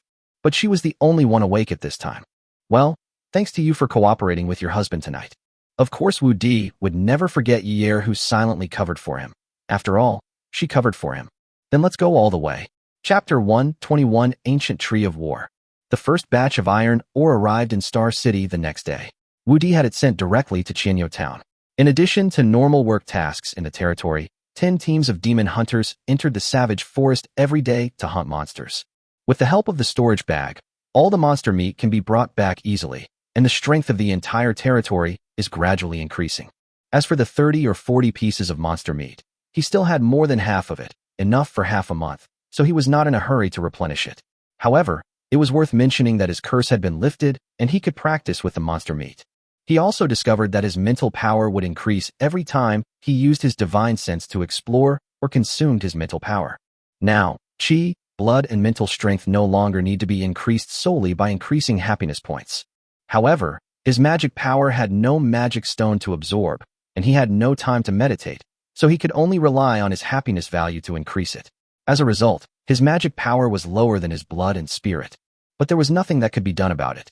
Everything was on track. Wu Di practiced his skills every day, made storage bags, and then cultivated relationships with his wives to increase his happiness. This went on for 7 days in a row, and Wu Di's magician level broke through to level 25, and his blood and spirit also reached level 26, but Tao Yaoyao never came. The girls in the family have been overwhelmed these days and are almost feeling fearful. Wu Di decided to give them a holiday and go to the queen to tell them some stories. This time, Wu Di brought no one except Yu Ye. The two of them mounted their horses and prepared to head straight for Jufeng Mountain, but they were stopped by Wang Qiulan just as they got on their horses. Xiao Di, wait, take this with you. Wang Qiulan hurriedly ran up and handed him a storage bag. What? Wu Di took the storage bag casually and found that there were more than 10 servings of big treasure soup in it. It's my aunt after all. Although Wang Qiulan wanted to go with him, as the chief steward of Wu Di's territory, she had to help Wu Di manage the territory when he was not around. Moreover, the levels of the women around Wu Di were increasing rapidly, and she didn't want to fall too far behind. At least she had to break through to level 40 before the beast tide. Remember to drink in the morning and evening, and come back when you're done. Got it, I'm leaving now. Wu Di also knew it. Real man. It will get hard sooner or later. Although he doesn't need it now, it's better to be prepared. He can't reject his aunt's wishes. Yu Ye was very happy along the way. She left the tribe when she was born, and she was very happy to go back this time. She was like a happy little bird on the horse's back. Wu Di also discovered that the elves had a very strong learning ability, which could be seen from their performance in the Lord's mansion in the past few days and their performance on horseback now. This was Yu Ye's second time riding a horse, but her riding skills were even better than Wu Di's. Not only could she show various postures on horseback, she could also jump from her own horse to Wu Di's horse. Are women born knights? Wu Di also became interested, and when Yu Ye jumped over, he expressed his thoughts in Yu Ye's ear. Unexpectedly, Yu Ye not only did not refuse, but also cooperated very actively. It was a lot of fun. It's just a pity for the horse under it. The ground is uneven and so is the horse's back. The horse galloped at a very fast speed, crossing over mountains and stepping through ditches and muddy puddles. It did not stop all the way and was sweating all over. When passing by Qianyo Town, the two did not stop and headed straight for Jufeng Mountain. When Wu Di and his companion arrived at the elf settlement, Wu Di's happiness value increased by 2 points. It seems that this journey was quite wonderful. There was only a narrow path leading up the mountain, and horses could not go up, so the two had to walk up the mountain. When the two of them just arrived at the foot of the mountain, the elves discovered their arrival. As soon as they reached the top of the mountain, Hua Qianqian brought people to greet them. My lord, it's been a long time since we last met. The queen and the priests are currently assisting the mother tree in forming the ancient tree of war and are unable to come greet you. Please forgive me, lord. No need to be so polite. The ancient war tree? Looks like I've arrived just in time. Take me to see it. Woody didn't expect that he arrived at such a coincidence. The last time I came here, I witnessed the birth of Crescent Moon. I didn't expect to catch up with the birth of the ancient war tree this time. It is said that the ancient war tree is the patron saint of the elves. Although it moves slowly, its attack power is very strong and its vitality is very strong. It is the patron saint of the homeland. The ancient tree of war is equivalent to the heavy city defense crossbow and cannon of the human race among the elves. When Wu Di arrived at the center of the valley, the place had changed a lot. On the surrounding branches, there are oval-shaped houses woven with vines, like birds' nests. There are also 3 similar birds' nest houses next to the Fountain of Life. However, these 3 houses are several times larger. Each one has a diameter of 5 or 6 meters and a height of 8 or 9 meters. It looks like a goose egg on the outside, with an entrance 2 meters wide and 3 meters high about a meter below. When we walked into Wu Di, we found that these vines were alive, with roots in the ground. The gaps between the vines were covered by branches and leaves, and many of the gaps were filled with colorful flowers. Such a house not only protects against wind and rain, but also allows light and air to pass through, and it also carries the freshness of plants and the fragrance of flowers. My goodness, these elves' houses are truly exquisitely crafted. Wu Di was so envious that he felt that the 5th-floor lord's mansion was no longer attractive to him. What a wonderful experience it is to live in a house like this and do something you love to do. Haha, you've come to the right place. I'm going to experience it tonight. On the other side, Tao Yaoyao and Mu Zili were sitting cross-legged under the mother tree, muttering something. A vine of the mother tree hung down to the ground, faintly emitting a green glow. While Tao Yaoyao and the other girl were chanting the spell, they would occasionally pour the water of life on the vines in front of them. As the 2 women moved, the vines quickly drilled into the soil, and then the soil in front of them began to slowly crack, as if something was about to break out of the ground. As the mound rose, the dirt fell away and a giant vine-like tree man rose from the dirt. 1 meter, 2 meters, 3 meters. As time passed, a giant tree man more than 10 meters tall rose from the ground. The head alone was 2 meters long, and the 2 huge and strong arms were very long in proportion, reaching below the knees when standing upright. The tree man slowly raised his legs and landed, and the entire ground shook. Boom, boom, boom. The tree man did not stop, but walked step by step towards the edge of the valley. It was not until it was 30 meters away from the mother tree that it stopped in an open space, facing the entrance of the valley to the west, and then burrowed into the soil below the knees. Is this the ancient war tree? Wu Di looked at the ancient war tree, which was still 10 meters high and guarded the western entrance like a giant. Husband, sorry to have kept you waiting. At this time, Tao Yaoyao came over with Mu Zili. Greetings, Lord. Mu Zili's eyes were very excited, and Wu Di clearly felt that her attitude had become much better. In the past few days, their territory has been changing day by day. Today, the first ancient war tree was born, which made her see the hope of the rise of her race. This is also thanks to Wu Di, so her favorability towards Wu Di has also increased a lot. Chapter 122, Tricking the Priest. In the past few days, their territory has been changing day by day. Today, the first ancient war tree was born, which made her see the hope of the rise of her race. This is also thanks to Wu Di, so her favorability towards Wu Di has also increased a lot. Haha, I just arrived too. I didn't expect to have the honor of witnessing the birth of a noble ancient war tree. This is all thanks to Lord Wu Di's care and the provision of a precious land to our clan. Otherwise, our clan would not have been able to restore an ancient tree so quickly. Mu Zili expressed his sincere gratitude. Hey, your mother tree seems to have grown a lot taller. Only then did Wu Di realize that the mother tree, which was originally more than 10 meters tall, is now 20 meters tall and has more luxuriant branches and leaves. Lord, you have a keen eye? Today we have cultivated the mother tree to level 20. Otherwise, the ancient war tree would not have been born. Oh, does this ancient war tree need a mother tree that reaches level 20 to be born? Yes, not only does it require the mother tree to reach level 20, it also requires sufficient water of life, as well as the innate secrets of our race. Look, you've collected a lot of water of life in the past few days. Wu Di looked over and saw that not only had the mother tree been upgraded several levels, but an ancient war tree had also been born. The number of tribe members had increased by several, and these vine houses probably also needed to be watered with the water of life. Don't worry, my husband. My clan will never go back on their word about the water of life. We promised you. Tao Yaoyao thought that Wu Di was worried that he would use his share of the water of life, so she made a promise. That's not what I meant. I meant that your development in the past few days is quite fast. As for my share of the water of life, there's no rush. Unless someone around me needs the water of life to save their life, I will not waste the water of life. I still have the bottle you gave me before. In normal times, you should use the water of life to develop your tribe. Only in times of war, remember to save some every day for emergencies. There was no need for Wu Di to take away all his share of the water of life. He didn't need it now, so it would be better to leave it to the elves to grow and develop. The elves wouldn't run away anyway. The water of life was produced every day, so it wouldn't be too late for him to take it when he needed it.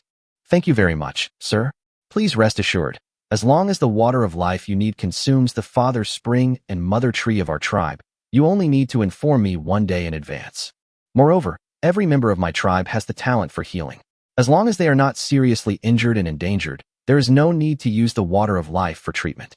Also, our tribe reserves some water of life every day for emergencies, so the water of life required for a small-scale battle is generally sufficient. With the words of the high priest, I feel relieved. Although Wu Di made Tao Yaoyao his wife, Tao Yaoyao was not the only one who had the final say in the elves. Although Tao Yaoyao was the queen, Mu Zili's status as a priest was no less than Tao Yaoyao's. With Mu Zili's guarantee and Tao Yaoyao, the elves were finally completely under his control. Wu Di looked at Mu Zili and wondered whether he should take her in as well, and then max out both of their loyalty points, so that there wouldn't be any problems on the elf side. Your Excellency, just call me Mu Zili. Mu Zili. Okay, then I'll call you Mu Zili from now on. You don't have to call me sir anymore, it's too distant. How about you call me husband like Yaoyao does? Sir, although I have only been in contact with the human race for a short time, I still know what the human race calls husband and what it represents. But you didn't ask me to marry you at the beginning. Oh, isn't it just a title? Besides, Yaoyao is married to me, and you two are good sisters anyway. Isn't her husband your husband? Wu Di didn't expect that he couldn't trick Mu Zili, but he was not someone who gave up easily. After hearing what Wu Di said, Mu Zili felt that it made sense. Although one of them was a queen and the other a priestess, and although their division of labor was different, the rights they possessed and their contributions to the race were the same. They are sisters, and whether it is managing the tribe, taking care of the father's spring and mother tree, or developing the race, they do the same work. Both of them made the same contribution to the race, but Tao Yaoyao was willing to marry Wu Di in exchange for this territory for the development of the race. In this way, Tao Yaoyao's contribution to the race exceeded hers. She felt that her contribution to the race was not as great as Tao Yaoyao's, and recently the tribe members knew that Tao Yaoyao had secured territory for the race's development, and their respect for Tao Yaoyao had surpassed hers. Good sisters should share happiness and hardships, and do everything together. That's how you become good sisters. Only then will there be no disagreements, and only then will your race develop more stably. Seeing that Mu Zili hesitated, Wu Di hurriedly struck while the iron was hot, and began his plan to deceive people. Then after I call you husband, you won't let me do anything that goes against the interests of my race, right? Mu Zili always felt something was wrong, but after listening to Wu Di's words, it made sense. There's hope. Of course not. I won't interfere in the affairs of you elves. You are the ones who are in charge. The most I can do is ask you for help when a war breaks out. If you need some water of life, I will. Then after I call you husband, do I need to do anything for you? You don't need to do anything. Sometimes we just get together to exchange feelings, explore the mysteries of life, listen to me tell you stories, and then you sing and dance for me. Yaoyao can do all these things, you just need to be like her. Is that so? Although I haven't heard the story, singing and dancing are what we elves love most. Then I will call you husband like the queen. But I have to say this beforehand, apart from these things, I won't do anything else. Mu Zili saw that none of the conditions proposed by Wu Di would harm her race, and that she could definitely do anything the queen could do. Don't worry, I promise to only let you do the same thing as Yaoyao. Wu Di was already very happy at this time. He didn't expect that this elf priest was so easy to fool. Even if you are an elf priest, even if you have lived for hundreds of years, the things you have not experienced are still a blank slate. Well then, husband. Okay. Wu Di laughed. Although it hasn't reached the official stage yet, but with Tao Yaoyao as a proof, how can we escape? Tao Yaoyao and Yer, who were standing by, watched Wu Di fooling their high priest. Not only did they not point it out, but they also had an inexplicable smile on their lips. The two of them had personally experienced the meaning and power of the word husband. It felt quite good to see their powerful and arrogant priest being fooled. I just don't know what expression the high priest will have when their husbands try to exercise their rights as husbands against him. Given the high priest's pride, I'm sure he won't regret it when the time comes. Woody also cast a glance at the two women and gave them a big thumbs up. Chapter 123, The Elf's Vine Nest. Yao Yao, your house is very magical. After Wu Di entered Tao Yao Yao's room, he was also amazed and could only use the word magical to describe it. Tao Yao Yao's house is one of the 3 big birds' nests next to the Fountain of Life. When Tao Yao Yao brought Wu Di and Yer in, the leaves of the vines at the door automatically grew to cover the door.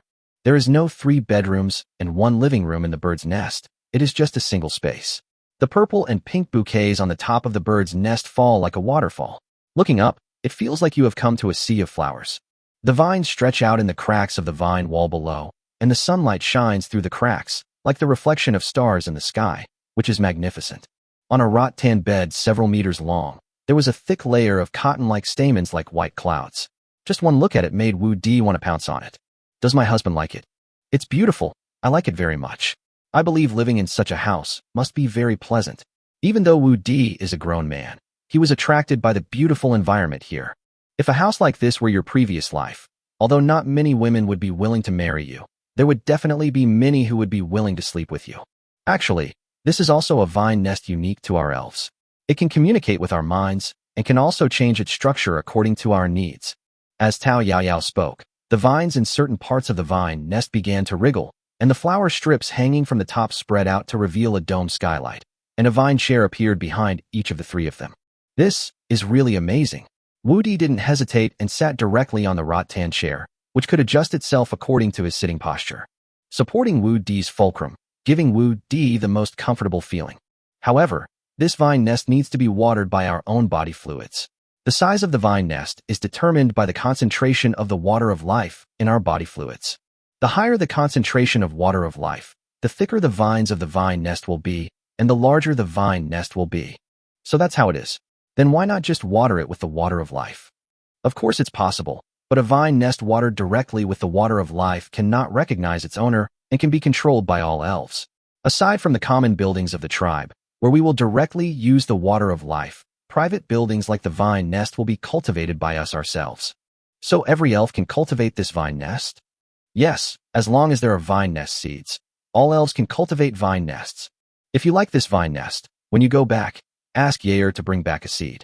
You can choose a location and let Yair cultivate one. However, Yair's level is not high, and the water of life in his body is thin, so the vine nest watered by it will be much smaller. If you don't have anything to do these few days, you can stay here for a few more days. It won't be too late to go back after Yair reaches level 20. Oh, how long does it take for Yair to break through to level 20? Anyway, he planned to stay in the elf tribe for a while this time. If it wasn't too long, there would be no problem. 4 or 5 days will be enough. My husband can tell me more stories during these days. Haha, if you want to tell me a story, then I won't be sleepy anymore. And I also want to hear you sing and dance. The elf queen's dancing and singing have haunted my dreams these past few days. I think my husband, you are the high priest of my clan whose dreams are haunting you. Well, it's not because I'm worried that you'd get bored listening to stories alone, Yao Yao. You two are sisters, so wouldn't it be nice to listen to stories, sing, and dance together? So, we elves are all sisters. Would you like me to call them all over to listen to your husband's stories and dance and sing for him together? Tao Yao Yao, like Mu Zilii, had only a superficial understanding of the human race. However, after hearing Wu Di's story last time, her understanding of the human race has become very profound. Although I didn't get to the bottom of it, I understood it very deeply, so I wasn't as easy to fool as Mu Zilii, who hadn't even gotten started yet. This is not impossible. If you ask how thick-skinned Wu Di is, even the city walls are not enough. When Tao Yao Yao said this, Wu Di immediately imagined being surrounded by a group of beautiful and enchanting elves. That was definitely, what a wishful thinking. Having me and Yair isn't enough. You've even dragged the high priest into the mix. Now you're even planning on taking over my entire clan. You're truly greedy. My queen, you don't know that these days, your husband's human wives have been tortured to the point of being almost torn apart. Yair has witnessed Wu Di's terrifying power in the past few days. Even though her elf body has recovered amazingly, she is still no match for Wu Di. Oh, are human women so weak? The last time Wu Di obtained the 9-yang holy body, although he had an in-depth exchange with her, she was in a hurry to come back and Wu Di also had to return to the territory. So Wu Di did not show how powerful he was, so she had not yet felt the power of Wu Di's 9-yang holy body. Hee. Human women do not have the recovery ability of you elves, but that's not because they are weak. Wu Di smiled, stood up and walked to Tao Yaoyao, lifted her chin and said, "What is that? You'll know what it is if you try it." Wu Di said, and then he gave her a princess hug, and the two of them rolled directly into the rattan bed that was like a cloud. Outside the vine nest, the elves were busy with their own things, while in Tao Yaoyao's vine nest, the vine leaves were tightly shrunken, covering all the gaps in the nest, like a hedgehog curled up into a ball to protect itself tightly against the invasion of foreign enemies. "Hey, why did the queen's vine nest start to shrink after my husband and the queen went in?" In Mu Zili's vine nest nearby, Mu Zili looked at Tao Yaoyao's vine nest with some confusion about its reaction. "He told me to call him husband, but now he doesn't even call me priest when there's something going on. Didn't we agree to do everything together?" Although Mu Zili didn't know what they were doing in the vine nest, there must be something going on, otherwise Tao Yaoyao's vine nest would not have reacted like that. At this time, Mu Zili felt a little resentful. She felt that Tao Yaoyao and Wu Di were excluding her and treating her as an outsider. And Yer, who was only the weakest member of the tribe, could now participate with the queen, but she, a priest, was excluded. "No, I am the husband of this priest after all. Since we have already agreed on this, you cannot exclude this priest. No matter what is done, I will participate." Mu Zili thought about it, and felt that she couldn't just sit there like that. Even if they didn't call her, she had to take the initiative to participate. But after Wu Di entered, the queen's nest had already closed, and even though she was a priest, she couldn't open the queen's nest and go in. We can only wait for the queen to open it from the inside. She decided that after the queen's lair was opened, she would question the two of them, especially the queen. They had agreed to do everything together, but how could she forget it so immediately? Chapter 124 Blessing. However, Mu Zili had been waiting for several hours. Now that night had fallen and the crescent moon was high in the sky, the door of Tao Yaoyao's nest was still closed. This made her very curious about what these three people had done behind her back. The interior of Mu Zili's vine nest is somewhat different from Tao Yaoyao's. There is a vine hammock and a vine swing on which Mu Zili is sitting now. The flower vine swing swayed with Mu Zili's mood. Her snow-white skin, which could not be concealed under her light green dress, was like a white camellia in full bloom emerging from the branches. It was beautiful and elegant, and ripples appeared as the swing swayed. It seems as if it is one with the flower vine swing, so beautiful. Although the elves don't have bonfire parties, everyone is good at singing and dancing. To welcome Wu Di, Tao Yaoyao and Yer personally performed a song and dance for him. Across the stage, a sea of flowers, clouds and mist billowed, and bare white jade feet occasionally peeked out from the clouds. Beautiful songs drifted among the flowers. Just when Mu Zili's patience ran out, Yer ran out quickly. "Master Priest, the queen is looking for you." Good. Although she didn't know why the queen wanted to see her, she still slipped into Tao Yaoyao's vine nest. Before the elves fell into decline, she and Tao Yaoyao were as close as sisters.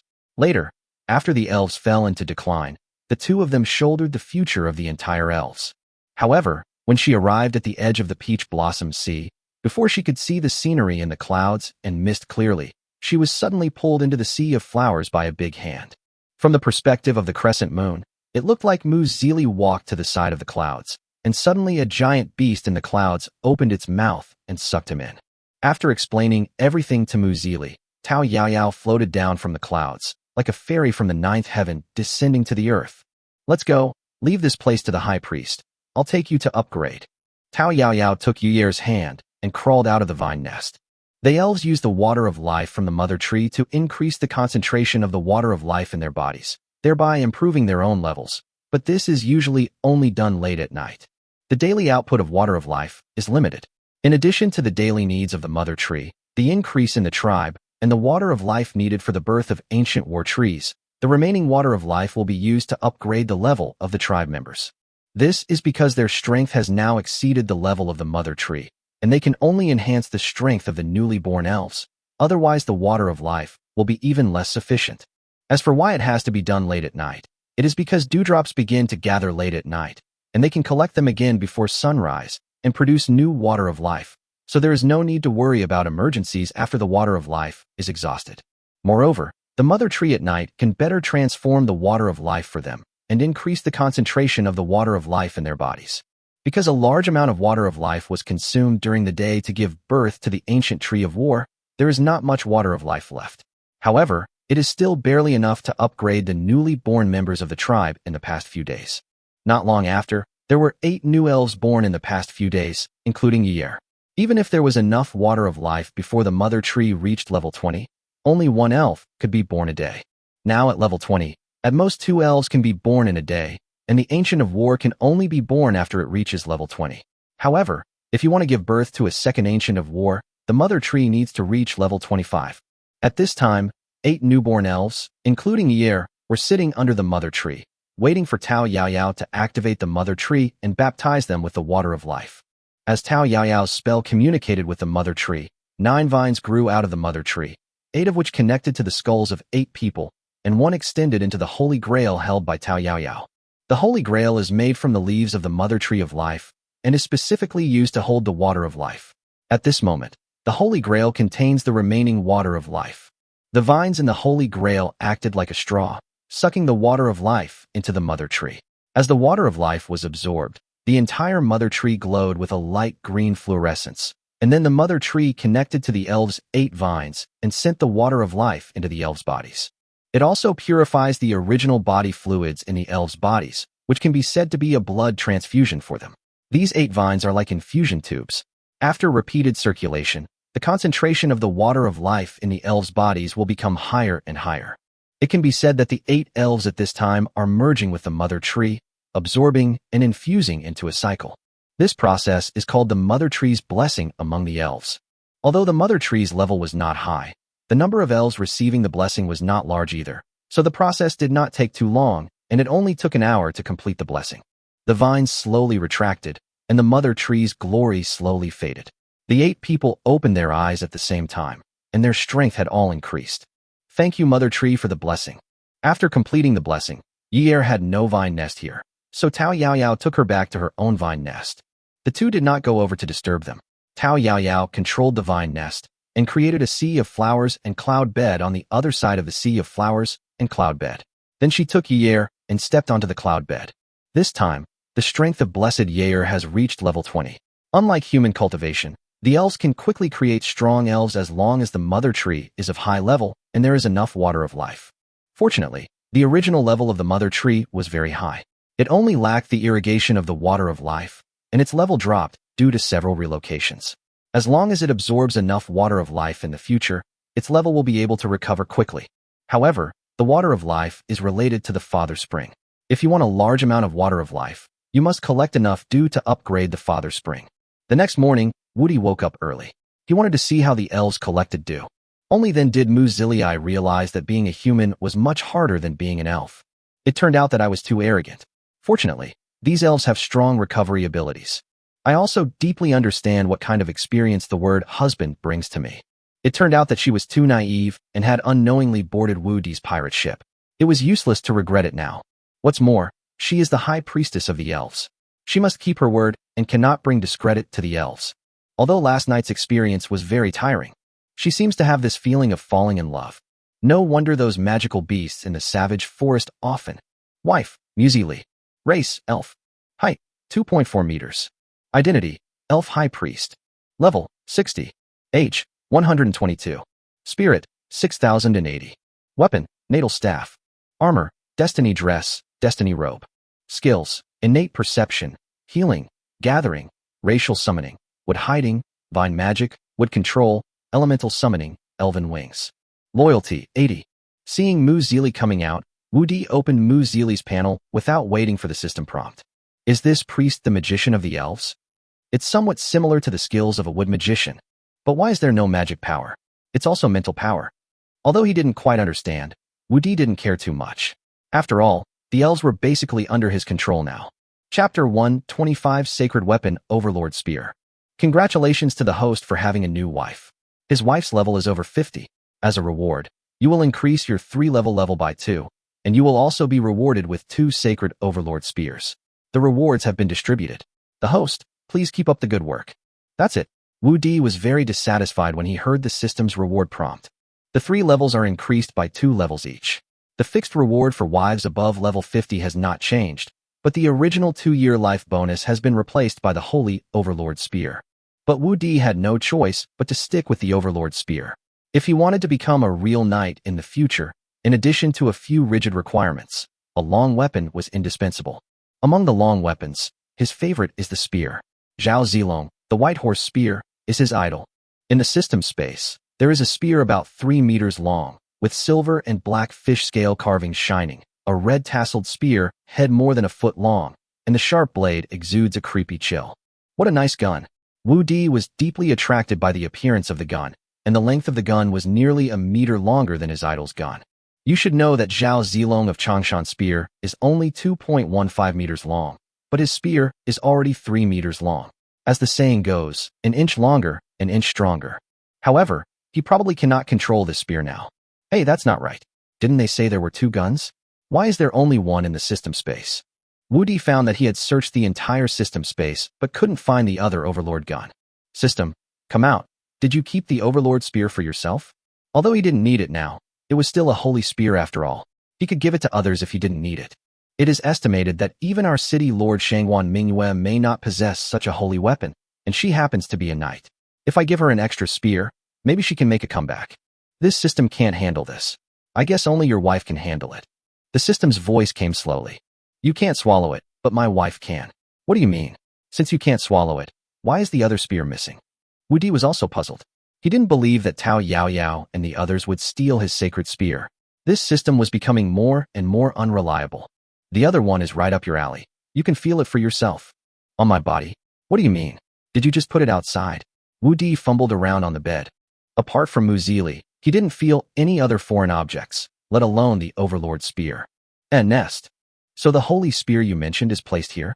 Hua Xiao Wu Di held the holy spear and showed an ant smile on his face. I hope the system didn't embezzle his reward. Because of the host, this system has kindly reforged it for you. You're such a good guy. You said you didn't peek normally. Wu Di suddenly felt that he had no secrets at all in front of the system. The problem was that he had always thought that the system would only appear when he submitted a task. He didn't expect that it was always there, but it was silent except when submitting a task. System, I have to say something to you about this. It's fine if you just peek at me, but you even replaced my parts without my consent. You really don't take me, your host, seriously. My good intentions were betrayed. This system finally used a bug in the rules to help you improve your health, but instead of thanking the system, you blamed it. If you don't want to, this system will give you another Overlord Spear in exchange. No, please talk it over. I don't blame you, okay? Thank you, okay? But next time something like this happens, can you please let me know first?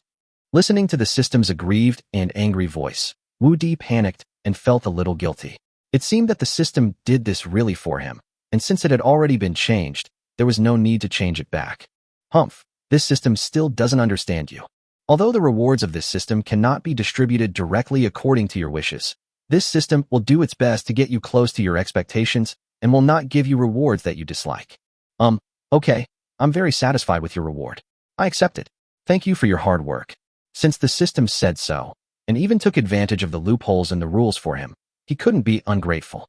Host, Wu Di from China. Age, 18. Height, 190 centimeters. Wives and concubines, 12. Warrior, level 29, basic swordsmanship, basic gunsmanship, assassination swordsmanship, shield block, jump, dodge, block, snake step, moon slash, cross slash, jump slash, frenzy, charge, fire slash.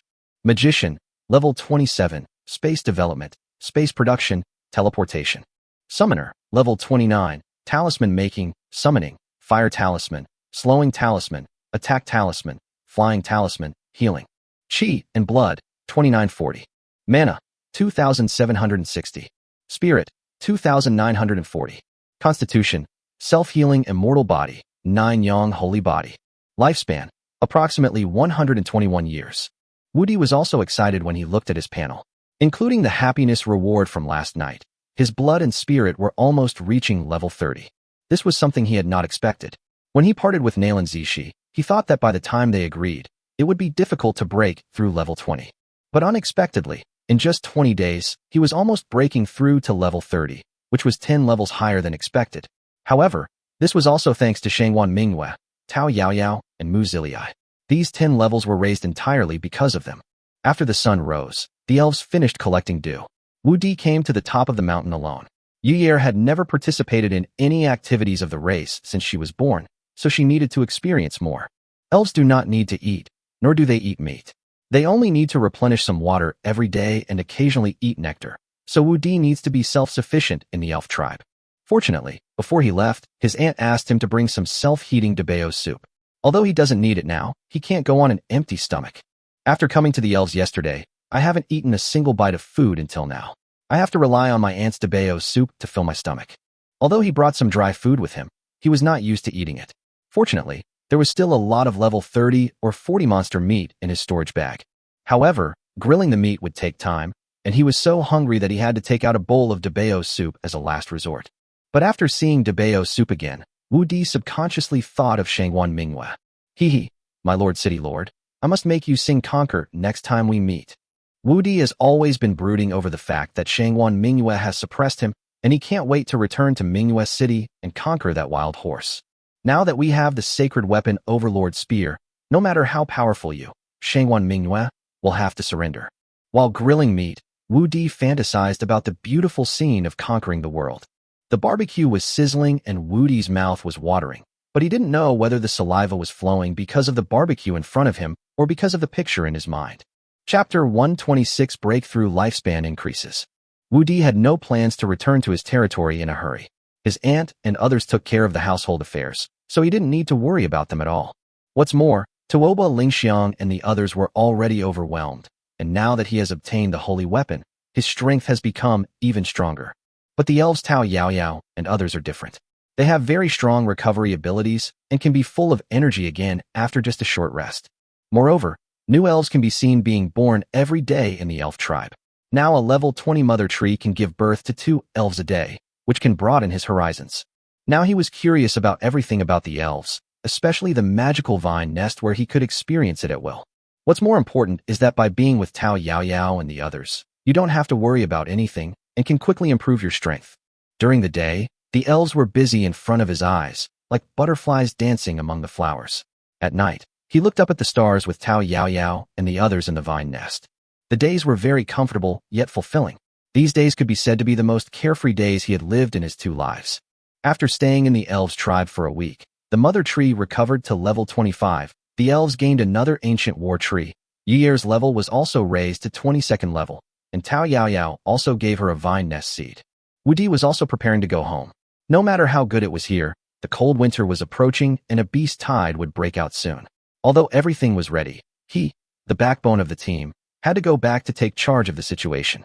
However, in the past few days, Wu Di's 3 levels have increased by 2 levels, and his blood and spirit have reached 3120. Now he is a level 31 warrior and summoner. After both of them broke through level 30, their lifespans increased by 200 years. They now have a lifespan of 320 years, which is 20 years longer than a normal level 30 person. The magic level has reached 2,940 points, only 60 points away from level 30. Wu Di has also been practicing the warrior's level 30 skills in the past few days. Wu Di also practiced the level 30 summoner skills Poison Talisman and Poison Casting, but he lacked the skill book for the intermediate summoning skill and was unable to practice it. Summoners are already rarer than magicians. Intermediate summoning techniques are not available for purchase in Minghua City and Fanqing City. However, when he asked Shangwan Minghua about this last time when he returned to Minghua City, Shangwan Minghua agreed to let him buy it in Emma City. Emma City is different from Minghua City and Fanqing City. Minghua City and Fanqing City are county cities, while Emma City is a state city with a population of 1 million. The city lord is a marquis. In Emma City, not to mention level 30 skill books, even level 70 skill books are no problem. However, the journey is long, more than 300 miles away from Minghua City. Even if you travel by horse, it will take 3 or 4 days.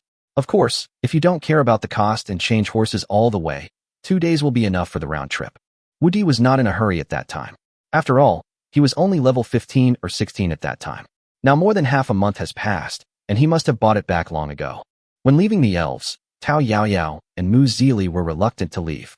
Their loyalty had increased to 90 points in the past few days, but it was still not full. Moreover, after reaching 90 points, the loyalty of the two remained unchanged. However, Yier's loyalty reached 95 points. It seems that there is still a long way to go to completely control the elves. Wu Di did not return to the territory directly with Yer, but stopped in Qinyou town, which was bustling with activity at the time. Not only were all the blacksmith shops expanded, but 2 small smelting plants were also added to refine iron ore, and several large warehouses were used to store coal stoves and honeycomb coal. During this period, 1 million pieces of honeycomb coal have been stored in the warehouse, and as long as the weather is good, 100,000 pieces of honeycomb coal can be produced every day. Wu Di planned to sell 3 pieces of honeycomb coal for 1 copper coin, which would generate a value of 3.3 gold coins a day. However, the honeycomb coal production team has 400 people, but labor is not valuable. Ordinary people can earn 7 or 8 copper coins a day at most. Wu Di gave them 10 copper coins a day. Adding the coal mining, transportation, food, and other expenses, the maximum they can earn is 7 or 8,000 copper coins a day. Therefore, honeycomb coal can bring him an income of 2.5 gold coins a day, but Wu Di really doesn't care about these. The main thing is that it can solve the employment problem of the people under his jurisdiction and improve their quality of life. There are also coal stoves. Now, 500 can be mass-produced a day. Although the number is not large, it is barely enough. He makes a net profit of 50 copper coins for each coal stove, but his purpose is not to make money by selling coal stoves. Only when the sales of coal stoves are high will the sales of his honeycomb coal be high. It can be said that with these 2 major industries, Qinyou town will soon become prosperous. Moreover, under Wenren Jingxiang's arrangement, the first batch of salesmen have brought hundreds of coal stoves and tens of thousands of honeycomb coals to Manhwa City. The surrounding territories are not considered for the time being. After all, most of the people in the territories are relatively poor. There are abundant timber resources outside, and no one is willing to spend money to buy firewood. But it is different in the city. The nearby forests have basically been cut down, and every household in the city has to buy firewood. This is why many families would rather take the risk and move to the territory after the death of a man in the family. Because the firewood in the city is purchased from nearby territories, and the price is not cheap, normal cooking consumes 4 or 5 copper coins of firewood every day, which is equivalent to half a day's wages for one person. Even if you burn Wu Di's coal as much as you want, it will only cost you 2 copper coins a day at most. Such a price will definitely open up the market quickly. My dear, your coal stove is really a good thing. It can burn for several hours with just 1 addition of honeycomb coal, and it doesn't produce any smoke. It's also very convenient for boiling water and cooking. Just open the damper below, and the fire will come up quickly. The whole room is warm, and the heating effect is very good. After reporting to Wu Di about her work, Wenren Jingxiang sat in front of the coal stove and did not forget to praise the coal stove. Can you feel the benefits of the coal stove so quickly? Wu Di said with a smile. Well, now that we have coal stoves and honeycomb briquettes, the townspeople finally have a decent income. However, I've calculated that even with this income, many people still can't come up with enough to pay the annual freedom tax. The freedom tax is a single tax, and it is also the only tax in the empire except for merchants. The freedom tax for people over 30 years old in the city is 1 gold coin a year, and the freedom tax in the territory is half, but it still costs 5,000 copper coins. In Wu Di's territory, half of the population is women over 30 years old. One person earns 10 copper coins a day, and even if she doesn't eat or drink, she can only earn more than 3,000 copper coins a year. She cannot afford the high freedom tax at all. Don't worry about that. The Lord of Manhwa City in my territory has granted me 3 years of tax exemption. After 3 years of development, it shouldn't be a problem for one person in the territory to have an annual income of 10,000 copper coins. Although Wu Di also wanted to keep the territory tax-free, he did not have that right. The freedom tax was jointly formulated by several countries in the East Continent, unless he could completely resolve the curse of the East Continent. However, he can make his subjects rich so that the free tax will no longer be a burden. If that doesn't work, he can also reduce part of it and pay the rest out of his own pocket.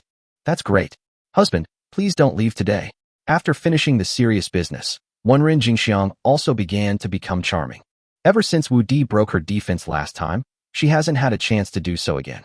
She doesn't want to miss it again today. Seeing Wenren Jingxiang begging again and again, Wu Di had no choice but to agree. After all, with the holy weapon Overlord Spear, he was an undefeated god of war. Wouldn't it be easy for him to defeat the 2-meter-4 Wenren Jingxiang? Chapter 127. The Reward for a Bad Reward. However, after thinking about it, Wu Di asked Wenren Jingxiang to send someone to call Chen Shuiqin, the mayor of Haishi town, to come over to report on his work. Chen Shuiqin had long wanted to report to him in person, but Wu Di had been worried that he wouldn't be able to intimidate the big guy, so he had to decline. Now that he has become the god of war, he doesn't have to worry about anyone. Moreover, he also has to go to Blackstone Town tomorrow, and he doesn't want to stay another night because of Chun Shuichin's persuasion. His level had increased too quickly recently, and the levels of the two skeletons in the night space were lower than his. So he took a detour this time, went through Blackrock Town, then entered the Savage Forest to upgrade the skeletons, and then returned to Xiao Town. Woody did not just sit there and wait. After Wenrin Jingxiang finished explaining the work in the town, the three of them went to Wenrin Jingxiang's room together. Wenrin Jingxiang is a very distinctive woman. Not only is she not as rough as a big guy, but she is also very delicate and gentle.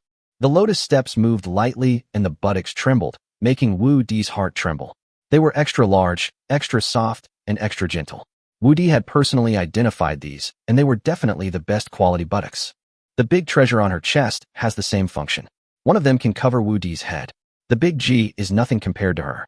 Each of them probably weighs more than 10 pounds, which is definitely the ceiling level among women. This is much more fun than those children's toy slimes. Wu Di probably wouldn't get tired of playing it even after several years.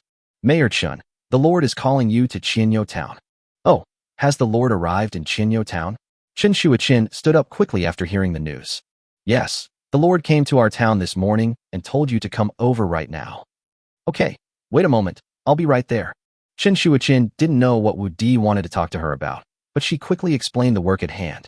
Chen Shuichin didn't take anyone with him, and he and the militia who were sent to deliver the message rode their war horses towards Qianyou Town.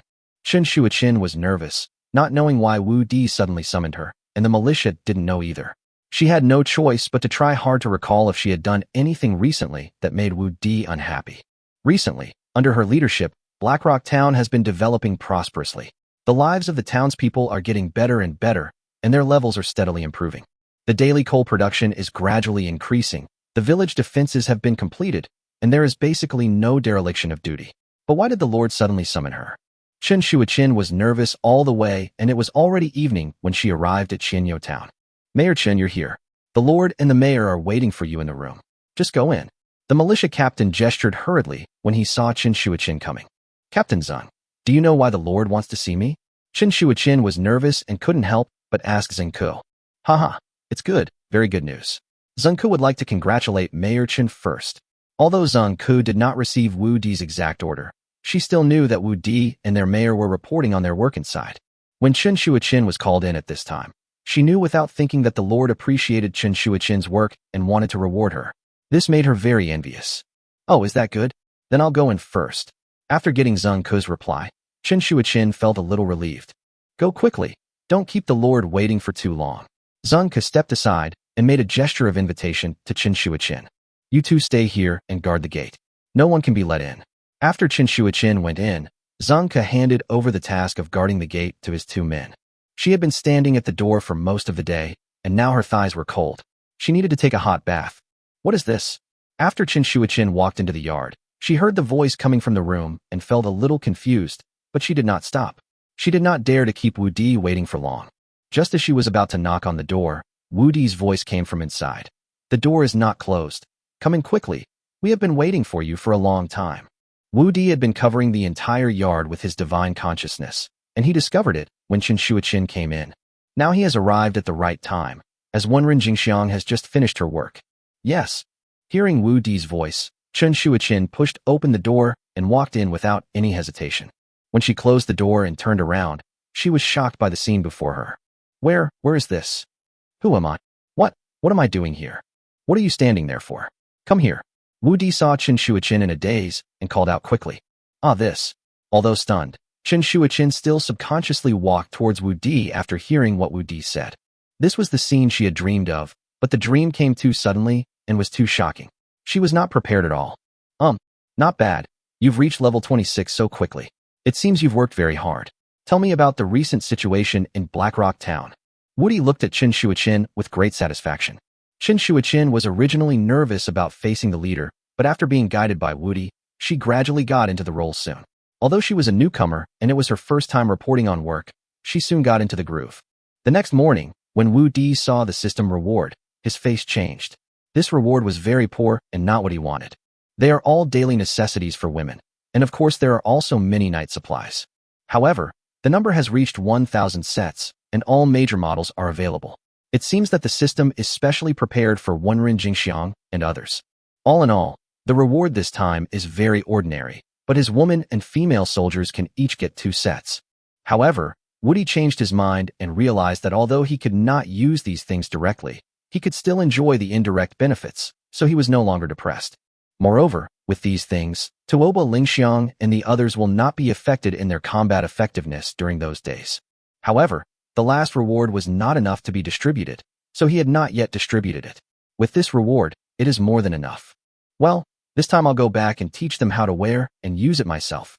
Wu Di spent another half an hour giving Wenren Jingxiang the inner and outer items, and personally taught her how to wear and use them, before taking Yuye and Qin Shuichen to Haishi Town. Chapter 128, Hunting Skeleton Upgrade.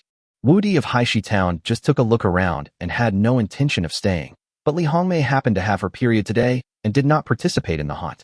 As one of Wu Di's capable subordinates, Wu Di was very concerned about Li Hongmei, and immediately left dozens of sets of underwear for her and her subordinates. However, Li Hongmei was troubled by the inner decoration and kept asking Wu Di to teach her how to use it. However, Li Hongmei, who was usually very smart, suddenly became clumsy and could not learn it no matter what. In the end, in order not to delay entering the mountain, Wu Di had to help personally. This time, they used all their strength, and Wu Di's hands were almost covered in blood. "My lord, I have learned it," Li Hongmei said with a smile looking at Wu Di. "I suspect you are pretending." Wu Di said it doesn't matter, sooner or later they will be family. After leaving Blackstone Town, Wu Di directly put their horses into the knight's metal and released skeletons number 1 and 2 from the space. The 2 men and 2 skeletons plunged into the wild forest. The last time the 2 skeletons took action was when they were returning from Manhwa City and were ambushed by Nangong Yin, Li Feifei and others. Their level had risen to 22. This time, Wu Di's summoner level has reached 31, and the skeleton can be upgraded to level 36. Previously, the level 20 level could barely resist the level 48 Li Feifei. If they were upgraded to level 30, they would definitely have the combat power of level 50, or even stronger. After entering the mountain, Wu Di directly used the Divine Mind Detection skill. With this skill, he could easily find the monsters within a radius of 3 kilometers. As Wu Di's level increases and his spirit grows, this Divine Sense skill can detect a larger distance and area. Wu Di's current spirit value is 3160, so the Divine Sense Detection skill is 3160 meters. However, recently, because his men have been hunting monsters in the savage forest every day, the monsters outside have become very rare, and they are all below level 10. If you want to upgrade your skeleton quickly now, you have to hunt down Warcraft above level 25 at least. It seems the only way is to go to the Valley Plain. The level here is relatively high, and the place with the most prey is only the valley where I met Nailan Zishi and the others last time. Husband, I feel that the atmosphere in this forest is not right. Although the monsters are rare, they are all quite manic. After Yer entered the forest, she also took out her natal longbow. As an elf, she is very sensitive to changes in the forest. Well, it's just as you said. It seems that either the monsters in the periphery have been hunted too fiercely recently, or a beast tide is brewing. After listening to Yuyer's words, Wu Di also felt it carefully, and it was indeed as Yuyer said. But no matter what, this level still needs to be upgraded. Wu Di went straight to the Valley Plain.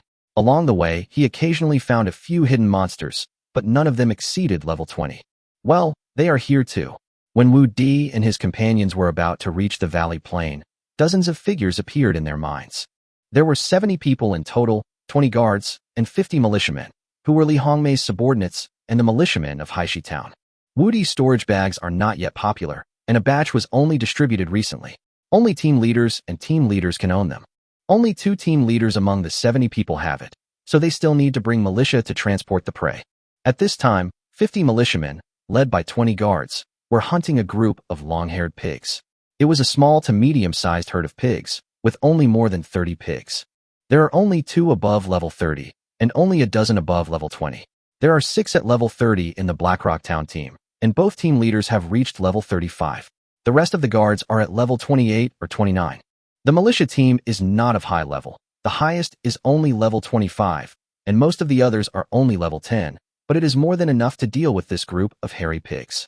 When Wu Di and Yuyer arrived, they had already finished fighting and were processing the internal organs. "Look, is that our lord?" A militiaman on guard saw Wu Di and hurriedly called out to his companions and asked, "What? Are you missing the lord like crazy?" How could the Lord be here? Hey, it seems like it really is the Lord. Ah, it's the Lord, it's really the Lord. The two team leaders immediately confirmed at a glance that it was really their Lord. Without time to think, everyone dropped what they were doing and ran towards Wu Di. Greetings, Lord. Okay, how was the harvest today? No one was injured, right?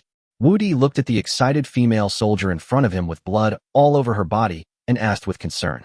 Thank you for your concern, Lord. We are all fine. Only a few of us have some scrapes, nothing serious. Today's search was quite good. With this herd of long-haired pigs, our storage bags will be full. We can return after we kill a dozen more. Well, that's good. By the way, where are you coming from, Lord? I'm here to hunt monsters just like you, but I'm here to upgrade my skeleton. I'll hunt the monsters later, and you just take the monsters back. Ah, yes. By the way, there are very few magical beasts in the Valley Plain today. Wu Di looked at the plain in front of him. There were far fewer magical beasts than the last time he came. My lord, there are indeed fewer magical beasts outside the savage forest these past 2 days. It seems they have all fled to the inner area. Moreover, the magical beasts outside are more violent than before. Oh, could it be that you've been hunting too hard lately and scared them away? That shouldn't happen. Although we hunt monsters every day, it's nothing compared to the savage forest. In the past, many monsters in the inner area would be driven out to the outer areas by powerful monsters. At our hunting speed, the number of monsters in the outer areas is impossible to reduce. There are only a few monsters in the outer areas now, otherwise we would not come deep into this area to hunt monsters. It looks like a beast tide is coming soon. After today's hunt, don't go into the mountains to hunt before the beast tide comes. Wu Di had also heard that a few days before the beast tide every year, there would be unusual movements of the monsters in the wild forest. Since the problem was not caused by hunting, it was most likely that a beast tide was brewing. Yes. Number 1. Number 2. Hunt freely. Now Number 1 and Number 2 can stay 316 meters away from him, so he doesn't have to risk following too closely. After receiving Wu Di's order, Number 1 and Number 2 ran towards the prey in the distance, and Wu Di also kept a distance of 2 to 300 meters from them. Now, the highest level monsters in the entire Valley Plain are not even level 40, and Number 1 and Number 2 have completely entered the slaughter mode. 20 guards followed Wu Di's guard all the time, while 50 militiamen dealt with the monsters hunted by Number 1 and Number 2. It is worth mentioning that the levels of the monsters hunted by Number 1 and Number 2 were all above level 25. In an hour, Number 1 and Number 2 hunted hundreds of monsters, and almost all the monsters in the entire Valley Plain ran away. However, at this time, the level of Number 1 and Number 2 also reached level 30. It seems that this upgrade has to end here. Although it did not meet his expectations, all the monsters ran away, and he did not want to take the risk of hunting them down. Moreover, now both Number 1 and Number 2 have reached level 30. Their strength has been greatly improved, and they can continue to upgrade when the beast tide comes. Lord, we have dealt with these monsters, but we can't take so many back with us. The rest. It's okay, you guys carry as much as you can, and I'll take the rest back. In the end, the 70 people from Blackstone Town took away 30 magical beasts of more than 20 levels, and Wu Di under them was also put into the space and returned with everyone. Recently, there have been too many reports in the previous chapters, and they often need to be revised, which has affected the development of the subsequent plot. In the future, I will focus on writing the main storyline. I will try to briefly mention the parts that everyone is not willing to read. Chapter 129: The Changes of the Skeleton. It was almost evening when we came out of the savage forest, but with horses we could still reach Xiao Town before dark. Just when Wu Di called Number 1 and Number 2 to his side, and was about to put them into the night space, he found that the two skeletons were different. At this time, the height and appearance of the skeleton had not changed, but the originally jade-like bones were actually covered with dense blood-colored meridians. If you look closely, you can even see pink liquid flowing. Is this skeleton starting to grow flesh and blood? After a closer look, Wu Di discovered that the two skeletons were covered with such blood-colored meridians. And when he looked closely, two enchanting, gorgeous, and extremely charming women vaguely appeared in front of him, making him feel unable to stop. Never mind, let's take action first. It was getting late, and Wu Di couldn't understand why such a change had occurred, but it shouldn't be a bad thing. After saying goodbye to the team from Haishi Town, Wu Di and Yer mounted their horses and galloped towards Xiao Town. Hurry up, it's getting dark. Lu Chunyan looked at the darkening sky and urged the team behind her. Captain, you said that there are fewer and fewer monsters in the past 2 days. Is a beast tide coming? A team leader couldn't help but ask Lu Chunyan. Most likely. Yesterday was okay. Although it took a whole day, I still came back with a full load. Today's prey was half of yesterday's, and tomorrow will probably be even less.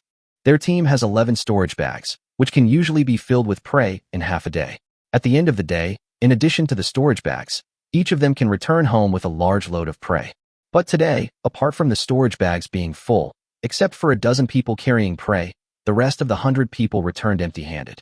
Will you come tomorrow? Since the Lord didn't ask us to stop hunting, we must come. Lu Chunyan was one of the first 6 people to follow Wu Di. They had long been impressed by Wu Di's abilities, and not only had Wu Di never looked down on them, he had also entrusted them with important tasks, personally helping them hunt down level 30 or 40 monsters to improve their cultivation. They were also given storage bags. They would never meet such a good lord in their dreams, so they would absolutely obey Wu Di's orders even if it meant going through fire and water. Hasn't the Lord gone to the Elven tribe and hasn't returned yet? So, we'll continue tomorrow, but we have to report anything unusual in the Savage Forest to Chief Steward Wong when we get back. Follow me, we're just about out of the woods. Captain, there are the sounds of horse hooves coming from the direction of Blackrock Town. Team 1. Team 2. Follow me. The rest of you stay hidden. Lu Chunyan also heard the sound of horse hooves. Although the bandits in the territory had been cleared out, someone was coming towards Xiaohe Town at this time, and they had to be prepared to respond. Team 1, go across the street.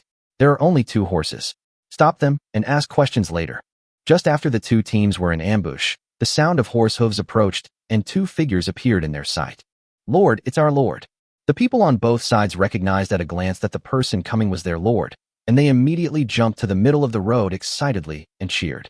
At this time, Wu Di also saw the women and hurriedly reined in his horse to slow down. My lord, are you returning from Blackstone Town? Lu Chunyan came to Wu Di before he stopped.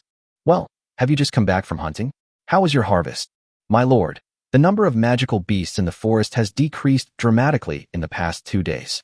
We have been searching all day, and the number is much lower than in the past few days. It should be a beast tide coming. Let's all go back. Starting tomorrow, we will suspend hunting. In the next few days, have the sentries and patrols be more vigilant. If they find any beasts in the tide, retreat to Fengzhua Mountain. Yes. Since she met her own people, Wu Di was no longer in a hurry to continue her journey. This place was only 2 or 3 kilometers away from Fengzhua Mountain, and her spiritual sense could detect the situation in the Lord's mansion. He could also take the opportunity to ask Lu Chunyan about the situation in the territory these days. My lord, everything has been going on normally in the territory during the days you were away. The construction of the South City District is also progressing very quickly and will be completed in a day or 2. In addition, 200 militiamen have broken through to level 20, and now our guard team has 500 people. But Steward Wong said that the territory is now sparsely populated, and the 4 towns need manpower to develop and build the city. We are short of manpower and cannot continue to recruit militiamen. Well, 500 people are enough for now. It won't be too late to expand the army when the population of the territory increases in the future. Wu Di was also aware of the insufficient population. Now, 3 of the 4 towns have their own industries. Although Xiaohe Town has no industry yet, it needs to build an inner city and develop commerce after the inner city is completed, so manpower is very tight. However, Wu Di was not in a hurry. After the beast tide, he could go to the other 3 territories of Jufeng to recruit soldiers. Once he defeated the beast tide and the reputation of the inner city spread, he would definitely be able to attract many refugees to settle in the territory. By the way, the Lord of Plum Blossom Ridge came over yesterday. Since the Lord wasn't here, Steward Wong personally entertained her, and she stayed here overnight. She was still here when we left this morning. I wonder if she's gone home now. Oh, is Beitang Manhwa here? Hearing Lu Chunyan's words, Wu Di carefully explored the Lord's mansion with his spiritual sense, and soon found the enchanting and charming person in the back garden of the Lord's mansion. Sure enough, she's still here. Wu Di smiled in his heart. Beitang Manhwa came here on her own initiative, and she would definitely not run back without seeing him. It's probably hungry and out looking for food. Wu Di knew very well about Beitang plum blossoms. It could be said that they were the same kind as him. Other women married him mostly for the sake of children, to be mothers, and to contribute to the prosperity of the empire, but Beitang Manhwa was different. She came to him purely out of need. For one's own needs, and for the joyful process. Of course, it would be even better if one could have a son or a daughter. Hee. Today, I will let you feel the power of the holy weapon. Wu Di smiled wickedly. Beitang Manhwa will definitely be very surprised tonight. Chunyan, I'm leaving first. You guys follow me. Wu Di had already seen that Lu Yi was clearing the table and the food was ready in the kitchen. If he dawdled any longer, he would probably miss dinner. The horse galloped at full speed, and Wu Di was eager to go home. After galloping all the way, when the girls came to the table, Wu Di finally returned to the Lord's mansion. Because it was dark, Wu Di rushed back all the way. The soldiers only noticed Wu Di when he got close, so they had no time to inform him. When Wu Di pushed open the door of the restaurant, the women realized that Wu Di had returned. Little enemy, why are you back? Husband. The women who had just sat down stood up to greet him. Haha, I finally made it to dinner. Although Wu Di had been having a good time these days, he had not had a proper meal. Looking at the delicious dishes on the table, Wu Di was really hungry. First of all, I'd like to thank all the brothers who have supported me. This book was originally intended to be a benefit for the brothers, but Rust Iron's ability is limited. I'm very sorry that I stopped distributing this book yesterday. Now it's only available on the bookshelf, and for those who continue to read it. Brothers who haven't added it to the bookshelf should hurry up and add it to the bookshelf to avoid losing it. To be honest, Rust Iron's mentality is collapsing right now, but I won't give up easily. At least I still have so many brothers supporting me. I also asked brothers to help recommend it. Thank you. Chapter 130 Green Clothes Contribution. Husband, why did you come back so late? We thought you wouldn't come back today. Shui Mingyao said as she took the lead in taking off Wu Di's coat. Well, we were delayed for some time by going to the wild forest. Let's eat first and talk while we eat. Wu Di couldn't help but smell the fragrance of the food. Louis, hurry up and get a set of bowls and chopsticks for your husband. Nangong Wani sent Wu Di to the main seat and instructed Louis. Louis, did you make all these dishes?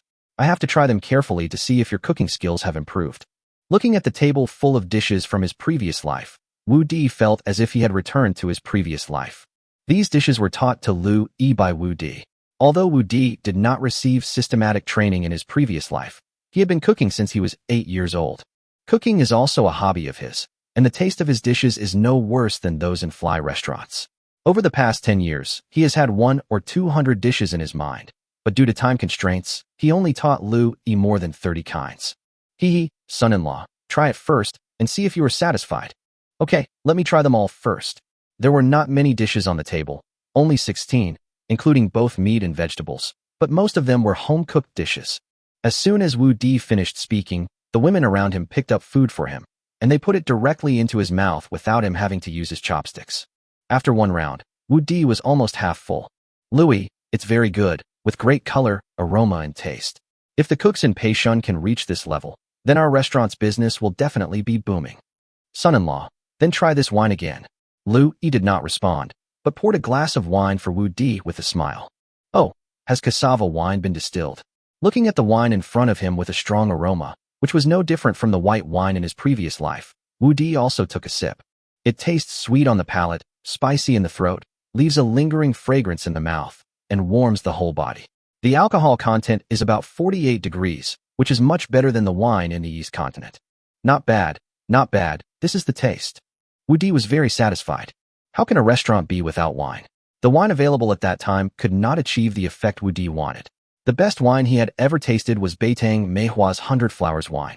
However, the alcohol content is not high, and the brewing cost is too high. The output is very low. Beitang Manhwa is not enough for its own drinking, and it is impossible to sell it. Before Wu Di was preparing to open a restaurant, he told Lu Yi the method of distilling liquor, but there was not enough food in the territory, so Wu Di could only use cassava instead. Although it was not as good as food, cassava was produced in abundance in his territory. As long as Master is satisfied, these dishes are made by the cooks I selected. It seems they have earned Master's approval. Oh, they did all this. They learned it so quickly. It seems they put so much effort into it. I'll double their monthly salary this month. Wu Di thought that it was all done by Lu Yi, but he didn't expect that she taught all the apprentices so quickly. In this way, his restaurant was opened. By the way, how much cassava wine can be produced in a day now? Wu Di thought that cassava wine would be very popular in the future, and a lower production volume would not do. My dear brother-in-law, we can produce about 300 kilograms a day now. However, the winery in South City has been built and will start production tomorrow. I estimate that the output can be increased tenfold a day. Well, that should be enough for now. Although 3,000 kilograms is not a lot, it is enough for now. If it is not enough at that time, he can continue to increase production. In the early stage, he only needs to ensure that there is enough wine in the territory restaurant. Green, you did a great job and didn't let me down. Come to the 5th floor tonight. Lu Yi was originally just Nangong Wani's maid who came with her as a dowry. Although Wu Di did not touch her, he had long regarded her as his own. Otherwise, he would not have entrusted her with two such important tasks. Now it seems that this girl is not only beautiful, but also dexterous. She completed both tasks quickly and well, which shows that she has put in a lot of effort these days. Naturally, he had to reward her well. Lu Yi had no worries about food and clothing in the Lord's mansion, and she had already had feelings for him. Since he wanted to reward her, he would give her what she wanted most. Wow, thank you, son-in-law. Lu Yi burst into tears when she heard Wu Di's words. Even though she had been getting along like sisters with Wu Di's woman for the past month or two, she still considered herself a servant in her heart. Moreover, although Wu Di had more and more women, he was still lukewarm towards her. However, she was the woman who had followed Wu Di the longest, except for Tuoba Lingxiang and the other two women. Whenever she saw Wu Di, she always expected her brother-in-law to take her in as his wife, but she was disappointed again and again. Whenever it was late at night and everyone was asleep, she would always wonder if she was bad enough or if she had not done well enough. Today she finally waited for it, finally waited for those words, and suddenly all the sadness and grievances turned into tears of happiness and flowed down. From now on, call me husband. Yes, husband. She laughed while crying. She finally saw the moon through the clouds. Louis, congratulations. Nangong Wani, as Miss Louis, was also very excited. She hugged Louis and was very happy for her. Congratulations, Sister Green. The other women also congratulated her. Green had been taking care of their 3 meals a day these days, and they were also happy that there was someone to share the workload with them. Okay, let's eat. The food is getting cold. Wu Di hurriedly invited the girls to eat. Hey, where's my aunt? After the girls sat down, Wu Di suddenly found that his aunt was missing. It seemed like he just came back, took a look, said hello, and then disappeared. Hee, husband, my aunt must have gone to the kitchen. Lu Yi spent the most time with her aunt in the past 2 months. She knew what her aunt was doing even with her eyes closed. Why are you going to the kitchen? There are so many dishes, so you don't need to add more. I didn't know you were coming back before, but now that you're back, I must have gone to the kitchen to make some soup. Lu Yi usually didn't mind talking about Big Baby's soup, but today she suddenly remembered that she also had to go to the 5th floor today, and she blushed. The other girls also had different reactions, but they all knew that Lu Yi was definitely right. Wu Di also shook his head. He didn't need it at all now. It was time to eat, and he still had to stew soup. This made him speechless. Then let's wait a little longer. After all, the other person is my aunt. No need to wait. Eat. I'm coming. Just then, my aunt came in with a tray. Aunt, did you know that my husband would be back today? Tuoba Lingxiang said in surprise as she looked at the big treasure soup on the tray. Hey, I already cooked it and put it in my storage bag, but it was too cold at the time, so I went to the kitchen to heat it up. Lu Yi thought that she had to stew it at the last minute, but she didn't expect that her aunt had already prepared it. The girls were also stunned by the aunt's actions.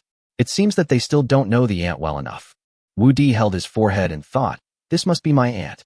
Chapter 131 8th Sister Nalan Piaoxua. While everyone was eating and chatting, Wu Di suddenly felt someone touch his calf.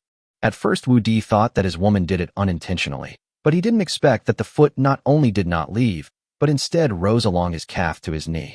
He knew that his women all had long legs, but shouldn't he teach them a lesson for running around? This kind of phenomenon never happened during normal meals. Today, there was an additional person, Beitang Manhwa, and she was sitting opposite him. She hadn't said a word since Wu Di came back, but now she started to act up. Wu Di looked at her calmly, but found that not only did she not restrain herself, she also gave him a teasing look.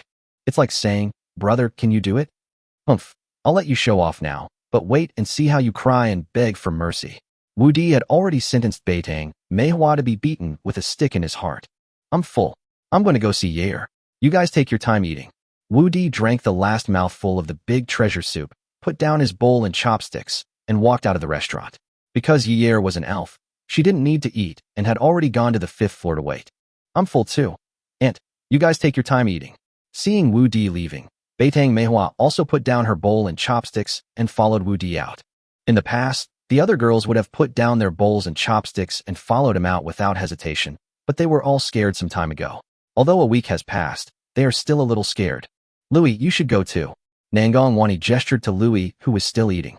Yes, sister in green, you should go too. Several women also agreed. Although they had rested for 7 or 8 days, it was not impossible for them to play. But it would be better if Lu Yi and the others could consume some of Wu Di's strength before going on stage. Although Lu Yi had been looking forward to this moment, she became a little timid when the time really came. But in the end, Green-Clothed was pushed and dragged out of the restaurant by the women.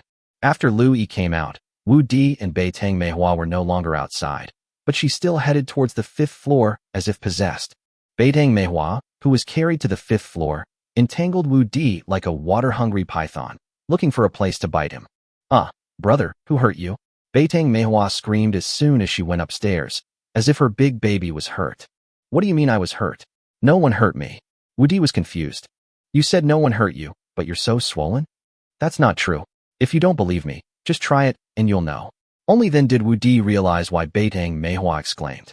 In the palace of Ziyun Empire, the charming Nalan Zishi, wearing a purple mink coat, sat in the pavilion, her chin supported by her hand, staring blankly at the night sky in the northwest direction. Ever since meeting Wu Di in the wild forest, Nalan Zishi would silently miss Wu Di every day when she had nothing to do. Now that the beast tide is approaching, she is ready. Once the tide passes, she can set out to meet Wu Di and see the man she has been thinking about day and night. The closer it got to this time, the stronger her longing became. If her queen mother hadn't stopped her, she would have set off before the beast tide. The Purple Cloud Empire is different from the Silver Moon Empire. The border between the Silver Moon Empire and the Savage Forest is very short, only 6 territories away, and it is on the edge of the Savage Forest by the sea. The Xian Empire is different. They have a border with the Savage Forest that is thousands of miles away, blocking the front of the Savage Forest. Therefore, the beast tides they encounter every year are not only large in scale, but also very strong. Every year, the Xian Empire would send a large number of troops to garrison, unlike the Silver Moon Empire, which could deal with the beast tide with just a few territories. Of course, there are pros and cons. Although the beast tide is huge and powerful, the amount of monster meat and monster materials obtained every year is huge, which also makes the overall strength of the Purple Cloud Empire slightly stronger than the Silver Moon Empire. Of course, the Silver Moon Empire has a larger coastal area than the Purple Cloud Empire, but its warships are not strong.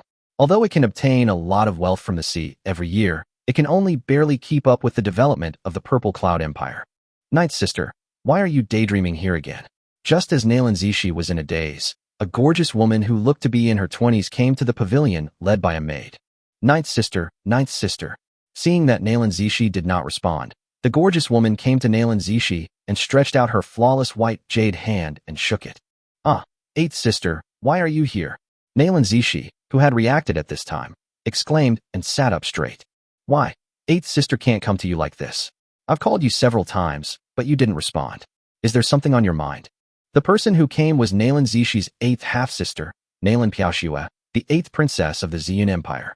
She was 8 years older than Nalan Zishi, 36 years old, and a level 56 warrior.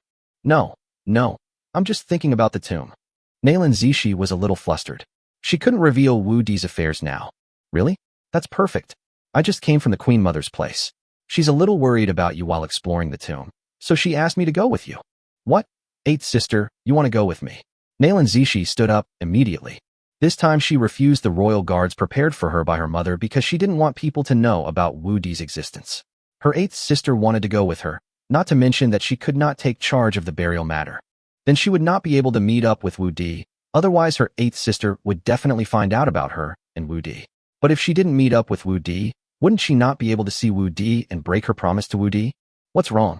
From the look of you, you don't want 8th sister to go with you. Nalan Piaoxue looked at Nalan Zishi and said with some confusion, this. 8th sister, I spent more than half a month searching for the entrance to the tomb last time, but couldn't find it. I'm afraid I'll return empty-handed this time too. Why don't you stay in the palace and wait for news? 8th sister, you are so busy, there is no need to waste your time accompanying me. This time we are going deep into the wild forest, which will probably take 1 or 2 months. I think it would be better for you to wait for my news in the palace. But rest assured, 8th sister, if I find the location of the tomb, I will inform you immediately. What do you think about this? Because we are going deep into the wild forest this time, we will not only encounter teams from other countries, but we may also encounter various dangers. With the manpower under your command, the Queen Mother is worried. That's why I ordered you to bring others with you. Of course, if you don't want to, the Queen Mother also said that you can rest in the palace. This time, I will go in your place to search for the imperial wine. Nalan Piaoxue didn't know why Nalan Zishi was unwilling to let her go, but whether it was for the Queen Mother's order or her sister's safety, she had to go. Oh, okay then. Nalan Zishi also knew that there was no turning back, but it was impossible for her not to get involved in this matter. Now she could only take it one step at a time. Chapter 132 Shangwan Fanqing. In the early morning, the 5th floor of the Lord's mansion was covered with large, steaming white, steamed buns. Wow! In my past life, people showed off their bags, certificates, cars, and houses. That's nothing. I, Wu Di, can only show off my steamed buns. I'm so envious of you. Wu Di worked hard last night, and everyone enjoyed the party. Except for Linghu Xiaoqian, who was pregnant, all his other wives participated in the party. With the help of his wives, Wu Di's magic power finally broke through level 30, and his blood and spirit both broke through level 32. Drying the buns, is the sun out yet? Beitang Manhwa woke up first. When she heard Wu Di talking to himself, she turned her head to look out the window. Just then, a bright sun shone through the windowsill, warming her chest. She suddenly realized something. Winter will begin tomorrow, and today is the last sun before winter arrives. Brother, where did you get this? Beitang Manhwa was both in love and fear of Wu Di's new equipment. What did you do? It's natural. Haven't you seen this before being my sister? Beitang Manhwa rolled her eyes at him. Sister, don't you know about secondary development? Let's go. I'm hungry. Let's go downstairs and get something to eat. By the way, the food here is as delicious as yours, brother. It makes me not want to go back to the territory. Beitang Manhwa has really fallen in love with the delicious food here these 2 days. Now that Wu Di is back, she really doesn't want to go back to the territory.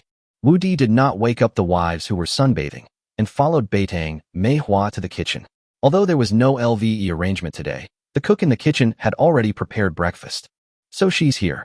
While eating breakfast, Wu used his spiritual sense to search for Yi'er, who had disappeared early in the morning, and found her figure next to the big tree planted in the back garden.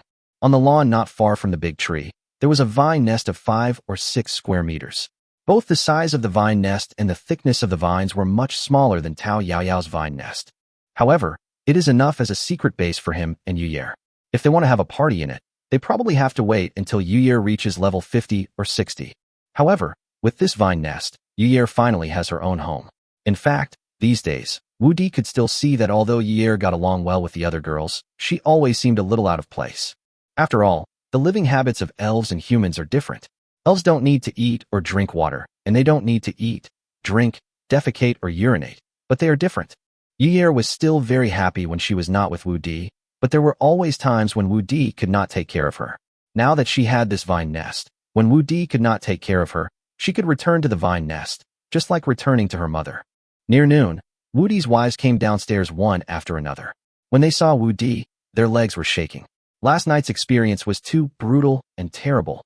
My lord, a man flew in from the sky. I don't know if he is a friend or an enemy. As soon as Wu Di walked out of the mansion, Shan Tingting ran over to report. A person is flying in the sky. Is he a strong man above level 50?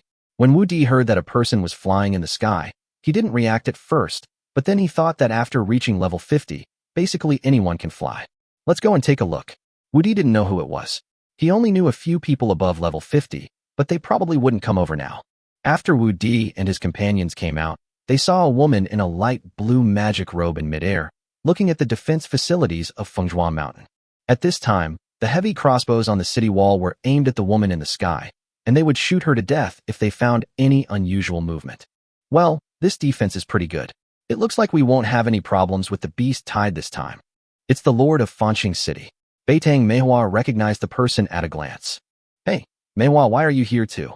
Shangwan Fanqing looked over immediately when she heard Beitang Manhwa's voice. That's right, your territory is right next to us. Are you here to help as well?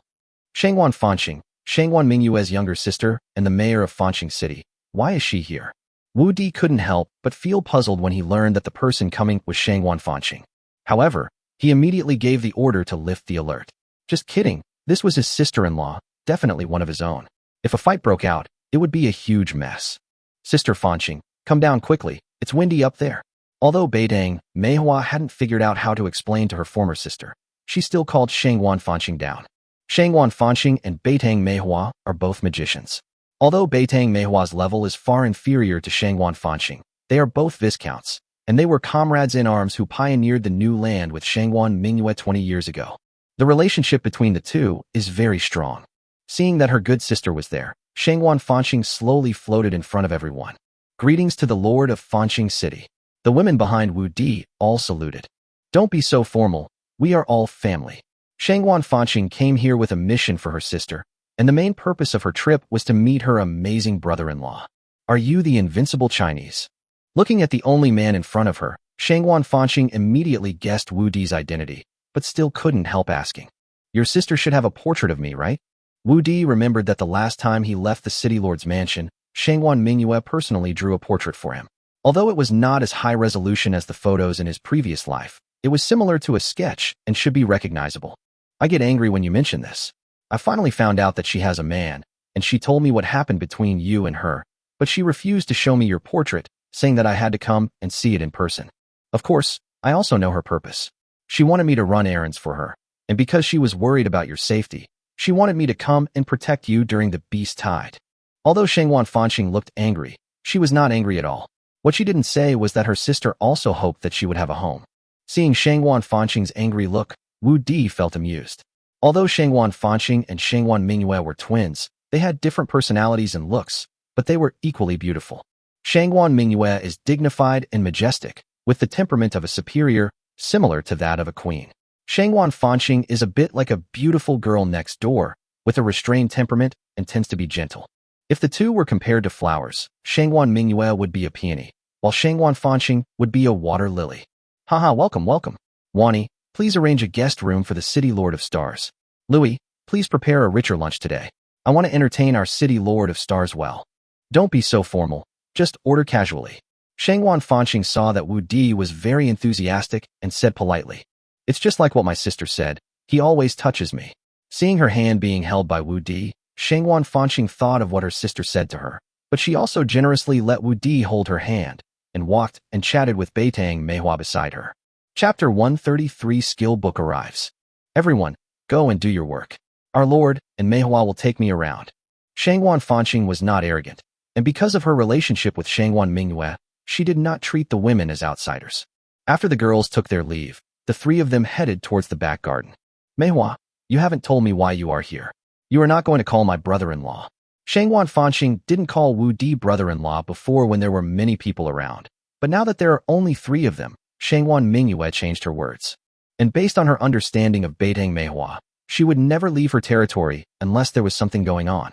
And seeing her here today, it is very likely that her good sister has become her brother-in-law's woman. Sister Fanqing, you also know that a man like my husband is rare to come across in a century. Now that I have met him, I naturally cannot let him go. Beitang Manhwa did not hide anything. After all, whether it was Shangwan Fanqing's understanding of her or their future interactions, these things could not be hidden, and there was no need to hide them. I knew it, but this is a good thing. I was thinking of borrowing some soldiers from you to help my brother-in-law resist the beast tide. Now I don't have to ask for help. Although Shangwan Fanqing was sent by her sister to protect Wu Di this time, she did not bring any soldiers with her. After all, her people were far away, so she did not bring any. She was planning to go to Manhwa Ridge to borrow some soldiers from Beitang Manhwa, and then use her own strength to deal with the beast tide. However, she didn't expect that Beitang Manhwa had already been her brother-in-law's person.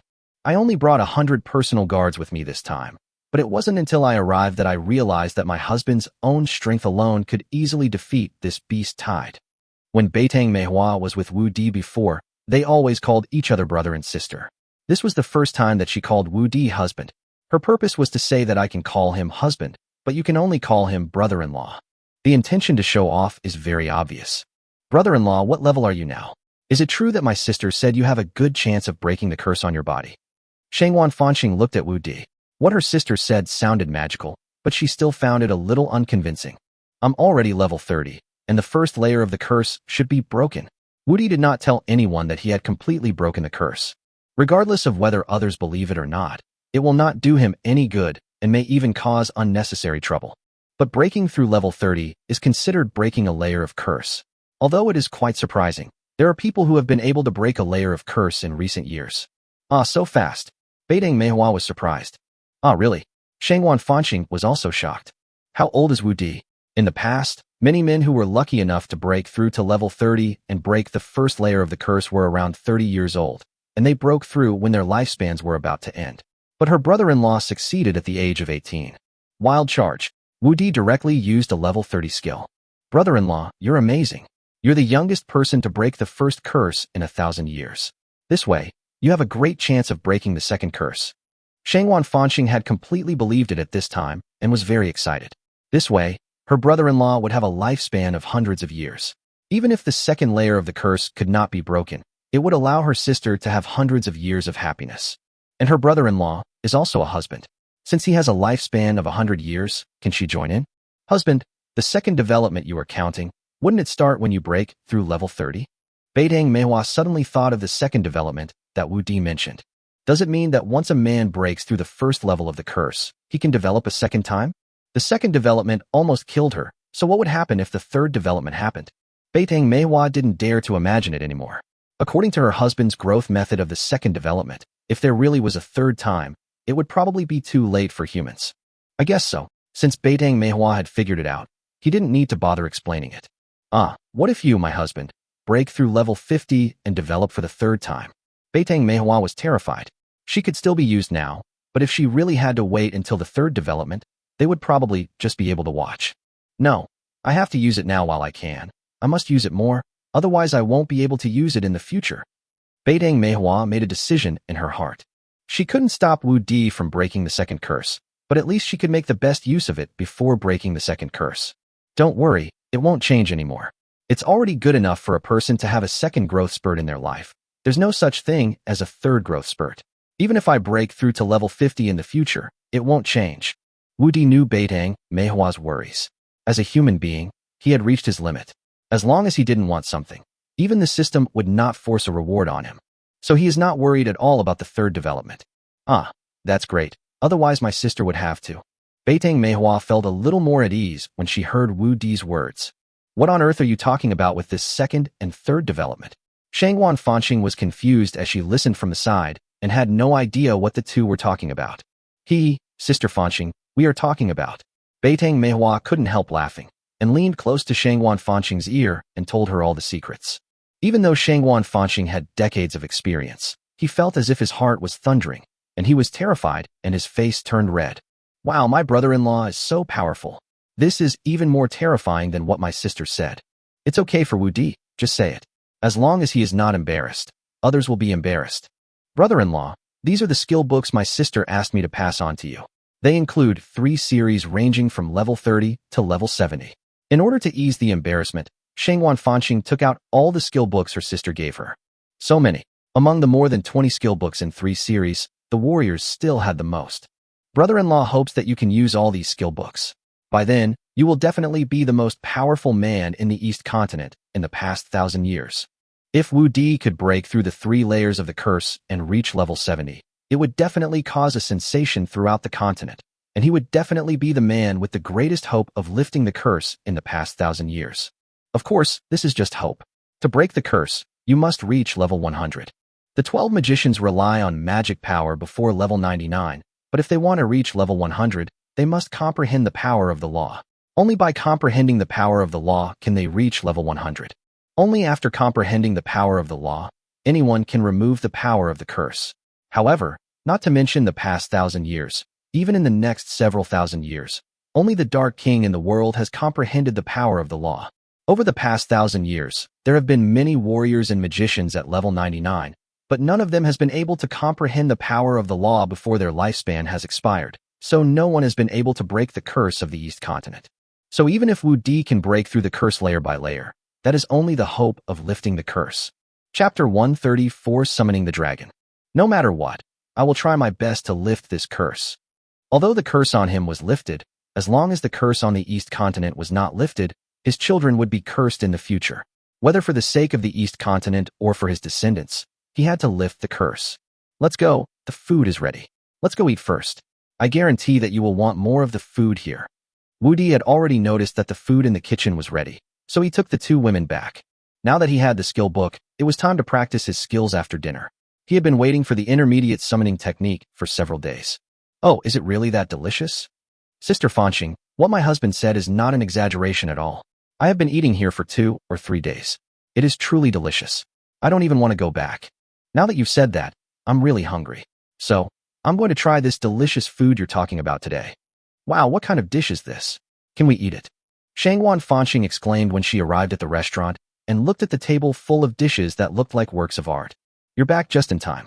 The last 2 dishes are coming up, and we can eat now." When the aunt saw Wu Di and the others coming back, she hurried forward to greet them. After lunch, all the girls became familiar with Confronting. Confronting was also conquered by the delicious dishes and decided to eat here until the beast tide was over before going back. Wu Di and his men naturally expressed their welcome, allowing Confronting to stay as long as she wanted and even arranged a guest room for her on the 4th floor. After lunch, Wu Di took the skill book and went into the study. He was going to start learning the magician's Space Blade and the summoner's intermediate summoning. Space Blade is the only attack method below level 70 in the space system. Although it is a single attack skill, it can ignore defense and appear and disappear mysteriously without leaving any trace.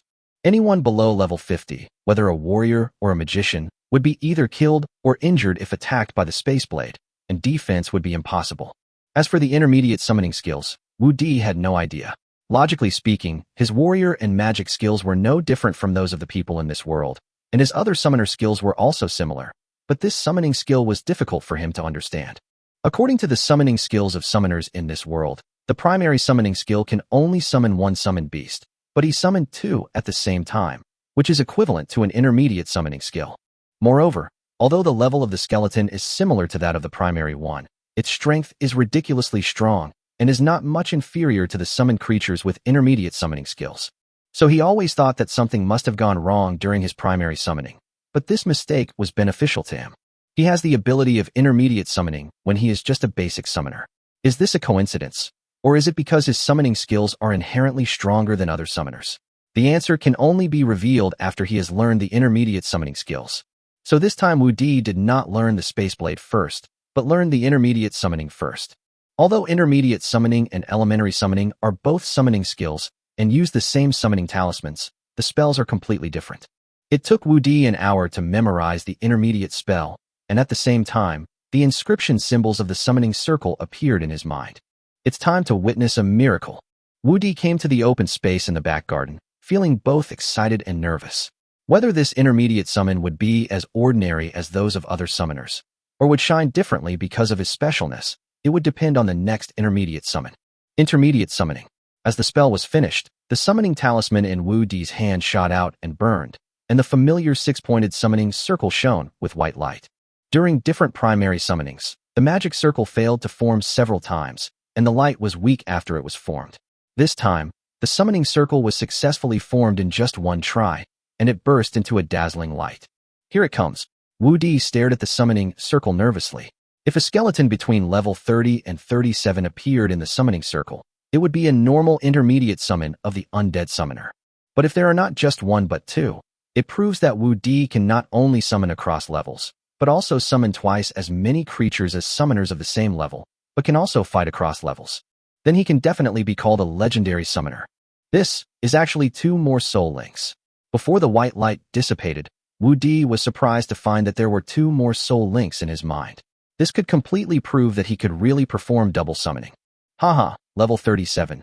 This is another extreme summon. Wu Di could sense from the soul link that the summoned creatures were all level 37. He was a level 32 summoner, and the summoned creatures could only be 5 levels higher than the summoner, so level 37 was the current limit. It can be seen that the intermediate skeleton summoned by himself was originally above level 37, but because of his low level, it was compressed to level 37. This means that his intermediate skeleton can kill enemies across levels. Hey, that's not right. Why isn't this a skeleton? Am I not a summoner of the undead? Why is the intermediate summoning cross-species? The white light dissipated, and 2 huge monsters appeared before his eyes. Fuck, the Western Dragon. After seeing the new summoned creature, Wu Di could only use the word fuck to describe his mood at the moment. He was an undead summoner, but he actually summoned 2 Western dragons. Although Eastern summoners could also summon Western dragons, that required an advanced summoning spell of level 50. Moreover, it is a giant creature that can only be summoned by World of Warcraft summoners, and the dragon is the most ideal summoning creature for Western summoners at level 50. Not only does it have very strong defense and attack power, it can also use fire skills to cause damage. It can be said to be a monster that combines physical and magical attacks. More importantly, it can fly. Its broad back can easily carry not only a summoner, but also 5 or 6 people. The dragon is definitely a high-quality summoned beast that combines combat and riding. It is also a war beast that warriors from both the East and the West dream of, but few people can obtain it. Now Wu Di has summoned 2 of them at once, making him a complete dragon knight. Wow, this thing must be 7 or 8 meters high. It probably weighs several tons. How does it fly? Wu Di was no longer in the mood to figure out why he could summon a dragon. The 2 giants in front of him shocked him greatly. They looked similar to Tyrannosaurus Rex, but not as tall. However, they had 2 horns on their heads and a pair of fleshy wings folded on both sides. It looked like they would be about 10 to 20 meters long when unfolded. Its body is also covered with thick khaki scales. It is estimated to be 11 or 12 meters long from head to tail, but the tail alone is 3 or 4 meters long. If you are accidentally drawn, you will probably enjoy a roller coaster ride. Haha. I, Wu Di of China, can finally ride a dragon. By the way, I don't know if this dragon is male or female, and whether it will give birth in the future. If it does, will I have a dragon army in the future? Suddenly Wu Di thought of a possibility and became curious about the dragon's gender. Chapter 135, Trial Riding a Dragon. Looking at the 2 giant dragons in front of him, Wu Di's curiosity grew stronger and stronger. But I can't recognize it myself. This feature should be under the tail, right? In the end, Wu Di couldn't resist his curiosity. After finding that there was no one around, he came behind one of the dragons. How could this happen? Not getting an answer, Wu Di had no choice but to run behind another dragon, trying to determine its gender by finding the differences. But when Wu Di came behind another dragon, he was suddenly confused. They were both the same, just a chrysanthemum. How could he tell them apart? Brother, why are there 2 dragons here? Just then Beitang, Manhwa came over and scared Wu Di. This is my new summoned beast. Wu Di quickly crawled out from under the dragon's thigh. Then why did you end up under the dragon's butt? I've seen a giant dragon before, so I want to see what it looks like. Looking at the dragon, there's no need to run under the dragon's butt, brother. You wouldn't be. Beitang Manhwa knew she had guessed right when she saw Wu Di's expression, and she couldn't help but giggle. Brother, you must know that dragons are egg-laying monsters. Gender identification is different from that of mammals. Beitang Manhwa couldn't help laughing when she saw Wu Di being humiliated, and her big E couldn't help but jump. It's funny, isn't it? I think you haven't been taught enough by beatings. Wu Di walked over with a dark face. This goblin must have done it on purpose. My husband, I was wrong. I won't laugh anymore. I'm trying to hold it in, giggle. Just keep laughing. Wu Di had no choice. He couldn't just give him a beating here, as there were still patrolling soldiers on the city wall in the distance. If you can't provoke me, you can hide from me. Wu Di jumped directly onto the shoulder of a giant dragon, ready to test the speed of the dragon. At the same time, he also wanted to see if riding a dragon would trigger his fear of heights. He was not afraid of heights when riding an airplane in his previous life. If riding a dragon also makes him afraid of heights, then he would have to find a way to overcome it. He couldn't just not ride 2 dragons. Husband, wait for me. Seeing Wu Di jumping onto the giant dragon's shoulder, Beitang Manhwa also jumped up, sat behind Wu Di, and hugged Wu Di tightly. Why are you coming up here? Wu Di asked unhappily. Okay, brother, I won't laugh at you anymore. I want to ride this dragon too. Just take me flying. Didn't I let you fly enough last night? Sister wants to fly during the day too. As she said that, a pair of biggy fingers rubbed against Wu Di's back. Hold on tight. Long E takes off, long air follows. The 2 giant dragons leaped into the air, their wings spread out to cover the sky and the sun, with a wingspan of more than 20 meters. Wu Di connected his soul with the dragon and actually felt as if he was the dragon. He did not feel afraid of heights at all. Instead, he felt as if the sky was his home. Oh no, there are flying monsters. Get the giant crossbows ready. When the 2 giant dragons took off into the air, the guards on the city wall immediately spotted the 2 behemoths and were all facing a formidable enemy. It's just that those 2 monsters seemed to have flown out from the backyard of the Lord's mansion. The giant crossbow was ready in just a moment, but without receiving orders from above and without being directly attacked, they did not dare to shoot easily. Wait, there seems to be someone on top of a monster. At this time, many soldiers also saw someone on the back of the dragon. Stop it, that's the Lord. Shan Tingting discovered the dragon when it took off, and she saw Wu Di and Beitang Manhwa on the dragon's back at a glance. Although he had no idea what was going on with the dragon, he was worried that his subordinates might accidentally injure him. So he hurried to the city wall to stop his men from firing crossbows. The women in the castle were also startled by the movement of the dragon and came out to check, but the dragon had already flown away.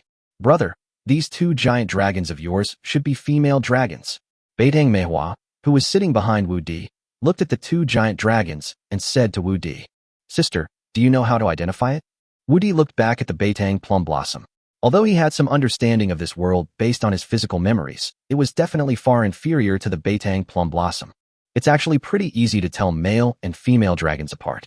Female dragons are bigger than males, giving people a sense of fullness, while male dragons are more slender and smaller, giving people a feeling of being thin. You too have broader shoulders, rounder hips, and thicker wings, all characteristics of a female dragon. So that's how it is. Wudi finally understood. Just like frogs and fish, females are fatter and males are thinner and taller. What a pity. It would be better if there were one male and one female. Wudi was still obsessed with his dragon army. Brother, don't even think about it. Even if there is only one male and one female, it will be very difficult for you to raise a clan of giant dragons. First of all, the dragon eggs need to be nurtured in the mother's body for 5 years, and a maximum of 3 eggs can be produced at a time. It also takes 5 years to hatch. Although the hatched dragonlets grow faster, it takes 30 years for them to reach adulthood. Moreover, after a dragon lays eggs, it will take another 30 years for it to lay eggs again, so it is impossible to develop a dragon population in a short period of time. This is why even in the West, giant dragons are extremely rare, and there are almost no large dragon tribes. Okay, I'm just thinking about it. After listening to Beitang Manhwa's explanation, Wudi's regrets were swept away. He was already very lucky to get 2 dragons, so why should he be greedy for the tribe? By the way, brother, aren't you an undead summoner? How can you summon 2 dragons? Are you still an undead summoner? Beitang Manhwa only then remembered that Wudi was an undead summoner, but he summoned 2 giant dragons. Even though she was knowledgeable, she was still confused. I don't know either. Wudi shook his head. Even though he himself couldn't find the answer, Wudi could only blame it on the problem of his soul as a time traveler. Actually, there's no need to dwell on this. After all, it won't do you any harm. You're already level 30 and have 4 summons, which is equivalent to the number of summons a level 70 summoner has. Although the levels of your summons are not high, with just 2 dragons, it should not be a problem for you to fight against a level 50 summoner. But now you have an extra problem. Trouble? What trouble? Wudi looked at Beitang Manhwa in confusion. Your previous summons were undead skeletons that didn't need to eat, but now the dragons require a lot of food. Now you have to accompany them on hunts more often. Fortunately, you are close to the savage forest, so it doesn't take too long each time. It's true, Wudi could feel that the dragon was a little hungry at this time. The skeleton had never given him such a feeling before. The dragon is his summoned beast and cannot be too far away from him. He cannot let the dragon go out to find food on its own. Otherwise, if it exceeds the limited distance, it will automatically teleport to his side. Chapter 136, 2 Beast Kings. Dragon 1, Dragon 2, speed up. Since the dragon needs to eat, let's go and eat first. After receiving Wudi's order, the 2 giant dragons roared and flew straight towards the wild forest. Their speed was definitely faster than that of the high-speed rail. The dragon was very fast and soon entered the outskirts of the wild forest. Wudi lowered the dragon's flying altitude and released his spiritual sense, but found that there was not a single magical beast in the outer forest. The entire outskirts of the wild forest were as silent as death, with no living creatures to be seen. Wudi drove the dragon to the salt mine and valley plains again, but still did not find a magical beast. Husband, it seems that this beast tide is extraordinary. Even Beitang Manhwa, who had been laughing all the time, began to become serious. Why do you say that? In previous years, even though the outer beasts would move around before the beast tide, they would at most become agitated and violent. However, this year, all the outer beasts have disappeared. It seems that there is a high possibility that a beast king has appeared, a beast king who can command peripheral monsters. Such a beast king must be at least level 50 or above. This phenomenon could only be seen on the defense line of the Purple Cloud Empire in previous years. After all, the border between our Silver Moon Empire and the Savage Forest is very short. This area, whether it is the Savage Forest or our Silver Moon City area, is extremely barren, and it is difficult to breed magical beasts above level 50. But judging by the current situation, a magical beast of level 50 or above has definitely appeared in the inner area of the forest in this direction. Of course, it could also have come from somewhere else. Then let's go and check it out. If that's really the case, then we can make more preparations. Before, Wudi had never dared to go deep into the wild forest, but now that his strength has skyrocketed, he is fully confident to give it a try. What's more, they have Beitang Manhwa, a level 45 wind magician, following them. Even if they encounter a level 50 monster, such a combination will not pose much threat to them. Good. After obtaining Beitang Manhwa's consent, Wu Di sent skeletons number 1 and number 2 to Long Air's back, and the two teams of dragons flew towards the inner area of the savage forest. Husband, look, there are flying monsters patrolling in the air ahead at regular intervals. The monsters here must have been integrated by the Beast King. Looking in the three directions pointed by Beitang Manhwa's finger, there was a black dot circling in each direction. Although it was unclear what kind of flying magical beasts they were, it was clear that these magical beasts had a clear purpose. Well, there are magical beasts appearing not far below us. At this time, Wu Di also saw many magical beasts gathered in the forest below. There were a lot of them, and they were of different races, but they could live in peace. There's no escape. Without the Beast King, they would never be able to live in peace like this. I really want to know what kind of monster can make so many monsters obey its orders, and it can even command flying monsters. Wu Di slowed down the dragon's flying speed and continued to fly towards the inside of the forest at a height of about 20 to 30 meters. I guess if it's not a flying monster, it must be a monster that has awakened the flying skill. Otherwise, it would be impossible to command a flying monster. Beitang Manhwa expressed her guess. How? Why are there so many magical beasts? The two flew all the way, and the dense forest below was filled with magical beasts. In the few hundred meters they traveled, there were nearly 1,000 magical beasts in the dense forest below them. If the magical beasts around them were counted, the number would be even greater. Something's wrong. In previous years, during the Beast Tide, the number of magical beasts encountered by Mei Wailing was no more than 3,000, and the number of magical beasts in the entire northern region was no more than 10,000. How far have we flown?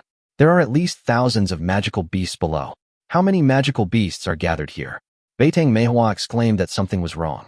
The number of magical beasts below was beyond her imagination. No matter how many there are, we'll know after taking a look. Wu Di directly ordered the dragon to fly across, wanting to see how many magical beasts were hiding in the forest. 10 minutes later, even Wu Di, who had never taken the Beast Tide seriously, felt a chill in his heart. They had only checked the outer area and discovered 40,000 to 50,000 magical beasts. If the inner area was included, the number would probably double. Moreover, they have not found any flying monsters. Judging from the monsters below, there must be a lot of flying monsters. Bah! Roar! Just as Wu Di was about to investigate further, two beast roars resounded through the sky. Oh no, we've been discovered. The two of them exclaimed at the same time. However, the two did not turn around and run, but stared in the direction where the sound came from. If we kill the Beast King, then the Beast Tide should dissipate, right? Wu Di turned his head and glanced at Beitang Manhwa and asked, if all the monsters below really entered his territory, even if he could stop them there, it would be difficult for Blackrock Town and Morning Glory Town. Both towns are related to future development and absolutely cannot afford to lose. It is unrealistic to deal with the Beast Tide now, but it should be no problem to deal with the Beast King. As long as the danger is nipped in the bud, this Beast Tide will be safe. That's right. As long as we kill the Beast King, the Beast Tide will collapse from within. Even if the Beast Tide breaks out at that time, there will be no need to worry. Once the Beast King's restraint is gone, these monsters will definitely devour each other. The well-fed monsters will have enough energy to survive the winter and will no longer invade human territory. The remaining Beast Tide formed by those weak monsters are just serving as food. Just as Wu Di and the other man were discussing the decapitation operation, all the monsters in the forest rioted and roared at Wu Di and his men. At the same time, two huge figures flew out of the dense forest in the distance, followed by dense swarms of flying monsters. Oh no, it's the sky-splitting eagle and the flying tiger. There are actually two Beast Kings. What should we do? Beitang Manhwa felt something was wrong when she saw the army behind the two Beast Kings approaching rapidly, and she was at a loss for a moment. Let's see if we can kill these two Beast Kings first. If not, we'll run. Although the appearance of two Beast Kings was unexpected, Wu Di estimated that the two of them should have no problem dealing with one each. However, what they were worried about was not the two Beast Kings, but the densely packed flying monsters behind the Beast Kings. Although most of them were not of high level, their number reached nearly 10,000. Kill! Wu Di roared and rushed towards one of the Beast Kings. Damn it, they have no moral ethics. Retreat! Before Wu Di rushed over, the two Beast Kings stopped in the air, and the flying monsters behind them rushed towards them in a black mass. Wu Di didn't expect that these two Beast Kings were actually the two old men. He didn't go up and let his men consume them. Seeing this, Wu Di naturally would not be stupid enough to fight with these minions. However, just as the two giant dragons turned around, several magical beasts of level 30 or 40 pounced on them. Dragon 1 and Dragon 2 did not tolerate any of it. They just shook their heads and bit the two beasts into pieces and swallowed them as food. Wu Di and the other man were also sprayed with blood mist, but they didn't care about the blood. They shot out talismans and shot down a level 30 flying monster next to them. Then Long Yi took another bite into its stomach. Chapter 137 Final Preparations. For a moment, the Beitang plum blossoms, including the skeleton on Long Air's body, opened fire left and right. Blood lotuses bloomed in the sky, and flying monsters fell one after another. Soon, all the flying monsters that caught up were killed. Although there were a large number of flying monsters not far behind, the dragon could easily shake them off with its speed. Dragon 1, Dragon 2, keep up the current pace and kill as many as Plum Blossom can. Wu Di asked the dragon to slow down. He was reluctant to go back like this. He wanted to see if the two Beast Kings would catch up and stop them. If the Beast Kings catch up, they may be able to get rid of the two Beast Kings. If they don't chase, they can also use the kite flying method to try to kill the flying monsters. As long as he kills one more beast today, he will encounter one less beast in his territory during the beast tide. However, the two Beast Kings seem to have turned on the sixth mode, staying motionless in the air, only controlling the flying monsters to besiege Wu Di and others. Not only that, the two Beast Kings were guarded by thousands of level 30 or 40 magical beasts. Even if Wu Di wanted to shake off the pursuers in front and launch a surprise attack, he couldn't do it. After killing hundreds of monsters, most of Beitang Manhwa's magic power was consumed, and Wu Di knew that there was no chance of killing the Beast King. Let's go back. There would be no effect if we delay any longer, so we might as well go back and make preparations early. Long Yi and Long Air went at full speed and shook off the flying monsters behind them in the blink of an eye. What a pity, those two Beast Kings are so cowardly. After shaking off the pursuers, Wu Di was still upset about the attitude of the two Beast Kings. It's obviously World of Warcraft, but you insist on imitating humans. Although we didn't kill the Beast King this time, we still gained something. First, we discovered that this beast tide was unprecedentedly powerful. Second, the two skeletons were also upgraded to level 37, which was the level cap like the dragon. Only after his level is raised can he continue to upgrade. Third, the dragon is full. It is estimated that after today's meal, he will not need to eat for the next 3 days. Wu Di did not return to the Lord's mansion directly, but went to Blackstone Town and Xinyo Town, told them the scale of the beast tide, and urged them to strengthen their defenses. Then he went to the elves and asked them to help Blackrock Town and Morning Glory Town resist the beast tide. As for Cassava Town, it was in the rear and the personnel had already been arranged. After Wu Di returned to the Lord's mansion, he immediately summoned his men to hold an emergency meeting. Beitang Manhwa also immediately asked Falcon to go back and mobilize troops. She must ensure that there are enough soldiers to assist Wu Di in defending the city. Fortunately, Fengzhua Mountain is strategically located and is easy to defend but difficult to attack. Wu Di also built several walls for defense and provided heavy crossbows to assist, so it was not a problem to stop the tide of beasts on the ground. The content of Wu Di's emergency meeting actually focused on one key point, the reserve of arrows. As the defending side, the main military supplies were arrows, rolling logs, and thunderstones. There are 250,000 arrows in reserve, not many rolling logs, but enough thunderstones. The rubble used in the construction of the city wall and the Lord's mansion were stored on both sides of the city wall, and they can all be used this time. As for kerosene, he didn't have any of that, and although there were tens of thousands of monsters on the ground this time, they could not threaten him. The monsters on the ground are protected by mountains and city walls and can be easily stopped by a small number of soldiers. The two Beast Kings pose no threat except for their leadership ability. Not to mention that the heavy crossbows on the city walls can kill them.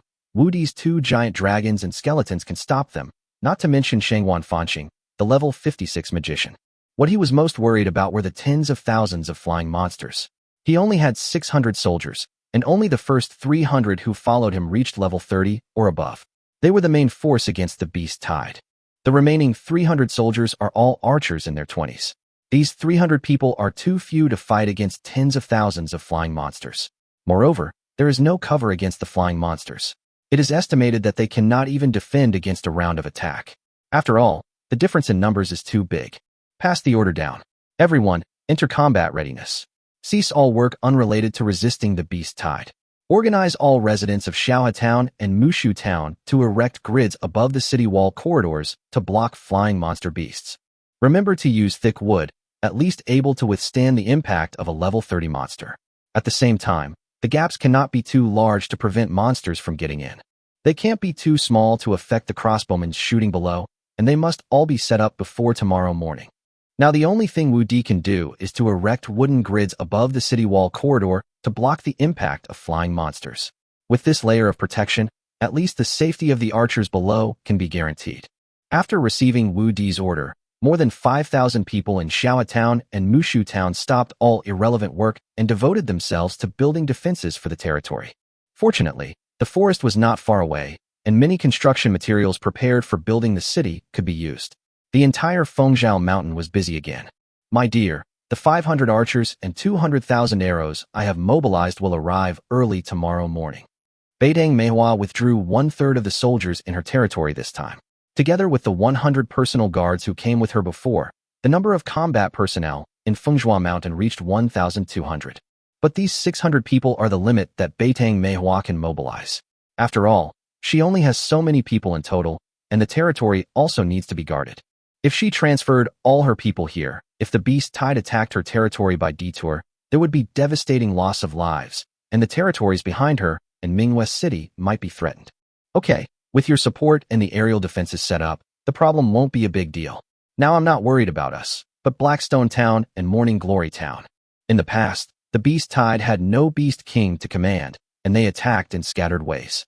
Xiaohe Town and Furong Town were the areas where the Beast Tide was most concentrated. Today, Furong Town has long been abandoned, with only Xiaohe Town remaining as a defense. It would be fine if the Beast Tide concentrated its attack on him this time. After all, he was well prepared and had the confidence to repel the Beast Tide. However, if the Beast Tide attacked Blackstone Town and Morning Glory Town, those two towns would face a devastating blow. Even if he wanted to provide support, he couldn't. After all, without the favorable terrain and defensive fortifications, these more than 1,000 people faced the Beast Tide, just like ordinary people faced a tsunami, and were just sending themselves to death. Based on the Beast Tides in previous years, Blackrock Town and Morning Glory Town shouldn't encounter a large Beast Tide, but with the presence of the Beast King this time, it's hard to say. According to my suggestion, let the residents of both towns retreat here. This way, they won't have to worry about the Beast Tide attacking them, and they can also consolidate their forces to defend the Lord's mansion. Beidang Manhwa looked at Wu Di and gave his opinion. This way we don't have to worry about the direction of the Beast Tide's attack, but if both towns over there evacuate, the Beast Tide will be able to reach your territory directly if it goes that way. Don't worry, my dear. If they really go over there, my territory can hold out for a few days. After all, my territory has resisted the Beast Tide for so many years. Although our defenses are not as good as yours, they are more than 10 times stronger than your two towns. Chapter 138, The Beast Tide Attacks. In the end, Wu Di followed Beidang Manhwa's advice and rode the dragon again to Haishi Town and Qianyou Town, and asked the residents of the two towns to set off overnight to retreat to Fengzhou Mountain. In the past, it would take 1 or 2 hours to ride a horse to either Blackstone Town or Morning Glory Town. Now, he went around the two towns, and it only took him a quarter of an hour to go back and forth, and he even stayed in both towns for a few minutes. If he were to return to Manhwa City now, it would probably only take him half an hour. In the future, whenever he wanted to see Shangwan Manhwa, he could go to Manhwa City at any time. After receiving Wu Di's order, everyone in Haishi Town only took dry food and water, and under the leadership of Chen Shuiqin, quickly headed towards Qianyou Town. Li Hongmei led the guard team at the end to prevent any townspeople from falling behind, because the Beast Tide could come at any time. They did not take the shortcut next to the wild forest, but chose to take a detour through Qianyou Town and Cassava Town. Although the distance is twice as far, it is safer. Moreover, the townspeople have sufficient food recently and have animal meat as supplements. Their physical fitness and levels have improved a lot, so it is not a big problem to travel overnight. After a night, people from the two towns arrived at Fengzhou Mountain one after another. Lu Yuan had already arranged a place for them to rest. In the early morning, the defense construction on Fengzhou Mountain was completed. Wu Di asked them to rest and conserve their energy to be ready to respond to the Beast Tide at any time. Wu Di checked the newly added Skynet, which was constructed with logs with a diameter of more than 30 centimeters, and the gaps were only 40 to 50 centimeters wide. Flying monsters above level 10 would definitely not be able to get in. With this layer of defense, the soldiers below can shoot arrows with peace of mind without worrying about being attacked. After checking that there was no problem, Wu Di took Shangwan Fanqing, Beitang Manhwa, Shui Mingyao, Yer, and other long-range ADCs to the shoulders of the dragon, and of course the sharpshooter skeleton number 2. There are now 74 bow and arrows in the number 2 quiver. Yesterday, he shot down a level 40 flying monster with 1 arrow. Wu Di estimated that a level 50 Beast King could be easily killed as well. It's a pity that number 2 cannot fly. On Long Yi's back were Wu Di, Yer, and Skull number 2, while Shangwan Fanqing, Beitang Manhwa, and Shui Mingyao were riding on Long Air's back. The 2 giant dragons once again headed side by side towards the depths of the wilderness. Since the Beast Tide has not come yet, he can't just sit and wait. If he has a chance to kill the Beast King, then this Beast Tide will be much easier. Moreover, the 2 Beast Kings are not attacking now. They must still be accumulating strength. The longer it drags on, the more disadvantageous it will be for them. This time, Wu Di and his companions were discovered as soon as they flew over the valley plain. Suddenly, there was a roar that shook the sky, and a large number of flying monsters rushed towards them again. Damn it! How come there are so many flying monsters after just one night?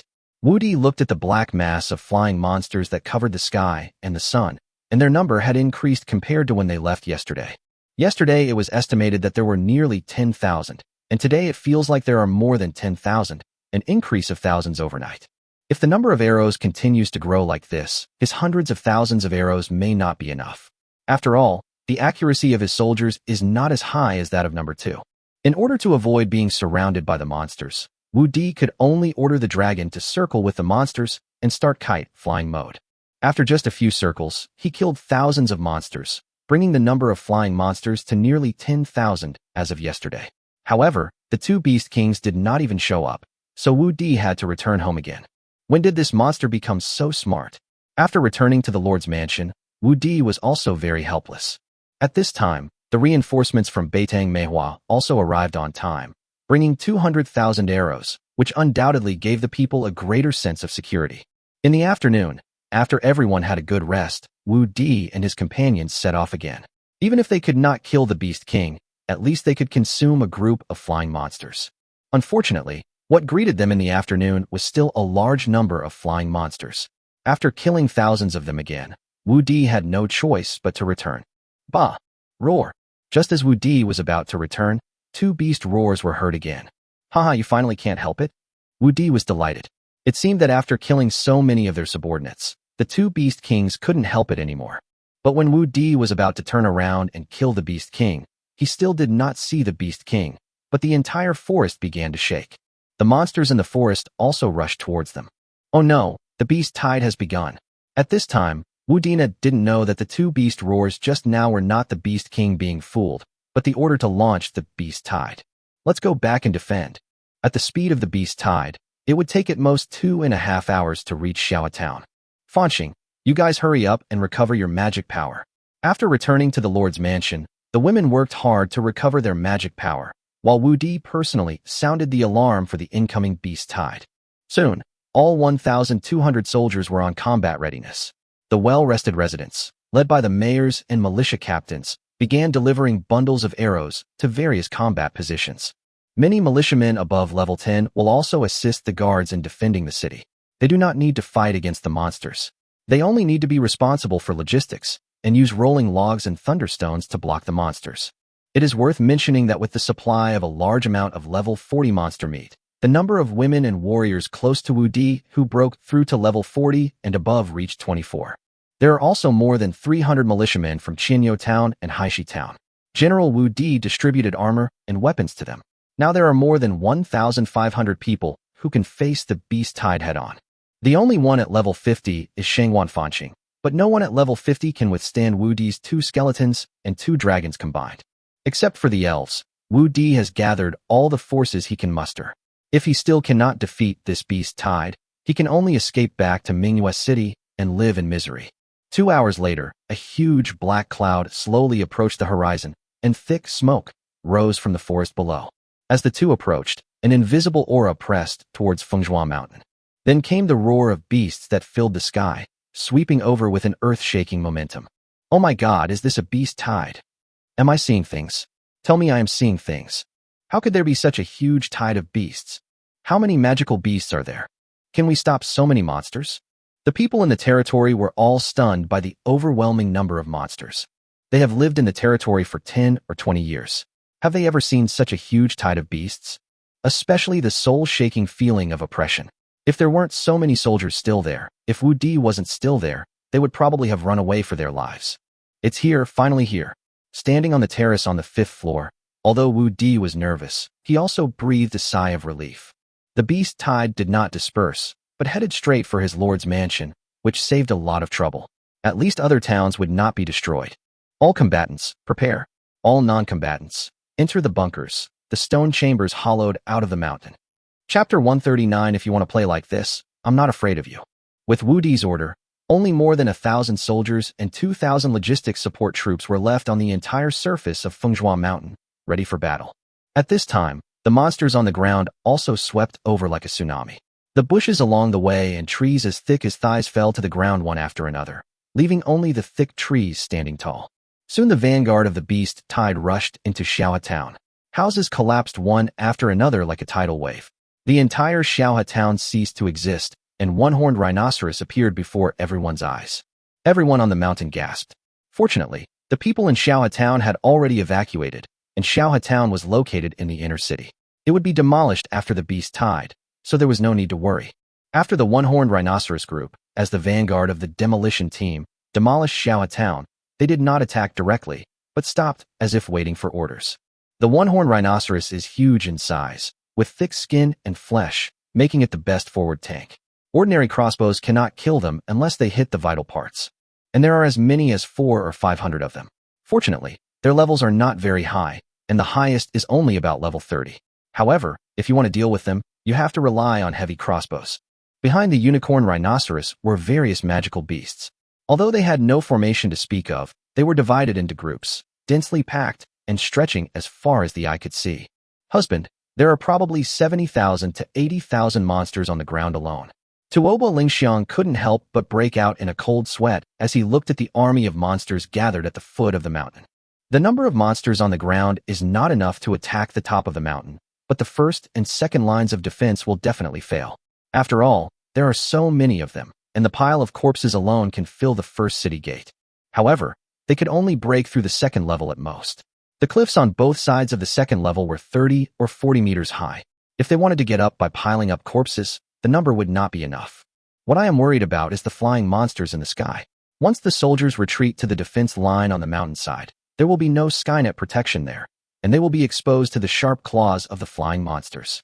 Therefore, we must eliminate the threat from the sky or the two beast kings before the first or second line of defense is lost, otherwise we will be unable to hold on.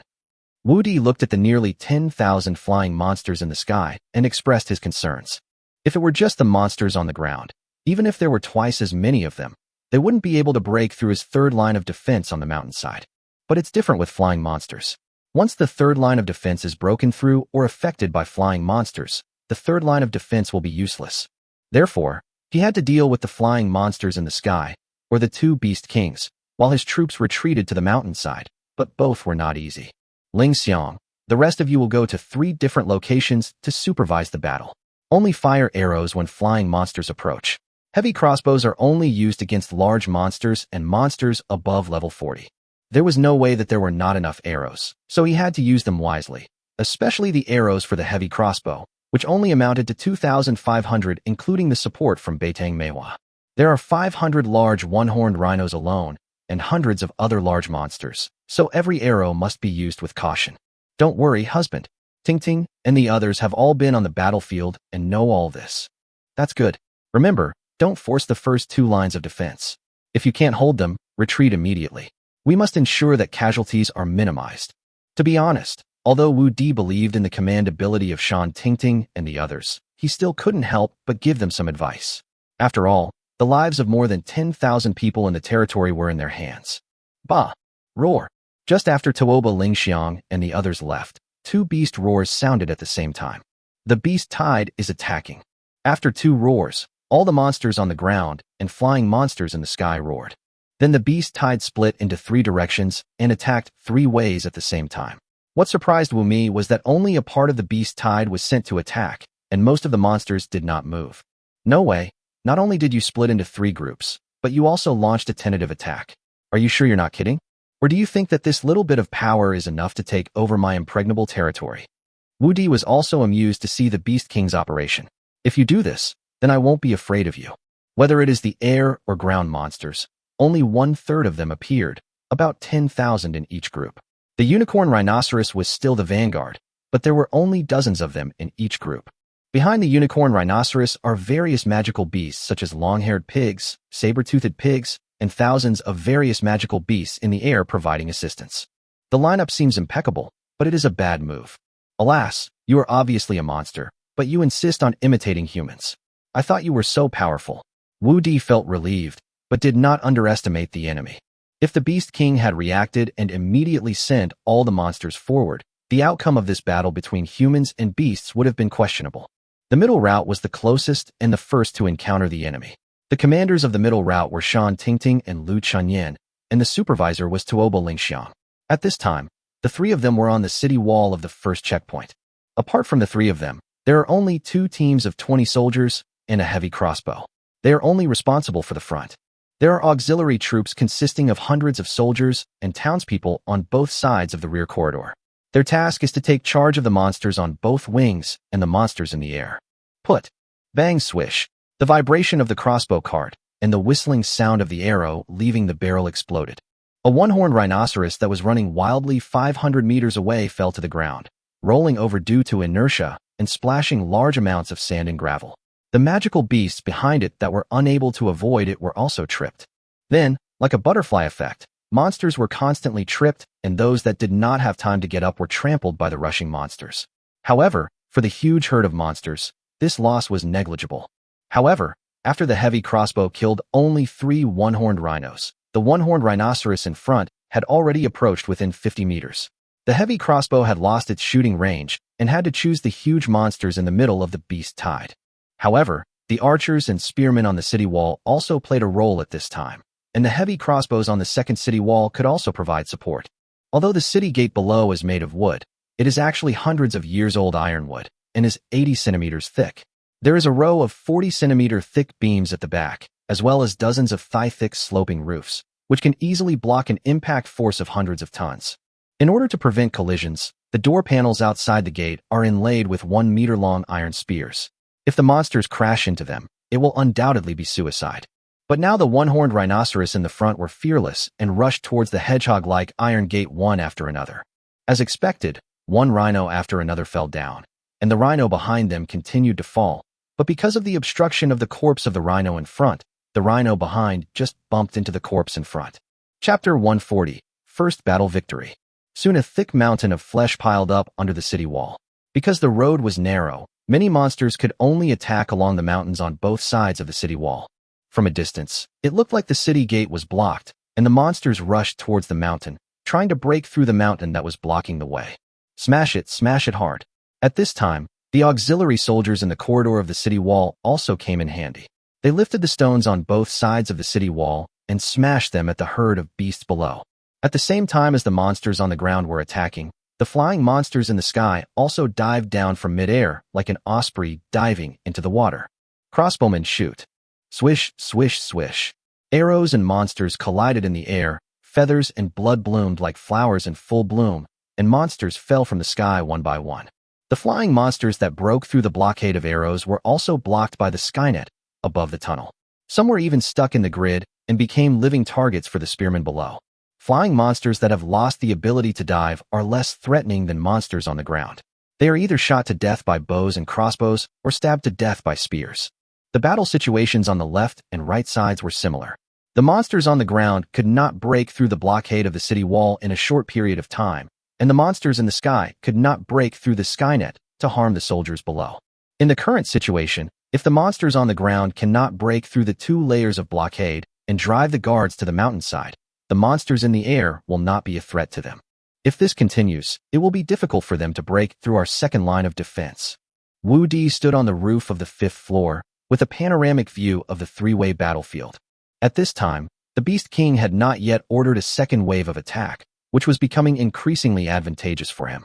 What Wu Di is most worried about now is that the flying combat monsters behind him will no longer attack, and only the ground monsters will attack. In that case, they would not be able to consume more flying monsters in the early stage. After the beast tide compressed them to the mountainside, if they let the flying monsters attack, it would not be so easy for them. After all, Even if the first batch of flying monsters were killed, there were still 6 or 7,000 flying monsters behind them.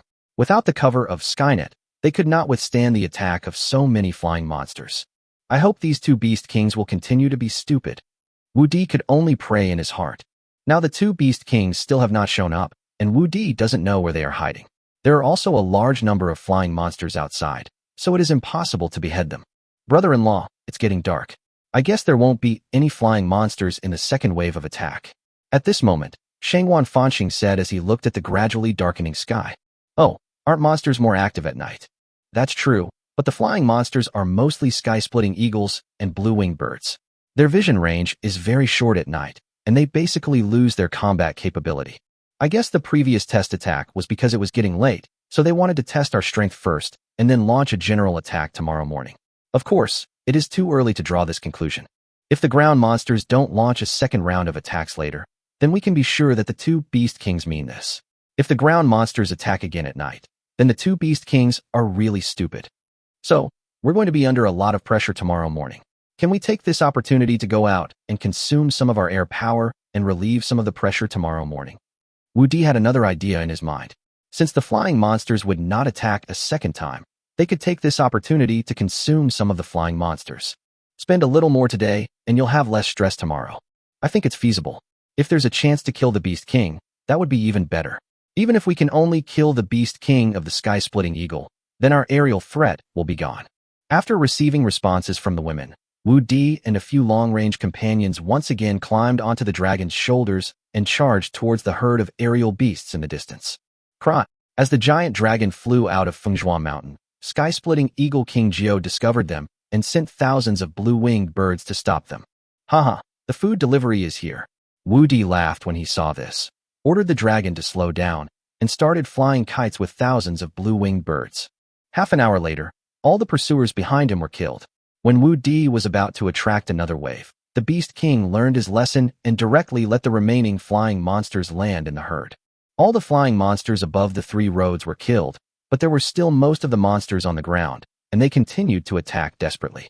The corpses of monsters on the ground were almost piled up to 10 meters high, and many monsters were able to climb onto the city wall with the help of jumping. However, without the harassment from the sky, the soldiers could focus on defending the ground. Although the pressure increased, no monster could jump onto the city wall. The Beast King had learned his lesson, but Wu Di had not killed enough. He called the dragon to the top of the city gate and threw skeleton number 1 down to guard the city. He and his men then began to slaughter the army of monsters below on the dragon's back. The killing lasted until dark, and because there were too many corpses, the first city wall was almost lost. If more monsters came, or if a second round of attack was launched, the first line of defense would be lost immediately. I don't know if the two Beast Kings were stupid or just didn't pay attention to the situation here, but they didn't react at all. Oh, the entire Fengzhua Mountain was filled with cheers that shook the entire mountain. Oh, we beat back the monsters' attack. We beat back the monsters' attack. We held on. We held on. We held on. Long live the Lord. Long live the Lord. The people hiding in the mountains at the back didn't know that this was just a tentative attack by the Beast Tide, and thought that the Beast Tide had been completely repelled. It was a close call. They almost broke through. Tuoba Lingxiang looked at the piles of monster corpses and couldn't help but feel relieved. Lingxiang, go count the casualties. Ting Ting, use the storage bags to transport these corpses to the mountainside and deal with them after the Beast Tide is over. The soldiers at the first checkpoint should go to the third checkpoint to rest. Let the soldiers at the third checkpoint take over the defense. Be careful of sneak attacks from monsters at night. Wu Di began to make post-war arrangements. If the corpses of the monsters outside were not collected, this first level would be useless. Tomorrow, the monster army could directly step on the corpses of their companions to break through the first layer of defense. Fortunately, he had a lot of storage bags. If they had to move the things manually, it would take tens of thousands of people until dawn, and it would be unsafe to open the city gates. Now that he had storage bags, he only needed to send a few people to collect them, and there was no risk. The main battlefield of this battle is still in the first and second sections. The third section behind the mountainside only assists the second section in killing some flying monsters. The consumption is not large, and it is just right to take over the defense of the warriors in the first level. Of course, this is just a precautionary measure. They were almost able to break through the previous levels without encountering a second attack. According to their guess, Warcraft will not come again tonight. Chapter 141, Beast Tide Night Raid. What Wudi didn't expect was that this slap in the face came too quickly. Just as they were eating, the roar of beasts came from the bottom of the mountain again. Roar! What's going on? Has the second wave of beast tide started again? Wudi immediately put down his bowl and chopsticks and started to investigate with his spiritual sense. Wudi was immediately left in a state of confusion. Don't worry, it's just 3 wolf packs harassing us. Wudi stopped the girls and let them eat in peace. Wolf pack? Well, I guess this beast king probably learned this tactic of wearing out the soldiers from somewhere and is harassing us, preventing our soldiers from getting any rest. Wudi felt amused. Not to mention that his soldiers were all above level 20 and could maintain their combat effectiveness even without sleep for a night or two. This little trick would not affect them at all. What made Wudi laugh was that the Beast King's strategy seemed to be copied mechanically and followed the procedures. He was like a child who understood the strategies but did not know how to use them flexibly. Not knowing how to adapt, I won't talk about the previous ones. Just like the tentative attack at the beginning, it was completely a child's work. Moreover, the first line of defense was almost broken, but the opponent did not know how to launch a second wave of attack to expand the victory. If he had continued to attack at that time, he might have lost even the second line of defense. If he simply pushed them to the defense line on the mountainside and launched an airstrike at daybreak, he would definitely not be able to hold it. Now, after wasting tens of thousands of his men, he sent a few small wolf packs to harass them. Isn't this just a joke? My lord, the Warcraft has sent a pack of wolves to harass us. Do we need to fight back? At this time, Shan Tingting hurried in to report. Pass the order down. Don't worry about these wolves. All guards can rest on the spot, and select a group of auxiliary soldiers to keep watch at night. Although the Beast King's methods were a bit inferior, Wudi did not underestimate the enemy. This not only allows the soldiers to rest, but also allows them to resist in time if the monsters attack in the middle of the night. As for the few wolves outside, they pose no threat at all, and there is no need to deal with them. At night, with the help of his wives, and despite the howling of wolves outside, Wudi's blood and spirit broke through to level 33, and the level of his 4 summoned beasts could be upgraded again. Roar! Wudi felt that he had just fallen asleep for a short time when he was awakened by the roar of a beast outside. This time it was not a simple wolf howl, but the roar of thousands of beasts. Well, is it starting now? It was still pitch black outside.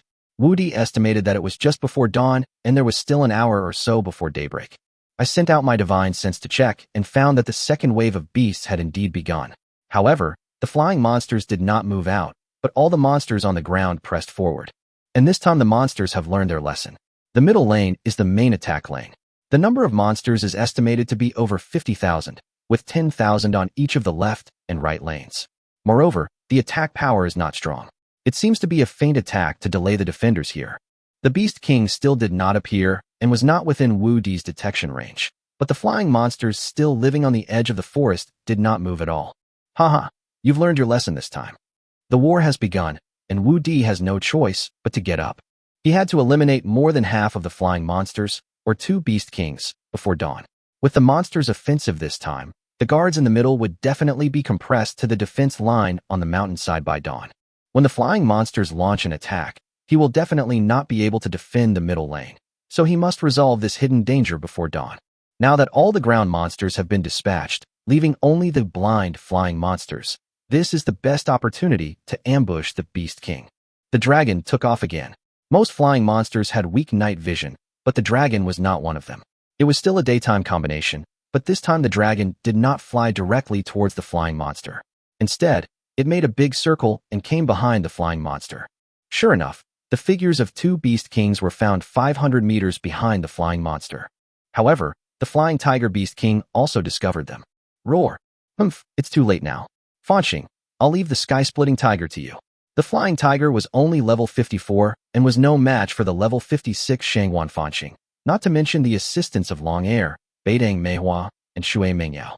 Without the cover of the beast tide, flying tiger Wang Jiao is a dead tiger. Wudi did not pay attention to the contest between Shangwan Fanxing and the others and the Fiishinhu, but called on Long Yi to kill the sky-splitting eagle. When the sky-splitting eagle saw Wudi coming to kill it, it actually rushed directly into the group of flying monsters. There was nothing it could do. Although it was the king of beasts, its vision was also limited at night. The dragon didn't seem to be as high in level as it, but its body was even bigger than it, and the pressure it put on it was no small at all. It could only temporarily use its men to block it, and kept shuttling among the tribe, hoping to use the tribe's help to kill this annoying guy. Although thousands of flying monsters took off into the air to intercept under its command, their vision was limited and their mobility was greatly reduced, so the flying monsters crashed into each other in the air. But Wu Di is different.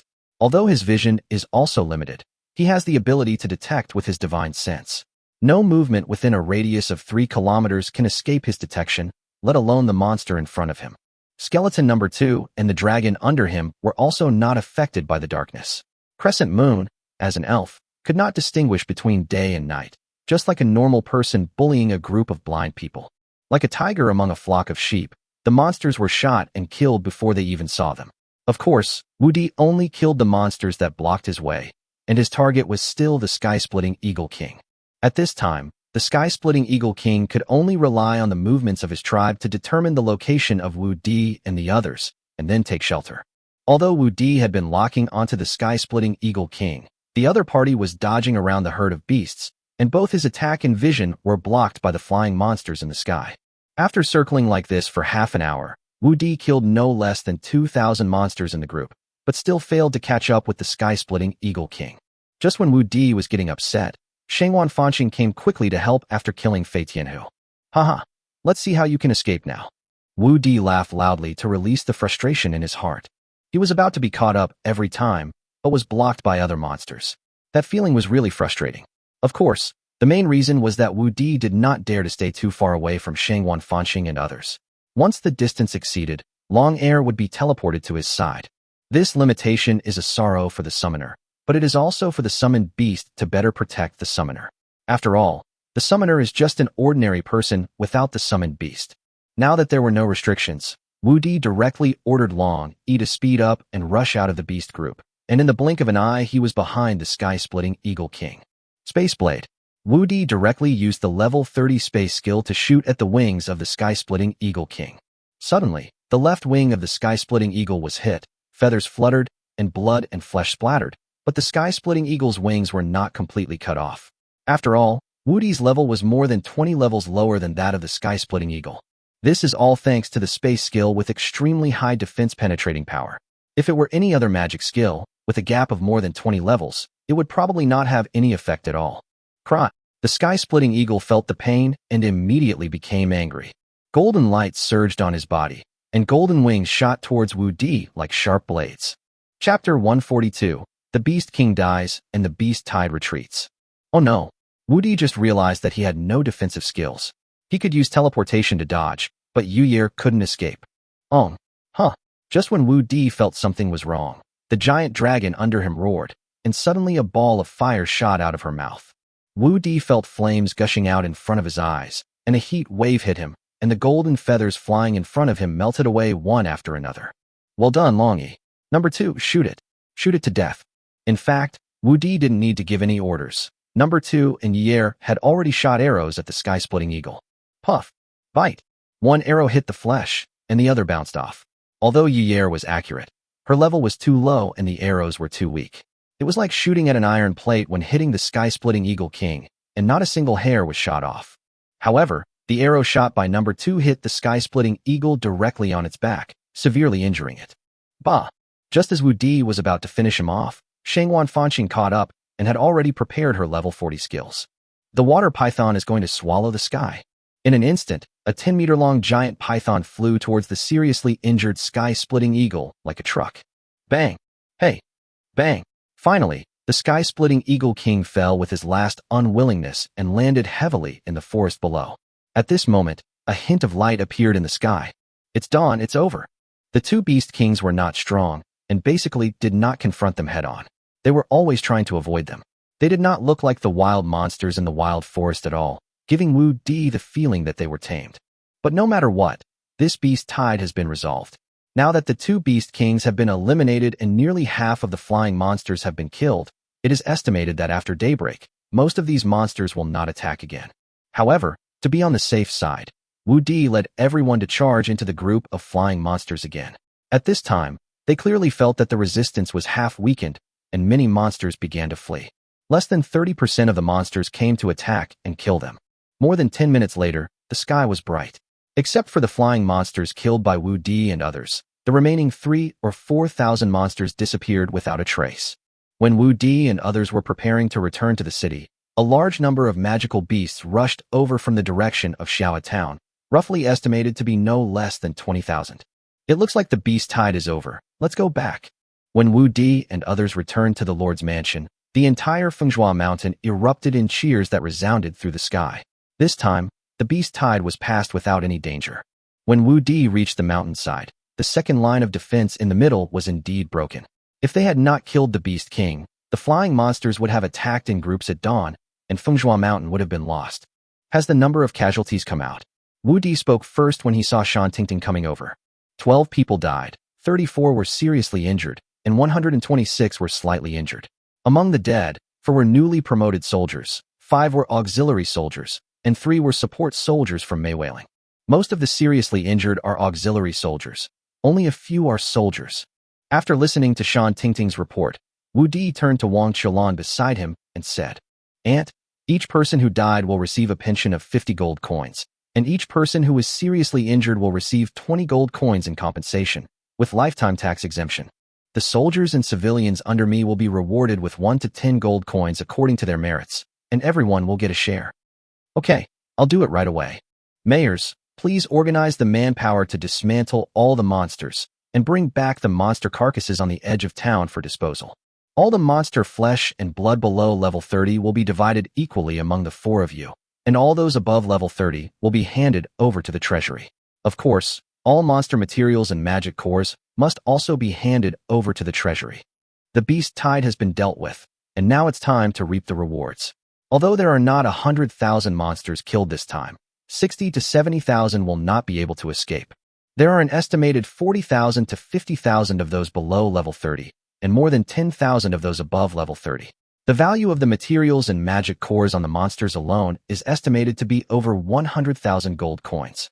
These animal meats can help the people and soldiers upgrade several levels, and with these meats, the consumption of at least tens of thousands of tons of food can be reduced this winter. In addition, everyone can get a reward of more than 1 gold coin this time. So all the people in the territory will become millionaires, and their quality of life will be greatly improved. For the people of the territory, this was a chance to get rich overnight. In addition to the rewards he gave out, Wu Di also made a small profit of at least 50,000 gold coins this time. However, this was a small amount of money for him. Now he could make 10,000 to 20,000 gold coins a day by making storage bags. "Brother, you are so generous. You reward each person with 1 to 10 gold coins. How can I lead the troops in the future?" Beitang Manhwa looked at Wu Di resentfully. This time, she supported a total of 600 people, including her personal guards, and their rewards alone exceeded 1,000 gold coins. It was not that she felt sorry for Wu Di's money, but such a high reward greatly increased her usual reward by more than 10 times. Once these soldiers go back and spread the news, all the soldiers in the territory will know about it. Wouldn't that embarrass her? If she were to distribute the rewards according to this method, she probably wouldn't be able to receive them many times even if she sold herself. If she didn't distribute them according to this method, not only would it fail to achieve the purpose of motivation, but it would also cause complaints from her subordinates. I can't take back the reward. Wu Di really didn't think about this. Now that the words have been said, he can't take them back. Moreover, now all the people in the territory are in high spirits and full of energy. If the rewards are withdrawn or reduced, I guess everyone will be frowning, full of resentment, and work absent-mindedly. Moreover, he didn't think the reward was too high. After all, people were risking their lives, and the money they earned with their lives was not much. Moreover, he also wanted to change the living conditions of his subjects and publicize the welfare of his territory, so as to attract refugees to settle down there more quickly. What he lacks now is not land or money, but fame and people. It's definitely impossible to take it back. After all, you are a dignified lord. But I also contributed. They all have rewards, so where is my reward? Beitang Manhwa stretched out her hand and looked at Wu Di. Why? You're already mine, and you're still asking me for a reward? How can they be the same? 1 is 1 and 2 is 2. They can't be confused. Okay, then tell me what reward you want. Wu Di is not a stingy person. Since you want it, I will give it to you. We are all family anyway. Now that your territory can defend against the beast tide, my territory won't need so many soldiers guarding it. I'll take my 100 personal guards with me, and the remaining 500 soldiers will be given to you.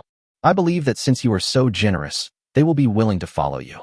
As for their families, I will also have them sent over. Beitang Manhwa territory used to be the front line, needing to fight against the beast tide.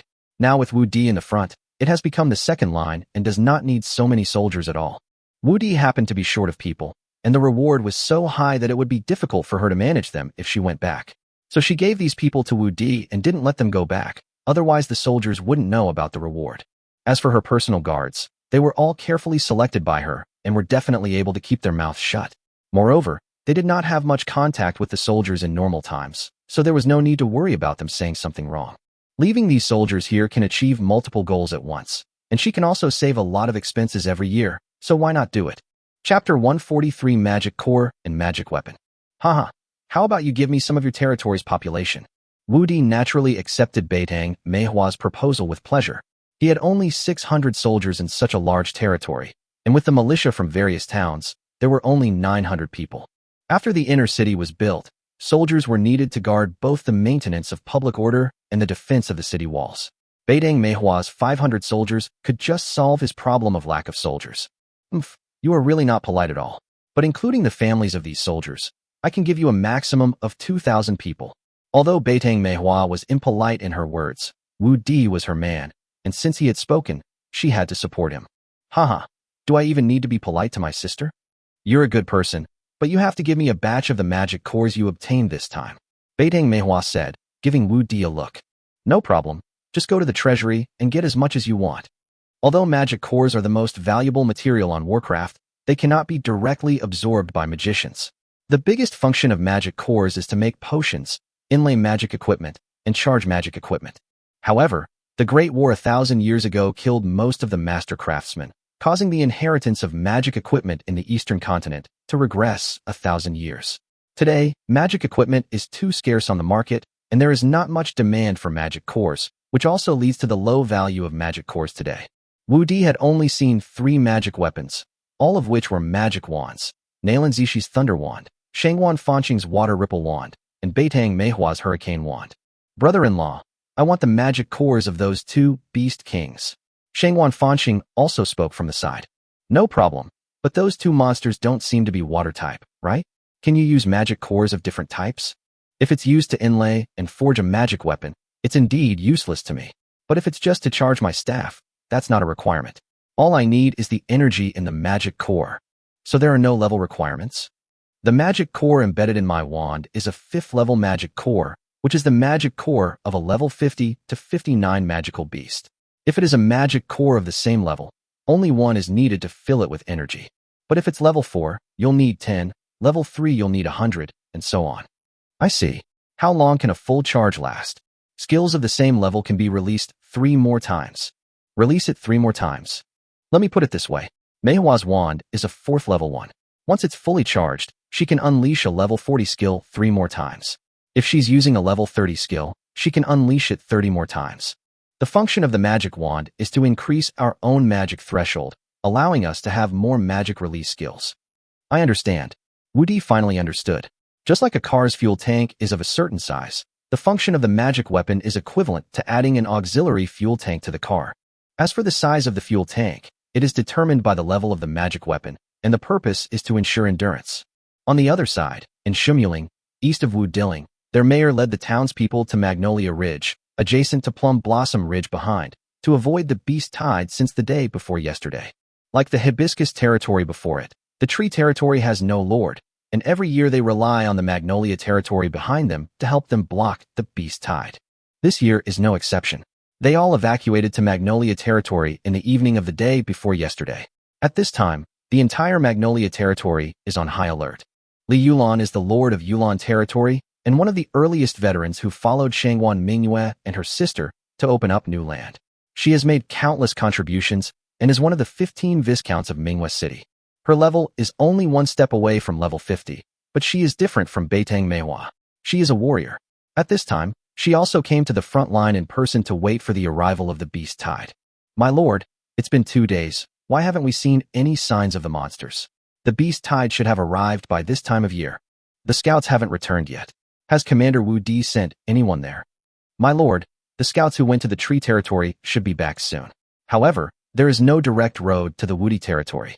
We have to take a detour via Plum Blossom Ridge. It is estimated that the scouts have just arrived. I don't know if Woody territory has encountered a beast tide. Can a new lord hold back the beast tide in just over a month? Because there was no direct road between Woody territory and Yulon territory. Although Li Yulon knew that Furong territory had become Woody territory, she did not pay much attention to it. Especially since Woody had only been gone for a month, the mess was probably not cleaned up yet, so it was impossible to resist the beast tide.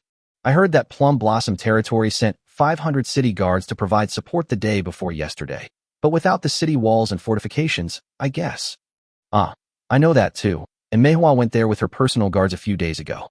But if Manhwa had gone half a month earlier, I still believe she would have been able to stop the beast tide, but, alas, now we can only hope that the beast tide will arrive later, giving them more time to prepare.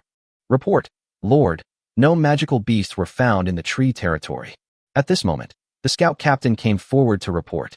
Oh, has the beast tide been postponed this year? Li Yulon was a little confused. According to previous years, even if the beast tide had not arrived yet, it should have at least reached the tree territory. But why is there no sign of the beast tide now?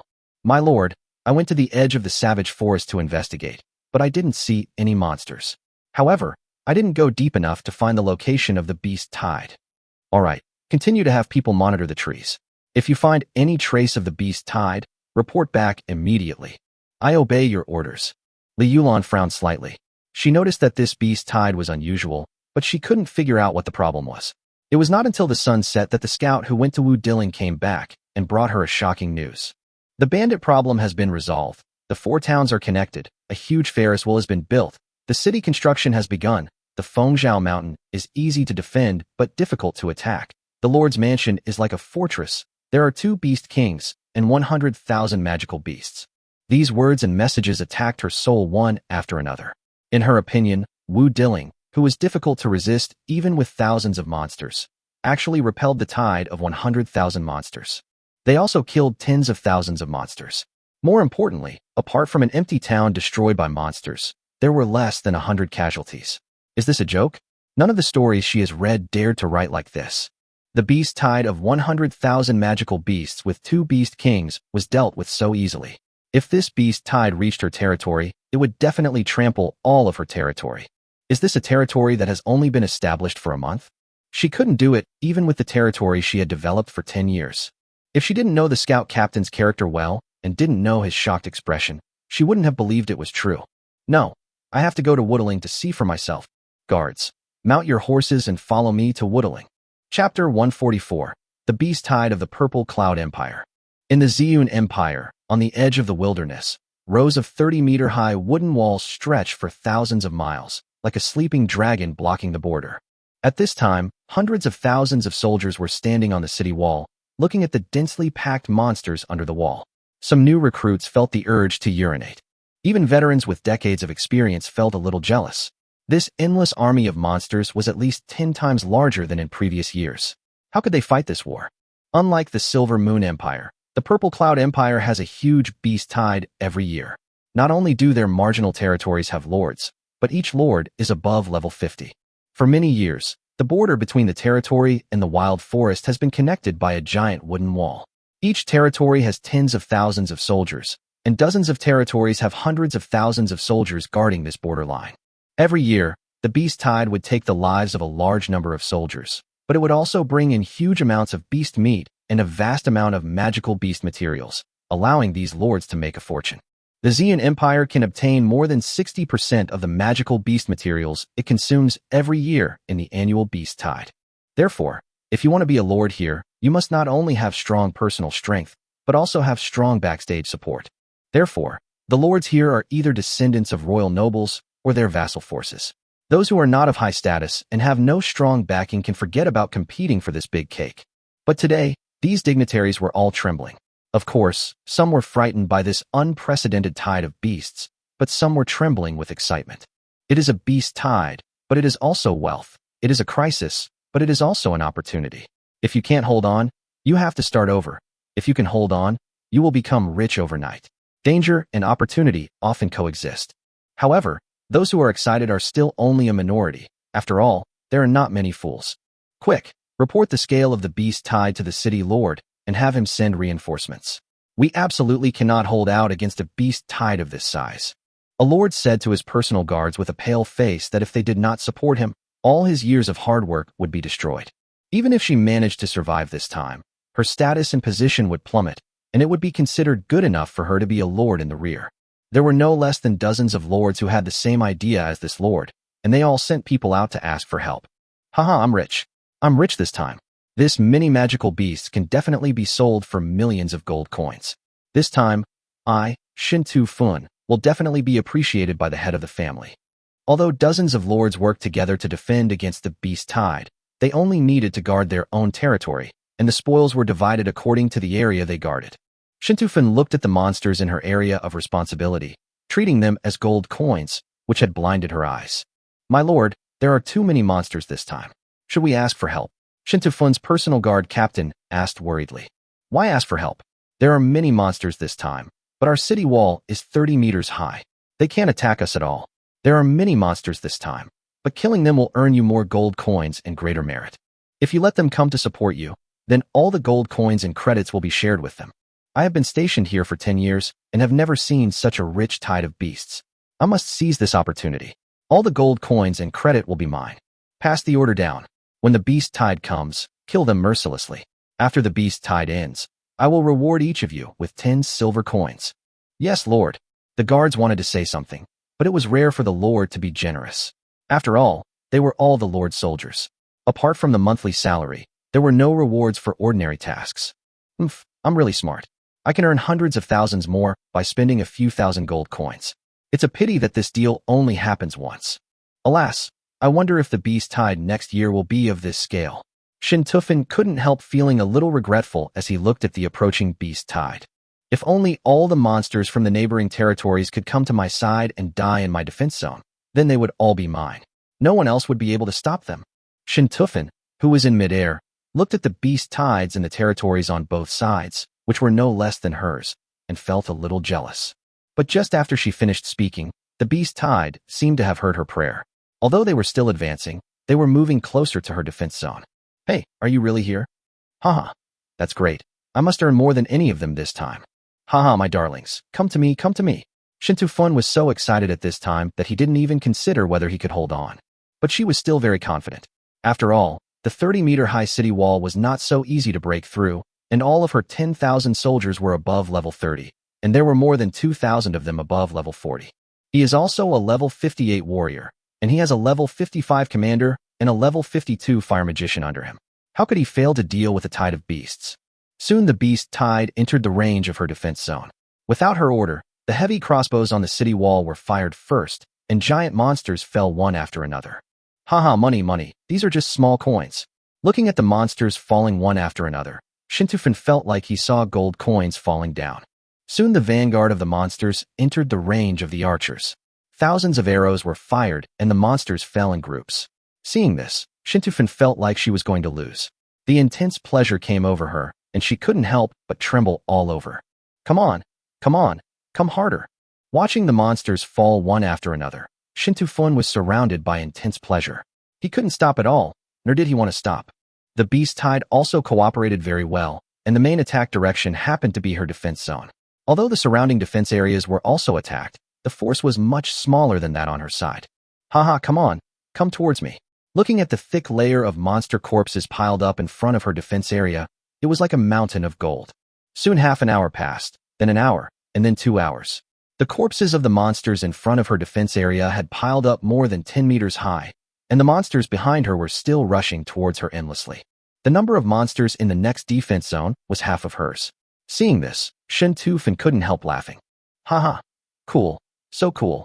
No, I need to drink some water first. There's no way, too much water has been lost. Oh no, this time the beast tide actually has a main attack direction. Could it be that the beast kings have been integrated? But integrating so many beast kings, even half of them can't do it. Could it be that a level 70 beast king appeared in this beast tide? A lord living next to Shintufan was shocked when he saw the direction of the beast tide. Even if the beast king had not been integrated, it would have been difficult to defend against this beast tide. Now that they are attacking in one direction, it is definitely impossible to defend. Especially when I saw the corpses of monsters next door piled up like a mountain, it wouldn't take long for the city wall to be flattened, so the fall of the next door was inevitable. Once the next door is lost, and the monsters attack the city wall, her side will also be lost. What to do? Chapter 145, Shin Tufin Seeking Death. The people next door have obviously become the main target of the monster's attack. If they want to help, their own defense zone is also at the forefront. There are also many monsters. Although they have asked for reinforcements, they are not sure whether they can hold out until the reinforcements arrive. Moreover, even if reinforcements arrive, you cannot enter the opponent's defense zone unless the opponent actively requests help. Without the permission of the lord of the territory, no one can enter the other party's territory or defense zone without permission. This has been the rule for thousands of years. This is a rule jointly established by the bigwigs of the empire, the purpose of which is to avoid the trouble of fighting for interests after the beast tide. Although they are fighting against the beast tide together, each of them is busy cleaning up the snow in front of their own door. After all, over the past 1,000 years, although the beast tides varied in size, they had never really threatened their territory. Instead, the beast tides brought huge benefits. Nowadays, a beast tide rarely occurs in 1,000 years, but no one dares to be the first to break this rule. Of course, if the territory is conquered by the beast tide and the lord dies, then they don't have to abide by this rule. But the scary thing is that the people involved today don't see the crisis of the beast tide and don't take it seriously at all. Instead, they are complacent and still dream of getting rich overnight. My lord, it's bad, we've run out of arrows. Don't you know to go to the warehouse to get more arrows when you run out of them? Do you have to ask me for permission for such a small matter? Shin Tufin angrily scolded his logistics manager. All the arrows in the warehouse are used up, said the logistics manager with a bitter face. What? I have 1,000,000 arrows stored. How come they are all gone? My lord, we've already killed 200,000 or 300,000 monsters outside the city. Their bodies are almost covering the city walls. We've run out of arrows.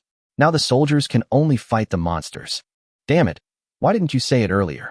Shin Tufin only then realized the problem of whether he could hold off the beast tide. Without the arrows and the city walls to block the attack, it would be difficult for her 10,000 men to hold on. My lord, let's ask for help. No, I can't ask for help. If I ask for help, I will have to share my spoils with them. I absolutely cannot ask for help. Shin Tufin immediately refused. It is impossible to ask for help. If you want to share her spoils and her gold coins, isn't that like asking for her life? Go. Have the generals with storage bags collect the corpses near the city wall and move them to the other side. Everyone else, defend the city wall to the death. Don't let the monsters set foot inside. If anyone dares to retreat, I will kill her entire clan. Hurry up and go. If you waste time and let the monsters attack the city walls, I will hold you accountable. Although Shin Tufin's arrangement slowed down the speed of the beast tide's breakthrough, it still could not change the fate of the city wall being breached by the beast tide. After only holding out for an hour, several positions on the city wall were breached one after another. Bastards, all of you die for me. Shin Tufin had to go on the scene himself to suppress them. This is all money, golden money. She will never give it up. But the beast tide did not give them any chance to breathe. Just when Shin Tufin took 2 level 50 subordinates to attack, the beast king behind the beast tide also moved out. Oh no, it's the beast king. My lord, it's bad. The beast king is coming. Hold on. Let us deal with the beast king. Shin Tufin was not surprised but happy. As long as the beast king was killed, the beast tide would be easy to deal with.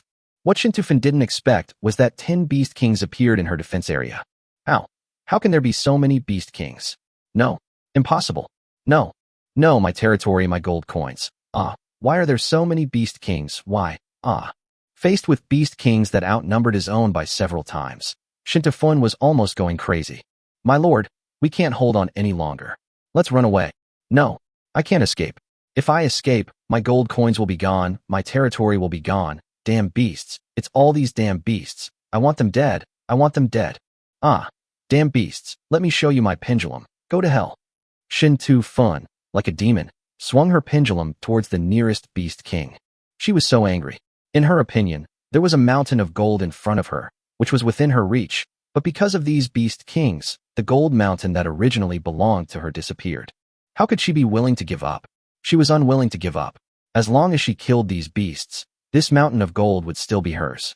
Even though the chances were slim, she was unwilling to give up. In fact, Shin Tufin had already lost her mind under the huge tide of beasts.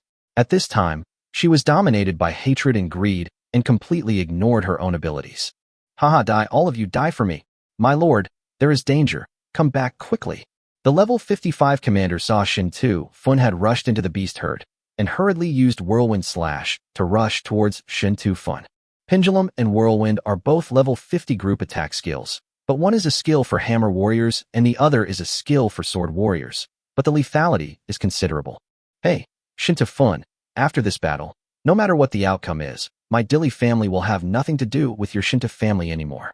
Dillihua sighed as she watched Shin Tu-fun, who was about to be overwhelmed by the beasts, drank a bottle of intermediate magic potion and raised her wand. The fire python burns the sky. Dillihua spread her wings of fire and floated in the air. A 10-meter-long fire python quickly condensed and flew towards the monsters that besieged Shin Tu-fun. Suddenly, the monsters around Shin Tu-fun were cleared out, and even the Beast King who was fighting against him had to retreat. Exploding flames, fire pythons burning the sky. At one moment, Dillihua's level 30 and level 40 skills were released alternately, and a large area of space was cleared around Shin Tu-fun. Ha ha ha. Okay. Kill them for me. Kill them for me. Shin Tu-fun was in a good mood as he watched a large number of monsters die. Instead of retreating, he advanced and killed the nearest Beast King. My lord, we can't go any further. At this time, the commander-in-chief also rushed in, wanting to take the bloodthirsty Shin Tu-fun back. Wang Tong arrived just in time. Together with this commander, we will kill this Beast King. Oh, Wang Tong was helpless. He also knew that if he didn't help Shin Tu-fun kill the Beast King, it would be difficult to persuade Shin Tu-fun to go back. Idiot, why haven't you come back yet? Seeing that Shin Tu-fun still didn't wake up, Dillihua had no choice but to pour the last bottle of magic potion in her hand into her mouth. The ongoing battle caused her to use dozens of group attack skills in succession. Even with the help of potions, her magic power recovery speed could not keep up with the speed of consumption. Once her magic power is exhausted, she won't even be able to use her wings of fire, and she won't be able to run away even if she wants to. Although her Dilly family owes her Shinta family a favor, they are not willing to fight to the death. Besides, over the years, she had already repaid the favors owed by the Dilly family. Looking at the several holes in the city wall that were broken through by monsters, Dillihua had no choice but to use Fire Wall to temporarily block the gaps. Fire Wall is a level 20 skill, and its consumption is not as high as Explosive Flame and Fire Python Devouring the Sky, but it cannot withstand the many gaps in the city wall. At this time, nearly half of the tens of thousands of soldiers had been injured, their morale was low, and they had consumed too much energy, so they could not hold on for much longer. Unfortunately, Shin Tu-fun had lost her mind. Haha, dead, the Beast King was killed by me. Looking at the Beast King lying on the ground, Shin Tu-fun laughed, as if she saw the scene of her making a fortune after the beasts retreated. Roar, roar, roar. Unfortunately, after 3 roars from the Beast Kings, the beast herd not only did not retreat, but the attack became even more violent, and the 3 Beast Kings quickly pounced towards the 2 of them. Chapter 146, Shinta leads Dillihua to seek help. Shin Tu-fun was awakened by the roar of the Beast King at this time, and remembered that there was more than one Beast King this time, but it was too late to retreat. Exploding flames, fire pythons burning the sky. Dillihua quickly helped Shin Tu and the others stop a Beast King behind them, but her magic power could only be used a few times at most. If the 2 of them cannot defeat the 2 Beast Kings before its magic power is exhausted, they will be dead. It's a pity that the first one who couldn't hold on was Shin Tu-fun's power. She rushed into the herd of beasts with her blood and energy shield open and killed them indiscriminately. Although she would not be injured as long as the blood and energy shield was not broken, every attack would consume the same proportion of her blood and energy. After killing a Beast King, his blood and chi were already running low. This time, the Beast King hit him so hard that his blood and chi were completely depleted, and his blood and chi shield was also directly broken. No, help! Shin Tu-fun knew that he was finished as soon as his blood and energy shield was broken. He turned to Wang Tong beside him for help and fear, but before he could finish his words, he was grabbed and slapped away by the Beast King. Lord! Wang Tong panicked when she saw this. She was already feeling unwell, and her blood was also running out. If she didn't escape, she would follow in Shin Tu-fun's footsteps. Flash. Although it was only a skill of level 10, with her current level, she could flash 25 meters at a time, so it was no problem for her to escape from the clutches of the Beast King. After a few quick flashes, Wang Tong returned to the city wall. If Shin Tu-fun had killed the first Beast King and followed her lead in retreating, he could have saved his life. Unfortunately, Shin Tu-fun was possessed by a demon at that time. However, at this time, her energy and blood had reached the bottom of the well, and she could not exert much combat power at all. Most of the positions on the city wall had been breached by monsters, and more than half of the soldiers had been killed or wounded. The energy and blood of the remaining soldiers had also been greatly consumed. If there were no new soldiers to supplement the high-level warriors and magicians for support, they would all die here, and the Shinta leader behind them would be trampled by the monsters. It's over, it's over. Wang Tong's heart was dead. Although she had escaped the clutches of the Beast King temporarily, her energy and blood were exhausted. Now a monster of level 30 or 40 could take her life. In the end, she could not escape the fate of death. Swoosh bang. At this moment, a cloud-piercing arrow rushed into the sky and exploded, like a blood cloud blooming in the sky. Yes, the Lord is dead, and the border defense has been breached. We can directly ask for help.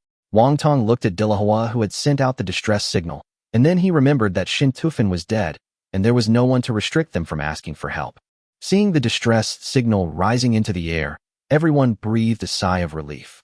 Although the city wall was guarded in sections, the wall itself was an integrated whole. As long as one side could not hold on, the entire wall would collapse. Not to mention the benefits after the beast tide. It is not even certain whether they can survive the beast tide.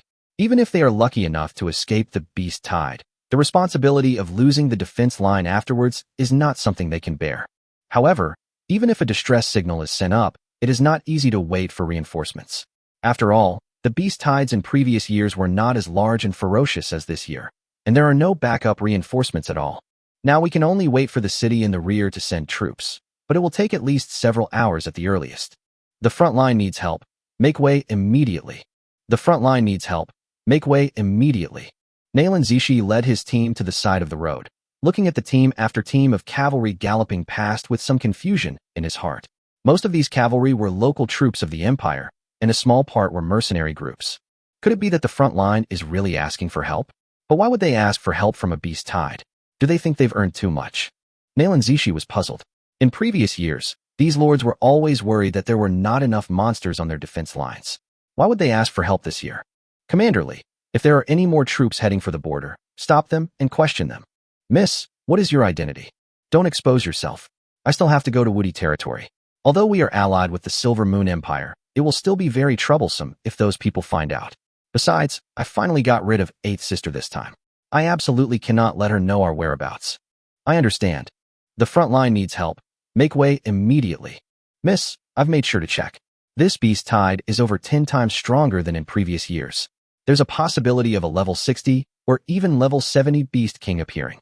The border is in crisis, and all the major lords have requested support. Soon, Li Xiaomei asked for news from the front line as a mercenary. How could this be? If there are really 10 times more than in previous years, even without high-level Beast Kings, the border would be in danger. Oh no. If the beast tide increases tenfold, then Wu Diling will definitely not be able to withstand it. When Nailan Zishi thought about the fact that Huaxiao Wudi had to face a beast tide 10 times larger, her face suddenly changed. Miss, don't worry. The Silver Moon Empire and the Savage Forest only have a small border area. Even if the beast tide has increased tenfold compared to previous years, as long as we seek help in time, there won't be any major problems. It's the border lords of our Purple Cloud Empire who have always used the beast tide as a means of profit, and the Empire's top brass have also ignored it. Once the beast tide attacks too fiercely and their numbers increase dramatically, the defense line will definitely be breached, and then all the major border territories will suffer. Whoosh bang. At this moment, a signal flare was launched from the direction of the border line, and a blood-red cloud exploded in the sky. Oh no, it's an emergency distress signal. It seems the beast tide has broken through the defense line. Li Xiaomei and Nailan Zishi's faces changed when they saw the emergency distress signal. If the beast tide had not broken through the defense line, no lord would have sent out such an emergency signal for help. Anyone who saw this signal could provide support, and the corpses of the monsters in the entire territory could be divided equally afterwards.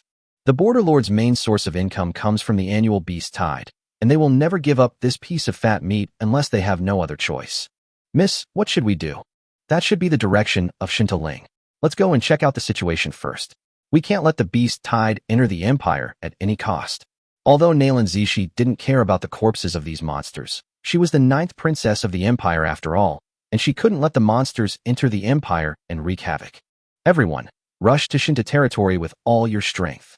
Li Xiaomei did not dare to delay and directly ordered to rush to Shinta territory for rescue.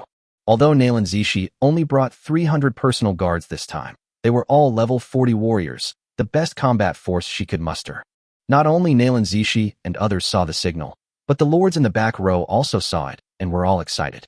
In previous years, they had never had the chance to enjoy such a good thing, but now they finally had the opportunity.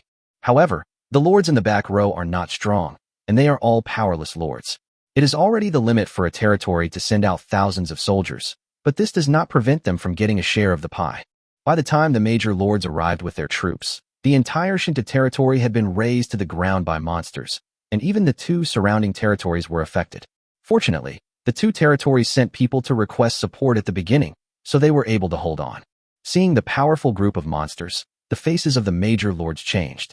They originally thought they just came here to eat meat and drink soup, but they didn't expect that they wanted their lives. However, they also understand the principle of the lips and teeth are cold. If they do not control the beast tide in Shinto territory, they will be the ones to suffer. They have no way out. My lords, Lord Shinto and Commander Wang Tong have both perished in the beast tide. If the beast tide cannot be controlled, your territories, and even the giant Wood City and Bianhuang City behind you, will be attacked by the beast tide. Lords, please work together to resist the beast tide. Dilihua is one of the few survivors in Shinto territory, but her magic power is exhausted and she has lost her combat effectiveness. She can only place all her hopes on the lords. Chapter 147, Li Yulan's Visit. Tisk, TSK, TSK, TSK, I can't believe that in just a few months, Farong. This woodling has undergone earth-shaking changes. You can't judge a book by its cover. Li Yulan looked at the changes in Woody Village. The villagers were all smiling happily, and their words were full of laughter. The entire Woody Village was no longer the depressed and lifeless place it used to be. I'm really looking forward to it more and more.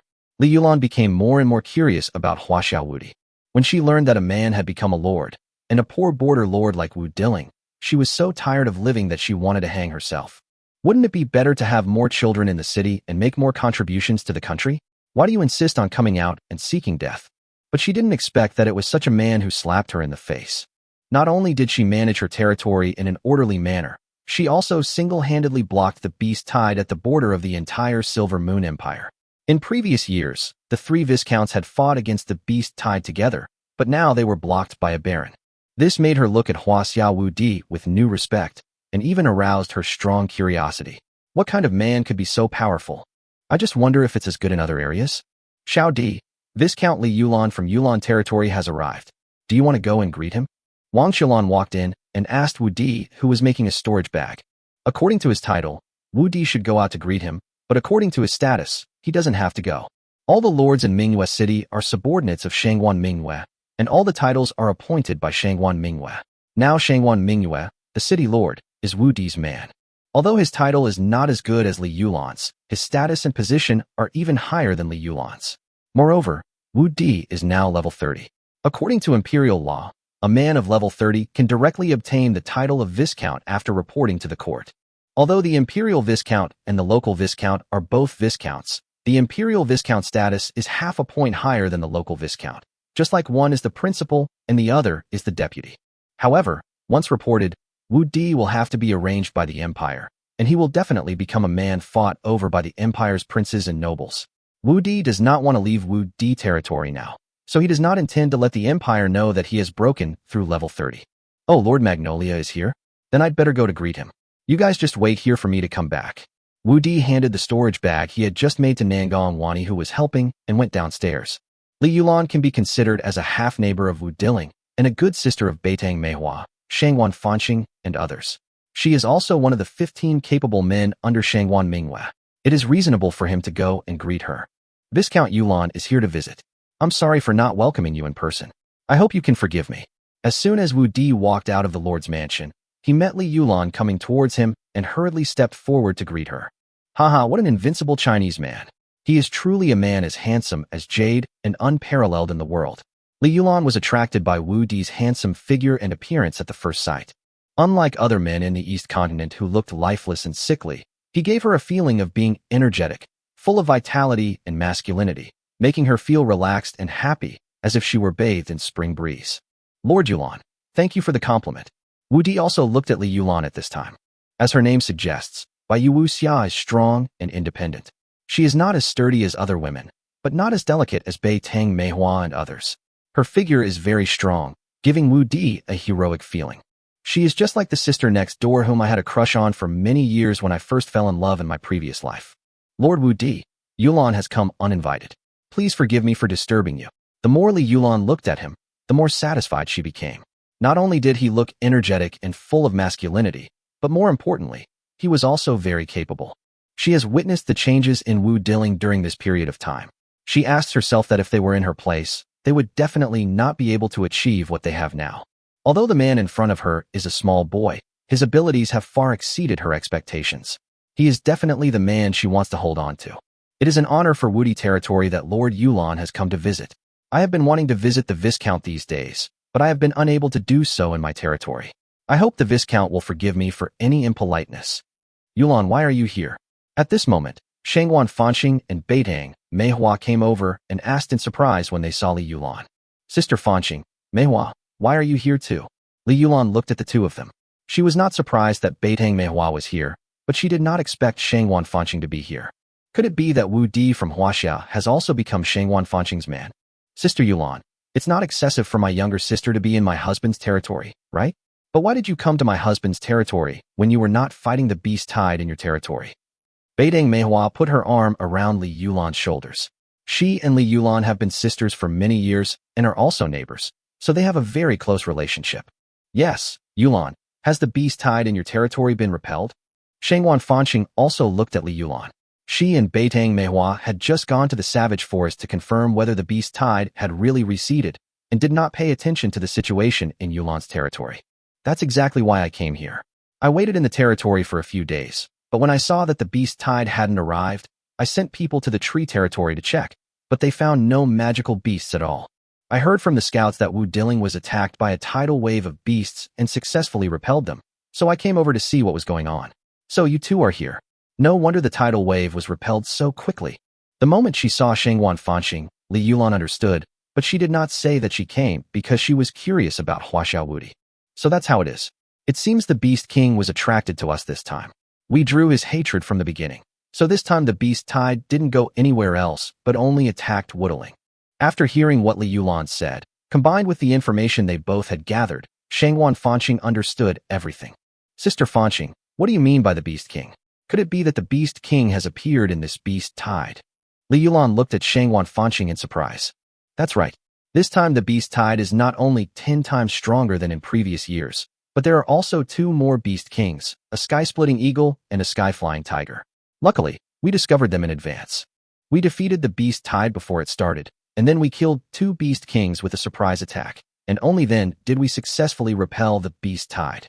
Although Shangwan Fanxing said it lightly, thinking about the situation at that time, if they had not taken advantage of the sneak attack at night, they might not have been able to easily repel this Beast Tide. 2 Beast Kings, one of which is a flying Beast King. The size of this Beast Tide should be no less than 100,000, and you have already repelled them. Although Shangwan Fanxing said it lightly, Li Yulan knew the horror of the Beast Tide, let alone a Beast Tide with 2 Beast Kings. If this happened in her Yulan territory, even with the help of Shangwan Fanxing and Haitang Manhwa, they would not be able to withstand it. Hey, are you surprised or not? It's all thanks to us men that we were able to repel the Beast Tide this time. Beitang Manhwa put her arm around Li Yulan's shoulders, with a proud look on her face. Chapter 148, Another Sister-in-Law. Brother-in-law, we have confirmed that the Beast Tide from the Silver Moon Empire will not come again, but the Beast Tide from the Purple Cloud Empire is still continuing. We haven't gone too deep into the area, and we don't know the specific situation of the Beast Tide there. If the Beast Tide in Ziyun Empire increases tenfold like ours, then Ziyun Empire's defense line will definitely not be able to withstand it. However, the Purple Cloud Empire is more powerful than our Silver Moon Empire. Even if the Beast Tide catches them off guard, at most the border territories will be destroyed, and it will not cause too much damage to the Purple Cloud Empire. In the Lord's mansion, Li Yulan was stunned when she saw Shangwan Fanxing calling Huaxiao Wudi his brother-in-law and reporting the situation to Wu Di. A level 56 magician, as the Lord of Star City, reports to a small border lord. This is definitely a rebellion against Tiangang. But Shangwan Fanxing's call of brother-in-law made her even more furious. The century-old iron tree has blossomed, and their unwanted big sister has also come back to life. But this little man has become the big sister's man. So does she still have a chance? Since the Beast Tide has truly retreated, we don't need to worry about it anymore. We have even less control over the Purple Cloud Empire. Next, we will focus on building the inner city and strive to complete it before the spring.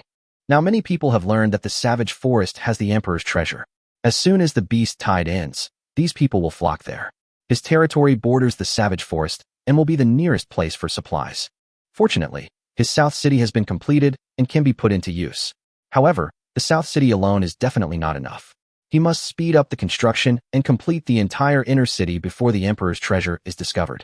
But his territory had a small population, and all the people who could be mobilized to build the city had already been mobilized, and even the militia had been assigned to build the city.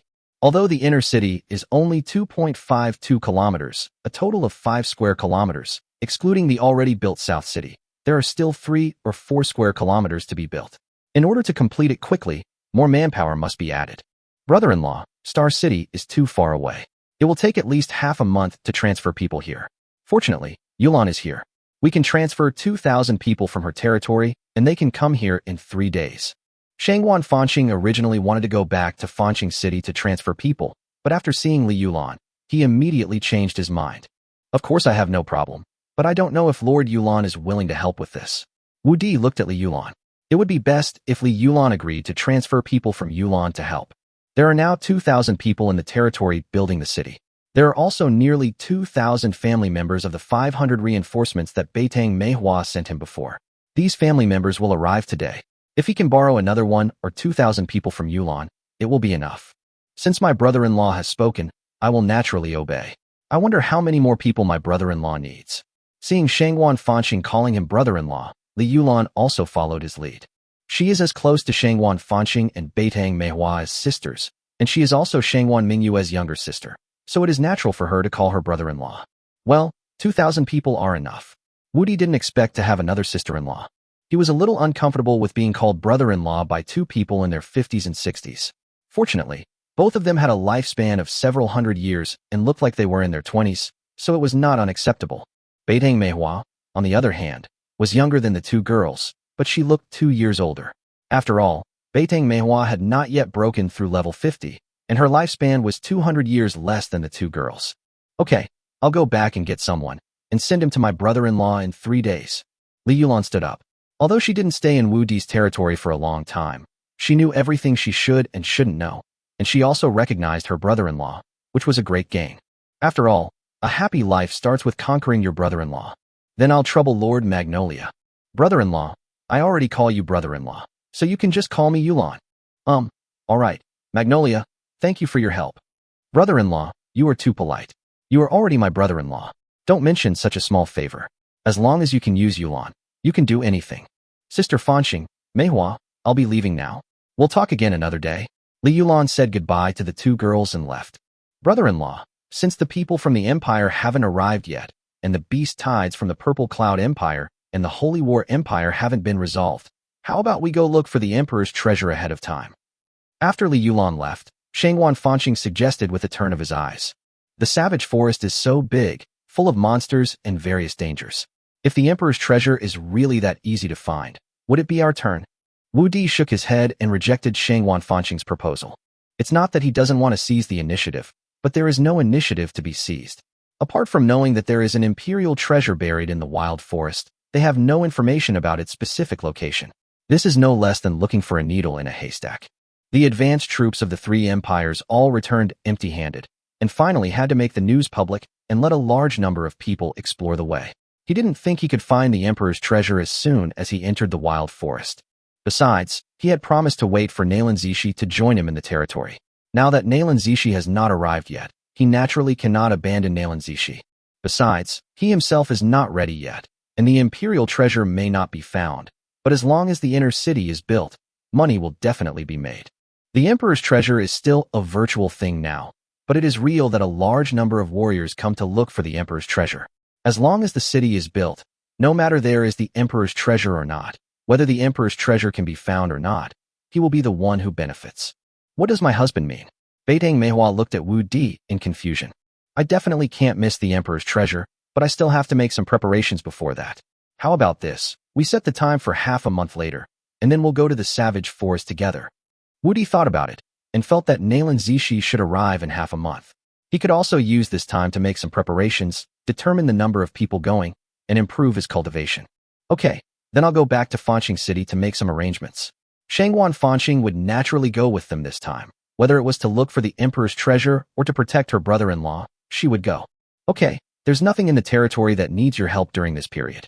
You just need to come back within half a month. Shangguan Fanqing is not only the strongest among them, but also a level 56 water magician. No one can be missing this time, but she can. Don't worry, brother-in-law. I will be back in 10 days at most. Manhwa, aren't you going back to the territory? Shangguan Fanqing looked at the motionless Beitang, Manhwa, before leaving. Sister Fanqing, you go first. There isn't much to do in my territory, and it's close by. It won't be too late for me to go back and make arrangements when you come back. Beitang Manhwa smiled slightly. Go back and stay alone in the empty room. This place is much better than her Maywailing. She has everything she wants and lacks nothing. Most importantly, she can have the happy life she wants here. It's up to you, brother-in-law. I'll go back first. Shangguan Fanqing was reluctant to leave, but she had to leave in a hurry this time. She had to go back and explain the matters of Fanqing City. Otherwise, she didn't know when she could come back after going to the savage forest. Well, go ahead. Go early and come back early. We'll be waiting for you. I was imprisoned for a year and a half and finally got released, but I don't have much internet traffic. Please help me promote my book. Chapter 149, The first batch of mercenaries arrives. 3 days later, Li Yulan came with 2,000 subjects, but she refused to leave. She said she was there to supervise the subjects to help Wu Di build the inner city, but she followed Wu Di all day long. The drunkard's ulterior motive was particularly obvious, but Wu Di saw through it, but did not expose it. Anyway, there were many guest rooms in the Lord's mansion, so she could stay if she wanted to. With the addition of Li Yulan's 2,000 people, the number of people building the city exceeded 5,000, and the daily progress was also very gratifying. If this speed continues, his 5 square kilometers of inner city will be completed soon. Wu Di was also very busy during this period. He was busy practicing at night and making storage bags and copying talismans during the day. Occasionally, he would stand on the roof of the Lord's mansion to check the construction speed of the inner city. Time flies, and another 7 days have passed. The East City and the West City are about to be completed and will be put into use in 3 days at most. On this day, a team of 50 mercenaries came from the direction of the Silver Moon Empire. Judging from their attire, they were not from Manhwa City, but should be from the heartland of the empire. After arriving, this team of mercenaries did not go directly to the savage forest, but stopped at the completed South City. Boss, could you tell me how many outsiders you have here recently? How long has the beast tide been over?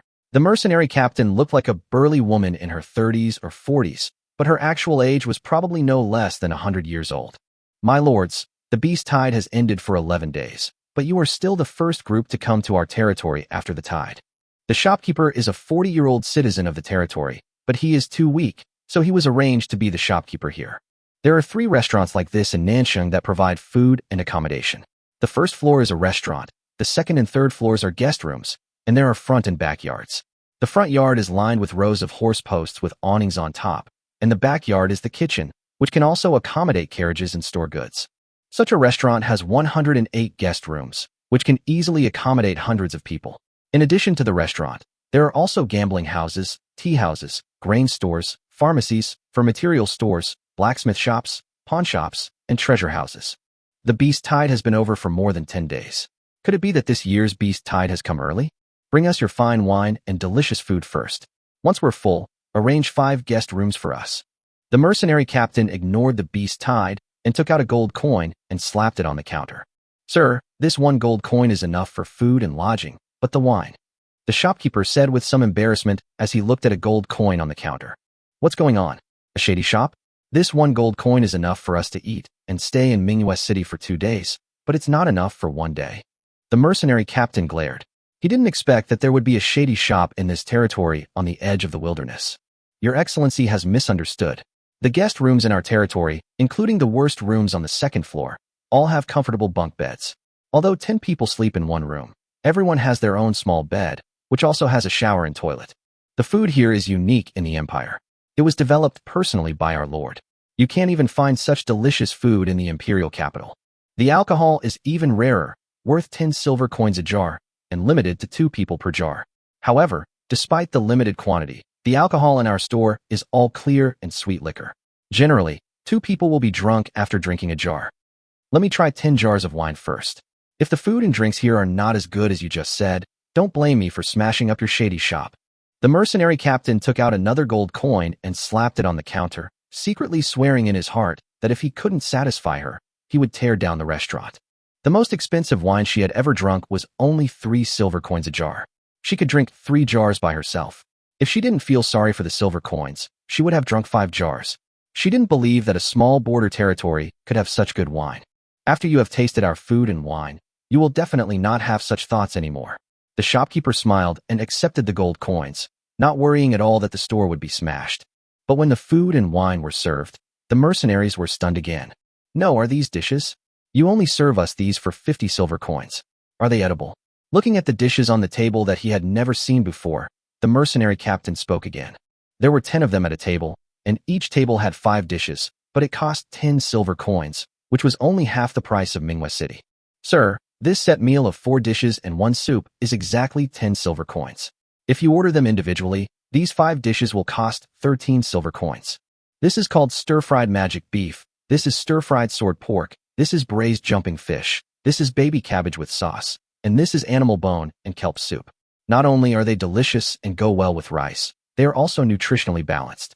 We guarantee that it is great value for money. You will understand after you try it. By the way, the rice is free in our restaurant, so we guarantee that you will be full. And this wine is called Manhwa Nyang, brewed by our Lord himself and named after the Lord of Manhwa City. It is the strongest wine in the Silver Moon Empire. Now, except for our Lord Wudi, no one else can drink it. Oh, now that you mention it, I'm interested. I'd like to see what's so special about the food and wine here. After the shopkeeper's introduction, the mercenary captain became interested. Their mercenary team consists of warriors ranging from level 35 to level 48. Although they are not very wealthy, they have no problem spending a few gold coins a day. Captain, these dishes smell so good. Let's eat. Some mercenaries had already salivated at the aroma of the dishes on the table. Well, let's eat. The mercenary captain had just ignored the aroma of the dishes for fear of being ripped off, but now he couldn't wait after smelling it. Hiss! When the mercenary captain took the first bite of the stir-fried magic beef, his eyes widened immediately. The taste was simply amazing, and he felt like he was sublimated. It's fragrant and tender, sour and spicy, with a sweet aftertaste. It also increases your energy and blood. More importantly, one bite will greatly increase your appetite. It's truly a delicacy. After the mercenary captain finished eating, she felt that this dish alone was worth the money, and her impression of the restaurant changed immediately. After she tasted all 5 dishes, she immediately stood up and bowed to the shopkeeper next to her. Boss, I misunderstood just now. Don't take it to heart. Okay. You guys try our specialty, Manhwa Bar. The shopkeeper didn't mind. Anyone who was chosen to be the shopkeeper must have a good personality. Wow, that's strong. Good wine. Boss, give me another set meal like this and 10 more jars of wine. The mercenary captain was worried that there was not enough wine and food, so he took out 2 gold coins and put them in the shopkeeper's hand. Sir, the food is fine, but there's only 25 jars of Manhwa wine per day for the 50 of you. If you drink 20 jars at noon, there will only be 5 left for dinner. The shopkeeper didn't understand why the Lord wanted to limit the quantity and why he wanted to use hunger marketing, but she could only follow the rules. Well, let's serve the food. Let's save the remaining 15 jars of wine for tonight.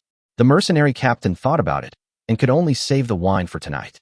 At this point, she had already decided that even if she couldn't finish it at night, she would buy the maximum amount of the day, and she could take the remaining amount to drink in the wild forest. Chapter 150 People gathered. Just after the first group of mercenaries had eaten and drunk their fill, a team of more than 300 people appeared from the direction of the savage forest. They're finally here. After Wudi had finished his meal, he happened to be standing on the balcony on the top floor and saw the team of 300 people. He swept his mind and saw Nalan Zishi in the crowd. Having not seen each other for over a month, Wudi still missed her terribly. Not to mention Nalan Zishi's mixed-race body. Just thinking about her love of learning made him feel excited. Husband, who is coming? Nangong Wani did not see the team in the distance. Her mind was all on Wudi. Husband, could it be that Sister Zishi is here? Shui Mingyao followed Wudi's gaze, but she could only see the crowd in the distance, but she couldn't see their faces clearly. However, she had seen Nalan Zishi in the savage forest, and she knew that the only person who could come from that direction now was Nalan Zishi. Well, she's here. Now we just have to wait for Fanching to come over, and we can set off any time.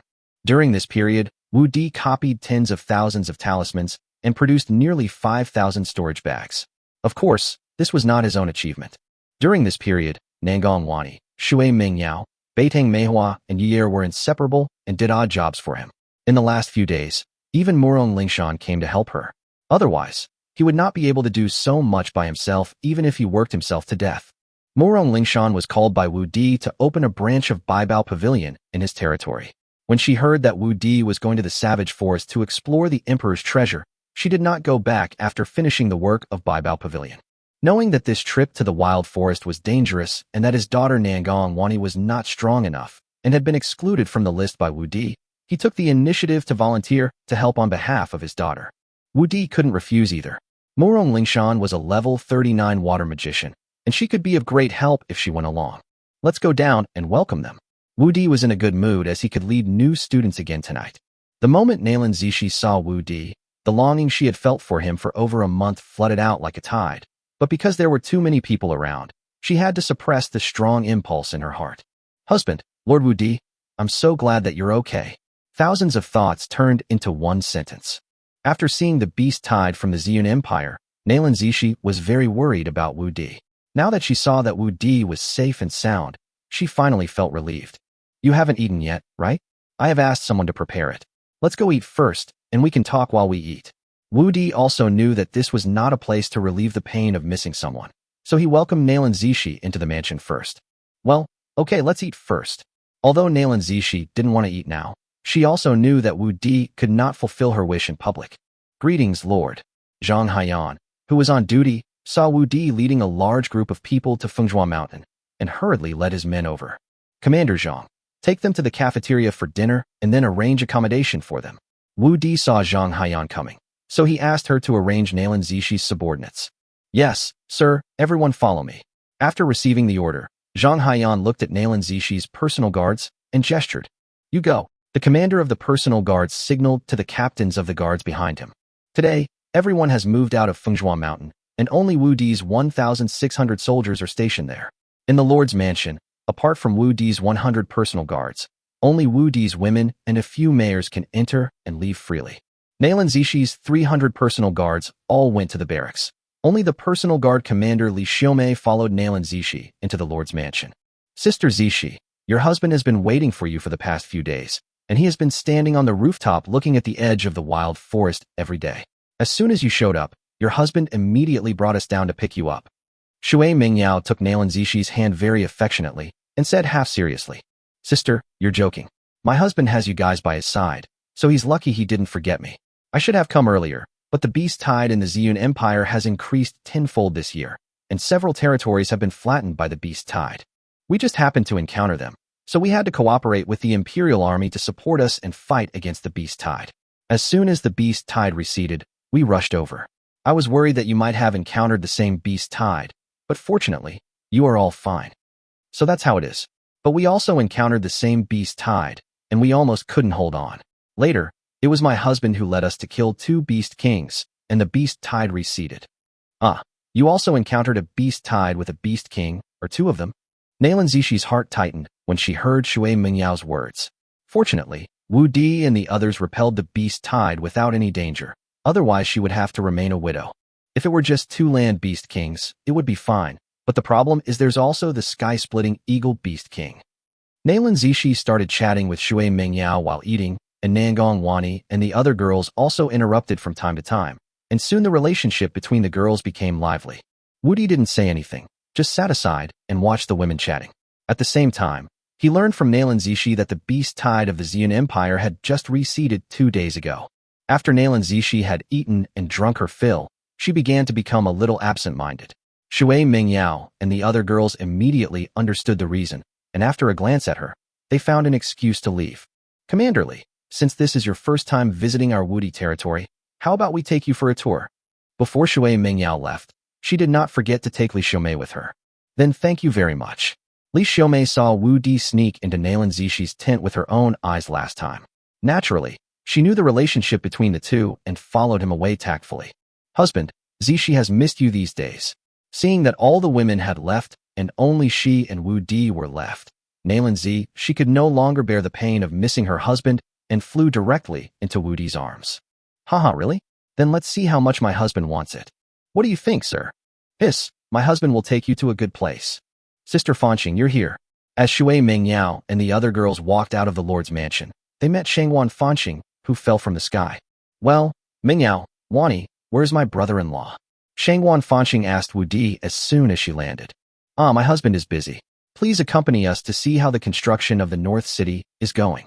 Shui Mingyao naturally couldn't let Shangwan Fanqing disturb Wu Di at this time, so she and Nangong Wani hurriedly pulled Shangwan Fanqing on both sides and walked down the mountain.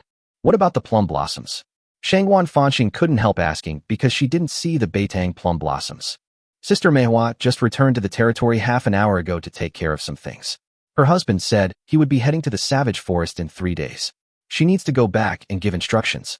I estimate she will be here the day after tomorrow at the latest. Is that so? Have you booked everyone going to the savage forest? Yes, everything is ready, but my husband said to let those mercenaries scout the way first. Chapter 151. Someone wants to snatch Shangwan Minghua. Just as Wudi and Nalan Zishi were expressing their true feelings in Lingxiu Mansion, team after team of mercenaries entered Wudi territory. By evening, no less than 1,000 mercenaries had entered the invincible territory. The weakest of these mercenaries were above level 30, and the strongest ones were above level 50. Fortunately, these mercenaries were all heading for the imperial treasures. Especially after hearing that the invincible territory was a barony, none of them wanted to cause trouble, so no friction occurred. However, Tuoba Lingxiang still sent out a guard of 500 people to patrol, leaving only 1,000 people to guard Fengjua Mountain. However, due to the arrival of more than 1,000 people, the 3 restaurants in South City have reached their capacity. After all, Nanqing's area has been compressed a lot by Fengjiao Mountain, so it is the smallest one. Fortunately, East City and West City will be put into use tomorrow. In order to put East City and West City into use as soon as possible, these women, such as Tianwang Qiulan, Tuoba Lingxiang, and Linghu Xiaoqian, all got up early and worked late to supervise the work personally. Now, they have finally been completed before Wudi set off. Now we just have to wait for the North City to be completed. By then, the restaurants in the entire inner city alone will be able to accommodate 10,000 people. As night falls, the entire South City is ablaze with lights, as if in a prosperous era. It is a world of difference compared to the deserted and desolate invincible territory before. In the Lord's mansion on Fengjua Mountain, there was also singing and dancing. In the past few days, Morong Lingshan and Wang Qiulan had become good friends. Shangwan Fanqing and Li Yulan sat opposite the two of them. In the entire Lord's mansion, only the 4 of them could not sleep. They gathered together to listen to music and drink, acting as judges. Of course, the 4 girls did not forget Li Xiaomei, who had just moved in today, and called her over to have a drink with them. The next morning, Wudi was about to hand over 100 storage bags to Lan Zishi. However, when the other party learned that Wudi had thousands of storage bags to hand over, he immediately asked for 200 more. After receiving the final payment of 50,000 gold coins from Nalan Zishi, Wudi couldn't help but sigh that Nalan Zishi was a wealthy woman. She was worthy of being the 9th princess of the Ziyun Empire. She was very wealthy. He wondered if the wealth of the previous princesses would be even greater. It makes Wudi feel like he doesn't want to work hard anymore. But Wudi changed his mind and realized that he had more than 5,000 storage bags, so he was the invisible rich man. These more than 5,000 storage bags are divided into 4 levels and 2 grades, and the prices are naturally different. The first tier is 10 cubic storage bags, which are made of level 10 and level 20 Warcraft leather respectively. Although the space size is the same, the ones made of level 20 leather are of better quality and more expensive. The second tier consists of 30 cubic storage bags, which are made of leather above level 30 and below level 50. They have the same space, but the quality of leather above level 40 is better. The first tier price ranges from 200 to 300 gold coins, while the second tier price ranges from 500 to 600 gold coins. The worse the quality, the easier it is to be damaged. Of course, this damage is man-made damage during combat. Otherwise, even the worst storage bag can be used for hundreds of years. However, the storage bag will inevitably be damaged during the battle, and the probability is not small. Space magicians are also rare, and there is no one who can achieve such high efficiency as invincibility. This has also caused the price of storage bags to remain high. However, if the storage bag is damaged, the items inside will not disappear, but will only be scattered on the ground. Wudi has more than 3,000 first-tier storage bags and more than 2,000 second-tier ones. This is all thanks to the Beast Tide. Otherwise, he really wouldn't be able to get so many suitable leathers in such a short time. Except for those worth a few hundred yuan each that are kept as rewards, the rest are all put into the treasure pavilion for sale. Half of the second-tier items will also be sold, and will only be sold in the treasure pavilion in his territory to attract popularity. As long as he sells these storage bags, he can build a large city. In the morning, some of the mercenaries who had come yesterday had already begun to enter the savage forest, but most of them were still watching and waiting, and were not in a hurry to enter. At noon, a large number of mercenaries and noble teams began to enter the invincible territory. In just a few hours, tens of thousands of people poured in. However, most people did not stay in the invincible territory. Many people had already replenished their supplies in Manhwa City, so they all went directly into the savage forest. Woody had anticipated this and would definitely replenish supplies in nearby cities in advance when he came here for the first time. The city under his Woody's jurisdiction had not yet been completed, and people outside had no idea about it. Even if they knew, they would have resupplied in nearby cities. No one would have thought that a small border territory could have enough supplies. However, after their supplies are used up this time, the invincible territory will be their first choice for supply. After all, the nearest Manhwa city is more than 200 miles away from the edge of the savage forest. Although the city in his territory is small, it has everything. Moreover, the food and drinks in his restaurant are not available anywhere else, not to mention that you can buy storage bags here, which are rare and in short supply. Although not everyone can afford it, it is still okay for a team to get together and buy one or two. Woody thought that besides leather armor, leather could also be used to make a lot of storage bags. He didn't want to waste these 2 days, so he prepared to make another batch of storage bags. Just as Woody was about to go back home to work, a woman in red palace dress fell from the sky and landed in front of him. "Why are you here?" Woody was surprised when he saw the person coming. "Why? Is it not okay for this city lord to come and see his man?" The person who came was Shangwon Manhwa. "Okay, of course. But Manhwa City should be very busy at this time. How do you have time to come over?" Woody immediately hugged Shangwon Manhwa, wanting to let her see his new weapon. "Stop it. Now is not the time." Shangwon Manhwa quickly stopped Woody's hands from making trouble. "Why? Is there something urgent?" "It's nothing urgent. It's just that a viscount came and wants to see you." "Well, what's the big deal? You're already an earl. Do you really need to come here in person for a viscount? Tell me, maybe you have other intentions. Seeing that I haven't come to you for a long time, you found an excuse to come here, right?" When Woody heard this, he didn't take it seriously. He thought Shangwon Manhwa was just being thin-skinned and making up an excuse. Although he is only a viscount, his status is not lower than mine. In a sense, his status is even higher than mine. "Oh, a viscount is higher in status than an earl like you. So that means she has a strong backing. Why is she looking for me?" "Actually, he fell in love with me and wanted me to be his woman. I disagreed, but he kept pestering me. You also know that women in the empire cannot refuse a man's courtship unless the woman already has a man. I told him I was already your woman, but he didn't believe me, so I had to bring him here." "You mean this viscount is a man and wants you to be his woman?" Woody finally understood. Ever since he came to this world, he never thought that anyone would compete with him for women. After all, there are plenty of women in this world, and most of the ones he chooses are petite, which others don't want. "Well, you won't agree to give me to him, right? I don't want to be with any other man except you." Shangwon Manhwa was also a little worried at this time. After all, when she was with Woody, she never let Woody turn over, but this can't be blamed on her, because she is a knight. Chapter 152 Yuan Chengdu's Pomp and Circumstance. "Husband, as long as you don't give me to him, I can promise you that I will let you be on top in the future." Shangwon Manhwa was afraid that Woody would not be able to withstand the pressure and would abandon her, so she even used her last trump card. "Don't worry, even if my husband has been down there, he will not abandon my lord city lord. I don't have the habit of giving my women away." After hearing Shangwon Manhwa's words, Woody's anger dissipated for the most part. Except for the elves, whose loyalty was a little lacking, the other women were all full. No one could steal his women. However, even though his anger has subsided, he cannot just let go of the person who has his eyes on his woman. "Where's that guy? He dares to set his sights on my woman. I really don't know how many eyes the Horse King has." No matter whether the other party is a viscount or an earl, if he wants to poach your people, he must pay a price. When I came here, that guy had already reached Plum Blossom territory. I guess he'll be here soon. But what are you going to do about it, husband? Shangwon Manhwa changed her usual domineering attitude and leaned on Woody like a little bird. It seemed that she had really decided to let Woody be on top tonight. However, compared with Woody, who is half a head shorter than her, her height makes her look like a bird without any trace. That guy is only a viscount, so he probably hasn't even broken through level 50 yet, right? Of course, there are only 16 men in the Empire who have broken through to level 50. They are all earls and marquises of the Empire, and the cornerstones of the 16 major families of the empire. Neither the empire nor their families will let them leave the capital easily. This guy is a lucky guy who broke through to level 30 by chance. His name is Yuan Qingdu.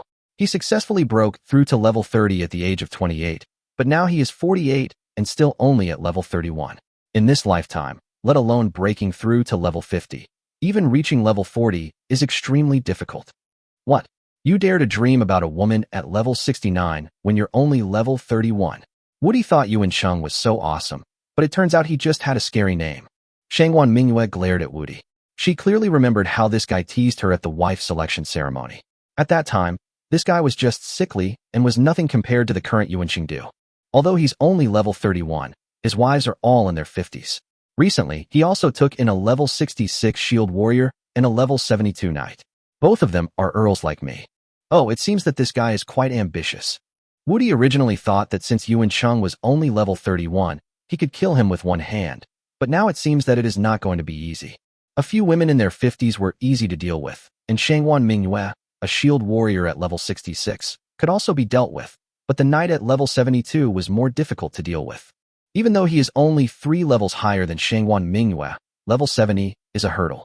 After reaching level 70, not only will his physical fitness and lifespan far exceed those of level 60, but his skills at level 70 can truly split mountains and rocks. No one can defeat him. Sister, why are you here? At this time, Shangwan Fanqing and several other girls also came over. Sister, are you going to the Savage Forest with us too? Li Yulan asked in confusion. Greetings, Lord City Lord. Nangong Wani, Murong Lingshan, and other girls also stepped forward to pay their respects. Didn't I tell you that we are all family? There's no need to be so formal. Just call me Big Sister like Yulan does. Shangwan Fanqing said gently. Big Sister. Nangong Wani and the other girls listened to the advice. But it was hard for Wang Qiulan and Murong Lingshan. It was not right to call them, nor was it right to keep silent. Fortunately, Shangwan Mingyue was attracted by a team at the foot of the mountain at this time. Husband, they are here. That is Yuan Qingdu's team. Shangwan Mingyue pointed to the pipelines and flags in the distance, with colorful flags fluttering and a team of hundreds of people marching. Woody immediately expanded his spiritual sense and looked over, only to see a team of 300 people beating drums and gongs and heading towards the South City. A purple flag led the way in front, with the word Yuan embroidered on it in gold thread. Behind the flag was a team of guards. Behind the guards was a gong and drum band, and behind them a team of guards of 100 people protected a 4-horse, 4-wheeled carriage in the center, and behind the carriage was another team of guards of 100 people. These guards all have one characteristic, that is, there is a flag behind them. The front guard flag is blue, the middle guard flag is purple, and the back guard flag is green. There was also a large banner on the carriage, symbolizing the Viscount status. The scene and the grandeur were so grand, with people coming and going, just like the moon surrounded by stars. It was really majestic. Viscount Yuan, your power is unwavering. Your curse has been broken. Your fame is known to the world, and your life will be as long as the heavens. Viscount Yuan, your power is unwavering. Your curse has been broken. Your fame is known to the world, and your life will be as long as the heavens. Viscount Yuan is on his way. Those in front, please make way. Oh my God, could it be Viscount Yuan Qingdu who broke through to level 30 at the age of 28? Hurry up and move aside. Let Viscount Yuan Qingdu pass first. Who is Viscount Yuan? Oh my God, you don't even know Viscount Yuan Qingdu. He's a god who can break curses. It's said that after he broke through level 30, he married more than a dozen wives in one go and fathered 6 daughters and 8 sons in 10 years. That's amazing. I also want to have a child. It would be great if Viscount Yuan could take a liking to me. That's hard to say. Let's just stand by the roadside first. If Viscount Yuan takes a fancy to us, we'll be so lucky. Yes. Can you help me check if my hair is messy? Should I lower my chest a little? It's no use even if you pull it up to your belly button. Your chest and back are the same. Shoo, stop. Don't suck it anymore. If you suck it all away, it's yours, and you'll have to wait for the next round. In the carriage, Yuan Cheng ignored the queen's resentful look and looked out the window. Is this the invincible territory? It's such a remote and poor place. I can control a mere baron. Shangwan Mingyue really doesn't know what's good for him. When I capture you, if you don't kneel down and apologize to me, don't even think about getting into my bed for a month. And you too. Behave well this time when you enter the Savage Forest. If you do well, I will let you line up behind them, and you can have a turn once or twice a month. Whether you can get pregnant depends on your luck. Of course, if you find the Emperor's treasure, all 10 times a month will be yours."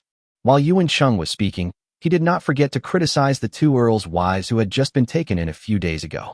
Although he envied the two of them, he knew the ways of slaves very well, which was to starve them first, letting them see but not eat, and then find an opportunity to let them taste the sweetness when they could no longer bear it.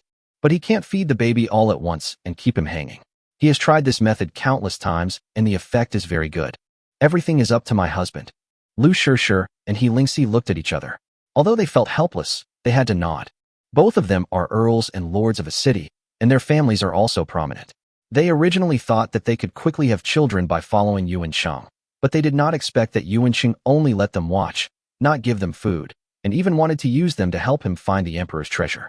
But even though they knew that Yuan Sheng just wanted to use them, there was nothing they could do. They have long passed the age for the wife selection ceremony.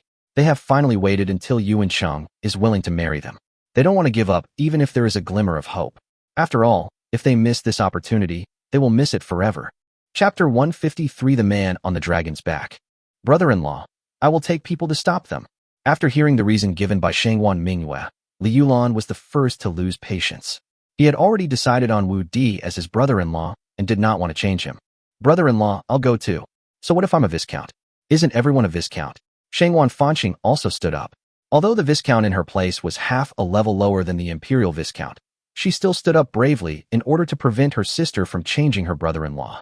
"Husband, I'm going to call Sister Lingxiang and the others right now. We will never allow our eldest sister to be taken away by other men." Nangong Wani also stood up. Although the fewer women Wu Di had, the better it would be for her. It would be too embarrassing if Wu Di's woman was really taken away. However, her strength was limited, so she could only call Tuoba Lingxiang and others. "Don't mess around. Although the other party is only a viscount, he is a man. It is a serious crime for a woman to attack a man. If it can be solved with force, your eldest sister would not have to come to you for help. Let the little enemy handle it." At this time, Wang Xiaolan called a few women to a halt. There was obviously a better way, and there was no need to ruin a good hand. It was true that the opponent was a man of level 31, but her own man was no weaker than him. At worst, we can let the small enemy reveal their strength and go to the imperial capital in the future. This is safer than being a lord outside. Although Wang Xiaolan always supported Wu Di's decision, she was unwilling to let Wu Di become the lord. If Wu Di could go to the imperial capital, it would be a wish come true for her. "That's right.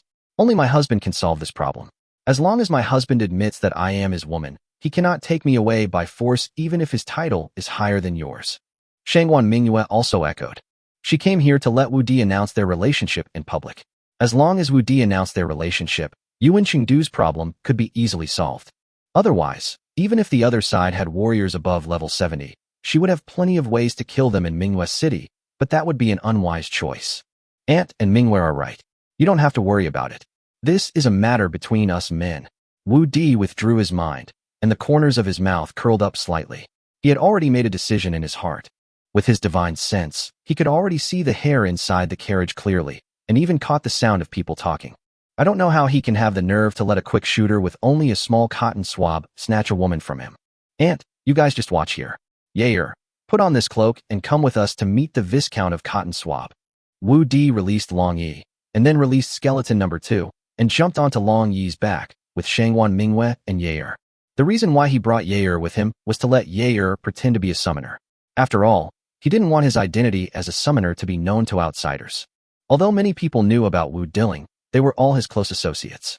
Others only knew that there was a powerful summoner beside Wu Di, but they did not know that the summoner was Wu Di himself. Yair is an elf who plays the role of summoner, and no one can see her true identity. The giant dragon ascended into the sky with a roar that shook the earth, immediately attracting the attention of everyone in Wu Di's group. "Wow, look, it's a big bird." "Fuck your bird. Is your bird really this big? It's a giant dragon. Do you know what a giant dragon is? You ignorant bumpkin. Oh my god, how could there be a giant dragon in Woodling? You probably don't know this, but our Woody commander not only has giant dragons, but two. Look, there's someone on the dragon's back. Tisk, is someone abnormal? There's no one around. There's someone in your baron's bed right now, and you're not making a fuss. Wow, that giant dragon is coming towards us. Is it coming to greet us? Stop dreaming like that with your eyes open. Didn't you see the convoy next to you? They must be heading for Viscount Yuan. This Viscount Yuan is really a man of great reputation. Even before he even arrived, Commander Wu Di sent a giant dragon to greet him. Of course not. Viscount Yuan is the man who can break the curse. Not to mention the lord. Many city lords and earls want to curry favor with Viscount Yuan, just for a fleeting romance. I seem to have heard that the lord of Woody territory is also a baron. I wonder if he's as handsome as Viscount Yuan. What's the point of being handsome? If you don't have the strength to break the curse, you'll be nothing but dust in 10 years. Yeah, these men are just pitiful, they all die young. Alas, if you ask me, we women are the ones who are pitiful. Most of us will never know what it's like to be with a man. Even if we haven't been cursed directly, living a lifetime and being a widow for hundreds of years, how is this any different from a curse? Hey, is that man on the dragon's back the Woody territory's lord, Huaxia Woody? So handsome, so sunny, so cool. Yeah, really, so handsome and manly. I want it so badly. Didn't you see the two people next to him? One is the lord of Manhwa City, and the other should be a summoner. A summoner who can summon a dragon must be at least level 50 or above. Don't be so obsessed with them. It's not your turn. Isn't it okay if I think about it? Have you noticed that Lord Woody is much younger and more handsome than Viscount Yuan? It's a pity that he is not mine. Hey, aren't they here to welcome Viscount Yuan? Why are they staying in the air instead of coming down? How ridiculous. I'm doing him a favor by coming to his territory, not even offering a welcome, but he actually dares to show off his power over me. You too, go get that bastard lord down here. Yuan Qingdu originally thought that Wu Di came to greet him. Although the ceremony was not grand, using a giant dragon to greet him was acceptable. However, he did not expect that the other party could not come down from above his head. Not to mention the oppressive feeling brought to him by the dragon. Even the strong wind stirred by the dragon's wings almost made it impossible for him to open his eyes, and the team outside was blown to and fro. Are they here to greet him? This is definitely a way to intimidate him and slap him in the face. He Lingxi and Lin Sijuan also frowned. Although they were strong and not afraid of the dragon, they were still women, and it was impossible for them to attack a baron. However, they had no choice but to obey Yuan Qingdu's orders. After all, their husband's orders were above everything else. Although they couldn't take action directly, it was no problem for them to bring him down. Magicians at level 50 can learn the skill of condensing wings to fly, and warriors at level 60 can also condense blood and energy wings to fly. The two women flew into the sky and came to the front of the dragon. Thank you for your visit, two city lords. I hope you can forgive me for not welcoming you from afar. Wu Di greeted them with a smile as soon as the two of them came up. He stayed in the air just to wait for them. As for giving Yuan Qingdu a show of force, that was just a byproduct. As for why Wu Di confirmed that they were the ones coming, it was because they were the only two people in Yuan Qingdu's group who could fly. The two women originally wanted to use force to intimidate Wu Di and take him away, but when they saw Wu Di's handsome image, they immediately softened their hearts. Moreover, one should not hit a smiling person. Wu Di's harmless smile made them feel trembling. Chapter 154. Treat others as they would have them treat you. Lord Wu Di, Viscount Yuan is still waiting in the carriage. Please go down and talk to him, Lord Wu Di. Although Wu Di looked much younger and more handsome than Yuan Qingdu, and his spirits far surpassed Yuan Qingdu, they still did not forget their mission. Who the heck is Yuan Cheng? I didn't come here to see him. Wu Di's face was filled with disdain. Just as the two women were about to change their expressions, Wu Di put on a smile and said, I'm here to greet the two city lords. Welcome us. Both women were a little surprised. Although their titles were relatively high, they were not so high that a baron would go out of the city to greet them. After all, men in the East Continent were privileged beings and could not be measured solely by their titles. It can be said that a man's title is just a symbol of status, which is related to the amount of salary and has little to do with social status. Now, let alone an earl, even a king or a marquis cannot execute a man at will. To put it bluntly, as long as the men of the East Continent do not commit treason, they will not be sentenced to death. Even if Wu Di slaps them twice now, they will not fight back. Isn't it just to entertain them when they come to welcome them? Of course. I heard Manhwa say that the two city lords are as beautiful as fairies, so I came here specially to greet them. It's just as Manhwa said. The two city lords are really fairies descended from heaven. I really like them. How about the two city lords come back with me to have children? That's right, it's that direct. Wu Di has been in this world for a few months and has already fully understood the attitude of women towards men in this world. There is no need for any beating around the bush, just one sentence will do. If the two women were not already Yuan Qingdu's wives, he would not have bothered to say what he said before. However, he also knew that although the two women were Yuan Qingdu's wives, they and Yuan Qingdu had not yet performed the Zhougong ceremony. Both women were as pure white as flawless jade. Since Yuan Cheng wanted to steal his women, he would use his own method to retaliate. Taking down these two women would not only allow him to avenge Yuan Cheng, but also allow him to be promoted by at least 3 levels. This opportunity of killing 3 birds with 1 stone certainly could not be missed. Even though Lin Sijuan was over 50 years old, he had never encountered such a thing. He was stunned for a moment and didn't know how to respond. Ah Wu, Lord Wu Di, are you serious? He Lingxi, who was level 66 and served as a foil next to him, saw that Lin Sijuan was stunned and spoke stutteringly. Of course it's true. This lord likes petite women like you. You've seen the 2 beside me. They are the same as you. And my lord's mansion is also full of women like you. And I also know that you are Yuan Chengdu's women, but I also know that Yuan Chengdu doesn't like you. And I also know that you are all virgins. So I don't care whether you are his woman or not. As long as you agree, this lord can fulfill your wish tonight. Of course, if you don't believe me, you can go and ask after you enter the city whether what I said is true. And that old guy down there is no good either. You should know that he can only fight once every 3 days. And how much fighting power can a soft little reptile have? This lord is different. Of course, you will know it after you try it yourself. This lord will not force you. I will give you half a day to consider. I will wait for you in the lord's mansion tonight. As long as you come, I can fulfill your wish, but I will not wait for you after the time limit. Come here. I'll tell you another secret. At this point, Wu Di waved to the 2 women who had already shut down due to his words.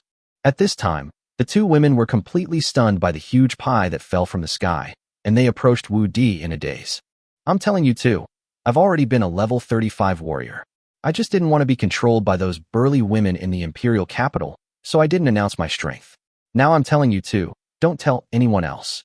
After Wu Di finished speaking, he also deliberately demonstrated his energy and blood power, which made the 2 women stunned. Level 35? Really level 35? How old is he? He broke the first layer of the curse at the age of 18. How incredible is that? After the 2 felt Wu Di's blood and energy, their hearts were suddenly in turmoil. It's incredible. The dozen or so men in the empire who broke the second layer of the curse were all over 25 years old when they broke the first layer of the curse, and Wu Di was 7 years ahead of them. No, he was already level 35 at the age of 18, which means he broke the first layer of the curse a few years ago. Thinking of this, Wu Di's figure had become like a god in their hearts. Because even before being cursed, being able to break through to level 30 at the age of 18 was already considered a genius. And the cursed Wu Di was able to break through to level 35 at the age of 18. What kind of talent is this? If they continue at this rate, not to mention breaking the second and third layers of the curse, even breaking the curse completely is not impossible. It would be a great blessing for such a man to fall in love with them, and their ancestors' graves would be filled with joy. We agree. But when he Lingxi reacted, he found that Wu Di had already ridden away on the giant dragon. Sister Sijuan, what should we do? He silently turned and looked at Lin Sijuan, who was staring blankly at the front. Don't be anxious. Didn't he say he would give us half a day to think about it?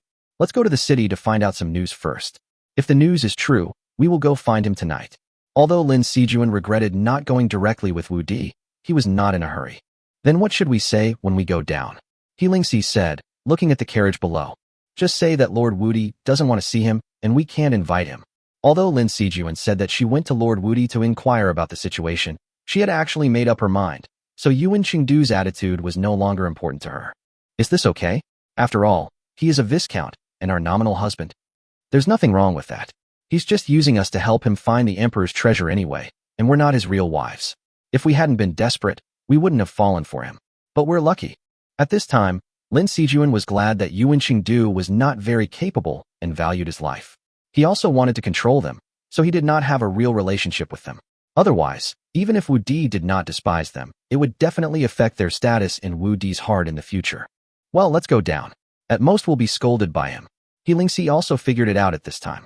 Husband, they must have agreed. Why don't you just take them away? Shangguan Mingyue asked in confusion on the back of the giant dragon. Which one will be the biggest blow to Yuan Cheng? Me taking them away directly, or them throwing themselves into his arms? Wu Di withdrew his mind. He was already confident about the decisions of He Lingxi and Lin Sijuan. I get it, husband. You're so mean. Humph, who told him to set his sights on my lord's city lord first? I'll make sure he gets more than he deserves. Huh, you said I'm a chicken? Metaphor, metaphor. Wu Di quickly grabbed the hand around his waist. Actually, I did this because I didn't want to expose my strength. If I took them away directly, Yuan Cheng would definitely fight me to the death. Although he couldn't beat me, my strength would be exposed. If they come over tonight and make it a done deal, then they'll be my women. If he dares to hit me again, you can hit him openly.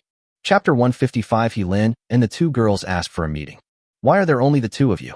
Why haven't Shangwan Minghua and that guy called Wu Di come down to greet me? You are such rude barbarians. When Yuan Sheng saw that the strong wind had dissipated, he thought that Lin Sijuan and the others had brought Wu Di and Shangwan Minghua down. Even if Shangwan Minghua was already Wu Di's woman, she was a baron.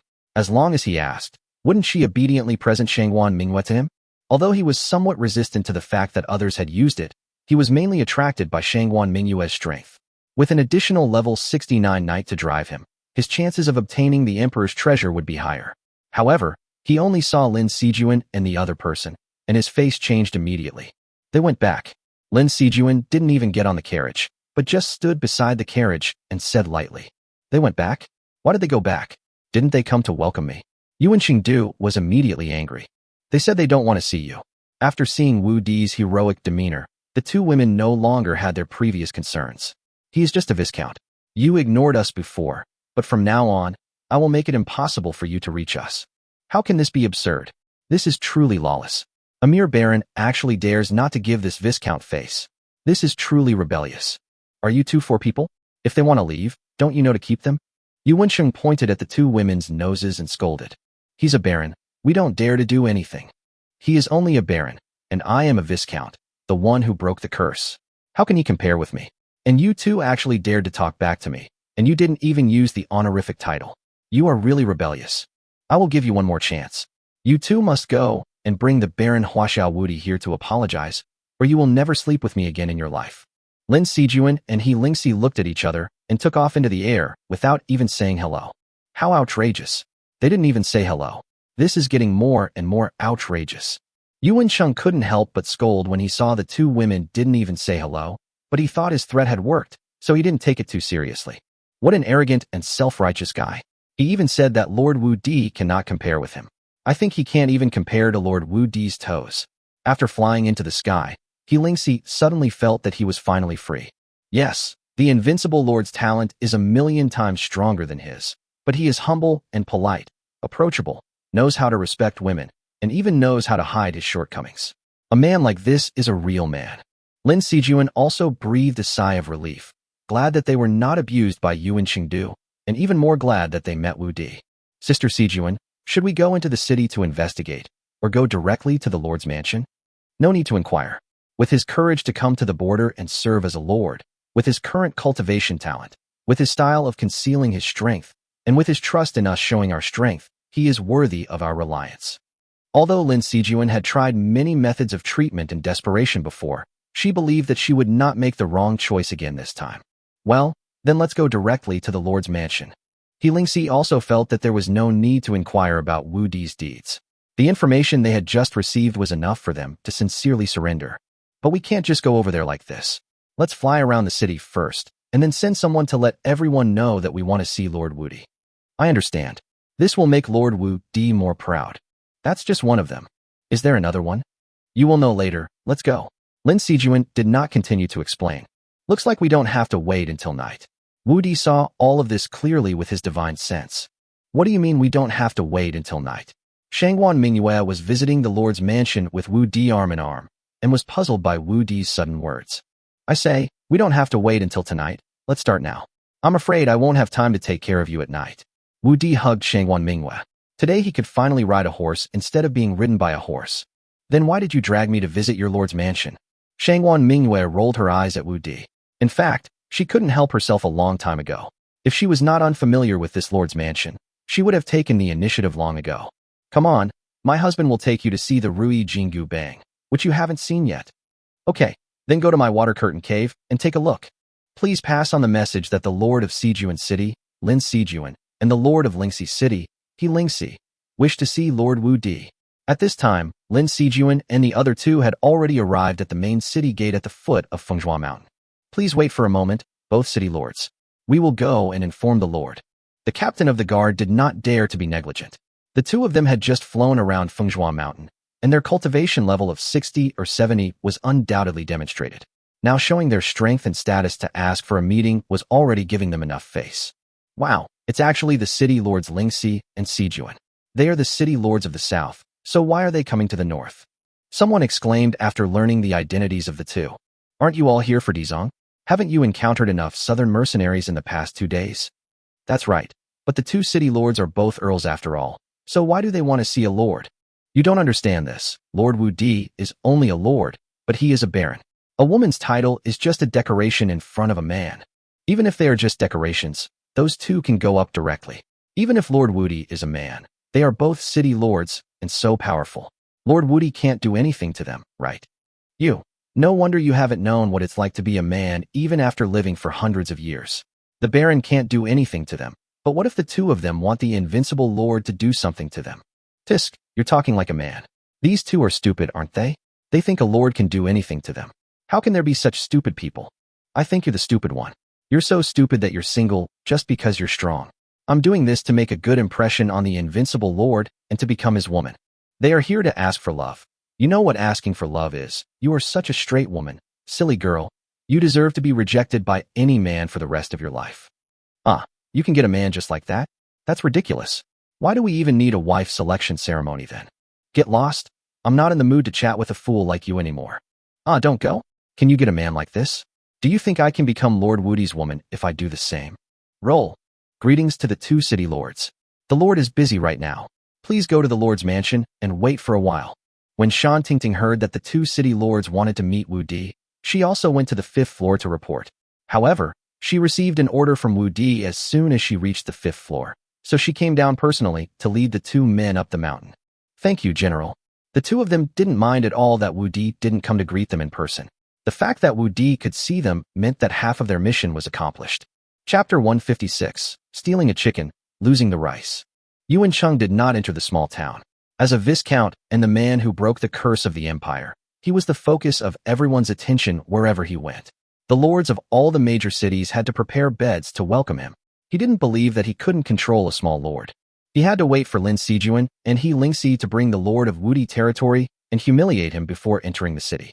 Otherwise, entering the city like this would be a loss of his status as the son of destiny.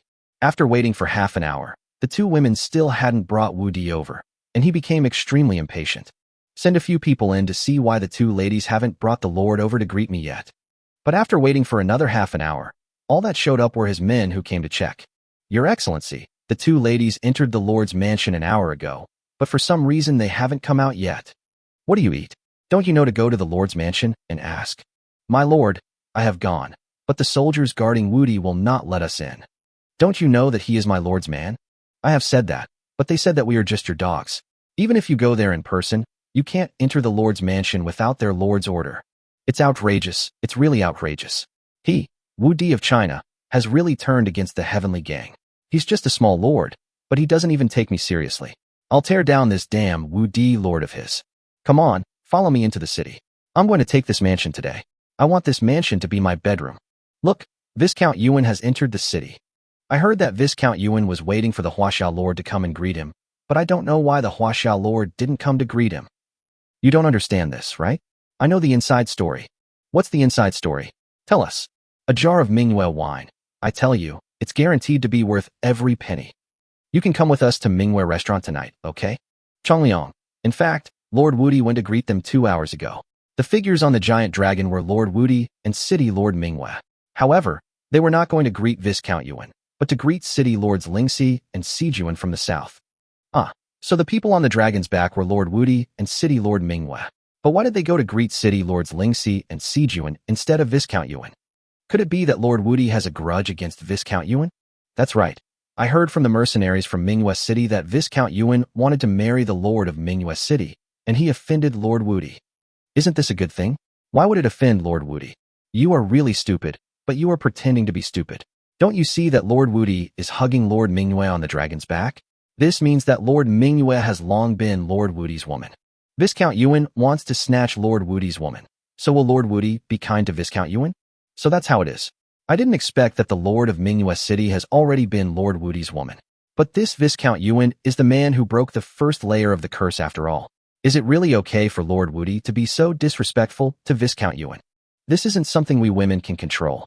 Look, Viscount Yuan is heading straight to the Lord's mansion. It looks like he's going to cause trouble for Lord Wudi. Looks like there's something interesting going on. Let's go and take a look. For a time, many people in the city rushed to the foot of Fengzhou Mountain to watch the excitement. Oh, you can't wait. Although Wu Di had been discussing the upper and lower issues with Shangwan Mingyue, his mind was always paying attention to the outside, and he knew every move of Yuan Qingdu. My husband, are you saying that my two sisters can't wait? After making love, Shangwan Mingyue lay on Wu Di's chest, her eyes full of rosy glow. Yes, Yuan Qingdu can't wait any longer and is leading his troops to Fengzhou Mountain. It seems I have to go meet him. Wu Di patted Shangwan Mingyue's shoulders and signaled her to get up. My dear husband, leave this matter to me. Now they all know that I am your woman and this is in your territory, so I will handle this matter. You should hurry up and take the two sisters in, so as to avoid any more trouble. Well, that's fine. Wu Di was originally worried that the female soldiers under his command would not be able to handle Yuan Qingdu, but now that Shangwan Mingyue is going there, he doesn't have to worry. Lord Wu Di, Lord Mingyue City. When Lin Sijuan and He Lingxi saw Wu Di and Shangwan Mingyue coming out, they hurriedly stood up nervously. We're all family from now on. There's no need to be so formal. You can call each other sisters from now on, and just call me husband. The two women didn't know how to start for a moment. It's not that they didn't want to, but they were not sure whether Wu Di was really willing to accept them. Why, you don't want to? No, husband, do you really not dislike us? I told you before when I met you. Since I asked you to come here, how could I dislike you? Although you are nominally Yuan Qingdu's women, you have not actually had any relationship with him. I have no reason to dislike you. Don't worry, my two sisters. My husband is different from other men. I'm sure you've met the other sisters when you came to the Lord's mansion. You are all my husband's type, and I won't dislike you. Shangwan Mingyue saw that the two women were a little nervous, so she took their hands and said, If you are really worried, Yuan Cheng has already come down the mountain. You two can follow me out. I will announce in front of them that you are my women. This way you will feel relieved. If you still don't believe me, you can come with me into the room and we can do the last thing we need to do. Everything is up to our husband. The two women's eyes lit up when they heard Wu Di say this. We didn't get to the point about our relationship before, right? Husband, can we work first and then go see Yuan Qingdu later? He Lingxi said courageously. Ha. Okay, no problem, it's up to you. Do you want to go together or who will go first? This is better for Wu Di and it just suits his taste. Let Sister Lin go first. He Lingxi blushed and took the initiative to give way. After all, although we have been waiting for this moment for decades, we still feel a little embarrassed. Well, then Sijuan, come with your husband. Wu Di was not in a hurry. He was shy at first, but it would be fine after a while. Looking at Wu Di's back, Lin Sijuan's heart was beating in her throat. Although she had been looking forward to this moment in her dreams, she was still very nervous when it really came. Sister Sijuan, go quickly. He Lingxi saw that Lin Sijuan was a little hesitant, so she pushed her and let Lin Sijuan try the waters first. Lin Sijuan was pushed by He Lingxi and quickly followed Wu Di in. At this time, her mind was blank. But soon, unprecedented feelings began to come over me. Sister Lingxi, please wait here. I'll go out and help my husband stabilize Yuan Qingdu. Shangwan Mingyue saw Lin Sijuan and Wu Di entering the battlefield. She turned around, said hello to He Lingxi, and left. Yuan Qingdu, I've allowed you to plot against this city lord. Now I'll let you experience the feeling of losing more than you gain. Chapter 157. Yuan Qingdu is so angry. You are a bunch of useless things who can't even open the door. Get out of here and let me do it myself. Seeing that his men couldn't open the door after shouting for half an hour, Yuan Cheng had no choice but to jump off the carriage and go into battle himself. Listen up, everyone up there. I, Viscount Yuan Qingdu, am the one who broke the 1,000-year curse. Quickly open the city gates and let Huaxiao Wudi come to greet me. I will commandeer your lord's mansion. Commander Liu, Viscount Yuan has come in person. What should I do? The captain on duty on the city wall said to Liu Chunyan, one of the 6 commanders. What are you afraid of? He's just a viscount. Commander Shan is already in the lord's mansion waiting for the lord's order. No one can go up Fengzhou Mountain without the lord's order. Although the soldiers under him did not understand Wu Di's true strength and were a little afraid of Yuan Cheng, who was a viscount, Liu Chunyan, as one of Wu Di's 6 personal guards, naturally understood Wu Di's strength. They have witnessed Wu Di's strength and talent for cultivation with their own eyes. In just less than 3 months, he has risen from level 7 to the current level 35th. Is there anyone in this world who can match him? Wu Di was already a godlike existence in their hearts. She would not pay any attention to him even if a male baron came, let alone a male baron. She came here because she was worried that these soldiers could not withstand the pressure, otherwise they would not even bother to look at Yuan Cheng. Didn't you hear what I said? Why don't you open the door quickly and let the invincible general of China vacate his mansion? Seeing that the soldiers on the city wall had no reaction, Yuan Chengdu raised his neck and shouted angrily again. But no matter how Yuan Cheng jumped around, the soldiers on the city wall still did not react. How can this be absurd? A mere baron doesn't even take me seriously. Believe it or not, I can raise your lord's mansion to the ground with just one command. Yuan Cheng was so angry that he was fuming. Ever since he broke through level 30, he had been treated with the highest standards wherever he went.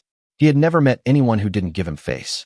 Looking at the people around him who were watching the fun, he felt that he had lost all his face. Oh, you are so arrogant. Why don't you show me one of your own to the city lord?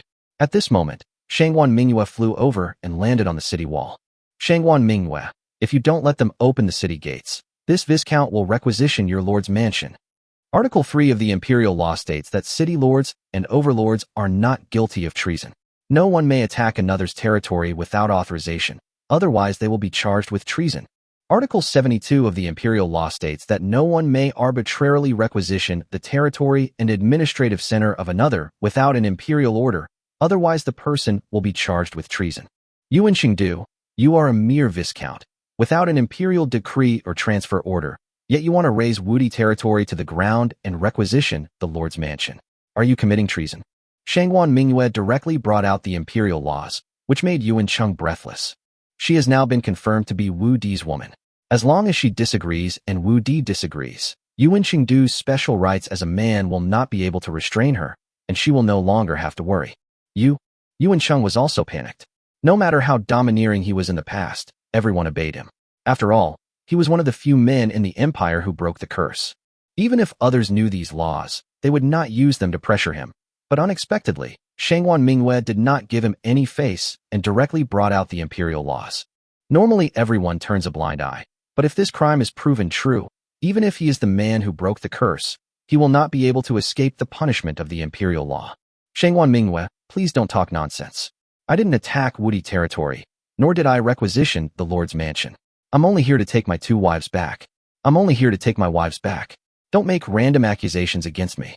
Yuan Cheng was also scared, but fortunately he remembered that Lin Sijuan and He Lingxi were still in the lord's mansion, so he immediately used them as an excuse. Oh, is that so? This city lord just heard that someone wants to raise the lord's mansion to the ground. Is it just a dog barking? Shangguan Mingyue looked at Yuan Chengdu with disdain, her eyes full of disgust. Anyway, I didn't hear anything. I just came to pick up the two ladies. Yuan Cheng would never admit it and insisted that he just came to pick up Lin Sijuan and the other two. As far as the city lord knows, city lords Sijuan and Lingxi are not your wives.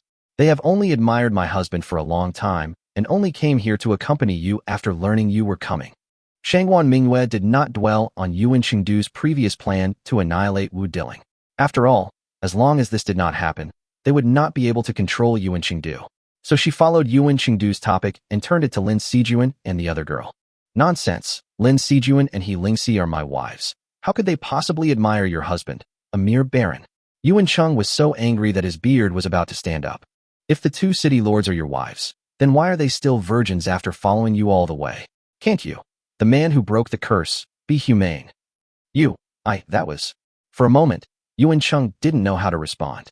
Whatever he said would be wrong. What is that? I think you came here to cause trouble because you are jealous of my husband. When you came just now, my husband learned that the two city lords came here because of his reputation, so he immediately went to greet the two city lords. It was just that the two city lords came with you at that time, and they didn't want to leave you behind to follow my husband back to the mansion. But they didn't expect that you were jealous of my husband and threatened to harm my husband.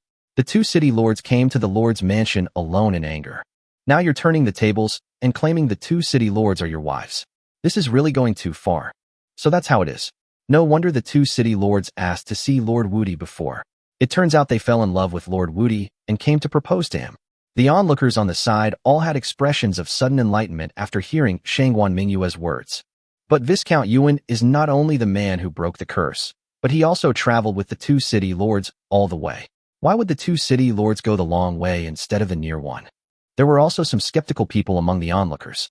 You don't understand this, right? Lord Wudi is much more handsome and elegant than Viscount Yuan. And most importantly, Lord Wudi has a habit of liking delicate women. Look at City Lord Manhwa and the guards, including the commander of the guards. They are all delicate women, and City Lords Sijuan and Lingxi are also delicate women. Isn't it normal for them to come here because of her reputation? Now that you mention it, I remember that I've seen several of the city's managers are also delicate women. I didn't expect Lord Wu Di to have such a fetish. It seems there's no hope for me. Shangguan Minghua, you dare to confuse the public and call a horse a zebra. How do you prove that these two are not my wives, but are here for Huaxiao Invincible? Hearing the discussions of the onlookers leaning towards Huaxiao Wudi, Yuan Cheng was already furious. Chapter 158. The gift is small, but the feeling is great. In the Lord's mansion, He Lingxi listened to the endless, babbling, crying devilish sound in the room, and was tortured to the point of being wet, sticky, and soft. Is this still a human? Although they lacked practical experience in these years, they had learned a lot of theoretical knowledge through observation and imitation. They originally thought that they would make the rice into a fait accompli first, which would only take the time to cook porridge, and then accompany Wu Di to find Yuan Qingdu to settle the cause and effect. However, I didn't expect that after an hour, the fire in the room was still very strong, with no signs of weakening. Is it cooking rice or making soup? How much water will be boiled away if we continue like this? Yuan Sheng and his wives have been cooking very quickly these days. It only takes them a short time to make tea, let alone soup. Just as He Lingxi was daydreaming, the door opened and a strong hand pulled her in. It's your turn. Ah, husband, don't. Although I can't stop thinking about it every day, I feel a little scared when it's my turn. Don't be afraid. Don't look, it won't hurt if you close your eyes. Yuan Qingdu, don't you understand? You've been standing here for so long, and neither Lingxi City Lord, Sijuan City Lord, nor my husband has come out, because they've already entered the bridal chamber after getting married. This is a matter of great importance for the continuation of the Fuse Empire's lineage, so it's naturally much more significant than coming out to meet you. My husband, though a baron, is always thinking about adding children to the empire. I wouldn't want someone, a viscount, to wander around and act tyrannically. You distort right and wrong, and confuse black and white. Do you dare to let the three of them come out and confront me in person? Yuan Cheng was so angry that he gritted his teeth, burned with rage, felt dizzy, and was furious, but there was nothing he could do. Haha. Yuan Qingdu, of course there is no problem with a confrontation, but today is the wedding day of my husband marrying my two sisters. As the saying goes, a night of spring is worth 1,000 gold, so I don't have time to confront you. Even if we want to confront each other, we have to wait until tomorrow morning. This city lord has to go and cheer up the two new sisters, so I won't stay here with you, Yuan Cheng. It's a waste of time. By the way, I would like to remind you that the nights in Wudi territory are very cold. As it is getting late, there are limited restaurants in the territory. If Viscount Yuan wants to sleep on the streets, then he can continue to wait here. However, my husband will not be able to see you until at least tomorrow morning. As for whether to go or stay, it is of course up to you, Viscount Yuan, to decide.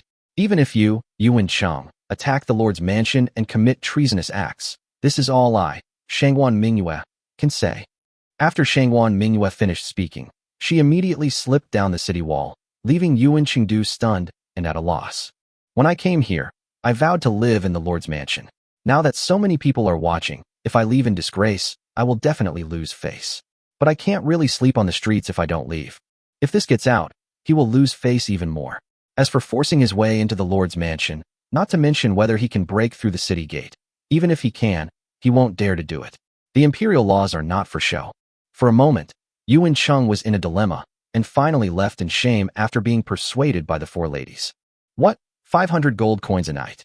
In the Tianzi guest room of a restaurant in the east of the city, Yuan Cheng, who had just sat down, jumped up in anger when he learned that it would cost him 500 gold coins to book the restaurant for a night. A baron's annual salary is 10 gold coins, and a viscount's annual salary is 100 gold coins. Staying here for one night will cost him 5 years' salary. How can he sit still? Of course, no matter they are barons or viscounts, their annual income is not just salary. Especially for a viscount like Yuan Qingdu, there are many wealthy and noble women who want to curry favor with him and want to become his women. Even if he occasionally takes on jobs that require a large sum of money to have a child, he can become rich overnight. In this world, paying a large sum of money to have a child is not a scam, but a real thing, so a man who can break the curse and become a viscount will never be short of money. However, Yuan Cheng attached great importance to money. Wherever he went, there were always people to take care of him, so he didn't need to spend any money at all. Suddenly spending 500 gold coins was like digging out his flesh. My dear, I've already asked around, and other restaurants charge the same price. However, if we only want food and lodging without the restaurant, 200 gold coins a day will be enough. Otherwise, we can just book a normal stay tomorrow, which will save us over 300 gold coins a day. Can this Viscount eat and live with those mercenaries? If I stay with them, I will be harassed to death. This Viscount must move into the Lord's mansion tomorrow. Yuan Qingdu still did not give up the plan to enter the Lord's mansion. He didn't believe that Lin Sijuan and He Lingxi would abandon him, the Viscount, for a baron. After all, women had been begging for his favor for so many years, and no woman was willing to leave him. Now Lin Sijuan and He Lingxi have not returned from the Lord's mansion yet. They must be trying their best to persuade Hua Xiaowudi to come and welcome him to live in the Lord's mansion. He believes that at the latest tomorrow the two women will be able to persuade Hua Xiaowudi to invite him into the Lord's mansion. This blind self-confidence was something he had developed over the years and had never been wrong. What Yuan Sheng didn't know was that the two ladies whom he had entrusted with important tasks and placed high hopes on were being scolded by the baron he looked down upon, and they were so exhausted that they prostrated themselves and begged for mercy. Lin Sijuan and He Lingxi never dreamed that there would be such a powerful man in the world. They were a level 66 shield warrior and a level 72 cavalry warrior, but they were defeated in just a few dozen moves at the hands of the other. Although they were defeated miserably, they were also convinced of their defeat. This is what a man is. This is a real man. The so-called man who broke the curse is just a cover, just a silver-plated spear tip. At this moment, she was really glad that she came to Wudi territory, and glad that she was not ruined by the superficial Yuan Cheng along the way, otherwise she would have regretted it for the rest of her life. You guys have a good rest. I'm going out for a while. Wu Di came to the balcony. This time he gained so much that he felt an urge to thank Yuan Qingdu. Sending your wife a gift from 1,000 miles away is a token of your love. Lin Sijuan and He Lingxi are not only powerful, but also beautiful as fairies. They are also Qilin and White Tiger, which can be said to be full of treasures. The most important thing is that the two women helped him improve 5 levels, directly reaching level 40, and all 3 systems reached level 40, which increased his strength by several % for this trip to the savage forest. Wu Di came to the open-air balcony to learn level 40 skills. There are several level 40 warrior skills, but there are only 2 that are most suitable for him. One is Sky Slash, and the other is Blood Shield. 1 attack and 1 defense complement each other. The magician also has 2 skills, but they are only auxiliary skills, 1 active and 1 passive. The passive skill is spatial perception, and the active skill is creating a teleportation array. Spatial perception can sense the power of space, spatial weakness, coordinate nodes, spatial coordinate positions, etc. Only by understanding spatial perception can one successfully create and arrange a teleportation array. Chapter 159, Learning Level 40 Skills. Wu Di has been waiting for this space teleportation array for a long time.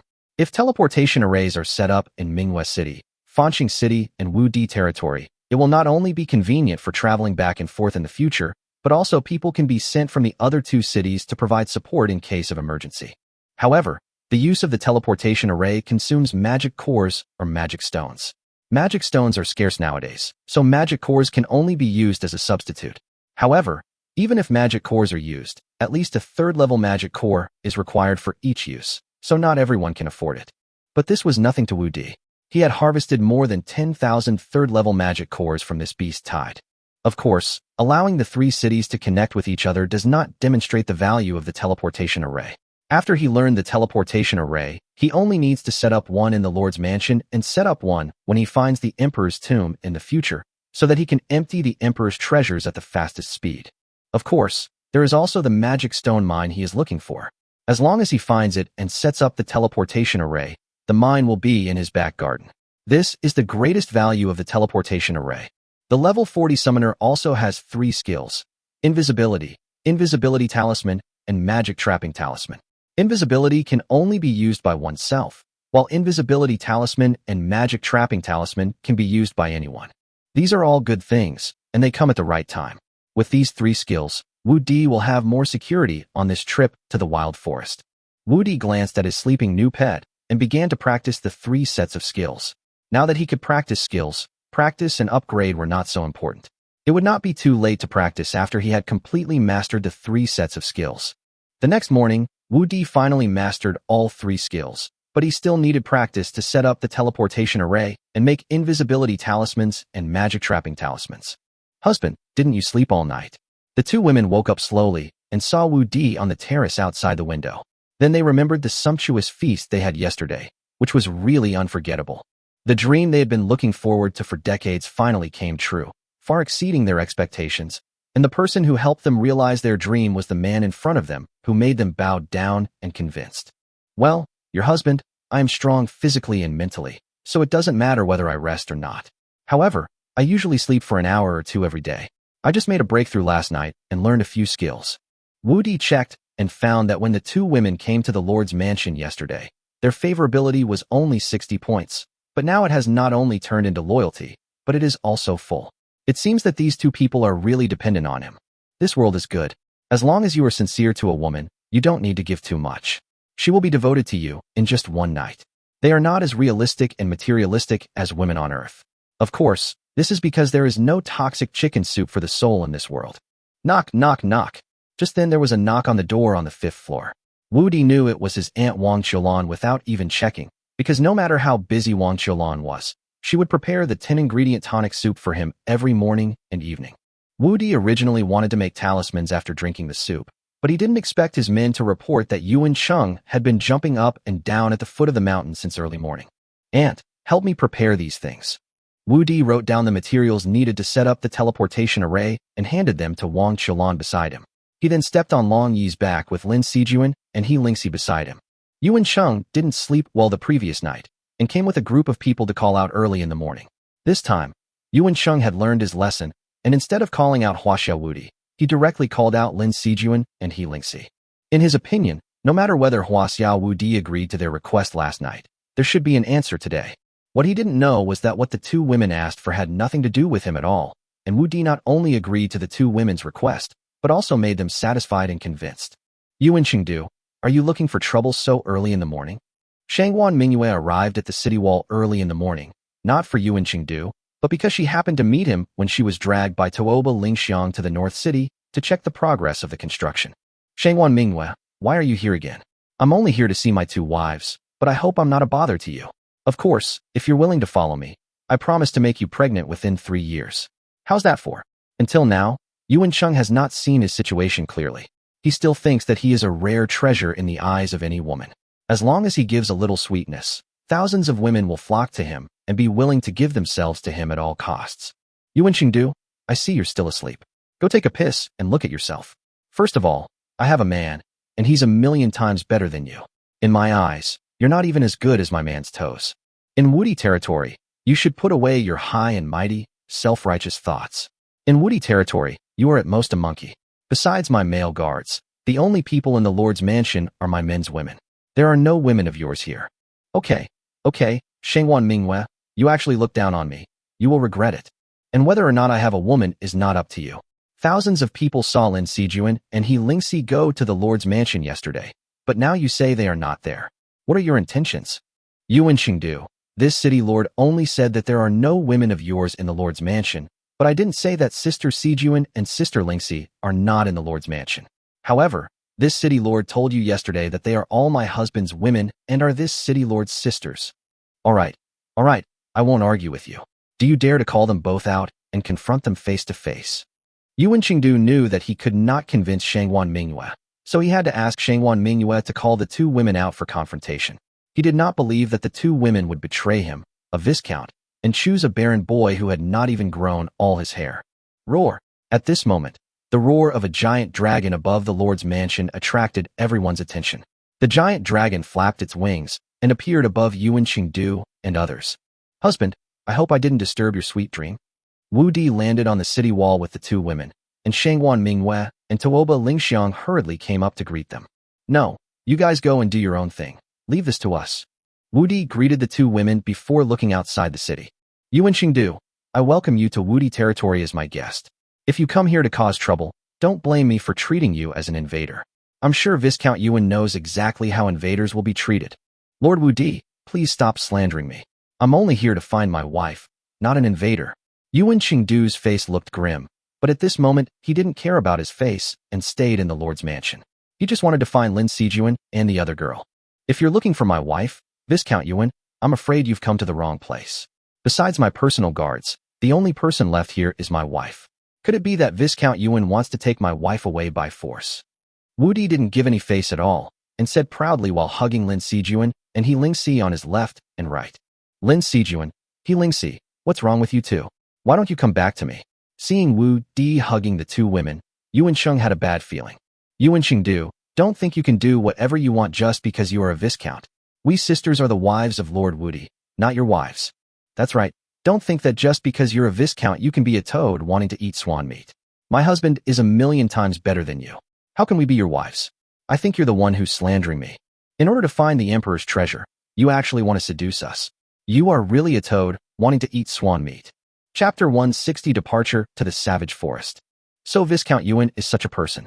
In order to find the Emperor's treasure, he even wants to steal Baron Wu Di's woman. Although there are not as many onlookers today as yesterday, there are still quite a few. How shameless. He doesn't choose any of us women without men, but instead chooses to seduce Lord Wu Di's woman. The problem is, he hasn't hooked her up yet. That's right. Our level isn't as high as the 3 city lords, but we are stronger than them. It's not impossible for us to surpass the 3 city lords in strength in time. Shut up. They were both your husband's women. It's just that Huaxiao Wu Di used some unseen tricks to trick them away. Don't let them fool you. A level 58 woman beside Yuan Chengdu finally couldn't help it. Madam Li, you're already slandering me before you're even pregnant.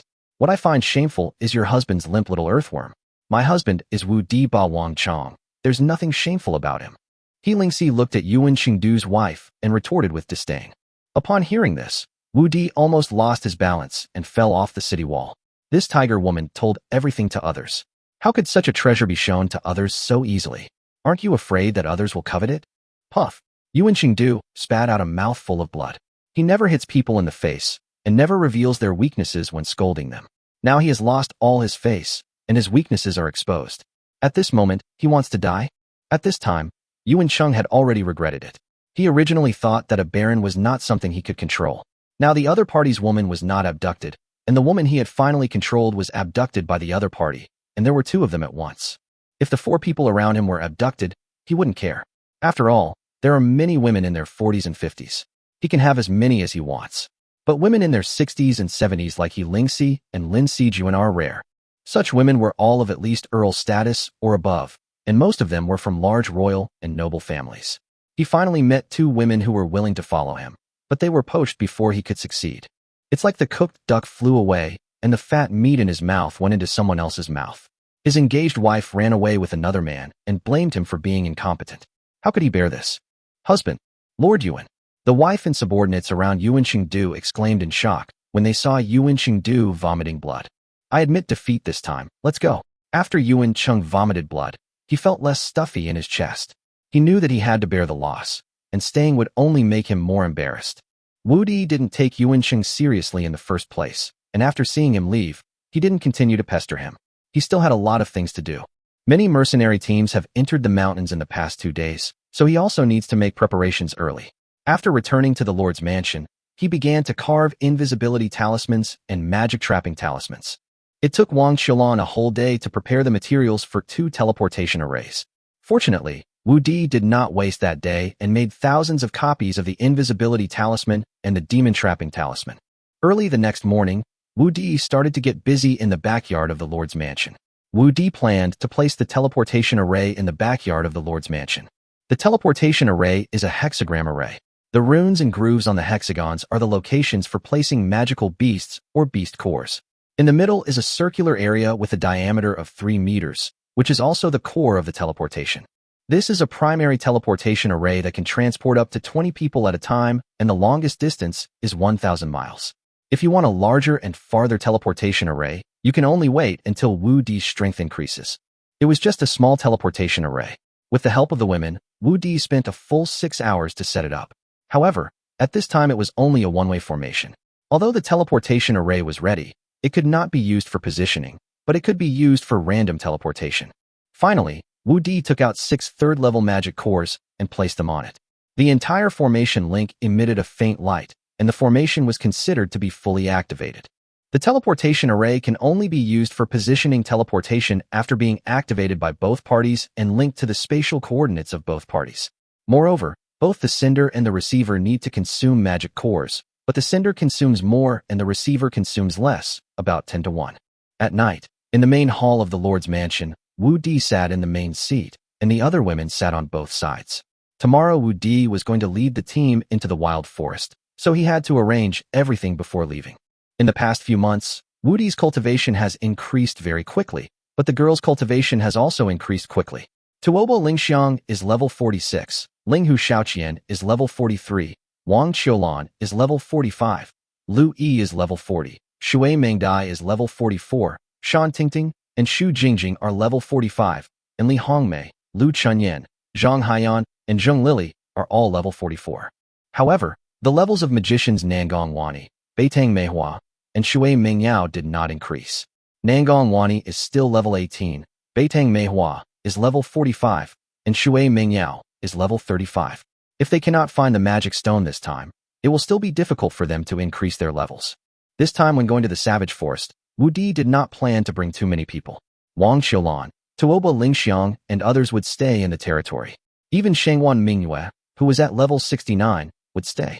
After all, with Mingyue City, Fanqing City, and his territory, Wu Di had to leave behind someone with strong strength. The 5 magicians who went to the savage forest with him were Shui Mingyao, level 35, Beitang Manhwa, level 45, Shangwan Fanqing, level 56, Morong Lingshan, level 39, and Nalan Zishi, level 40. The warriors include level 55 Li Yulan, level 52 Li Xiaomei, level 66 He Lingxi, level 72 Lin Sijuan, and level 22 Elf Yair. The reason why Yair was brought along is because elves can play an unexpected role in the jungle. Of course, in addition to these people, there are also Nalan Zishi's 300 personal guards, so Wu Di doesn't plan to bring other people. Sometimes the more people, the better. After giving the instructions, Wu Di was pulled into the room by the women guarding the house. Shui Mingyao, Beitang Manhwa, Nalan Zishi, He Lingxi, Lin Sijuan, and Yair were all excluded. The 6 of them smiled bitterly, but they were going to follow Wu Di into the mountains. There would be plenty of opportunities in the future. They could understand being ostracized by their sisters this time. They would do the same if they were in their shoes. In addition to the 6 of them, Shangwan Fanqing and the other girls also had complicated thoughts, their eyes full of expectation and desire. Everyone, go to bed early. I'm leaving Xiaodi's safety in your hands during this period. Wang Qiulan looked a little lonely. She wanted to be with Wu Di all the time, but this time she was not selected. Of course, she also knew that Wu Di didn't let them go because he was worried about their safety, but she still felt uncomfortable not being able to protect Wu Di. She decided that she must quickly improve her strength during this period of time and not hold Wu Di back in the future. Wu Di territory was very lively in the early morning. In the past few days, more than 10,000 people had entered the savage forest from Wu Di territory. Today, many teams did not stay in Wu Di territory and went directly into the savage forest. The vanguards of families, princes, and nobles from all over the empire also entered the savage forest, which was definitely a disaster for the monsters outside the savage forest. After Wu Di's comfort for a whole night, the girls stood on the city wall reluctantly and watched Wu Di and his group enter the wild forest. Chapter 161: The Empress and the Queen Mother. In the palace of the Silver Moon Empire, a woman dressed in purple and gold palace dress and wearing an imperial crown pushed open the door of a hall alone. This woman was none other than Huangfu Yanran, the Empress of the Silver Moon Empire who had reigned for 300 years. The Empress is here? A woman in plain clothes with a hot body and charming demeanor slowly opened her eyes in the hall. Your son greets the Queen Mother. How are you doing recently? Huangfu Yanran bowed to the woman. My prince, you have a good heart. The Eastern continent is now dominated by yin and yang, and if you cannot balance the yin and yang, you will never be able to take that step. In the end, you will just run out of life and turn into a pile of bones. The world only knows that the Western curse only curses men, but they don't know that it also restricts women from ever breaking through the 100th level. If the Eastern continent can't break the curse within 100 years, they will truly become slaves of the Western continent. Mother, don't worry too much. Perhaps we can find a way to break the Western curse in the imperial treasury this time. Huangfu Yanran smiled and comforted. That is the tomb of the eternal emperor who unified the East continent 10,000 years ago. It is said that the eternal emperor had already broken through to level 110 at that time. Maybe he really left behind a way to solve the curse. I hope so. My prince came here today, probably for the matter of Emperor Zong. Has there been any progress? Empress Dowager Yurong was not optimistic that Emperor Zong could find a way to resolve the curse, but for now she could only try her best. Well, in the past few days, Millions of mercenaries from the three empires have entered the savage forest. I believe they will find the entrance to the imperial treasure in no time. This time, I have come to bid farewell to my mother. Tomorrow, I will head to Manhwa City in the north. Once the emperor's treasure is found, I will be able to rush there as soon as possible. Well, although the three empires have been allied for 1,000 years, we can't let the other two countries seize this opportunity first. Don't worry, go. Mother will help you watch over you at home. Well, I'll take my leave then. Yanran, although the Queen Mother is not your biological mother, I have always treated you as my own daughter over the years. If the Queen Mother remembers correctly, you are already 360 years old this year. The 36th generation of the Huangfu family has been born, but you, the 20th generation, have not yet married and had children. Although the men in the empire are a bit weak, there are also many men who have broken 1 or 2 layers of curses.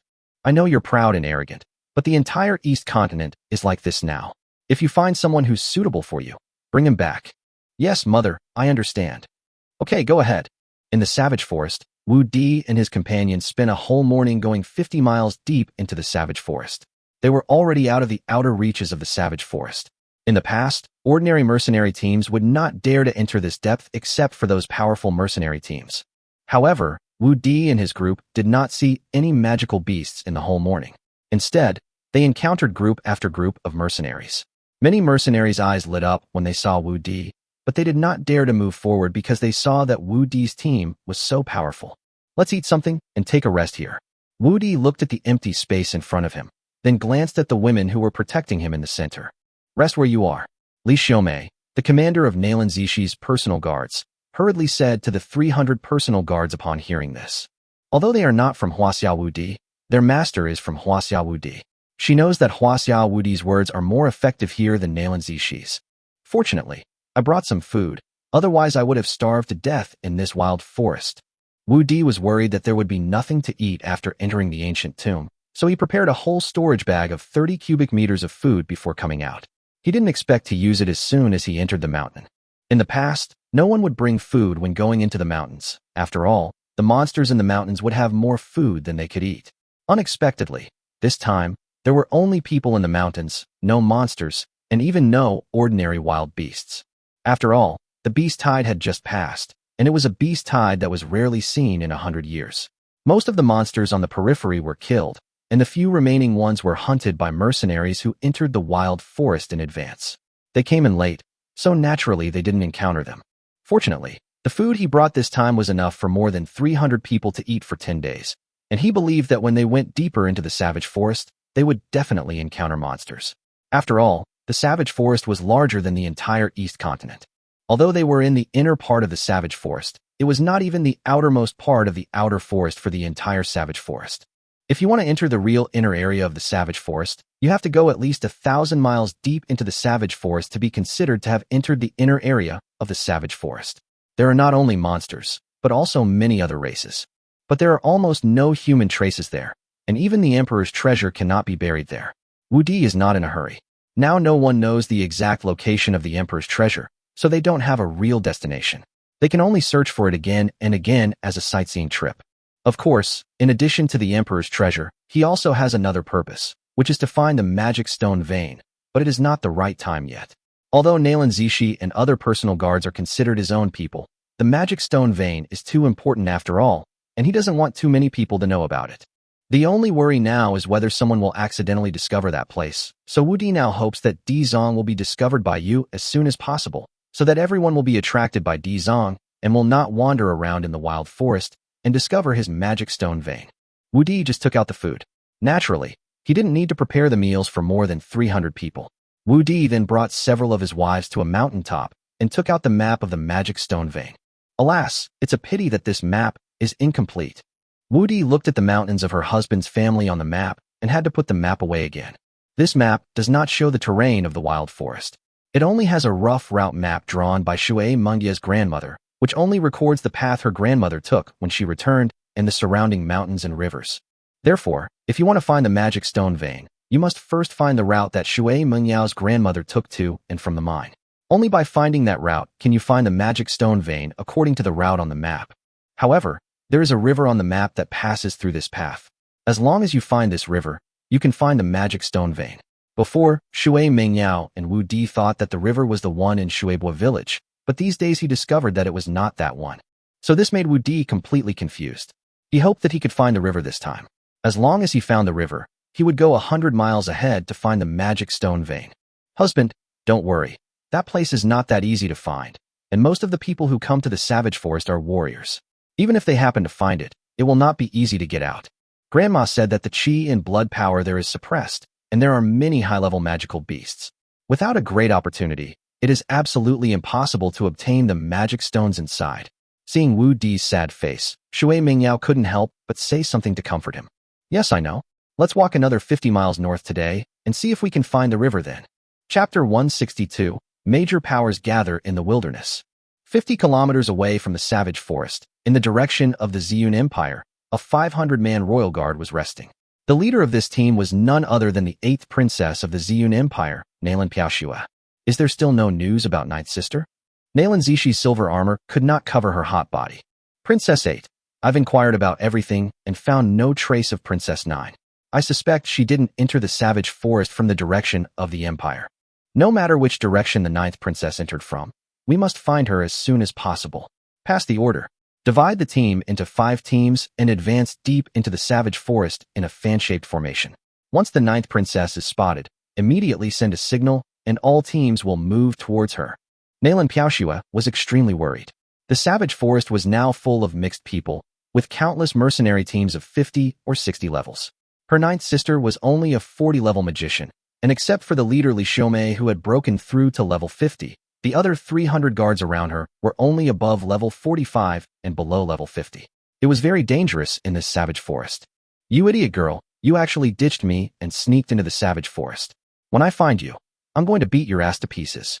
At the same time, above Huaxiao Ridge, Wu Di Lingai, a well-equipped and fully armed team of 300 people, riding on griffins with a wingspan of more than 10 feet, was floating in the air. This team is none other than the Yun family of the Silver Moon Empire. The Yun family owns the Griffin Legion, which is second only to the Royal Knights in the Silver Moon Empire. The family owns 3 Duke titles, which is second only to the Royal Family in the Silver Moon Empire. How come there is suddenly a new city here? It looks very prosperous. Yun Ming is the 10th child in the family. Although she is not married yet, she is already a grandmother. This time, she is the leader of the Yun family's first exploration team. It's said that a baron chose 3 wives at this year's wedding ceremony and even asked the lord of Manhwa city for this territory. In just a few months, he developed a barren and desolate border territory into this. Oh, I didn't expect that there is such a courageous, decisive, and capable man in the empire. I would like to get to know him. After hearing what his subordinates said, Yunming also became interested in Wu Di. Why don't we go down and rest for a while and meet this baron? The subordinate asked tentatively. Forget it, we were delayed on the road this time. It's more important to find Dizong first. It won't be too late to come back when we come back. Yunming shook her head. She had wasted too much time on the way looking for her lost sister, and she couldn't delay any longer. But what Yunming didn't know was that it was this decision of hers that caused her to miss the sister she had been looking for decades. Wow, look, it's the Griffin Legion. It's the Griffin Legion. Oh my god, even the Yun family, the second-ranked family in the empire, is here this time. Don't you know? The Imperial Knights entered the savage forest overnight yesterday. Oh my god, even the first and second legions of the empire are here. So this time the Imperial Treasure event will definitely not be added. Are you trying to make me laugh to death? You actually suspect that the news jointly released by the 3 empires is fake. As the Griffin Legion entered the savage forest, the mercenaries who stayed in Huaxiao Ridge also entered the savage forest one after another. At the same time, in the coastal territory 200 miles west of Huaxiao Ridge, a fleet quietly approached the coastline. The coastal territory was separated from Huaxiao Ridge by 2 territories. To the north was a wild forest, and to the west was an endless ocean. The resources and population were even poorer than those in Wudi territory. There are only a few thousand people in the entire territory who usually make a living by drying salt and fishing.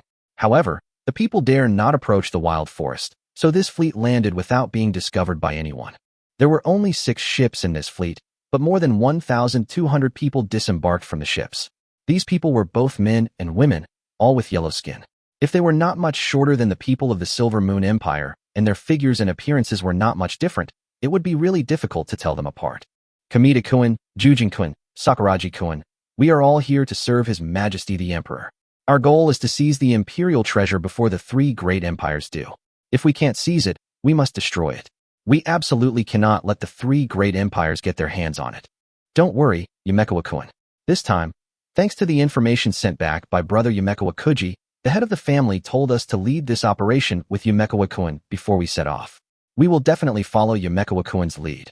Taro Kamita said on behalf of the Kamita family. We will follow Mr. Yumekawa's lead.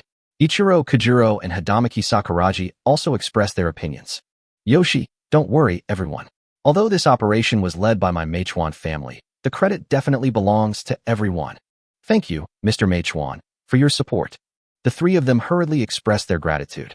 Gentlemen, my eldest brother has sent news that 1 million mercenaries from the three empires have entered the savage forest.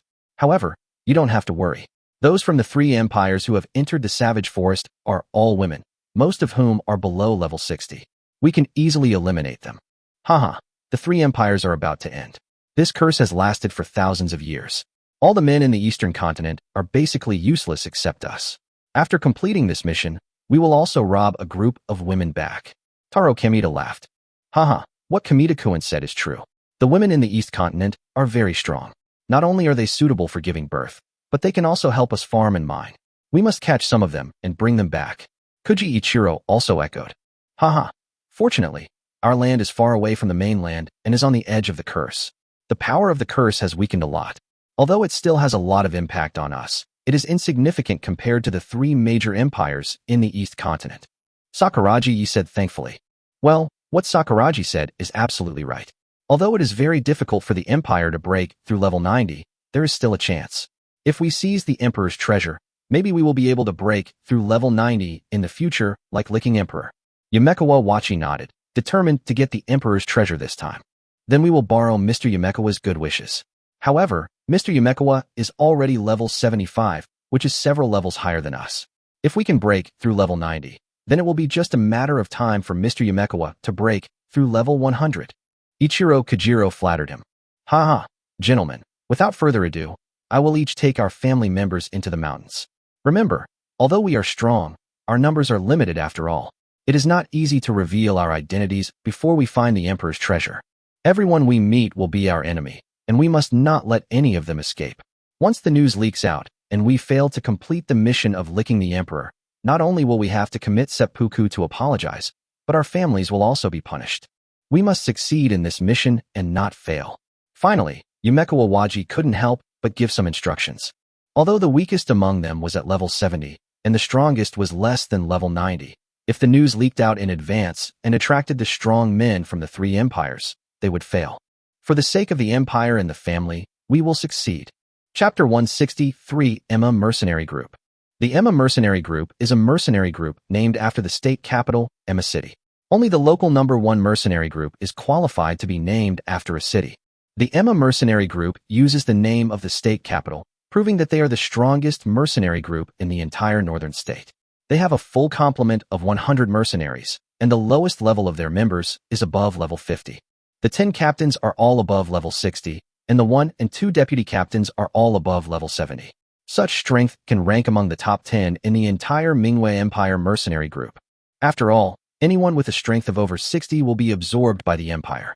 Even mercenaries who don't want to be bound by the empire will mostly change their careers. After all, the risk factor of being a mercenary is very high. Captain, we have been searching in the mountains for 3 days and have found nothing. How about we let the sisters split up and search separately? Deputy Captain Zwa suggested, looking at the mercenaries digging deep into the ground in front. There are over 1 million mercenaries in the savage forest now. It won't be very effective if we send out a few more teams. Instead, we'll probably be defeated one by one. Even if we find the entrance to the Emperor's treasure, it will only be a favor to others. The Emma mercenary leader shook his head and rejected Captain Zwa's proposal. It would be better if we can find it first. If we can't, we can wait for others to find it, and then we can get a piece of the pie. After all, our Emma mercenary group is only inferior to the teams of the princes and nobles of the 3 empires. The other mercenaries who can compete with us are only a handful.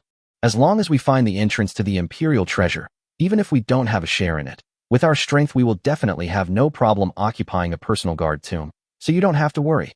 Captain, a group of about 300 people appeared a few miles to the west. They all wore black robes, both men and women. They were much shorter than us, and they didn't look like they were from the three great empires. At this moment, the mercenary in charge of outer security ran over to report. Let's go and take a look. The three captains and deputy captains were also stunned. The appearance of a team of 300 people was not surprising, but the fact that they were short in stature and both men and women was a different matter. Take the three major empires, for example. In the entire East continent, men no longer needed to go out on missions 500 years ago.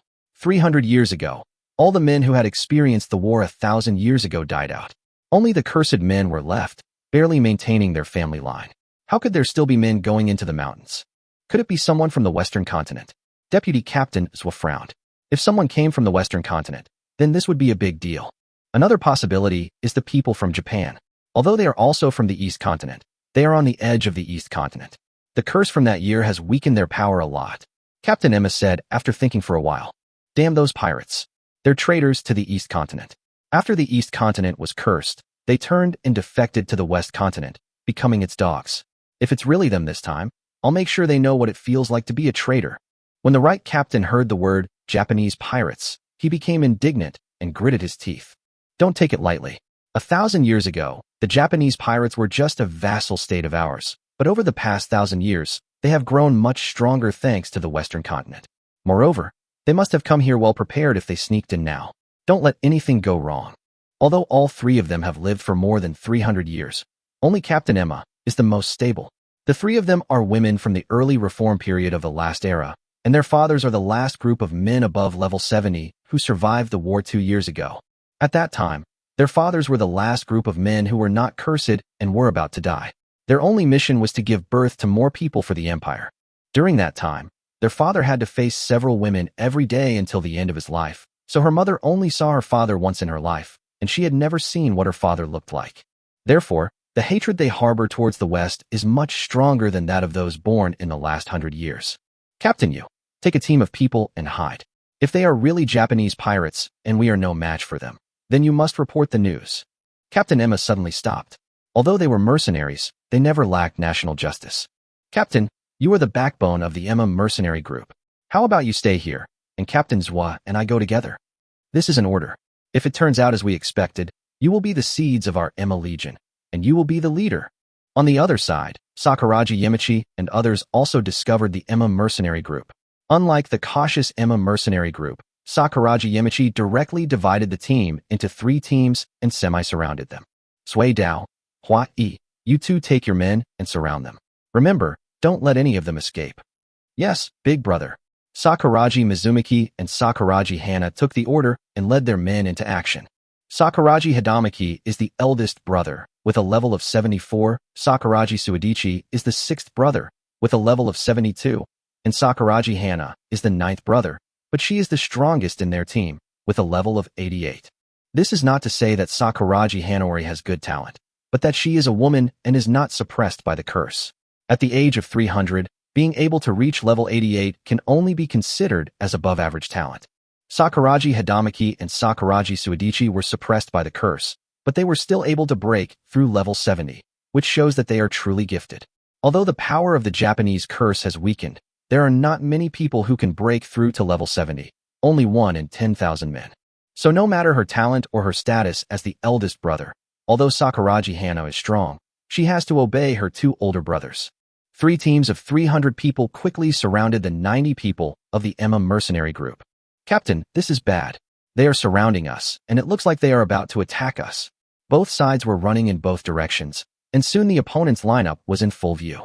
Seeing the opponent's arrangement, Deputy Captains saw the opponent's intention at a glance. They are really Japanese pirates. It seems that this battle is inevitable. Looking at the other party's attire, Captain Emma knew at a glance that the other party was a Japanese pirate, and it seemed that the other party had no good intentions. Sisters, when 2 meet on a narrow road, the brave prevail. The other side wants to kill us, so let them see the strength of our Emma mercenary group. Kill. The women of the Emma mercenary group rushed towards the Japanese pirates in front of them with angry and bloodthirsty eyes, and their indomitable momentum burst out instantly. Captain Emma and Deputy Captain Zwa took the lead. Even though they outnumbered the enemy, they must not lose face for the Empire and their Emma mercenary group. Haha, you're here just in time. Kill them all, leave no one alive. Sakuraji Yedao laughed, when he saw the other party rushing towards them. He was afraid that the other party would escape, but now he didn't have to worry about that at all. Oh wow wow wow. The women on Sakuraji Yetao's side also rushed forward loudly, while he stood behind to coordinate the overall situation. Most of these 100 people were his women, and most of them were stronger than him, so naturally there was no need for him to take action personally. Chapter 160, For the Leader Avenges Us. Shield of Chi and Blood, Sky-Splitting Continuous Slash. After Captain Emma cast a shield of Chi and Blood on herself, she took the lead in activating the level 70 skill Sky-Splitting Continuous Slash to lock onto the enemy in front. Kaitian Lianjian is an upgraded version of Kaitian Jian. Kaitian Jian is a 3-straight slash that deals a fatal blow to the enemy, while Kaitian Lianjian is a 9-straight slash that locks the enemy. Before the 9 sword strikes are completed, the enemy can be prevented from using skills to attack. Even if the enemy is 1 level higher than you, he can only resist with his Chi and Blood shield. It can be said that between 2 warriors above level 70, whoever launches the heaven-splitting combo first will basically be the winner, so the warrior at level 70 will use the ultimate move first as soon as he appears. After 1 move, the enemy's health will be reduced by at least half, but the Kaitian Continuous Slash can be launched continuously.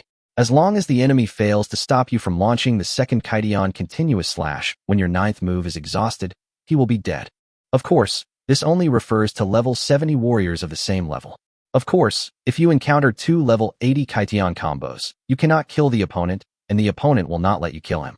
Moreover, the level 80 warrior can not only use Wild Charge to break the Kaitian combo, but also has an invincible skill. This skill consumes Chi and health, and has a damage-free and frenzied time of 1 to 20 seconds. So a level 70 warrior cannot have the opportunity to launch a continuous sky-splitting combo against a level 80 warrior. The enemy that Captain Emma faced was a level 82 warrior. Not only did she only cut off 1/5 of his health, but the warrior directly launched a brutal charge skill after her 9th strike, and rushed directly into the mercenary group behind her. Oh no, they're well prepared. Everyone, run as fast as you can. Captain Emma's eyes were red at this time. The mercenary group had already confronted the Japanese pirates. The blood and energy displayed by the other side were all above level 70, and it was almost impossible to escape. But she still hoped that some of her sisters could escape. However, it was impossible for her to escape.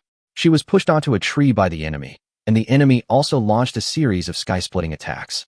Her blood and energy dropped rapidly, and she had no power to fight back at all. Although Deputy Captain Zhuo was lucky and faced only a level 70 Japanese pirate, he also successfully connected with the second Kaitian combo, but it was almost impossible for him to break out.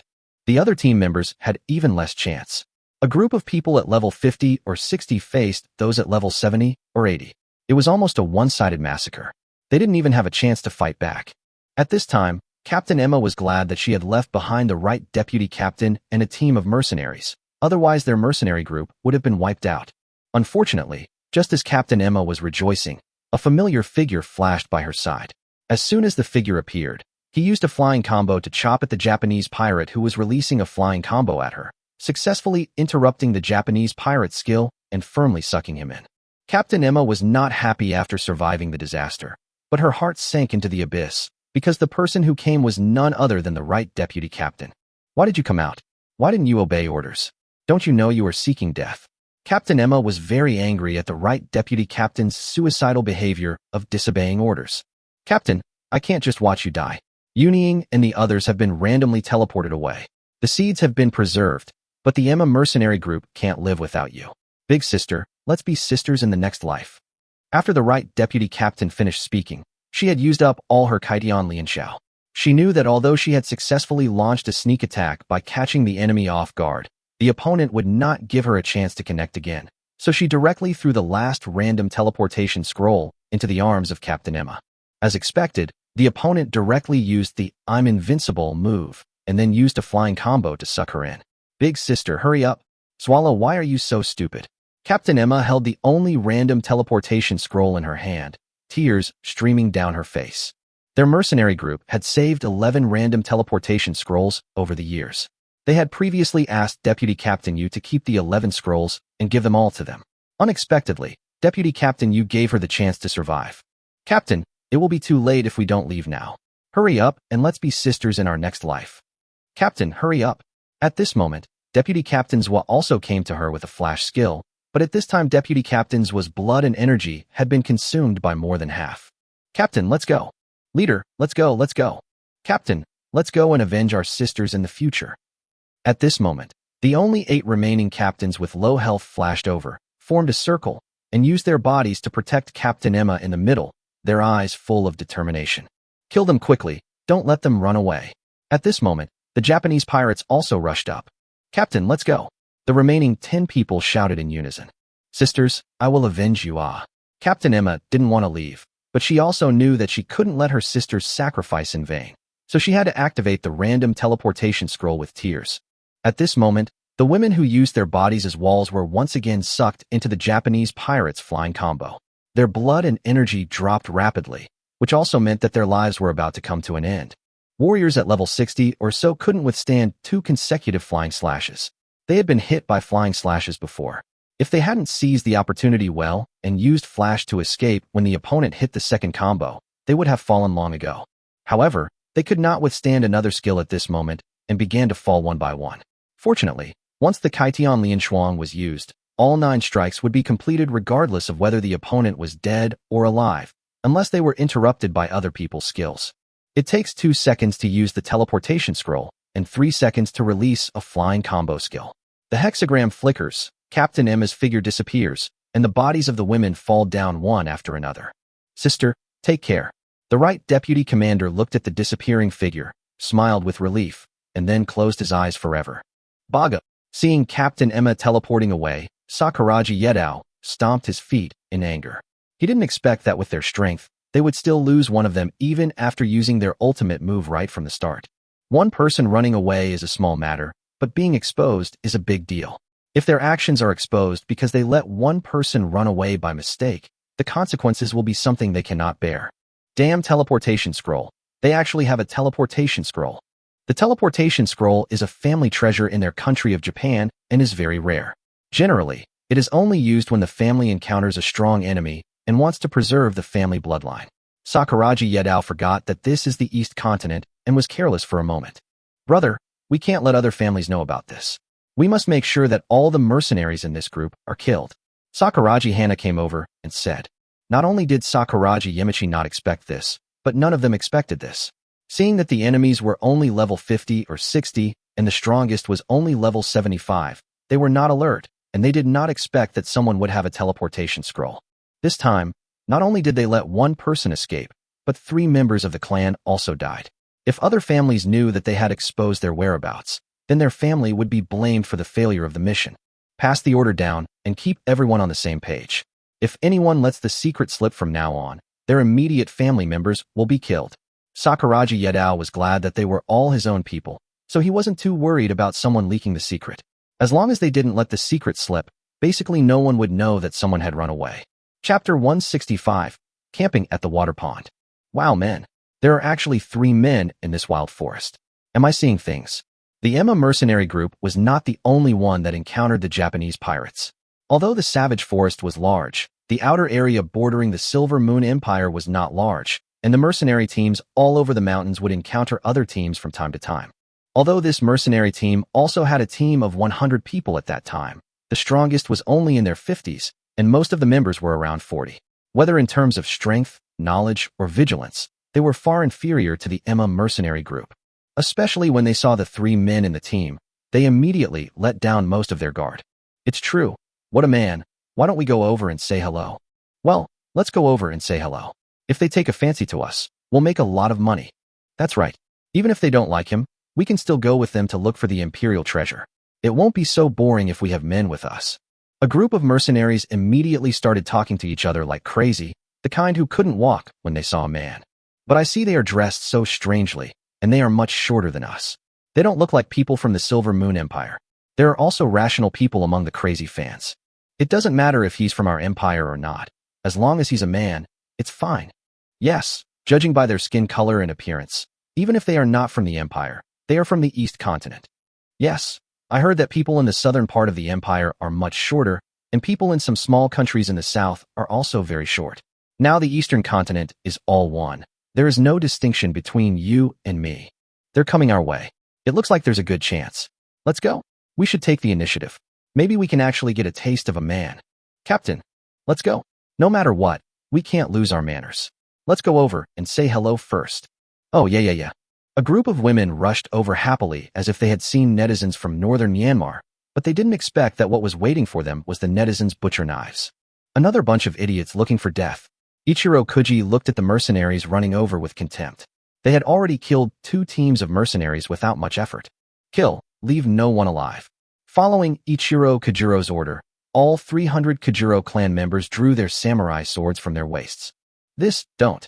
When a group of mercenaries saw the other side show their weapons, their dreams were immediately shattered, and they died before they could react.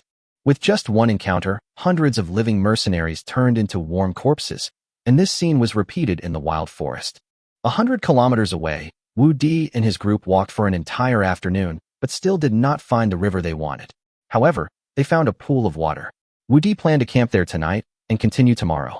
There was a team of 100 mercenaries setting up camp by the pond. When they saw Wu Di and others coming, they put down their work and came over vigilantly. It's the Lord of Huaxia and the Lord of Fanqing City. The mercenary leader's face lit up when he saw Wu Di and Shangwan Fanqing in the crowd. They had seen Wu Di in Huaxiao Ridge yesterday, and they didn't expect to meet him again today. It seems we are really destined to be together, but I don't know if this fate can go any further. Brother-in-law, they are the #1 mercenary group in my Fanqing City. Shangwan Fanqing introduced the mercenary group to Wu Di beside him after seeing them. What a coincidence, how strong are they? Wu Di didn't expect to meet mercenaries from Star City again. The 3 captains and deputy captains are all warriors above level 60. The team has half of its members above level 45 and half above level 50. They have been leading the Star Mercenary Group for 10 years. Although the Star Mercenary Group is not her subordinate, as long as they do not leave the territory of Star City, they must be under the jurisdiction of her as the city lord. Their relationship has been pretty good over the years. Then the strength is really good. Wu Di did not expect that the mercenary group of Fanqing City would be so strong. If compared with the level, the 3 leaders of the other side are higher than Shangwan Fanqing. However, Shangwan Fanqing is a magician. As long as they don't get close to her, they will not be Shangwan Fanqing's match. Well, they are coming. I'll go say hello. Shangwan Fanqing saw the 3 leaders of the Fanqing mercenary group coming over and went to greet them. After all, she had a good relationship with the 3 of them. Brother-in-law, let me introduce them to you. Soon Shangwan Fanqing came back with 3 girls. Lord Huaxia, my name is Xiao Qi, and these are my 2 sisters, Xiao Ba and Xiao Jiu. We sisters are honored to see you here. If you need any help from us sisters or the mercenary group in the future, Lord Huaxia, please let us know. Okay. Wu Di chatted with the 3 women for a while before they left reluctantly. The 2 teams set up camp on either side of the pond and began to prepare food. Wu Di and his team harvested 3 long-haired pigs of about level 30 in the afternoon. Although they could not increase their vitality, at least they did not have to eat the food in the space tonight. There are 3 layers of tents inside and outside. Wu Di's tent is in the center, guarded by 345 level guards. With Lin Sijuan and He Lingxi beside him, there is no need to worry about safety. At night, bonfires were everywhere in the wild forest. Standing by the pool, Wu Di could see several flames in the dark forest in the distance, but the usual roars of beasts were gone. Wu Di did not stay outside for long. After eating and drinking, he went into the tent with his women. The women had prepared hot water for him to soak his feet and wash his body. He only had to lie on the bed and did not have to do anything. The women served him well. After washing up, Beitang Manhwa, Shui Mingyao, Nalan Zishi, Yair, Lin Sijuan, and He Lingxi stood still from left to right, looking at him with strained eyes. Enchanting, tender, hot, pure, mature, charming, it's hard to choose. However, Wu Di is a Libra and never favors one over the other, so this kind of thing is naturally not difficult for him. I have quite a few children. The night in the savage forest seems peaceful, but in fact, it is full of hidden dangers. Many teams suffered heavy losses overnight, and many mercenary groups were wiped out and became the nourishment of the savage forest. In the early morning, Wu Di and his men set out again, but this time they had a tail behind them. The Star Mercenary Group asked to act with them. Now there was still no news about the Emperor's treasure and the magic stone mine, so Wu Di did not refuse. Anyway, he is just crossing the river by feeling the stones, taking one step at a time. At noon, Wu Di and his companions had only traveled 20 miles in the morning, but unfortunately they still did not find any useful information, which made Wu Di a little impatient. Zishi, we will camp here today. Let your people look around, and you come with me to ride the giant dragon to the sky to have a look. Wudi was not going to continue searching blindly like this. Although flying in the sky makes you a sitting duck, you have no choice but to take the risk. Chapter 166, Waiting for the Rabbit. On the back of the giant dragon, Wudi's spiritual sense was fully activated. His spiritual sense could now detect a range of 4 kilometers, so he didn't have to worry too much about Lao Lu's sneak attack. Along the way, Wudi discovered many mercenary teams and many magical beasts. The deeper he went, the more numerous the magical beasts became and the stronger they became. Many mercenary teams engaged in fierce battles with the magical beasts. However, no information related to the Emperor's treasure and the magic stone mine was found. If this map had not been drawn by Shui Mengyao's grandmother, Wu Di would have doubted the authenticity of this map. Hey, there are professionals in this world. Wu Di's mind swept across a mercenary camp and found that this group of mercenaries was different from other mercenaries. They were not running around blindly in the forest, but were digging holes with tools. Luoyang shovel. Husband, what did you find? Nalan Zishi asked Wu Di when she saw him looking confused. I think I've discovered something. Let's go to the big tree over there and observe it first. Wu Di pointed to a towering tree in front and signaled Long E and Long Air to fly over. They were too big to be spotted in the air, and since he had no destination at the moment, he planned to land on a tree to see if the mercenary group would get anything. Husband, is there anything special here? Heelingsi asked puzzledly on the trunk of the big tree. There's really nothing special here, but there's a mercenary group 2 kilometers northwest that seems to have discovered something. Let's be the ones to take advantage of it. Wu Di put Long E and Long Air into the knight's metal and looked at the big tree under his feet. Although the crown of the tree was not very dense, it was still 50 or 60 meters above the ground, and the branches were tens of centimeters in diameter, which was very suitable for them to hide. 2 kilometers away, the women were puzzled. Even with a clear field of vision, they could only barely see 2 kilometers. But this was in a dense forest. It would be impossible for 2 mercenaries to easily spot each other if they were only 500 meters apart. Well, maybe we have to spend the night here. Wudi did not explain too much. He was ready to wait here. The women obeyed Wu Di's orders and chose a position to be alert, while Wu Di's mind was always keeping a close eye on the team of mercenaries.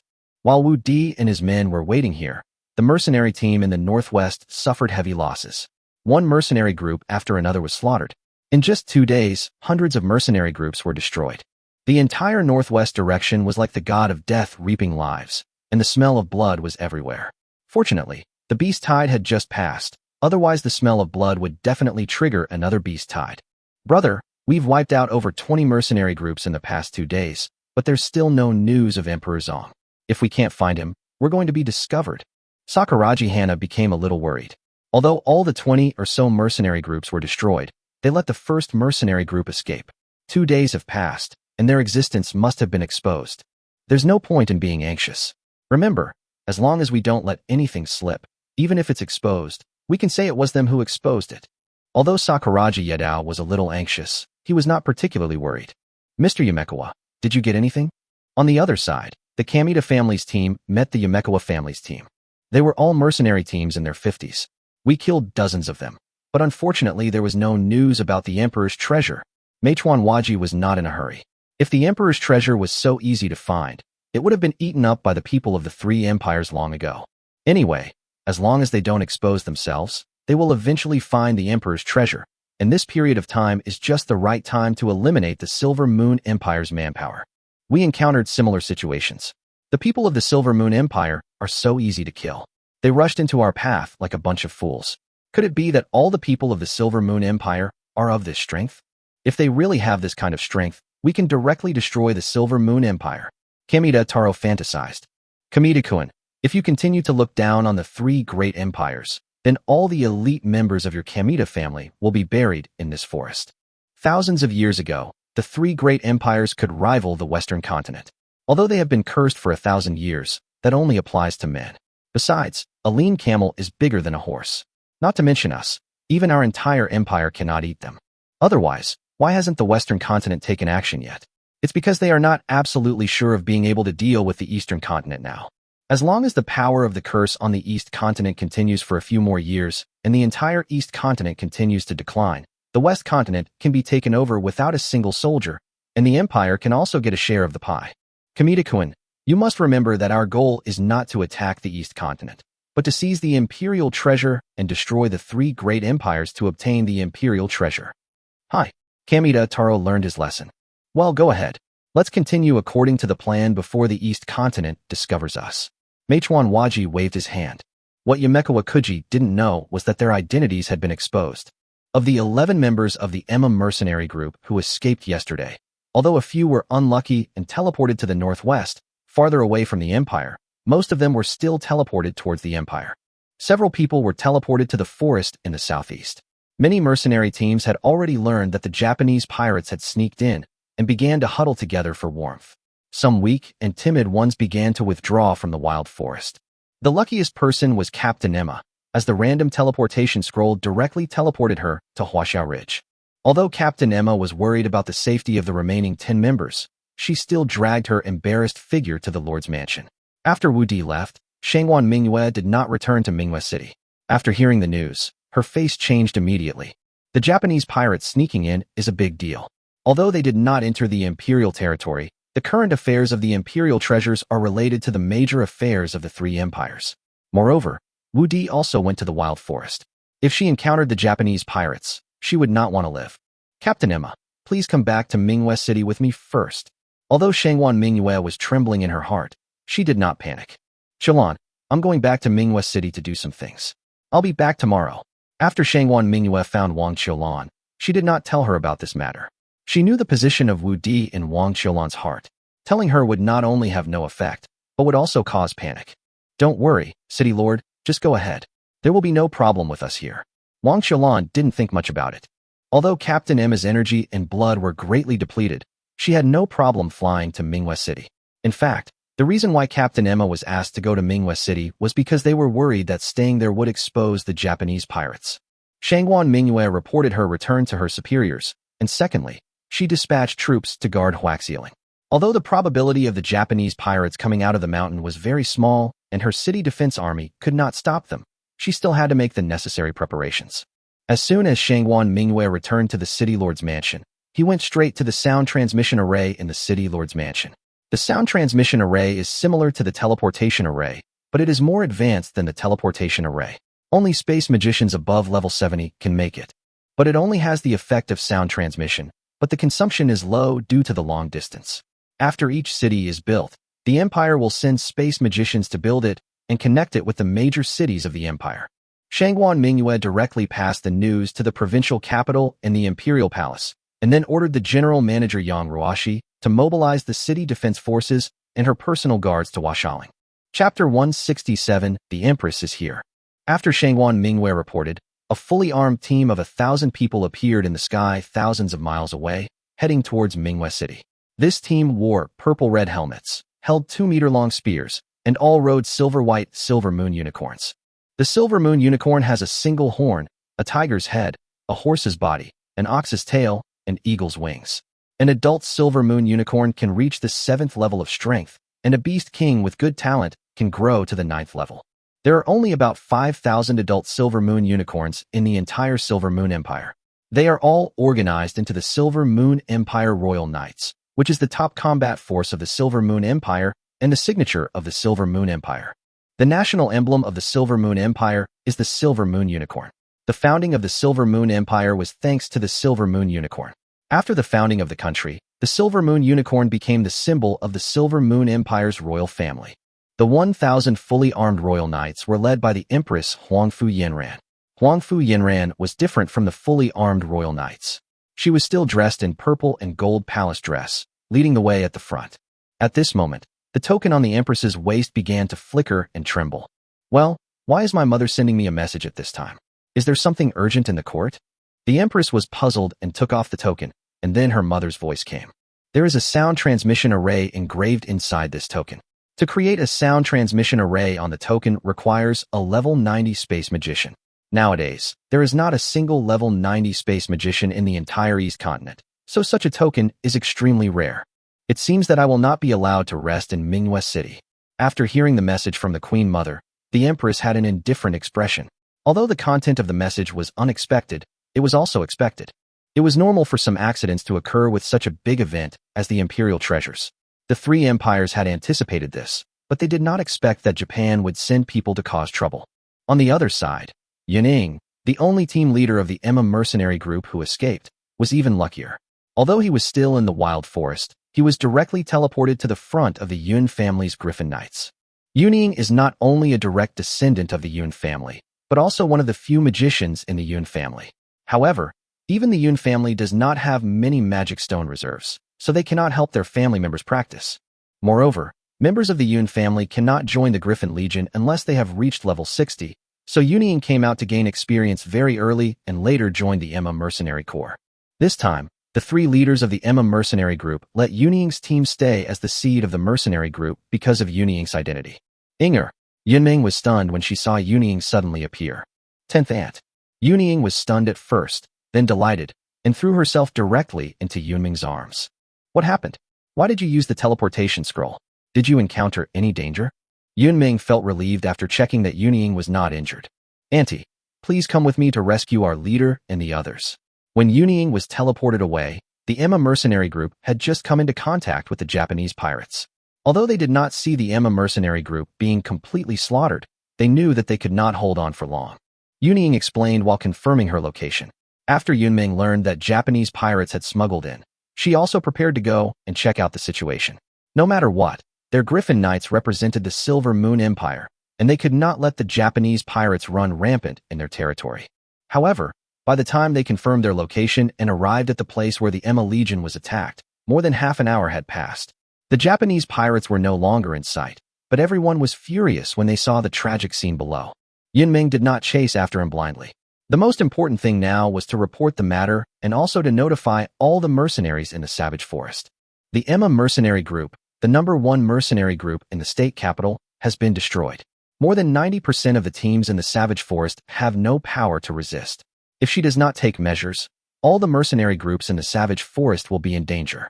You two go back to the nearest Manhwa city and report this. Split into 2 groups and notify the mercenaries that have entered the forest. Tell them to be careful not to group together for warmth. The weaker ones should leave the forest first and come back after we have dealt with them. Yunming divided the 100 men into 50 teams and sent them out to report the news. He then prepared to take the remaining 200 men to pursue the Japanese pirates. But when he saw Yuning digging through the corpses on the ground to collect them, he had to ask his men to help bury the bodies first. After finishing all this, it was already late, and Yunming had no choice but to find a place to camp with the team. The next day, many mercenary groups throughout the mountains received the news. Not only did the Griffin Knights spread the news, but several escaped members of the Emma Mercenary Group also spread the news.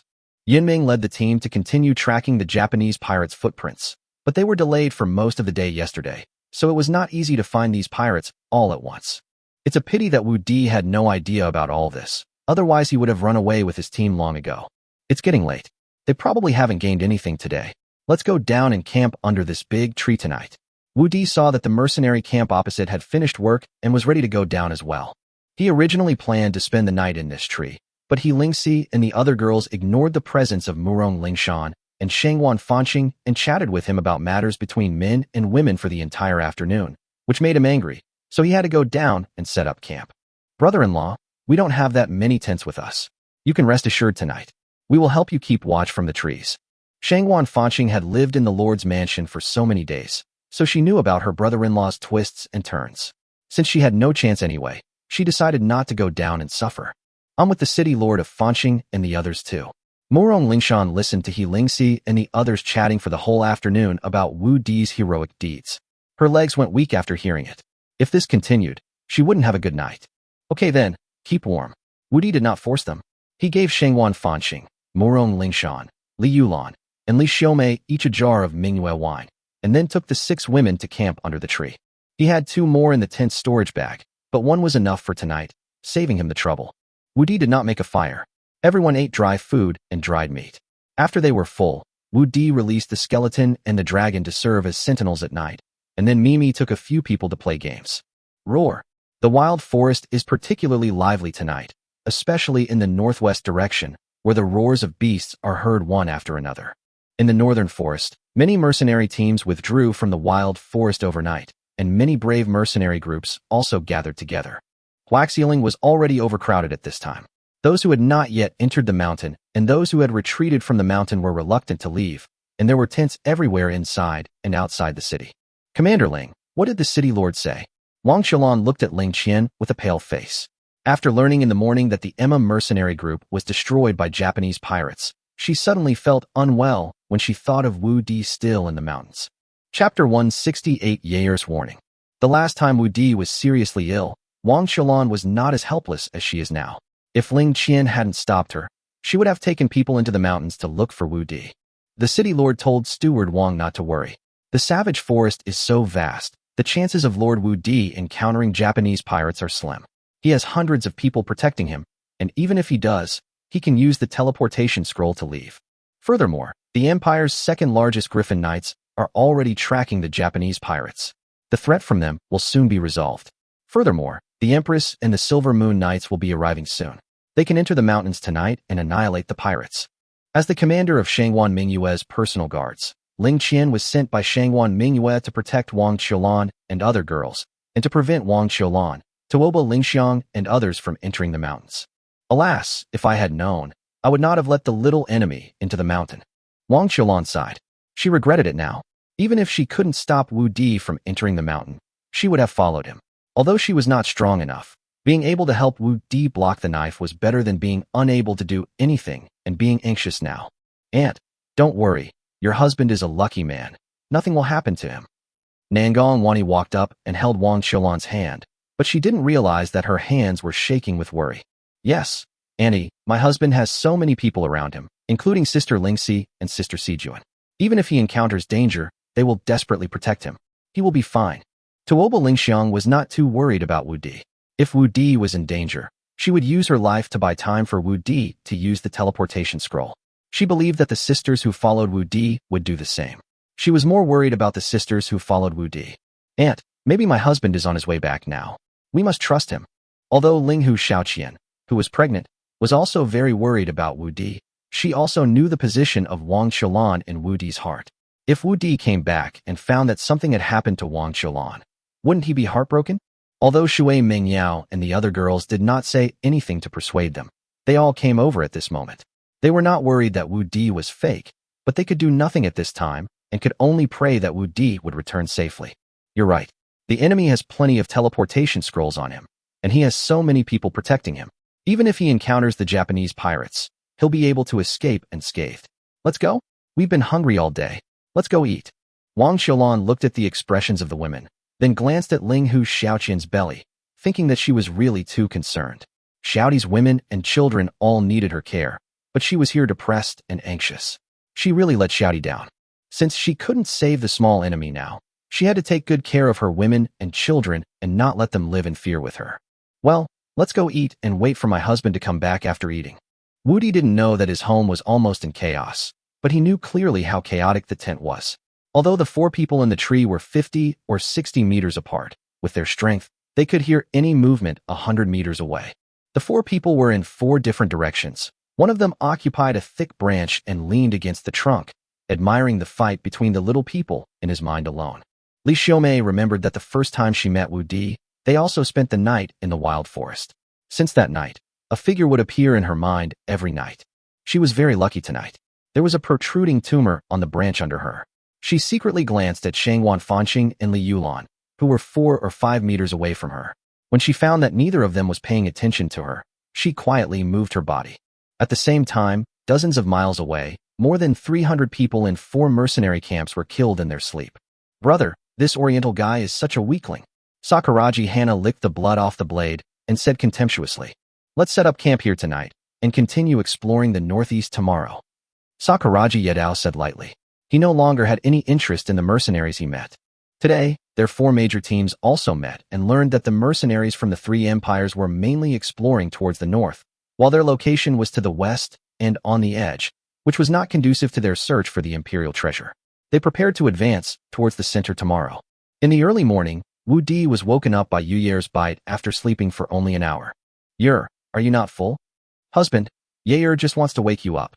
Yair looked very innocent and didn't know why humans woke up in this way. Why did you wake me up so early? Wu Di estimated that the civilian archaeological mercenary group had not started working yesterday, and even if they did, they would not be able to reap the rewards immediately, so he was not in a hurry at all. Husband, Yair senses danger. Danger. Wu Di quickly released his spiritual sense, but after searching repeatedly several times, He did not find any danger. Husband, Yair senses a very strong smell of blood coming from the northwest, and the forest over there is filled with the breath of killing. Yair's serious look made Wu Di also serious. He Lingxi and the other girls were also woken up by the conversation between the two and started to clean up. Husband, there were monsters roaring continuously in the northwest last night. Something must have happened, Lin Sijuan recalled while helping Wu Di dress. Husband, we felt it too, but it was a critical moment last night and we were far away, so it shouldn't have affected us, so we didn't say anything. He Lingxi also echoed. Yair, isn't it normal to smell blood in the wild forest? You are too vigilant. Wu Di looked at Yair. After he released the 4 heavenly kings to guard the night last night, he no longer paid attention to the movements outside. After all, the scenery inside the tent was more attractive than that in the forest. Yair shook her head and said, My lord, that's not the case. It's not just the direction where the beast roared last night, but the entire northwest direction is filled with a strong smell of blood and killing. Furthermore, this bloody smell is not the smell of monsters, but the smell of human blood.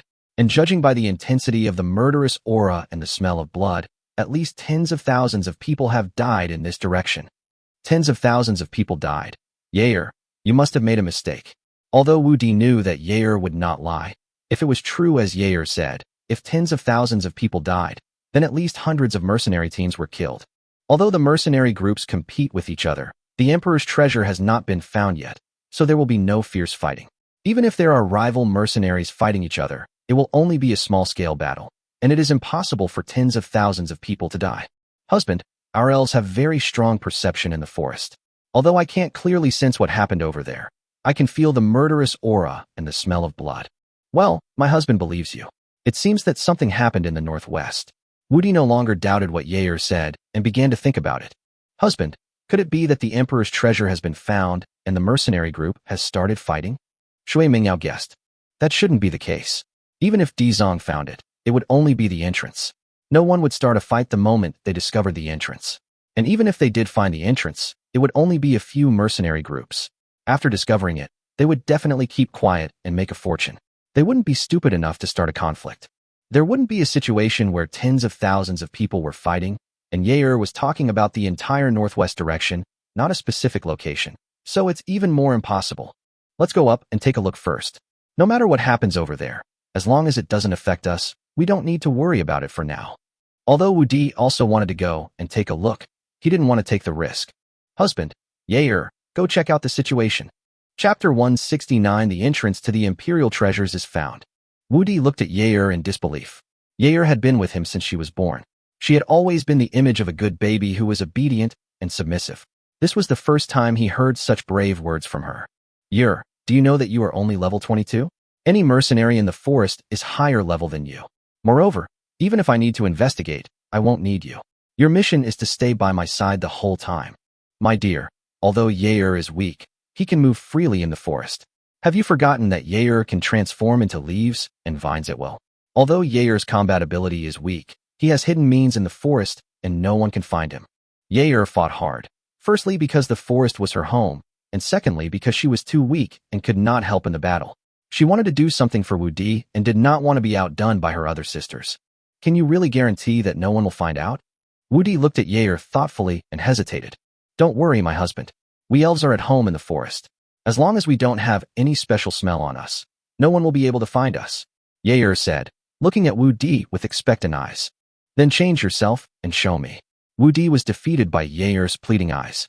Well, my husband, just watch carefully, Yair said as he stood beside a bush and disappeared in a blink of an eye, and a similar bush appeared next to that bush. Wu Di took a closer look, but his eyes were unable to distinguish anything. Even if he didn't use his divine sense to explore the internal structure, he couldn't detect any problems just by looking at the outside. Even the life form had changed. This is amazing. The girls were seeing it for the first time and couldn't help but marvel at it.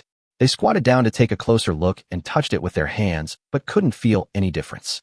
Then Yair's figure emerged, and he jumped lightly to a big tree.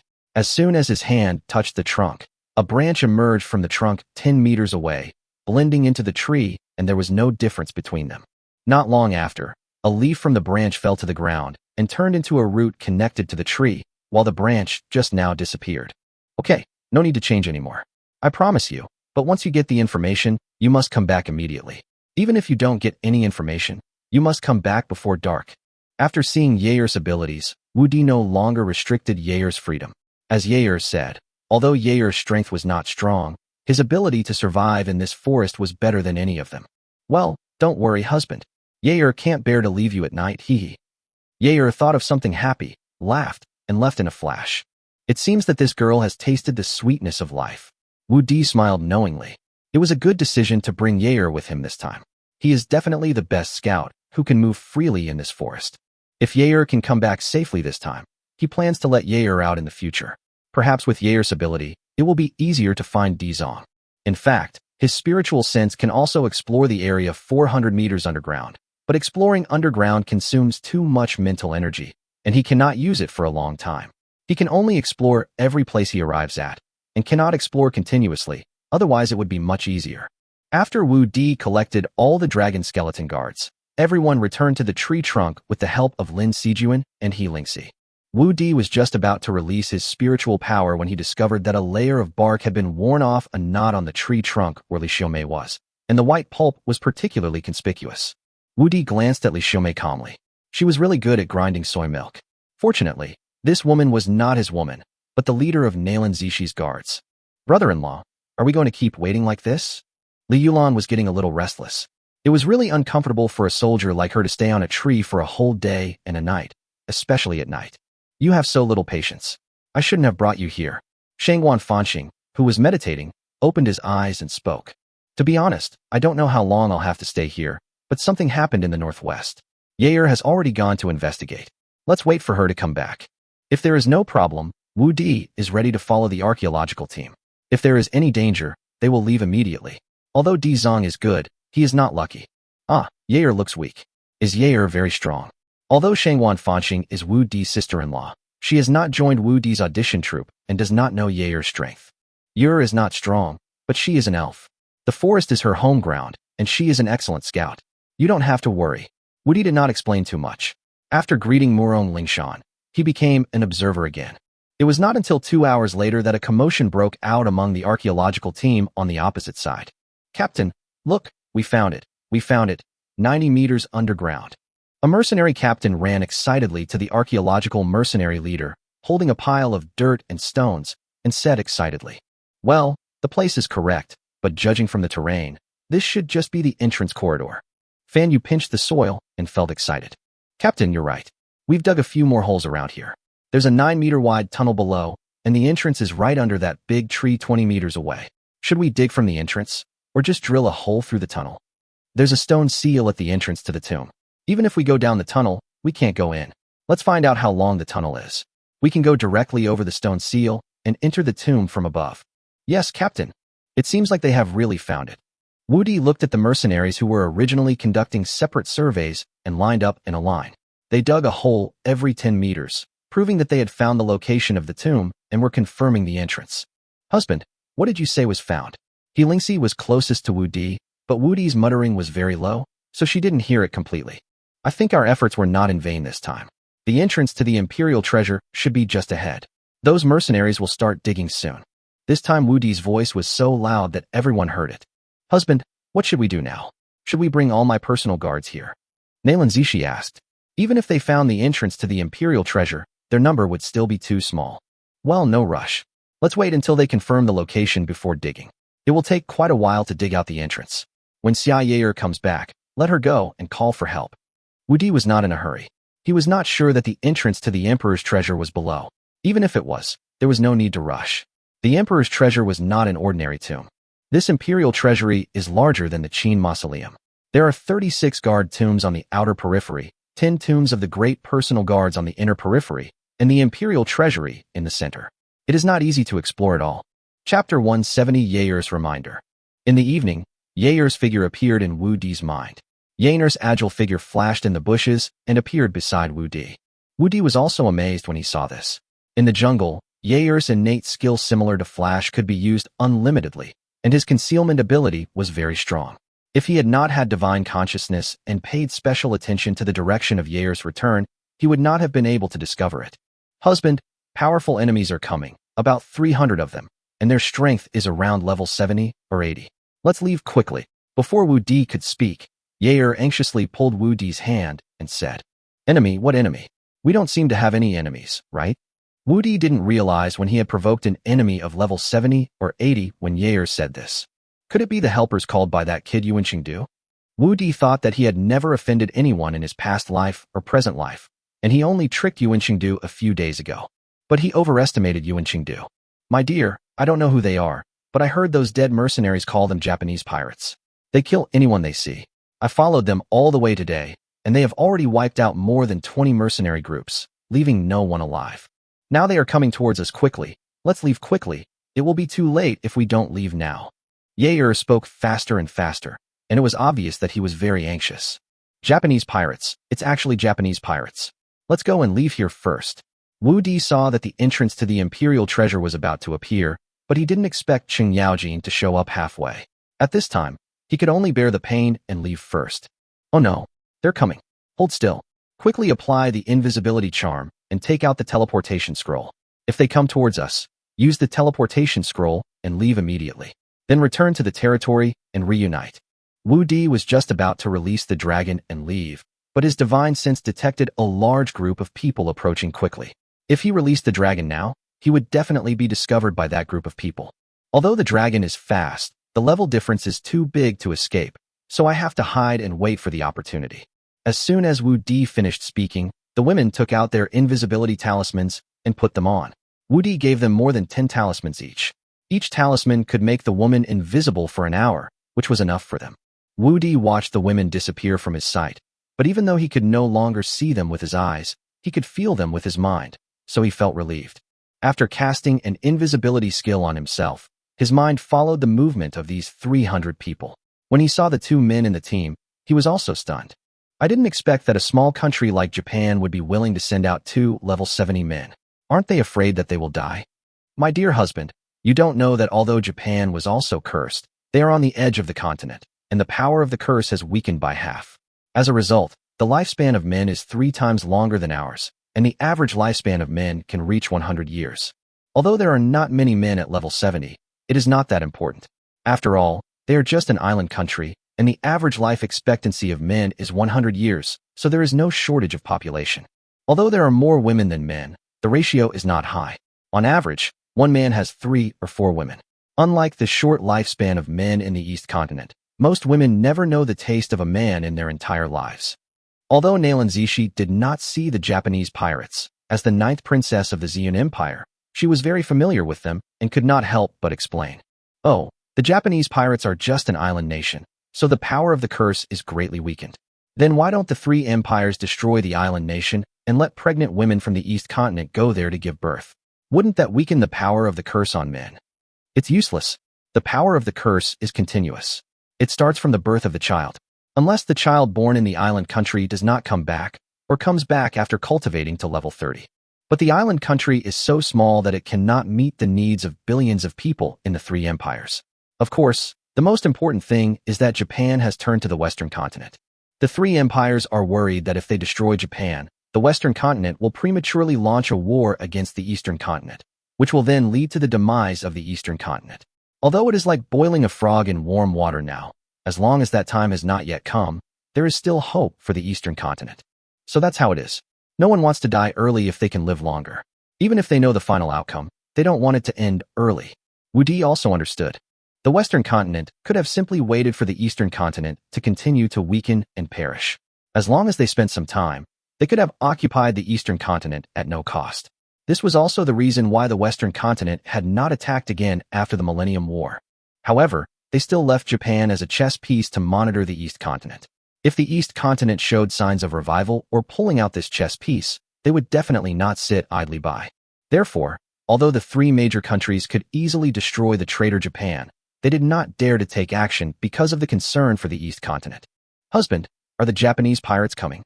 Nailan Zishi couldn't see the Japanese pirates or the women, so she asked with some concern. "Don't worry, they're not coming towards us. Maybe they'll leave soon and we won't have to leave." Although Wu Di was chatting with Nailan Zishi, his mind was always focused on the Japanese pirates. He was relieved to see that the Japanese pirates did not come here. However, when he saw the direction the Japanese pirates were heading, he immediately exclaimed that something was wrong. "Oh no, They're heading towards that archaeological mercenary group. Woody's face turned green immediately. That was the entrance to the Imperial Treasury. If it was occupied by the Japanese pirates, he would have no chance of survival. After all, this group of people was too powerful. Run, run. Woody was extremely anxious, hoping that this group of mercenaries could spot the Japanese pirates and turn around and run away. As long as these mercenaries could lead the Japanese pirates away, they might not be able to find the entrance to the Imperial treasure. After all, although they found the entrance to the Imperial treasure, they did not start digging, and it was about to get dark. As long as they ran away a little, it would be difficult for the Japanese pirates to find them. However, the mercenaries could not hear Woody's inner cries. Although they had finished their work, they had found the entrance to the tomb. They were all excited and talking a lot, waiting to start digging tomorrow. What should I do? Woody scratched his head anxiously. If he wasn't worried about being exposed, he would have wanted to shout. Yer, do you have a way to notify the mercenaries over there without being discovered? Woody looked at Yer. Now he could only rely on Yer. After all, this is the Emperor's treasure. Even if he can't get it, he can't let the Japanese pirates get it. Husband, don't worry. With the invisibility talisman and my elf talent, they won't be able to find me. I'll be back soon. Yeyer's voice sounded above Woody's head. She was very confident in her talent for concealment. Woody couldn't see Yeyer's figure at all, but he could capture Yeyer's movement trajectory in his mind. He was flashing and shuttling in the treetops at a very fast speed. In just a few breaths, Yeyer arrived at a big tree near the archaeological mercenary group. The Japanese pirates are attacking from the northwest. Run. Yeyer did not show up, and after saying this, he quickly changed direction. Japanese pirates are attacking from the northwest. Run. Japanese pirates are attacking from the northwest. Run. After 3 consecutive reminders from 3 directions, Yeyer dodged and ran back. Chapter 171 Dark Skill Death and Decay. Yeyer's sudden action caused the entire archaeological mercenary group to explode. Whether it was Yeyer's ghostly voice or the reminder message from Yeyer's mouth, they all made them break out in cold sweats. After much difficulty, I found the entrance to the Imperial treasures. I originally thought that I could make a fortune quietly, but the passage was discovered before it was even opened. Captain, what should we do? No matter whether it's true or not, we've been exposed. Let's quickly cover up the cave and leave first. Although they were somewhat unwilling, they didn't have time to think too much at this moment. Alas, it's too late. Woody didn't expect that this group of mercenaries would cover up the exploration cave. Although it didn't take much time, the Japanese pirates were not far away from them. Although Yeyer reminded them, it also let the Japanese pirates know that they were exposed, and they directly accelerated and pounced on them. A massacre took place in front of Woody's eyes, and the archaeological mercenary group had almost no power to resist. While they haven't discovered us, we will quietly retreat 3 kilometers, and then we will leave on the dragon. Woody sighed in his heart and prepared to evacuate helplessly. These Japanese pirates are too strong, so we can only wait for the Empire to send people to deal with them. Husband, wait, look behind us. Just as Woody was about to leave, Lin Sijuan's voice rang out. Woody looked back and saw a group of large birds flying towards them quickly in the sky. Bah! It's the Empire's Griffin Knights. Looks like we don't have to leave. Shangwan Fanxing recognized the other party's identity at a glance. The Griffin Legion? Then let's wait and see. Woody had heard of the Griffin Legion, the second most powerful legion in the Empire, but this was the first time he saw it. He also wanted to see what kind of strength this second legion had. The Griffin Legion was very fast. In the blink of an eye, they passed Woody and his men's location and headed straight for the Japanese pirates who were slaughtering the archaeological mercenary group.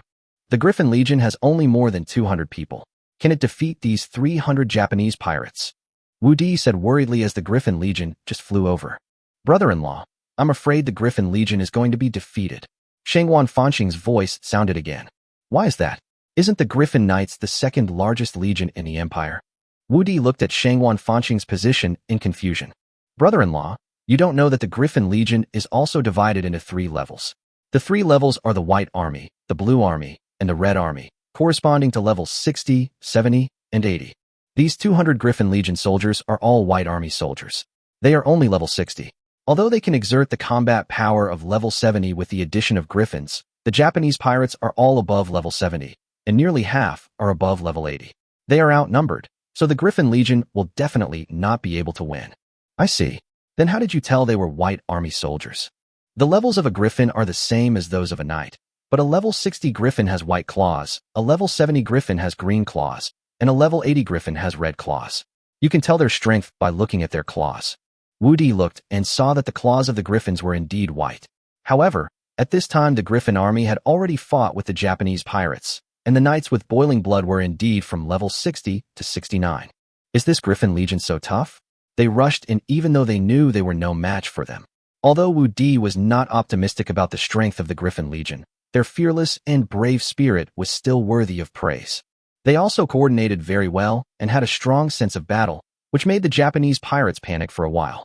However, after all, the difference in numbers and strength was too great, and the Japanese pirates quickly stabilized their position and began to counterattack. The battle between more than 500 people, all of whom were high-level warriors, used various skills to attack each other, and the scene was very explosive. The Griffin Knights' overall strength is several times stronger than that of the Emma Mercenary Corps, and their number is twice as large. Although the Sakuragi family is stronger than them, they cannot be defeated in a short time. Send the signal. Sakuragi Yedao knew that it would not be difficult to annihilate the Griffin Knights, but if someone on the other side wanted to escape, they couldn't all stay. This time the commotion was so big that it definitely couldn't be concealed. As long as the flare sounded, it wouldn't be his main responsibility if someone ran away. Besides, this was most likely the entrance to the Imperial treasure. If it was true, then the contribution of his Sakuragi family this time would definitely be ranked second. Even if the Yamekawa family knew that they let the person escape on the first day, it would not matter. Whoosh bang! The flare exploded in the sky, and a huge cherry blossom appeared. Call for help. Don't think you're the only ones who can do it. Yunming also tore away the flare upon seeing this. A huge griffin and cherry blossoms responded from afar. They're calling for help. Wu Di understood immediately after seeing this scene, and his steps that were about to leave stopped again. At this time, he was a little confused. He didn't expect that the Japanese pirates had accomplices. Would the other Japanese pirates be so powerful? How many people were there? Could the reinforcements from the Griffin Legion defeat the Japanese pirates? Let's wait and see. If the Griffin Legion can defeat the Japanese pirates, then there's no need to run away. We can even enter the Imperial treasures from here. If the reinforcements called by the Griffin Legion are still no match for the Japanese pirates, then it won't be too late to run away then. After figuring it out, Wu Di prepared to watch the show first, but what Wu Di didn't expect was that the battle between the two sides was in the air and the melee directly affected them. Not good. As soon as Wu Di finished speaking, several Griffin Knights were forced to the top of the tree where they were by a group of Japanese pirates. In order to kill them all, the group of Japanese pirates directly surrounded them. Wu Di and his men didn't dare to breathe. Now, as long as they didn't use their energy, blood, and magic power, they wouldn't be discovered. Of course, this required that the battle between the people above didn't affect them. Unfortunately, things went against one's wishes. The mage in the Japanese pirate team directly released a level 70 area attack skill. Death Decay, a level 70 skill of the dark element. The breath of death explodes, devouring the blood and vitality within a radius of 300 meters for 30 seconds. Quick, use the teleportation scroll. Wu Di was shocked and shouted without caring about the women. He opened the teleportation scroll directly, and 11 hexagrams appeared in the treetops. The Japanese pirates above were also stunned when they saw this. They didn't expect that there were more than a dozen people hiding in the big tree below. However, they couldn't care less at this time. They were already exposed, and the death and decay skill was sweeping over. It didn't matter whether they took action or not. Wu Di watched as the death aura swept over like a black cloud, and the leaves above his head withered rapidly when they touched it. He was horrified. This skill was too overbearing. However, just when the death aura was a few meters away from their heads, their bodies disappeared in an instant. 30 seconds later, the black clouds dissipated, and only the bare trunk of the towering tree was left. The trunk was black as if it had been corroded, and 10 mummies lay quietly on the ground under the tree. They were the 5 griffins and 5 griffin knights that had been besieged before. It's the teleportation scroll again. They are lucky to run fast. The leading Japanese pirate glanced down and joined the battle with his men. Chapter 172, Silver Moon Night. Luckily I ran fast. If I was 1 or 2 seconds late, I would have died. In a valley with dense trees, Wu Di's figure appeared out of thin air. He was still frightened after escaping death. We can't just wait for the best. This time we have to recruit Shan Tingting and the others and raise their level directly. In the past few months, no matter whether the women Wu Di met were from the Silver Moon Empire or the Purple Cloud Empire, whether they were commoners, nobles, or bandits, the biggest threat to him was the bandits from Black Demon Mountain who wanted to capture him as their husband. In his consciousness, The human race in the Middle East continent did not pose much of a threat to him. At most, he would have to spend some energy on it. He also had people protecting him and endless random teleportation scrolls. As long as he was careful, he did not have to worry about his own safety. But he forgot the existence of the Japanese pirates and that the teleportation scroll might not be available in time in an emergency. However, after experiencing the death threat this time, he finally came to his senses. No matter how he wanted to level up, the first priority was to ensure his own safety. It seems that I have been teleported to the depths. The further into the savage forest one goes, the denser and taller the trees become. Their previous location was only about 150 miles from the edge of the forest. If they were teleported 100 miles outward, they would be at the outskirts of the forest, where the trees would not be so tall and dense. Fortunately, the surroundings are safe. After Wu Di swept his spiritual sense, he found a few magical beasts, but they were all small magical beasts, and the closest one was 700 or 800 meters away from him. I wonder how Sister Mengyao and Lingshan are doing. Wu Di was a little worried about the two of them. The others were quite strong, and as long as they were not teleported to the Jedi and the beast's nest, they would not be in too much danger. There was no news of any Jedi outside the savage forest, and the beast tide had just passed, with almost 80 to 90% of the monsters in the periphery dead. The chance of encountering high-level monsters was also very small. However, Shui Mengyao and Murong Lingshan are not even level 40, so it is still very dangerous for them to be alone in the forest. As for Yair, Wu Di is not worried at all. In the forest, her ability to survive is stronger than anyone else. He released Long Yi and flew into the sky. He wanted to rush back as soon as possible to confirm whether the women were safe. They had agreed before that if the teleportation scroll was used, they would return to the territory to reunite. I hope they can all get home safely. Long Yi confirmed the direction with Wu Di on his back and flew towards the south. At the same time, he released his spiritual thoughts to avoid risks and to see if he could meet the girls. After the giant dragon flew for dozens of miles, Wu Di actually found one of the women. It was Murong Lingshan, who was encountering a 42-level giant python at that time. A level 39 mage actually has a pretty high chance of winning against a level 42 monster, but Murong Lingshan hasn't fought a monster in the past 20 years, and for a while she was at a disadvantage. I'm so useless that I can't even deal with a monster. Murong Lingshan sighed in her heart. She originally wanted to go into the mountains to help her son-in-law on behalf of her daughter, but she didn't expect that she couldn't help at all along the way. Now she can't even deal with a monster. It seems that we can't go back this time. I wonder if Wu Di has escaped. Looking at the magic power that was about to run out, Murong Lingshan knew that it would be impossible to escape from the python's mouth this time. Alas, it's such a pity. Looking at the giant python breaking through the water curtain and its bloody mouth biting towards her, a trace of regret flashed through Murong Lingshan's heart. Space cutting. Just as Murong Lingshan closed her eyes, a familiar voice was heard, and the giant python's head was directly broken off. The head fell to the ground with a neat cut and blood dripping. Sister Lingshan, are you okay? Wu Di jumped off the dragon's back and landed in front of Murong Lingshan. There was no joy, only fear. If he had been slower, Murong Lingshan would have really died. And now he was even more worried about Shui Mengyao. Shui Mengyao is only level 35, which is lower than Murong Lingshan's level.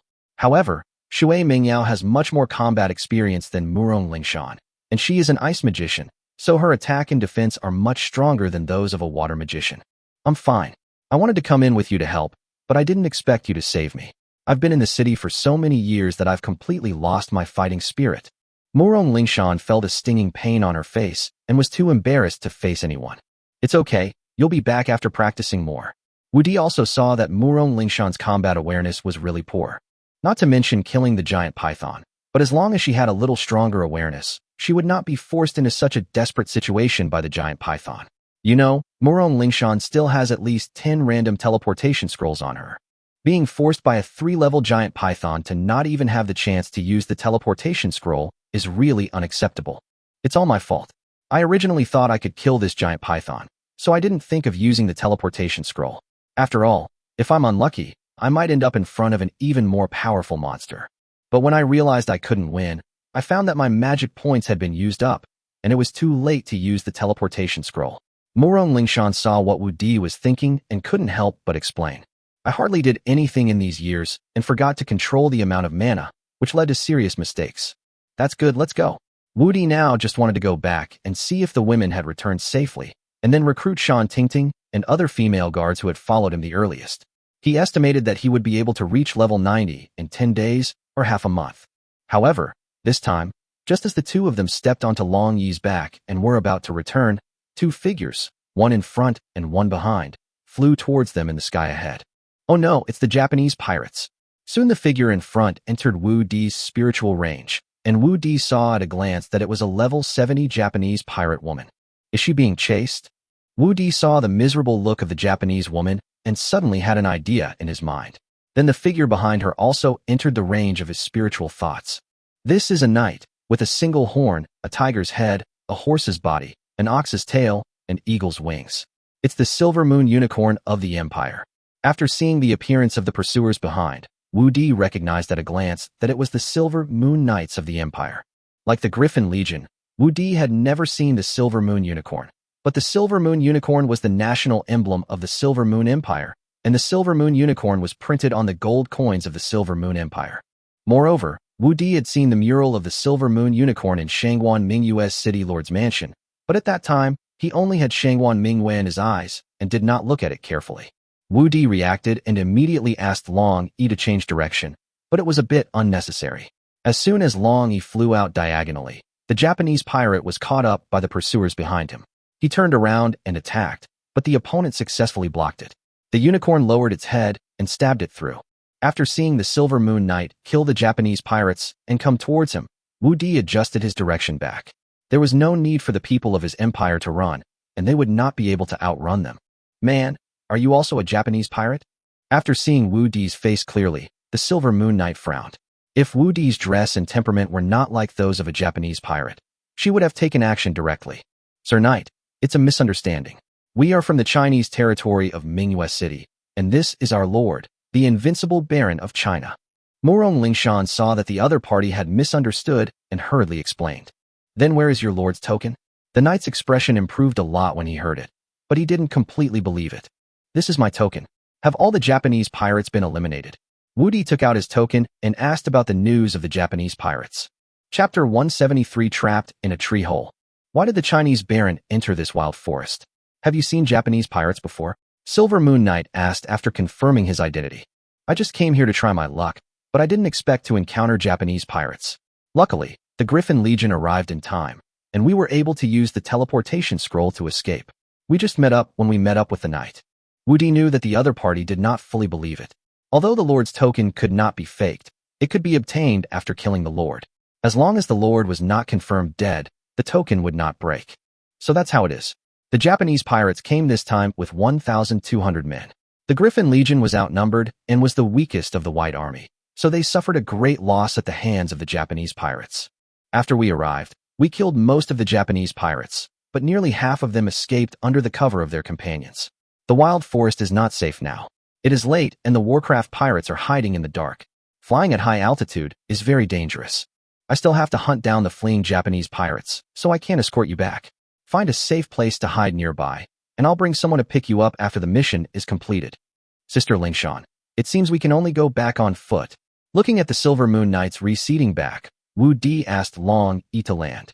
Riding the dragon back is indeed fast, but it is too big to be safe. Walking in the forest is slow, but with the trees blocking his view, the limited vision is actually safer for him. After all, his spiritual power is not blocked by trees. As for waiting here for the Silver Moon Knight to rescue him, that was impossible.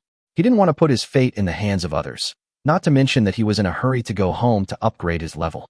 Wu Di, do we really have to travel overnight? Otherwise, why don't we find a secluded place to stay for the night, and then set off during the day tomorrow? Murong Lingshan felt something was wrong as soon as she said this. Murong Lingshan has been living in the Lord's mansion these days, and has been exposed to Wu Di's abilities. Now they are alone in the wilderness, and her heart beats faster when she thinks of them. It's okay. The night is actually an advantage for me. If everything goes well, we can return to Huaxieling during the day tomorrow. Wu Di didn't notice Murong Lingshan's expression. At this moment, he just wanted to go home and work hard to improve his level. Okay then. Murong Lingshan felt relieved, but also a little disappointed. If his daughter was here, would Wu Di spend the night in the mountains? Murong Lingshan followed Wu Di and began to have wild thoughts. She thought that it was because of her identity that Wu Di did not want to waste time in the mountains and was in a hurry to go home. Wu Di walked with Murong Lingshan for more than 10 miles and did not see any people. He did see a few monsters, but he avoided them all in advance. Just when Wu Di thought everything was going well, dozens of figures suddenly broke into his spiritual net. Oh no, it's the Japanese pirates. Seeing the Japanese pirates approaching quickly, Wu Di didn't think twice and grabbed Murong Lingshan's hand and ran behind him. Dozens of Japanese pirates appeared in front of him, rushing towards them in a fan-shaped formation. If they wanted to avoid them, they could only retreat. Sister Lingshan, put on the magic talisman. Wu Di quickly took out 2 magic talismans and handed one to Murong Lingshan. Although the Japanese pirates did not run at full speed, their speed was much faster than theirs. If they used the teleportation scroll, they would be separated. If they were teleported to a deep place, it would be even more difficult to come back. After the 2 men put on the magic talisman, their speed increased a lot, but it was still a little slower than the Japanese pirates. If the Japanese pirates did not stop, they would be caught up sooner or later. Fortunately, it was night time, especially in the dense and wild forest, and the Japanese pirates did not discover them. Otherwise, they would have caught up with them in the blink of an eye. We can't go on like this. Wu Di looked at the Japanese pirates behind him who were only 2 kilometers away, and he became more and more anxious. If he continued like this, he would have to use the teleportation scroll again. Sister Lingshan, this way. Just when Wu Di was getting anxious, he discovered a hollow tree in the northwest direction with his mind, and hurriedly pulled Murong Lingshan towards the tree. The entrance of the tree was 7 or 8 meters above the ground. Wu Di took a running start and jumped over, then reached out and pulled Murong Lingshan in. The tree hole was very deep, reaching directly to the roots, but it was not big. The largest part of the tree hole could accommodate 1 person squatting, but now 2 people could only stand. Sister Lingshan, let's wait here for them to pass. Wu Di felt a little nervous when he saw that the Japanese pirates were only 1 kilometer away from them. He remembered clearly the strength of this group of Japanese pirates during the day. The tree hole is shaped like a trumpet, with the bottom being the largest. There is not much room for movement at the waists of the 2 people, and their chests are almost tightly pressed together. The 2 people's rapid breathing sounded in each other's ears. Wu Di's attention was all on the Japanese pirates outside, so there was nothing unusual. But Murong Lingshan was different. She couldn't see the Japanese pirates. Her attention was all on Wu Di. She was already confused along the way, and when Wu Di grabbed her hand and turned to run, her mind went blank, and she was completely being pulled by Wu Di. After being a widow for so many years, her body has become extremely sensitive and her desires have reached the extreme. Although she still has a trace of rationality, it is not enough to control her body. Wu Di's strong and sturdy body, resolute and handsome face, and his energetic and vigorous expression made her fragile heart tremble constantly. At this moment, she seemed to be back in her dream. Oh no, it looks like they will have to spend the night here. Wu Di had a bad feeling as he looked at the Japanese pirates slowing down. Sure enough, these 70 or 80 Japanese pirates, who looked disheveled, gathered more than 300 meters away from them and began to set up camp, but they did not make a fire. Then a dozen or so Japanese pirates scattered. Invisibility. When Wu Di saw a dozen Japanese pirates scattering, he knew that they had sent out secret sentries and quickly cast an invisibility spell on Murong Lingshan and himself. Sister Lingshan, don't make any noise. They are here to investigate. If you are discovered, use the teleportation scroll. Wu Di whispered in Murong Lingshan's ear. Yeah. Murong Lingshan was also pulled back from her dream and responded softly. If she had not been invisible at this time, Wu Di would have been able to see how red her face was. More than a dozen secret sentries walked and checked along the way. 3 people also came from Wu Di's direction, but the 3 were dozens of meters away. Soon one of them found their tree and discovered the tree hole. Wu Di and the other man held their breath and dared not breathe. Soon a head stretched out from the hole above their heads. The 2 of them held the teleportation scroll tightly. Wu Di also used his spiritual power to enter the night space. As long as this person discovered them, he would release skeleton number 1 to buy time to release the scroll. Fortunately, this person did not come in. He just took a few glances at the cave entrance and then left. The 2 men breathed a sigh of relief, but although they were not discovered, they were already in the center of the Japanese pirate camp and it was impossible for them to leave. Sister Lingshan, there are 70 or 80 Japanese pirates. They've set up camp 300 meters away, and the sentries are stationed 1,000 meters away. We're stuck in the middle, so we can only spend the night in this tree hole. It's okay. With them helping us keep watch, it's actually very safe here. We'll leave tomorrow after they leave. Murong Lingshan was not worried at all, but rather felt secretly happy.